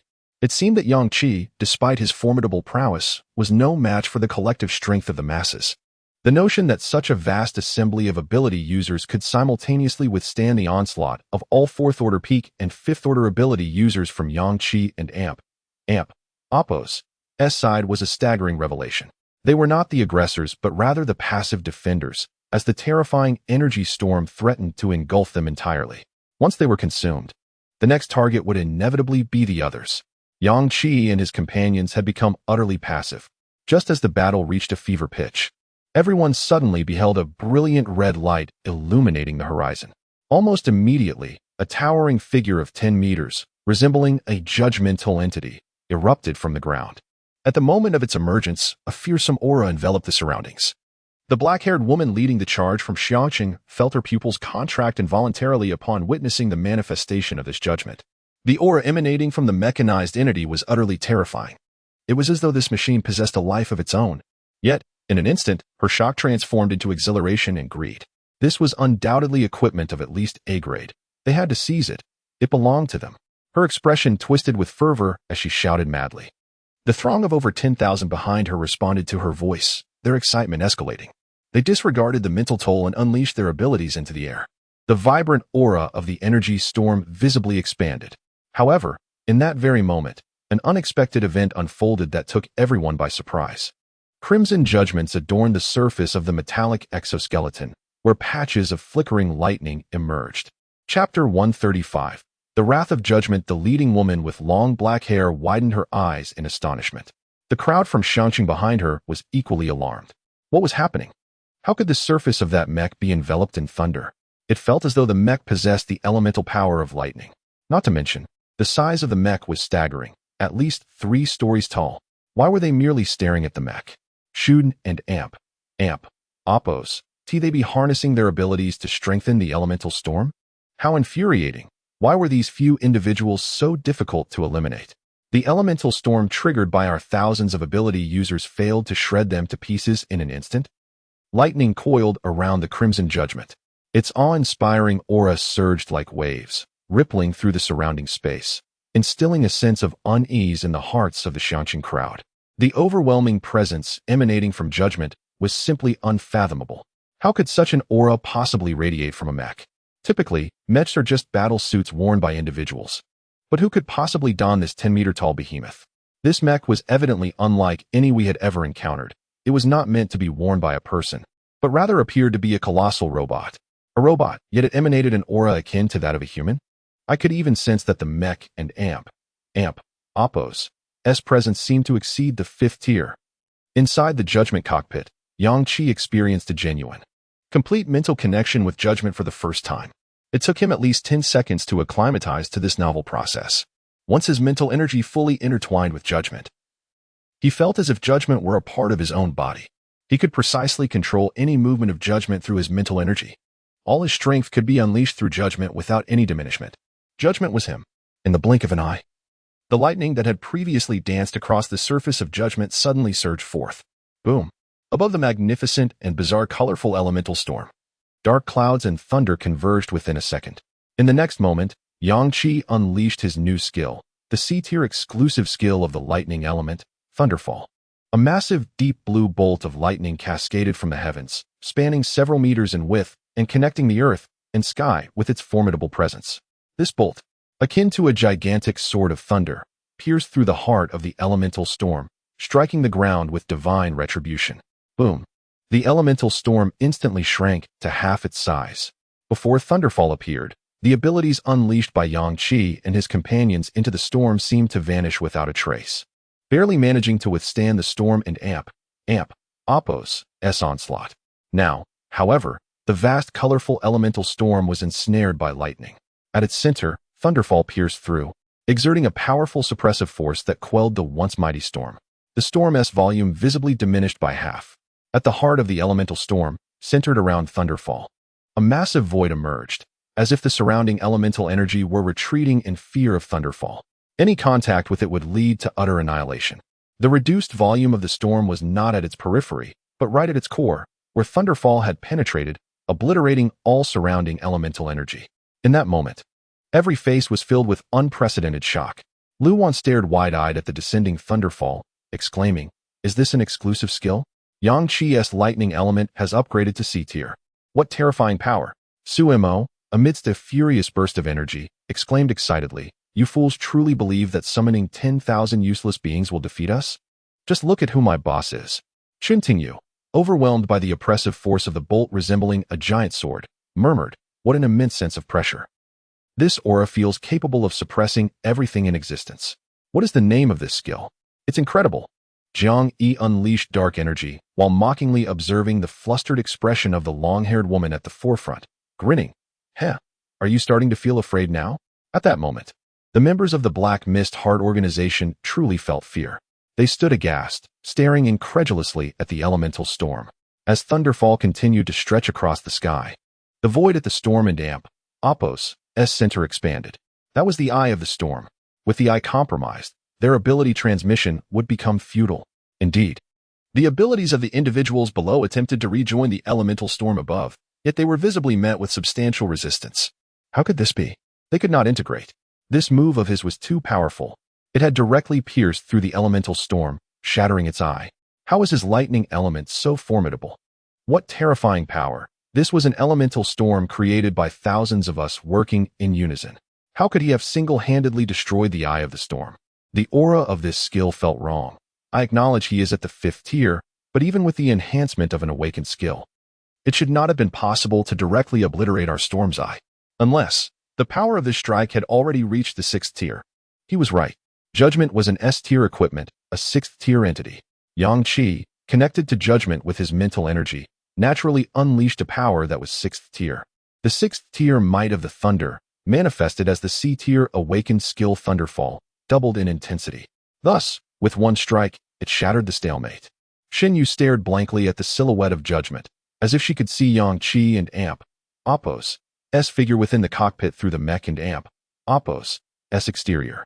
Brother Yang Qi. Yang Qi inside Judgment smiled.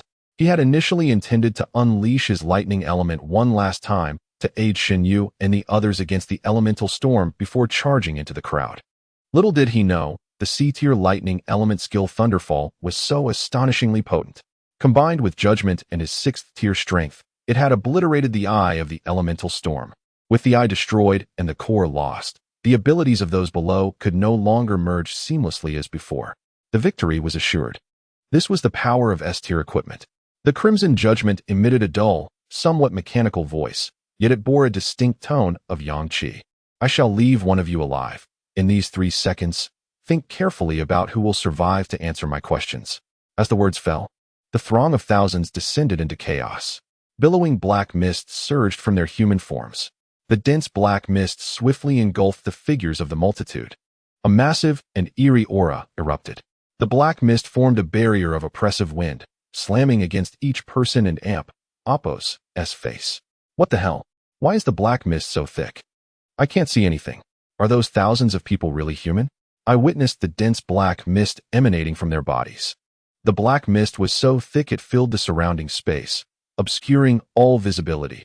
Only the black mist remained in sight. Amidst it all, only Yang Qi and Amp, Apos, S Judgment remained.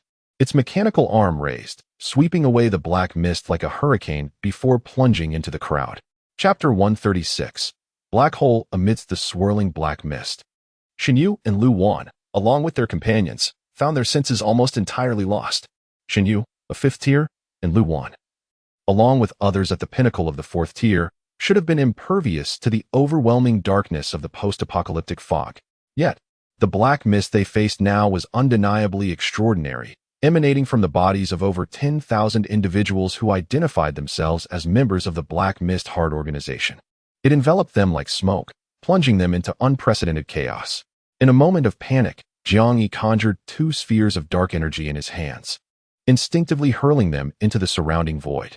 Meanwhile, Su Mo continued to shout Yang Qi and Amp, Apos, S name amidst the turmoil when a familiar dread suddenly surged toward him.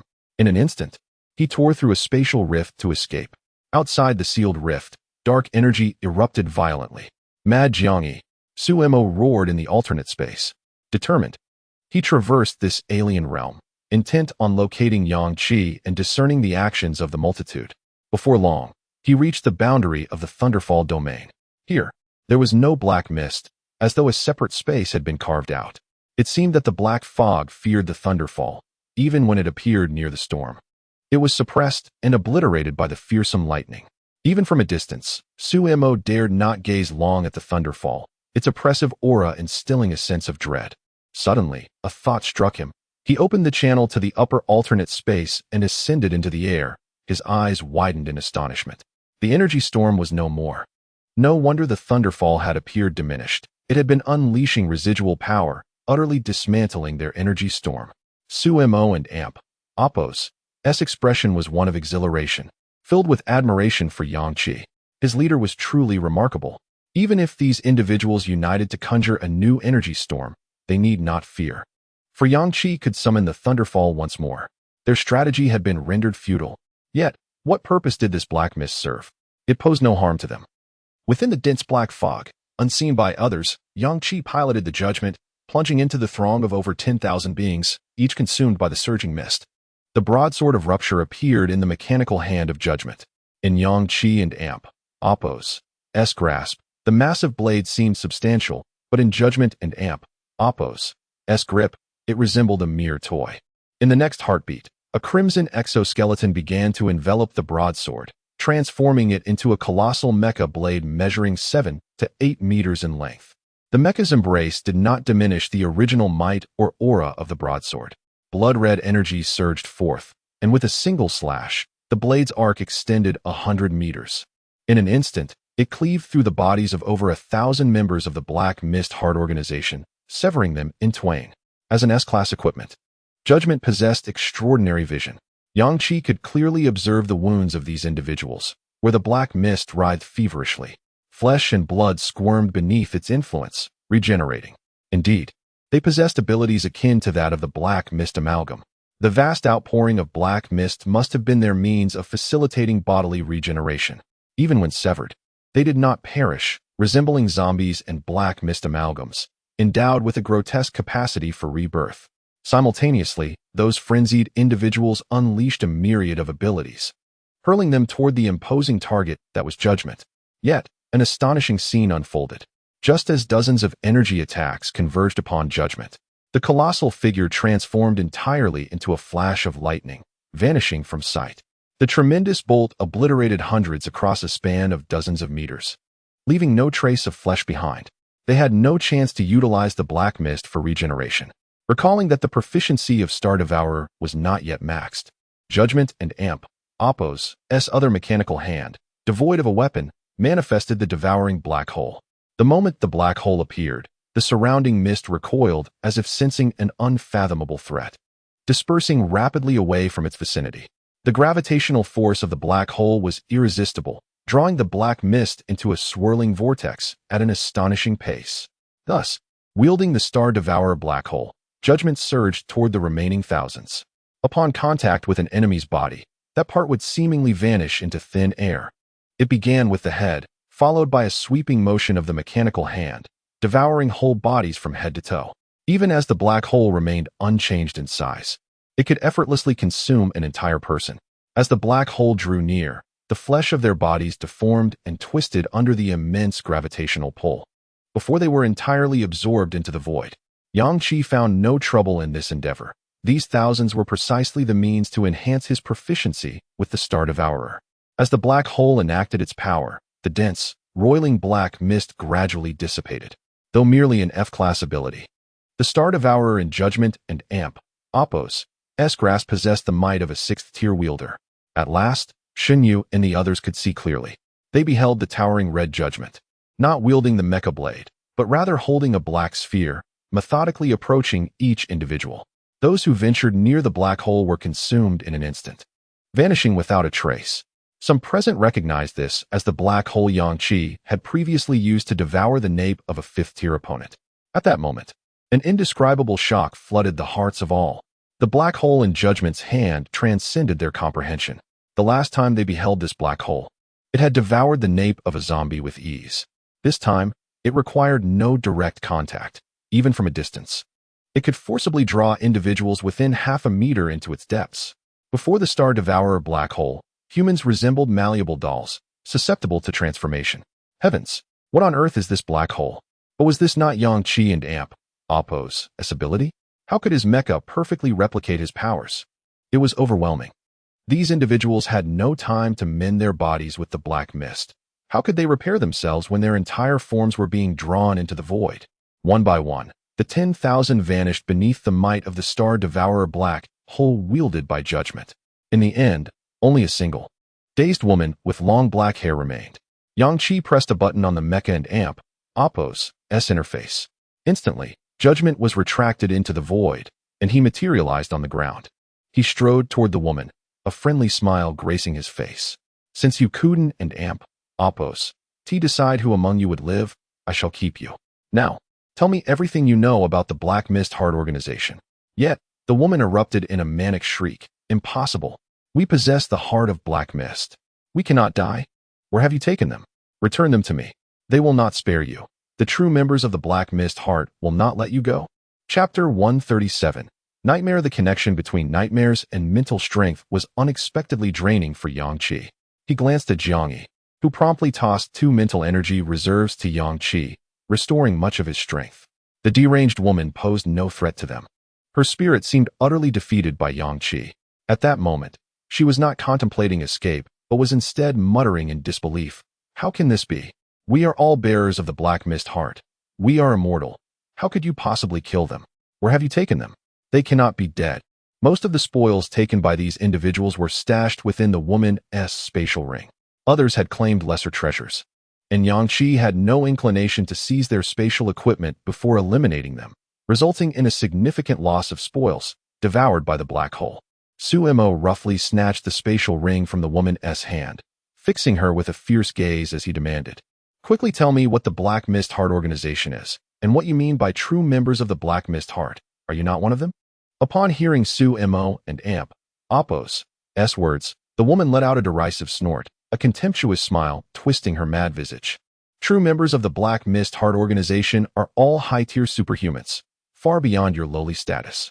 You, who have slain so many of us, have already been marked by them. Your death is imminent. This last assertion was directed at Yang Qi. Marked?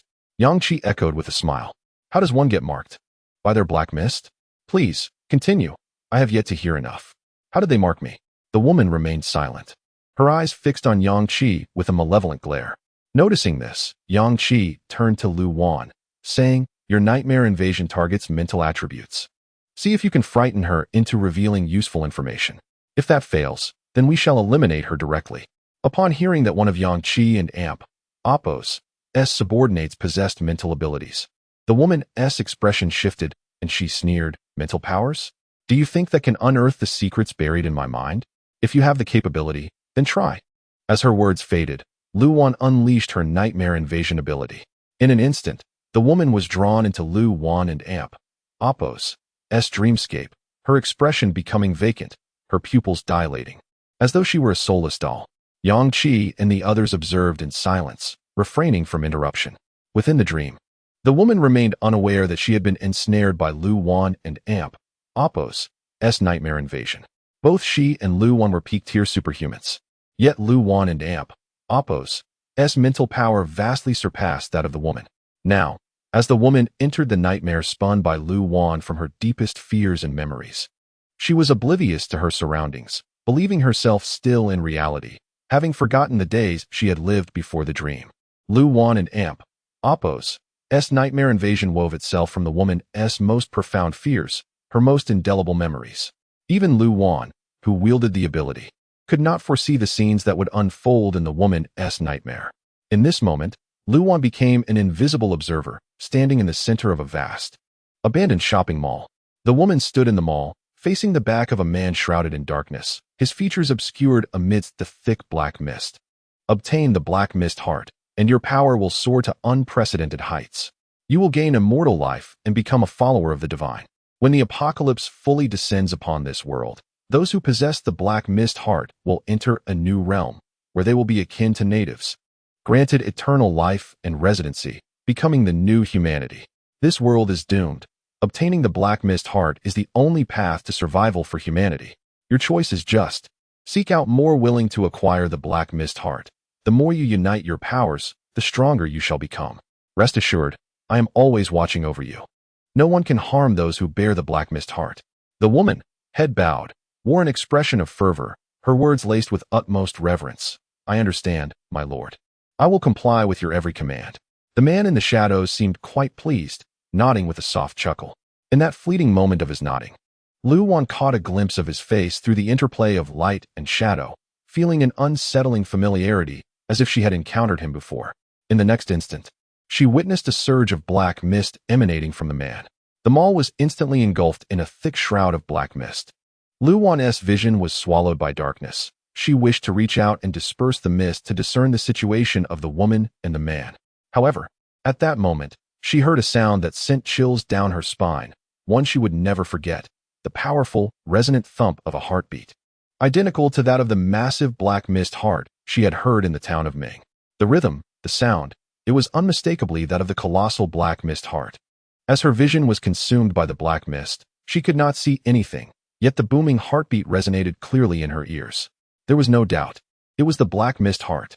At that moment, despite being an ethereal presence, akin to air itself, Lu Wan felt the beating of her own heart. The sound of her heartbeat gradually synchronized with the echoing thuds in the mall. Thump, thump, thump. An unprecedented terror flooded Lu Wan's heart as she sensed her soul being probed. To Yang Qi and the others, Lu Wan suddenly widened her eyes. In the instant she unleashed her nightmare invasion ability, her gaze appeared hollow, as if her soul had momentarily departed. Yet in that moment, they saw an overwhelming fear reflected in her wide-open eyes. Instantly, Jiang Yi and the others panicked, unable to maintain their silence. What should we do? What should we do? Lu Wan seems to be in trouble. What has she seen in this woman's nightmare? Is this her first time using the nightmare invasion ability? Could she be unfamiliar with it, becoming lost in the woman's nightmare? unable to escape? That is impossible. Lu Wan and Apos' mental strength surpasses ours. She possesses mental powers, and her divine sorceress ability ensures her mental prowess is significantly superior to others of the same tier, enabling her to heal us and restore our spiritual energy. Among her peers, few can match her mental strength. I refuse to believe she could be ensnared in this woman and Apos' nightmare. She must have witnessed something profoundly terrifying. What now? I feel that if Lu Wan does not break free from this nightmare soon, she will be in grave danger. Just as Chun Tingyu uttered these words, Lu Wan's gaze abruptly sharpened. Then Lu Wan gasped for breath, her terrified gaze swiftly turning to her companions before her. Her short hair was thoroughly drenched in sweat. Chapter 138. A glimmer of hope. What did you see? Lu Wan, still trembling from her recent experience, took nearly a minute to gather her thoughts before she began to speak. I saw a man whom I felt was familiar, as if I had encountered him before. Then there was a conversation between that man and a woman. The man spoke of a new world, claiming that only those who possessed the heart of black mist would be its inhabitants, granted with eternal life. He also mentioned that he could always see those who hold the heart of black mist. If he was not exaggerating, then everyone present has been seen by that man. He must have witnessed Yang Qi slaying his thousands of followers. Followers? Why do you say that? Yang Qi inquired. The man asserted that those who possessed the heart of black mist became followers of a deity. I am unaware of the identity of this deity.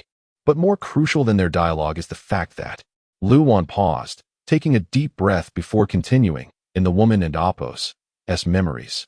I saw the enormous heart of black mist that lay beneath Ming Town. To be precise, I did not merely see it. I felt the powerful rhythm of its heartbeat. It was undoubtedly the heart of black mist from beneath Ming Town, yet I cannot fathom why it appeared in the woman and Apos' memory of a shopping mall. Upon hearing this, shock washed over the faces of Yang Qi and the others.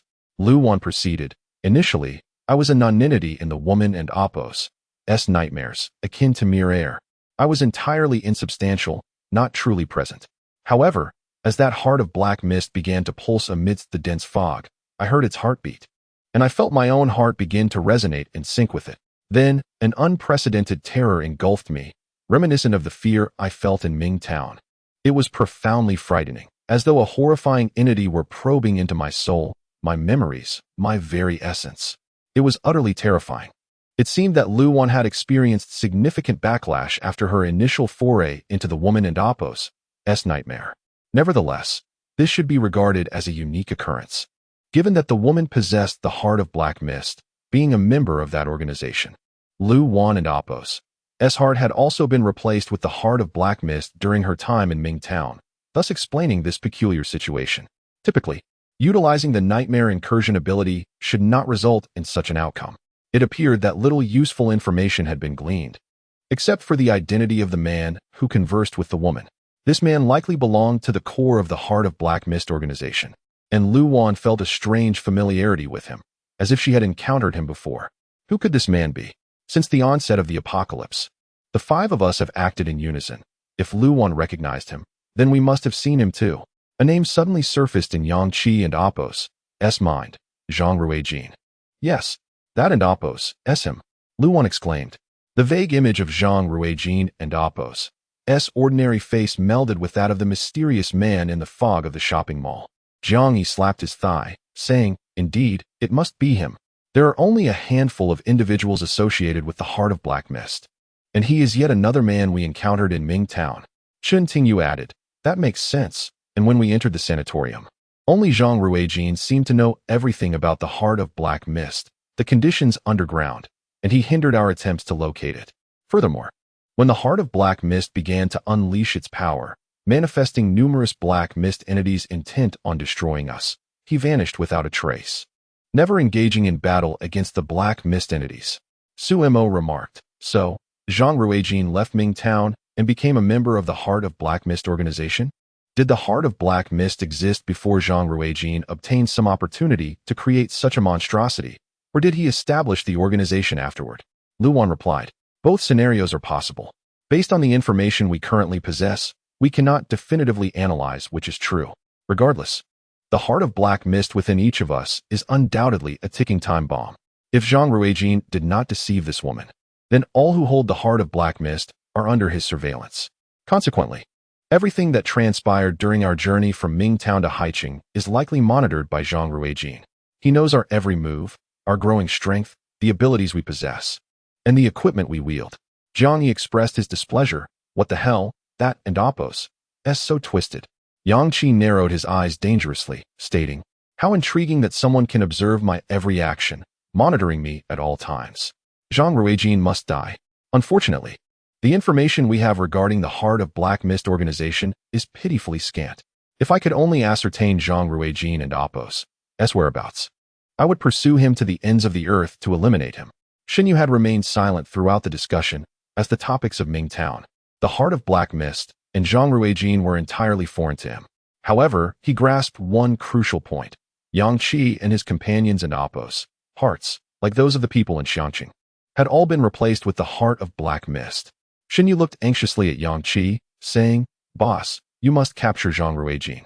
It seems that this woman, along with the tens of thousands in Xiangqing, are merely the outermost layers of the Heart of Black Mist organization, akin to followers who are entirely oblivious to the organization and Appos' true purpose. Only by capturing a core member like Zhang Ruijin can you determine whether there is any means to resolve the matter of the Heart of Black Mist within you. Regardless, the Heart of Black Mist cannot be something benign. Jiang Yi looked at Xinyu quizzically, asking, since when did Yang Qi become your boss? Yang Qi declared, I hope Zhang Ruijin possesses the audacity to confront me, to seek vengeance for the thousands of his subordinates I have slain. It would be best if he came personally. The woman, after entering Lu Wan and Appos' nightmare incursion, continued to replay the most vivid memory in her mind, the scene of encountering the core members of the Heart of Black Mist organization in the shopping mall. She remained trapped in this memory, unable to awaken. Seeing that the woman had lost her utility and could yield no further information, Yang Qi decisively severed her head. Almost simultaneously, a voice echoed in Yang Qi and Appos' mind. Congratulations, player, for successfully triggering the SSS-level hidden quest. Chapter 139. The ticket for the SSS class hidden instance, the Doomsday Cruise. Trigger condition, possession of the Heart of Black Mist. Instance activation time, 48 hours later. Objective to clear the instance, survive and return to Haicheng Port from the cruise ship. Important notice, please arrive punctually at Haicheng Port 48 hours later to board the Doomsday Cruise. Failure to do so will result in obliteration. Yang Qi's expression was one of astonishment as he glanced at his companions nearby.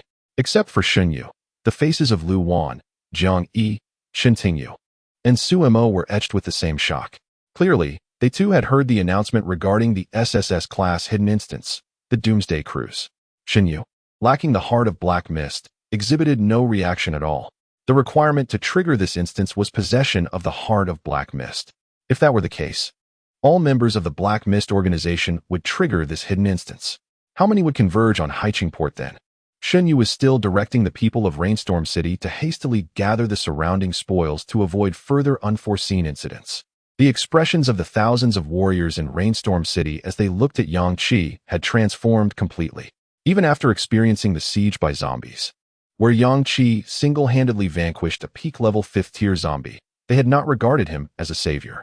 Yet this time, with over 10,000 from Xiangqing arriving and unleashing an unprecedented storm of abilities, Rainstorm City found itself in jeopardy. And even Xinyu was at a loss to handle the situation. It was Yang Qi piloting judgment and achieving such a tremendous feat that truly broadened their horizons, giving rise to signs of elevating Yang Qi to a pedestal. At that moment, many warriors busied themselves with their tasks while subtly observing Yang Qi with their eyes. Yang Qi was incredibly strong. His presence in Rainstorm City felt like a blessing. Otherwise, Haicheng would have already fallen during the previous siege by zombies. It was not as if he had pledged to join Rainstorm City. I recall hearing Xinyu mention that after Yang Qi and his companions completed certain instances in Haicheng, they would depart. Ah, what a pity. I had hoped Yang Qi would join us in Rainstorm City. Noticing that the work of the Rainstorm City members had returned to normalcy, Xinyu finally observed the peculiar expressions on the faces of Yang Qi and his 4 companions. What's the matter with you 5? Why do you look so strange? Isn't the situation resolved? Having known Yang Qi for so long, Xinyu had never witnessed such an odd expression on his face. Even when confronted with the earlier peak-level 5th-tier zombie and the recent storm of abilities, Yang Qi's demeanor had never been quite like this. Jiang Yi was the first to lose his composure, disregarding the fact that Xinyu had not received the hidden instance notification. He exploded, Yang Qi. What is going on? What is this Doomsday cruise? I was just thinking, if everyone with the heart of black mist can trigger this instance, how many will come to Haiqing? Just like these people from Xiangqing. Even if they are merely a rabble, their numbers have already surpassed 10,000. This is terrifying. If all the others with the heart of black mist are members of the Black Mist organization, then they are all on the same side, leaving only the 5 of us in opposition. Xinyu looked at Yang Qi and the others with confusion and hurriedly said, "What are you talking about? What do you mean everyone with the heart of black mist will come to Haiqing? Don't scare me. If 1,000 people have already caused such chaos, what if everyone comes?" Yang Qi cast a glance at Xinyu, recalling his earlier words. Xinyu had expressed a desire to transform Haiqing into a sanctuary for survivors amid the apocalypse, creating a haven for all survivors in this desolate world. If that were the case, then it was inconceivable that Xinyu would be kept in the dark regarding this hidden instance of the Doomsday cruise. The prerequisite for the activation of this instance was that all possessing the heart of black mist must arrive at Haiqing and Apos S Harbor to board the cruise ship within 48 hours. Should those with the heart of black mist fail to arrive at the harbor after 48 hours, they would be obliterated by the Doomsday game. It was certain that all possessing the heart of black mist would exert every effort to reach Haiqing. With merely the people from Xiangqing, over 10,000 individuals possessing the heart of black mist had come. Yang Qi could hardly fathom how many would arrive in the future, nor did he wish to speculate. He was unaware of how many others, like the long-haired woman, had become devotees of the god, and how many followers the Black Mist organization had gained. When the time came, Haiqing would surely descend into chaos. It could even be said that this SSS-class Doomsday Cruise instance was a massive team-building event for the Black Mist organization. Yang Qi's mind was a whirlwind of thoughts, and he decided to inform Xinyu of the situation. Taking Xinyu back to Haiqing, they returned to the base of Rainstorm City. Yang Qi conveyed the instance information that had just emerged in their minds to Xinyu, who was left in stunned silence, eventually falling into a prolonged contemplation. Lu Wan pressed her temples and remarked, "An SSS-class hidden instance. Those with the heart of black mist must reach Haiqing S Harbor to board a cruise ship. The objective to clear the instance is quite peculiar. It is merely to return alive from the Doomsday cruise to Haiqing port." Suemo chuckled wryly, saying, "At this point, I don't even want to think anymore. I need to stop pondering for the moment I start. I can't help but speculate on the immense dangers awaiting us on that cruise ship. The condition for clearing it is simply to return alive from the ship to Haiqing port." Jiang Yi interjected, "I've never been on a cruise ship before. If it's a cruise ship, doesn't that mean it will sail out to sea, wandering on the surface, stopping at various ports, and then returning to Haiqing S Harbor after a round trip?" Hearing Jiang Yi's words, Yang Qi immediately responded, "You make a valid point. That reasoning allows us to anticipate what the instance on the cruise ship might entail. A cruise ship is indeed unique, stopping at different ports. Following this line of thought, each port stop would present a new crisis or a fresh sub-instance within the larger instance. The cruise ship follows a predetermined route, and only those who survive the journey back to Haiqing will emerge as victors of the instance." Yang Qi was not surprised by the occurrence of a ship in Haiqing. From the very beginning, it was a cruise ship that had led him to Haiqing. As someone who had been granted a second chance at life, he possessed memories from his previous existence. He recalled hearing that shortly after the apocalypse erupted, a mysterious cruise ship had appeared in Haiqing, initiating a hidden instance. Those who survived disembarking from that ship later became renowned super-strong individuals in the apocalypse. However, in his previous life, Yang Qi had not heard that boarding this cruise ship required a crucial prerequisite, the possession of the heart of black mist. At that moment, Yang Qi felt the wheels of fate beginning to turn. Had he not encountered Jiang Yi from Lifetown in Fengcheng and learned of the peculiarities of Lifetown, he would not have led his companions to hunt the Black Mist conglomerate in Lifetown. Consequently, they would not have discovered the colossal heart of black mist beneath the sanatorium. Their hearts would not have been replaced with the heart of black mist, and they would never have triggered this hidden instance of the Doomsday cruise, nor obtained the tickets to board the ship. Chapter 140. Significant movements at this moment. It is already 10 o'clock at night, and darkness has completely enveloped the sky. Tonight, the moon and stars are obscured, and with the arrival of night, the density of the black mist intensifies. In the minds of Yang Qi and his companions, a countdown nearing 48 hours looms ominously. They must reach the Haiqing port before the countdown concludes. However, they are not anxious, as they are currently within Haiqing. and the base of the Storm City organization is also near the seaside. Previously, when they vanquished the 5th-tier sea beast, they had observed the location of the port. Their only concern now is how many members of the Black Mist organization will converge upon Haiching within the next 48 hours. After understanding the entire situation, Shenyu feels even more anxious than Yang Qi and the others. On one hand, he fears the invasion of the terrifying Black Mist organization upon Haiching, which he governs. On the other hand, he worries about the 5 of them facing an unknown number of Black Mist members. Once they board the ship with those individuals, who knows what will transpire?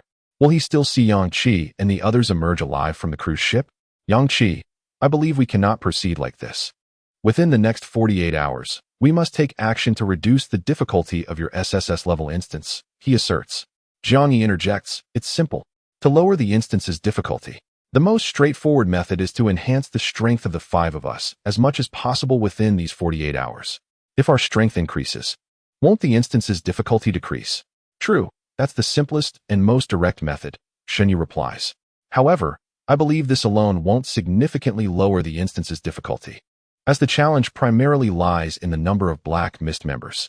Today, merely out of greed for our spoils, over 10,000 members of the Black Mist organization have already arrived. They all possess the Black Mist.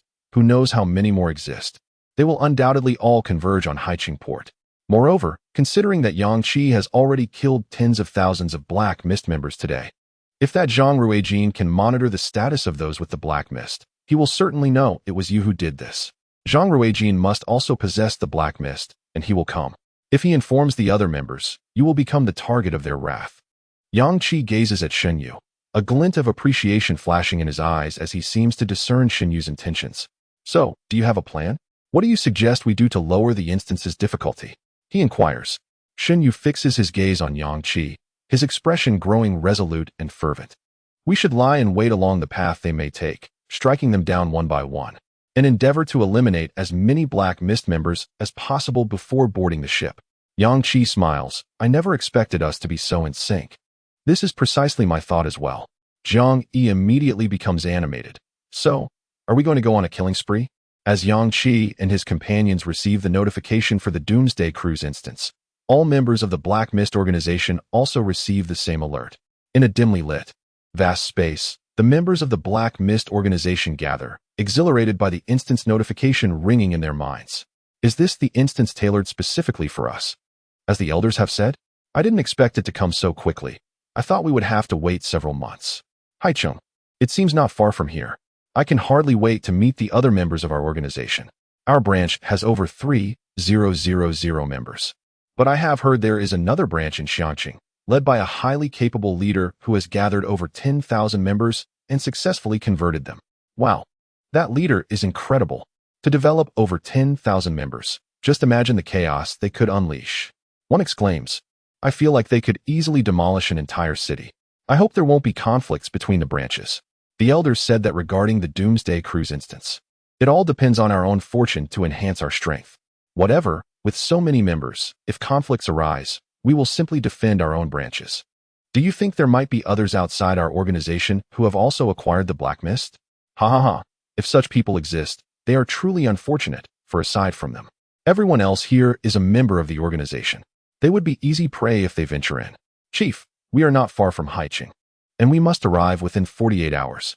Let's head out now to avoid any disruptions caused by the horde along the way. Across numerous cities surrounding Haiching, members of the Black Mist organization emerge from their lairs in droves. The smaller branches boast 1,000 to 2,000 members, while the larger ones count 8,000 to 9,000. All advancing towards the instance target, Haiching. To the other survivors in these cities, the members of the Black Mist organization remain an enigmatic presence.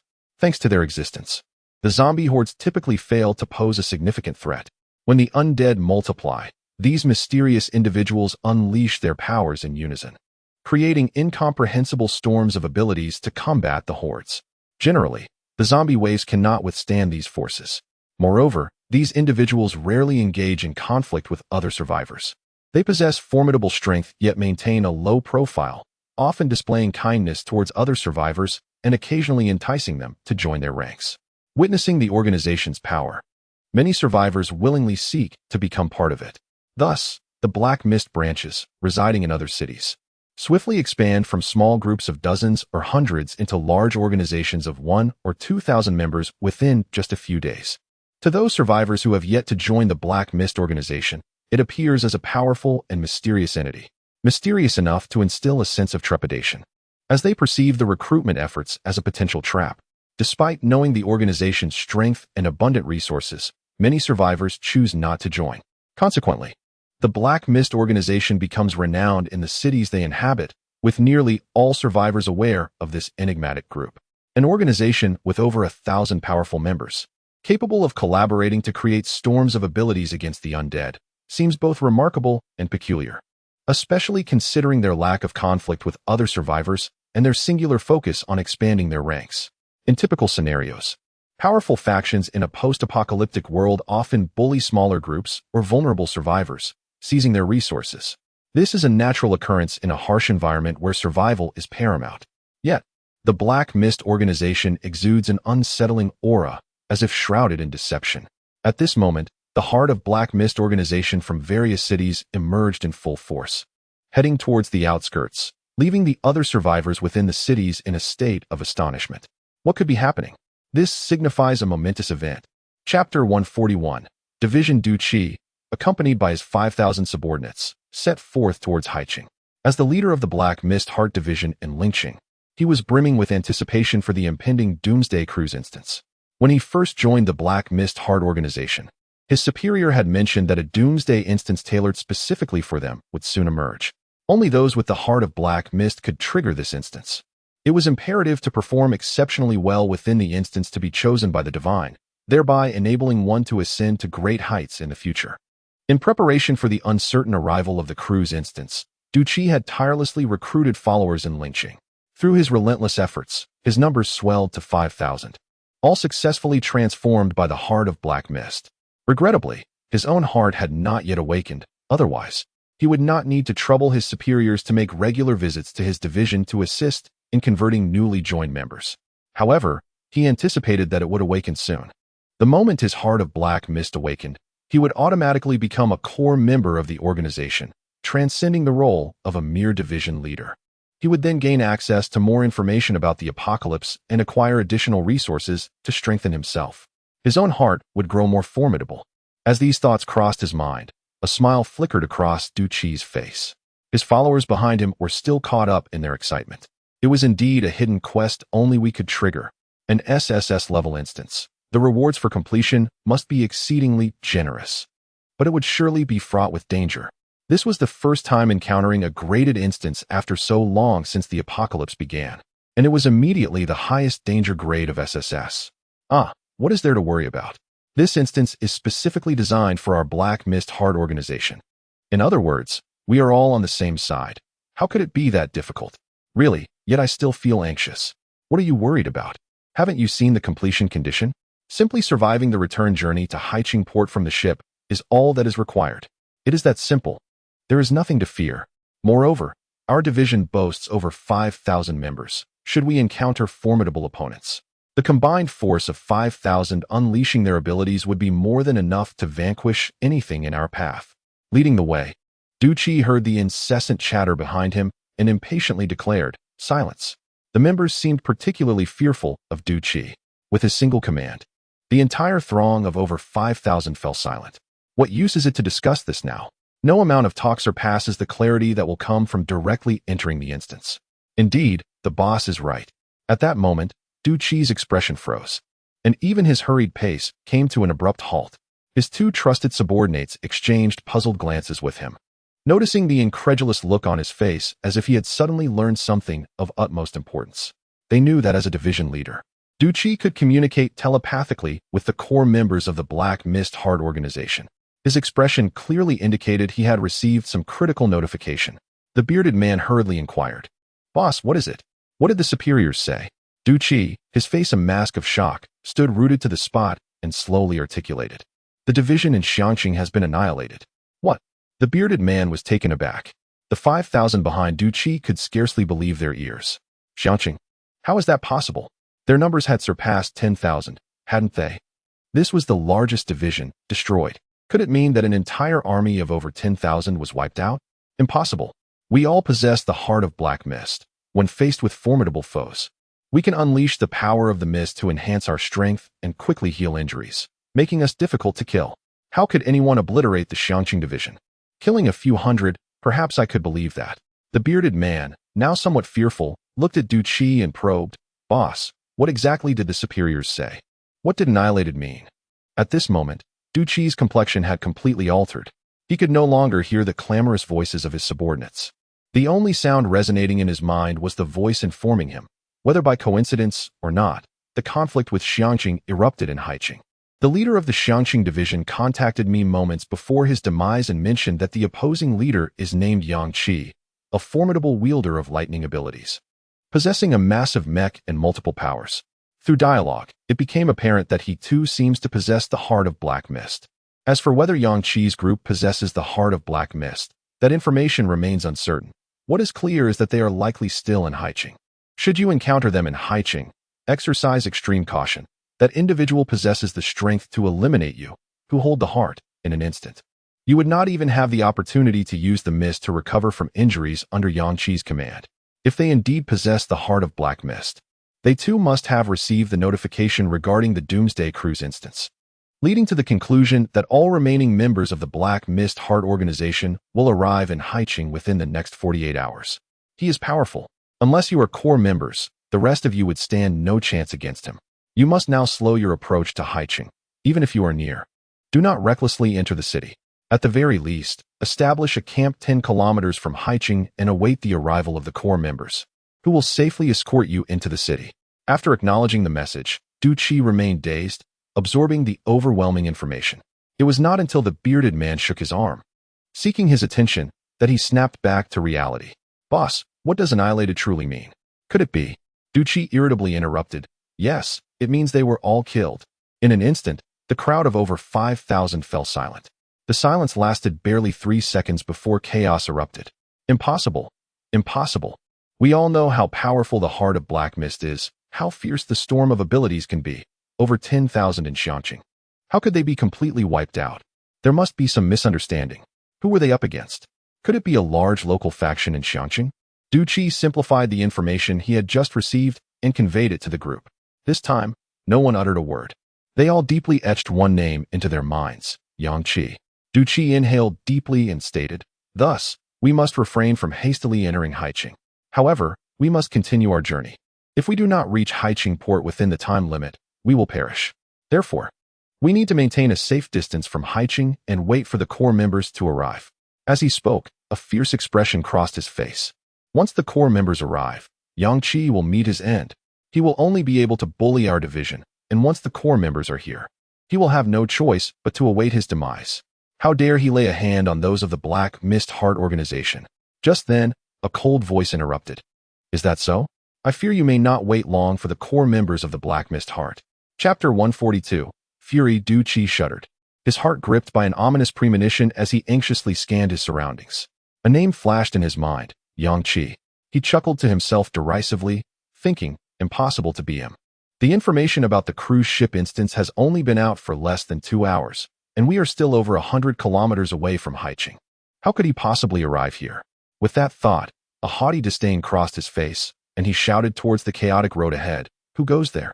Do not attempt to deceive me with your tricks." Du Qi and his entourage found themselves on a highway strewn with vehicles from a multi-car collision that had occurred on the day the apocalypse began. Wrecked cars lying haphazardly across the road. The guardrails were smashed, presenting a scene of utter devastation. These overturned vehicles obstructed their view, and the time was early morning. The darkness, compounded by an even denser fog than during the day, rendered visibility abysmal. From behind a large truck emerged 3 men and 2 women. The leader, clad in black, stood tall, his tousled hair ruffled by the night breeze, instantly captivating Du Qi's female subordinates. "Who is that? He's so handsome."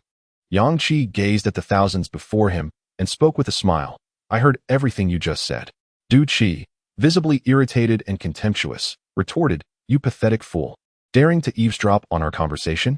Without hesitation, he unleashed his lightning elemental abilities. Thick, deep blue bolts of lightning surged toward Yang Qi like a raging serpent. "Humph. This man is doomed. What kind of fool would provoke our organization? He must be seeking death. We have over 5 5,000 people here, and they are merely 5. How dare they show themselves? They must be mentally unstable. Du Qi was a mid-tier level 5 ability user, wielding E-grade lightning powers. With a single burst of his lightning, he could annihilate these 5 individuals. They had been preoccupied with thoughts of Yang Qi, their hearts filled with fear. In their eyes, the organization known as the Heart of Black Fog was invincible. How could they possibly be defeated by anyone outside their ranks? This was the first time they questioned their own strength and the might of their organization, filled with dread at the mention of a man named Yang Qi. At that moment, 5 figures appeared, bolstering their confidence and allowing them to cast aside their fears of Yang Qi from just a minute prior. However, an unexpected scene unfolded. Just as Yang Qi appeared to be struck by the oncoming lightning, he transformed into pure lightning and vanished from sight. A massive, terrifying bolt of lightning shot forth, instantly overwhelming the space around him. Everyone's expression changed dramatically. What on earth? This aura is far too powerful. He is also a lightning elemental user. The intensity of Yang Qi's lightning far surpassed that of Du Qi's. What level was this man? Yang Qi's lightning obliterated Du Qi's strikes and pierced through his body. In an instant, Yang Qi materialized behind Du Qi before the eyes of the 5,000 onlookers. Shock gripped them all as they stared in disbelief at Du Qi, whose abdomen had been ravaged by lightning. The wound was gruesome, his entire upper body almost obliterated. The sheer force of Yang Qi's lightning was terrifying. How is this possible? Du Qi, a mid-tier level 5 ability user, found his lightning extinguished in an instant upon contact with Yang Qi's. Could this man be at the pinnacle of level 5? How could anyone outside their organization possess such high evolutionary prowess? As Du Qi's wound festered, the black fog began to coalesce around him, rapidly mending his injuries. Simultaneously, the fog engulfed him, and his aura surged to the pinnacle of level 5. At that moment, Du Qi remained oblivious to the true identity of the man before him. He was consumed by rage at being so thoroughly bested by an unknown ability user. His fury was palpable. Ever since he became the leader of the Heart of Black Fog branch, he had never tasted defeat. He had always annihilated his opponents with overwhelming force. When had he ever experienced his own lightning being snuffed out like this? He was renowned for his formidable lightning powers. The very ability that had earned him his reputation had been defeated by another lightning user? Absurd. He had lost face in front of his subordinates and needed to reclaim it. Du Qi's intelligence, already lacking, was nearly obliterated by his extreme anger. He had no time to ponder why Yang Qi was so powerful or how his mid-tier level 5 prowess had been so easily dismantled. He did not consider that if not for the power of the Heart of Black Fog, he would have been instantly killed by Yang Qi's strike. At that moment, he thought of nothing but regaining his dignity and honor. He was determined to kill Yang Qi. Sensing Du Qi's aura had surged to the pinnacle of level 5 due to the power of the Black Fog, his subordinates erupted into cheers. He's finished. He has angered the boss. He's as good as dead. Does he really think he can provoke us just because he has a bit of power? He doesn't realize who we are. Enraged, Du Qi surged with black fog and unleashed another bolt of lightning towards Yang Qi. Yet Yang Qi paid him no heed, charging directly at the 5,000 individuals before him. The remaining crowd barely registered the threat before Yang Qi, now a level 6 user, slaughtered over 1,000 of them in an instant. The survivors were left in shock, finally grasping the gravity of their situation, scattering in panic, shouting, "What the hell? Is this guy insane? We need to unleash our abilities and kill him. How is he so powerful? He just wiped out over 1,000 of us. How is that possible?" Even those who were accustomed to the confidence instilled by the black fog, capable of rapid healing, sensed something was amiss. No, something's wrong. Why does he feel like a level 6 user? His level far exceeds ours. Behind them, Du Qi's lightning fizzled out, his anger striking against a wall of futility. This man had dared to disregard him, attacking his subordinates instead, and had directly killed over 1,000 of them. Without Du Qi's command, nearly 4,000 remaining members simultaneously unleashed their abilities, converging to create a storm of elemental energy. Seeing the familiar storm of powers, Yang Qi smiled. He no longer held back, unleashing his D-grade lightning elemental exclusive skill, Thunderfall. Chapter 143. All promotions in the vast night sky, thunder roared as it descended from above. A colossal bolt of lightning connected heaven and earth, striking the very heart of the ability storm and instantaneously extinguishing its eye. The ability storm, which had just been coalesced by over 4,000 individuals, suffered a devastating blow in an instant. The glow of their abilities dimmed significantly, while the residual energy around them visibly dwindled. An astonishing aura of thunder filled the air, leaving the thousands present wide-eyed and utterly shocked as they gazed at the terrifying lightning. The bolt of lightning spanned an astonishing width of 10 meters, reaching up to the heavens and piercing through the ominous clouds above, extending into realms unknown to them. The heart-stirring thunder erupted in a series of resonant roars, its overwhelming presence making it impossible for those nearby to look straight at it. They could hardly fathom that such a fearsome bolt was unleashed by a lightning element ability user. What tier of ability user could possibly generate such power? To what level had the lightning element ascended? In that moment, they comprehended the truth. Yang Qi's strength far surpassed that of Du Qi. What are you standing there for? Why are you just staring? Hurry, unleash your abilities. Someone shouted. Our storm eye has been destroyed, and our energy is rapidly dissipating. Who is this person? How can their power be so immense? This lightning strike feels as though it could obliterate us all. The pressure was terrifying. I feel as if I am being suppressed. This is the combined might of over 4,000 abilities. Du Qi, who had been filled with rage just a second ago, was abruptly jolted back to reality by the descending lightning. His eyes cleared, and all traces of anger vanished. He muttered, a lightning element ability user. The one called Yang Qi, as mentioned by the Lord earlier, is an extraordinarily powerful lightning element ability user. Could it be? His gaze was filled with disbelief. But how was this possible? They were still over 100 kilometers from Sea City, and in just 2 hours, how had they arrived here? How could they have intercepted them so precisely?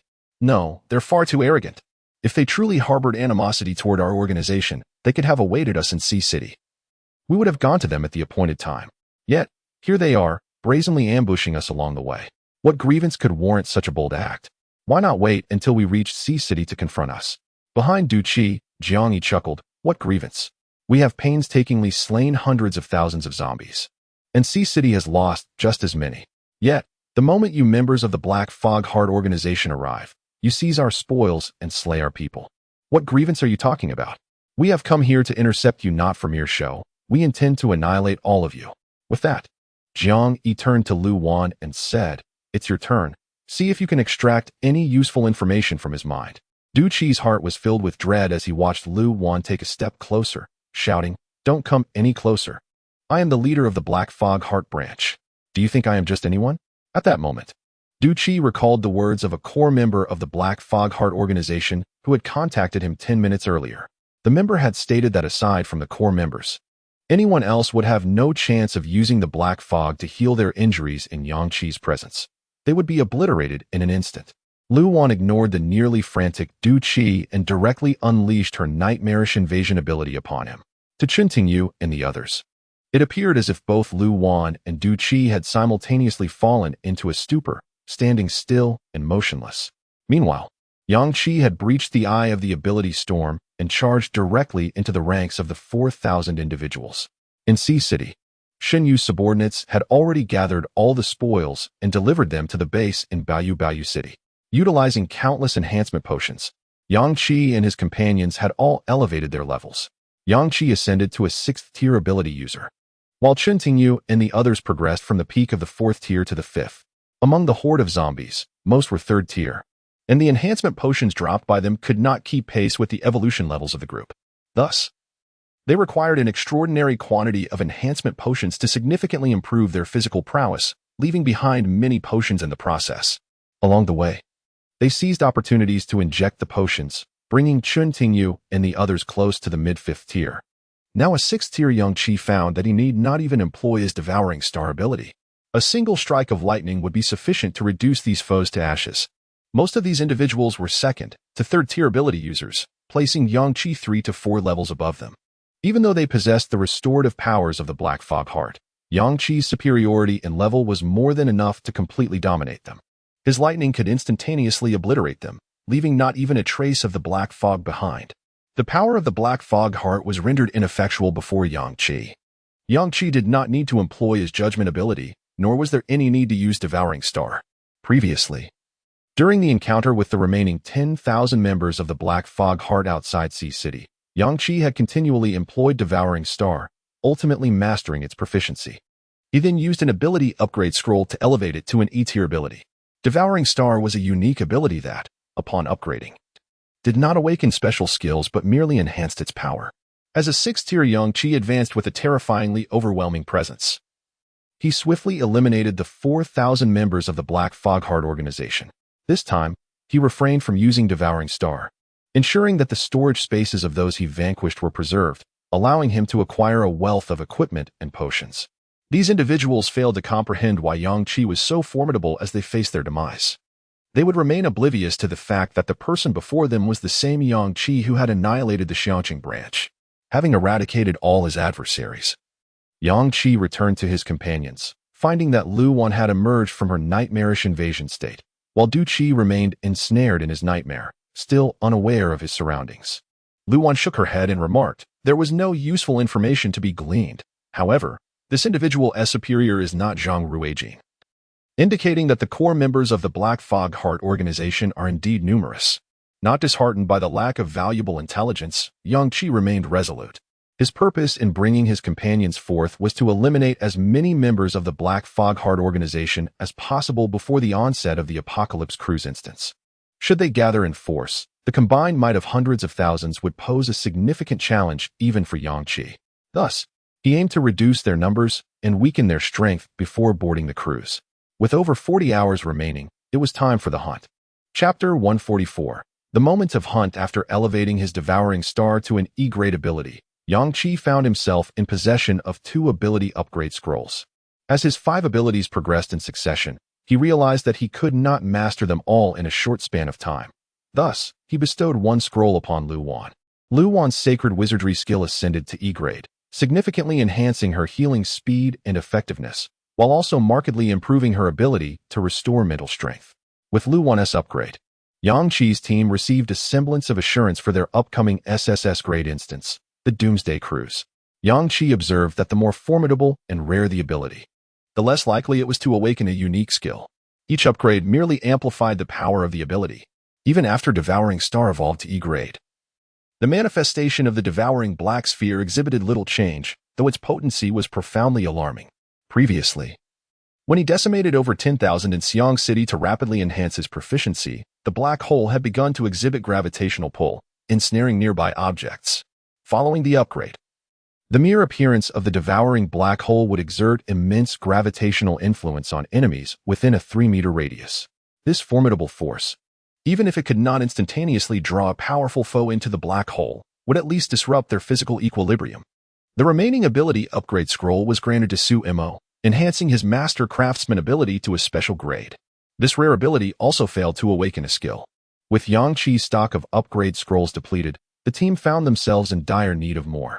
Except for Chun Tingyu, each member possessed 5 abilities, requiring 1 scroll for each upgrade. Several members had reached full proficiency in their abilities yet remained at F grade, unable to advance. Hunting the members of the Black Mist Heart organization might yield more ability upgrade scrolls. However, fortune did not favor them this time. Du Qi was impoverished, possessing only some battle blades and potions in his spatial equipment, with no other valuable items. They had, at the very least, uncovered a significant amount of basic materials for weapon crafting. Boss, is this true? Are people really hunting members of our Black Mist Heart organization? 70 kilometers from Haicheng. In a mountainous region, 3,000 members of a Black Mist Heart branch found themselves at a standstill, unable to advance or retreat. Moving forward might lead them to the formidable Yang Qi, while retreating would prevent them from reaching Haicheng in time to board the cruise, sealing their fate. Surely, this cannot be. Our members possess the Black Mist Heart, enabling rapid recovery during combat. Who could possibly defeat us? Each branch has at least 1,000 members, and 1,000 ability users unleashing their powers would easily crush other strongholds in this apocalypse. How could anyone obliterate 2 of our branches in a single day? The leader of this branch, evidently cautious by nature, sensed the skepticism among his subordinates regarding Yang Qi and his companions. He straightened his posture and declared, "You all need to be alert. This information comes from core members above and is undoubtedly accurate. To annihilate 2 branches in such a brief time, one of which was the largest in Xiang City, indicates that their strength exceeds our imagination. We must exercise extreme caution." The second branch to suffer was the Ling City branch, which had barely departed when they were ambushed. Ling City lay roughly 100 kilometers from Haicheng. One of his subordinates exclaimed in panic, "Ling City isn't that very close to us? Just 30 kilometers away." Instantly, chaos erupted among the members. The leader himself felt a wave of anxiety wash over him. At that moment, a chilling wind swept through the mountains. In their haste to reach Haicheng, they had chosen to traverse the mountains instead of taking the highway. Initially, they believed themselves fortunate to have avoided the main roads, where they would be more easily detected.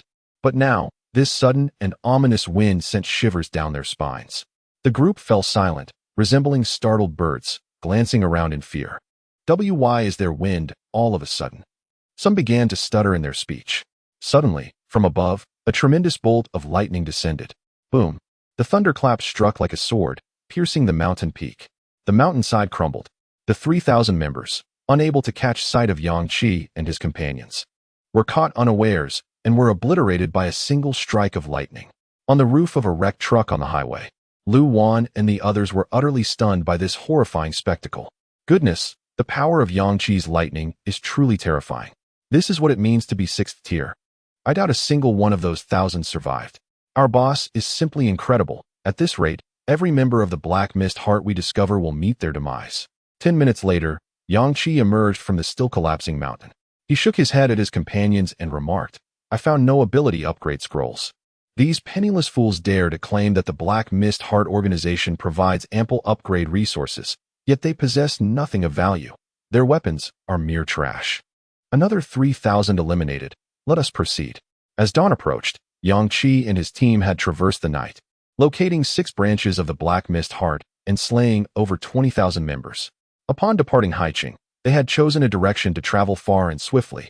Arriving at Ling City, nearly 100 kilometers away, where they discovered their first Ling City branch. They then retraced their steps, eliminating any branches encountered along the way. Thus, they were now almost back to Haicheng. Let us pause here for today and rest. I see that for the 4 of you accompanying me, it is of little use. Only I can swiftly eliminate those who can use the black mist to heal. Henceforth, I shall hunt alone, while you rest. Suemo, continue crafting weapons to prepare for the crew's instance. Upon returning to the Storm City base, they found Xinyu waiting for them, her rest interrupted. Upon hearing of their miraculous return and the astonishing feat of annihilating 6 branches and slaying over 20,000, she was left in awe. Incredible. Absolutely incredible. In just one night, you found and eliminated 6 branches, killing 20,000. Truly, Yang Qi is remarkable. Yang Qi chuckled. Why do you have dark circles under your eyes? Did I not tell you to rest? Xinyu replied, I was worried about you all and feared that while you were away, members of the Black Mist Heart would attack Haicheng. I couldn't bring myself to sleep. Yang Qi reassured her, you can rest easy now. I will intercept them alone. Lu Wan and the others will remain in the city. You should take turns resting, and if there is any disturbance in Haicheng, contact me immediately through the Soul Communicator. Xinyu affirmed, rest assured, I have dispatched several teams to lie in ambush about 5 kilometers outside of Haicheng. They will notify me immediately if any large forces approach. I have arranged for those with the fastest mobility. Good, I trust you to handle this. With that, Yang Qi and his companions took the time to rest. However, the headquarters of the Heart of Black Mist has been bombed. The Heart of Black Mist headquarters resembles a subterranean structure shrouded in darkness. There are no windows, no sunlight. Only a few cloaked figures gathered around a stone table, positioned at various angles. Their features and physiques are concealed beneath their voluminous robes. Yet one can discern their intense fury through their voices. Yang Qi, Zhang Rui, you claim to have encountered these individuals? What is the situation? I shall have them slain. They have mercilessly slaughtered over 30,000 of our faithful in a single night. Chapter 145. Annihilation at the apex of the dimly lit underground stone chamber. An enigmatic stone emitted a soft glow, casting flickering shadows throughout the space. The man speaking was tall and seemed somewhat portly, his face partially obscured by the hood of his black robe. However, the radiance from the luminous stone above revealed the lower half of his visage, which bore intricate black tattoos resembling serpentine lines, as if a dozen dark worms were crawling upon his skin. His voice was laced with palpable anger. Zhang Ruijin, who exactly is this Yang Qi? How is he so powerful that he could eliminate our followers? Among the nearly 10 black-robed figures present, a rather inconspicuous man of medium build spoke up. If Yang Qi were present, he would undoubtedly recognize this as the voice of Zhang Ruijin, who had previously masqueraded as a madman in the sanatorium. When I came here to meet you, I mentioned that 5 individuals had emerged from the Fate Town along with me. These 5 managed to escape and likely possessed the Heart of Black Mist. This is the true identity of Yang Qi and his companions. Another black-robed figure added, "Indeed. There are 5 of them. I am the superior of Du Qi, and when Du Qi and his subordinates perished, I caught a glimpse of the scene on their side. It was indeed 5 individuals, 3 men and 2 women. The man leading them, the one who struck, is extraordinarily powerful. I estimate his level has reached 6, on par with us. However, it is curious that if, as Zhang Ruijin claims, these 5 possess the heart of Black Mist, why do they not utilize its power in battle?" Zhang Ruijin responded, "These 5 are different from me. I willingly became a disciple of the divine and directly awakened the heart of Black Mist. However, these 5 were uninvited guests who forcibly entered Fate Town and escaped. At the moment of their flight, they were forcibly transformed by the divine into bearers of the heart of Black Mist. Their hearts are not awakened. Hence they cannot wield its power." After hearing the analyses from Zhang Ruijin and another black-robed man, the leader fell into a brief silence. Moments later, he inhaled deeply and spoke slowly. "So, this Yang Qi possesses the ability to swiftly annihilate followers endowed with the restorative powers of the heart of Black Mist. Yet he refrains from employing its power. If he were to awaken the heart, how formidable would his strength become?" The others remained silent. The leader continued, "Regardless of whether this individual possesses the heart of Black Mist, he is our enemy, for he has slain over 30,000 of our followers. Moreover, knowing that those endowed with the heart are about to embark on the Doomsday cruise instance, he still chose to eliminate so many of us. This signifies that in Yang Qi's eyes, we are unequivocally adversaries. His intent is to weaken our forces before the instance commences, fearing that our numbers may unite to unleash a storm of abilities that he could not thwart. Since he perceives us as foes, we need not regard him, who possesses the heart of Black Mist, as one of our own. Yang Qi must be eliminated. Within just over a day, we must all reach the port of Haiqing. I believe we should eliminate Yang Qi before boarding the ship, ensuring he does not enter the instance." Upon hearing this, the other black-robed figures directed their gazes towards the leader, evidently dissenting with his proposal. The might displayed by Yang Qi was overwhelmingly powerful, and they did not believe they held a 100% assurance of successfully killing him, especially before entering the instance. If they were to enter the instance, under its constraints, they might seize the opportunity to eliminate Yang Qi amidst the chaos. However, attempting to kill the vigilant Yang Qi prior to boarding the ship seemed an excessively arduous condition. I find this unacceptable. Regardless of their status, these 5 individuals possess the heart of Black Mist and are akin to us. Unless the divine has issued an order to eliminate them, we cannot act against those who bear the heart. Indeed, and Yang Qi's enmity towards us stems from the provocation by those from the Xiangqing branch. It appeared that they sought to claim the spoils from Yang Qi and his companions after vanquishing the corpse tide. Had such a coincidence not transpired, I believe Yang Qi would not have become our enemy. Upon discovering the existence of others with the heart of Black Mist, he might have chosen to ally with us, even seeking our guidance on awakening the heart. Moreover, their strength is formidable, and their tactics must be numerous. Otherwise, they would not have escaped Fate Town unchosen. Witnessing the majority of the core members present disagree with the notion of killing Yang Qi before the instance commenced, the leader of the black-robed men emitted a derisive snort. Following this, silence enveloped the room. He slightly raised his head, illuminated by the glow of the luminous stone, revealing his entire face. With an imperious gaze, he slowly surveyed all the core members present. Under the scrutiny of such a gaze, a sense of dread washed over everyone. They were acutely aware of the man's strength and madness, and typically dared not provoke him. He was, after all, the leader among the core members, the foremost figure beneath the divine. The man was essentially the divine's representative in this world, possessing immense power and a haughty demeanor. His desire to eliminate Yang Qi undoubtedly stemmed from his own considerations. He was the strongest among all core members. The ordinary members of the Black Mist organization were merely fringe elements, insignificant in comparison. Among the core members, he alone could communicate directly with the divine. Yet now, the emergence of Yang Qi instilled a sense of urgency within him. Yang Qi, a wielder of the heart of Black Mist, was a level 6 ability user who, single-handedly, had slain over 30,000 of the Black Mist organization's followers within half a day. Although the man did not regard the strength of those followers highly, he understood well that the combined abilities of ordinary ability users empowered by the heart of Black Mist could unleash a devastating storm. Yet, Yang Qi managed to eliminate those members time and again amidst such chaos, indicating that his strength surpassed his expectations and that he possessed strikingly potent offensive capabilities.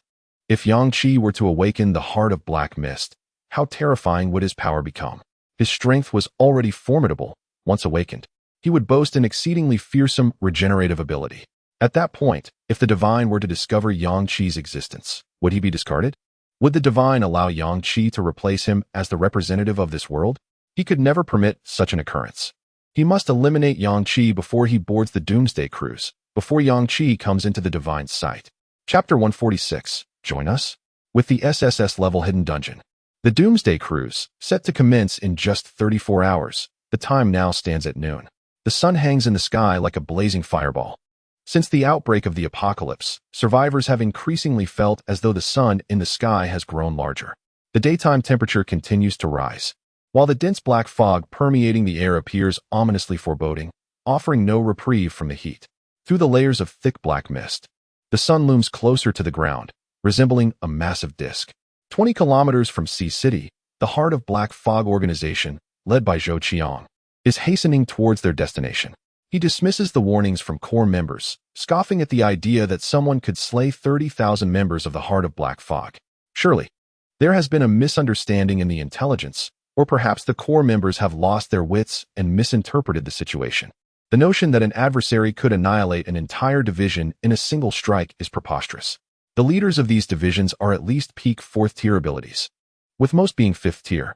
Even without the powers granted by the Heart of Black Fog, 5th-tier abilities are formidable enough to avoid such casual extermination. Zhou Qiang's hair is somewhat long. The upper half is newly grown and jet black, while the lower half has faded to a grass green.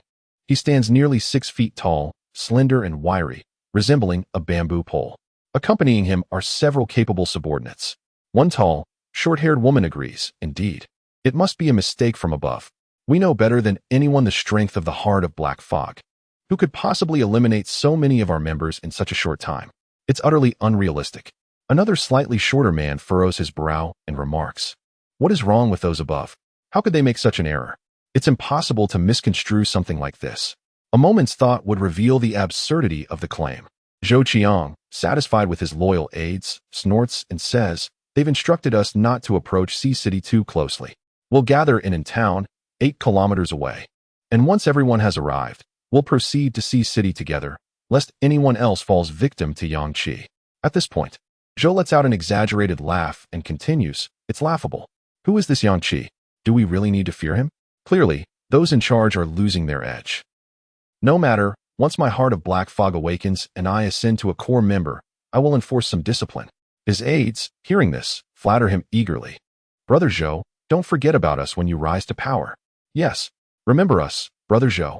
We are your most loyal subordinates. When you succeed, be sure to recall us." Zhou Qiang casts a dismissive glance at the two, responding casually, "We'll see how you perform." Although they curse him inwardly, their faces remain plastered with sycophantic smiles. "Thank you, Brother Zhou. Shall we proceed at full speed? What if we encounter members from other divisions in town? They might report us for ignoring the core members' orders." Zhou Qiang scoffs. "Report? Huh, what good would that do? I am powerful. How could those core members hold me accountable? Only the cowards would fear this Yang Qi, hiding in town waiting for core members to protect them. We are different." The more he spoke, the more animated Zhou Qiang became. "Advance in a straight line. Today, I shall enter Sea City. Let's see if that Yang Qi is truly within." Upon hearing this, his over 2,000 subordinates became equally exhilarated. How impressive they were. While other divisions cowered in fear of this Yang Qi, their leader was unafraid and would lead them directly into Sea City. Was this not a decisive show of strength over the other divisions? Though all belonged to the Heart of Black Fog, competition still lingered among different divisions. The better their division performed, the more favorable the core members' impression would be, increasing their chances of being favored by the divine. Boss is brilliant. What the boss says is right. Follow the boss. What is there to fear from that Yang Qi? This is clearly a misunderstanding. How could anyone possibly kill 30,000 of our members? How absurd. A grand procession of over 2,000 marched robustly towards Sea City. As they traversed a vast open area, Zhou Qiang suddenly spotted a vague figure amidst the black fog ahead. Squinting against the sunlight and mist, he strained to see the silhouette more clearly. As he approached, he realized it was a lone individual, seemingly looking for trouble. He let out a cold snort and strode towards the figure with his subordinates in tow.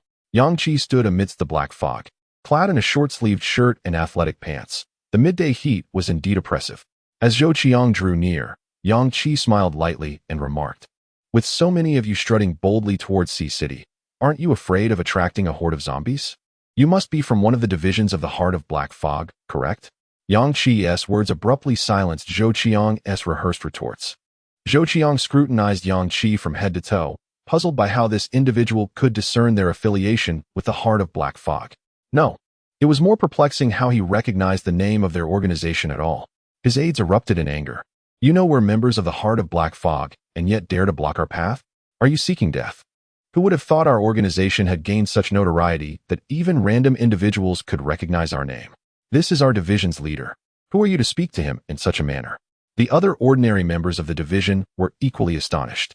How could this person have guessed their identity? What is so surprising about that? In this apocalypse, the only major organization is the Heart of Black Fog, with divisions spread across nearly every city. Other survivors, upon encountering such a bold group, would naturally think of us first. Indeed, so this person knows we are from the Heart of Black Fog and still dares to obstruct our path? Not only that, but he speaks to our boss with such indifference? Is he insane? Hearing his subordinates' discussions, Zhou Qiang felt he had found the correct answer. He believed the organization had gained renown in the apocalypse and in the eyes of other survivors. No one would dare to gather such a large group and risk attracting a zombie horde unless they were from the Heart of Black Fog. Thus, this man had immediately deduced their true identity. Zhou Qiang smirked, casting a sidelong glance at Yang Qi, and said coolly, "What is the matter? Do you wish to join our division?" Yang Qi smiled slightly and replied, "No, I wish to annihilate your division." Chapter 147.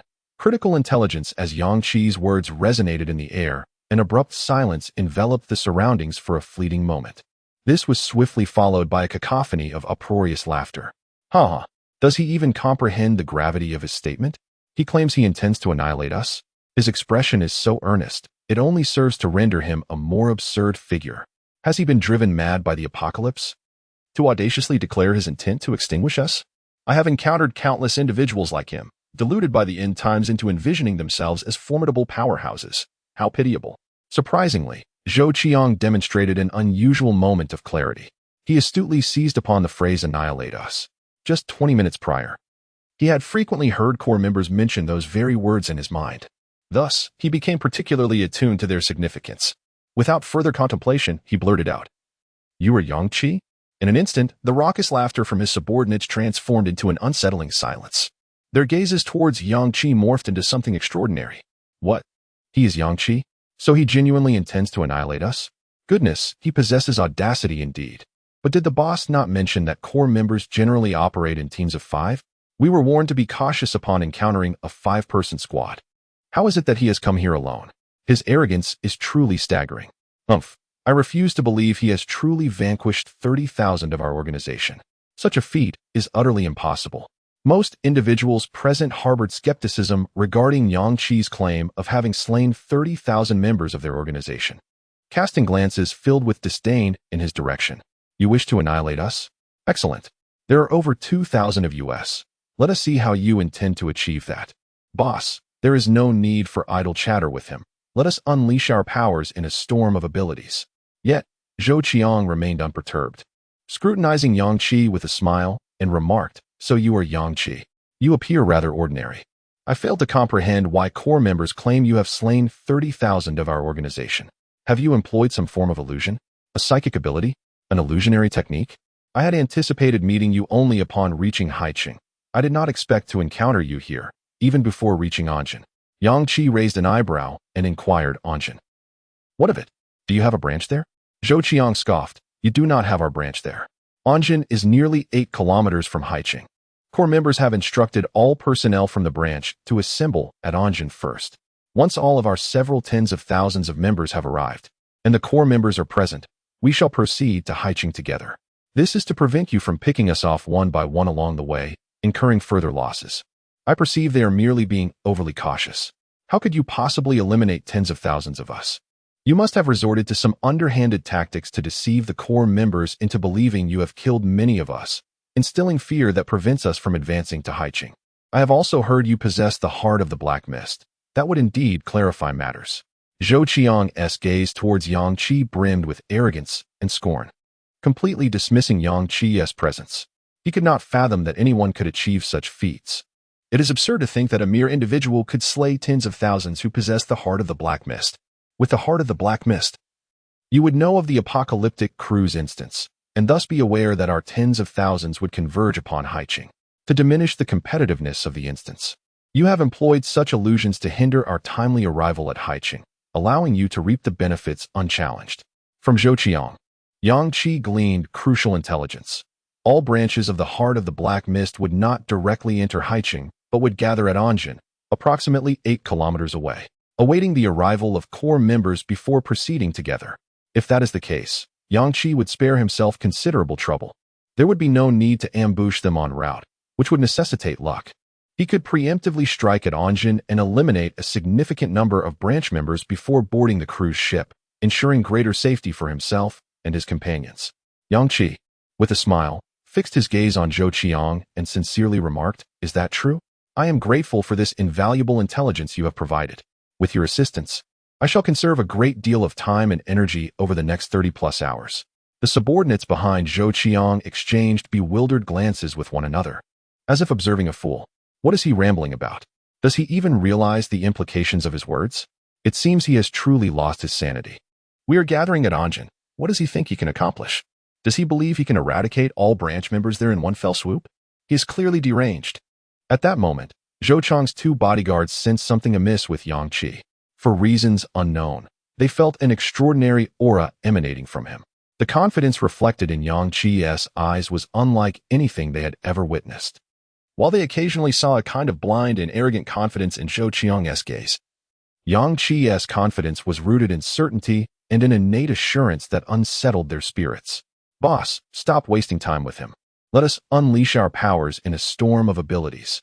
Why engage in lengthy discourse? Let us see if he possesses the strength to confront our branch." The reason behind their insistence was their deep understanding of Zhou Qiang's character. Under normal circumstances, upon encountering Yang Qi, he would undoubtedly propose a one-on-one challenge. However, sensing Yang Qi's exceptional nature, they sought to prevent Zhou Qiang from uttering such a challenge and instead urged for a collective assault.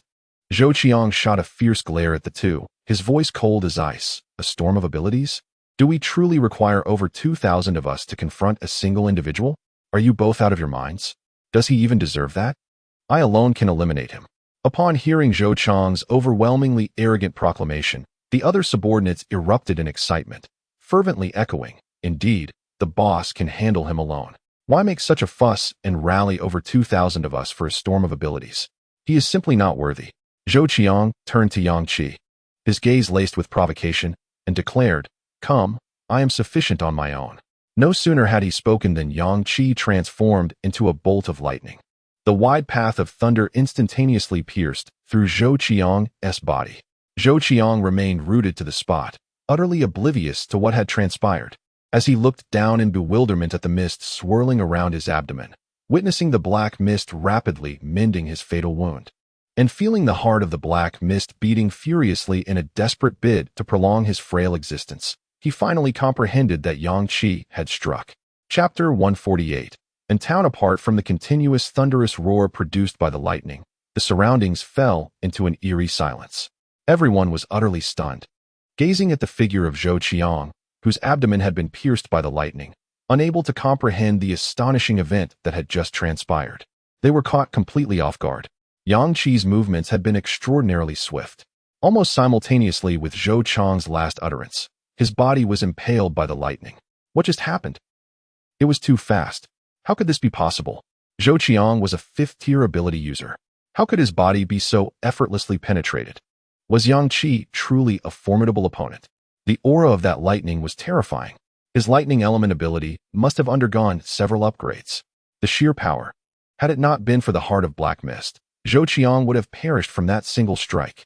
The lightning strike continued for nearly 5 seconds before dissipating. During this time, the black mist surrounding Zhou Qiang's wound swirled frantically, attempting to mend his fatal injury. Zhou Qiang's complexion turned a sickly green, his gaze vacant. How could this happen? He was a 5th-tier ability user. When Yang Qi attacked, he hadn't reacted at all. The 2 guardians flanking Zhou Qiang, a man and a woman, were utterly paralyzed with fear. Their legs buckled beneath them, and they collapsed to the ground, devoid of the strength to flee. Being so close to Yang Qi and Shou Qiang, they felt the overwhelming oppressive force of Yang Qi and Appos as lightning. As they fell, they muttered incoherently, urging, "Hurry, hurry. Unleash an ability storm. I told you we needed to use an ability storm against this person. Shou Qiang, you fool." The tall, slender woman couldn't contain her frustration any longer. Zhou Chang's subordinates finally realized that to confront such a terrifying powerhouse as Yang Qi, they needed to unleash an ability storm. Unfortunately, they were too late. Yang Qi turned, and a black hole materialized in his hand. The black hole did not approach Zhou Qiang, as the distance between them was less than 2 meters. The moment the black hole appeared, Zhou Chang's body was abruptly pulled towards Yang Qi by its gravitational force. Zhou Chang's face blanched in horror. His already ghastly complexion turned even greener. His body was moving against his will, drawn inexorably towards the black hole in Yang Qi's grasp. Only he could feel the unparalleled, domineering pull of the black hole. He could not resist, despite the black mist erupting from his body, forcibly enhancing his physical capabilities. It was futile. He felt as though his fifth-tier ability user's physique was nothing more than a rag doll in the face of the black hole, lacking any strength, contorting under the gravitational pull as if he were about to be consumed. At that moment, Zhou Chang's gaze was solely fixed on the increasingly near black hole. Whoosh! He vanished. Just like that, Zhou Qiang disappeared into the black hole. His body ultimately transformed into a distorted mass before being drawn into the devouring void. Behind him, the over 2,000 members who were about to unleash their abilities to form an ability storm against Yang Qi were momentarily stunned. They completely forgot about the storm, their eyes wide with terror as they fixated on the strange, ominous black hole in Yang Qi's hand. What is this? Where's Zhou Qiang? Where has he gone? What kind of ability is this? What in the world? How could this be possible? Zhou Qiang was a 5th-tier ability user. He just vanished like that. Could it be that the reason Yang Qi could eliminate tens of thousands from their organization was due to this black hole ability? A person just disappeared like that. The restorative power of the Heart of Black Mist was rendered useless. This was too terrifying. Was this truly a power that humanity could wield? His earlier lightning was nothing compared to this black hole. This thing was simply invincible. Anyone who approached would be consumed by the void. Zhou Qiang was a 5th-tier ability user. If even a 5th-tier ability user could be so effortlessly drawn in, what hope did they have? Yang Qi looked at the 2,000 individuals, smiling as he said, "To eliminate you, I won't even need the black hole. Lightning will suffice." As the last word fell from his lips, a tremendous bolt of lightning descended, connecting heaven and earth, striking down among the crowd, embedding into the ground and causing a tempest of thunder. The 2,000 people were instantly reduced to ashes. With no opportunity to utilize the Black Mist to heal their injuries, Yang Qi obliterated another branch of the Heart of Black Mist organization. Next, he intended to proceed to Intown. According to Shou Qiang, all members of the Heart of Black Mist branch would gradually gather in Intown over the next day, awaiting the arrival of the core members, consolidating all their strength to proceed to Sea City. This was to prevent Yang Qi from further diminishing their power and eliminating their branch members in the meantime. With this thought in mind, Yang Qi felt a surge of curiosity towards the core members of the Heart of Black Mist organization. As core members, their abilities must surely surpass those of the branch leaders. Zhang Ruijin was likely one of the core members, yet during the incident in Mingtown, he had not made a move. Yang Qi was unaware of the extent of his abilities or what powers Zhang Ruijin possessed. Time was of the essence. It was possible that several branches were already waiting in town. Yang Qi communicated this information to his companions remaining in Sea City via a sole communicator before setting off towards Intown. In a coastal town merely 8 kilometers from Sea City, a scene of carnage unfolded, corpses lay scattered, blood flowed like rivers, and even the zombies had been completely annihilated. This was Intown. At this moment, all members from 3 branches of the Heart of Black Mist organization had arrived in Intown. They had invaded the town, slaughtering all survivors and zombies, transforming the place into their temporary stronghold. Their cruelty stemmed from the inherent violence that filled the hearts of the Heart of Black Mist members. They were arrogant and looked down upon other survivors. The second reason for their brutality was that upon learning of their pursuers, they were compelled to obey the orders of the core members, temporarily remaining in town instead of proceeding to Sea City to torment its survivors. This restriction left them feeling extremely frustrated, leading them to unleash their pent-up anger and resentment in a rampage throughout Intown. These people are too weak. They do not deserve to survive in this apocalypse. These worthless beings should be grateful for the merciful release we granted them, sparing them from struggling in the apocalypse only to meet a tragic end. Do you not feel disgruntled? Our Heart of Black Mist organization is so powerful. With so many members, yet we are forced to cower in this coastal town to evade the pursuit of just 5 individuals. What a joke. The branches that were eradicated were utterly incompetent, possessing the Heart of Black Mist and so many members capable of unleashing an ability storm. Yet they were annihilated by 5 people. I truly do not understand what those individuals were doing. Were they daft? I cannot fathom how they managed such a blunder. If I were to encounter that so-called Yang-Chi, he would never have the chance to kill me. We currently have 3 branches gathered here, with a total of over 10,000 members. If he dares to find us here, it will be him who meets his demise. Rather, I hope he comes. I want to see what kind of person this Yang-Chi truly is. 20 minutes later, Yang-Chi arrived at the outskirts of town. As he approached town, he was engulfed by an intensely pungent scent of blood. Chapter 149. The world turns. How many lives were extinguished in town? Even from a distance, Yang-Chi could already scent the metallic tang of blood wafting from within the town. Before he could step foot into town, the leaders of the 3 divisions inside received an urgent communication from a core member. 20 minutes ago, approximately 10 kilometers from your location, Yang-Chi annihilated the division led by Zhou Qiang, which is in proximity to town. Be cautious, the message warned. Zhou Qiang and Appo's reckless nature led Yang-Chi to deduce that all personnel from the division would converge in town. You 3 divisions must vacate the town immediately. At that moment, the 3 leaders of the Black Mist Heart divisions convened in town, a pair of men and a woman. A middle-aged man, appearing to be nearing 40, spoke. Tong Xiefeng, how do you plan to retreat? He addressed a younger man who seemed to be in his 30s. Tong Xiefeng replied coolly. I refuse to believe that anyone possesses the strength to continuously eradicate our organization and Appo's divisions. There must be some misunderstanding. The youngest among them, a woman in her early 20s with fair skin and a shapely figure, displayed a disdainful expression. Core members can observe our situation through the Black Mist Heart, but as far as I know, their information is not entirely accurate. There must be some error, perhaps. She paused before continuing. The members of those divisions staged this charade to escape the organization and vanished. The middle-aged man, upon hearing this, looked at her incredulously. Wushu Wei, has your imagination always been this vivid? Who would dare to abandon the organization? Let us not forget that our hearts are all bound to the Black Mist Heart. As long as it exists, core members can pinpoint our locations. Who could possibly escape? Tong Xiefeng fixed his gaze on the middle-aged man. Brother Shijing, do you wish to retreat? Do you truly believe Yang-Chi is capable of slaying tens of thousands from our organization? Shijing frowned. It does sound absurd. Yet this is precisely what the core members have been emphasizing throughout the day. Moreover, Wu Shuhui's scenario is utterly unrealistic. Wu Shui scoffed. I, for one, refuse to retreat. Remaining in town to await the core members has already afforded Yang-Chi enough leeway. If he dares to come, let him come. I am eager to see what he is truly capable of. Just as the 3 leaders deliberated their next move regarding retreating from town, a sudden surge of powerful energy erupted at the town center. Thousands of energy waves surged skyward, coalescing into a vibrant storm of supernatural power. The atmosphere was ferociously turbulent. Even a tide of corpses numbering in the thousands would recoil in the face of such a tempest. The 3 were taken aback, their gazes fixed upon the energy storm 2 kilometers away. What was happening? How could an energy storm suddenly materialize? Hadn't they annihilated all the survivors and zombies in town? Still grappling with their confusion, they witnessed a formidable lightning bolt descend upon the heart of the energy storm, splitting the air with a deafening roar.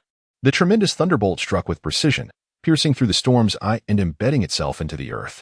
In an instant, the storm and Appo's core was obliterated, and the previously overwhelming energy tempest diminished significantly. The terrifying aura of the lightning swept across town, bathing the land in deep blue radiance. Almost simultaneously, the trio sensed the presence of their subordinates vanishing one after another. They stared in disbelief at the extraordinary lightning, grappling with the absurdity of it all. What was this phenomenon? Was it lightning? The work of a supernatural being? Could it be possible that a single bolt could dismantle a storm created by thousands? In that moment, they comprehended without doubt that Yang-Chi had arrived. Witnessing the earth-shattering thunder, they understood that the core members and Appo's intelligence was not flawed. Yang-Chi indeed possessed such formidable power. That single bolt of lightning was more than sufficient. Wu Shuhui's expression transformed from aloof arrogance to sheer terror. Her complexion turned pale, and without a moment's hesitation, she turned to flee the town. Yet, As she took 2 steps, rumble, the thunder roared forth. Lightning surged through her body. Before her stood Yang-Chi, and the power of the black mist began to mend the wound in her chest. Yet, the lightning remained. As the black mist made contact with the lightning, it hesitated, struggling to stabilize her failing life force. Yang-Chi turned to face the terrified woman. His lightning flickered ominously at her heart. Logically, it should have obliterated her heart, preventing the black mist from regenerating there. Yet, she was still alive. The black mist heart was indeed miraculous. In Wushui and Appo's wide-eyed horror, Yang-Chi summoned a devouring black hole. The instant the black hole appeared, Wushui and Appo's form twisted, and she was instantaneously drawn into the abyss. The lightning vanished as well. Shi Jing and Tong Xiefeng stood in shock, their eyes wide with disbelief. They could not comprehend the nature of the black hole in Yang-Chi's hand, nor could they fathom how Wushui had been so swiftly consumed by it. As they contemplated escape, Yang-Chi appeared before them in an instant, the black hole erupting with gravitational force. They could not resist. The pull was too overwhelming.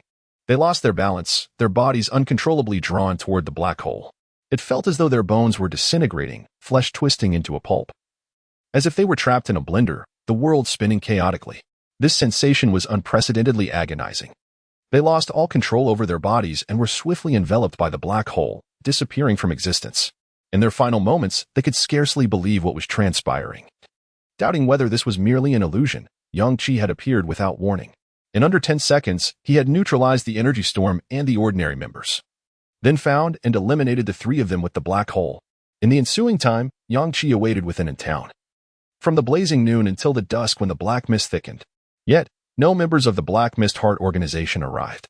It seemed that the information regarding in town had already reached the core members with their clairvoyant abilities. They must have relocated to a new gathering point.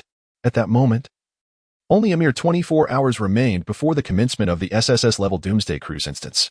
Chapter 150, the countdown in the ensuing 20 hours. Yang-Chi took time every 2 hours to swiftly patrol within a 10-kilometer radius of Haicheng using his lightning elemental abilities. He found no trace of any members from the Black Fog Heart organization. They seemed to have evaporated without a trace. With only 4 hours remaining until the commencement of the SSS-level hidden dungeon, the Doomsday Cruise, Yang-Chi pondered when and how those individuals would arrive at Haicheng Harbor. He chose not to speculate. In these final 4 hours, he resolved to remain in Haicheng. What if his home were to be ransacked in his absence? During these 2 days, Suemo successfully forged a D-grade break/heavy sword. Although its power did not match Yang-Chi and Appo's C-grade counterpart. It was indeed a break/heavy sword, characterized by its blood-red sword energy and a menacing aura, with several meters of cutting edge and a massive blade. Coupled with Sumo's metallic life abilities, these D-grade swords were awakened to a level far beyond ordinary D-grade special weapons. Both Suemo and Jiang Yi wielded the D-grade break/heavy sword, while Luwan utilized a C-grade moon twin sabers, and Qintingyu employed C-grade destruction gauntlets. Suemo crafted a D-grade break/heavy sword for each individual, storing them in a spatial pouch as backup weapons. He also produced several D-grade hidden chains. The remains of the metallic zombies, particularly the peak 5th tier zombie corpses, were kept by Suemo as they were among the rarest materials he possessed. He planned to initially use the bones of mutated beasts to attempt crafting a large mech like the Judgment, and once he gained more proficiency, he would officially use the 2 zombie corpses for the same purpose. Prior to entering the SSS-level dungeon Doomsday Cruise, Sumo's success in creating the hidden chains and break/heavy swords had already exceeded his expectations. For Suemo, the most significant aspect was that he had not disappointed Yang-Chi's hopes. Jiang Yi, clutching the break/heavy sword, remarked with satisfaction, not bad. Although it can't compare to Yang-Chi's C-grade sword, the D-grade is more than sufficient, especially since it possesses life. It should synergize well with me. In the past 2 days, Jiang Yi had focused solely on 2 tasks, sleeping and storing mental energy. His mental space now housed nearly 100 mental energy spheres, all in preparation for this dungeon. This time, he was determined to fully replenish everyone's mental energy. As the dungeon's opening drew near, Yang-Chi instructed Jiang Yi to pause, reminding him that it would be comical if he boarded the ship without his mental energy at full capacity. In the meantime, Qintingyu had been tirelessly experimenting with her material recomposition abilities, successfully splitting and recomposing the simplest materials around her. To prepare for the Doomsday Cruise dungeon, she focused on a specific element, seawater. She practiced with seawater, ice, and gas, gradually mastering the ice elemental abilities. She also dabbled in splitting and recomposing metals. After over 30 hours of concentrated practice, she discovered that the potential of material recomposition was far greater than she had initially imagined. Everything around her could become a lethal weapon. The mental world previously injured by the 5th-tier peak mental zombie had completely recovered after 2 days of rest. During this time, they continued to inject lower-grade enhancement serums, solidifying their strength at the mid-5th tier. Unfortunately, no black fog conglomerates had appeared in Haicheng during these 2 days. At present, they needed to absorb red mist to rapidly enhance their physical attributes in advance. Fortunately, mutated beasts were relatively abundant in Haicheng, with little time to hunt mutated beasts themselves. Xinyu took on the task. Anyone from Storm City who killed mutated beasts and obtained beast cores would deliver any cores with energies matching the abilities of any of Yang Qi's group directly to them. By absorbing the 4th-tier beast cores compatible with their abilities, the power of Yang Qi and his companions had significantly improved. At this moment, Xinyu looked at Yang Qi and the others with a worried expression, unable to contain himself. Yang Qi, are you really not concerned? You've even instructed everyone to retreat to the base and avoid appearing on the streets. This way, we have no idea where the Black Fog Heart members might be right now. With only 3 hours left until the dungeon opens, and the sky is beginning to darken. Suemo chuckled, casting an amused glance at Xinyu. Why so fussy these past few days? Jiangyi chimed in. Are you referring to Xinyu? You yourself seem rather anxious. Suemo shot Jiangyi an incredulous look, retorting, What do you know? I'm not anxious at all. Shintingyu remarked. Even if the boss has eliminated over 40,000 of their members, the remaining ones should still be in the thousands. I just wonder how many are left. Lu Wan added, with so many people entering Haicheng, even if we removed all surveillance, their arrival will undoubtedly create significant commotion. We need not worry about them suddenly materializing. Xinyu glanced at Yang Qi, holding 2 swords, his original C-grade special weapon and Sumo's D-grade break/heavy sword. Yang Qi, once they reveal themselves, we should eliminate as many as we can. Otherwise, once you board the ship, we'll be in trouble. Yang Qi nodded at Xinyu, conveying reassurance through his gaze. With only 2 hours remaining until the Doomsday Cruise dungeon opened, the sky had completely darkened. The 6 individuals, Yang Qi and his 5 companions, along with Xinyu, stood at the Haicheng port, feeling the sea breeze and the salty scent of the ocean. The once vibrant sea beasts now lay silent, their reasons unknown. The only sound accompanying them was the rhythmic crashing of waves against each other. Haicheng was devoid of any activity. All survivors, under Xinyu's orders, remained within their respective bases, refraining from any reckless movements. This was to ensure they could immediately assess the movements of the Black Fog Heart organization members should they swarm into Haicheng. Xinyu felt increasingly uneasy. Taking a deep breath, he lowered his voice and addressed Yang Qi. Yang Qi, what exactly is the situation with the Black Fog Heart organization? With only 2 hours left, it is conservatively estimated that they still number in the tens of thousands. Surely not everyone among them is a formidable powerhouse? How could they possibly rush from the outskirts of Haicheng to the harbor in such a short time? Moreover, they must realize that once they reveal themselves, you will undoubtedly act against them. How can they be so certain that all their people can board the ship safely? Yang Qi calmly replied, I cannot say for certain. They must have their own methods. We shall wait and see. There are only 2 hours left. The survivors in Haicheng, quietly remaining in their bases, were acutely aware of the slightest movements in the city. Although Xinyu had not explicitly informed them that Yang Qi and his companions were set to board a cruise ship and embark on a hidden dungeon today, they sensed that something significant was about to unfold involving Yang Qi. Furthermore, Xinyu had subtly hinted in his orders that a wave of uninvited guests might arrive before 10 o'clock today, urging all survivors to remain cautious, avoid impulsive actions, and stay hidden. Most people were perplexed. What kind of adversaries prompted Xinyu to exercise such vigilance, commanding them to stay in their bases? What was truly going on? It appeared that Xinyu and Yang Qi had all gone to the seaside. Hadn't they said that a large influx of people would arrive before 10 o'clock? Why had there been no sign of movement thus far? As if to address the perplexities of the survivors of Haicheng, a sudden and resplendent burst of light erupted from the seaside direction. Chapter 151. Withstanding the gaze of the city in an instant, the gaze of the entire city converged upon the seafront. The survivors of Haicheng witnessed a colossal golden gate materialize high above the shoreline, gradually swinging open. Behind this gate lay a throng of individuals, descending like locusts from the golden portal, accompanied by their raucous, pent-up howls of defiance that had been building over 2 days. Countless voices erupted in curses. And amidst the cacophony, one name resonated repeatedly, Yang Qi. Yet, at this moment, that was not the most pressing concern. The paramount issue was that these individuals had opened a golden gate high above the harbor, directly transporting tens of thousands into Haicheng. This magnificent gate radiated an undeniable brilliance against the backdrop of the apocalyptic night, visible to all citizens of Haicheng, regardless of their location. In that moment, words failed to encapsulate the shock swelling within them. Simultaneously, they began to grasp the formidable power of the invading adversaries. What were these entities? A portal? What level of equipment could this be? Who were these people? They were frighteningly prepared. Were they targeting Yangqi? When had Yangqi provoked such a vast organization? Even the mightiest faction in Haicheng, Storm City, boasted only a few thousand members. Yet this organization evidently numbered in the terrifying tens of thousands. The sheer force of their presence, coupled with their superior equipment, overwhelmed Storm City and allowed them to penetrate deep into Haicheng. No wonder Shinyu had warned everyone to remain hidden within the base today. Could they possibly be connected to those who had unleashed the ability storm 2 days prior? If so, Yangqi was surely doomed. The last time, a mere 10,000 had unleashed an ability storm, causing significant turmoil. This time, there were at least 30 or 40,000. Should they all trigger an ability storm simultaneously, it would spell disaster. As the individuals from the Golden Gate continued to pour out like dumplings, a chilling aura emanated from the direction of the harbor. Yangqi and his 5 companions stood at the port, gazing up at the dazzling Golden Gate as members of the Heart of Black Mist organization cascaded down. Their numbers exceeded those of any previous faction, due to the intense emotional turmoil. The tens of thousands of members from the Heart of Black Mist radiated an overwhelming black mist. Shinyu's expression darkened significantly as he declared, "Boss, I'm charging in first. I'll take out as many as I can. There are simply too many of them."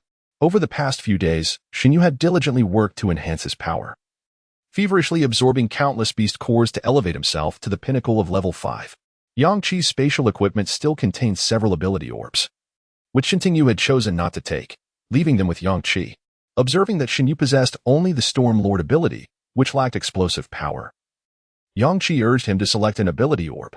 To his surprise, Shinyu's luck was fortuitous. He obtained an ability known as Explosive Space.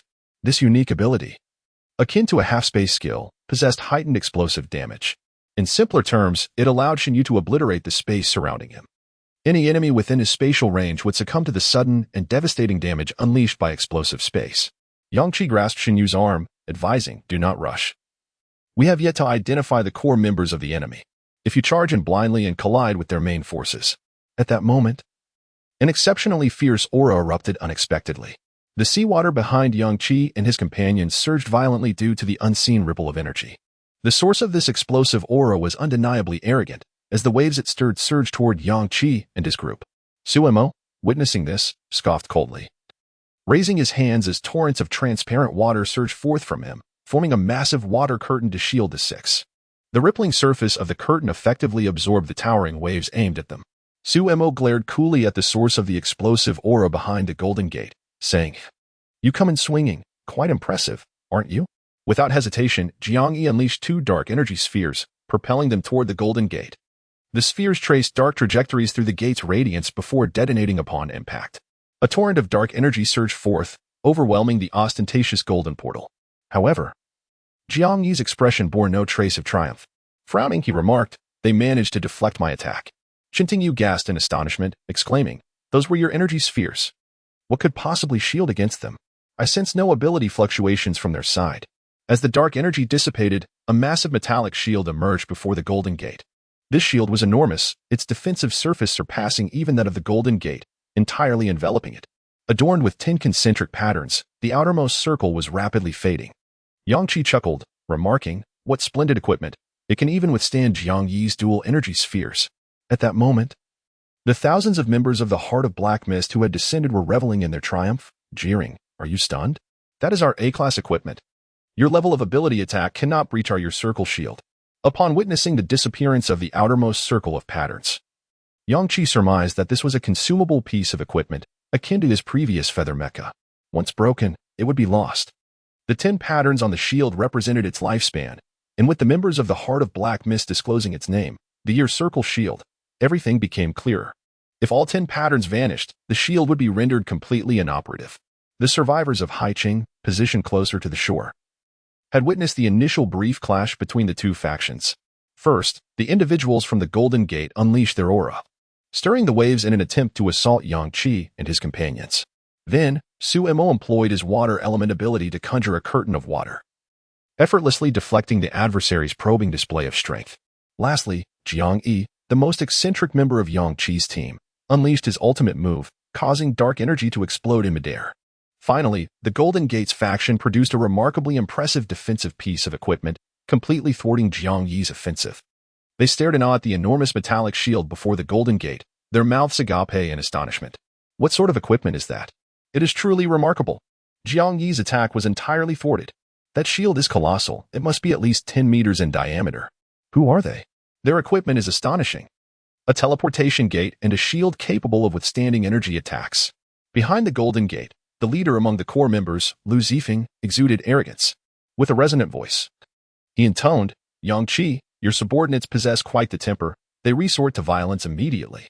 Thankfully, I have a variety of high-tier equipment at my disposal to withstand this. Your brutality is truly intimidating." Intimidated? That is precisely the intent, Yang Qi's voice echoed back, laced with mirth. In the next moment, just as Lu Zifeng was about to retract the ear-wheel shield, his pupils dilated in alarm, prompting him to halt his motion. Immediately, the colossal metal shield before him began to tremble wildly. Chapter 152. We stand with you. A tempest of thunder descended, akin to the wrath of deities. The deep blue lightning eclipsed the golden brilliance of the gate. A frenzied barrage of lightning struck relentlessly upon the colossal silver shield. Boom, boom, boom. The A-grade equipment. The ear-wheel shield trembled violently. The savage thunderstorm raged on, delivering over 1,000 strikes to the shield within a mere 10 seconds. The remaining 9 patterns on the shield faded at an astonishing pace. Glimmers of golden light, signifying formidable defensive power, dimmed and vanished under the merciless onslaught of the lightning. The members of the Black Fog Heart organization gazed in horror at the rapidly disappearing patterns of the A-grade equipment. How could this be? The despairing essence of thunder filled the entire coastal city. Boom, boom. At the seaside, the area had utterly transformed into Yang Qi's thunder zone. Nothing else remained. It was as if the world had been reduced to mere lightning. In that moment, everyone's eyes widened in disbelief, captivated by the astonishing display of thunder, rendered speechless. Behind the ear-wheel shield, Lu Zifeng felt an incredulous loss of durability in the A-grade equipment, his heart overwhelmed with an indescribable shock.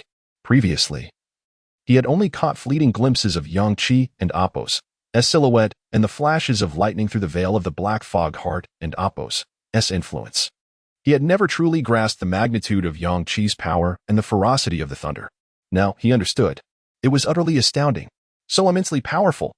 As a pinnacle 5th-tier ability user, could he truly unleash such terrifying offensive capabilities? For the first time, Lu Zifeng felt a twinge of self-doubt. Before arriving at the coastal harbor through an S-grade teleportation portal, he had been confident in his ability to eliminate Yang Qi within 2 hours. After all, he was merely facing an ability user who had yet to awaken the Black Fog Heart. Even if Yang Qi were a 6th-tier ability user, he believed he could defeat him, for he had awakened the Black Fog Heart. With its eruption, his 5th-tier peak strength could be forcibly elevated to 6th tier. Coupled with the astonishing self-healing power of the Black Fog, comparable to that of high-tier zombies, who could possibly kill him. Slaying an unawakened Yang Qi would be a trivial task. Yet now, Lu Zifeng's conviction wavered, much like the A-grade ear-wheel shield trembling before him. Boom. The final bolt of thunder struck. The tribulation of lightning concluded. The A-grade equipment shattered, scattering into countless metallic fragments that fell into the sea. Silence enveloped the coastal city. All were hushed. The members of the Black Fog Heart organization, standing on the ground, felt an unprecedented chill, the realization that they stood on the same level as Yang Qi, merely 100 meters apart. Were they out of their minds? Were they truly so reckless as to stand here? Standing only 100 meters away from Yang Qi. Their core members had yet to descend. How could they dare to leap from the Golden Gate? Were their minds muddled? Those still within the Golden Gate, unable to jump down in time, were now drenched in cold sweat, instinctively retreating a few steps back towards the spatial passageway. How powerful! So incredibly strong. This was undoubtedly the strength of a 6th-tier ability user. Such terrifying thunder. If he so wished, could he not obliterate this city? From where had he procured such immense power? Was this even a force achievable by a human? This was beyond humanity. The survivors of the coastal city were equally stunned. They were utterly astonished, their spirits lifted as they gazed toward the seaside. There, the lightning dissipated, and the golden radiance of the gate once again filled their vision. Yet they could no longer perceive the enemy emerging from the gate as fearsome. For Yang Qi had unveiled an even greater strength, a strength evidently superior to that displayed during the zombie siege. Had Yang Qi leveled up? This was undoubtedly the might of a sixth-tier ability user. He had previously showcased his Thunder Dragon to them, yet just moments ago, he had not even utilized it.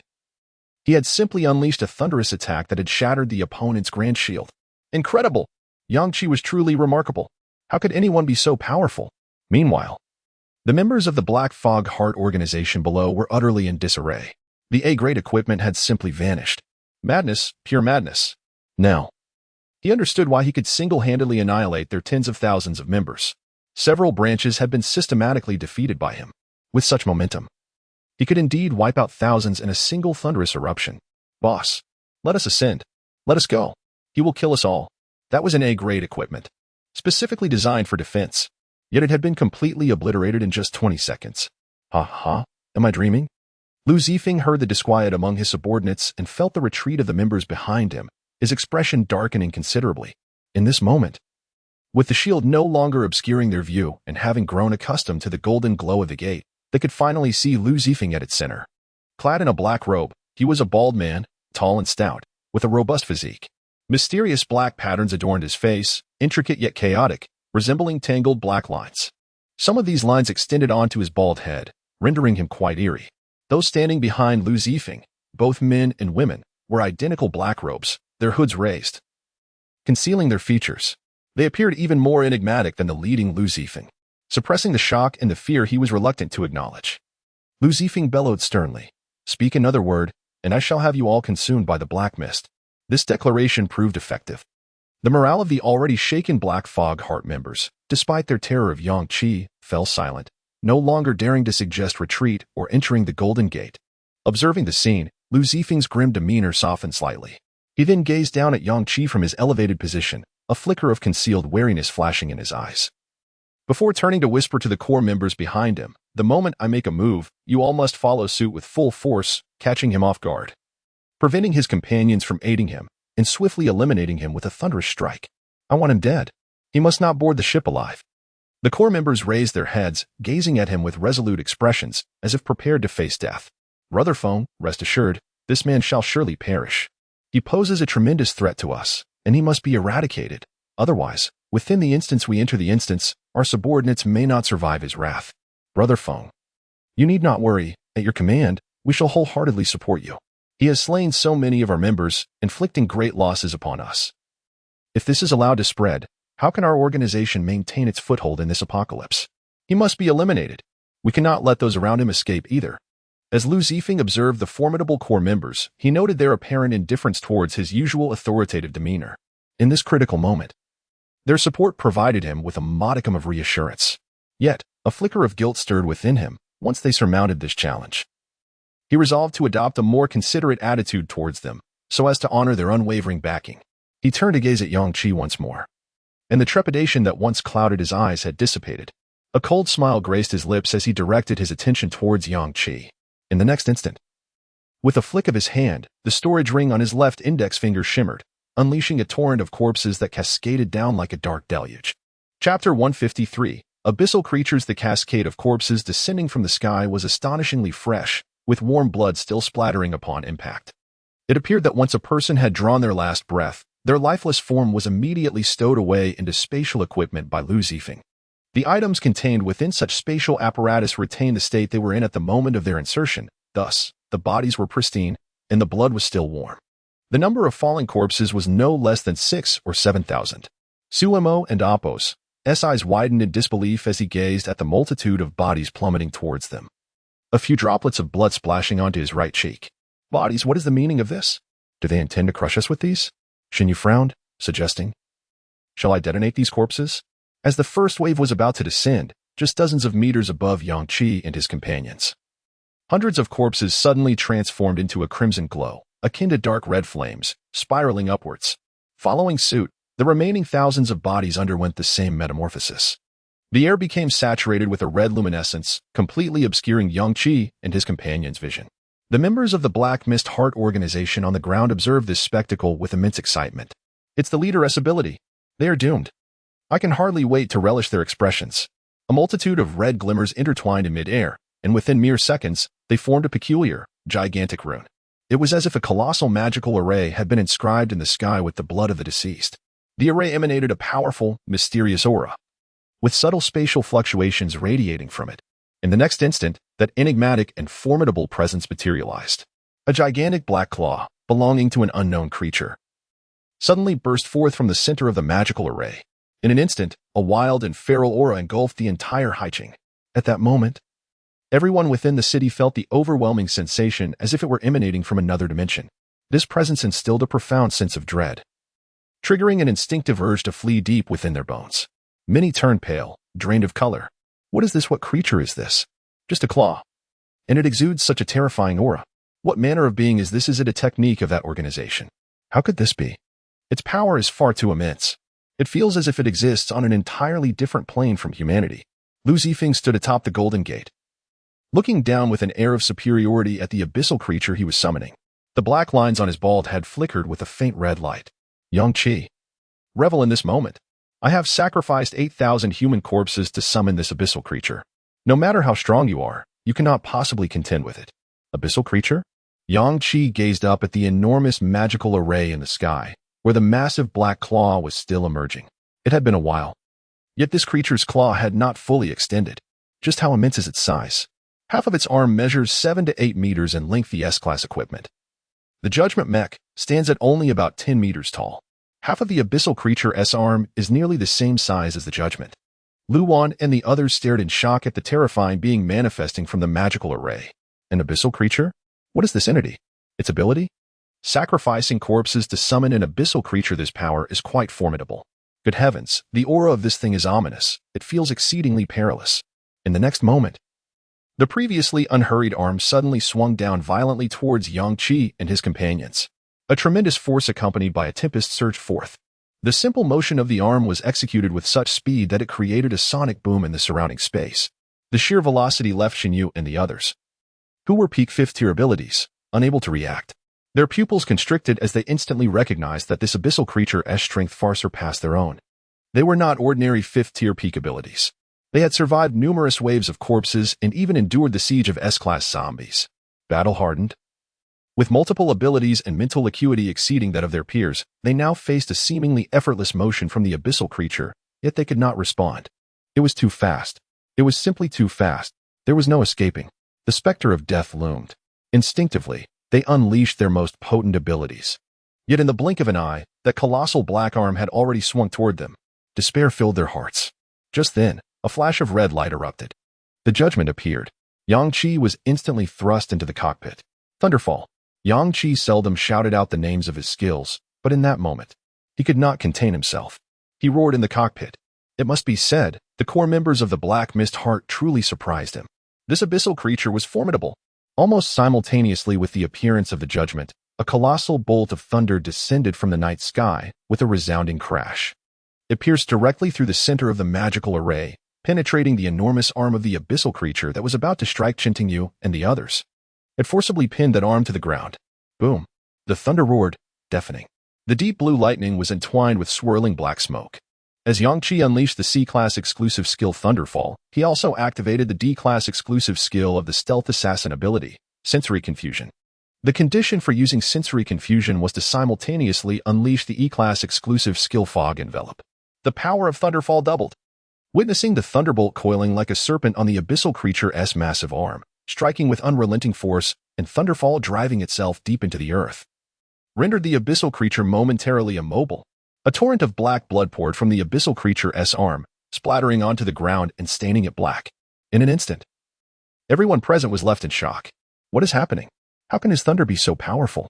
It can even pierce through the body of an abyssal creature? Is this a joke? The power is astonishingly fierce. Such terrifying lightning, it seems to connect heaven and earth. How can such a massive bolt of lightning exist? How did Yang Qi accomplish this? Isn't he merely a 6th-tier ability user? Yet the power he just unleashed evidently far exceeded that of a 6th tier. Indeed, if it were merely a single doubling, it would not suffice to breach the defenses of the abyssal creature. However, Yang Qi also benefited from the doubling effect of the Stealth Assassin ability. 2 doublings, combined with the power of the S-class Judgment, were sufficient to shatter the defenses of the abyssal creature. Lu Zifeng's eyes widened in astonishment as he gazed at the bolt of lightning connecting heaven and earth, embedded in the abyssal creature's arm. Feeling the overwhelmingly fierce aura of that lightning, He was utterly shocked. What on earth does a lightning element ability user possess such an incredible skill? Just one bolt of lightning pierced through the arm of the abyssal creature I summoned? Am I dreaming? The core members behind him also displayed expressions of disbelief, rendered speechless. They were simply too astonished. They were thoroughly taken aback by Yang Qi's astounding prowess. His mech is truly formidable. This mech feels at least like A-class equipment. The emotions of the crowd in Haicheng surged and plummeted with the scenes unfolding on the coastal battlefield, akin to a roller coaster ride. At this moment, their hearts raced, leaving them unable to discern whether their feelings were rooted in tension or exhilaration. Goodness! What transpired in this brief half-minute? It was utterly astonishing, terrifying. That individual summoned some monstrous entity, a mere arm of which evoked a sense of destruction potent enough to annihilate the entirety of Haicheng. Just moments ago, Xinyu and his companions were nearly caught in its grasp. Truly, I witnessed it. The creature and Apos' movements were alarmingly swift, rendering Xinyu and Yang Qi and Apos' allies incapable of evasion. Were it not for Yang Qi's timely intervention, they would have been grievously harmed. Yang Qi's thunder was remarkable. I would dare to call him the god of thunder. Such formidable lightning could not be wielded by mere mortals. Only a deity could summon such power. This attack was ferocious, a lightning bolt connecting heaven and earth.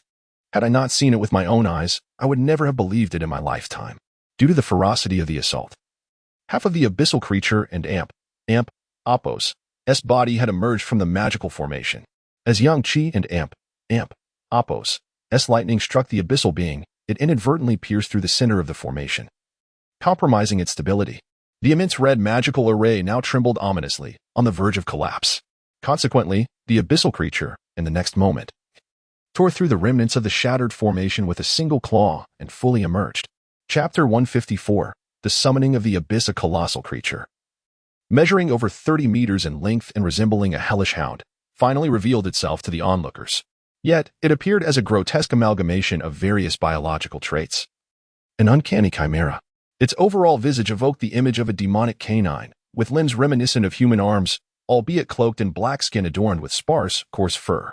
Instead of human hands, the appendages culminated in razor-sharp claws, enabling this abyssal entity to traverse the ground. Its elongated, ferocious wolf-like head was attached to a body encased in dark, armor-like scales akin to those of a pangolin, complemented by a hairless, sinuous tail. The sight was utterly bizarre, bordering on repulsive, evoking a primal sense of dread.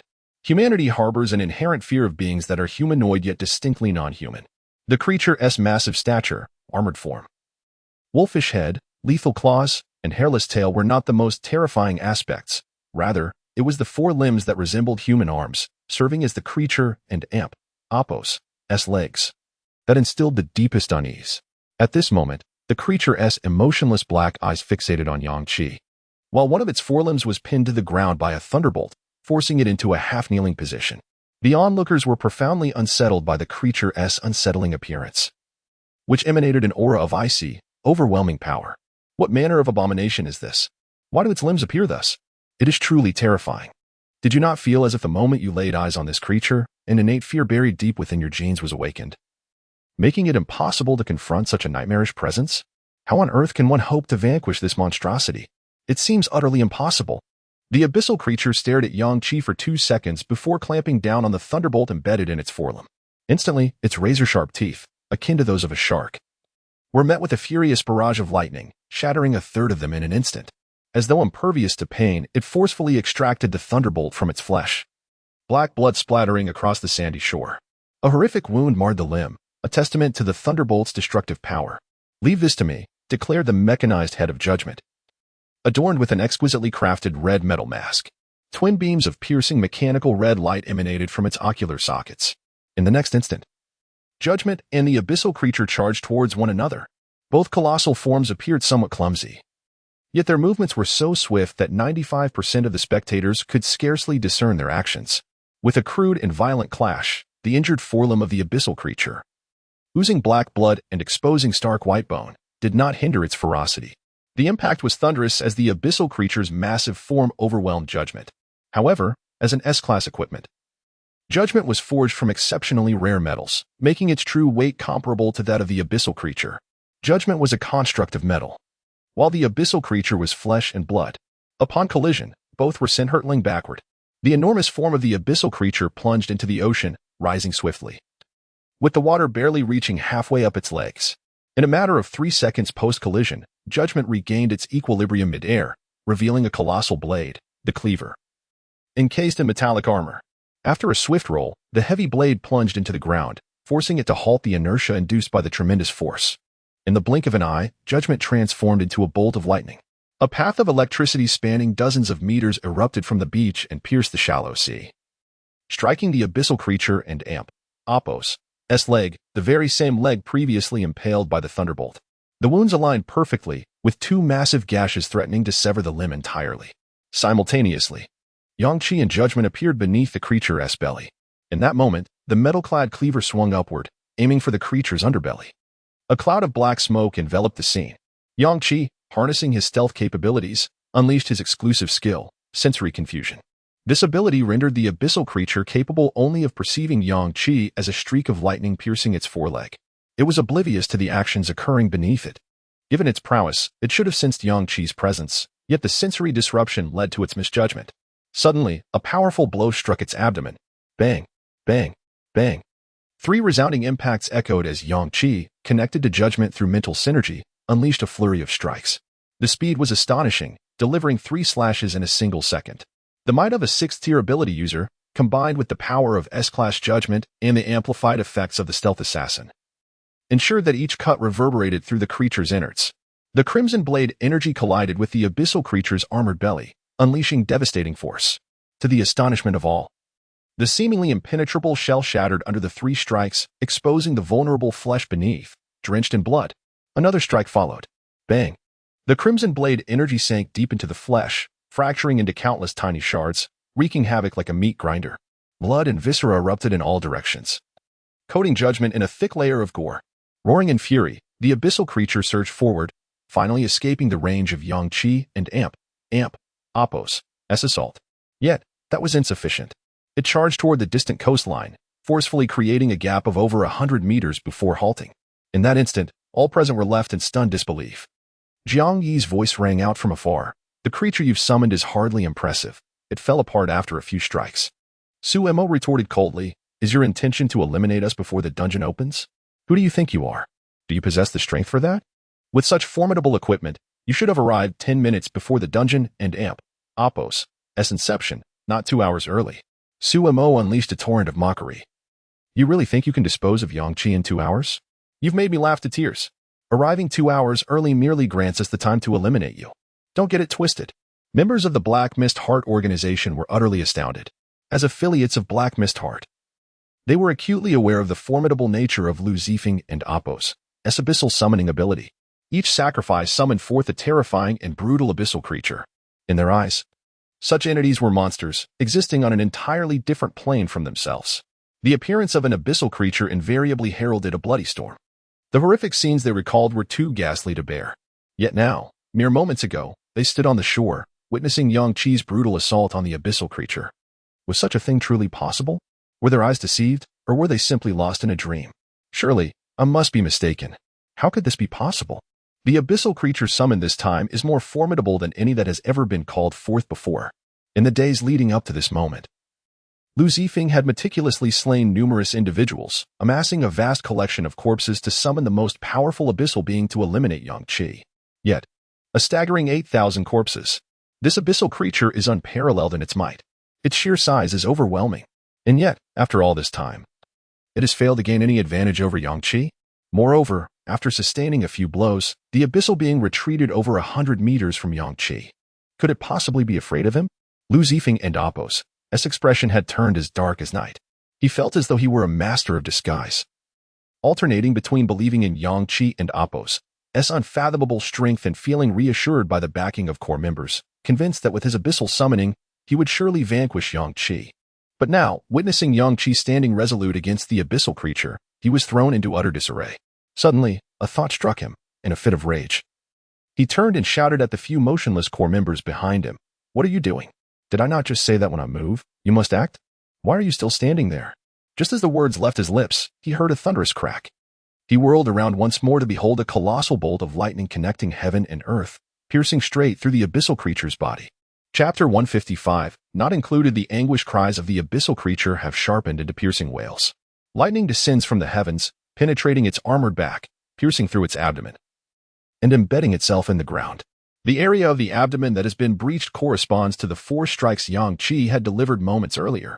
The intrusion of blade energy has hollowed out a significant portion of the creature and Apos' belly, which is now further ravaged by the lightning. The front leg, struck by thunder twice, collapses under the immense pain, crashing to the ground. The creature and Apos' body slumps forward, subjected to the relentless onslaught of lightning. Its frenzied and agonized roars echo throughout the coastal city, yet it cannot rise. The lightning possesses an inherent power of suppression, a dominating effect. Everyone in the city gazes in shock at the enormous bolt that pierces the heavens once more. Observing the abyssal creature, which, despite its terrifying exterior and formidable presence, is now brought low by Yang Qi, fills their hearts with unprecedented astonishment. How formidable! Such a terrifying bolt of lightning strikes again in less than 2 minutes? What a true man! Indeed, this lightning, connecting heaven and earth, wields immense power, capable of breaching even the abyssal creature's extraordinarily resilient shell, consuming an unimaginable amount of mental energy. How can Yang Qi wield it so effortlessly? His mental fortitude must be extraordinary. Lu Zifeng stands dumbfounded, uncertain of his next move. Witnessing his summoned strongest abyssal creature being overwhelmed by Yang Qi, he begins to question his very existence. The abyssal creature struggles beneath the lightning, before it can escape. The judgment, transformed into a bolt of thunder, appears mere dozens of meters away from the abyssal creature. Inside the cockpit, Yang Qi chuckles, after reaching the 6th tier. Combined with the S-Class judgment, the maximum range of Thunder Flash has increased to over 90 meters. The judgment, dwarfed by the abyssal creature, is inconsequential in size. Yet, the creature gazes at this diminutive metallic warrior with palpable fear.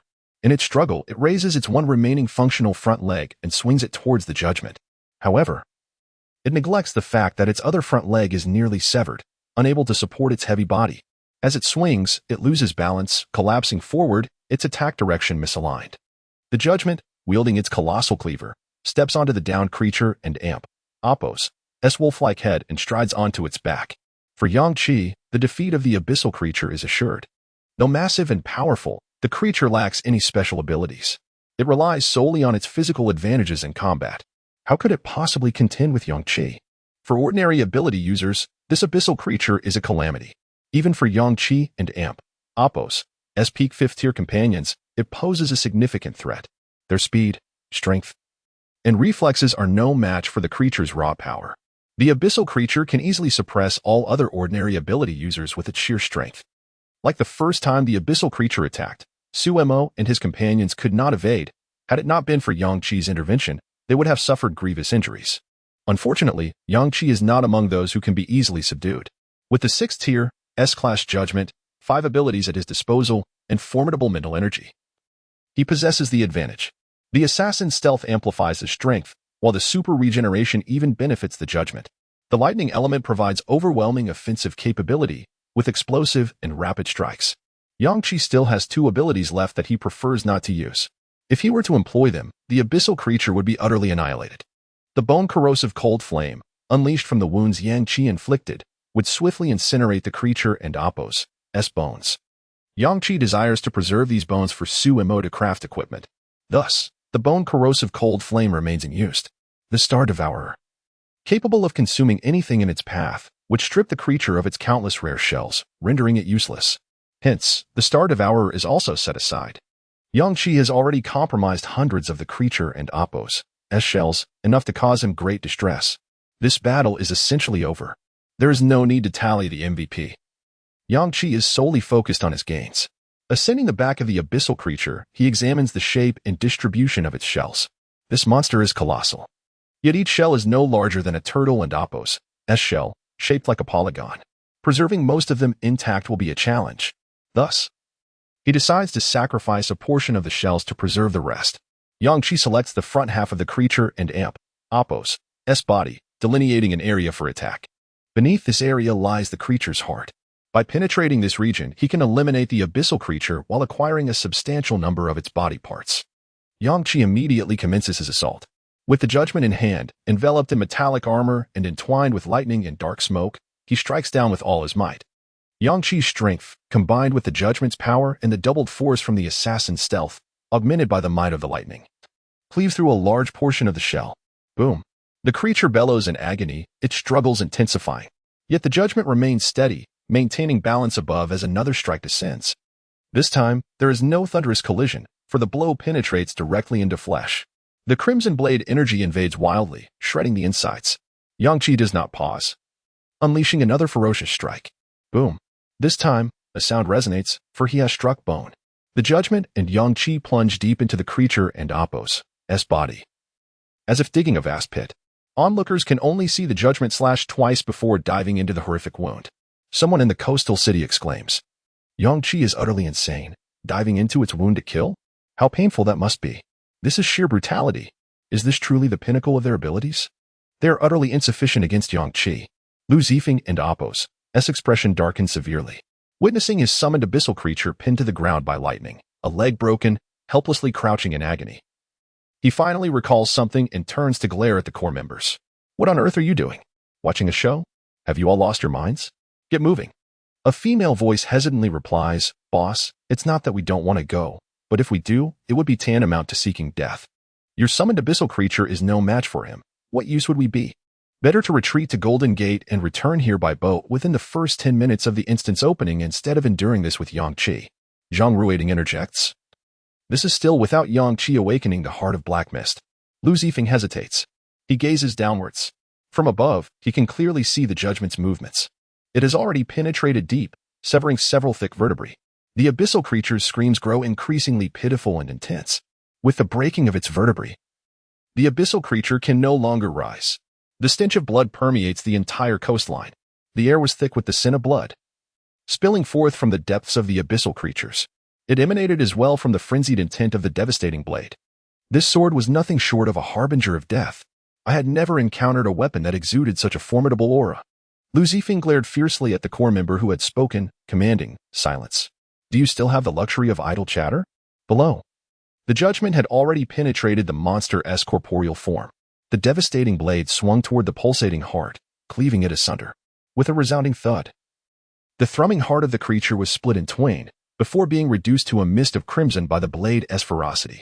Chapter 156. A desperate retreat. In the previous moment, the two hind legs, once defiant and unwilling to kneel, succumbed to the cessation of their hearts and collapsed with a thunderous crash. The harrowing roars finally ceased. At this moment, the entire sea city fell silent. All gazes were fixated upon the gaping wound on the back of the abyssal creature. As the judgment emerged, stepping atop the lifeless corpse, blood droplets glistened as they slid down the crimson metallic shell.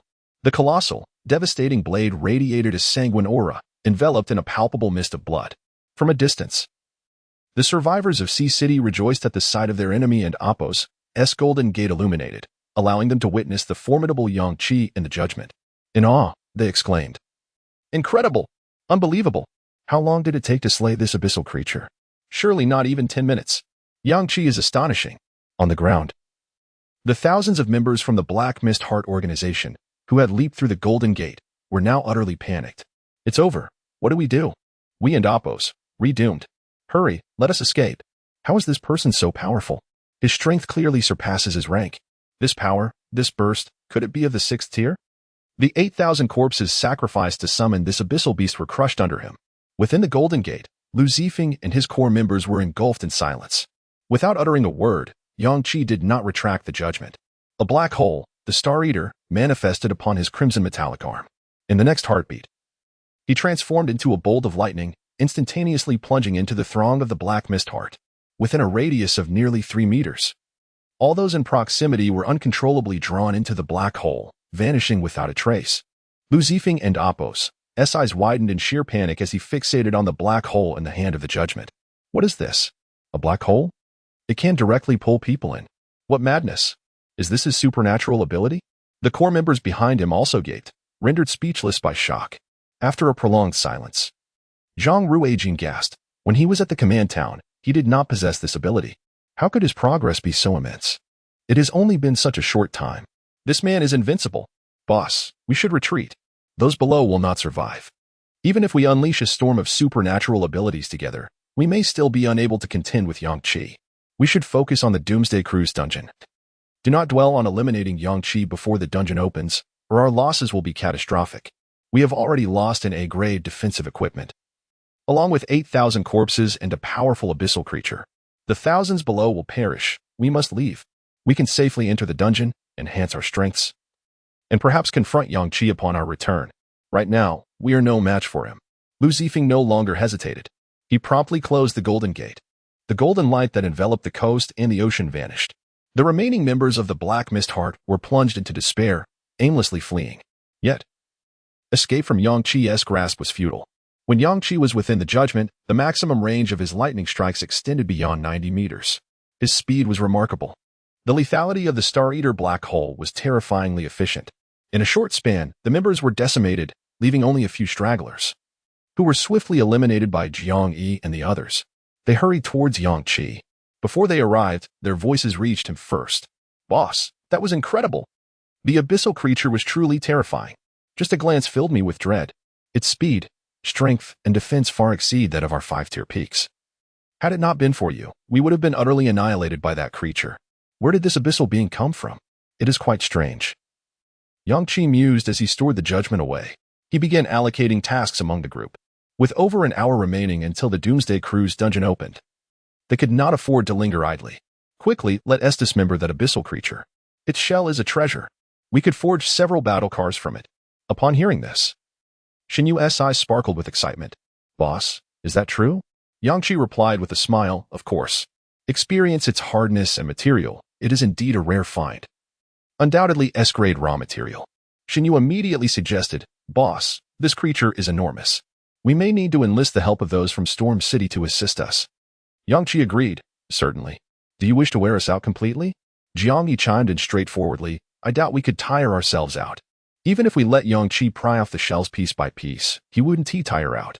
Did you not see how effortlessly he dispatched that abyssal creature earlier?" Laughter erupted among the group. Shen Yu dashed off to summon his subordinates for the labor. The warriors from Storm City arrived, gazing at Yang-Chi with admiration. "We must extract every bone. This flesh can be consumed by your subordinates. It will surely provide immense nourishment. Despite its grotesque appearance, the meat will restore stamina rapidly and enhance strength." Shen Yu remarked, "Boss, you have no idea of our plight. We have been counting the supplies in our resource warehouse. Having meat is a luxury, especially from such a powerful abyssal creature. Who would scoff at its looks?" The following hour was spent busily. Yang-Chi added, "Just collect the corpses. There is no need for your subordinates to work so hard." Shen Yu shook his head. "That won't do. We must finish processing this creature's body before you enter the dungeon, ensuring all materials are secured in your storage ring for my peace of mind." Jiang Yi questioned, "Why so?" "We trust you 1T hoard the materials." Shen Yu replied, "You may trust me, but I must ensure clarity. I cannot do anything that would leave you feeling uncomfortable. Moreover, once you board the ship, who knows when you will return to Sea City. If anything were to happen in Sea City, and I were to encounter a formidable foe, should I perish, the materials left behind would become spoils for the enemy." Suemo chuckled. "Ah, the strongest in Sea City, are you so lacking in confidence in your abilities?" Shen Yu sighed. "Before meeting you, I had great confidence. But after encountering Boss Yang-Chi, who could remain self-assured, I cannot even contend with the enemies he attracts. This apocalypse has shown me that there are always stronger beings. As a peak 5 tier, I am still too weak. I genuinely fear what may emerge in your absence." Yang-Chi reassured him, "All materials will remain with us. Take care in Sea City. Upon our return, I will have Suemo craft you a battle car." Shen Yu replied cheerily, "Boss, I have been waiting for those words." 15 minutes before the dungeon opened, the corpses were processed. A substantial quantity of materials was stored in Yang-Chi's storage ring. Approximately 7,000 intact shells and over 1,000 flawed, shattered shells were collected. Suemo confidently affirmed, "Boss, rest assured. I can refine these broken pieces to be as good as new." The enormous skeleton weighed dozens of tons, along with teeth, claws, and the tail. These materials would sustain Suemo for quite some time. A bountiful harvest indeed. For an extended period ahead, there is no need to concern oneself with material issues, allowing Suemo the freedom to hone his skills. There are still 10 minutes until the dungeon commences. The atmosphere is tranquil, with no disturbances in the sky. The inhabitants of Haicheng have forsaken rest and slumber, all fixated on the direction of the sea from various vantage points. They no longer conceal themselves, after all. The abyssal creatures summoned by those individuals have all been vanquished by Yang-Chi, leaving no cause for fear. All eyes are trained on the sky above the harbor, eagerly anticipating the reemergence of the Golden Gate, yearning to witness the spectacle of the wretched fleeing like frightened dogs, compelled to return in disgrace due to the dungeon's circumstances. At last, under the gaze of the multitude, the Golden Gate materializes 5 minutes prior to the dungeon's initiation. Chapter 157. The Doomsday Cruise almost simultaneously. A sudden radiance emerged from the distant sea. A thick fog enveloped the surface, shrouded in darkness. Amidst this mysterious haze, the outline of a colossal ship materialized. Ethereal yet unmistakable. The advent of this vessel captured the attention of Yang Qi and his companions entirely. It was the Doomsday Cruise. Yet, with only about 4 minutes remaining, could such a distant ship possibly reach the shore?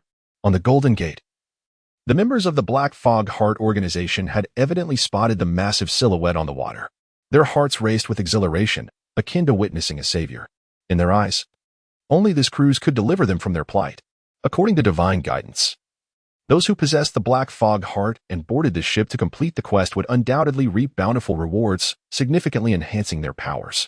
Upon finishing this mission and disembarking, they would possess strength to rival Yang Qi of the Central Enterprise.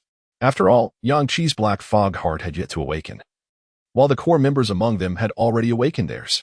Even those ordinary members, lacking an awakened Black Fog Heart, could wield a substantial portion of its power, collectively sparking a storm of supernatural abilities. Yang Qi and his companions, although endowed with the Black Fog Heart, were incapable of harnessing its might. Therefore, once they boarded the ship and fortified their Black Fog Hearts, they would be able to confront Yang Qi and avenge today's grievances. It was the cruise. How splendid. We have finally persevered. Exercise caution. Let us wait until the cruise has fully docked before descending to ensure we can directly enter the quest, advised one of them.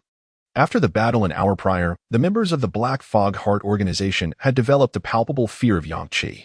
Initially, they had arrived with over 70,000 individuals, but Yang Qi had mercilessly dispatched over 10,000 of them, leaving around 60,000. Jiang Yi exclaimed with excitement. Wonderful. The cruise has arrived. The members of the Black Fog Heart must come down now.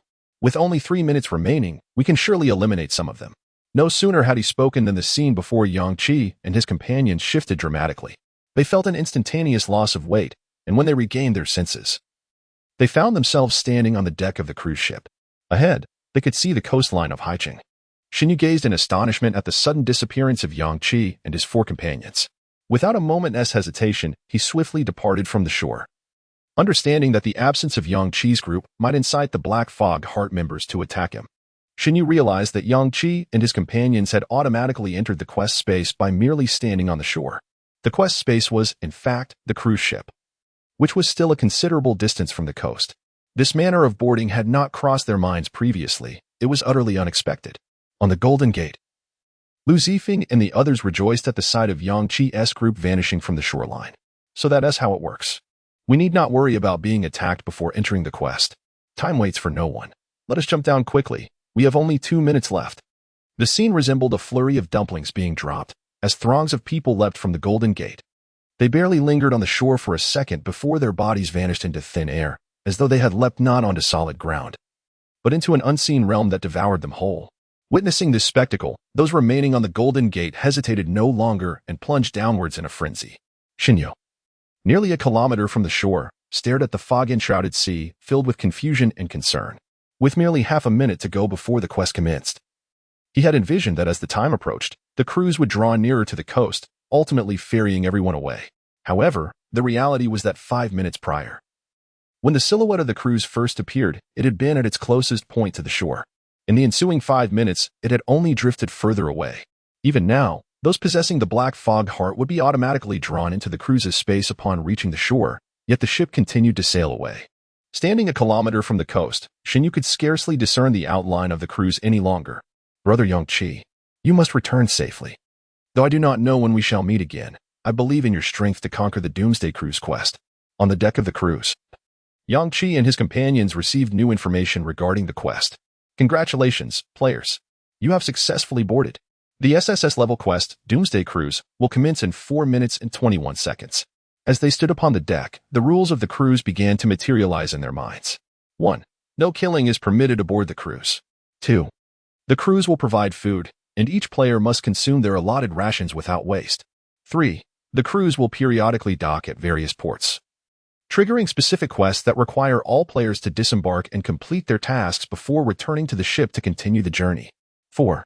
Players who fail to return to the cruise within the designated time will be deemed to have failed their mission, and the ship will depart without them, leaving them permanently stranded in the port world.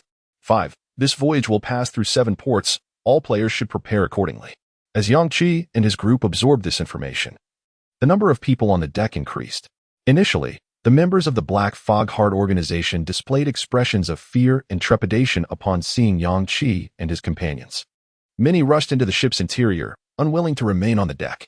Yet soon, they heard the first rule echo in their minds: killing was forbidden on the cruise.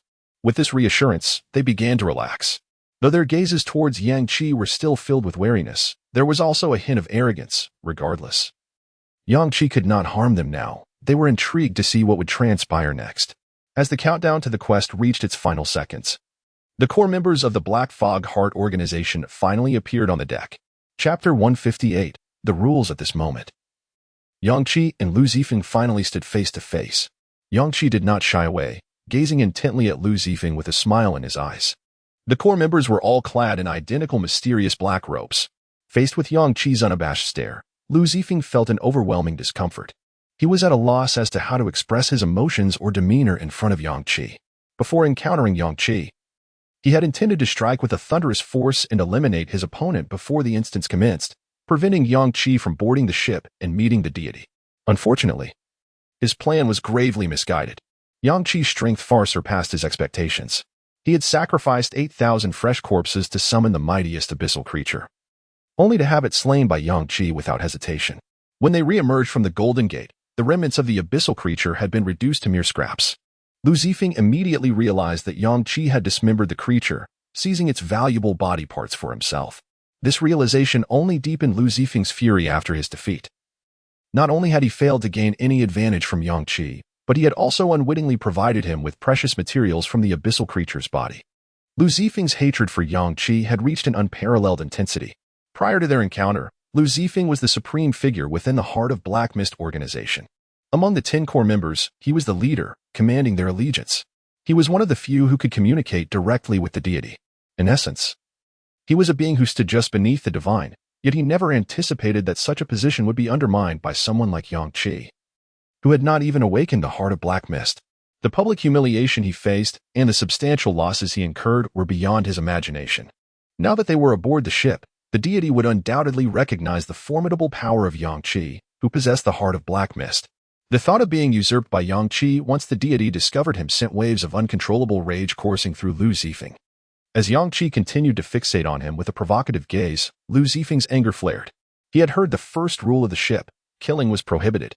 With that in mind, he felt liberated from restraint. Lu Zifeng boldly extended his hand, pointing an accusatory finger at Yang Qi's nose, exclaiming, "What are you looking at? What gives you the right to stare at me like that?" Upon uttering these words, the members of the Heart of Black Mist surrounding them were left astounded, casting incredulous glances at Lu Zifeng. Whispers of confusion erupted among them. What was their leader doing? Had he lost his mind? Surely, he recognized that this was Yang Qi. A moment's thought would reveal that only Yang Qi would dare to regard him in such a manner. How could he provoke Yang Qi at this moment? Yet, perhaps it was not entirely without merit. Even if he angered Yang Qi, the ship's rules would prevent Yang Qi from harming him. Yang Qi, amused, regarded Lu Zifeng and calmly replied, "You may relish your momentary bravado now, but once the ship docks, and all must disembark to complete the instance, your fate will be sealed. I advise you not to let me find you then." Upon hearing Yang Qi's words, Lu Zifeng's face turned ashen. He furiously pointed at Yang Qi, preparing to unleash another tirade, when Suemo intervened. With arms crossed and a condescending gaze directed at Lu Zifeng, Suemo scoffed before speaking. "Not only will you need to hide, but every single one of the thousands present will have to steer clear of Yang Qi. With your level of strength, do you really think you can stand in his presence? After all the effort you put into summoning that terrifying abyssal creature, you failed to even scratch Yang Qi. How embarrassing." Sumo's words flowed effortlessly, a blend of sarcasm and disdain. "You had so many days to prepare, and this is all you could muster? I feel embarrassed for you. Moreover, since this instance is tailored for those possessing the Heart of Black Mist, surely you'll find clues about the deity you speak of. Perhaps you might even encounter this deity directly. If I do, I will certainly relay your performance from these past days to him." Suemo was merely engaging in playful banter, knowing they were unable to act violently aboard the ship. Lu Zifeng's disdainful remarks towards Yang Qi had irked Suemo. Though Sumo's power did not rival Yang Qi's, he excelled in the art of verbal sparring. However, he never anticipated that his final remark would strike a nerve with Lu Zifeng. As the words left Sumo's mouth, Lu Zifeng's face visibly reddened, as if all the blood in his body surged to his head. Trembling with rage, he pointed at Sumo, unable to articulate a single word. Teetering on the brink of madness, Lu Zifeng's subordinates exchanged worried glances, fearing that the words of Sumo might drive their leader to a breaking point. Just then, a familiar mechanical voice echoed in everyone's minds. Hidden Instance, SSS-level instance, Doomsday cruise ship, officially commencing. There are 2 hours until the next port of arrival. All players are advised to prepare. During this 2-hour period, players must manage their rest wisely and ensure they collect and consume their allocated food within this time frame. With that, the mechanical voice fell silent, igniting fervent discussions among the players present. What is going on? Why does the rule emphasize consuming all our food? The repeated emphasis makes me feel this is anything but trivial. Indeed, food resources are scarce in this apocalypse. Given that the ship provides meals, everyone, regardless of their stockpile, would surely cherish the opportunity to eat their fill. But why the insistence? Could it be that the food provided ISN and Opos T ordinary? What a peculiar situation. We must hurry to the dining hall and investigate. This colossal cruise ship, adrift on the ocean, housed over 60,000 souls. Its immense structure comprised 5 decks above the main deck, not even accounting for the internal compartments below. The vessel exuded an air reminiscent of the Middle Ages, steeped in an antiquated charm, tinged with a sense of desolation. The ship's illumination came from oil lamps, flickering within glass enclosures, casting a warm yellow glow. The lamps swayed precariously with the rolling waves, appearing as though they might extinguish or topple at any moment. Yet, they persisted, providing a flicker of light for the players on board. Yang Qi turned to his fellow members, smiling as he remarked, "We have 2 hours until we reach the next port and officially commence the task. During this period, let us also observe the structure of the ship while taking the opportunity to visit the restaurant and discover what makes the food truly special." Chapter 159. The cafeteria. The interior of the cabin was even more desolate than the exterior. All the decorations seemed to belong to a bygone century. This vessel appeared as though it had traversed decades to reach the sea. As the ship sailed further away from the harbor of Haicheng, the passengers were utterly oblivious to the direction in which the cruise was headed or where it would ultimately take them. Within the cabin, members of the Black Mist Heart organization roamed freely. Upon seeing Yang Qi and his companions, they instinctively parted ways, daring not to meet their gaze. After all, just 2 hours prior, they had been forcefully dismissed by Yang Qi. At present, Yang Qi refrained from acting against them solely due to the restrictions imposed by the cruise's regulations. Once the ship docked and the instance commenced, he would no longer be bound by such constraints. At this moment, the majority of the Black Mist Heart members were not contemplating where the cruise would anchor or what instance would be initiated. Instead, they were preoccupied with how to distance themselves from Yang Qi as soon as they disembarked. After nearly half an hour of exploring the dilapidated and intricate cabin, Yang Qi and his companions finally located the dining area. Situated on the uppermost deck, the cafeteria was spacious, containing at least 100 tables. A considerable number of Black Mist Heart members had already arrived, occupying many of the tables. To their astonishment, they discovered the presence of what appeared to be waitstaff in the cafeteria. However, these waiters were not human. They were amorphous, pitch-black entities resembling mysterious creatures from the ocean depths. These beings were fluid solids, exhibiting remarkable mobility. Less than 5 meters from where Yang Qi and his companions stood, one such entity was lazily wriggling on the floor, balancing a large platter atop itself. On the platter were dozens of smaller dishes, each containing a pulsating black heart. Witnessing this spectacle, Chintingyu could not suppress her gasp, exclaiming, "Black Mist Hearts." Luan tugged at Yang Qi's sleeve, frowning. "Can this be consumed? It feels like eating this could lead to trouble." Sumo analyzed. Originally, this apocalyptic cruise instance could only be triggered by those possessing a Black Mist Heart. Everyone aboard the ship possesses one. Yet now, the ship mandates that each person must consume their daily allocated food, which is precisely the Black Mist Heart. This is all exceedingly strange. Jiang Yi inquired, "Is it possible for us to abstain from eating?" Yang Qi replied, "Indeed. It has not been stated what the consequences of breaking these rules might be. However, we should avoid being the first to do so." Luan asked, "So we must eat?" At that moment, The Black Mist Heart members who had already received their food gazed eagerly at the pulsating black mist hearts before them. They showed no apprehension about the potential dangers of consuming this substance. Prior to triggering this instance, the deity had warned them that a large cruise instance would soon commence, accessible only to those with black mist hearts. They were told that this instance had been specifically prepared for them, and as long as they survived the journey, their rewards would be immense, and their power would surge.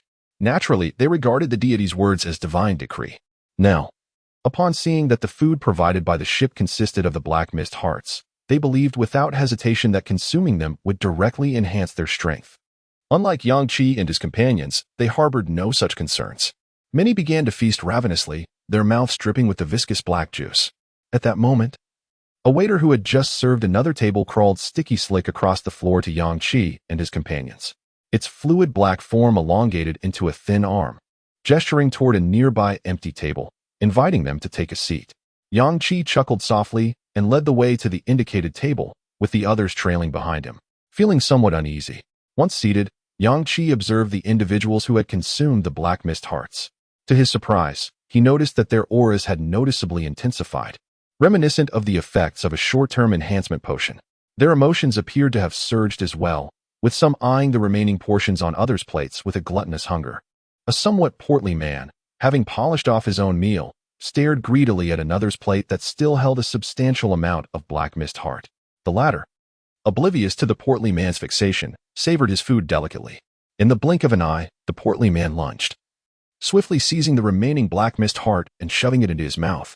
The other man was taken aback, incredulity washing over his face as he watched his meal being devoured. Enraged, he shot up from his seat. However, before he could confront the glutton, a horrifying transformation began to unfold. His index finger, pointed at the portly man, morphed into a viscous black liquid that dripped onto the floor. Stunned, he stared at his finger, and then the change accelerated. Other parts of his body began to dissolve into the same black liquid. A waiter nearby seemed to sense something amiss and slid over from the wooden floor to catch the black viscous substance that was once the man. It was then that everyone realized the man's body had transformed into the same sticky black material as the waiter's. As the waiter absorbed more and more of the viscous liquid, its form visibly expanded. What on earth is happening? What's wrong with him? The portly man had snatched his black mist heart, and now this was the result. How terrifying. I understand now. The ship's rules stipulate that everyone must consume their daily food quota. Since his was taken by another, he failed to eat his allotted share, thus violating the ship's rules and facing punishment. This punishment is utterly twisted. It could cost him his life, and in such a bizarre manner.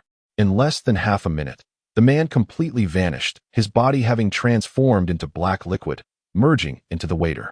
With this grim example, it became clear to all the passengers just how fatal the consequences of violating the ship's rules could be. Lu Wan and her companions wore increasingly grim expressions. It seemed that consuming this substance was non-negotiable. They could only hope it would not adversely affect their bodies. From what I observe, those who have eaten seem to be experiencing a strengthening effect. However, we are different. Although we all possess black mist hearts, theirs can harness the power of those hearts while we cannot. Therefore, we are uncertain of the effects of consuming the cafeteria's food. As Suemo finished speaking, a waiter glided over, lifting a large platter to indicate that it was time for Yang Qi and his companions to take their share. The five of them stared at the pulsating black mist hearts on the platter before them.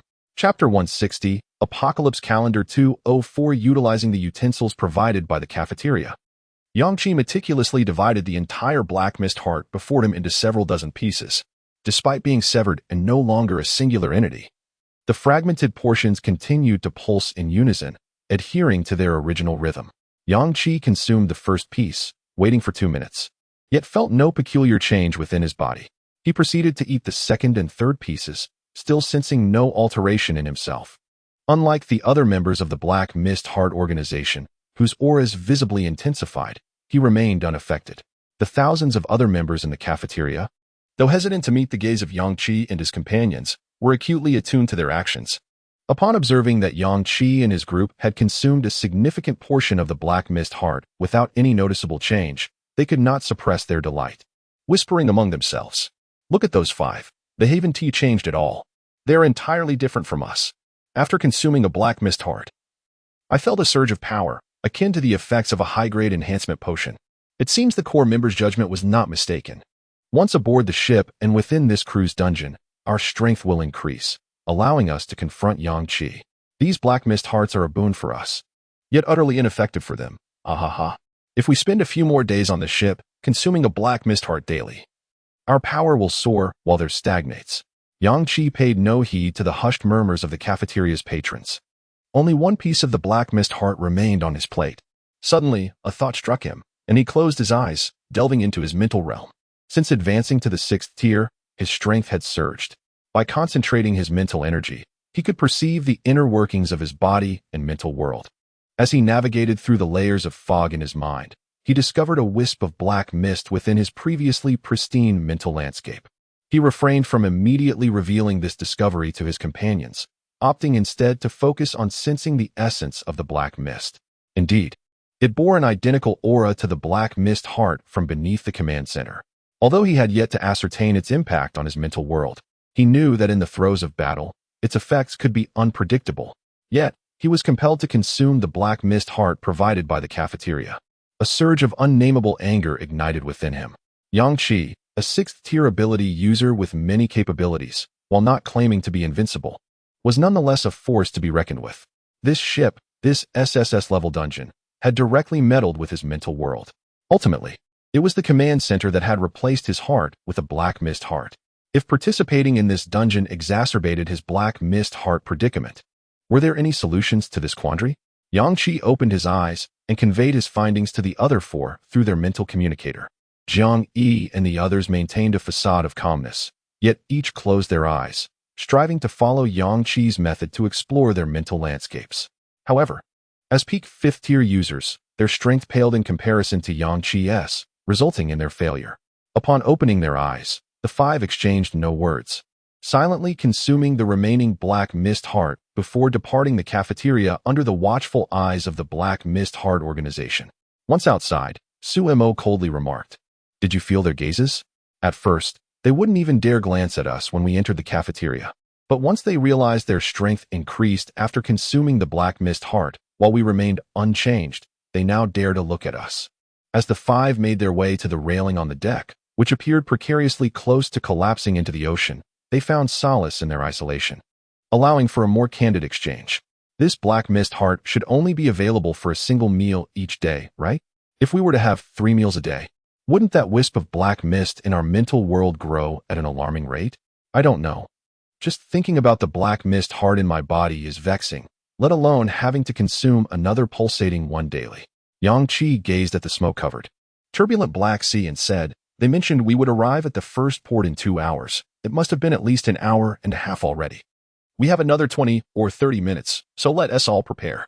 Remember, we are currently in an SSS-level dungeon."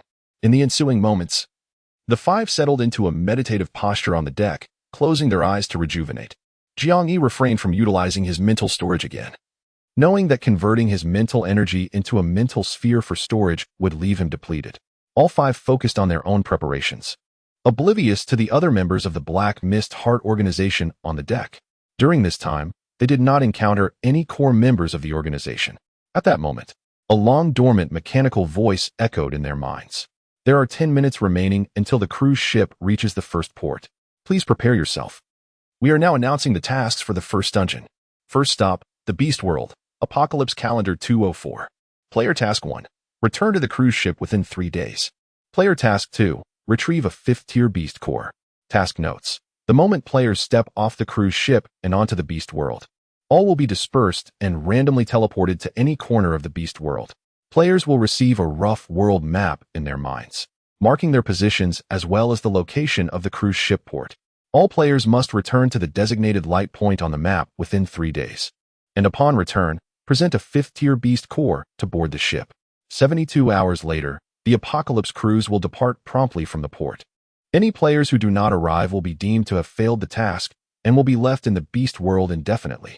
Successfully completing both tasks and returning to the cruise ship will reward players with substantial bonuses for clearing the dungeon world. The announcement sent shockwaves through the tens of thousands aboard the cruise ship. What? The moment we step onto the Beast World, we will be scattered and randomly teleported. Our advantage of gathering thousands together has vanished in an instant. Good heavens, this is a disaster. As a mere 3rd-tier ability user, if I am alone in a corner without my companions, I am as good as dead. Moreover, what does this beast world and apocalypse calendar even mean? The beast world. Surely the creatures here range from 1st tier to 9th tier, right? For those of us who are 3rd or 4th tier, encountering a 7th or 8th tier beast would spell doom. Furthermore, the task requires us to bring back a 5th tier beast core. How can a 4th tier individual hope to defeat a 5th tier beast alone? This task is exceedingly difficult. Who claimed this dungeon was tailored for us members of the Black Mist Heart? I only now realize that an SSS level dungeon is indeed an SSS level dungeon. There is no such thing as easy. For beings of our evolutionary caliber, the only viable path forward lies in uniting swiftly. Even if we are merely a congregation of Tier 2, Tier 3, and Tier 4 entities, we could unleash a tempest of extraordinary abilities, effortlessly vanquishing even Tier 5 beasts. However, the pressing issue remains. None can fathom the vastness of this beastly realm, making the pursuit of fellow organizational members a Herculean task. Before embarking on our journey, the members of the Black Mist Heart organization brimmed with confidence, yet upon hearing the details of the First Instance World's mission, a wave of despair washed over them. Even the core members, typically composed, now wore expressions of trepidation, for they had surmised the meaning of Doomsday Calendar 204. This signifies that it has been 204 years since the onset of the cataclysm in this world. In other words, the mutated and evolved beings have been thriving on this planet for a staggering 204 years. Chapter 161. The first station. After listening to the description of the First Instance world, Chun Tingyu remarked, "Everyone has been dispersed." Yangqi responded, "We can still use soul communication on the ship, but that may not be the case in the beast world. Once we enter the instance, our first task will be to ascertain whether we can use the communication devices. If not, we must complete our mission quickly and return to the cruise ship. You are all at the pinnacle of the 5th tier, so dealing with 5th tier beasts should pose no difficulty." Luan interjected, "I recall that when you obtained the soul communication device, you mentioned it could connect to our mental realm as long as we remained on this planet. Does that mean the beast world we are about to enter is still considered our previous planet?" Yangqi replied, "That is precisely the issue at hand. Furthermore, the significance of the Doomsday Calendar 204 must be extraordinary. The Doomsday Calendar, does it imply that the beast world has been in a state of apocalypse for 204 years? Chun Tingyu expressed her astonishment. Doomsday Calendar 204. This explanation indeed holds merit. But if the beast world has endured an apocalypse for 204 years, how formidable must the beasts on this planet be? There could be numerous 9th tier beasts. That would be exceedingly perilous. Our 5th tier peak status on Earth would be utterly insignificant in a world teeming with 9th tier beasts. No wonder this is an SSS level instance. Suemo could not suppress a gulp, feeling parched. 9th tier beasts, are you out of your mind? The abyss creature we encountered before was already immensely powerful. Likely at the peak of the 6th tier. We were utterly no match for it, completely crushed. If we encounter a 9th tier beast, we would have no chance of survival. Zhang Yi, usually quite cautious, commented, "A 9th tier beast. Even Yangqi would struggle against one." After a moment of contemplation, Yangqi advised the group, "Therefore, when we enter the instance world, we must remain discreet. We should only engage after confirming the strength of the beasts. If we notice any beasts that might summon allies, it is best to refrain from attacking. We must wait for the opportune moment, striking only when we see a solitary beast and can accurately assess that it is weaker than ourselves. If we attract higher tier beasts, we would be in grave danger. We should also try to establish a specific location, but we currently have no visibility of the beast world's map." Suemo, somewhat ashamed, lamented, "Unfortunately, due to the limited time, I could only hastily craft a few C-tier special weapons. Given another 2 days, I would surely devise a method for creating the feather mecha." Although the feather mecha was utterly destroyed in previous battles, the boss had frequently allowed me to study its structure to hone my skills as a special craftsman. If I could construct a feather mecha, I could at least provide each of us with a set, which, while not significantly enhancing our defenses, would at least afford us a sliver of a chance to escape from higher-tier beasts. Luan comforted him, "Let us not dwell on such matters. By the time we all emerge alive from the First Instance world and the ship reaches the next port, it should take a considerable amount of time. Surely they would not release us from one high-intensity instance only to thrust us into another immediately. I suspect there will be at least half a day to a day's buffer period, during which you can further study the feather mecha."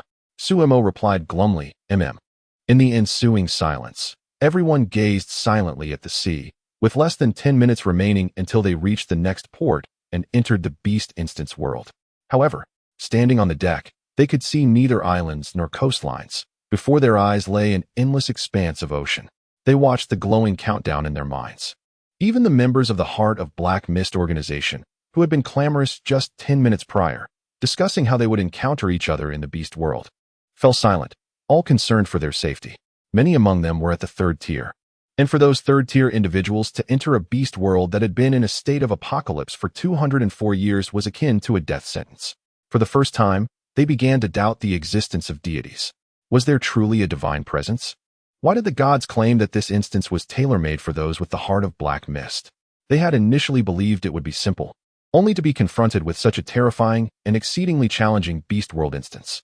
Remarkably, as everyone observed the absence of islands or land, the countdown reached 0, and the massive ship came to a stop on the undulating sea.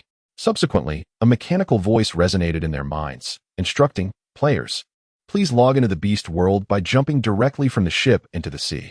The landing time is 5 minutes. Players who do not leave the ship within 5 minutes will be deemed in violation of the rules and will be eliminated." Despite the 5-minute limit, no one leapt into the water at that moment. Yang Qi cast a reluctant glance at his 4 companions. He, a 6th-tier individual, felt far from safe in a world that potentially harbored 9th-tier beasts, let alone his 4 companions, who were merely at the peak of the 5th tier, having barely passed the second task of retrieving a 5th-tier beast core. Should they encounter a 9th-tier beast along the way, their chances of survival would be non-existent. Yang Qi could only place his hopes in the A-tier soul communication device, hoping it would still function in the beast world.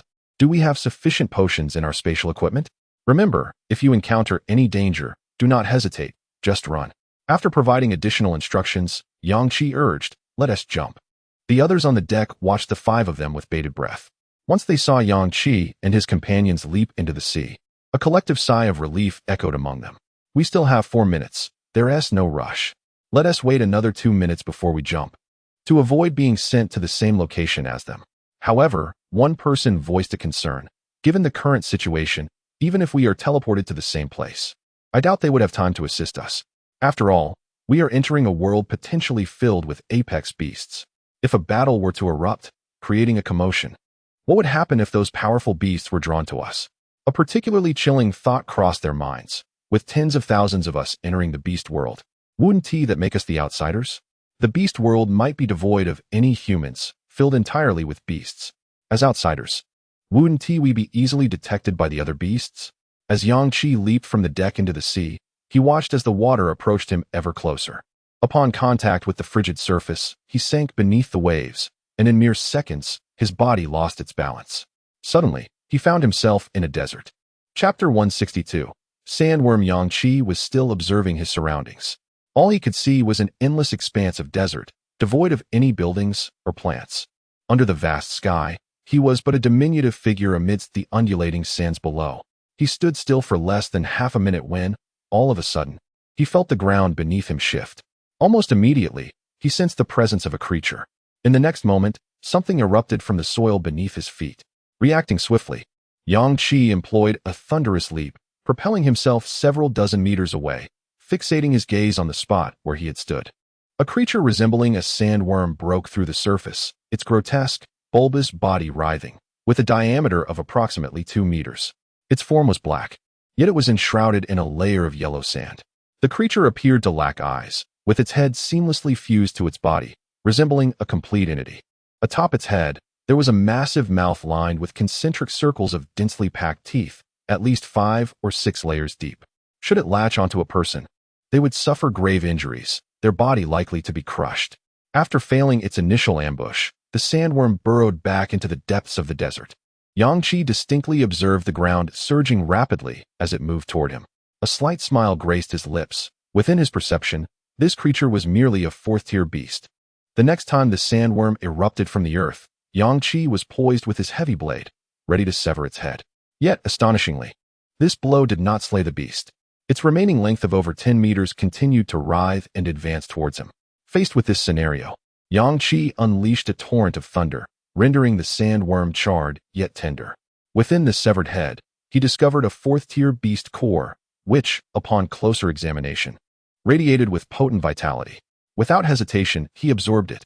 It appeared that the world of exotic beasts held an additional advantage. Acquiring beast cores allowed for rapid enhancement of strength, as these cores contained pure energy, distinct from the zombie cores that required purification. Yang Qi examined the corpse of the sandworm to ascertain whether he could collect it for materials. However, he found its body to be exceedingly soft and pliable, seemingly unsuitable for weapon or machinery construction. Yet, he noted that the worm's resilient and flexible form might be adapted for fabric. In a post-apocalyptic world, clean clothing was also a scarce resource. Occasionally, looting could yield specialized garments with cutting resistance, cooling properties, or warmth. This sandworm, thriving beneath the desert's surface, demonstrated heat resistance. Its body could potentially be fashioned into fabric, a task likely achievable by a master craftsman. However, Yang Qi's current equipment lacked any clothing that could serve as a reference for Su Mo. Regardless, he decided to collect the remains for now. Just as Yang Qi stored the sandworm's body in his spatial gear, he felt the sand beneath his feet begin to cascade downwards, nearly unbalancing him. He leapt into the air, momentarily pausing to observe the surrounding 3 to 4 kilometers, where sand was flowing rapidly. Numerous vortices appeared on the ground, with sand spiraling into them. He noted that the ground was exhibiting the same undulating movements as the sandworm had previously displayed. It seemed his thunderous attack had attracted the attention of other sandworms lurking in the desert, prompting a collective movement among them. Yang Qi carefully sensed the gathering sandworms and found no particularly powerful presence among them, which somewhat reassured him. Even he felt apprehensive about encountering true 8th or 9th tier beasts within this exotic realm. While he could vanquish apex 6th tier abyssal creatures, he held no confidence against 7th tier beasts, let alone those of 8th or 9th tier. At that moment, the soul communicator in Yang Qi's mind emitted a sound. It was Lu Wan's voice. "Can you hear me? Is this thing functional?" Yang Qi's eyes brightened. As he dove toward the advancing sandworms, he replied mentally, "I can't hear you. The soul communicator works. That's excellent news. Everyone, quickly check your locations on the map, and let's establish a rendezvous point." While he relentlessly dispatched dozens of sandworms with his heavy blade, he assessed his own position. He found himself situated nearly at the center of the exotic beast continent, slightly to the south. "I'm near the center. A bit to the south. Where are you all?" "Goodness, I'm nearly on the border. I'm at the eastern border, quite far from you." This was Su Mo's voice. After everyone reported their locations, it became evident that only Su Mo and Chun Tingyu were relatively distant. Yang Qi was near the center, while Lu Wan and Jiang Yi were a little farther, yet not excessively so. According to the map, Jiang Yi and Lu Wan were less than 500 kilometers away from Yang Qi, whereas Su Mo was approximately 80,000 kilometers from his position, and Chun Tingyu was around 50,000 kilometers away. Fortunately, Chun Tingyu's light element ability allowed her swift mobility. After a brief discussion, Yang Qi decided to first rendezvous with Lu Wan and Jiang Yi. Once the 3 were united, they would proceed in a straight line towards Su Mo's location, thereby encountering Chun Tingyu en route. Su Mo would simultaneously rush to the collective position of the 4. Upon their reunion, they would immediately head toward the ship, which lay a staggering 800 kilometers away from Su Mo's location. Meanwhile, they communicated about their current predicaments through the soul communicator. Almost everyone faced an assault from exotic beasts within a minute of entering the exotic beast world. Each individual was engaged in combat with the beasts while simultaneously communicating with their companions. Fortunately, all encountered beasts were below 5th tier, and thus, their situations remained safe. Yang Qi instructed everyone not to linger in battle. "Do not tarry, we will regroup first." The exotic beast world was indeed a fascinating place, teeming with formidable creatures. The 4th tier beast cores from these sandworms were hard to come by even in the coastal city, where most mutated rodents were only 2nd or 3rd tier. Here, 4th tier cores were readily available. Yang Qi contemplated that, within 3 days of slaying numerous exotic beasts and absorbing their cores, everyone could potentially elevate their levels. Not to mention the rewards for clearing the first exotic beast dungeon. By then, everyone would surely advance. However, that was a matter for another time. For now, the priority was to ensure the 5 of them regrouped, as Yang Qi worried about their chances against higher-tier beasts if they encountered them alone. Chapter 163. 6th Order Beast Core. The number of sandworms was increasing exponentially. From a bird's-eye view, a significant portion of the desert seemed to be in motion. Yang Qi was relentlessly gathering his strength, fearful that the thunderous commotion might attract some dreadful beast. After slaying nearly 50 sandworms, he suddenly sensed an extraordinarily terrifying aura from a distance, followed by a deafening beastly roar. Yang Qi's expression changed instantly. This presence was at least 7th order, far beyond his capabilities. Though he could manage against a peak 6th order creature, confronting a 7th order entity was utterly impossible. In an instant, he felt the 7th order beast closing in on him. Activating his assassin's stealth ability, Yang Qi transformed into a wisp of black smoke, vanishing into the desert. As smoke, he traversed several kilometers in mere seconds. Before fleeing, he left behind a shroud of mist and sensory disarray, ensuring that the approaching 7th order beast would lose track of his escape route. If Yang Qi had been even slightly weaker, the sensory confusion from his peak 5th order abilities would have been ineffective against the 7th order beast. Fortunately, being at the 6th order and having absorbed over 34th order beast cores during battle had significantly bolstered his strength. Feeling a lingering dread, Yang Qi fled through the desert in his smoky form, covering dozens of kilometers. Once he was certain that the terrifying creature had not pursued him, he reverted from his smoke form, drenched in sweat. He immediately used his soul communicator to inform his teammates that he had attracted the attention of a 7th order beast. A trembling voice echoed in his mind. "Boss, I almost died just now. I encountered an ant beast here, mostly 3rd order, which I initially dismissed. But suddenly a 6th order giant snake appeared out of nowhere. Luckily, I reacted quickly and tore open a spatial rift to hide inside." Yang Qi asked anxiously, "What about now? Did you manage to escape?" Suemo, near tears, replied, "I haven't. Moving quickly in the alternate space causes spatial fluctuations, and that 6th order snake is incredibly powerful. Wherever I move, it follows me outside. I can't escape. It's right outside, and I feel like it's watching me. If I stay still, it stays still. If I move, it moves. I'm doomed." "Calm down," Yang Qi urged. "We have plenty of mental recovery potions. Enough for you to stay in the alternate space for half a month. We can reach you within a day at most, so stay in touch." The other members had also faced various situations. The beastly creatures, being animals, possessed a far more acute sense than humans. Once combat erupted, the unfamiliar scent of rare humans in this world would invariably attract formidable beasts. Fortunately, Chun Tingyu and Suemo, who were at a considerable distance, were adept at fleeing. Otherwise, Yang Qi genuinely worried whether they would survive until they reunited. Yang Qi quickly confirmed the locations of Lu Wan and Jiangyi, discovering that Lu Wan had encountered members of the Heart of Black Mist organization. However, no conflict arose, as the beasts posed a more significant threat at present. This group of 10 could not unleash a storm of abilities, all being 3rd order, and were swiftly decimated by the beasts. Lu Wan seized the opportunity to slip away. After confirming her location, Yang Qi set off to meet Lu Wan. He surged at full speed, using the soul communicator to maintain contact with her. Along the way, he encountered a few more beasts, which quickly surrounded him. Although these creatures were relatively weak, Yang Qi had no intention of wasting time battling them and vanished using his stealth ability. In no time, Yang Qi closed the distance to Lu Wan, and within 10 minutes, they were less than 10 kilometers apart. Upon reuniting, they exchanged few words before sensing a familiar aura, the dark energy of Jiangyi. When they found him, he was being pursued by a pack of wolf-like beasts, howling to attract more of their kind. What was more terrifying was that all these wolves were 6th order. Yang Qi sensed that, further away, there were even 7th order creatures drawn by the wolves' howls. Without a moment to spare, they began to flee. However, Jiang Yi and Lu Wan's speed paled in comparison to the 6th order wolves. "You two run ahead. I'll catch up in 5 minutes." Without further discussion, they continued their escape at maximum speed.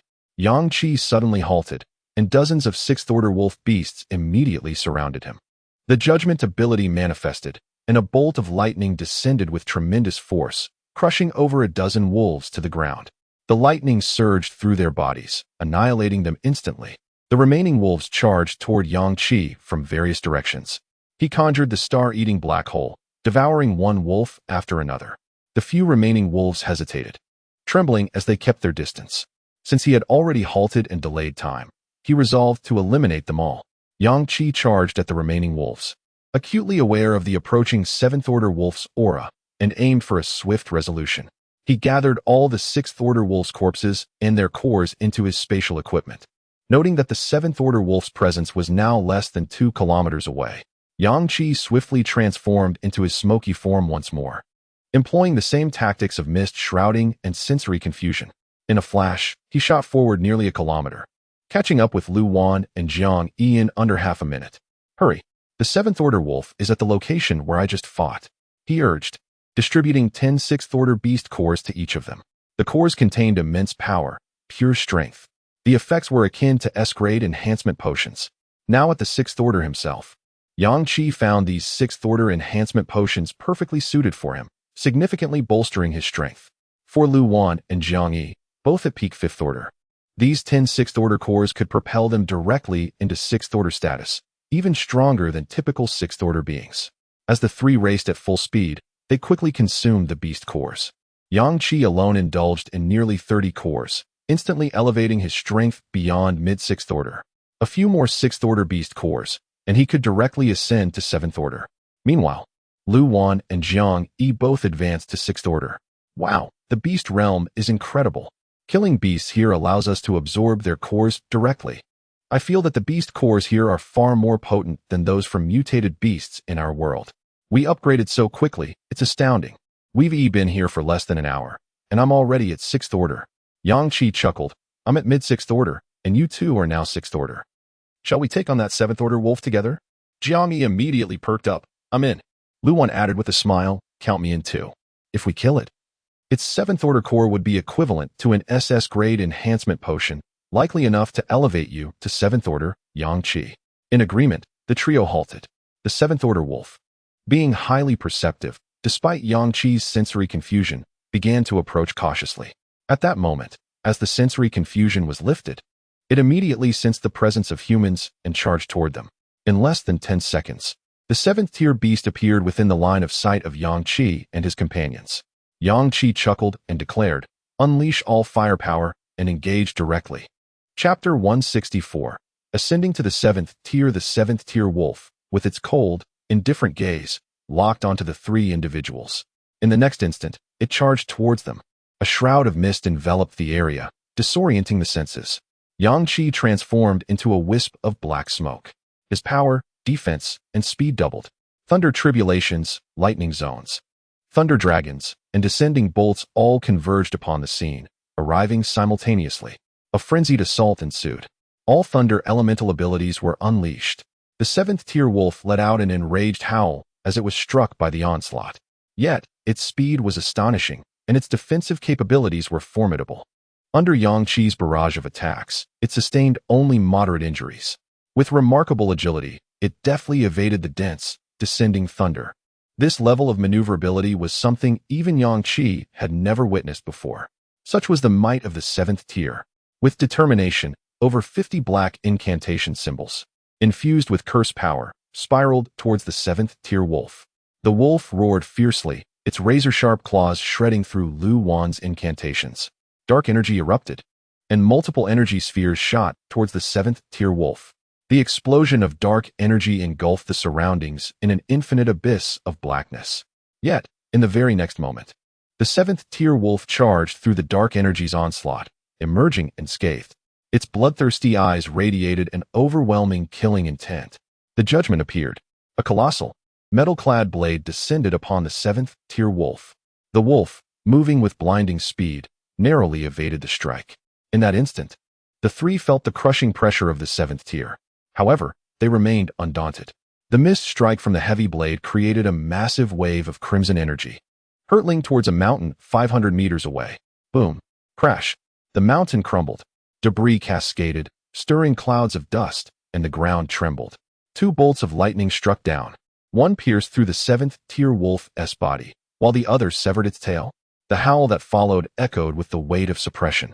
As if the force of the lightning was non-existent to it, it unleashed its power, instantly breaking free from its constraints and lunging towards judgment. In that moment, its form swelled dramatically. Above it, a massive shadow of a black wolf manifested, its eyes gleaming with ferocity, emanating an aura of sheer terror. Its speed reached a zenith, leaving Yang Qi with no time to evade with thunder flash. He was knocked to the ground. Judgment's red armor caved in. The wolf's claw viciously swiped at Judgment's head. Bam! The head of Judgment twisted at an unnatural angle. Yang Qi in the cockpit felt a wave of dizziness and acute pain. Super regeneration activated. Within the cockpit, Yang Qi's injuries healed instantaneously. His mind cleared. The dented chest of Judgment and the twisted head restored themselves. The seventh-tier wolf momentarily paused in shock. Then, it intensified its assault, relentlessly attacking Judgment, pinning it down with the overwhelming strength of a seventh-tier beast, rendering it unable to rise. Lu Wan, wielding the twin swords of the moon, prepared to charge forward. Suddenly, lightning struck down. A torrential cascade of lightning enveloped both the seventh-tier wolf and Judgment. The zone of lightning expanded, and the ferocity of the assault intensified. The air crackled with the violent energy of the storm. More wolves gathered, all at the sixth tier. The two could only retreat from the lightning's range, redirecting their attacks towards the incoming sixth-tier wolves. Judgment's form was relentlessly battered by the frenzied seventh-tier wolf. Parts of the mech were stripped away, large metal sections torn asunder, sparks flying, and a mechanical arm nearly dislodged. In that moment, Yang Qi fully grasped the might of the seventh tier. Yet, it was not invincible. The relentless thunder continued to batter the back of the seventh-tier wolf. Despite its formidable defenses, the incessant strikes from Yang Qi's thunder would eventually breach its armor. Yang Qi could have utilized Thunder Flash and Assassin Stealth to escape, yet he chose not to. The majority of his previous thunder strikes had been evaded by the seventh-tier beast due to its exceptional agility and resilience. Now, pinned down by the wolf, Yang Qi could unleash thunder without restraint. More crucially, within Judgment's mechanical grasp, a devouring star black hole suddenly emerged. The moment the black hole formed, the seventh-tier wolf instinctively attempted to flee. Alas, it was too late. The black hole now exerted a tremendous gravitational pull within a 3-meter radius. The wolf was practically upon Judgment. The distance between the black hole and the wolf was a mere half-meter. In an instant, the wolf's form contorted. The side of its body closest to the black hole was nearly flattened into a sheet. At that moment, it unleashed its terrifying seventh-tier power, defiantly resisting the immense gravitational force and attempting to move in the opposite direction. Yang Qi's heart raced, and he swiftly maneuvered Judgment to pursue. The body that had just begun to recover now contorted again as Judgment closed the gap. Simultaneously, Yang Qi unleashed Thunder Flash. He pierced through the seventh-tier wolf's body, appearing right before it. The moment Judgment manifested, the devouring star black hole directly contacted the wolf's head. Whoosh! The seventh-tier wolf's form vanished into the black hole, completely consumed. The surrounding thunder finally ceased. Yang Qi felt an overwhelming drain on his mental energy. He possessed golden spring water to replenish his mental strength quickly. Yet, the wolf's combat prowess had been too fierce. Despite his continuous unleashing of thunder, he could not inflict severe damage. Ultimately, it was the power of the devouring star that led to the demise of the seventh-tier wolf. Throughout the encounter, both he and Judgment sustained injuries. The super regeneration continually activated, consuming much of his mental energy. Upon placing the wolf's carcass into his spatial gear, Yang Qi observed that Lu Wan and Jiang Yi had already slain over a dozen sixth-tier wolves. Both bore significant wounds. Having faced a horde of sixth-tier wolves immediately after their ascension, Lu Wan, confronted by 5 sixth-tier wolves, struggled to wield her wizard's staff and fought valiantly with the twin swords of the moon. Thus, her sacred wizard's abilities lacked amplification, merely managing to mitigate the damage she and Jiang Yi suffered. Yang Qi rushed to assist them, swiftly resolving the battle. Panting heavily, Lu Wan did not pause for respite. Stowing her twin swords, she immediately retrieved her wizard's staff to heal herself and Jiang Yi. The battle against the wolves yielded a 7th-tier beast core and over 26th-tier cores, which were distributed among Lu Wan and Jiang Yi. Yang Qi utilized a single 7th-tier core to ascend to the 7th tier himself. A surge of strength coursed through him. 7th tier. He had undeniably become a high-tier ability user. Lu Wan and Jiang Yi, having absorbed over a dozen 6th-tier cores, approached the mid-level of the 6th tier. Once their injuries were healed, the trio resumed their frantic journey. Concurrently, they utilized their soul communicators to contact Chun Tingyu and Su Mo.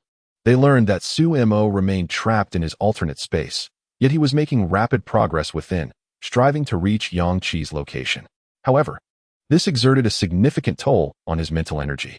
A serpent continued to pursue his spatial fluctuations in the real world, forcing him to navigate solely within the alternate space. Do you still have plenty of mental energy recovery potions?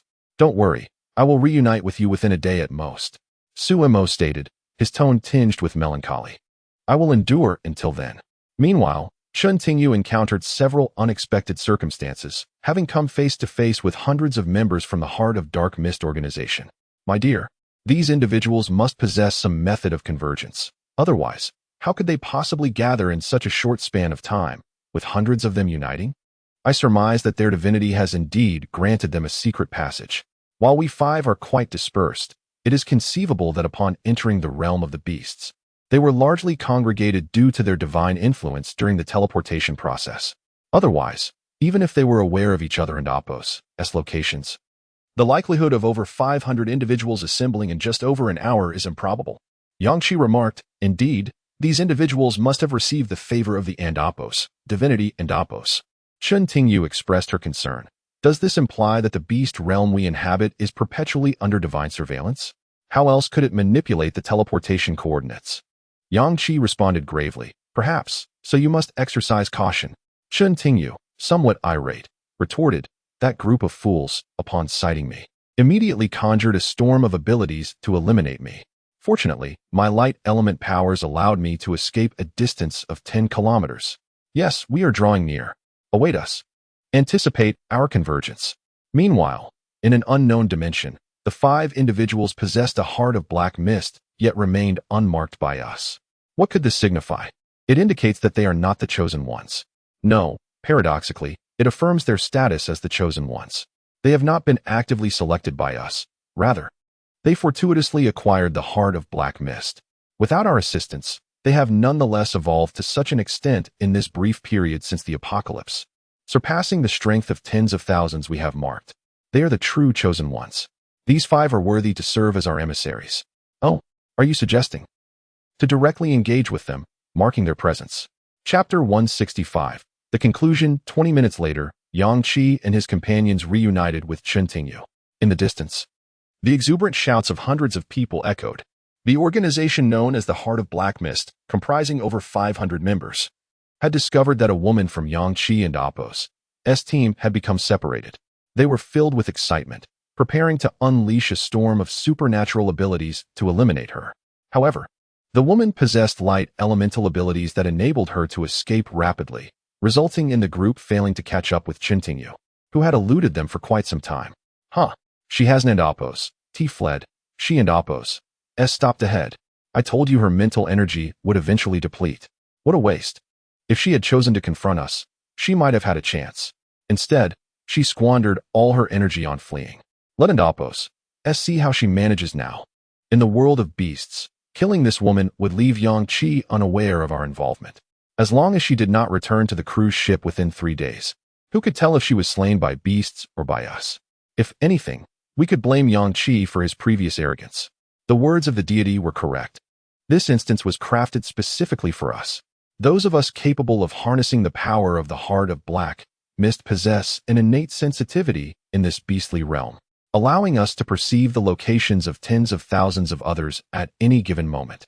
The consumption of the Heart of Black Mist on the cruise ship not only significantly enhanced our strength, but also enabled us to accelerate when approaching one another in this world.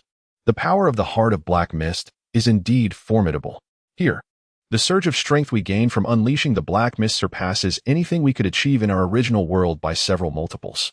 Indeed, we are nearly 600 strong now. The storm of supernatural abilities we unleash could rival that of 3,000 individuals in the previous world. Remarkably, that woman possesses a keen sense of awareness. With her strength, she could have countered the storm unleashed by 600 of us, but in the world of beasts, it was evident she had no intention of fighting us, allowing her to evade a dire fate. Suddenly, they spotted 4 figures ahead. For individuals? Wasn't he that woman alone? Could they be our companions? No, that doesn't seem right. We sensed no allies in that direction. Who could they be? Upon closer inspection, they realized it was Yang Qi. They hesitated, contemplating their escape. However, Yang Qi offered them no opportunity for deliberation. In their moment of arrogance, intoxicated by their newfound strength in the world of beasts, they missed the perfect chance to flee. Consequently, nearly 600 individuals, still in the throes of unleashing their supernatural storm, were swiftly annihilated by Yang Qi. Chun Tingyu. having expended a vast amount of mental energy, was left in a state of astonishment as she sensed Yang Qi and Apos' presence. Boss, have you reached the 7th tier? Jiangyi grinned. Hee, you are indeed perceptive. Have you sensed that both Lu Wan and I have already attained the 6th tier? Chen Tingyu was even more astonished. How did you all advance? Lu Wan briefly recounted their recent experiences to Chen Tingyu. Without a moment in Apos' pause, the four hurried toward the location of Suemo. Along the way, they dealt with several 5th and 6th tier beasts, allowing Chen Tingyu to also ascend to the 6th tier. Yang Qi and Apos' strength had reached the mid-7th tier. It must be said that in the world of beasts, the pace of strength enhancement is astonishingly rapid. Beast cores do not require purification and can be absorbed directly, yielding high efficiency. Furthermore, the beasts in this realm generally possess advanced evolutionary levels. They had never encountered 1st or 2nd tier beasts. The least they faced were 3rd tier. 5th and 6th tier beasts were the norm, with 7th tier creatures easily drawn by the commotion of battle. Enhancing strength here is remarkably effortless. No wonder this is an SSS grade instance. The speed of power enhancement is simply overwhelming. While this place is fraught with danger, Yang Qi and Apos' prowess allows him to slay beasts of higher tiers. Or else our progression wouldn't be so seamless. At that moment, a voice resonated in the minds of the four, Suemo and Apos' voice. Boss. His tone was hoarse and hesitant, starkly contrasting with his usual self. Speak, Yang Qi commanded succinctly. Someone has found me. He claims to be a deity. Suemo stared at the man who had torn open a rift in space to confront him. In that instant, he knew he was no match for this individual. He could not even discern the man and Apos' level. At the moment of their meeting, he felt as though he and the man existed in entirely different dimensions. The man appeared no different from an ordinary person, with a visage and attire resembling that of a fellow human from his world. Yet, Suemo understood that this man could crush him with a single finger. The man spoke, stating that he had come only to wait for Yang Qi. Suemo remained silent, lacking the courage to engage in conversation. A profound fear gripped him, rendering him incapable of speech in the man's presence. I am aware you have the means to communicate telepathically, so please relay your message to Yang Qi. I shall await him here. I harbor no ill intentions. I merely wish to converse with Yang Qi. However, if I approach him directly, based on his temperament, he might attack me without hesitation. I do not wish to harm him, which is why I sought you first. You understand, don't you? A day later, Yang Qi finally arrived at Suemo's location. A colossal serpent's corpse lay sprawled on the ground. Suemo sat rigidly, his body tense. Beside him stood an unfamiliar man, whose gaze locked onto Yang Qi. Yang Qi advanced confidently, sensing the unusual aura emanating from the man before him. Yet, he did not falter. His companions were present, and he would not allow any of them to be harmed. The man remained silent. In the next moment, a dense black mist billowed from him, enveloping Yang Qi and his companions entirely. In that instant, Yang Qi could distinctly hear the sound of his own heartbeat. Since the day his heart was replaced with the heart of black mist, he had never felt its presence, let alone heard it beat. Yet here, he could hear the powerful rhythm of his heart. At that moment, without the need for further explanation from the man, Yang Qi comprehended everything. He had been marked by the deity. He was destined to become the deity's messenger. His heart of black mist had awakened. Prior to this awakening, Yang Qi had believed this entity to be harmful, a source of potential peril. But now he understood. The heart of black mist was the key to another world. Indeed, the first threshold to becoming a part of the new world. The members of the Heart of Black Mist organization were not entirely brainwashed. There were indeed a few truths among the words spoken by these deities. However, even those who became part of the new world through the Heart of Black Mist would only occupy the lowest rungs of that society, slaves. Yang Qi would not permit such a fate to transpire. Outwardly, he immediately pledged his loyalty to the man, while internally he began to devise a strategy for leveraging the Heart of Black Mist to rapidly enhance his strength, seek out the new world, rid himself of the deity's mark, and eradicate the masterminds behind the impending apocalypse across different dimensions. Awakened by the Heart of the Black Mist, Yang Qi and his four companions emerged as the sole survivors from the apocalyptic cruise. Over the subsequent 2 years, they harnessed the power of the Black Mist Heart, rapidly ascending in strength and elevating all their abilities to the SSS level. Under the watchful eyes of the deities who believed themselves to be omnipotent, they eradicated all traces of their former identities. Yang Qi, alongside his companions, as well as Shun Yu and Liang Jin, ventured into a higher dimensional realm, ultimately bringing an end to the apocalypse.